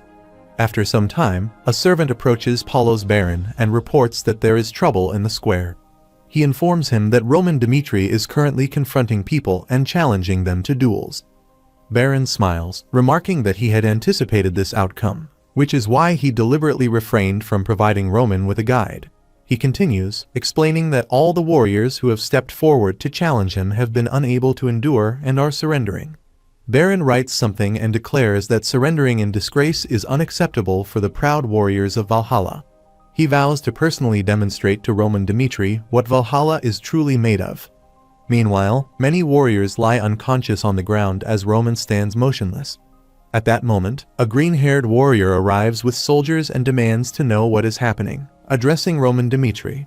He states that Roman is a foreigner, merely a guest in Valhalla, and inquires why he is causing such turmoil. He warns that if he does not provide a valid explanation, they will have no choice but to punish him. Roman responds, questioning the concept of a valid reason. He claims not to understand what is being said, asserting that Valhalla is a land where strength speaks for everything. He asks whether it is not because he was expected to prove himself. He reflects, acknowledging that he did not anticipate him to be even more combative than those born in Valhalla. Despite this, he insists that the situation cannot simply be ignored. He explains that in Valhalla, a duel is considered pure and sacred, and there is no law permitting the trampling of the defeated in such a manner. He further asserts that Roman must first undergo an investigation according to the procedure, and only after that will he personally escort him to the capital. Roman responds firmly, refusing to comply. He asserts that in Valhalla, he has no right to refuse. Roman responds, stating that since Valhalla's land is being mentioned, he will handle this matter according to Valhalla's laws. He requests a trial by combat, declaring that if the warrior wishes to investigate him, he should bring all his soldiers and attempt to take him by force. He contemplates whether he is provoking him and orders his soldiers to arrest Roman Dimitri immediately. The soldiers then transform into monstrous beings. Roman, stunned by the sight, wonders if they are wild ones. The narrator explains that wild ones are a small tribe from the southern jungles. Known for their extraordinary combat prowess, they are raised on the milk of beasts and undergo a ritual that causes them to take on animalistic traits. Through this transformation, they become the true Wild Ones, the elite forces of Valhalla. The green-haired man warns Roman not to underestimate Valhalla. The monsters encircle Roman. He then demands to know what they are waiting for, urging them to attack him all at once. As one of the monsters lunges at Roman, he punches it and declares that, in the end, they are nothing more than beasts. Roman then attacks the remaining monsters, defeating them one by one. He declares that if they surrender, he will spare their lives. Taunting them for their inability to speak, he grabs one monster by the head. The monster, pleading for his life, apologizes. Roman is surprised and comments that he can actually talk. Shocked by the outcome, the green-haired man remarks that he never expected Roman to defeat the Wild Ones so easily, especially considering that even Aura Knights struggle to fight them. He acknowledges that Roman Dimitri might be even more powerful than he had initially thought. He admits his defeat and, as promised, assures Roman that he will send someone to guide him to the capital. Roman reflects that, according to Lucas' report, Valhalla is quite two-faced. As an empire, they outwardly present themselves as content with their current state. Yet they still harbor ambitions of unifying the continent, much like Kronos. The fact that Valhalla chose to provoke him before he even stepped onto the stage serves as clear evidence that they remain the same primitive barbarians of the south. He considers that if he defeats Barbossa, the traditionalist factions that uphold long-standing values will accept the outcome. However, those currently leading Valhalla belong to the shrewd and pragmatic progressive faction. Placing the letter on the table, he acknowledges that regardless of the result, danger is inevitable. The scene shifts to the following day. Sanchez bows before Roman and introduces himself, stating that he has been sent by Baron Paulo to guide him to the capital. He presents himself as Sanchez. Later, as they walk through the forest, Sanchez continues speaking. Roman follows him, observing that he is far more talkative than the others he has encountered.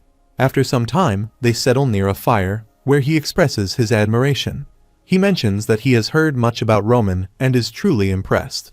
Despite not being born in Valhalla, he carries the presence of a warrior from Valhalla's past, as if he has stepped into the present era. He recalls the legendary warriors from ancient tales, who were said to possess the power to cleave both the heavens and the earth with a single strike. He then asks if it is true that he defeated Captain Gustavo, acknowledging that rumors tend to be exaggerated. In response, Chris warns him to be mindful of his words. Roman responds that it is fine and confirms Sanchez's name, then remarks that it seems Sanchez has something he wishes to say. He urges him to get straight to the point. Since Roman has given him permission, he agrees to speak honestly. He then asks what qualifications he possesses to be chosen as Sir Barbossa's challenger. The narrator explains that in Valhalla, the story of Barbossa, ranked 6th, and Morales, ranked 12th, is widely known. Both were born in the same region and have been competing and compared with each other since childhood. While Morales was born with enough talent to be considered a genius, he could never bridge the gap between himself and Barbossa, who was born into nobility.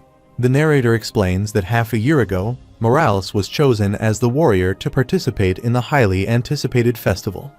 According to tradition, it is believed that if a warrior perishes during the festival held in honor of the warrior's soul, they will ascend to Valhalla, regardless of whether they achieve victory or defeat. Morales gladly accepted the honor of being chosen, with Barbossa designated as his opponent. He sincerely believed that the god of warriors had prepared this stage for him. Sanchez, who now stands before him, is revealed to be Morales' apprentice. Sanchez states that the opportunity Roman has taken away is the lifelong aspiration of all warriors in Valhalla. He admits that he does not believe the rumors circulating around the world, as they all seem too absurd to be true. He argues that even the strongest swordsman on the continent was not that powerful in his mid-20s. He then questions whether Roman truly believes he is qualified to take Sir Morales' place. Roman responds by asking on what basis Sanchez makes such a judgment. Sanchez retorts that no such basis is needed, asserting that his reputation has yet to be proven. Roman acknowledges his skepticism and declares that he will prove himself in person. He instructs him to inform everyone that he will gladly accept any challenge from those seeking to take his place at the festival from now until the eve of the event. He then asks Sanchez if he, too, would like to challenge him personally. Enraged, Sanchez unsheathes his sword and declares that the position he speaks of is one of great honor. He demands to know how he dares to speak so recklessly. He sees a flash of a soul before him, leaving him stunned, and wonders if it could be the legendary Flash of Cairo. He considers that if even his subordinate possesses such strength, perhaps the rumors were not exaggerated after all. However, despite this, he firmly believes that the Valhalla festival is reserved for warriors who have been truly acknowledged. Pressing his lower lip between his teeth, he turns to leave, warning him not to regret his words. The scene shifts to the Valhalla capital, Meereen. Viscount Jonathan shakes hands with Roman and greets him, introducing himself as the one tasked with escorting him. He states that he is Viscount Jonathan and mentions that he has heard from Sanchez about Roman's decision to accept the challenges of Valhalla's warriors in order to prove his qualification to face Barbossa. Later, as they sit at a table, a servant serves them tea. Jonathan inquires whether Roman will be able to handle the situation. Roman responds confidently that he will take care of it himself. Jonathan acknowledges his determination and remarks that if that is the case, he has nothing more to say. He explains that in Valhalla, it is a long-standing tradition for blood to be spilled on the eve of the festival to ensure its success. He explains that 30 warriors will fight simultaneously on a grand stage, with no option to surrender. One must either emerge as the last warrior standing or face death. The Emperor himself will personally bestow Valhalla's blessing upon the final survivor. He then suggests that he should consider sending one of his swordsmen to participate in the event, ensuring that the festival remains exciting. Jonathan adds, for his information, that the gladiators competing in the 30-warrior battle must be individuals who are not registered in the continent's official rankings. From what he has heard, the Flash of Cairo is quite impressive. He remarks that perhaps now, the title belongs to the Flash of Dimitri. Roman takes a sip of tea and calmly responds that they may proceed as he wishes. Jonathan, amused by his easygoing nature, expresses his hope that he will enjoy his stay until the eve of the festival. However, recalling what he had said to Sanchez earlier, he remarks that it might be difficult for him to truly rest. As he prepares to leave, Jonathan sincerely hopes that they will meet again with smiling faces 2 days later, on the eve of the festival. After a while, Bartolo knocks on the door and calls for Roman to come out, declaring that he has come to challenge him and demanding that he face him immediately. He loudly asks if Roman Dimitri is inside. As people gather to witness the scene, one of them identifies Bartolo as the 89th rank. At that moment, Roman opens the door, walks past Bartolo, and announces that from this moment until sunset, he will accept all challenges. He glances at Bartolo and tells him to bring it on. Bartolo, filled with frustration, wonders how long he will be able to maintain his arrogance and leaps forward to attack, wielding his sword. However, Roman swiftly sidesteps the attack and remarks that such a weak strike does not match his loud challenge. The crowd watches in shock as Roman knocks Bartolo out with a single strike. A bystander exclaims in disbelief that Roman defeated Bartolo in just one blow. The narrator explains that if this had happened in any country other than Valhalla, the challengers might have reconsidered their actions. However, witnessing Roman's strength firsthand only fueled their competitive spirit, proving that he was indeed as formidable as the rumors claimed. A warrior declares his intention to face him next and throws a spinning weapon at him. Roman, stunned, counters the attack and calmly announces that the next challenger should come forward. Another man charges with a sword, but Roman brutally slices through his body and calls for the next one. He continues to slay the warriors, demanding the next challenger each time. He states that there is still plenty of time before the sun sets and asks if there are any more challengers. The crowd grows fearful of him. Turning away, he remarks that there is still an entire day before the eve of the festival, and if any other challengers wish to face him, they may knock on his door at any time. After some time, one man asks if it is over. Another responds that it appears so, explaining that many people had gathered in the morning, but Dimitri had severed all their heads in a brutal killing spree. He expresses astonishment at his strength, wondering what the Valhalla rankers are doing. A man suggests holding on for a moment, pointing out that one of their rankers has already lost his head with a single strike, referring to the ranker Bartolo. He expresses the hope that one of the higher-ranked warriors will intervene, as they cannot allow Roman to continue unchallenged on the festival stage. Another man wonders if Morales might step in, mentioning that, initially, Barbossa's opponent was supposed to be him. Sanchez overhears their conversation and quickly walks away from the group. A man agrees, stating that no matter how much of a rampage Roman causes, he cannot defeat Morales. After some time, Sanchez stands before Morales, who is cleaning his sword, and asks if he knows the reason why he wishes to fight Barbossa. Sanchez wonders if it is not because of the ill-fated relationship between Morales and Barbossa. Morales acknowledges that Sanchez is not wrong in his assumption, but adds that there is a deeper reason. He explains that Barbossa, one of the 12 swords of the continent that Valhalla takes pride in, lacks the pride of a true warrior. He recalls a memory while vomiting blood, and Barbossa hands him a potion, tapping his sword on his shoulder. He expresses his disgust for the executives who lack pride or honor, along with their trumpeter, Barbossa, and explains that this is why he sought to fight him. He admits that he has trained his sword solely to defeat Barbossa, but someone who appeared out of nowhere has now taken his place. He tells Sanchez to go and begin gathering all the people of Valhalla. Sanchez inquires about his intentions, to which he responds that he will prove to everyone that he deserves to fight on the festival stage. The narrator remarks that the monster of Valhalla, the warrior of madness ranked 12th, will now make his stand, his immense physique a testament to his power. After a while, a man with yellow hair addresses Morales, urging him to bring honor to Valhalla, as someone like Roman Dimitri could not possibly take his place. Roman stands before Morales, ready to fight. Morales states that he has but one question for him. The Valhalla Empire has called him here solely to avenge the death of Count Denver. He asks why he accepted their proposal, fully aware of their intentions. One person inquires if the invitation was for the sake of revenge, while another asks what that means. Roman responds that the Valhalla Empire cannot kill him. Morales questions if Roman is claiming that he can defeat Barbossa. He replies that he would not have accepted their invitation if he were incapable of doing so. Morales laughs, remarking on his arrogance, and expresses admiration for his pride as a warrior, noting that it matches his own. However, he asserts that it is still too early for him to take his place, and now he will be reclaiming it. Roman responds that this sounds exciting. Roman states that in the fights he has faced so far, none of his opponents ever thought they would lose to him, and he questions whether he truly believes he will be any different.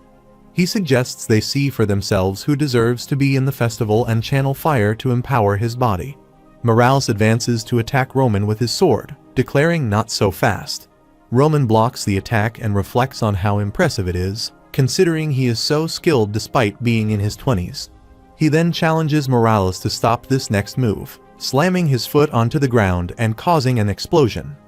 Roman quickly leaps back, noting that he is making clever use of his surroundings, demonstrating not only strength but intelligence as well. He warns that Morales will no longer be able to escape. Roman swiftly places his foot on a rock, using his mobility art to move toward him. Morales, stunned, watches as Roman steps on the rock fragments and moves with them, bewildered by the possibility of such a technique. Roman then attacks with his sword, but he blocks it and attempts to push him back. Roman attacks him and brings him to the ground. The people are stunned by this display. Morales, with a smile, comments that this is truly impressive, stating that he will no longer concern himself with the consequences and will give everything to defeat him. He then transforms into the true assimilated form of a wild man. Roman, stunned by the transformation, realizes that he is enveloping his claws with aura. As Morales moves to attack, he declares that it is time to end this. Roman observes that it is not just Morales' appearance that has changed. His reaction speed has become significantly faster as well, allowing him to block the attack. Roman responds by using the one-strike style middle phase skill, slashing Morales' chest. The injury is brutal, and Morales exclaims in awe that his strength is incredible. Roman, acknowledging the true spirit of Valhalla, tells him that he is a true warrior and expresses his gratitude for having met him. Morales reflects that this is where his path ends today, but he has no regrets. He declares that the warriors of Valhalla should remember this day. As the heir of the Dimitris, Roman Dimitri accepted Valhalla's invitation despite knowing it was a trap. Yet, he was born with the pride of a warrior.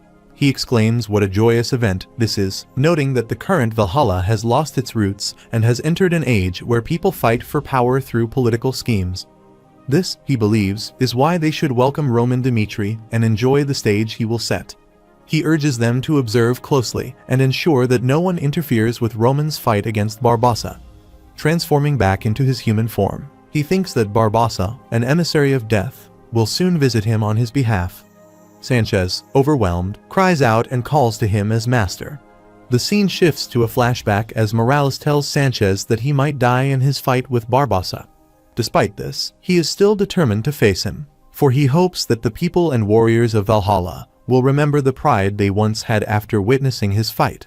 He asks if that is not such a great idea. The scene then shifts back to the present, where Sanchez reflects that Morales is being too irresponsible. He wonders what those who live for Morales' sake are supposed to do if he leaves for the sake of the greater good. The crowd begins to chant Roman's name, calling out Roman, Roman. After a while, Jonathan remarks that Morales is said to have lost his fight against Roman Dimitri. Marquis Belfier, standing near a window with a wine glass in hand, observes that things are taking an interesting turn, surprised by the fact that he is so skilled as to defeat Morales. He offers to take action and deal with Roman Dimitri, ensuring that he will not be able to ascend to the stage. Marquis declines, explaining that the fool, Barbossa, has used his intellect this time. Since Morales caused an uproar in the public before his death to ensure that no one would interfere in the upcoming fight, any reckless moves could arouse suspicion among the people. He then asks how much he knows about Barbossa. Jonathan responds that Barbossa is one of the 12 swords of the continent, representing Valhalla. He is a truly shrewd individual, willing to do whatever it takes to secure victory. Therefore, he can fully leave the responsibility of the fight with Roman to Barbossa. He adds that, just as they left Morales to him, no matter how much Roman Dimitri struggles, he will not survive. After some time, Sanchez approaches Roman and expresses deep apologies for having disrespected him, Lord Roman. He explains that the reason he sought him out in such a manner is due to his master's final wish. He hands him a letter stating that his master intended to expose the grim truth of Valhalla to everyone on stage. He further explains that this matter does not conclude with a mere battle against Barbossa. Even if Barbossa is defeated, he cannot guarantee his own survival. Sanchez reveals that his masters will specifies that certain elements within Valhalla have formed an alliance with Kronos, which led to Kronos' presence at the festival. Lord Roman was one of the key influences of the Kronos Empire. Sanchez warns that Valhalla has no intention of allowing him to leave alive and urges him to depart immediately. He assures him that he will aid him. Roman acknowledges his understanding of the precarious relationship between Kronos and Valhalla. He remarks that while many claim Valhalla ignores Kronos' atrocities, the reality is that Valhalla and Kronos maintain a temporary alliance. He shakes hands with him and states that by joining forces until the surrounding forces are settled, they would create a justification for minimizing the damage to both great powers. He explains that if this premise is considered, it leads to the conclusion that the two empires are in collusion. Sanchez asks whether he accepted the invitation knowing this fact, and if he possesses the confidence to handle it, acknowledging that Lord Roman is strong, but humans undoubtedly have limits. He warns that the warp gate connecting to Dimitri will be blocked, and escaping from Valhalla's grasp will be practically impossible. Roman picks up a bare glass and states that even if the truth hidden beneath the surface is revealed, nothing will change. The weaker nations of the continent, including Dimitri, will ultimately have to face this reality in order to protect their own countries. He asserts that even if Valhalla deliberately sets a trap for him and Kronos attempts to kill him with yet another plot, if he defeats the 12 swords of the continent and survives, the turning point will begin from that moment. In the upcoming war, his actions will serve as justification to fight the Empire. Sanchez thinks of him as a reckless man, but he recognizes that this must be his true intention. He recalls a memory in which Morales told him that if he meets a true warrior, he should learn from the life the warrior has lived. Even if he cannot live as the warrior did, there will be something valuable to learn for the days ahead. Later, he walks outside and reflects that it seems he will now have to endure a time of intense heat.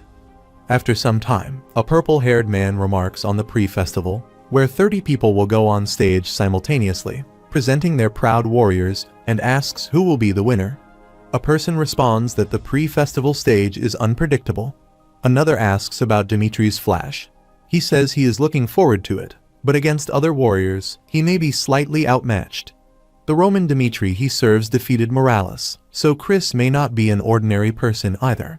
One person mentions that the first warrior is Gonzalez from the Jonathan family, followed by Nera Bain from the Azel family, Cargwen from the Lilfout family, Gaelha from the Digger family, and finally, Chris from the Duchy of Dimitri. The scene shifts to a flashback, where Roman tells Chris that this trip to Valhalla is dangerous from start to finish. They will attempt to kill him on the pre-festival stage, but he, the sword he trusts, must cut down all 29 warriors with his own hands and prove his existence. Chris kneels and vows to honor Roman's command and elevate the name of Dimitri.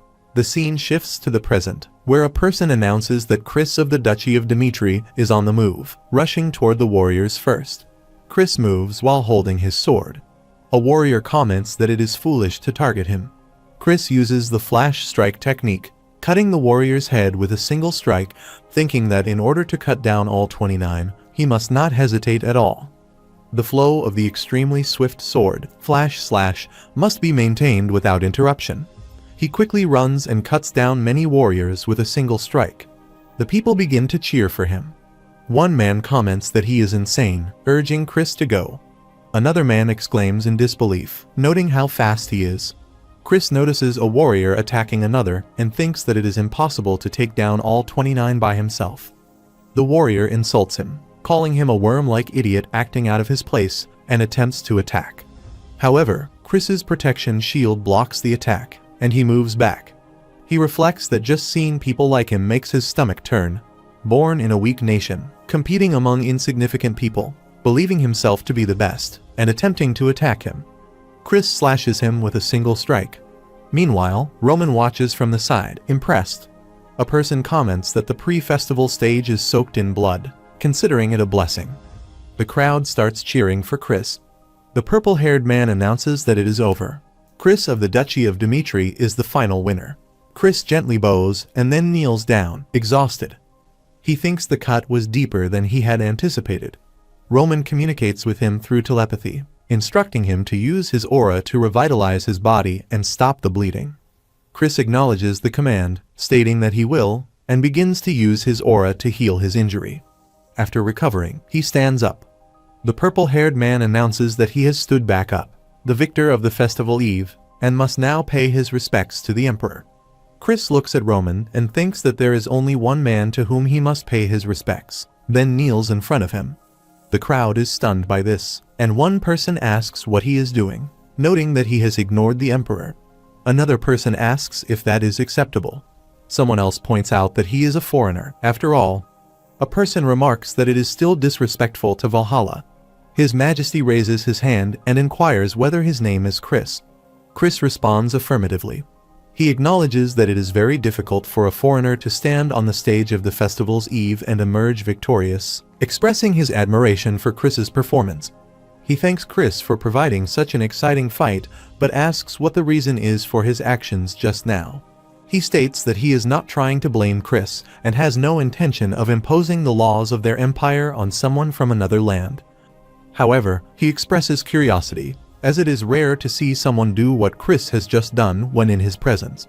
Chris responds that just as the warriors of Valhalla offer their lives on the stage for him, he has come to this stage for the sake of his lord. He comments on Chris's exceptional skills at such a young age and his fierce loyalty to his lord, describing him as an extraordinary individual. He adds that their empire has always treated exceptional individuals well, which is why this place is like heaven on earth for them. He extends his hands forward and offers a proposal. If Chris swears his loyalty to him here and now, he will grant him a reward greater than anything Demetrius could offer. He then asks what Chris's response will be.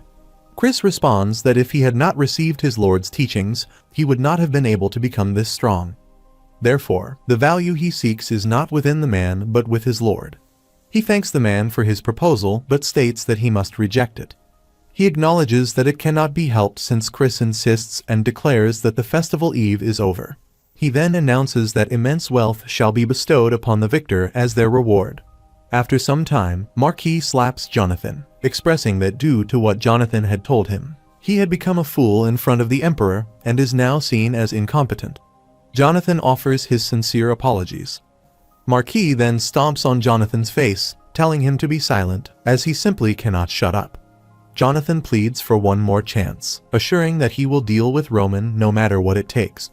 Marquis coldly refuses, telling him to forget it. He adds that now that Barbossa has moved, Jonathan better hope he will succeed, as there is still a chance to turn the tables. After some time, Roman sits in a room as a yellow-haired servant enters with a tea trolley. The servant serves him tea and whispers that he should not eat anything as Barbossa has made his move. Roman asks through telepathy who the servant is. He is stunned, realizing that Roman can hear his voice in his head. He whispers that they are a group that respects Morales and does not wish for him to fall due to Barbossa's cowardly tricks. Roman responds that the seeds Morales sowed in Valhalla are still alive and takes a sip of tea. He is shocked and asks what he is doing. He points out that he does not even know what is in the tea and questions how he could just drink it. Roman replies that he knows Barbossa is proficient in using poison, but it does not work on him. He then asks if he truly wishes to help him, suggesting that he prove there is poison in the teacup. He states that it is possible, but the issue lies in the time it would take. He explains that there is a reason why Barbossa only used poison on the night of the festival eve. Once today is over, even if evidence surfaces, no one will care about it, especially if it comes from the loser. Roman assures him there is no need to worry about that, adding that if he delivers the results Roman desires, he and his group will also achieve the results they seek. He concludes by saying, "Let the hunt begin." Later, Roman confronts a servant, beating him as the servant protests, insisting it has nothing to do with him.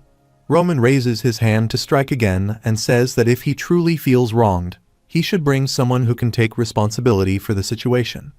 At that moment, Jonathan bursts into the room, pleading for him to stop immediately and demanding to know what on earth he thinks he is doing. Roman states that these servants attempted to serve him poison tea, and the chief butler handed them a bag of money as if rewarding them for their actions. He concludes that it seems there is someone who does not want him to emerge victorious on the stage of the festival. Jonathan, realizing that Barbossa has been implicated, quickly responds that such a claim is impossible. He urges Roman not to insult Valhalla, emphasizing that the festival is a sacred stage. If anything like that had occurred, Valhalla would have proactively intervened and punished the offenders severely. He dismisses his words as excessive assumptions. Jonathan then adds that if he is so consumed by suspicion and fear, they will simply cancel his fight on the festival stage and find another warrior to take his place. Roman declares that he will proceed to the stage as planned. However, he asserts that he has no intention of overlooking what happened today. He states that if poison is proven to have been in the teacup, he will personally hold Viscount Jonathan accountable for his words. Later, Marquis informs Barbossa that Roman has discovered the existence of the poison and asks whether everything will still be alright. Barbossa calmly responds, questioning whether the Marquis understands why he specifically prepared that particular poison. He explains that it is entirely different from ordinary poisons. Initially, it has minimal effect on the one poisoned, but over time, it causes their mana to be gradually destroyed, eventually leaving them pale and weakened. He confidently remarks that Roman is likely convinced the poison is ineffective at present. Marquis commends Barbossa, saying his approach is reliable. Barbossa replies that the Marquis should continue to trust him as he always has. The narrator describes Barbossa as the loyal dog of the progressive faction, emphasizing that there is no one better suited to orchestrate the finale. After some time, a man states that it would be best if he does not hold high expectations for the festival tomorrow. The second man inquires about what he means. The first man explains that he happened to overhear workers in the market discussing an apparent commotion caused by a poisoning incident at Roman's residence. The second man questions him, asking if he is implying that Roman has been poisoned. The first man suggests that Barbossa might be involved and remarks on the strange pattern of such rumors always surfacing whenever Barbossa is about to fight. Lucas covers his face with a cap and notes that, since no evidence is ever found, the perpetrator cannot be identified, and the entire situation typically resolves without any conclusion. He then asks how anyone who has been poisoned could possibly defeat Barbossa. He adds that Roman has declared his intention to still take the stage as a warrior with honor. He commends Roman as a true warrior despite being an outsider. After some time, the leader of the conservative faction, Count Gomez, states that the rumors circulating are terrible and that people suspect foul play involving poison. He mentions that even if the festival is somehow stopped, an investigation into the incident will have to take place. His Majesty then asks Count Belfier for his opinion. Belfier responds that rumors are merely rumors and adds that Barbossa, being someone who can easily surpass Dimitri in terms of strength, does not require poison to win fights. He remarks that if Barbossa is confident enough to dismiss such claims, he is eager to witness the fight. Gomez contemplates that the conservative faction must be responsible for spreading these rumors. He believes Barbossa is the only individual capable of suppressing the truth and asserts that Barbossa must demonstrate his overwhelming strength as one of the continent's 12 swords. Later, an announcer declares that the leads of the festival will now be invited onto the stage and introduces Barbossa, the proud warrior of Valhalla and one of the continent's 12 swords, alongside his opponent, a young outsider warrior from the Dimitri dukedom, Roman Dimitri. Barbossa comments on Roman's condition, expressing concern about the poison Roman consumed, which is expected to take effect after some time. Roman unsheathes his sword and remarks that when he first learned about this world, he was intrigued by the 12 swords of the continent, regarded as the strongest warriors. This curiosity led him to accept Valhalla's invitation, as the timing felt appropriate. He adds that he should know in advance that the effects of the poison he is anticipating will not manifest. Barbossa laughs, enhances his strength, and remarks on his attempt to act tough. He considers Barbossa an excellent example of the kind of formidable enemies he may face in the future. He reflects that if he encounters difficulties in defeating Barbossa, it would be impossible to wage war against the Empire. He remarks that if he manages to block all of Barbossa's attacks, he will concede that the walls of Valhalla are indeed formidable. The announcer declares the beginning of the fight. Roman initiates his assault using the Heavenly Demon Sword technique. Barbossa counters with the first phase, the first move of the Heavenly Demon Sword technique, successfully blocking Roman's attack and forcing him back. Without hesitation, Barbossa strikes again, this time using the middle phase, the second move of the technique. The spectators are left in shock by the display of skill. Roman slides across the ground and counters with a powerful strike imbued with a strong aura. Barbossa, stunned, thinks it is impossible for Roman to possess such strength while poisoned. He curses Roman and attempts another attack, but an explosion of power erupts as their clash intensifies.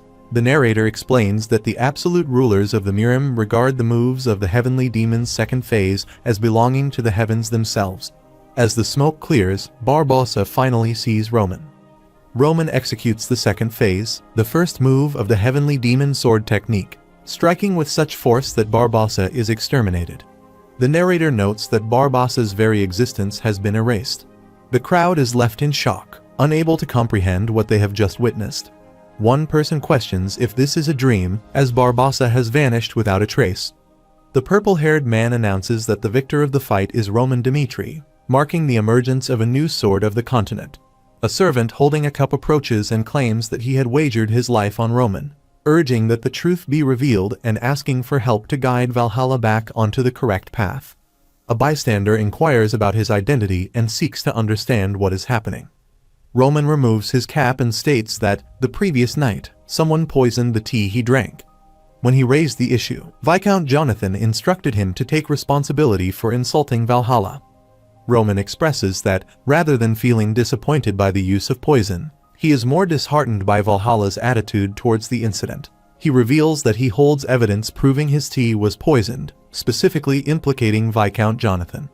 A bystander notes that the color of the contents of the cup has changed, and it is now appearing dark. Another person confirms that poison was indeed used just before a sacred fight. Roman reflects that, had he lost his battle with Barbossa, this truth would have been buried, and he would likely have become just another forgotten figure in history. He adds that he would like to pose a question to the emperor, as, despite attempting to uncover the truth, he was instead told to take responsibility for it. He inquires whether this is truly what Valhalla, once a place that upheld the pride of being a warrior, has become. His Majesty remarks that the empire has become a laughingstock and asks Jonathan if what Roman Dimitri said is the truth. Jonathan offers his apologies and acknowledges his fault. He then calls for the criminal to step forward. Jonathan bows before him, pleading that he has devoted his entire life to the Valhalla Empire and begs for his life to be spared. However, he stabs a sword in his shoulder and tells him to remain silent. He was accused of tarnishing the honor of Valhalla, defiling the festival that celebrates the pride of warriors, and ruining everything. The sword is slashed across him, and he asks whether this punishment is sufficient. Roman states that it is not enough. Punishing Viscount Jonathan is merely a personal consequence. He urges His Majesty to implement an empire-wide measure to ensure that such incidents never occur again. Later, His Majesty walks through the palace, accompanied by the Marquis, who reflects on the situation. Marquis considers that Jonathan's death was the result of his plan failing, and he himself may be unable to avoid a similar fate. He asks the Marquis what he intends to do about Roman Dimitri. Marquis replies that Roman is an exceptionally dangerous individual, strong enough to defeat Barbarossa, one of the continent's 12 swords, with a single strike. However, he adds that the most dangerous aspect of Roman is his unwavering defiance, as he did not back down, even in the emperor's presence. He agrees, remarking that he even dared to question the punishment he issued. He then commands full support for Kronos' plan, declaring that Roman Dimitri must not return alive. The scene shifts to the Merin warp gate, where an attendant informs Roman that he is sorry, but there is an issue with a warp gate, rendering it unusable for the time being. He laughs and estimates that it will take around 15 days to repair it, suggesting that Roman stay in Merin until then.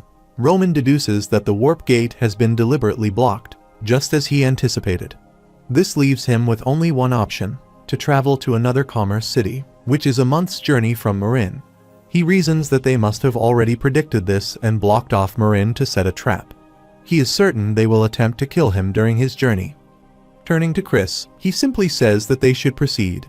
Meanwhile, a subordinate informs Marquis that Roman Dimitri has left Merin and is heading for the commerce city. Marquis acknowledges this and asks for the best time to launch an attack. He explains that there is a problem. There are far too many people accompanying Dimitri for them to carry out an attack. He adds that, as they know, Roman has gained immense fame through the festival of Valhalla, and the people of Valhalla are following him as though on a sacred pilgrimage. If they launch an attack now, civilian casualties will be unavoidable. Marquis responds that there is no need to worry excessively about the civilians. He remarks that, since the Kronos Empire will take responsibility for killing Roman, they will not face consequences for their actions, regardless of the collateral damage. He instructs them to act freely and unleash their full strength. Meanwhile, someone shouts that an enemy attack is underway, urging the people to evacuate. The crowd, stunned by the announcement, begins murmuring. One individual questions whether there is truly an enemy attack, while another asks who would dare to assault the victor of the festival within Valhalla's own territory. Someone else speculates about the identity of the attackers. Another voice finally declares that they are the shadows of the Kronos Empire. The shadows move to attack them. A warrior attempts to strike a shadow, but it evades his attack. Chris also moves to confront a shadow, focusing on the flow of mana, believing he will sever its connection. Using the flash technique, he slashes the shadow. Roman commands Vulcan and Fauqui to eliminate their enemies. They acknowledge his order and advance to attack. Vulcan remarks that these shadows are insignificant and assert they will cut them all down. They continue their assault and successfully defeat the shadows. Vulcan cautions Fauqui against becoming overly excited, laughing as he notices more shadow monsters approaching. A shadow monster insults him, but Roman swiftly retaliates, decapitating it in a single strike. He declares that the battle is far from over. Roman comments that he spoke excessively and asks if the task was accomplished. Someone confirms, stating they successfully saved it and are spreading the video across Valhalla while holding a magical video recorder. Roman declares they should escalate the stakes even further. Meanwhile, a person inquires whether he is certain there is no mistake, questioning which lunatic would dare to invade their empire and act as they please. Lucas responds negatively, stating that the video clearly records everything. The person then identifies the shadows as those from the Kronos Empire and curses them, calling them fools. Later, Lucas addresses a public gathering, proclaiming that Roman has upheld Valhalla's pride. He questions how they can maintain their honor as warriors if they allow him to be killed within their territory. He urges the people of Valhalla to rise together and make their voices heard. The narrator states that the cries of those who rose in defiance reached the imperial family of Valhalla. The imperial family, enraged by the Kronos Empire's attack, declared their intention to investigate its objectives. However, no action has been taken since, as the imperial family claimed they were proceeding with caution, using this as a justification to avoid mobilizing their army. The narrator adds that during this time, Roman's troops have been subjected to relentless attacks from the shadows. Eventually, Sanchez stands with a sword in hand alongside some warriors before Roman, declaring their intention to protect him. Roman expresses gratitude for the gesture, but remarks that Sanchez's skills will not contribute to the cause, warning that all he will achieve is the loss of his life. Sanchez states that if their only desire were to live, they would not have come to this place. Roman remarks that they are all too foolish, though it seems it is now too late for them to reconsider their decision. He requests pardon. At that moment, numerous shadows appear. Sanchez calls out to his comrades, commanding them to prepare for battle, and resolves that they will represent Valhalla and support Roman Dimitri.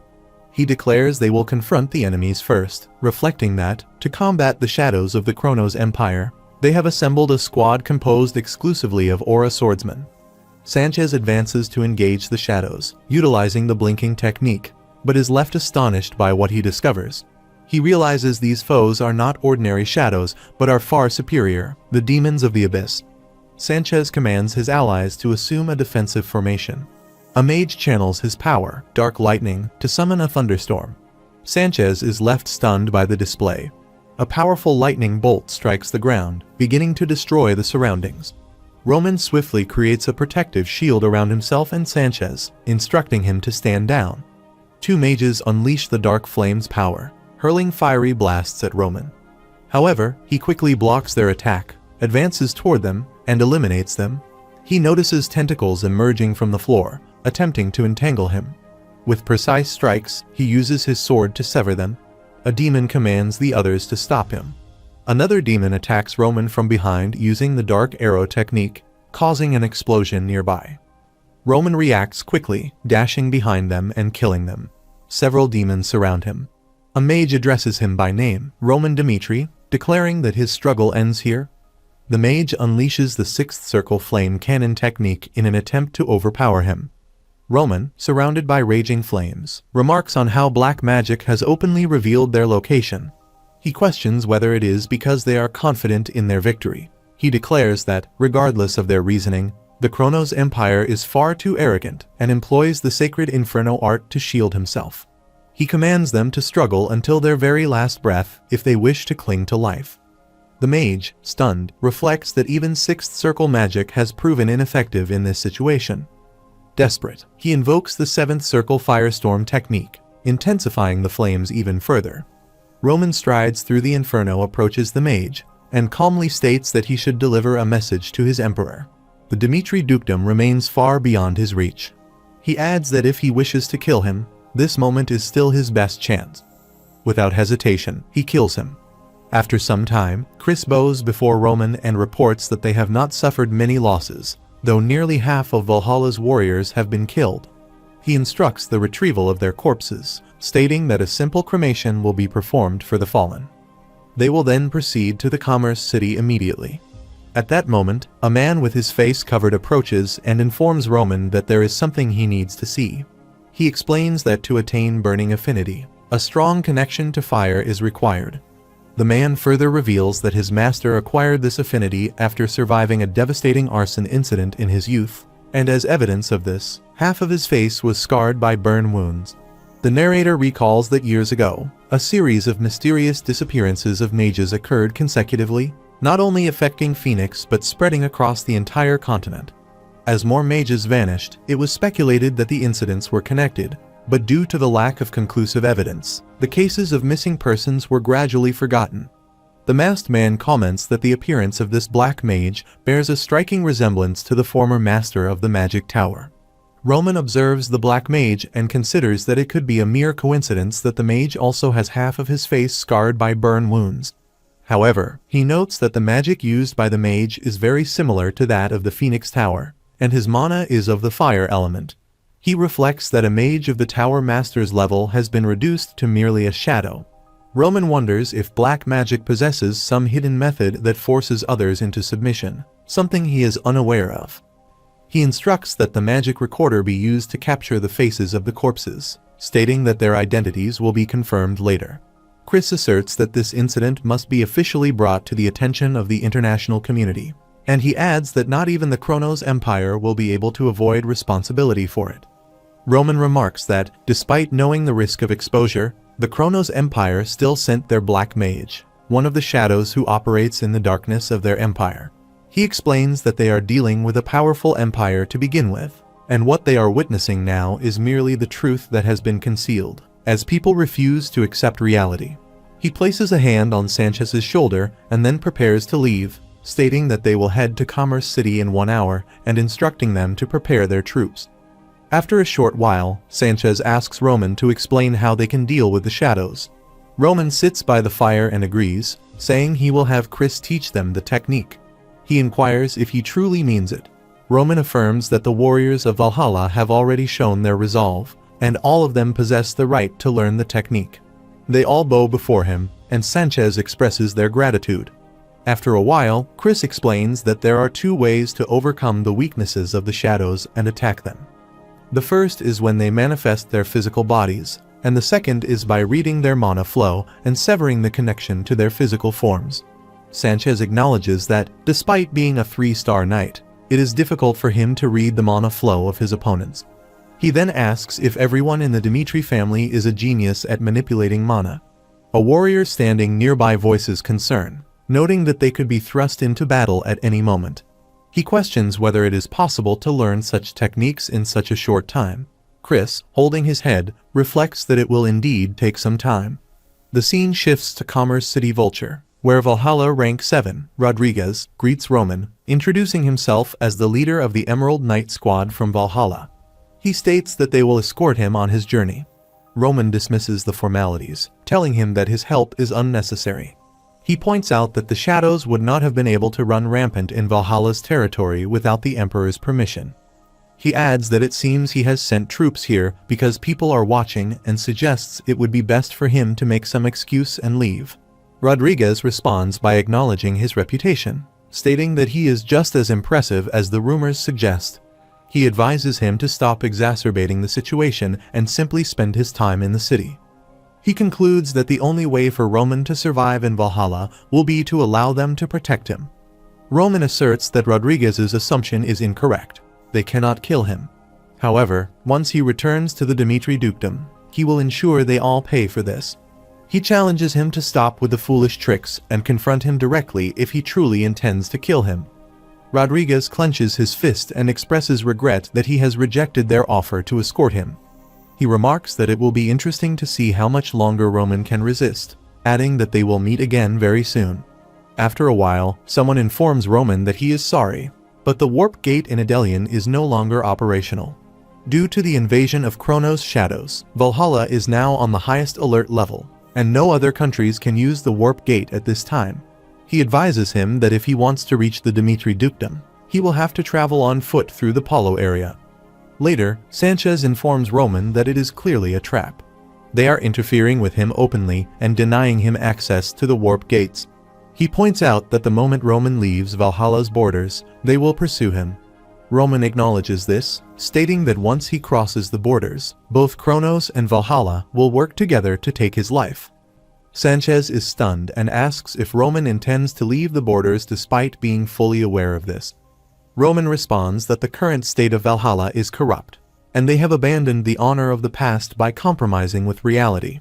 From what he has experienced in Valhalla, it can no longer be considered a country of warriors. He adds that this means everyone is yielding to their compromises, and as a result, he intends to take on the risk. Sanchez bows down and declares that he will continue to follow Roman, offering his very life to him. Roman refuses, stating that he wants Sanchez to remain in Valhalla. He explains that the moment Sanchez crosses the borders with him, he will become a witness to Valhalla's dark secrets. Roman stands and announces that anyone involved with him will be killed to prevent the truth from being exposed. He mentions a duke named Viato who lives a secluded life in the south of Valhalla. He instructs Sanchez to join forces with him and prepare troops so that Viato can challenge the imperial family. He asserts that this is the only way to put Valhalla back on the right path in the future. He concludes that from this point onward, the Dimitri household will shoulder all the responsibilities for what is to come. The scene shifts to the following day as Roman moves with his companions toward the border. Rodriguez arrives with his army and inquires whether Roman had a good rest the previous night, reminding him that he had predicted they would meet again very soon. He continues by stating that if Roman had sworn his loyalty to Valhalla, he would have enjoyed fame and wealth. However, since he has shown hostility towards them, he asserts that they cannot allow him to leave Valhalla alive. Roman responds, observing that those who believe they are strong often begin to entertain delusions after remaining at the top for too long. He explains that such individuals develop blind faith in their ability to control everything at all times. He then draws his sword and declares that he has been waiting for this moment. Rodriguez commands the warriors of the Emerald Knight to attack, and they charge forward. Chris and Roman quickly block their assault. He reflects on Roman, the person whom the people of Valhalla have long considered to be a great warrior. He feels a sense of ecstasy, knowing that he is about to end Roman's life, and laughs. He leaps his horse over their heads, thinking that he has already witnessed all Roman can do. Despite Roman's struggle, he believes that Roman Dimitri's efforts are in vain. He uses the secret technique Evergreen Slash to strike Roman, but Roman blocks the attack and, with a single strike, decapitates him before walking away. After a while, Majesty comments that Roman Dimitri is truly fascinating. He observes that there is no longer any point in using guerrilla tactics, as unless the top rankers of Valhalla intervene, there is no way to defeat Roman. He reflects that the true instigators behind this entire situation are the Kronos Empire. Therefore, if there is any defeat, it will be the Kronos Empire that is seen as the one vanquished. He orders their forces to retreat, expressing his desire to see how Kronos will handle the situation now. The narrator explains that the moment they crossed the borders, Valhalla ceased its attacks, and Kronos launched a full-scale assault. The soldiers of the Dimitri family, who had undergone rigorous training, had also reached their limits after marching for half a month. However, when the soldiers saw Roman fighting the enemies at the very front, they gritted their teeth and persevered. Meanwhile, Chris observes that the Kronos army has appeared ahead and reflects that they are truly not giving them any time to rest. He notices a man and recognizes him as Edwin Hector. Edwin raises his spear and calls for the Dimitris to be aided as they engage the enemy. He uses his fire field technique, setting the Kronos army ablaze. Chris announces that their reinforcements have arrived and urges the soldiers to hold on, cursing the monsters and wishing them to go to hell. Edwin swiftly moves his horse toward Roman, informing him that they need to return to the Dimitri dukedom immediately, as they are being attacked by Kronos. The scene shifts to a flashback where Roman explains that his receiving Valhalla's invitation is something known not only to Cairo but to the entire continent. He asks his fellows to imagine being the Kronos Empire and whether they would stand by and let such an opportunity slip by, knowing that he would be away. McBurney comments that since Kronos has publicly declared their intent to attempt assassinations on Roman, he doesn't believe they would have any reason to remain passive. Henderson adds that this is precisely why he is concerned about Roman's safety, his lord. Roman states that he does not agree, asserting that the Kronos Empire remains indifferent to the opinions of the surrounding countries.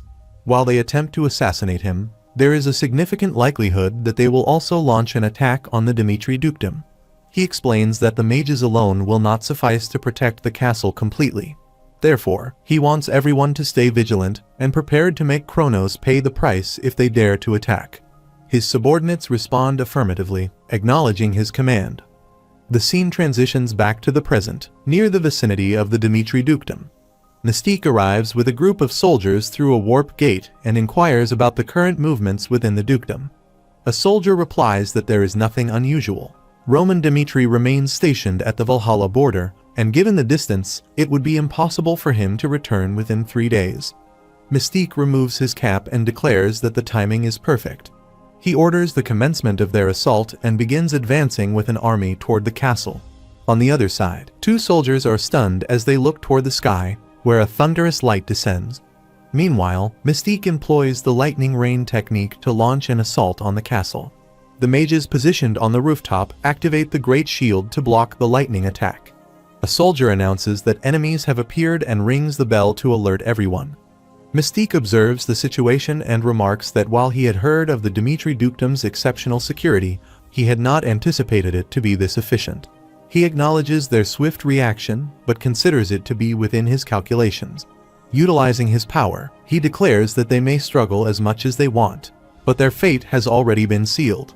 The mages on the castle's roof continue to maintain the great shield to protect the structure. Knight Captain Jonathan commands his troops to attack and eliminate all enemies. He orders the second company to begin loading, the first company to fire, and the third company to prepare for their turn. The soldiers promptly retaliated with a barrage of arrows. In response, Felix unleashes his burning fire rain skill, striking them with powerful flames. Mystique is left stunned, contemplating the implications of Sixth Circle magic. He concludes that this confirms that Demetrius, despite being merely a dukedom, remains a formidable force capable of challenging the Empire. He reflects that if they are thoroughly crushed this time, it will serve as a powerful example to the kingdoms of the Salamander continent. Meanwhile, a group of mages moves through the streets in secrecy. One of them gives instructions to destroy all critical facilities and to kill anyone on the blacklist without hesitation if discovered. As he surveys the surroundings, he notices something unusual and remarks that the city feels unnaturally silent, almost as if it is lifeless. Shaking off the unease, he resolves to focus on their mission. At that moment, Henderson plunges his sword into an enemy's chest and declares, "Cursed Kronos fool." McBurney observes the situation and remarks that the Kronos Empire has indeed attacked the Dimitri dukedom, just as their lord had predicted. He vows to make them regret their actions. On the other side, Rodwell reflects on his thoughts about what he could contribute to the Dimitri dukedom. A Kronos soldier notices Rodwell Dimitri and announces that his name is on the list, instructing others to kill him and open the castle gates. Another soldier swiftly attempts to strike him, shouting for him to die. However, Rodwell blocks the attack with his sword and resolves that, in Roman's absence, it is his duty as a Dimitri to take responsibility. Determined, he engages the attackers and begins fighting them. Elsewhere, a group of Kronos soldiers approaches the castle gates, with one of them commanding the others to clear a path. However, Dimitri dukedom's Imperial Knight Captain, Fernando, steps forward and blocks their advance. Addressing the Kronos soldiers, he declares that they have crossed a line. Recalling a memory of Roman instructing him to live for his sake, Fernando resolutely states that none of them shall take even a single step beyond him. The narrator states that on the day Fernando expressed his gratitude to Roman Dimitri, he pledged to become a sword that would protect Dimitri. Fernando leaps forward to attack Kronos soldiers and incinerate them. A mage, holding a knife, observes Fernando's strength and concludes that he is more formidable than they had anticipated. He declares that he will handle Fernando and instructs the others to eliminate all those on the designated list. The group quickly retreats to carry out the orders. Fernando intercepts and declares not so fast, commanding the Knights of Dimitri to stop the enemies. The knights emerge and engage the attackers in combat. The narrator remarks that the essence of a swordsman's existence is revealed when they wield their blade. Fernando swiftly advances and slays the mage with a single strike, reflecting on the immense effort it took to push beyond his limits. Once a weak and struggling swordsman, he attributes his transformation to Sir Roman, who guided him to surpass his boundaries. Resolute in his loyalty, Fernando vows to live as a sword of the Dimitris until the day he dies, and with unwavering determination, he eliminates another mage. The scene shifts to the area outside the castle, where Mystique observes Rodwell and Fernando attacking his soldiers through the link. He reflects on the failure of even the shadows to stop them. At that moment, a soldier approaches and reports that an emergency alert has been issued in the northeast. The territories belonging to the Dimitri dukedom have sent reinforcements, and the Cairo kingdom has also dispatched troops to the borders. If they move quickly, their enemies could reach this location within 12 hours. Mystique acknowledges that the more he learns about them, the more dangerous he perceives them to be. He declares that failures cannot be tolerated in this battle and emphasizes that Dimitris must be destroyed while Roman is absent. Meanwhile, inside the Dimitri palace, a knight is stunned to see Sven. Sven strikes him in the face, knocking him unconscious. He refers to him as vermin and, noting the commotion outside, concludes that the rest of these vermin must have already been dealt with. The narrator explains that Kronos' 3 types of shadow assassins include those who can phase through physical attacks using dark aura, referred to as shadows, those who wield black magic, known as abyssal demons, and Sven, who belongs to the final category, the abyssal knights. Sven advances, remarking on Kevin's youthful yet fierce expression akin to that of a wildcat. He recalls hearing that someone with such tenacity and madness is closely associated with Roman. Spotting Kevin standing at the door, Sven addresses him, confirming his identity and declaring that it is perfect. He expresses his satisfaction at the opportunity to eliminate someone on the list, along with Duke Dimitri, and states that Kevin will be killed right there. The scene transitions into a flashback, where Roman stands beside Kevin. Roman declares that the person he trusts the most must remain in the Dimitri dukedom, and has decided that Kevin is the most suitable for this task. The scene shifts back to the present, where Kevin reflects that Sven is someone of immense strength, far beyond his ability to defeat. However, his lord has trusted him and left this place in his care. In that case, Kevin realizes that all he must do is buy time for Duke Dimitri to escape, even if it costs him his life. He steels himself, preparing to fight Sven while holding his sword. Sven moves swiftly, delivering a cut to Kevin's neck, thinking that the strike was too shallow. He acknowledges Kevin's remarkable instincts in detecting bloodlust and encourages him to continue struggling, promising to keep him entertained. Kevin instinctively clutches his neck, realizing that his head is nearly severed. He attempts to strike back, but Sven uses his power to explode the floor beneath them. As Kevin teeters on the edge, he thinks to himself that he is no match for Sven. He assesses that Sven is either on par with Count Nicholas, Cairo's strongest swordsman, or even stronger, and concludes that he has no chance of winning in a direct confrontation. Kevin quickly advances and positions himself behind Sven, thinking that this is his chance. Sven, however, scoffs at his attempt, calling it absurd. He grabs Kevin by the head and slams him into the floor. He declares that if this is all Kevin has to offer, it is time for him to die. Kevin lies on the floor, realizing that he cannot win and must escape. He pushes himself up and quickly stands, acknowledging the impossibility of the fight while clutching his injured arm. The narrator observes that he, once a young boy who roamed the slums and worried daily about survival, instinctively understands that he cannot let this opportunity slip away. Kevin recalls Roman's words, urging him to live as one of his swords from now on. He thinks, for the sake of Sir Roman, he believes that he can give everything he has, even his life. A voice echoes in his mind, telling him that he will die at this rate, and that he cannot run away, even if it means his death. He realizes that it must be left to them, as they cannot disappoint their lord. Gripping his head, Kevin resolves that he will not flee. Sven, observing his mutterings, questions what he is rambling about and attempts to strike him. However, Kevin quickly kneels. The narrator notes that Kevin's numerous egos have united into a single, unwavering desire. With newfound strength, Kevin declares that his lord's orders are absolute, and he shall not pass him. Sven senses that his scattered bloodlust has converged as if he has become a sword. He is struck by the incredible concentration in Kevin's eyes and acknowledges that, while Kevin has managed to pull himself together, it will not be enough. With that, he leaps forward to attack. Kevin swiftly jumps back to evade the strike. Sven attempts to attack again, but Kevin retaliates, landing a slash across Sven's leg. Sven, impressed, comments that the Dimitri dukedom is an intriguing country and that this fight has been quite enjoyable. However, he declares that it is time to end it. He charges forward with great speed, delivering deep cuts to Kevin's body. Kevin, realizing the strength of a 6-star swordsman, collapses to the ground due to his injuries. He hears a noise and turns to see Fernando preparing to strike. Kevin quickly blocks the attack and pushes Fernando back.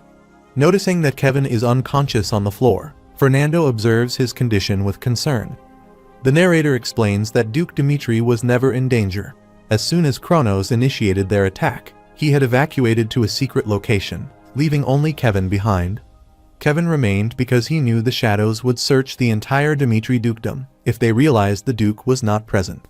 Fernando, reflecting on the situation, cannot believe Kevin stayed behind until he was brought to the brink of death, calling him an idiot. At that moment, McBurney and Henderson arrive, announcing that they are there to help. Fernando informs them that their enemy is a 6-star swordsman and warns them that they must go all out from the start. They prepare to face Sven and move to attack him. Sven, irritated, mutters about the inconvenience and uses his power to throw all of them aside. Just then, a long-haired man appears, using the fire cannon technique to engulf Sven in flames. Sven quickly moves his hands forward to block the attack, thinking to himself about the strange, trained movements. He concludes that all of them must be eliminated, starting with Fernando, and uses the Chains of Darkness technique to capture him. Henderson, realizing the danger, thinks that they will be doomed if Sven takes down Fernando. He reflects that after being impressed by Sir Roman, he chose the path of a swordsman, one that had no connection to his life before. While he managed to grow stronger rapidly, the limitations of his ordinary background were clear. He constantly pondered what he could do for Sir Dimitri, given his lack of extraordinary talent. In a moment of resolve, he rushes to stand in front of Fernando. Fernando is stunned to see Henderson, but before he can react, Sven's sword strikes Henderson in the belly. He declares that he will be coming with him, calling him a monster, and concludes that he is willing to risk his life so that others can fulfill their roles. Sven, frustrated, notes that Henderson is not letting go of his sword and refers to him as vermin. Fernando realizes that Henderson is sacrificing himself to buy them time and uses the core energy skill to channel his power. He vows not to let this once-in-a-lifetime opportunity go to waste. McBurney moves quickly, stabbing a knife behind Sven. In response, Fernando unleashes a fiery attack, cutting Sven's head from his body. Sven, in disbelief, cannot fathom being defeated by the likes of them. They swiftly move toward Henderson. Henderson collapses to the floor. Fernando quickly pours a potion onto his wound, urging him to hang in there, not to die, and to stay awake while he goes to fetch more potions. Henderson weakly pleads for him to stop, insisting that the battle is not over yet, and that he should do what he needs to do. Fernando drops the potion bottle and agrees, telling him to stay alive and wait for him. He vows to go and crush the remaining forces of Kronos. Meanwhile, Mystique uses his power as Felix attacks him with fire flames. He reflects that this might be the true strength of the Dimitris despite their dukedom being recently founded. He mutters that this will not be the end for the Dimitris and attempts to flee. A bright light strikes near them, shocking both Mystique and Felix. A girl appears and warns Mystique that she was told not to let him escape. Mystique curses under his breath and retreats. She declares that she will force him to reveal where he is hiding, and an explosion erupts in the area. The narrator explains that it has been a few days since the Kronos invasion was halted, and Mystique escaped. After the Dimitris were able to reorganize themselves swiftly, Roman, whom they had been waiting for desperately, finally returned. After some time, Roman walks through the streets, and the people cheer for him. One person remarks that he is the pride of the Dimitris, thanking him for his hard work and congratulating him on his rise in the ranks of the continent. Soon after, Roman arrives in front of his father and announces that he has returned. He mentions that, while he should have asked about his well-being first, he hopes he will understand his decision to skip formal greetings due to the recent events. He then inquires how he would like to address the situation. The narrator explains that, aside from Roman's actions, anxiety and anger had spread throughout the Dimitri dukedom due to the Kronos invasion. Roman reassures them, stating that there is no need to worry as he will take care of it. Sometime later, Lucas follows Roman and reports that the Dimitri dukedom has sustained significant damage, especially considering that the Kronos Empire appears to have transported their troops without the use of a warp gate. Roman reflects on this, thinking about the absence of a warp gate. Lucas continues, informing Roman that he will provide another report after a more thorough investigation. He also mentions that both Kevin and Henderson are in critical condition. He explains that they have both been severely injured by the 6-star Aura swordsman and are currently on the brink of death, with Henderson's condition being the most dire of the two. Roman acknowledges this, stating that it means they are still alive and orders that they be brought to him. After a while, a doctor states that today will be a critical moment for them.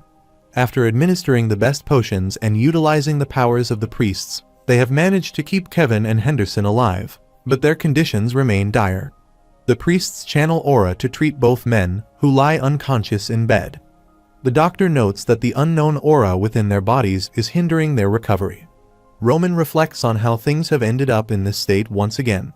The narrator explains that the mad demon who had followed Beek Junhyuk, the heavenly demon, always stood at the forefront of the war with the 10 great sects. He led the demonic cult to victory after cutting down numerous foes. As the heavenly demon's most trusted aide, he died with weapons pierced throughout his body. While Beek Junhyuk was angered by his death, He rationalized that it was natural for anyone who fought alongside him in battle to perish. In his life, full of conflict, he used the sacrifices made by his followers as stepping stones, climbing higher with each loss. Roman thinks that both of their sacrifices were the best choices they could have made for him and Dimitri's dukedom. Though he wonders why so much anger is felt, he refuses to let them die in such a manner. He states that both of them will be treated personally by him and requests that everyone leave the room. After a while, Roman sits between Kevin and Henderson, meditating and discharging a dark aura from his body. He reflects that he will begin by meditating on the origin of life. Core energy, which he has possessed since birth, is vital to his existence, and if it runs out, his life will eventually end. He places his hand on their wounds and decides to infuse a portion of his core energy into them. Even if this shortens his lifespan, he is willing to sacrifice part of his life force for his subordinates. The narrator states that 2 days have passed, and a significant amount of time has gone by. About a week later, the scene shifts to Chris entering a room and informing Hans that he must meet with their lord. Hans replies that he cannot do that, as he is currently focused on the treatment, and no one is allowed to enter the room.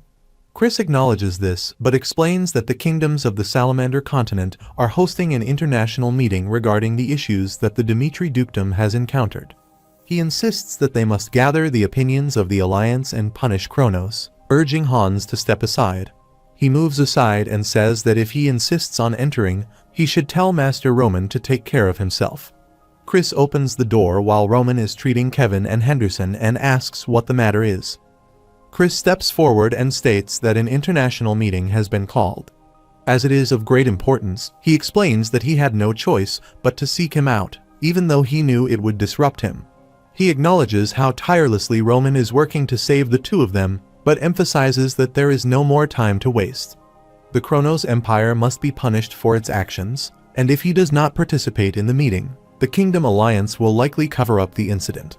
Roman responds that even if Demetrius attends the meeting and persuades the Alliance to punish Kronos, true revenge cannot be achieved unless the Alliance takes the matter seriously. Chris begins to object, but Roman interrupts, stating that he understands his concerns. Just as they have done their best for him, he is now doing his best for them as well. He asks him to trust him and wait patiently. After some time, during an international conference, the King of Odelia states that this incident is highly intricate.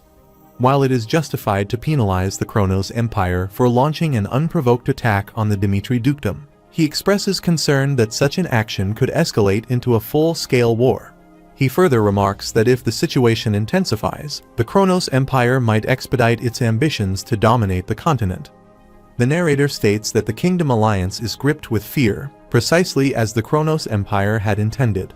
The Kronos Empire has revealed that it possesses magic and is capable of transporting troops without relying on warp gates during its war with the Dimitri dukedom. This revelation serves as a warning to all nations on the continent, emphasizing that none of them can remain safe from the Empire's reach. The King of Odelia remarks that no one desires such a situation to escalate further. He suggests that, as the Kingdom Alliance, they should convey their intention to prevent such events from recurring and leave room for negotiation. However, the King of Redford, Rondon, offers his apologies and states that he does not fully agree with this course of action. The scene shifts to a month earlier. A person states that Valhalla has joined forces with Kronos and is attempting to assassinate the hero who saved Redford, urging that they must assist him. Rondon replies that he understands, acknowledging that Redford was on the brink of destruction, but was given a second chance due to the hero's intervention. The scene transitions back to the present. Rondon reflects that Redford would go to war for the hero's sake, if necessary, and observes that everyone is trying too hard to obscure the real issue this time. He asserts that Kronos launched an attack without any justification, and that Valhalla blatantly disregarded the assassination attempts occurring within their own territory. Striking his hand against the table, he demands whether they truly fail to grasp the implications of these events. He says that anyone who dares to challenge the will of Kronos going forward will not be safe from the Empire's threat. He asserts that the problem will not disappear simply by looking away. Rather, it will only grow so large that it will become unsolvable. He expresses concern, asking what they would do if this escalates into an all-out war, pointing out that the gap between their strength and that of the Empire will continue to widen. He warns that some among them may eventually defect to Kronos' side. The king of Odelia responds, questioning how he could make such an absurd statement, asserting that his own words are absurd. He asks if, in the event of an attack on any of them, they would still hold the same opinion. Rondon states that, as of this moment, Redford shall withdraw from the Kingdom Alliance. He expresses his intention to wait and see if the same things can still be said when the blades of the Empire are pointed at him. He then stands and prepares to leave. Edwin Hector says that when he first heard that an international conference would be held, he had expected the situation to be different. He is unsure if they all remember, but the origin of this conference was truly pathetic. When he first attended it, no one spoke about punishing Kronos as they deserved. Everyone only focused on how to resolve the issue amicably. He acknowledges that the Kingdom Alliance was too weak to challenge the Kronos Empire at that time, but he asserts that things are different now. He says that the Shadow Corps, the High Circle Mages, and even a 6-star swordsman were mobilized, yet they were still unable to bring down the Dimitri Dukedom. The reason he is disappointed with all of them is that, despite the unprecedented appearance of Roman Dimitri, someone capable of opposing the Empire, the Kingdom Alliance still refuses to make any changes. He stands up and states that, although Hector was not initially part of this alliance, they will now handle this matter in their own way. He moves to leave, expressing his hope that they will not regret their decision today to leave a wrong unaddressed. Meanwhile, Roman is still meditating to heal Kevin and Henderson, believing that everything he can do has now been completed. From this point onward, whether they survive or not is up to them. If they lose consciousness and accept death, nothing more can be done for them. He stands up and reflects on why he did not look around him back then. He lived an intense life, leaving him no time to grieve the deaths of his subordinates and comrades, and all that remains in the end is regret. He thinks that he does not want to leave any regrets in this life and hopes they will survive. After a while, Chris arrives with some soldiers and thanks him for his hard work. Roman instructs him to summon all the local lords of the Dimitri Dukedom immediately. He responds affirmatively. After a while, the local lords sit at a table while Hans opens the door and announces that Master Roman is entering. Roman enters the room and sits in a chair. Greetings are exchanged. Roman states that he has heard there are divided opinions on how to handle the incident. Those who have become accustomed to the atrocities of the Kronos Empire may have forgotten how to even feel anger, and he does not like this situation at all. He asserts that the Kronos Empire will undoubtedly pay the price for attacking the Dimitri Dukedom. A man with green eyes asks if he truly intends to declare war. Roman responds that from the moment the Kronos assassins attacked him, the war against the Empire had already begun. Those who have trusted and followed him have shed their blood and died. He declares that each local lord must declare a high alert status, gather their troops, and prepare for war. From this moment forward, the Dimitri Dukedom shall be at war with the Kronos Empire. After a while, Edwin Hector reads a letter and reflects on the fact that the Dimitris are declaring war. He wonders why they would take such action without consulting them at all. He stands up from his seat and instructs his servant to contact the Dimitris immediately. The servant acknowledges the command. After a while, Fabius appears before Edwin via a holographic projection and confirms his identity. Edwin asks what, exactly, Sir Roman's intentions are and stresses that they need to know at least this much. Fabius explains that, as he has heard, his lord has excluded Hector and Redford from his plans and intends to seek revenge solely with Cairo and the Dimitri Alliance. He requests that this information be announced at the international conference right away before ending the call. Edwin considers that this time, Lord Roman's intentions must be countered. The fact that he did not attend the international meeting suggests that the kingdom's alliance will not agree to pursue revenge, which was the judgment previously made. He smiles and remarks that it seems he will have to attend the international meeting once again. After some time, the king of Odelia questions Edwin's statement, asking whether he means that Dimitri's declaration of war is unrelated to the two kingdoms, pointing out that this stance differs from their position at the previous meeting. Edwin responds that he is unaware of the full details, as Dimitri has already rejected them. He explains that their attendance at the international meeting is a result of this rejection and reflects that Roman's primary objective is to achieve a single outcome, the division of the alliance. Clenching his teeth, he acknowledges that both Cairo and Dimitri will inevitably fall. However, the greater concern lies in the fact that their downfall will have a direct impact on the alliance. He explains that if Kronos secures control over the northeastern territories, they will establish a foothold for conquering the continent and direct all their efforts towards suppressing the kingdom's alliance. Therefore, Dmitri must now be decisively abandoned, and the alliance must be further strengthened. Rondon firmly refuses, reiterating what he stated during the previous meeting, that the kingdom of Redford will share its fate with Dmitri. He declares that no matter what is said, his stance remains unchanged, as Redford will prepare for war and await Dmitri's call. The king of Odelia, enraged, slams his fist on the table and storms out of the meeting. The narrator observes that, as anticipated, fractures have appeared within the alliance. With the king of Odelia withdrawing, the second international meeting concludes without yielding any positive outcomes. Later, the king of Odelia walks through the hallway, muttering in frustration that, at this rate, everything is lost. He condemns Roman Dmitri as beyond stupidity, accusing him of dragging everyone into a perilous situation. He admits, however, that with the mere power of the kingdom's alliance, they are incapable of suppressing the Kronos Empire. He reflects that Odelia cannot meet its end in such a manner. Survival, no matter how humiliating, remains the king's duty. Soon after, he establishes a connection with an individual via hologram, who inquires about the purpose of the contact. The king of Odelia explains that, as of now, the kingdom's alliance is effectively dissolved and asks for guidance on how the kingdom of Odelia can ensure its survival. The narrator remarks that, of the 3 nations in the kingdom's alliance, excluding Frank, the other 2 have ultimately succumbed to the harsh reality. The scene shifts to a few days later at the Kronos eastern outpost. Rascal, a soldier, states that he would bet 1 gold that Dmitri would not last a month. The other soldier questions whether a month is not an overestimation, wondering how such a small and frail person like Dmitri could possibly endure for that long.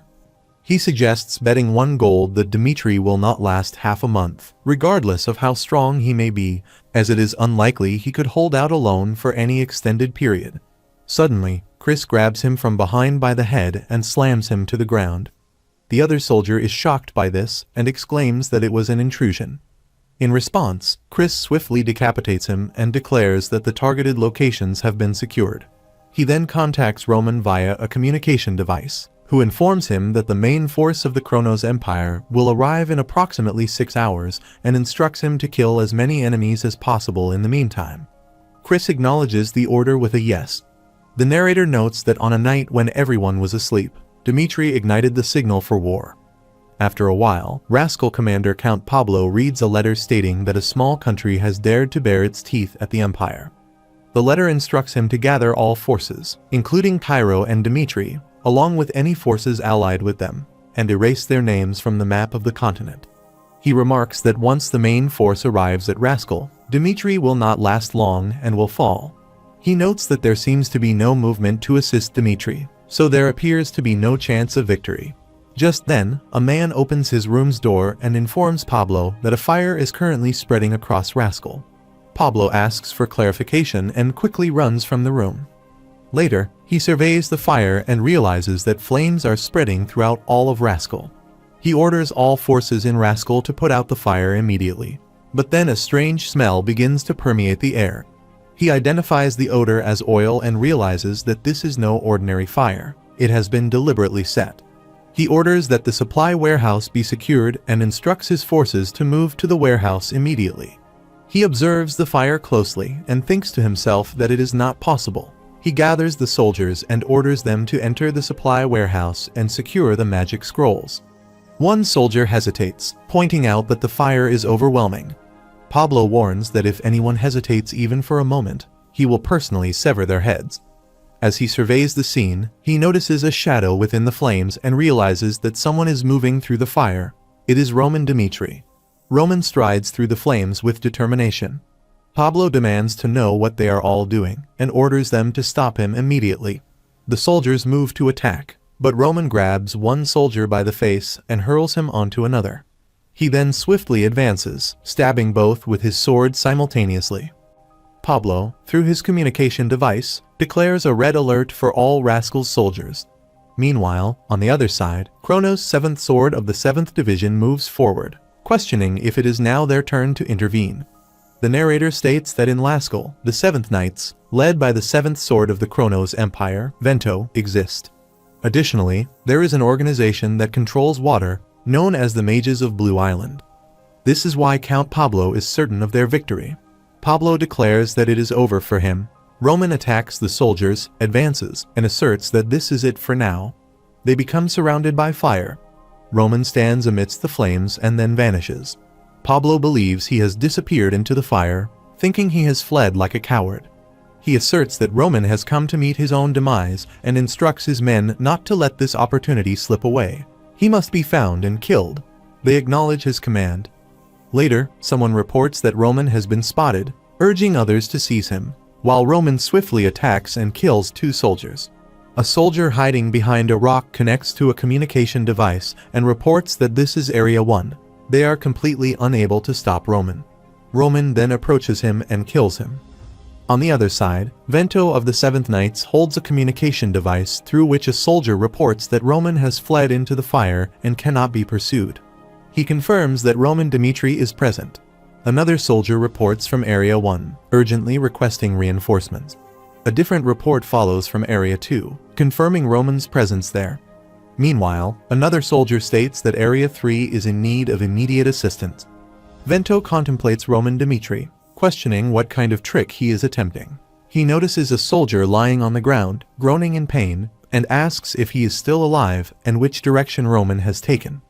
The soldier replies that he has no idea, as Roman single-handedly defeated all their troops and vanished into the fire. Vento considers the fact that he accomplished all of this alone, and concludes that extinguishing the fires must be their first priority. He then orders assistance from the Mages of Blue Island. At that moment, Burge, a Mage of Blue Island, utilizes his power, Aqua Field, to freeze the fire with the assistance of other mages. He is astonished and contemplates that even Fifth Circle magic cannot extinguish the flames, questioning what could possibly be happening. He realizes that this is no ordinary fire. Its intense nature suggests a special origin. He reports to Vento through the communication device, stating that unless the source of the fire is eliminated, it cannot be extinguished. Vento wonders if the origin could be Roman. A soldier reports that the northern gate has been blocked, while another confirms the same for the western gate. A different soldier reports that the eastern gate has been completely engulfed in flames. Vento begins to suspect the worst. As the entire castle remains surrounded by fire, he acknowledges that escape is no longer possible, and that 10,000 troops have been trapped within Lascaux. Later, Vento informs Pablo that all routes leading outside have been cut off, suggesting that they have fallen into a trap. Pablo, in disbelief, questions what Vento has just stated and finds it ridiculous. He asks if there is no other way out. Vento responds that although no normal routes remain, the castle walls at the northern gate are more deteriorated than those of the other gates, meaning they may need to demolish the wall to escape. Pablo agrees and issues his orders. They will abandon the pursuit of Roman for now and focus on preparing to retreat. Vento quickly moves with the knights, announcing that they will head to the northern gate to escape Lascaux from there. He instructs all troops to gather at the northern gate. Meanwhile, Pablo reflects on Roman Dimitri, recognizing him as a monstrous adversary, and resolves that Roman must be eliminated, even if it requires mobilizing the entire empire. Suddenly, the knights halt. Pablo, noticing their hesitation, demands to know what is happening and pushes past them. As he moves forward, he sees Roman standing before them. Pablo remarks that despite repeatedly fleeing like a coward, Roman has finally revealed himself. He challenges Roman to fight them fairly if he truly considers himself a warrior. Roman inquires whether Pablo truly believes that 10,000 troops fighting against him can be considered fair and square, while using fire is deemed cowardly. Pablo asserts that, of course, without such a cowardly tactic, they would have defeated him from the beginning. Roman responds that if that is what Pablo believes, then he will honor his word and gestures to lower the flames of the fire. He declares that if he can defeat him, everyone will be allowed to escape the inferno. Pablo, enraged, hurls abuses and commands all troops to attack Roman. Vento leaps forward, rallying the Seventh Knights to follow him. Roman notices his sword and murmurs about the heavenly demon sword art. Employing the middle half, second technique, he strikes with a powerful slash, resulting in a massive explosion. Roman reflects that there was never a plan to allow escape. The fire was solely intended to sever any retreat routes. From the beginning, his only objective has been to annihilate all 10. After a while, Count Pablo saw Vento being defeated by the protagonist, so he gets worried and looks toward Burge, telling him to attack Roman with magic immediately. Burge gets concerned on hearing this because using the magic at that moment could also cause massive damage to their own allies. Count Pablo doesn't care about that and is only concerned about his own troops getting down at this rate. He thought that instead of Roman killing them, it would be better for them to offer their lives for the Empire. Burge commanded everyone to prepare to cast, so they started creating the Aqua Ball, and Burge created the Aqua Cannon to strike them. All the warriors get worried about seeing this, but they are soon swept into the Aqua Cannon. After the dust subsided, Burge saw Roman rushing toward him, which worried him, so he used his magic hold, which created a web around him. However, the protagonist started breaking free of that magic concerning Burge, and he soon pierced his sword through his chest. After that, the protagonist uses a thunderbolt, which causes lightning to fall on Burge, and he dies. The protagonist approached Count Pablo, who gets worried and falls to the ground, asking why he is going this far.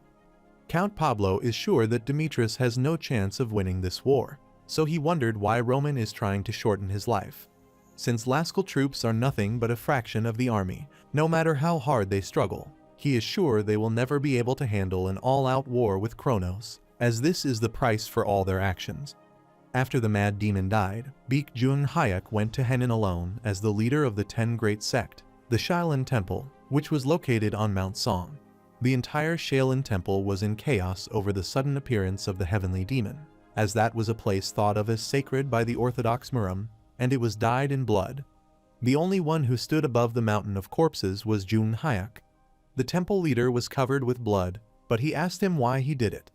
Jung-hyuk clarified that one of his men was killed, which shocked the leader, and he explained that he might be at the top of the 10 Great Sects, but that doesn't mean he can touch his men. Presently, the protagonist grabs the mouth of Count Pablo and asks if he knows why he has decided to go to war with Kronos. He clarified that it is because Count Pablo charged into the land of Demetrius and threatened his people. Count Pablo is dumbfounded to learn that he committed this absurd attack on them just because they got on his nerves and shouted that he was insane. He can't believe Roman is ruling a dukedom with such a childish mindset. Count Pablo is sure that he might not consider the fact that the people of the Dimitri dukedom will die because of him. The protagonist smirked on hearing this, then increased the flames around, which worried all of Count Pablo's warriors, as they were burning and asking for help. The protagonist clarified that whether Pablo gets burned and survives or reports what happened in Laskill, he should try whatever he can, no matter the cost. The protagonist shortly killed the count and took his badge away. After a while, Marquis Memphis was informed that a message had been sent by Count Pablo saying that all the troops in Laskill had been slaughtered. Memphis is shocked on learning this, so command the immediate send someone to Laskill immediately for confirmation. Later, Memphis reported to the leader that, based on their checking, it was confirmed that Laskill had been annihilated. He explained that Laskill has been burned to ashes, and they are now forming the encirclement to capture Dimitri. He didn't expect 10,000 troops to be trounced, so he apologized. The leader urged Marquis Memphis to speak, thinking Roman Dimitri was trying to send him a message. Since he boldly attacked Laskill first, as if to deny that the Kronos Empire is the ruler of the continent. After Roman appeared, he was sulking over their history, where only victories existed, which is mystic, and asked where they were. The bald man explained that they seemed to be keeping a close tab on their movement, and the reason that person appeared in the Dimitri Dukakam must be a warning, saying that they will not sit idly and watch as they do as they will. The leader thought this was better as they would take this opportunity to cut them down too, and the bald man decided to do as he commanded excitedly. The leader wanted his subordinates to declare a mandatory summons as they would start with Dimitri's dukedom, and then conquer the rest of the kingdoms on that continent. After the monster of the continent began to move its gigantic body, which would make the true strategy of war. In ages past, the gate of the world was opened, and cold energy froze the whole world. Thus, the disaster that struck the world lasted eternally. God decreed that someone would appear to represent God's will and solve the problems of this world. But if the prophesied person lost that opportunity, then the world would forever be plunged into the abyss of despair. The Kronos king remembers that, based on those who have received the oracles so far, the ambition of conquering the continent will not succeed, but things will be different from now on. Since the second gate has been opened and they have obtained the power to resist them, they no longer need to endure everything. He grabbed his sword, went down, and wanted to make the world realize that Kronos didn't conquer the continent because of weakness. All 10,000 troops at the Laskal, the outpost off the Kronos Empire, were massacred as this took place, and the Dmitri army incurred no casualties. In their rage, the Kronos Empire declared a summit, and, excluding Redford, the three kingdoms of the Kingdom Alliance held a third meeting. The king was shocked to hear what King Frank said and worriedly slammed the table. King Frank clarified it just as he had said that, compared to waiting in anxiousness under the Kronos Empire, they should follow the Demetrius if there is a chance of winning. King Frank apologized but wanted to begin talks with the Demetrius, which worried the other king. The green-haired king realized that they are doomed because the moment the Demetrius alliance loses, the Kronos Empire will start their conquest of the continent, so he needed to go over to them before that happens. The man on the other side smiled cunningly, telling him that his concern is wrong to begin with because their emperor is furious with what happened in Laskal. So even if the Kingdom Alliance supports the Demetrius completely, so now that a summons has been sent out throughout the empire, they will erase everything else on the continent. The green-haired king is sure there is something the Odelia Kingdom can do. A few days later, at the first defense outpost, the post commander, Baron Voraz, thanked them for coming all the way there, and Kronos Empire commander Count Vamford inquired if they were the first to arrive. There was a war veteran who had led people to numerous victories in past wars. The man known as the symbol of the Kronos military had come to the first defense outpost along with around 30,000 troops. Count Vamford inquired about the current situation, and Baron Voraz explained that Demetrius has allied with Cairo and is gathering their forces in the western battlefront. They haven't figured out their exact intentions yet, but it seems they are preparing for a defensive siege. Redford, Hector, and Frank have revolted, while Odelia and Umberto intend to follow them. Count Vamford cannot believe many countries would revolt against Kronos and realize the world has changed so much. He is sure this will be the start of their continent conquest, so they need an overwhelming victory.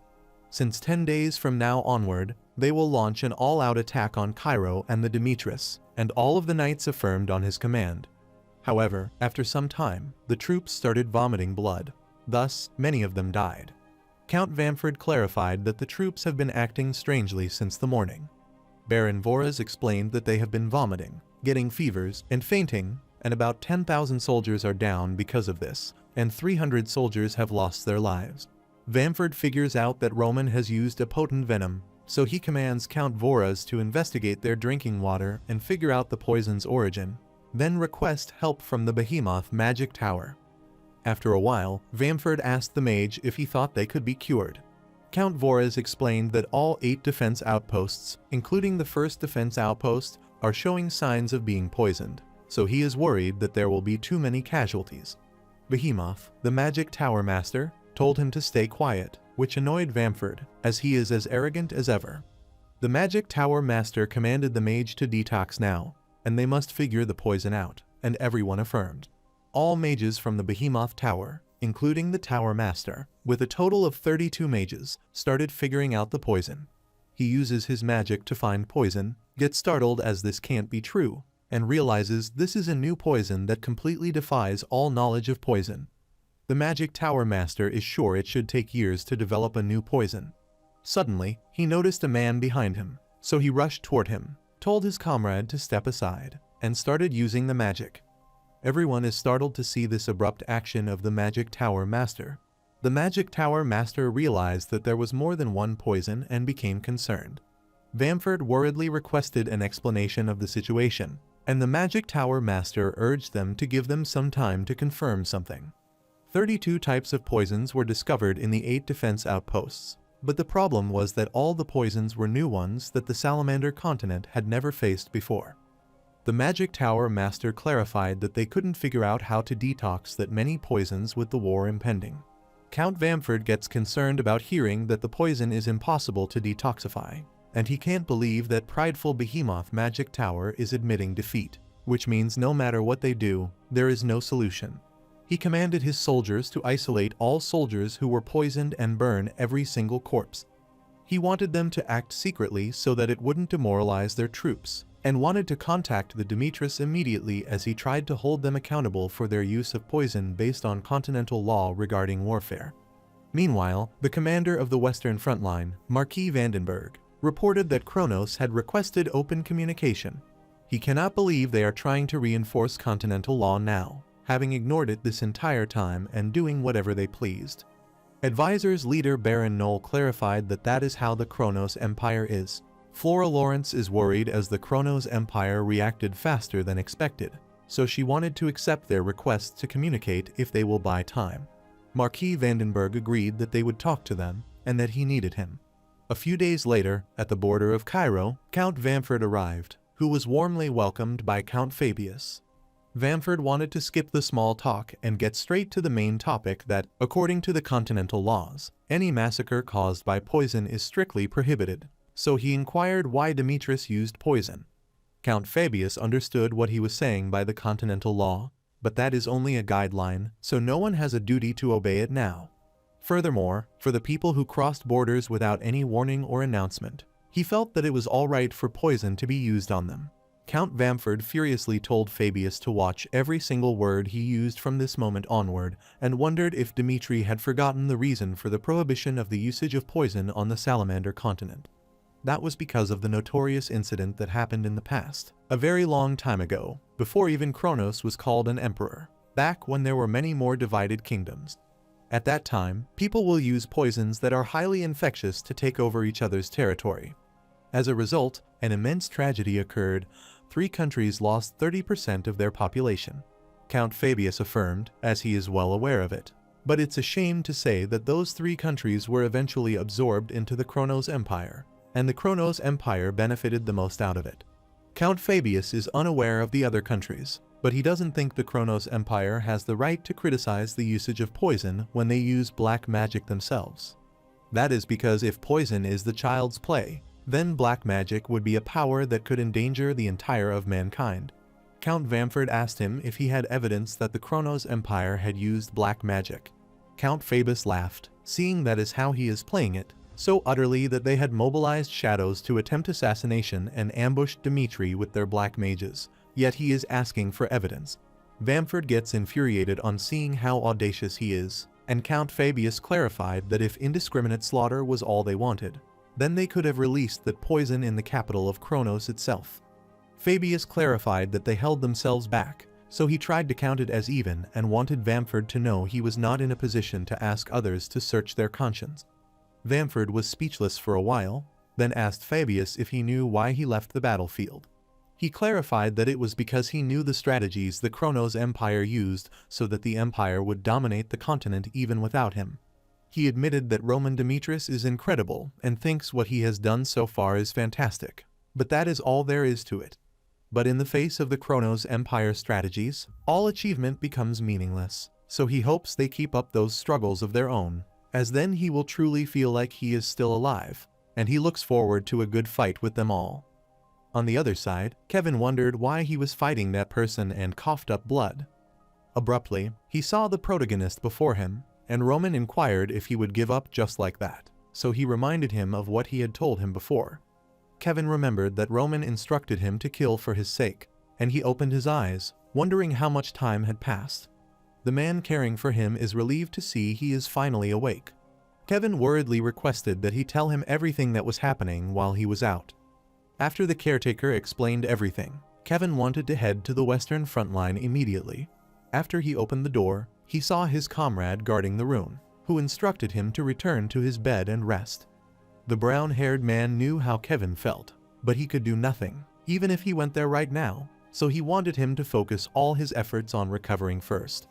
Kevin apologized as he couldn't do that because their lord was his reason for living, so he tried to rush out because his master was on the battlefield, so he must be here as well. Upon seeing him run away, the brown-haired man sighed and wondered how to stop that. Meanwhile, a man rang the bell alerting everyone that the enemy was advancing. Marquis Vandenberg thought they bought time with poisons, but it seems they have given up on detoxifying the poison and have chosen to attack instead. Since their opponent is Vamford, any war veteran would know instinctively that they mustn't allow their enemies to succeed in buying time. But he wondered who that old man is leading everyone. They wondered if he was a messenger, but knew if that were the case, he would have been carrying a white flag to inform them that he had no intent to fight. Marquis Vandenberg wondered if he could be a mage, so he told his comrade to prepare the ballista. He knew that if that old man were a black mage, they could use the ballista to disrupt the casting. He saw the old man casting the spell, so he commanded his subordinates to launch the ballista, and they did as instructed. The white-haired mage Saphir glared at the ballista, found the pitiful fools, and stopped it in the air.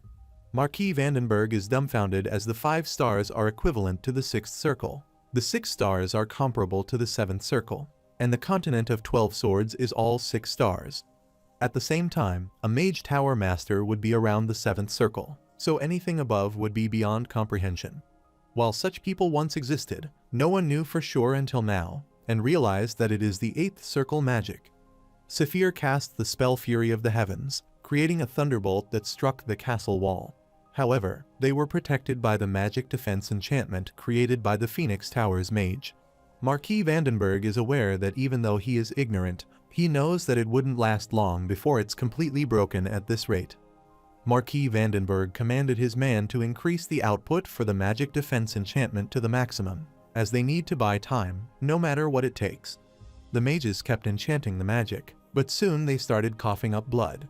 Marquis Vandenberg gets worried as the magic Sephi used has to be above the 7th circle, and the Chronos Empire is already the strongest empire, even with that kind of power hidden, so he wondered how much more they could be hiding.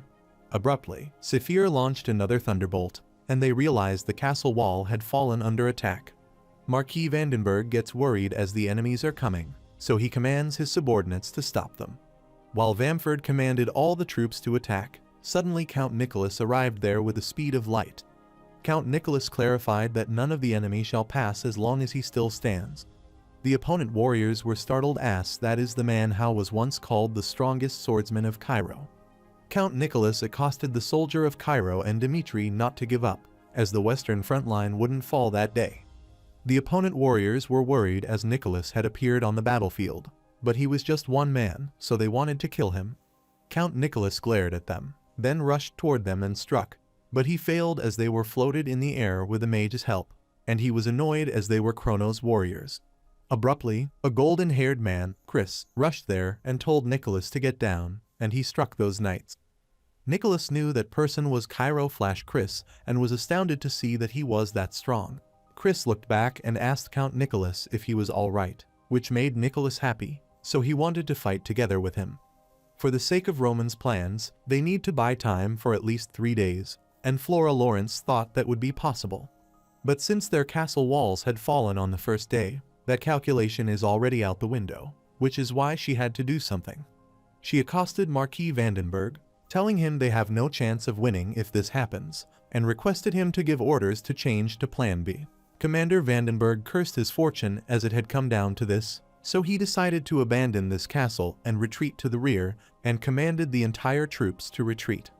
Since the Plan B was to give up even the war supplies and retreat when the enemies then charge into the castle, then they would activate all the bombs that had been set in place to destroy the enemies. As Plan B is activated, Chris gets startled and needs Count Nicholas' help to retreat their soldiers.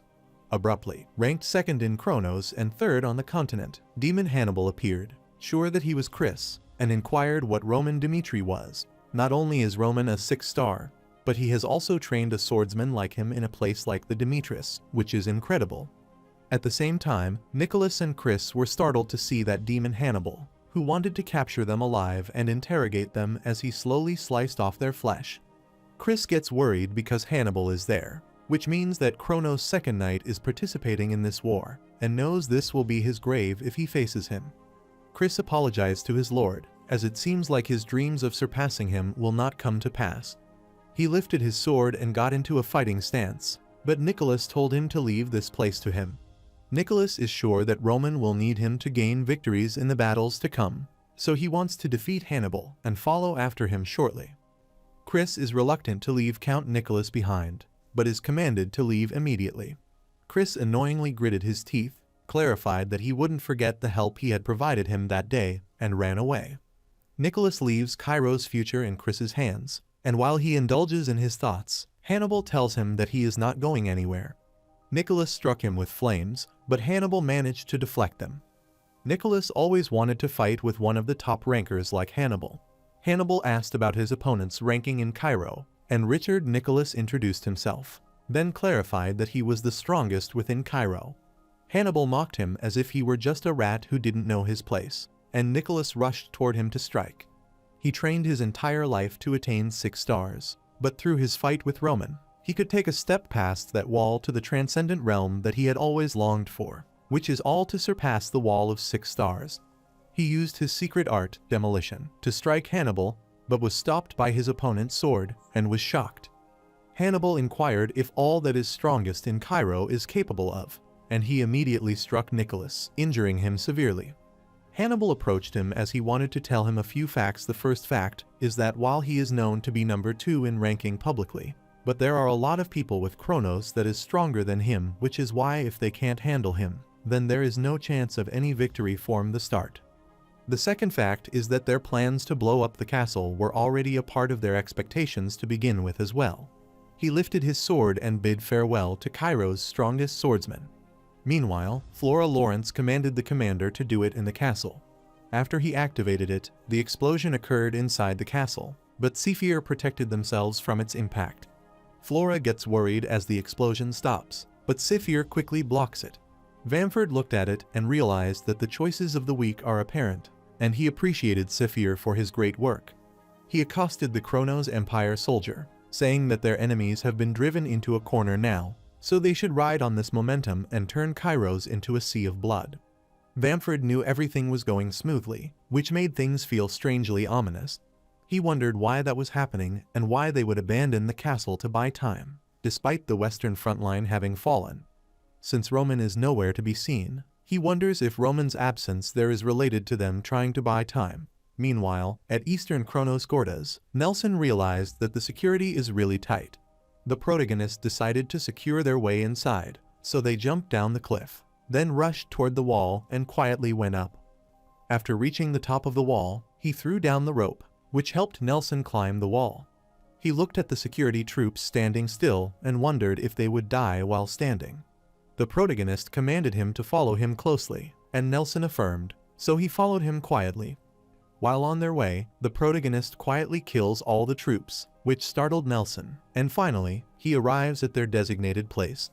He told Nelson that it was his turn now, and Nelson requested that he leave this to him. He went to the Gordas warp gate and was surprised to see the siren. The protagonist told him to focus on his actions, as he will deal with the enemies. A while ago, at Cairo Dimitri, an allied command meeting, everyone was shocked to hear that Roman wanted them to seize the Chronos warp gate, which is far too reckless. The brown-haired man is concerned that even if they succeed, the power gap will be too significant from the start, so that it won't put them in a favorable position. The protagonist understands their concern, but his thoughts are different, and he thinks that even if they spill blood, they must tear into Chronos' flesh themselves to show them fear. The brown-haired man clarified that they trust Lord Roman, but the problem is that they warped form Dimitri without using a warp gate. The protagonist knew they must be wary of that unknown warp ability Chronos used, but in his opinion, that ability is not absolute. Because if their warping had no limitation, they wouldn't have bothered with the Western front line, but they would have attacked Cairo and Dimitri directly, leaving everyone speechless. The protagonist knew that the fact that they are waging war on the Western front proves that they have their limitations. Therefore, against the Empire claiming to rule the continent, they must prove they are not their dogs. Pro-Dimitri Marquis Valentino asked permission to say something, and the protagonist permitted him to speak. Dimitri Marx Valentino clarified that since this war is over, he wanted Roman to promise to forge a new sword, which startled the protagonist. Valentino explained that he means that waiting for Lord Dimitri's collection is sheer torture for him. Therefore, as long as Roman creates a new sword, he will scrape together every ounce of his family power and fully support his bold operation. Roman is dumbfounded because Marquis Valentino can't hide his obsession with collecting, even in this dire situation. Presently, the protagonist kept attacking Chronos' warrior, who rushed there to stop him. While Nelson is working on the warp as he is the warp gate engineer, it finally works, so he informs his lord about it. The protagonist is glad that it was fast, which is what he expected of someone recommended by Marquis Valentino. He looked back, then instructed Nelson to activate it. And finally, all of the Cairo and Dimitri warriors, along with the leaders, arrived there. Kevin greeted his lord, and Roman was pleased to see that he had overcome his inner demon. But Kevin clarified that it was all thanks to his lord's guidance.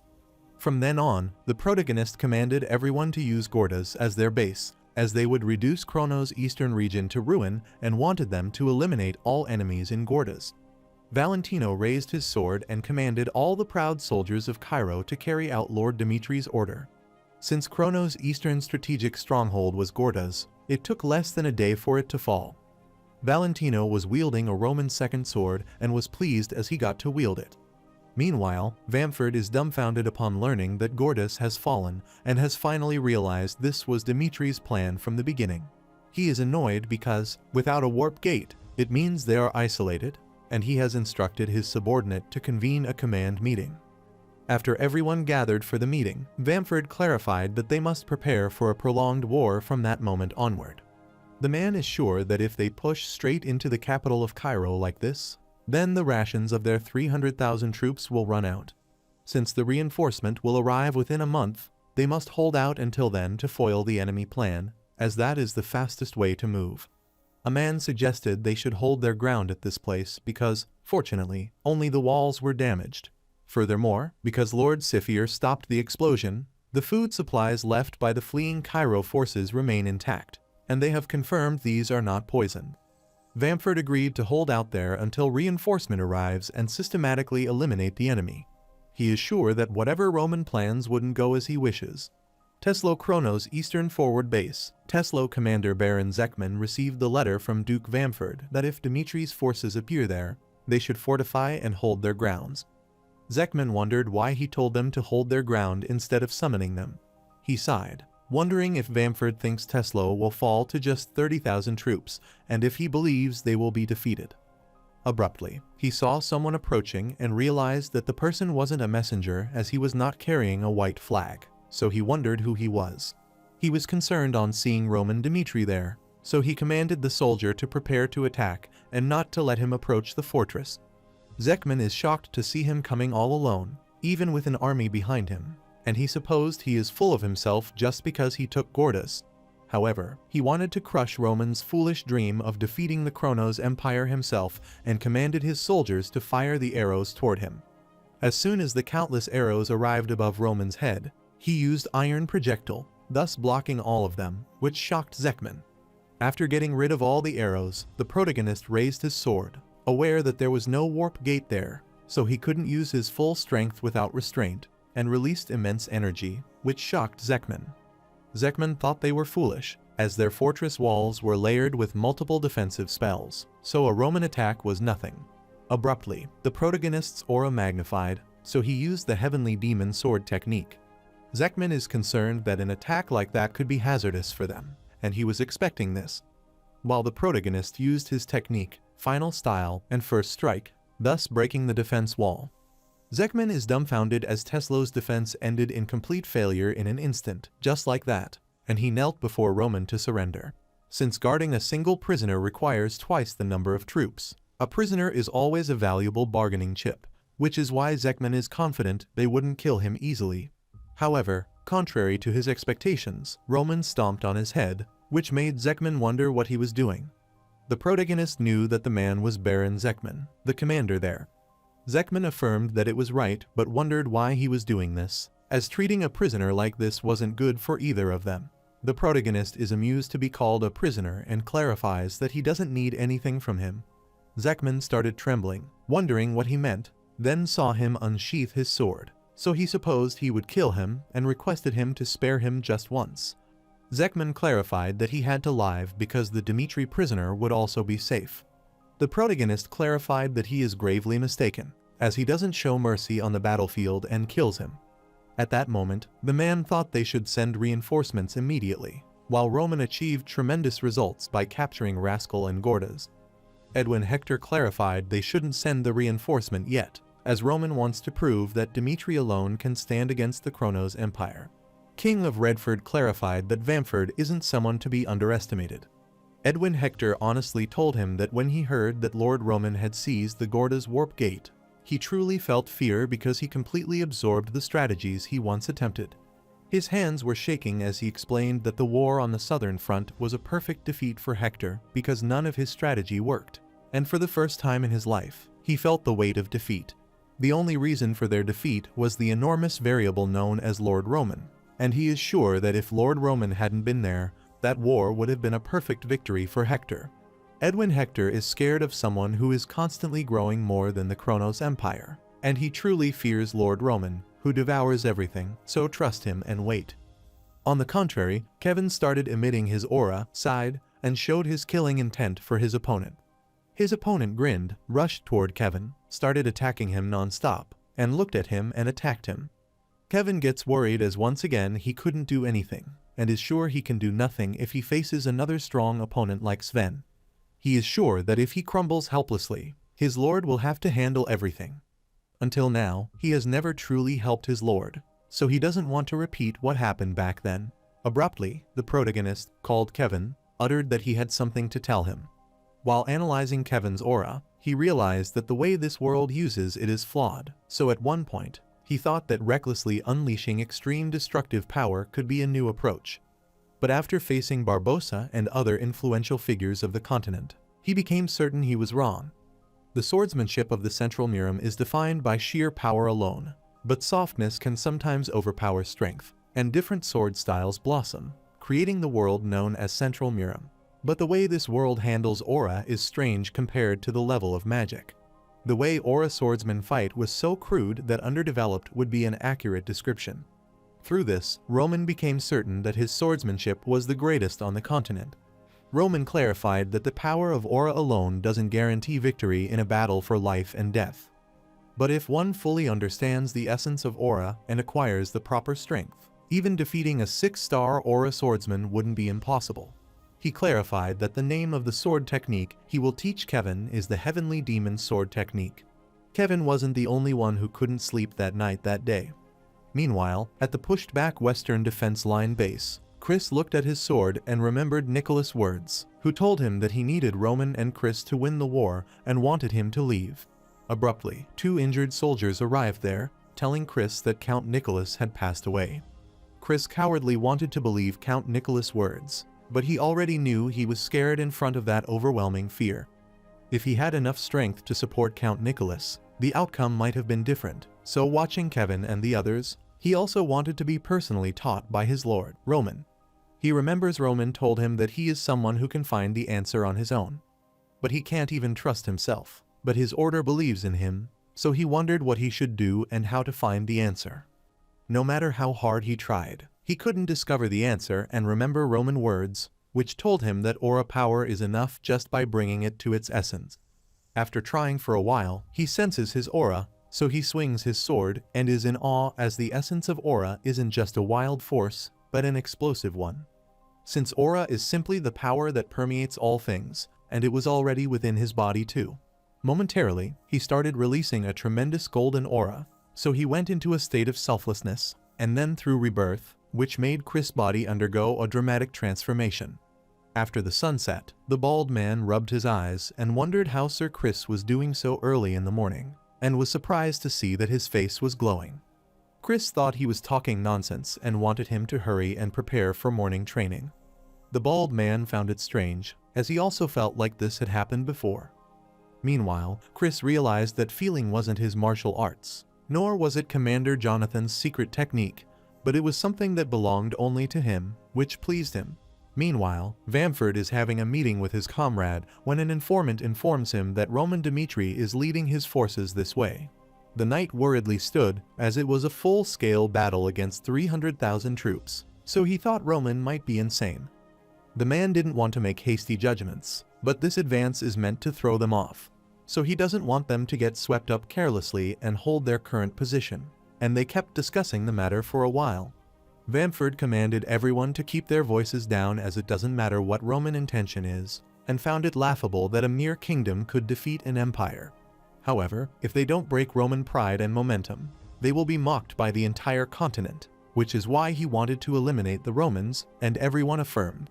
Bamford knows that from that moment onward, only strength will determine victory on the battlefield.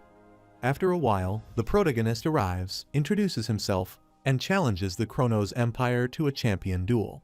Hannibal wanted to step in to take care of Roman, but Bamford doesn't permit it, as he is sure there might be some hidden scheme, as he doesn't think Roman truly wants to settle this by force.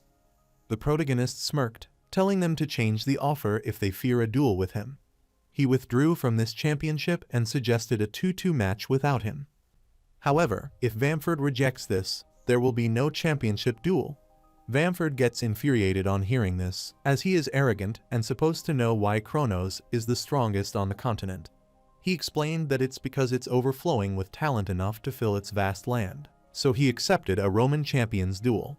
The protagonist commands Chris and Kevin to step forward, and he makes them Dimitri's champions. He gave them the chance to step down if they lacked confidence. Chris thanked him for the opportunity to represent Dimitri and Kevin, who also wanted to win. On the other side, Bamford commanded Diego to bring him that guy's head.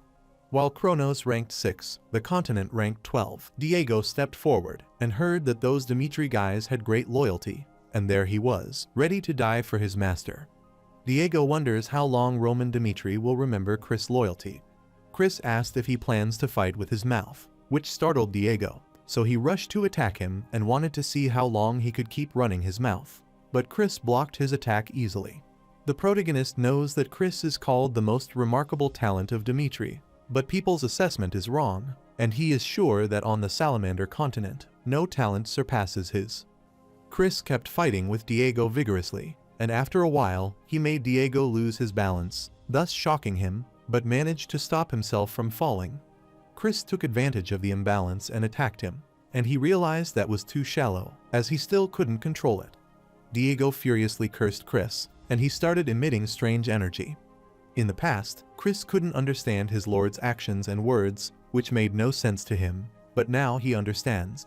He struck heads-on with Diego, but managed to block his attack and immediately rushed away.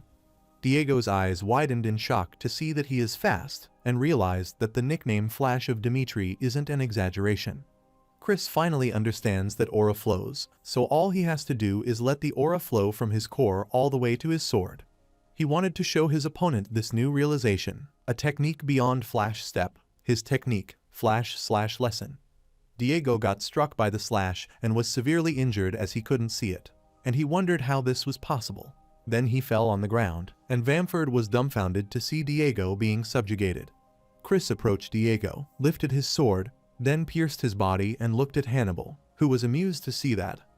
Dimitri's soldier kept cheering for Chris, who won the fight against Diego from Kronos' side.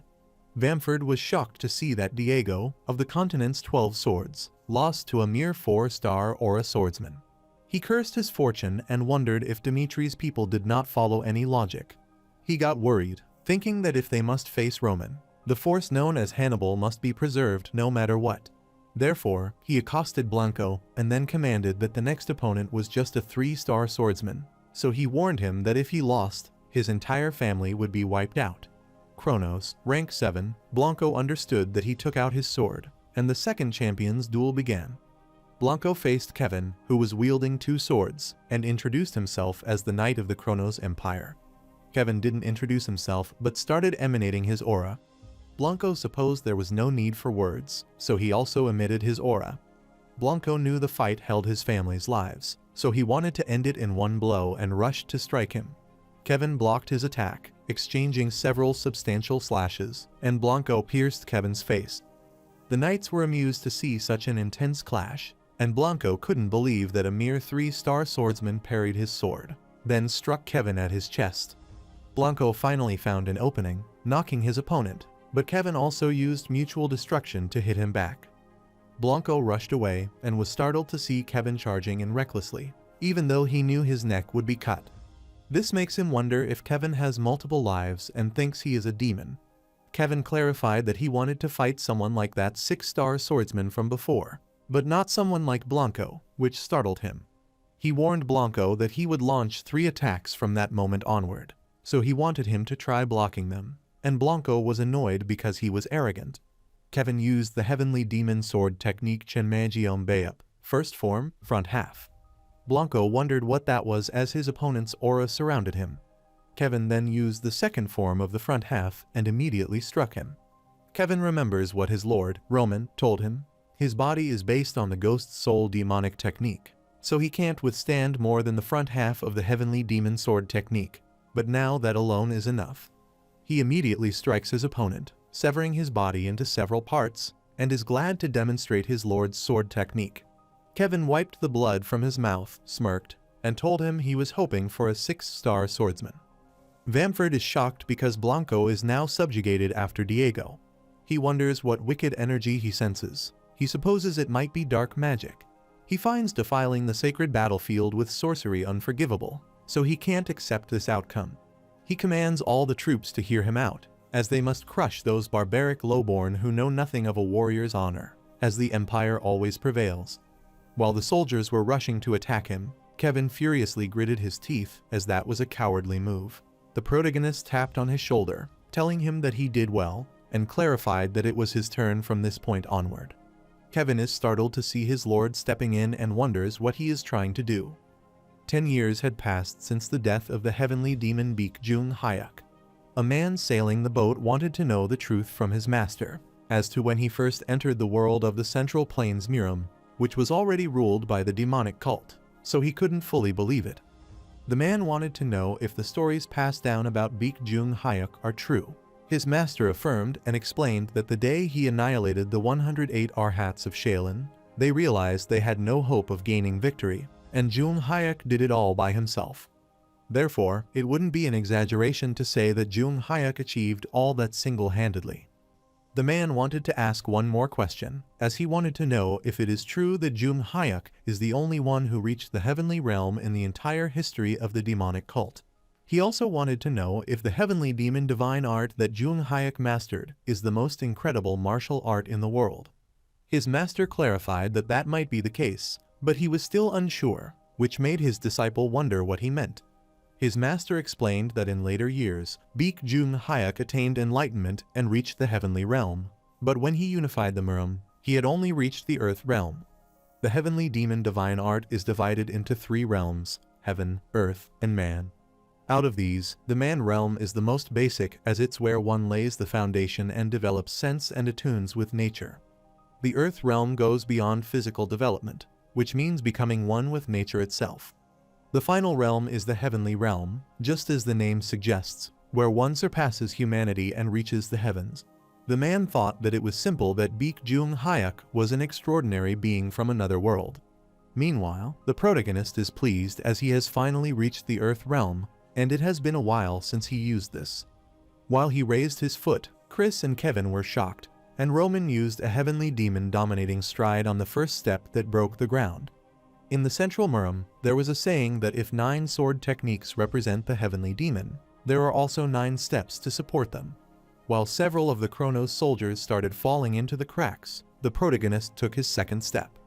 Hannibal knew it was not the ground but this place collapsing under pressure, making him wonder what this insane power was. The protagonist used the heavenly demon sword art's second phase second technique and launched a massive slash toward his opponent's army, subjugating several of them in a single strike. Hannibal was stunned on witnessing this, and he wanted to kill the Roman, so he rushed toward him. The protagonist used the third step of heavenly demon sword art, the second phase of the third technique, which created a massive wave of water that blocked Hannibal's way.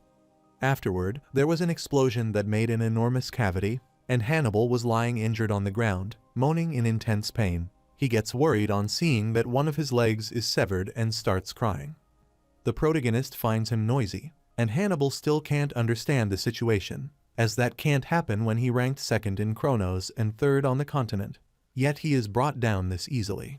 The protagonist has heard about Hannibal, who tortured prisoners taken at night from the battlefield for his twisted amusement. He doesn't care what he did in the war, but if Hannibal's victims were his people, then he would make sure he suffered the same pain or worse, as that is how Roman Dmitri lived. The protagonist severed one of his arms and the other leg, which scared Hannibal, so he requested that he spare him. Roman clarified it's not over yet, so he wanted him to stay down, Then he put his head on the ground, opened his mouth, and kept breaking his teeth one by one.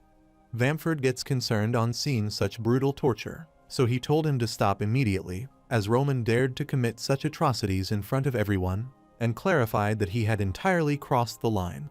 The protagonist couldn't believe that Vamford was still spouting rubbish and clarified that if he had been prepared to face his blade, then he should have been ready to die by it. Thus, the actual heavenly demon has made a comeback in this life. In the entire history of the demonic cult, the protagonist is heading forward. Zephyr used Giga lighting to strike. Kronos' soldiers make way as they realize Zephyr has stepped in. Zephyr saw the protagonist being electrocuted, and he is certain that Roman is the greatest swordsman on the continent. Initially, he is curious about the protagonist's existence, but he wonders who dared to oppose the Empire without knowing their place. But now he understands that the small fries wouldn't be able to fight a monster like him, and clarified that he is also a monster like him. The Eighth Circle is a realm so advanced that people doubt it even exists. Zephyr created a dark orb, telling Roman that from this forth he recognized him as a worthy foe and would fight with everything he had, so he wanted to see how long he could hold out. He used his magic revival on all the soldiers who died, thus all of them started standing. The protagonist is certain that it is forbidden black magic because corpses are rising again. He heard some noise, so he realized the magic was affecting Hannibal, so he immediately beheaded him and remarked that it was an amusing trick. Zephyr started casting another spell to kill Roman, and with the fury of the heavenly thunderbolt, he fell at him again. The Roman sword started emanating a dark aura, and he used the first technique in the second phase to eliminate that magic. Zephyr is shocked to see that Roman split an 8-circle spell with a sword, and while he is in awe, the protagonist rushes to strike him. Zephyr commanded the spirits of the dead to stop him, so all the corpses tried to attack him. Roman used a heaven-dominating stride combination, 4th step, 5th step, thus getting rid of those corpses. Zephyr used the Death Hand, which created a huge hand above the Roman that tried to crush him alive. But Roman blocked it single-handedly. Then, using Heavenly Demon Sword Art in the second phase, the first technique to split the hand into two. For the first time in centuries, a warning ran through his head that if this keeps up, he will die.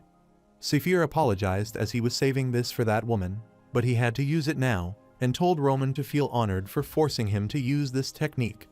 Abruptly, a huge dark orb appeared around the protagonist, which soon disappeared, but Roman wasn't there. Kevin gets worried on seeing this, wondering what happened to his lord, as he has disappeared. While Vamford is also surprised, he wants to take the chance of Roman's absence. He told all units to attack because Zephyr had defeated the Romans and wanted them to kill all those arrogant people of Dimitri. While Dimitri's soldiers worriedly wondered what they should do without Lord Roman, and if they could even hold out against the Kronos soldiers. Chris worriedly looked back, so without their lord's doubt, it had started to creep into the soldiers' hearts, so he had to stand in for their lord. He accosted the soldiers of Dimitri, telling them to believe in him and follow him, so he rushed toward his opponents. Kronos soldiers also ran toward him, but Chris fiercely struck them, thus defeating many of their opponents.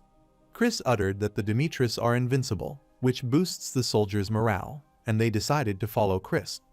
The fierce fight between those soldiers started, and Vamford cursed those reckless fools. He commanded his mages to unleash the mage's power and use every means necessary. Suddenly, a bright light appeared, and the golden-haired woman, Isabel, descended from it, telling them to stop immediately and remarking that they were arrogant and greedy. She clearly warned them, but in the end, they embraced a darkness, so they should never have touched to conquer the continent.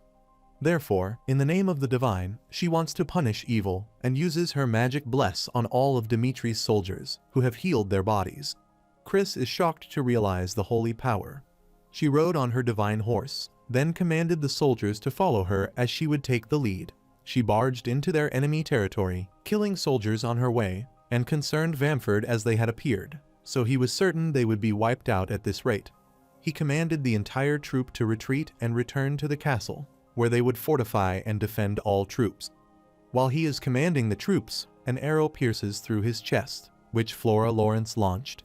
He is shocked to see them at their defensive castle base and wonders when it was returned.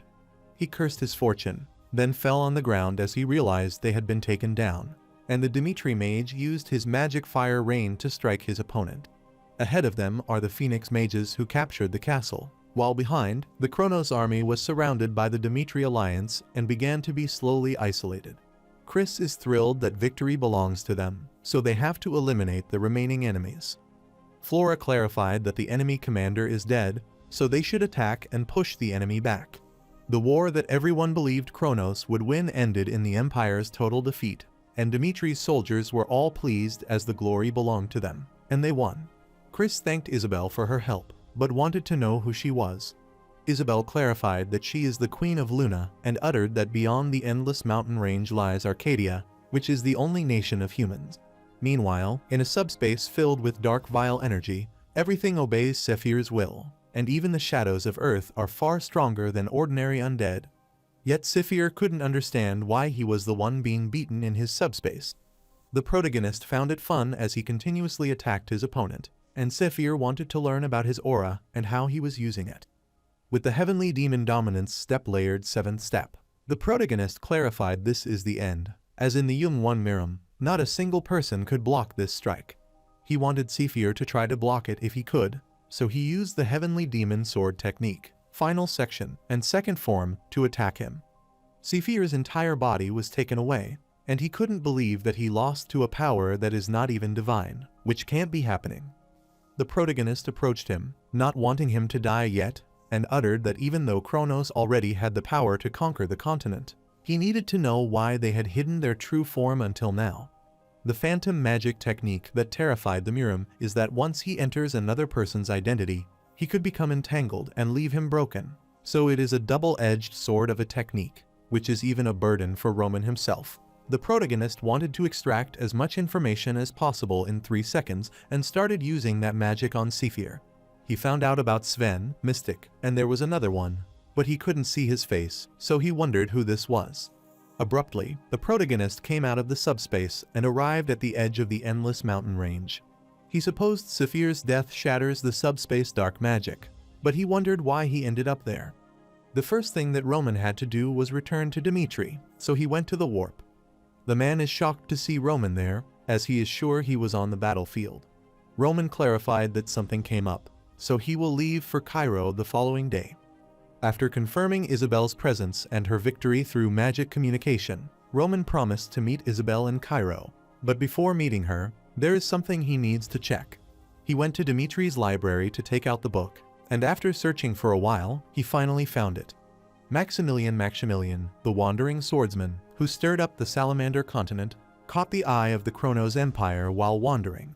He rose in status and was granted the title of Count, and spent his life serving the Kronos Empire, and passed away peacefully in the shadows of history. Sven is the name of the shadow who attacked Dimitri, and Mystic is a mysterious figure who developed magic that amplified space. He caused a new upheaval across the continent, but at some point, he disappeared without a trace. Ellington is a genius mage born long ago as the eldest son of House Ellington, and in modern times, he has been mentioned under names like Sharony, Sherf, and Sephir, and many names know him. The protagonist doesn't want to stop reading yet, as he still needs to confirm one more name from Sephir's memory, and Alexander the Great, the Emperor, is the founder of the Aura. Meanwhile, the King of Kronos woke up after seeing a strange dream, and asked if anyone was there. Since no one replied, he shouted to ask if anyone was there, which concerned the knight. Marquis Memphis was annoyed that Duke Vamford, along with his 300,000 troops, was crushed by Dimitri, so he was sure that His Majesty's fury must be immense. He cursed Vamford as he was sure of victory and wondered how this had happened. Later, everyone waits for the king when the knight announces His Majesty, the Emperor, is entering. The Emperor entered the room, sat on his throne, and felt deeply responsible for this unjustly started war, so he declared a ceasefire.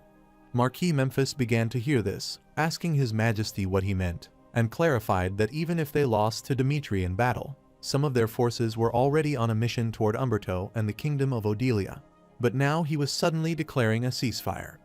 The king stared at him as he felt like Marquis Memphis defied his orders. Marquis Memphis felt chills down his spine, so he clarified that it was not the case, as he would carry out His Majesty's ceasefire order. This was an unexpected turn of events, decided by the Kronos Emperor's imperial decree. Meanwhile, the news of victory on the Western Front turned the capital of Cairo into a festive atmosphere. The protagonist meets Isabel, so he introduces himself to her, and Isabel introduces herself as well. After that, they kept conversing for a while, and the protagonist clarified that the historical figures recorded in ancient books, including Sven, Mystic, Zephyr, and even Alexander, these are the people who shouldn't exist in this era, and they were alive and well in Kronos, so he wanted to ask directly about the truth that Kronos is hiding. Isabel clarified that he must know about Luna's prophecy to understand the truth. A long time ago, the world's gate opened, and a freezing aura blanketed the world. The calamity left in the world persisted forever. Not long after the prophecy was given, the Arcadia world tree froze. The protagonist is stunned to hear that, as that is the same world tree that the brown rock spoke of. Isabel explained that the calamity isn't something like cold or death, but its true meaning is that through the world gate, a being fell onto the Salamander continent, a single human being. The protagonist is shocked to learn about a human who fell onto the Salamander continent. Isabel continued elucidating that humans filled with greedy ambition accepted the power of darkness and devoured the Kronos Empire. Her ancestors have long carried the role of guardians and suppressed the calamity, but now they have reached their limits. The protagonist inquired about the human, and Isabella explained that he was Alexander, the Emperor of Kronos, who founded Aura. Roman eyes widened with astonishment as with his appearance, warriors were born and knights gained power. She uttered that Emperor Alexander is a being possessed by a soul from another dimension. The protagonist supposed it might be a being from another world who already knew how to wield Aura. Isabel remembers that when he first appeared in this world, the records state that he claimed a strange, hard-to-pronounce name, Kim Pan-Siak, a martial artist from Yongwon. One day while gathering herbs in the 10,000 great mountains, dark clouds gathered overhead, and as if God were enraged, the sky sucked something in. Kim Pan-Siak, staring blankly at the scenes, was sucked into the sky along with it, and it was a pure chance that the commoner Pan-Siak was chosen. After he opened his eyes, he found himself in the body of a kid whom his nanny was calling Alexander and asking if he was all right. Kim Pan-Siak corrected her, saying his real name, and was flustered. Before the eyes of a poor man who struggled daily for survival, a noble status as a prince appeared, which was a dazzling new life that unfolded in this new world. He happily enjoyed the delicious meal and wished all of this could last forever. But cracks appeared in that happiness as time passed. Alexander was not a legitimate son and realized he could be deposed when the next emperor was chosen. Since he was an ignorant, poor commoner, there was nothing he could do, and he kept thinking about a way. In his previous world, he recalled several people wishing for the prosperity of the heavenly demons, 10,000 demons returning, and realized there is a way. Since in this Salamander continent, magic exists, but martial arts do not, so if he can use martial arts, he will become the next emperor. After that, Kim Pan-Siak locked himself in his room daily, struggling to recall memories from his past life. He remembers being told by a man that martial arts are as simple as they can learn with the energy within the body. Suddenly, he remembered a third-rate martial artist passing by and something that man had once said. To anyone else, it sounded like mere bluffing from a nobody, but Pan-Siak clung to the memories of his past life to survive. After countless failures, he began experimenting with directly capturing slaves, and by the time the corpses of dead slaves piled up like mountains, the mana gathered at Genshin, and he witnessed the formation of the Aura. Thus began the legend of Alexander, the swordsman who had always been sacrificed before mages could dream again with the significant change called an Aura. Alexander, who had been pushed back in the line of succession, instantly secured his place as a key power. However, the Aura Alexander invented was just a shallow imitation of martial arts. It was only a poor mimicry, and the higher he climbs, the more its flaws become apparent. The desire not to lose power gradually grew into obsession and madness, and eventually, he faced a new future. A dark energy appeared around him, promising to grant Alexander power if he followed it. The devil whispered to Alexander that he would grant him power if he followed him. That day Alexander cast aside his sword and accepted the dark mana, which is the truth behind what everyone treats as gospel, the truth of Aura. Mystic informed his lord about the reason the Emperor of Kronos declared a ceasefire.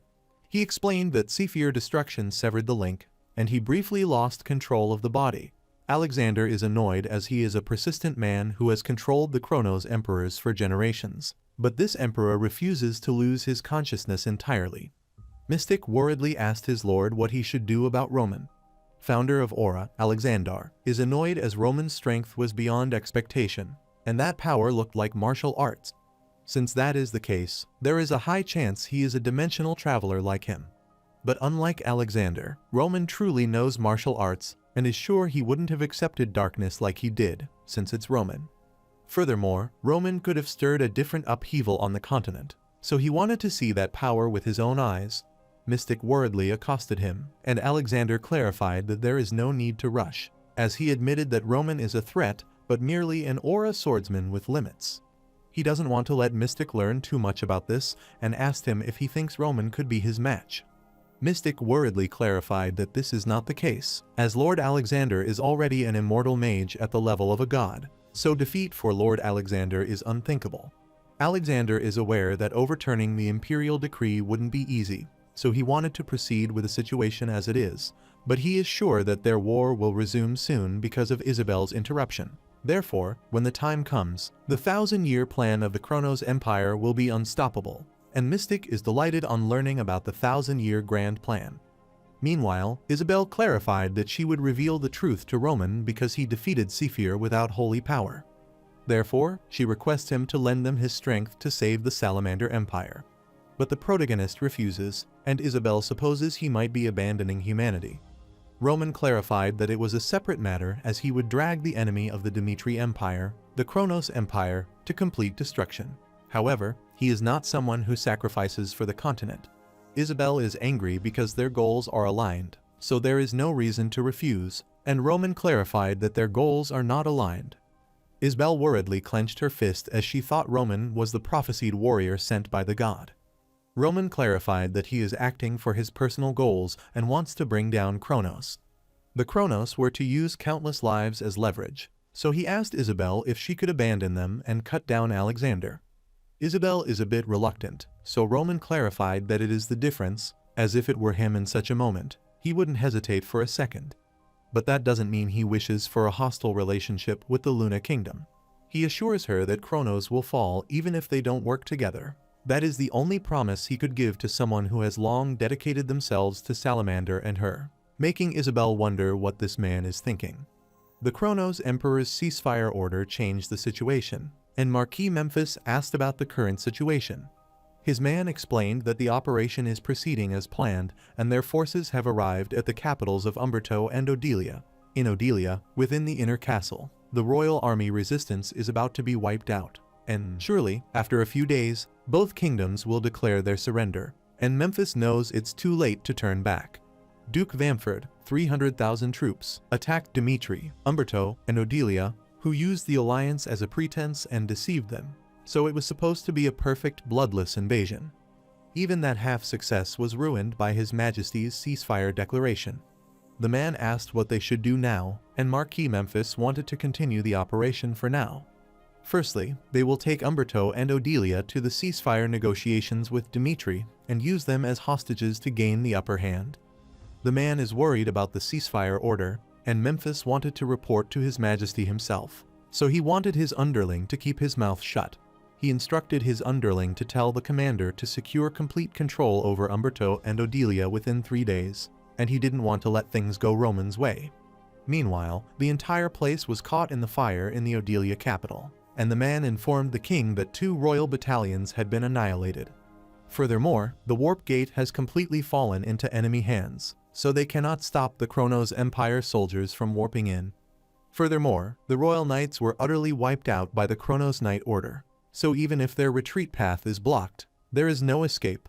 The king is worried as everything is over, and he remembers that they aligned their future with Kronos in the past, so he believed, though painfully, that it was the right choice for the kingdom's future. But the reality before him is more hopeless than he could have ever imagined. Suddenly, he heard someone knocking at the door, so he wanted his knights not to open the gates under any circumstances. Shortly after, the crystal started shining, and his man explained that Dimitri was acting alone and had won a full-scale war against Kronos, which shocked the king, and he wondered where things went wrong, and if that was his failure to recognize Dimitri's strength. He decided to get a grip, as Dimitri is hostile toward Kronos, so this might be an opportunity if they don't abandon the Odelia Kingdom alliance. He commanded his underling to establish communication with Dmitri immediately, and his man connected him to Dmitri. The king initially told Roman that the Kronos Empire was attacking Odelia, so he did not inform him to save them from the Empire's claws. The protagonist wondered why he should help him, and was sure they allowed them to warp in because the Kronos Empire directly attacked Odelia's capital, which worried the king. The king admitted that it was their mistake, but if Odelia and the Umberto Kingdom fall to the Empire, the balance of the kingdom alliance will be broken, so he asked Roman if that is what he wants. Roman realized that he was misunderstanding something, that he had already crossed a river from which he couldn't return because 4 kingdoms, excluding Odelia, had entered the fence of his protection. The king is surprised to hear about these 4 kingdoms and wonders if that is Hector, Redford, Frank, and Umberto. Roman clarified that Odelia had no place in the alliance with the new kingdom. How clan leader, Lucas, went to meet a man who asked him for the reason he was there. Since Marquis Drake asked Lucas directly, Lucas didn't want to go around in circles. He explained that during Operation Roman Dmitri, to neutralize the assassination forces, they obtained a document labeled a Class 1 assassination list. Umberto, the military symbol Marquis Drake, asked if he was saying that he was on that list. Lucas refused, telling him that he wasn't on the list. Then he looked at the man behind Marquis Drake and remembered that his eldest son, Calderon Drake, was on the list. He is a prodigious swordsman who awakened a 3-star aura in his 30s, as both father and son were symbolic figures responsible for the future of Umberto. Marquis Drake furiously slammed the table as those people dared to target the heir of House Drakes. Lucas affirmed that they planned to assassinate his son and stage it as an act committed by a traitor of the Umberto Kingdom. Therefore, if Umberto fell into internal chaos, he would no longer be able to resist the external threat, Kronos. So Lucas came on orders to warn him. Marquis Drake asked if that was all and clarified that alone is appreciated. But if that were all, he is sure that Lucas wouldn't have come to see him directly. Lucas smiled cunningly, so he wanted to speak of what he had come there and clarified that Lord Dmitri would complete his visit to Redford and then head to Valhalla. After that, there is a high possibility that war with the Kronos Empire will become a reality. But at that time, the Kingdom of Umberto will have to make a choice. Therefore, if Marquis Drake continues to avoid conflict like before, the opportunity to reshape the continent's power balance will be lost forever. Marquis Drake realized he was suggesting a full-scale war against Kronos, and Lucas was confident that Dmitri would not back down. On the contrary, the protagonist tells the king there is no place for him in the New Kingdom alliance and ends the call. The king worriedly told his man to connect him to Umberto immediately, and he obediently affirmed. After he connected with the Kingdom of Umberto, he was surprised to see Calderon Drake on the other side. The green-haired king is shocked to see the situation on the other side, and could see the symbol of Umberto's military, and realized that the heir of the House of Drake has killed the king. Judging from his face, Calderon realized that he had been betrayed by the Kronos Empire and told him he shouldn't have done this. But he knew that the king of Umberto trusted the sweet nothing of Kronos and opened the warp gate. However, House Drake obtained information from Dmitri and knew in advance about Kronos' ambush, so they gathered troops secretly at the capital's warp gate and subdued the advance forces of Kronos, who were entirely in the dark about what was happening. Thus, they were able to prevent the destruction of Umberto. The Odelia king wondered when they abandoned them and followed Dmitri. Calderon wanted to get the fact straight that the vassals of the Umberto Kingdom that were under the House of Drake had never intended to follow Kronos, so they pledged their loyalty to Lord Dmitri on the day he declared war. The Odelia king warned Lenin that Dmitri wasn't launching a reckless war, but they had already secured the support of over half of the kingdoms on the continent. They were setting the stage to prove that Dmitri could defeat the empire alone. The knocking on the door was getting loud, so the king worriedly grabbed his head and realized he had made such a foolish decision without realizing it. He realized he was not worthy of being a king and wondered why his father raised him so weak. Abruptly, the king's man gets worried as the castle gates have been breached and worries the king. The capital of Kairos, Kronos representative Baron Charlton clarified to the king of Dmitri that this war began from what was considered a minor conflict. He explained that his king desired to declare war, but he wanted him to consider entertaining the idea of a ceasefire. He uttered that the people don't wish for any more senseless sacrifices, so he has made the merciful decision to offer a ceasefire. The king of Dimitri is annoyed to hear that he is suggesting the idea of a ceasefire proposal like that. Baron Charlton smirked cunningly, asking him if he was prepared to face the consequences if he fought Kronos. Since it was just one time, he didn't want the king to assume victory from just one battle, and if he accepted the ceasefire, they would release the king of Odelia as a sign of peace and guarantee his safety, so he chose it wisely. The king is annoyed as this isn't the demand of a defeated nation, and he asks Dimitri what he thinks about Kronos' offer. The protagonist wanted to ask himself what right he had to stand there. Baron Charlton furiously uttered that he had come as an envoy, so he wanted him to show some respect. The protagonist knew that the law of the continent obligates the protection of envoys, but Baron Charlton himself didn't follow proper protocol as an envoy. He didn't ask permission in advance, nor did he wave a white flag, and he even announced his warp use so arrogantly. Since Charlton has ignored every protocol outlined in continental law, they don't have to consider him an envoy. Charlton is worried, and Roman reminds him they are still in the war. Even without drawing a sword, Roman suppressed a man's presence with his gaze. The protagonist emanates his aura, telling Charlton that if he wants to remain in the heart of the enemy territory as an envoy, he must kneel as a symbol of surrender. Charlton furiously clarified that he came there on behalf of His Majesty and asked Roman if he would let his relationship with Kronos end in ruin.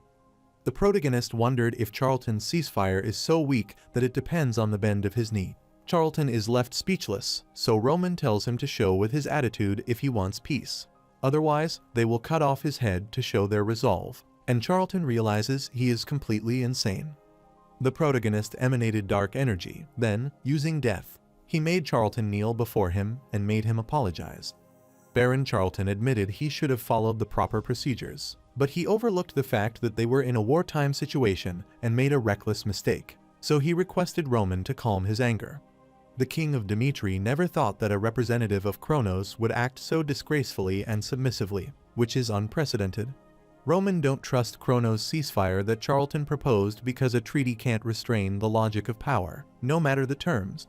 Therefore, if the Kronos Empire truly desires a ceasefire, it must show sincerity that matches such a wish. Charlton wondered what he meant, and Roman said that if they offered 500,000 gold as reparations for the war, he would accept the ceasefire. Charlton furiously told him that it was an outrageous demand, and Roman reminded him that during this war, innocent civilians were slaughtered. The state must prove to its people that their families didn't die in vain, so Roman clarified that if Kronos can't accept these conditions, then they shall resume the war. Charlton is shocked to hear this, asking if he is saying that the kingdom of Odelia is excluded from these terms. The protagonist wondered why he was asking him about the fate of those who aren't even his people. As Charlton looked into Roman's eyes, which were cold to the point of terror, he realized deep within his bones what kind of man he truly was.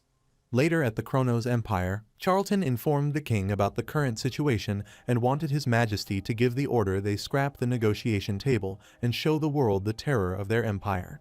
The king clearly ordered Baron Charlton to ensure the success of this negotiation, and their arrogant demand of 500,000 gold enraged him less than the fact that he kneeled before them. The king commanded his knights, who put the sword at his neck, and Charlton worriedly informed His Majesty that he had committed a grave sin deserving of death, so he requested him to forgive him this once. The king wanted to make this ceasefire the final step of their continental conquest. In the future of Kronos, he envisioned that even if they suffer defeat, there must never be a moment when the dignity of the empire is tarnished, so he wanted Charlton to accept his death. Charlton found this unjust, as he had devoted himself to Kronos all this time and crawled like a dog at his command, yet now his king is killing him for simply kneeling once. He clarified that if the king killed him, then his spirit would hunt him and surely he would be beheaded. Alexander, who took control over the king, smiled cunningly, thinking about Roman, who was desperately curious to know his true identity. Alexander rushed away to the capital of Odelia as he wanted to show Roman the reason why he abandoned martial arts and chose magic. While standing on the cliff, he started casting the spell, which created several huge rocks in the sky, which soon fell on the capital, thus destroying the entire capital. Therefore, Odelia's capital was wiped out by casting a single spell, Meteor, and Alexander wondered how long it had taken Roman to reduce an entire capital to this kind of state. The Kronos Empire has declared a ceasefire with Dmitri, and everyone is shocked as Kronos has agreed to pay war reparations of 500,000 gold. Everyone is pleased because Dmitri was the one who declared the war first, and yet the Kronos Empire is paying reparations. This is unbelievable, as this means that the Kronos Empire is admitting defeat. The joy of the continent's people doesn't even last a full day when news of Odelia's destruction spreads across the continent. Lucas visited the site and couldn't believe that the city collapsed so quickly that even intelligence agencies couldn't report it in time, and is sure this could be done through magic. Abruptly, a mage uttered, "This makes no sense," making Lucas inquire about the matter. The mage clarified this is something that shouldn't even be possible, as just detecting the residual mana left in the capital was enough to break the magic detection devices. The mage is confident it might be a spell beyond the 8th magic circle. Lucas is shocked to hear about a spell beyond the 8th circle. After a while, Dmitri, Cairo, Hector, Redford, Frank, and Umberto, representatives from these 6 nations, gathered, excluding the fallen kingdom of Odelia. King Frank knew this wasn't human power because, according to eyewitnesses, massive objects fell from the sky and instantly erased the capital. The red-haired man uttered that Kronos didn't sign the ceasefire because they were weak, and that is proven through Odelia's destruction. The protagonist clarified that incident in Odelia is Kronos warning to them that the word ceasefire mustn't deceive the word ceasefire, as the Kronos Empire will declare war again once they are ready. The red-haired man told Roman that he believed there was a chance of victory in the war against Kronos. The protagonist also thought they had gathered under the banner of a new kingdom alliance, but he did not intend to force their sacrifice. However, war will resume sooner or later, so Dmitri will never betray that trust if they stand with him. The human body cannot withstand the 9th circle spell, so the moment the 9 circles are placed upon the heart will explode from being unable to contain the energy of nature. Since that is the legendary 9th circle spell, even if Roman gives it his all, it's still impossible in his current state. The protagonist wondered if this was the reason for his summons to this world, so he wanted to give it a shot. On the contrary, Isabel is meditating in the forest, which makes her hair glow, and the captain of the Luna Kingdom, Royal Knights, Leo, suggested it would be best to return to Arcadia. Since Kronos has declared a ceasefire, Isabel has no reason to remain there. Isabel refused as she couldn't do that because Alexander used a power beyond human limits on Odelia's capital. That is a 9th circle spell, which means that restriction has been lifted, and he will proceed with continental war, ignoring them completely. Since light and darkness are opposing forces that coexist, as Alexander grows stronger, she also wants to do the same. However, the real problem is preventing the descent of the being that grants him his power, but she knew that was her responsibility. Leo wanted to remain by Her Majesty's side to the end as captain of the Royal Knights, and Isabel thanked him. On the other hand, Roman returned triumphantly with his army to the Duchy of Dmitri, and everyone warmly welcomed him. His man sadly informed him that Henderson is dead, so Roman went to see his corpse and instructed his subordinate to prepare the memorial for the fallen, starting now. After the preparation was completed, he burned the corpses of the martyrs, and all the relatives were crying with grief at losing their loved ones. The protagonist looked at the corpses, remembering his past when the conquest of Murom was ahead, and it had been a long time since his disciple followed him, so he inquired if he was content living for others. The mad demon doesn't want him to call it for others because from the moment his lord reached out to him, he became his whole lie and his dream.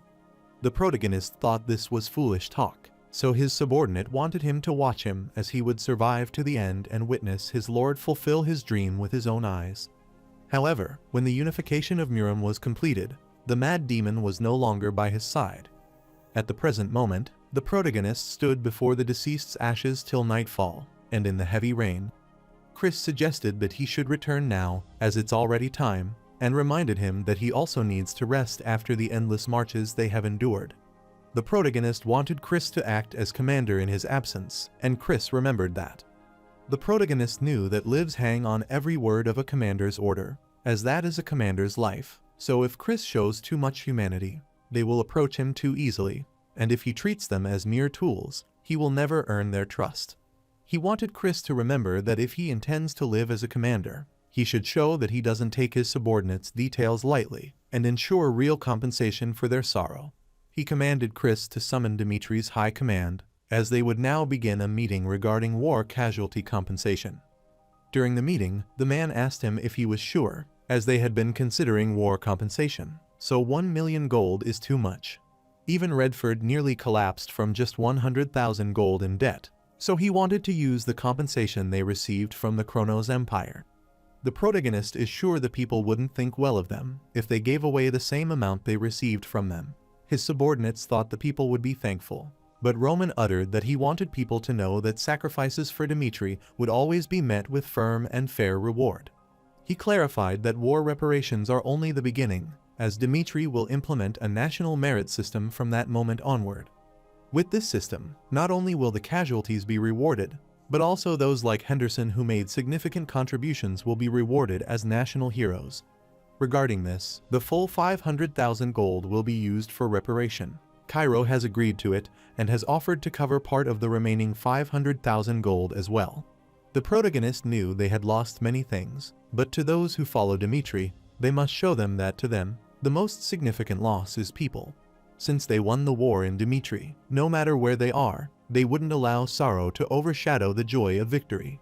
The protagonist wanted to focus on the lives and welfare of the people, and everyone obediently affirmed his command. Meanwhile, in Henderson's house, Chloe cries because he is mean.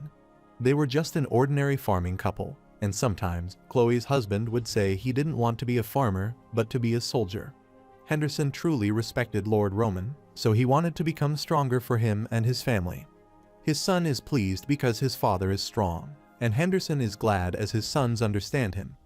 Chloe was worried because it was dangerous, but Henderson looked delighted.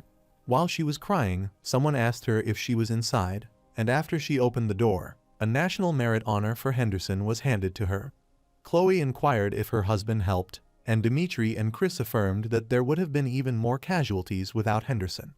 Chris pointed toward the chest behind him, told her this is the reward given to national heroes, and requested her to look.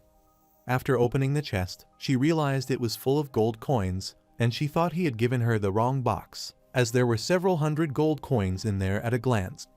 Chloe couldn't believe that even a knight like him mixed up this much money. Chris clarified it wasn't a mistake, which shocked Chloe. Chris explained that his lord said Henderson deserves to be treated with that honor, so he requested her to live proudly and happily. Chloe's eyes welled up on hearing this. She lost her strength, so she knelt and kept calling her husband, so Chris tried to calm her down.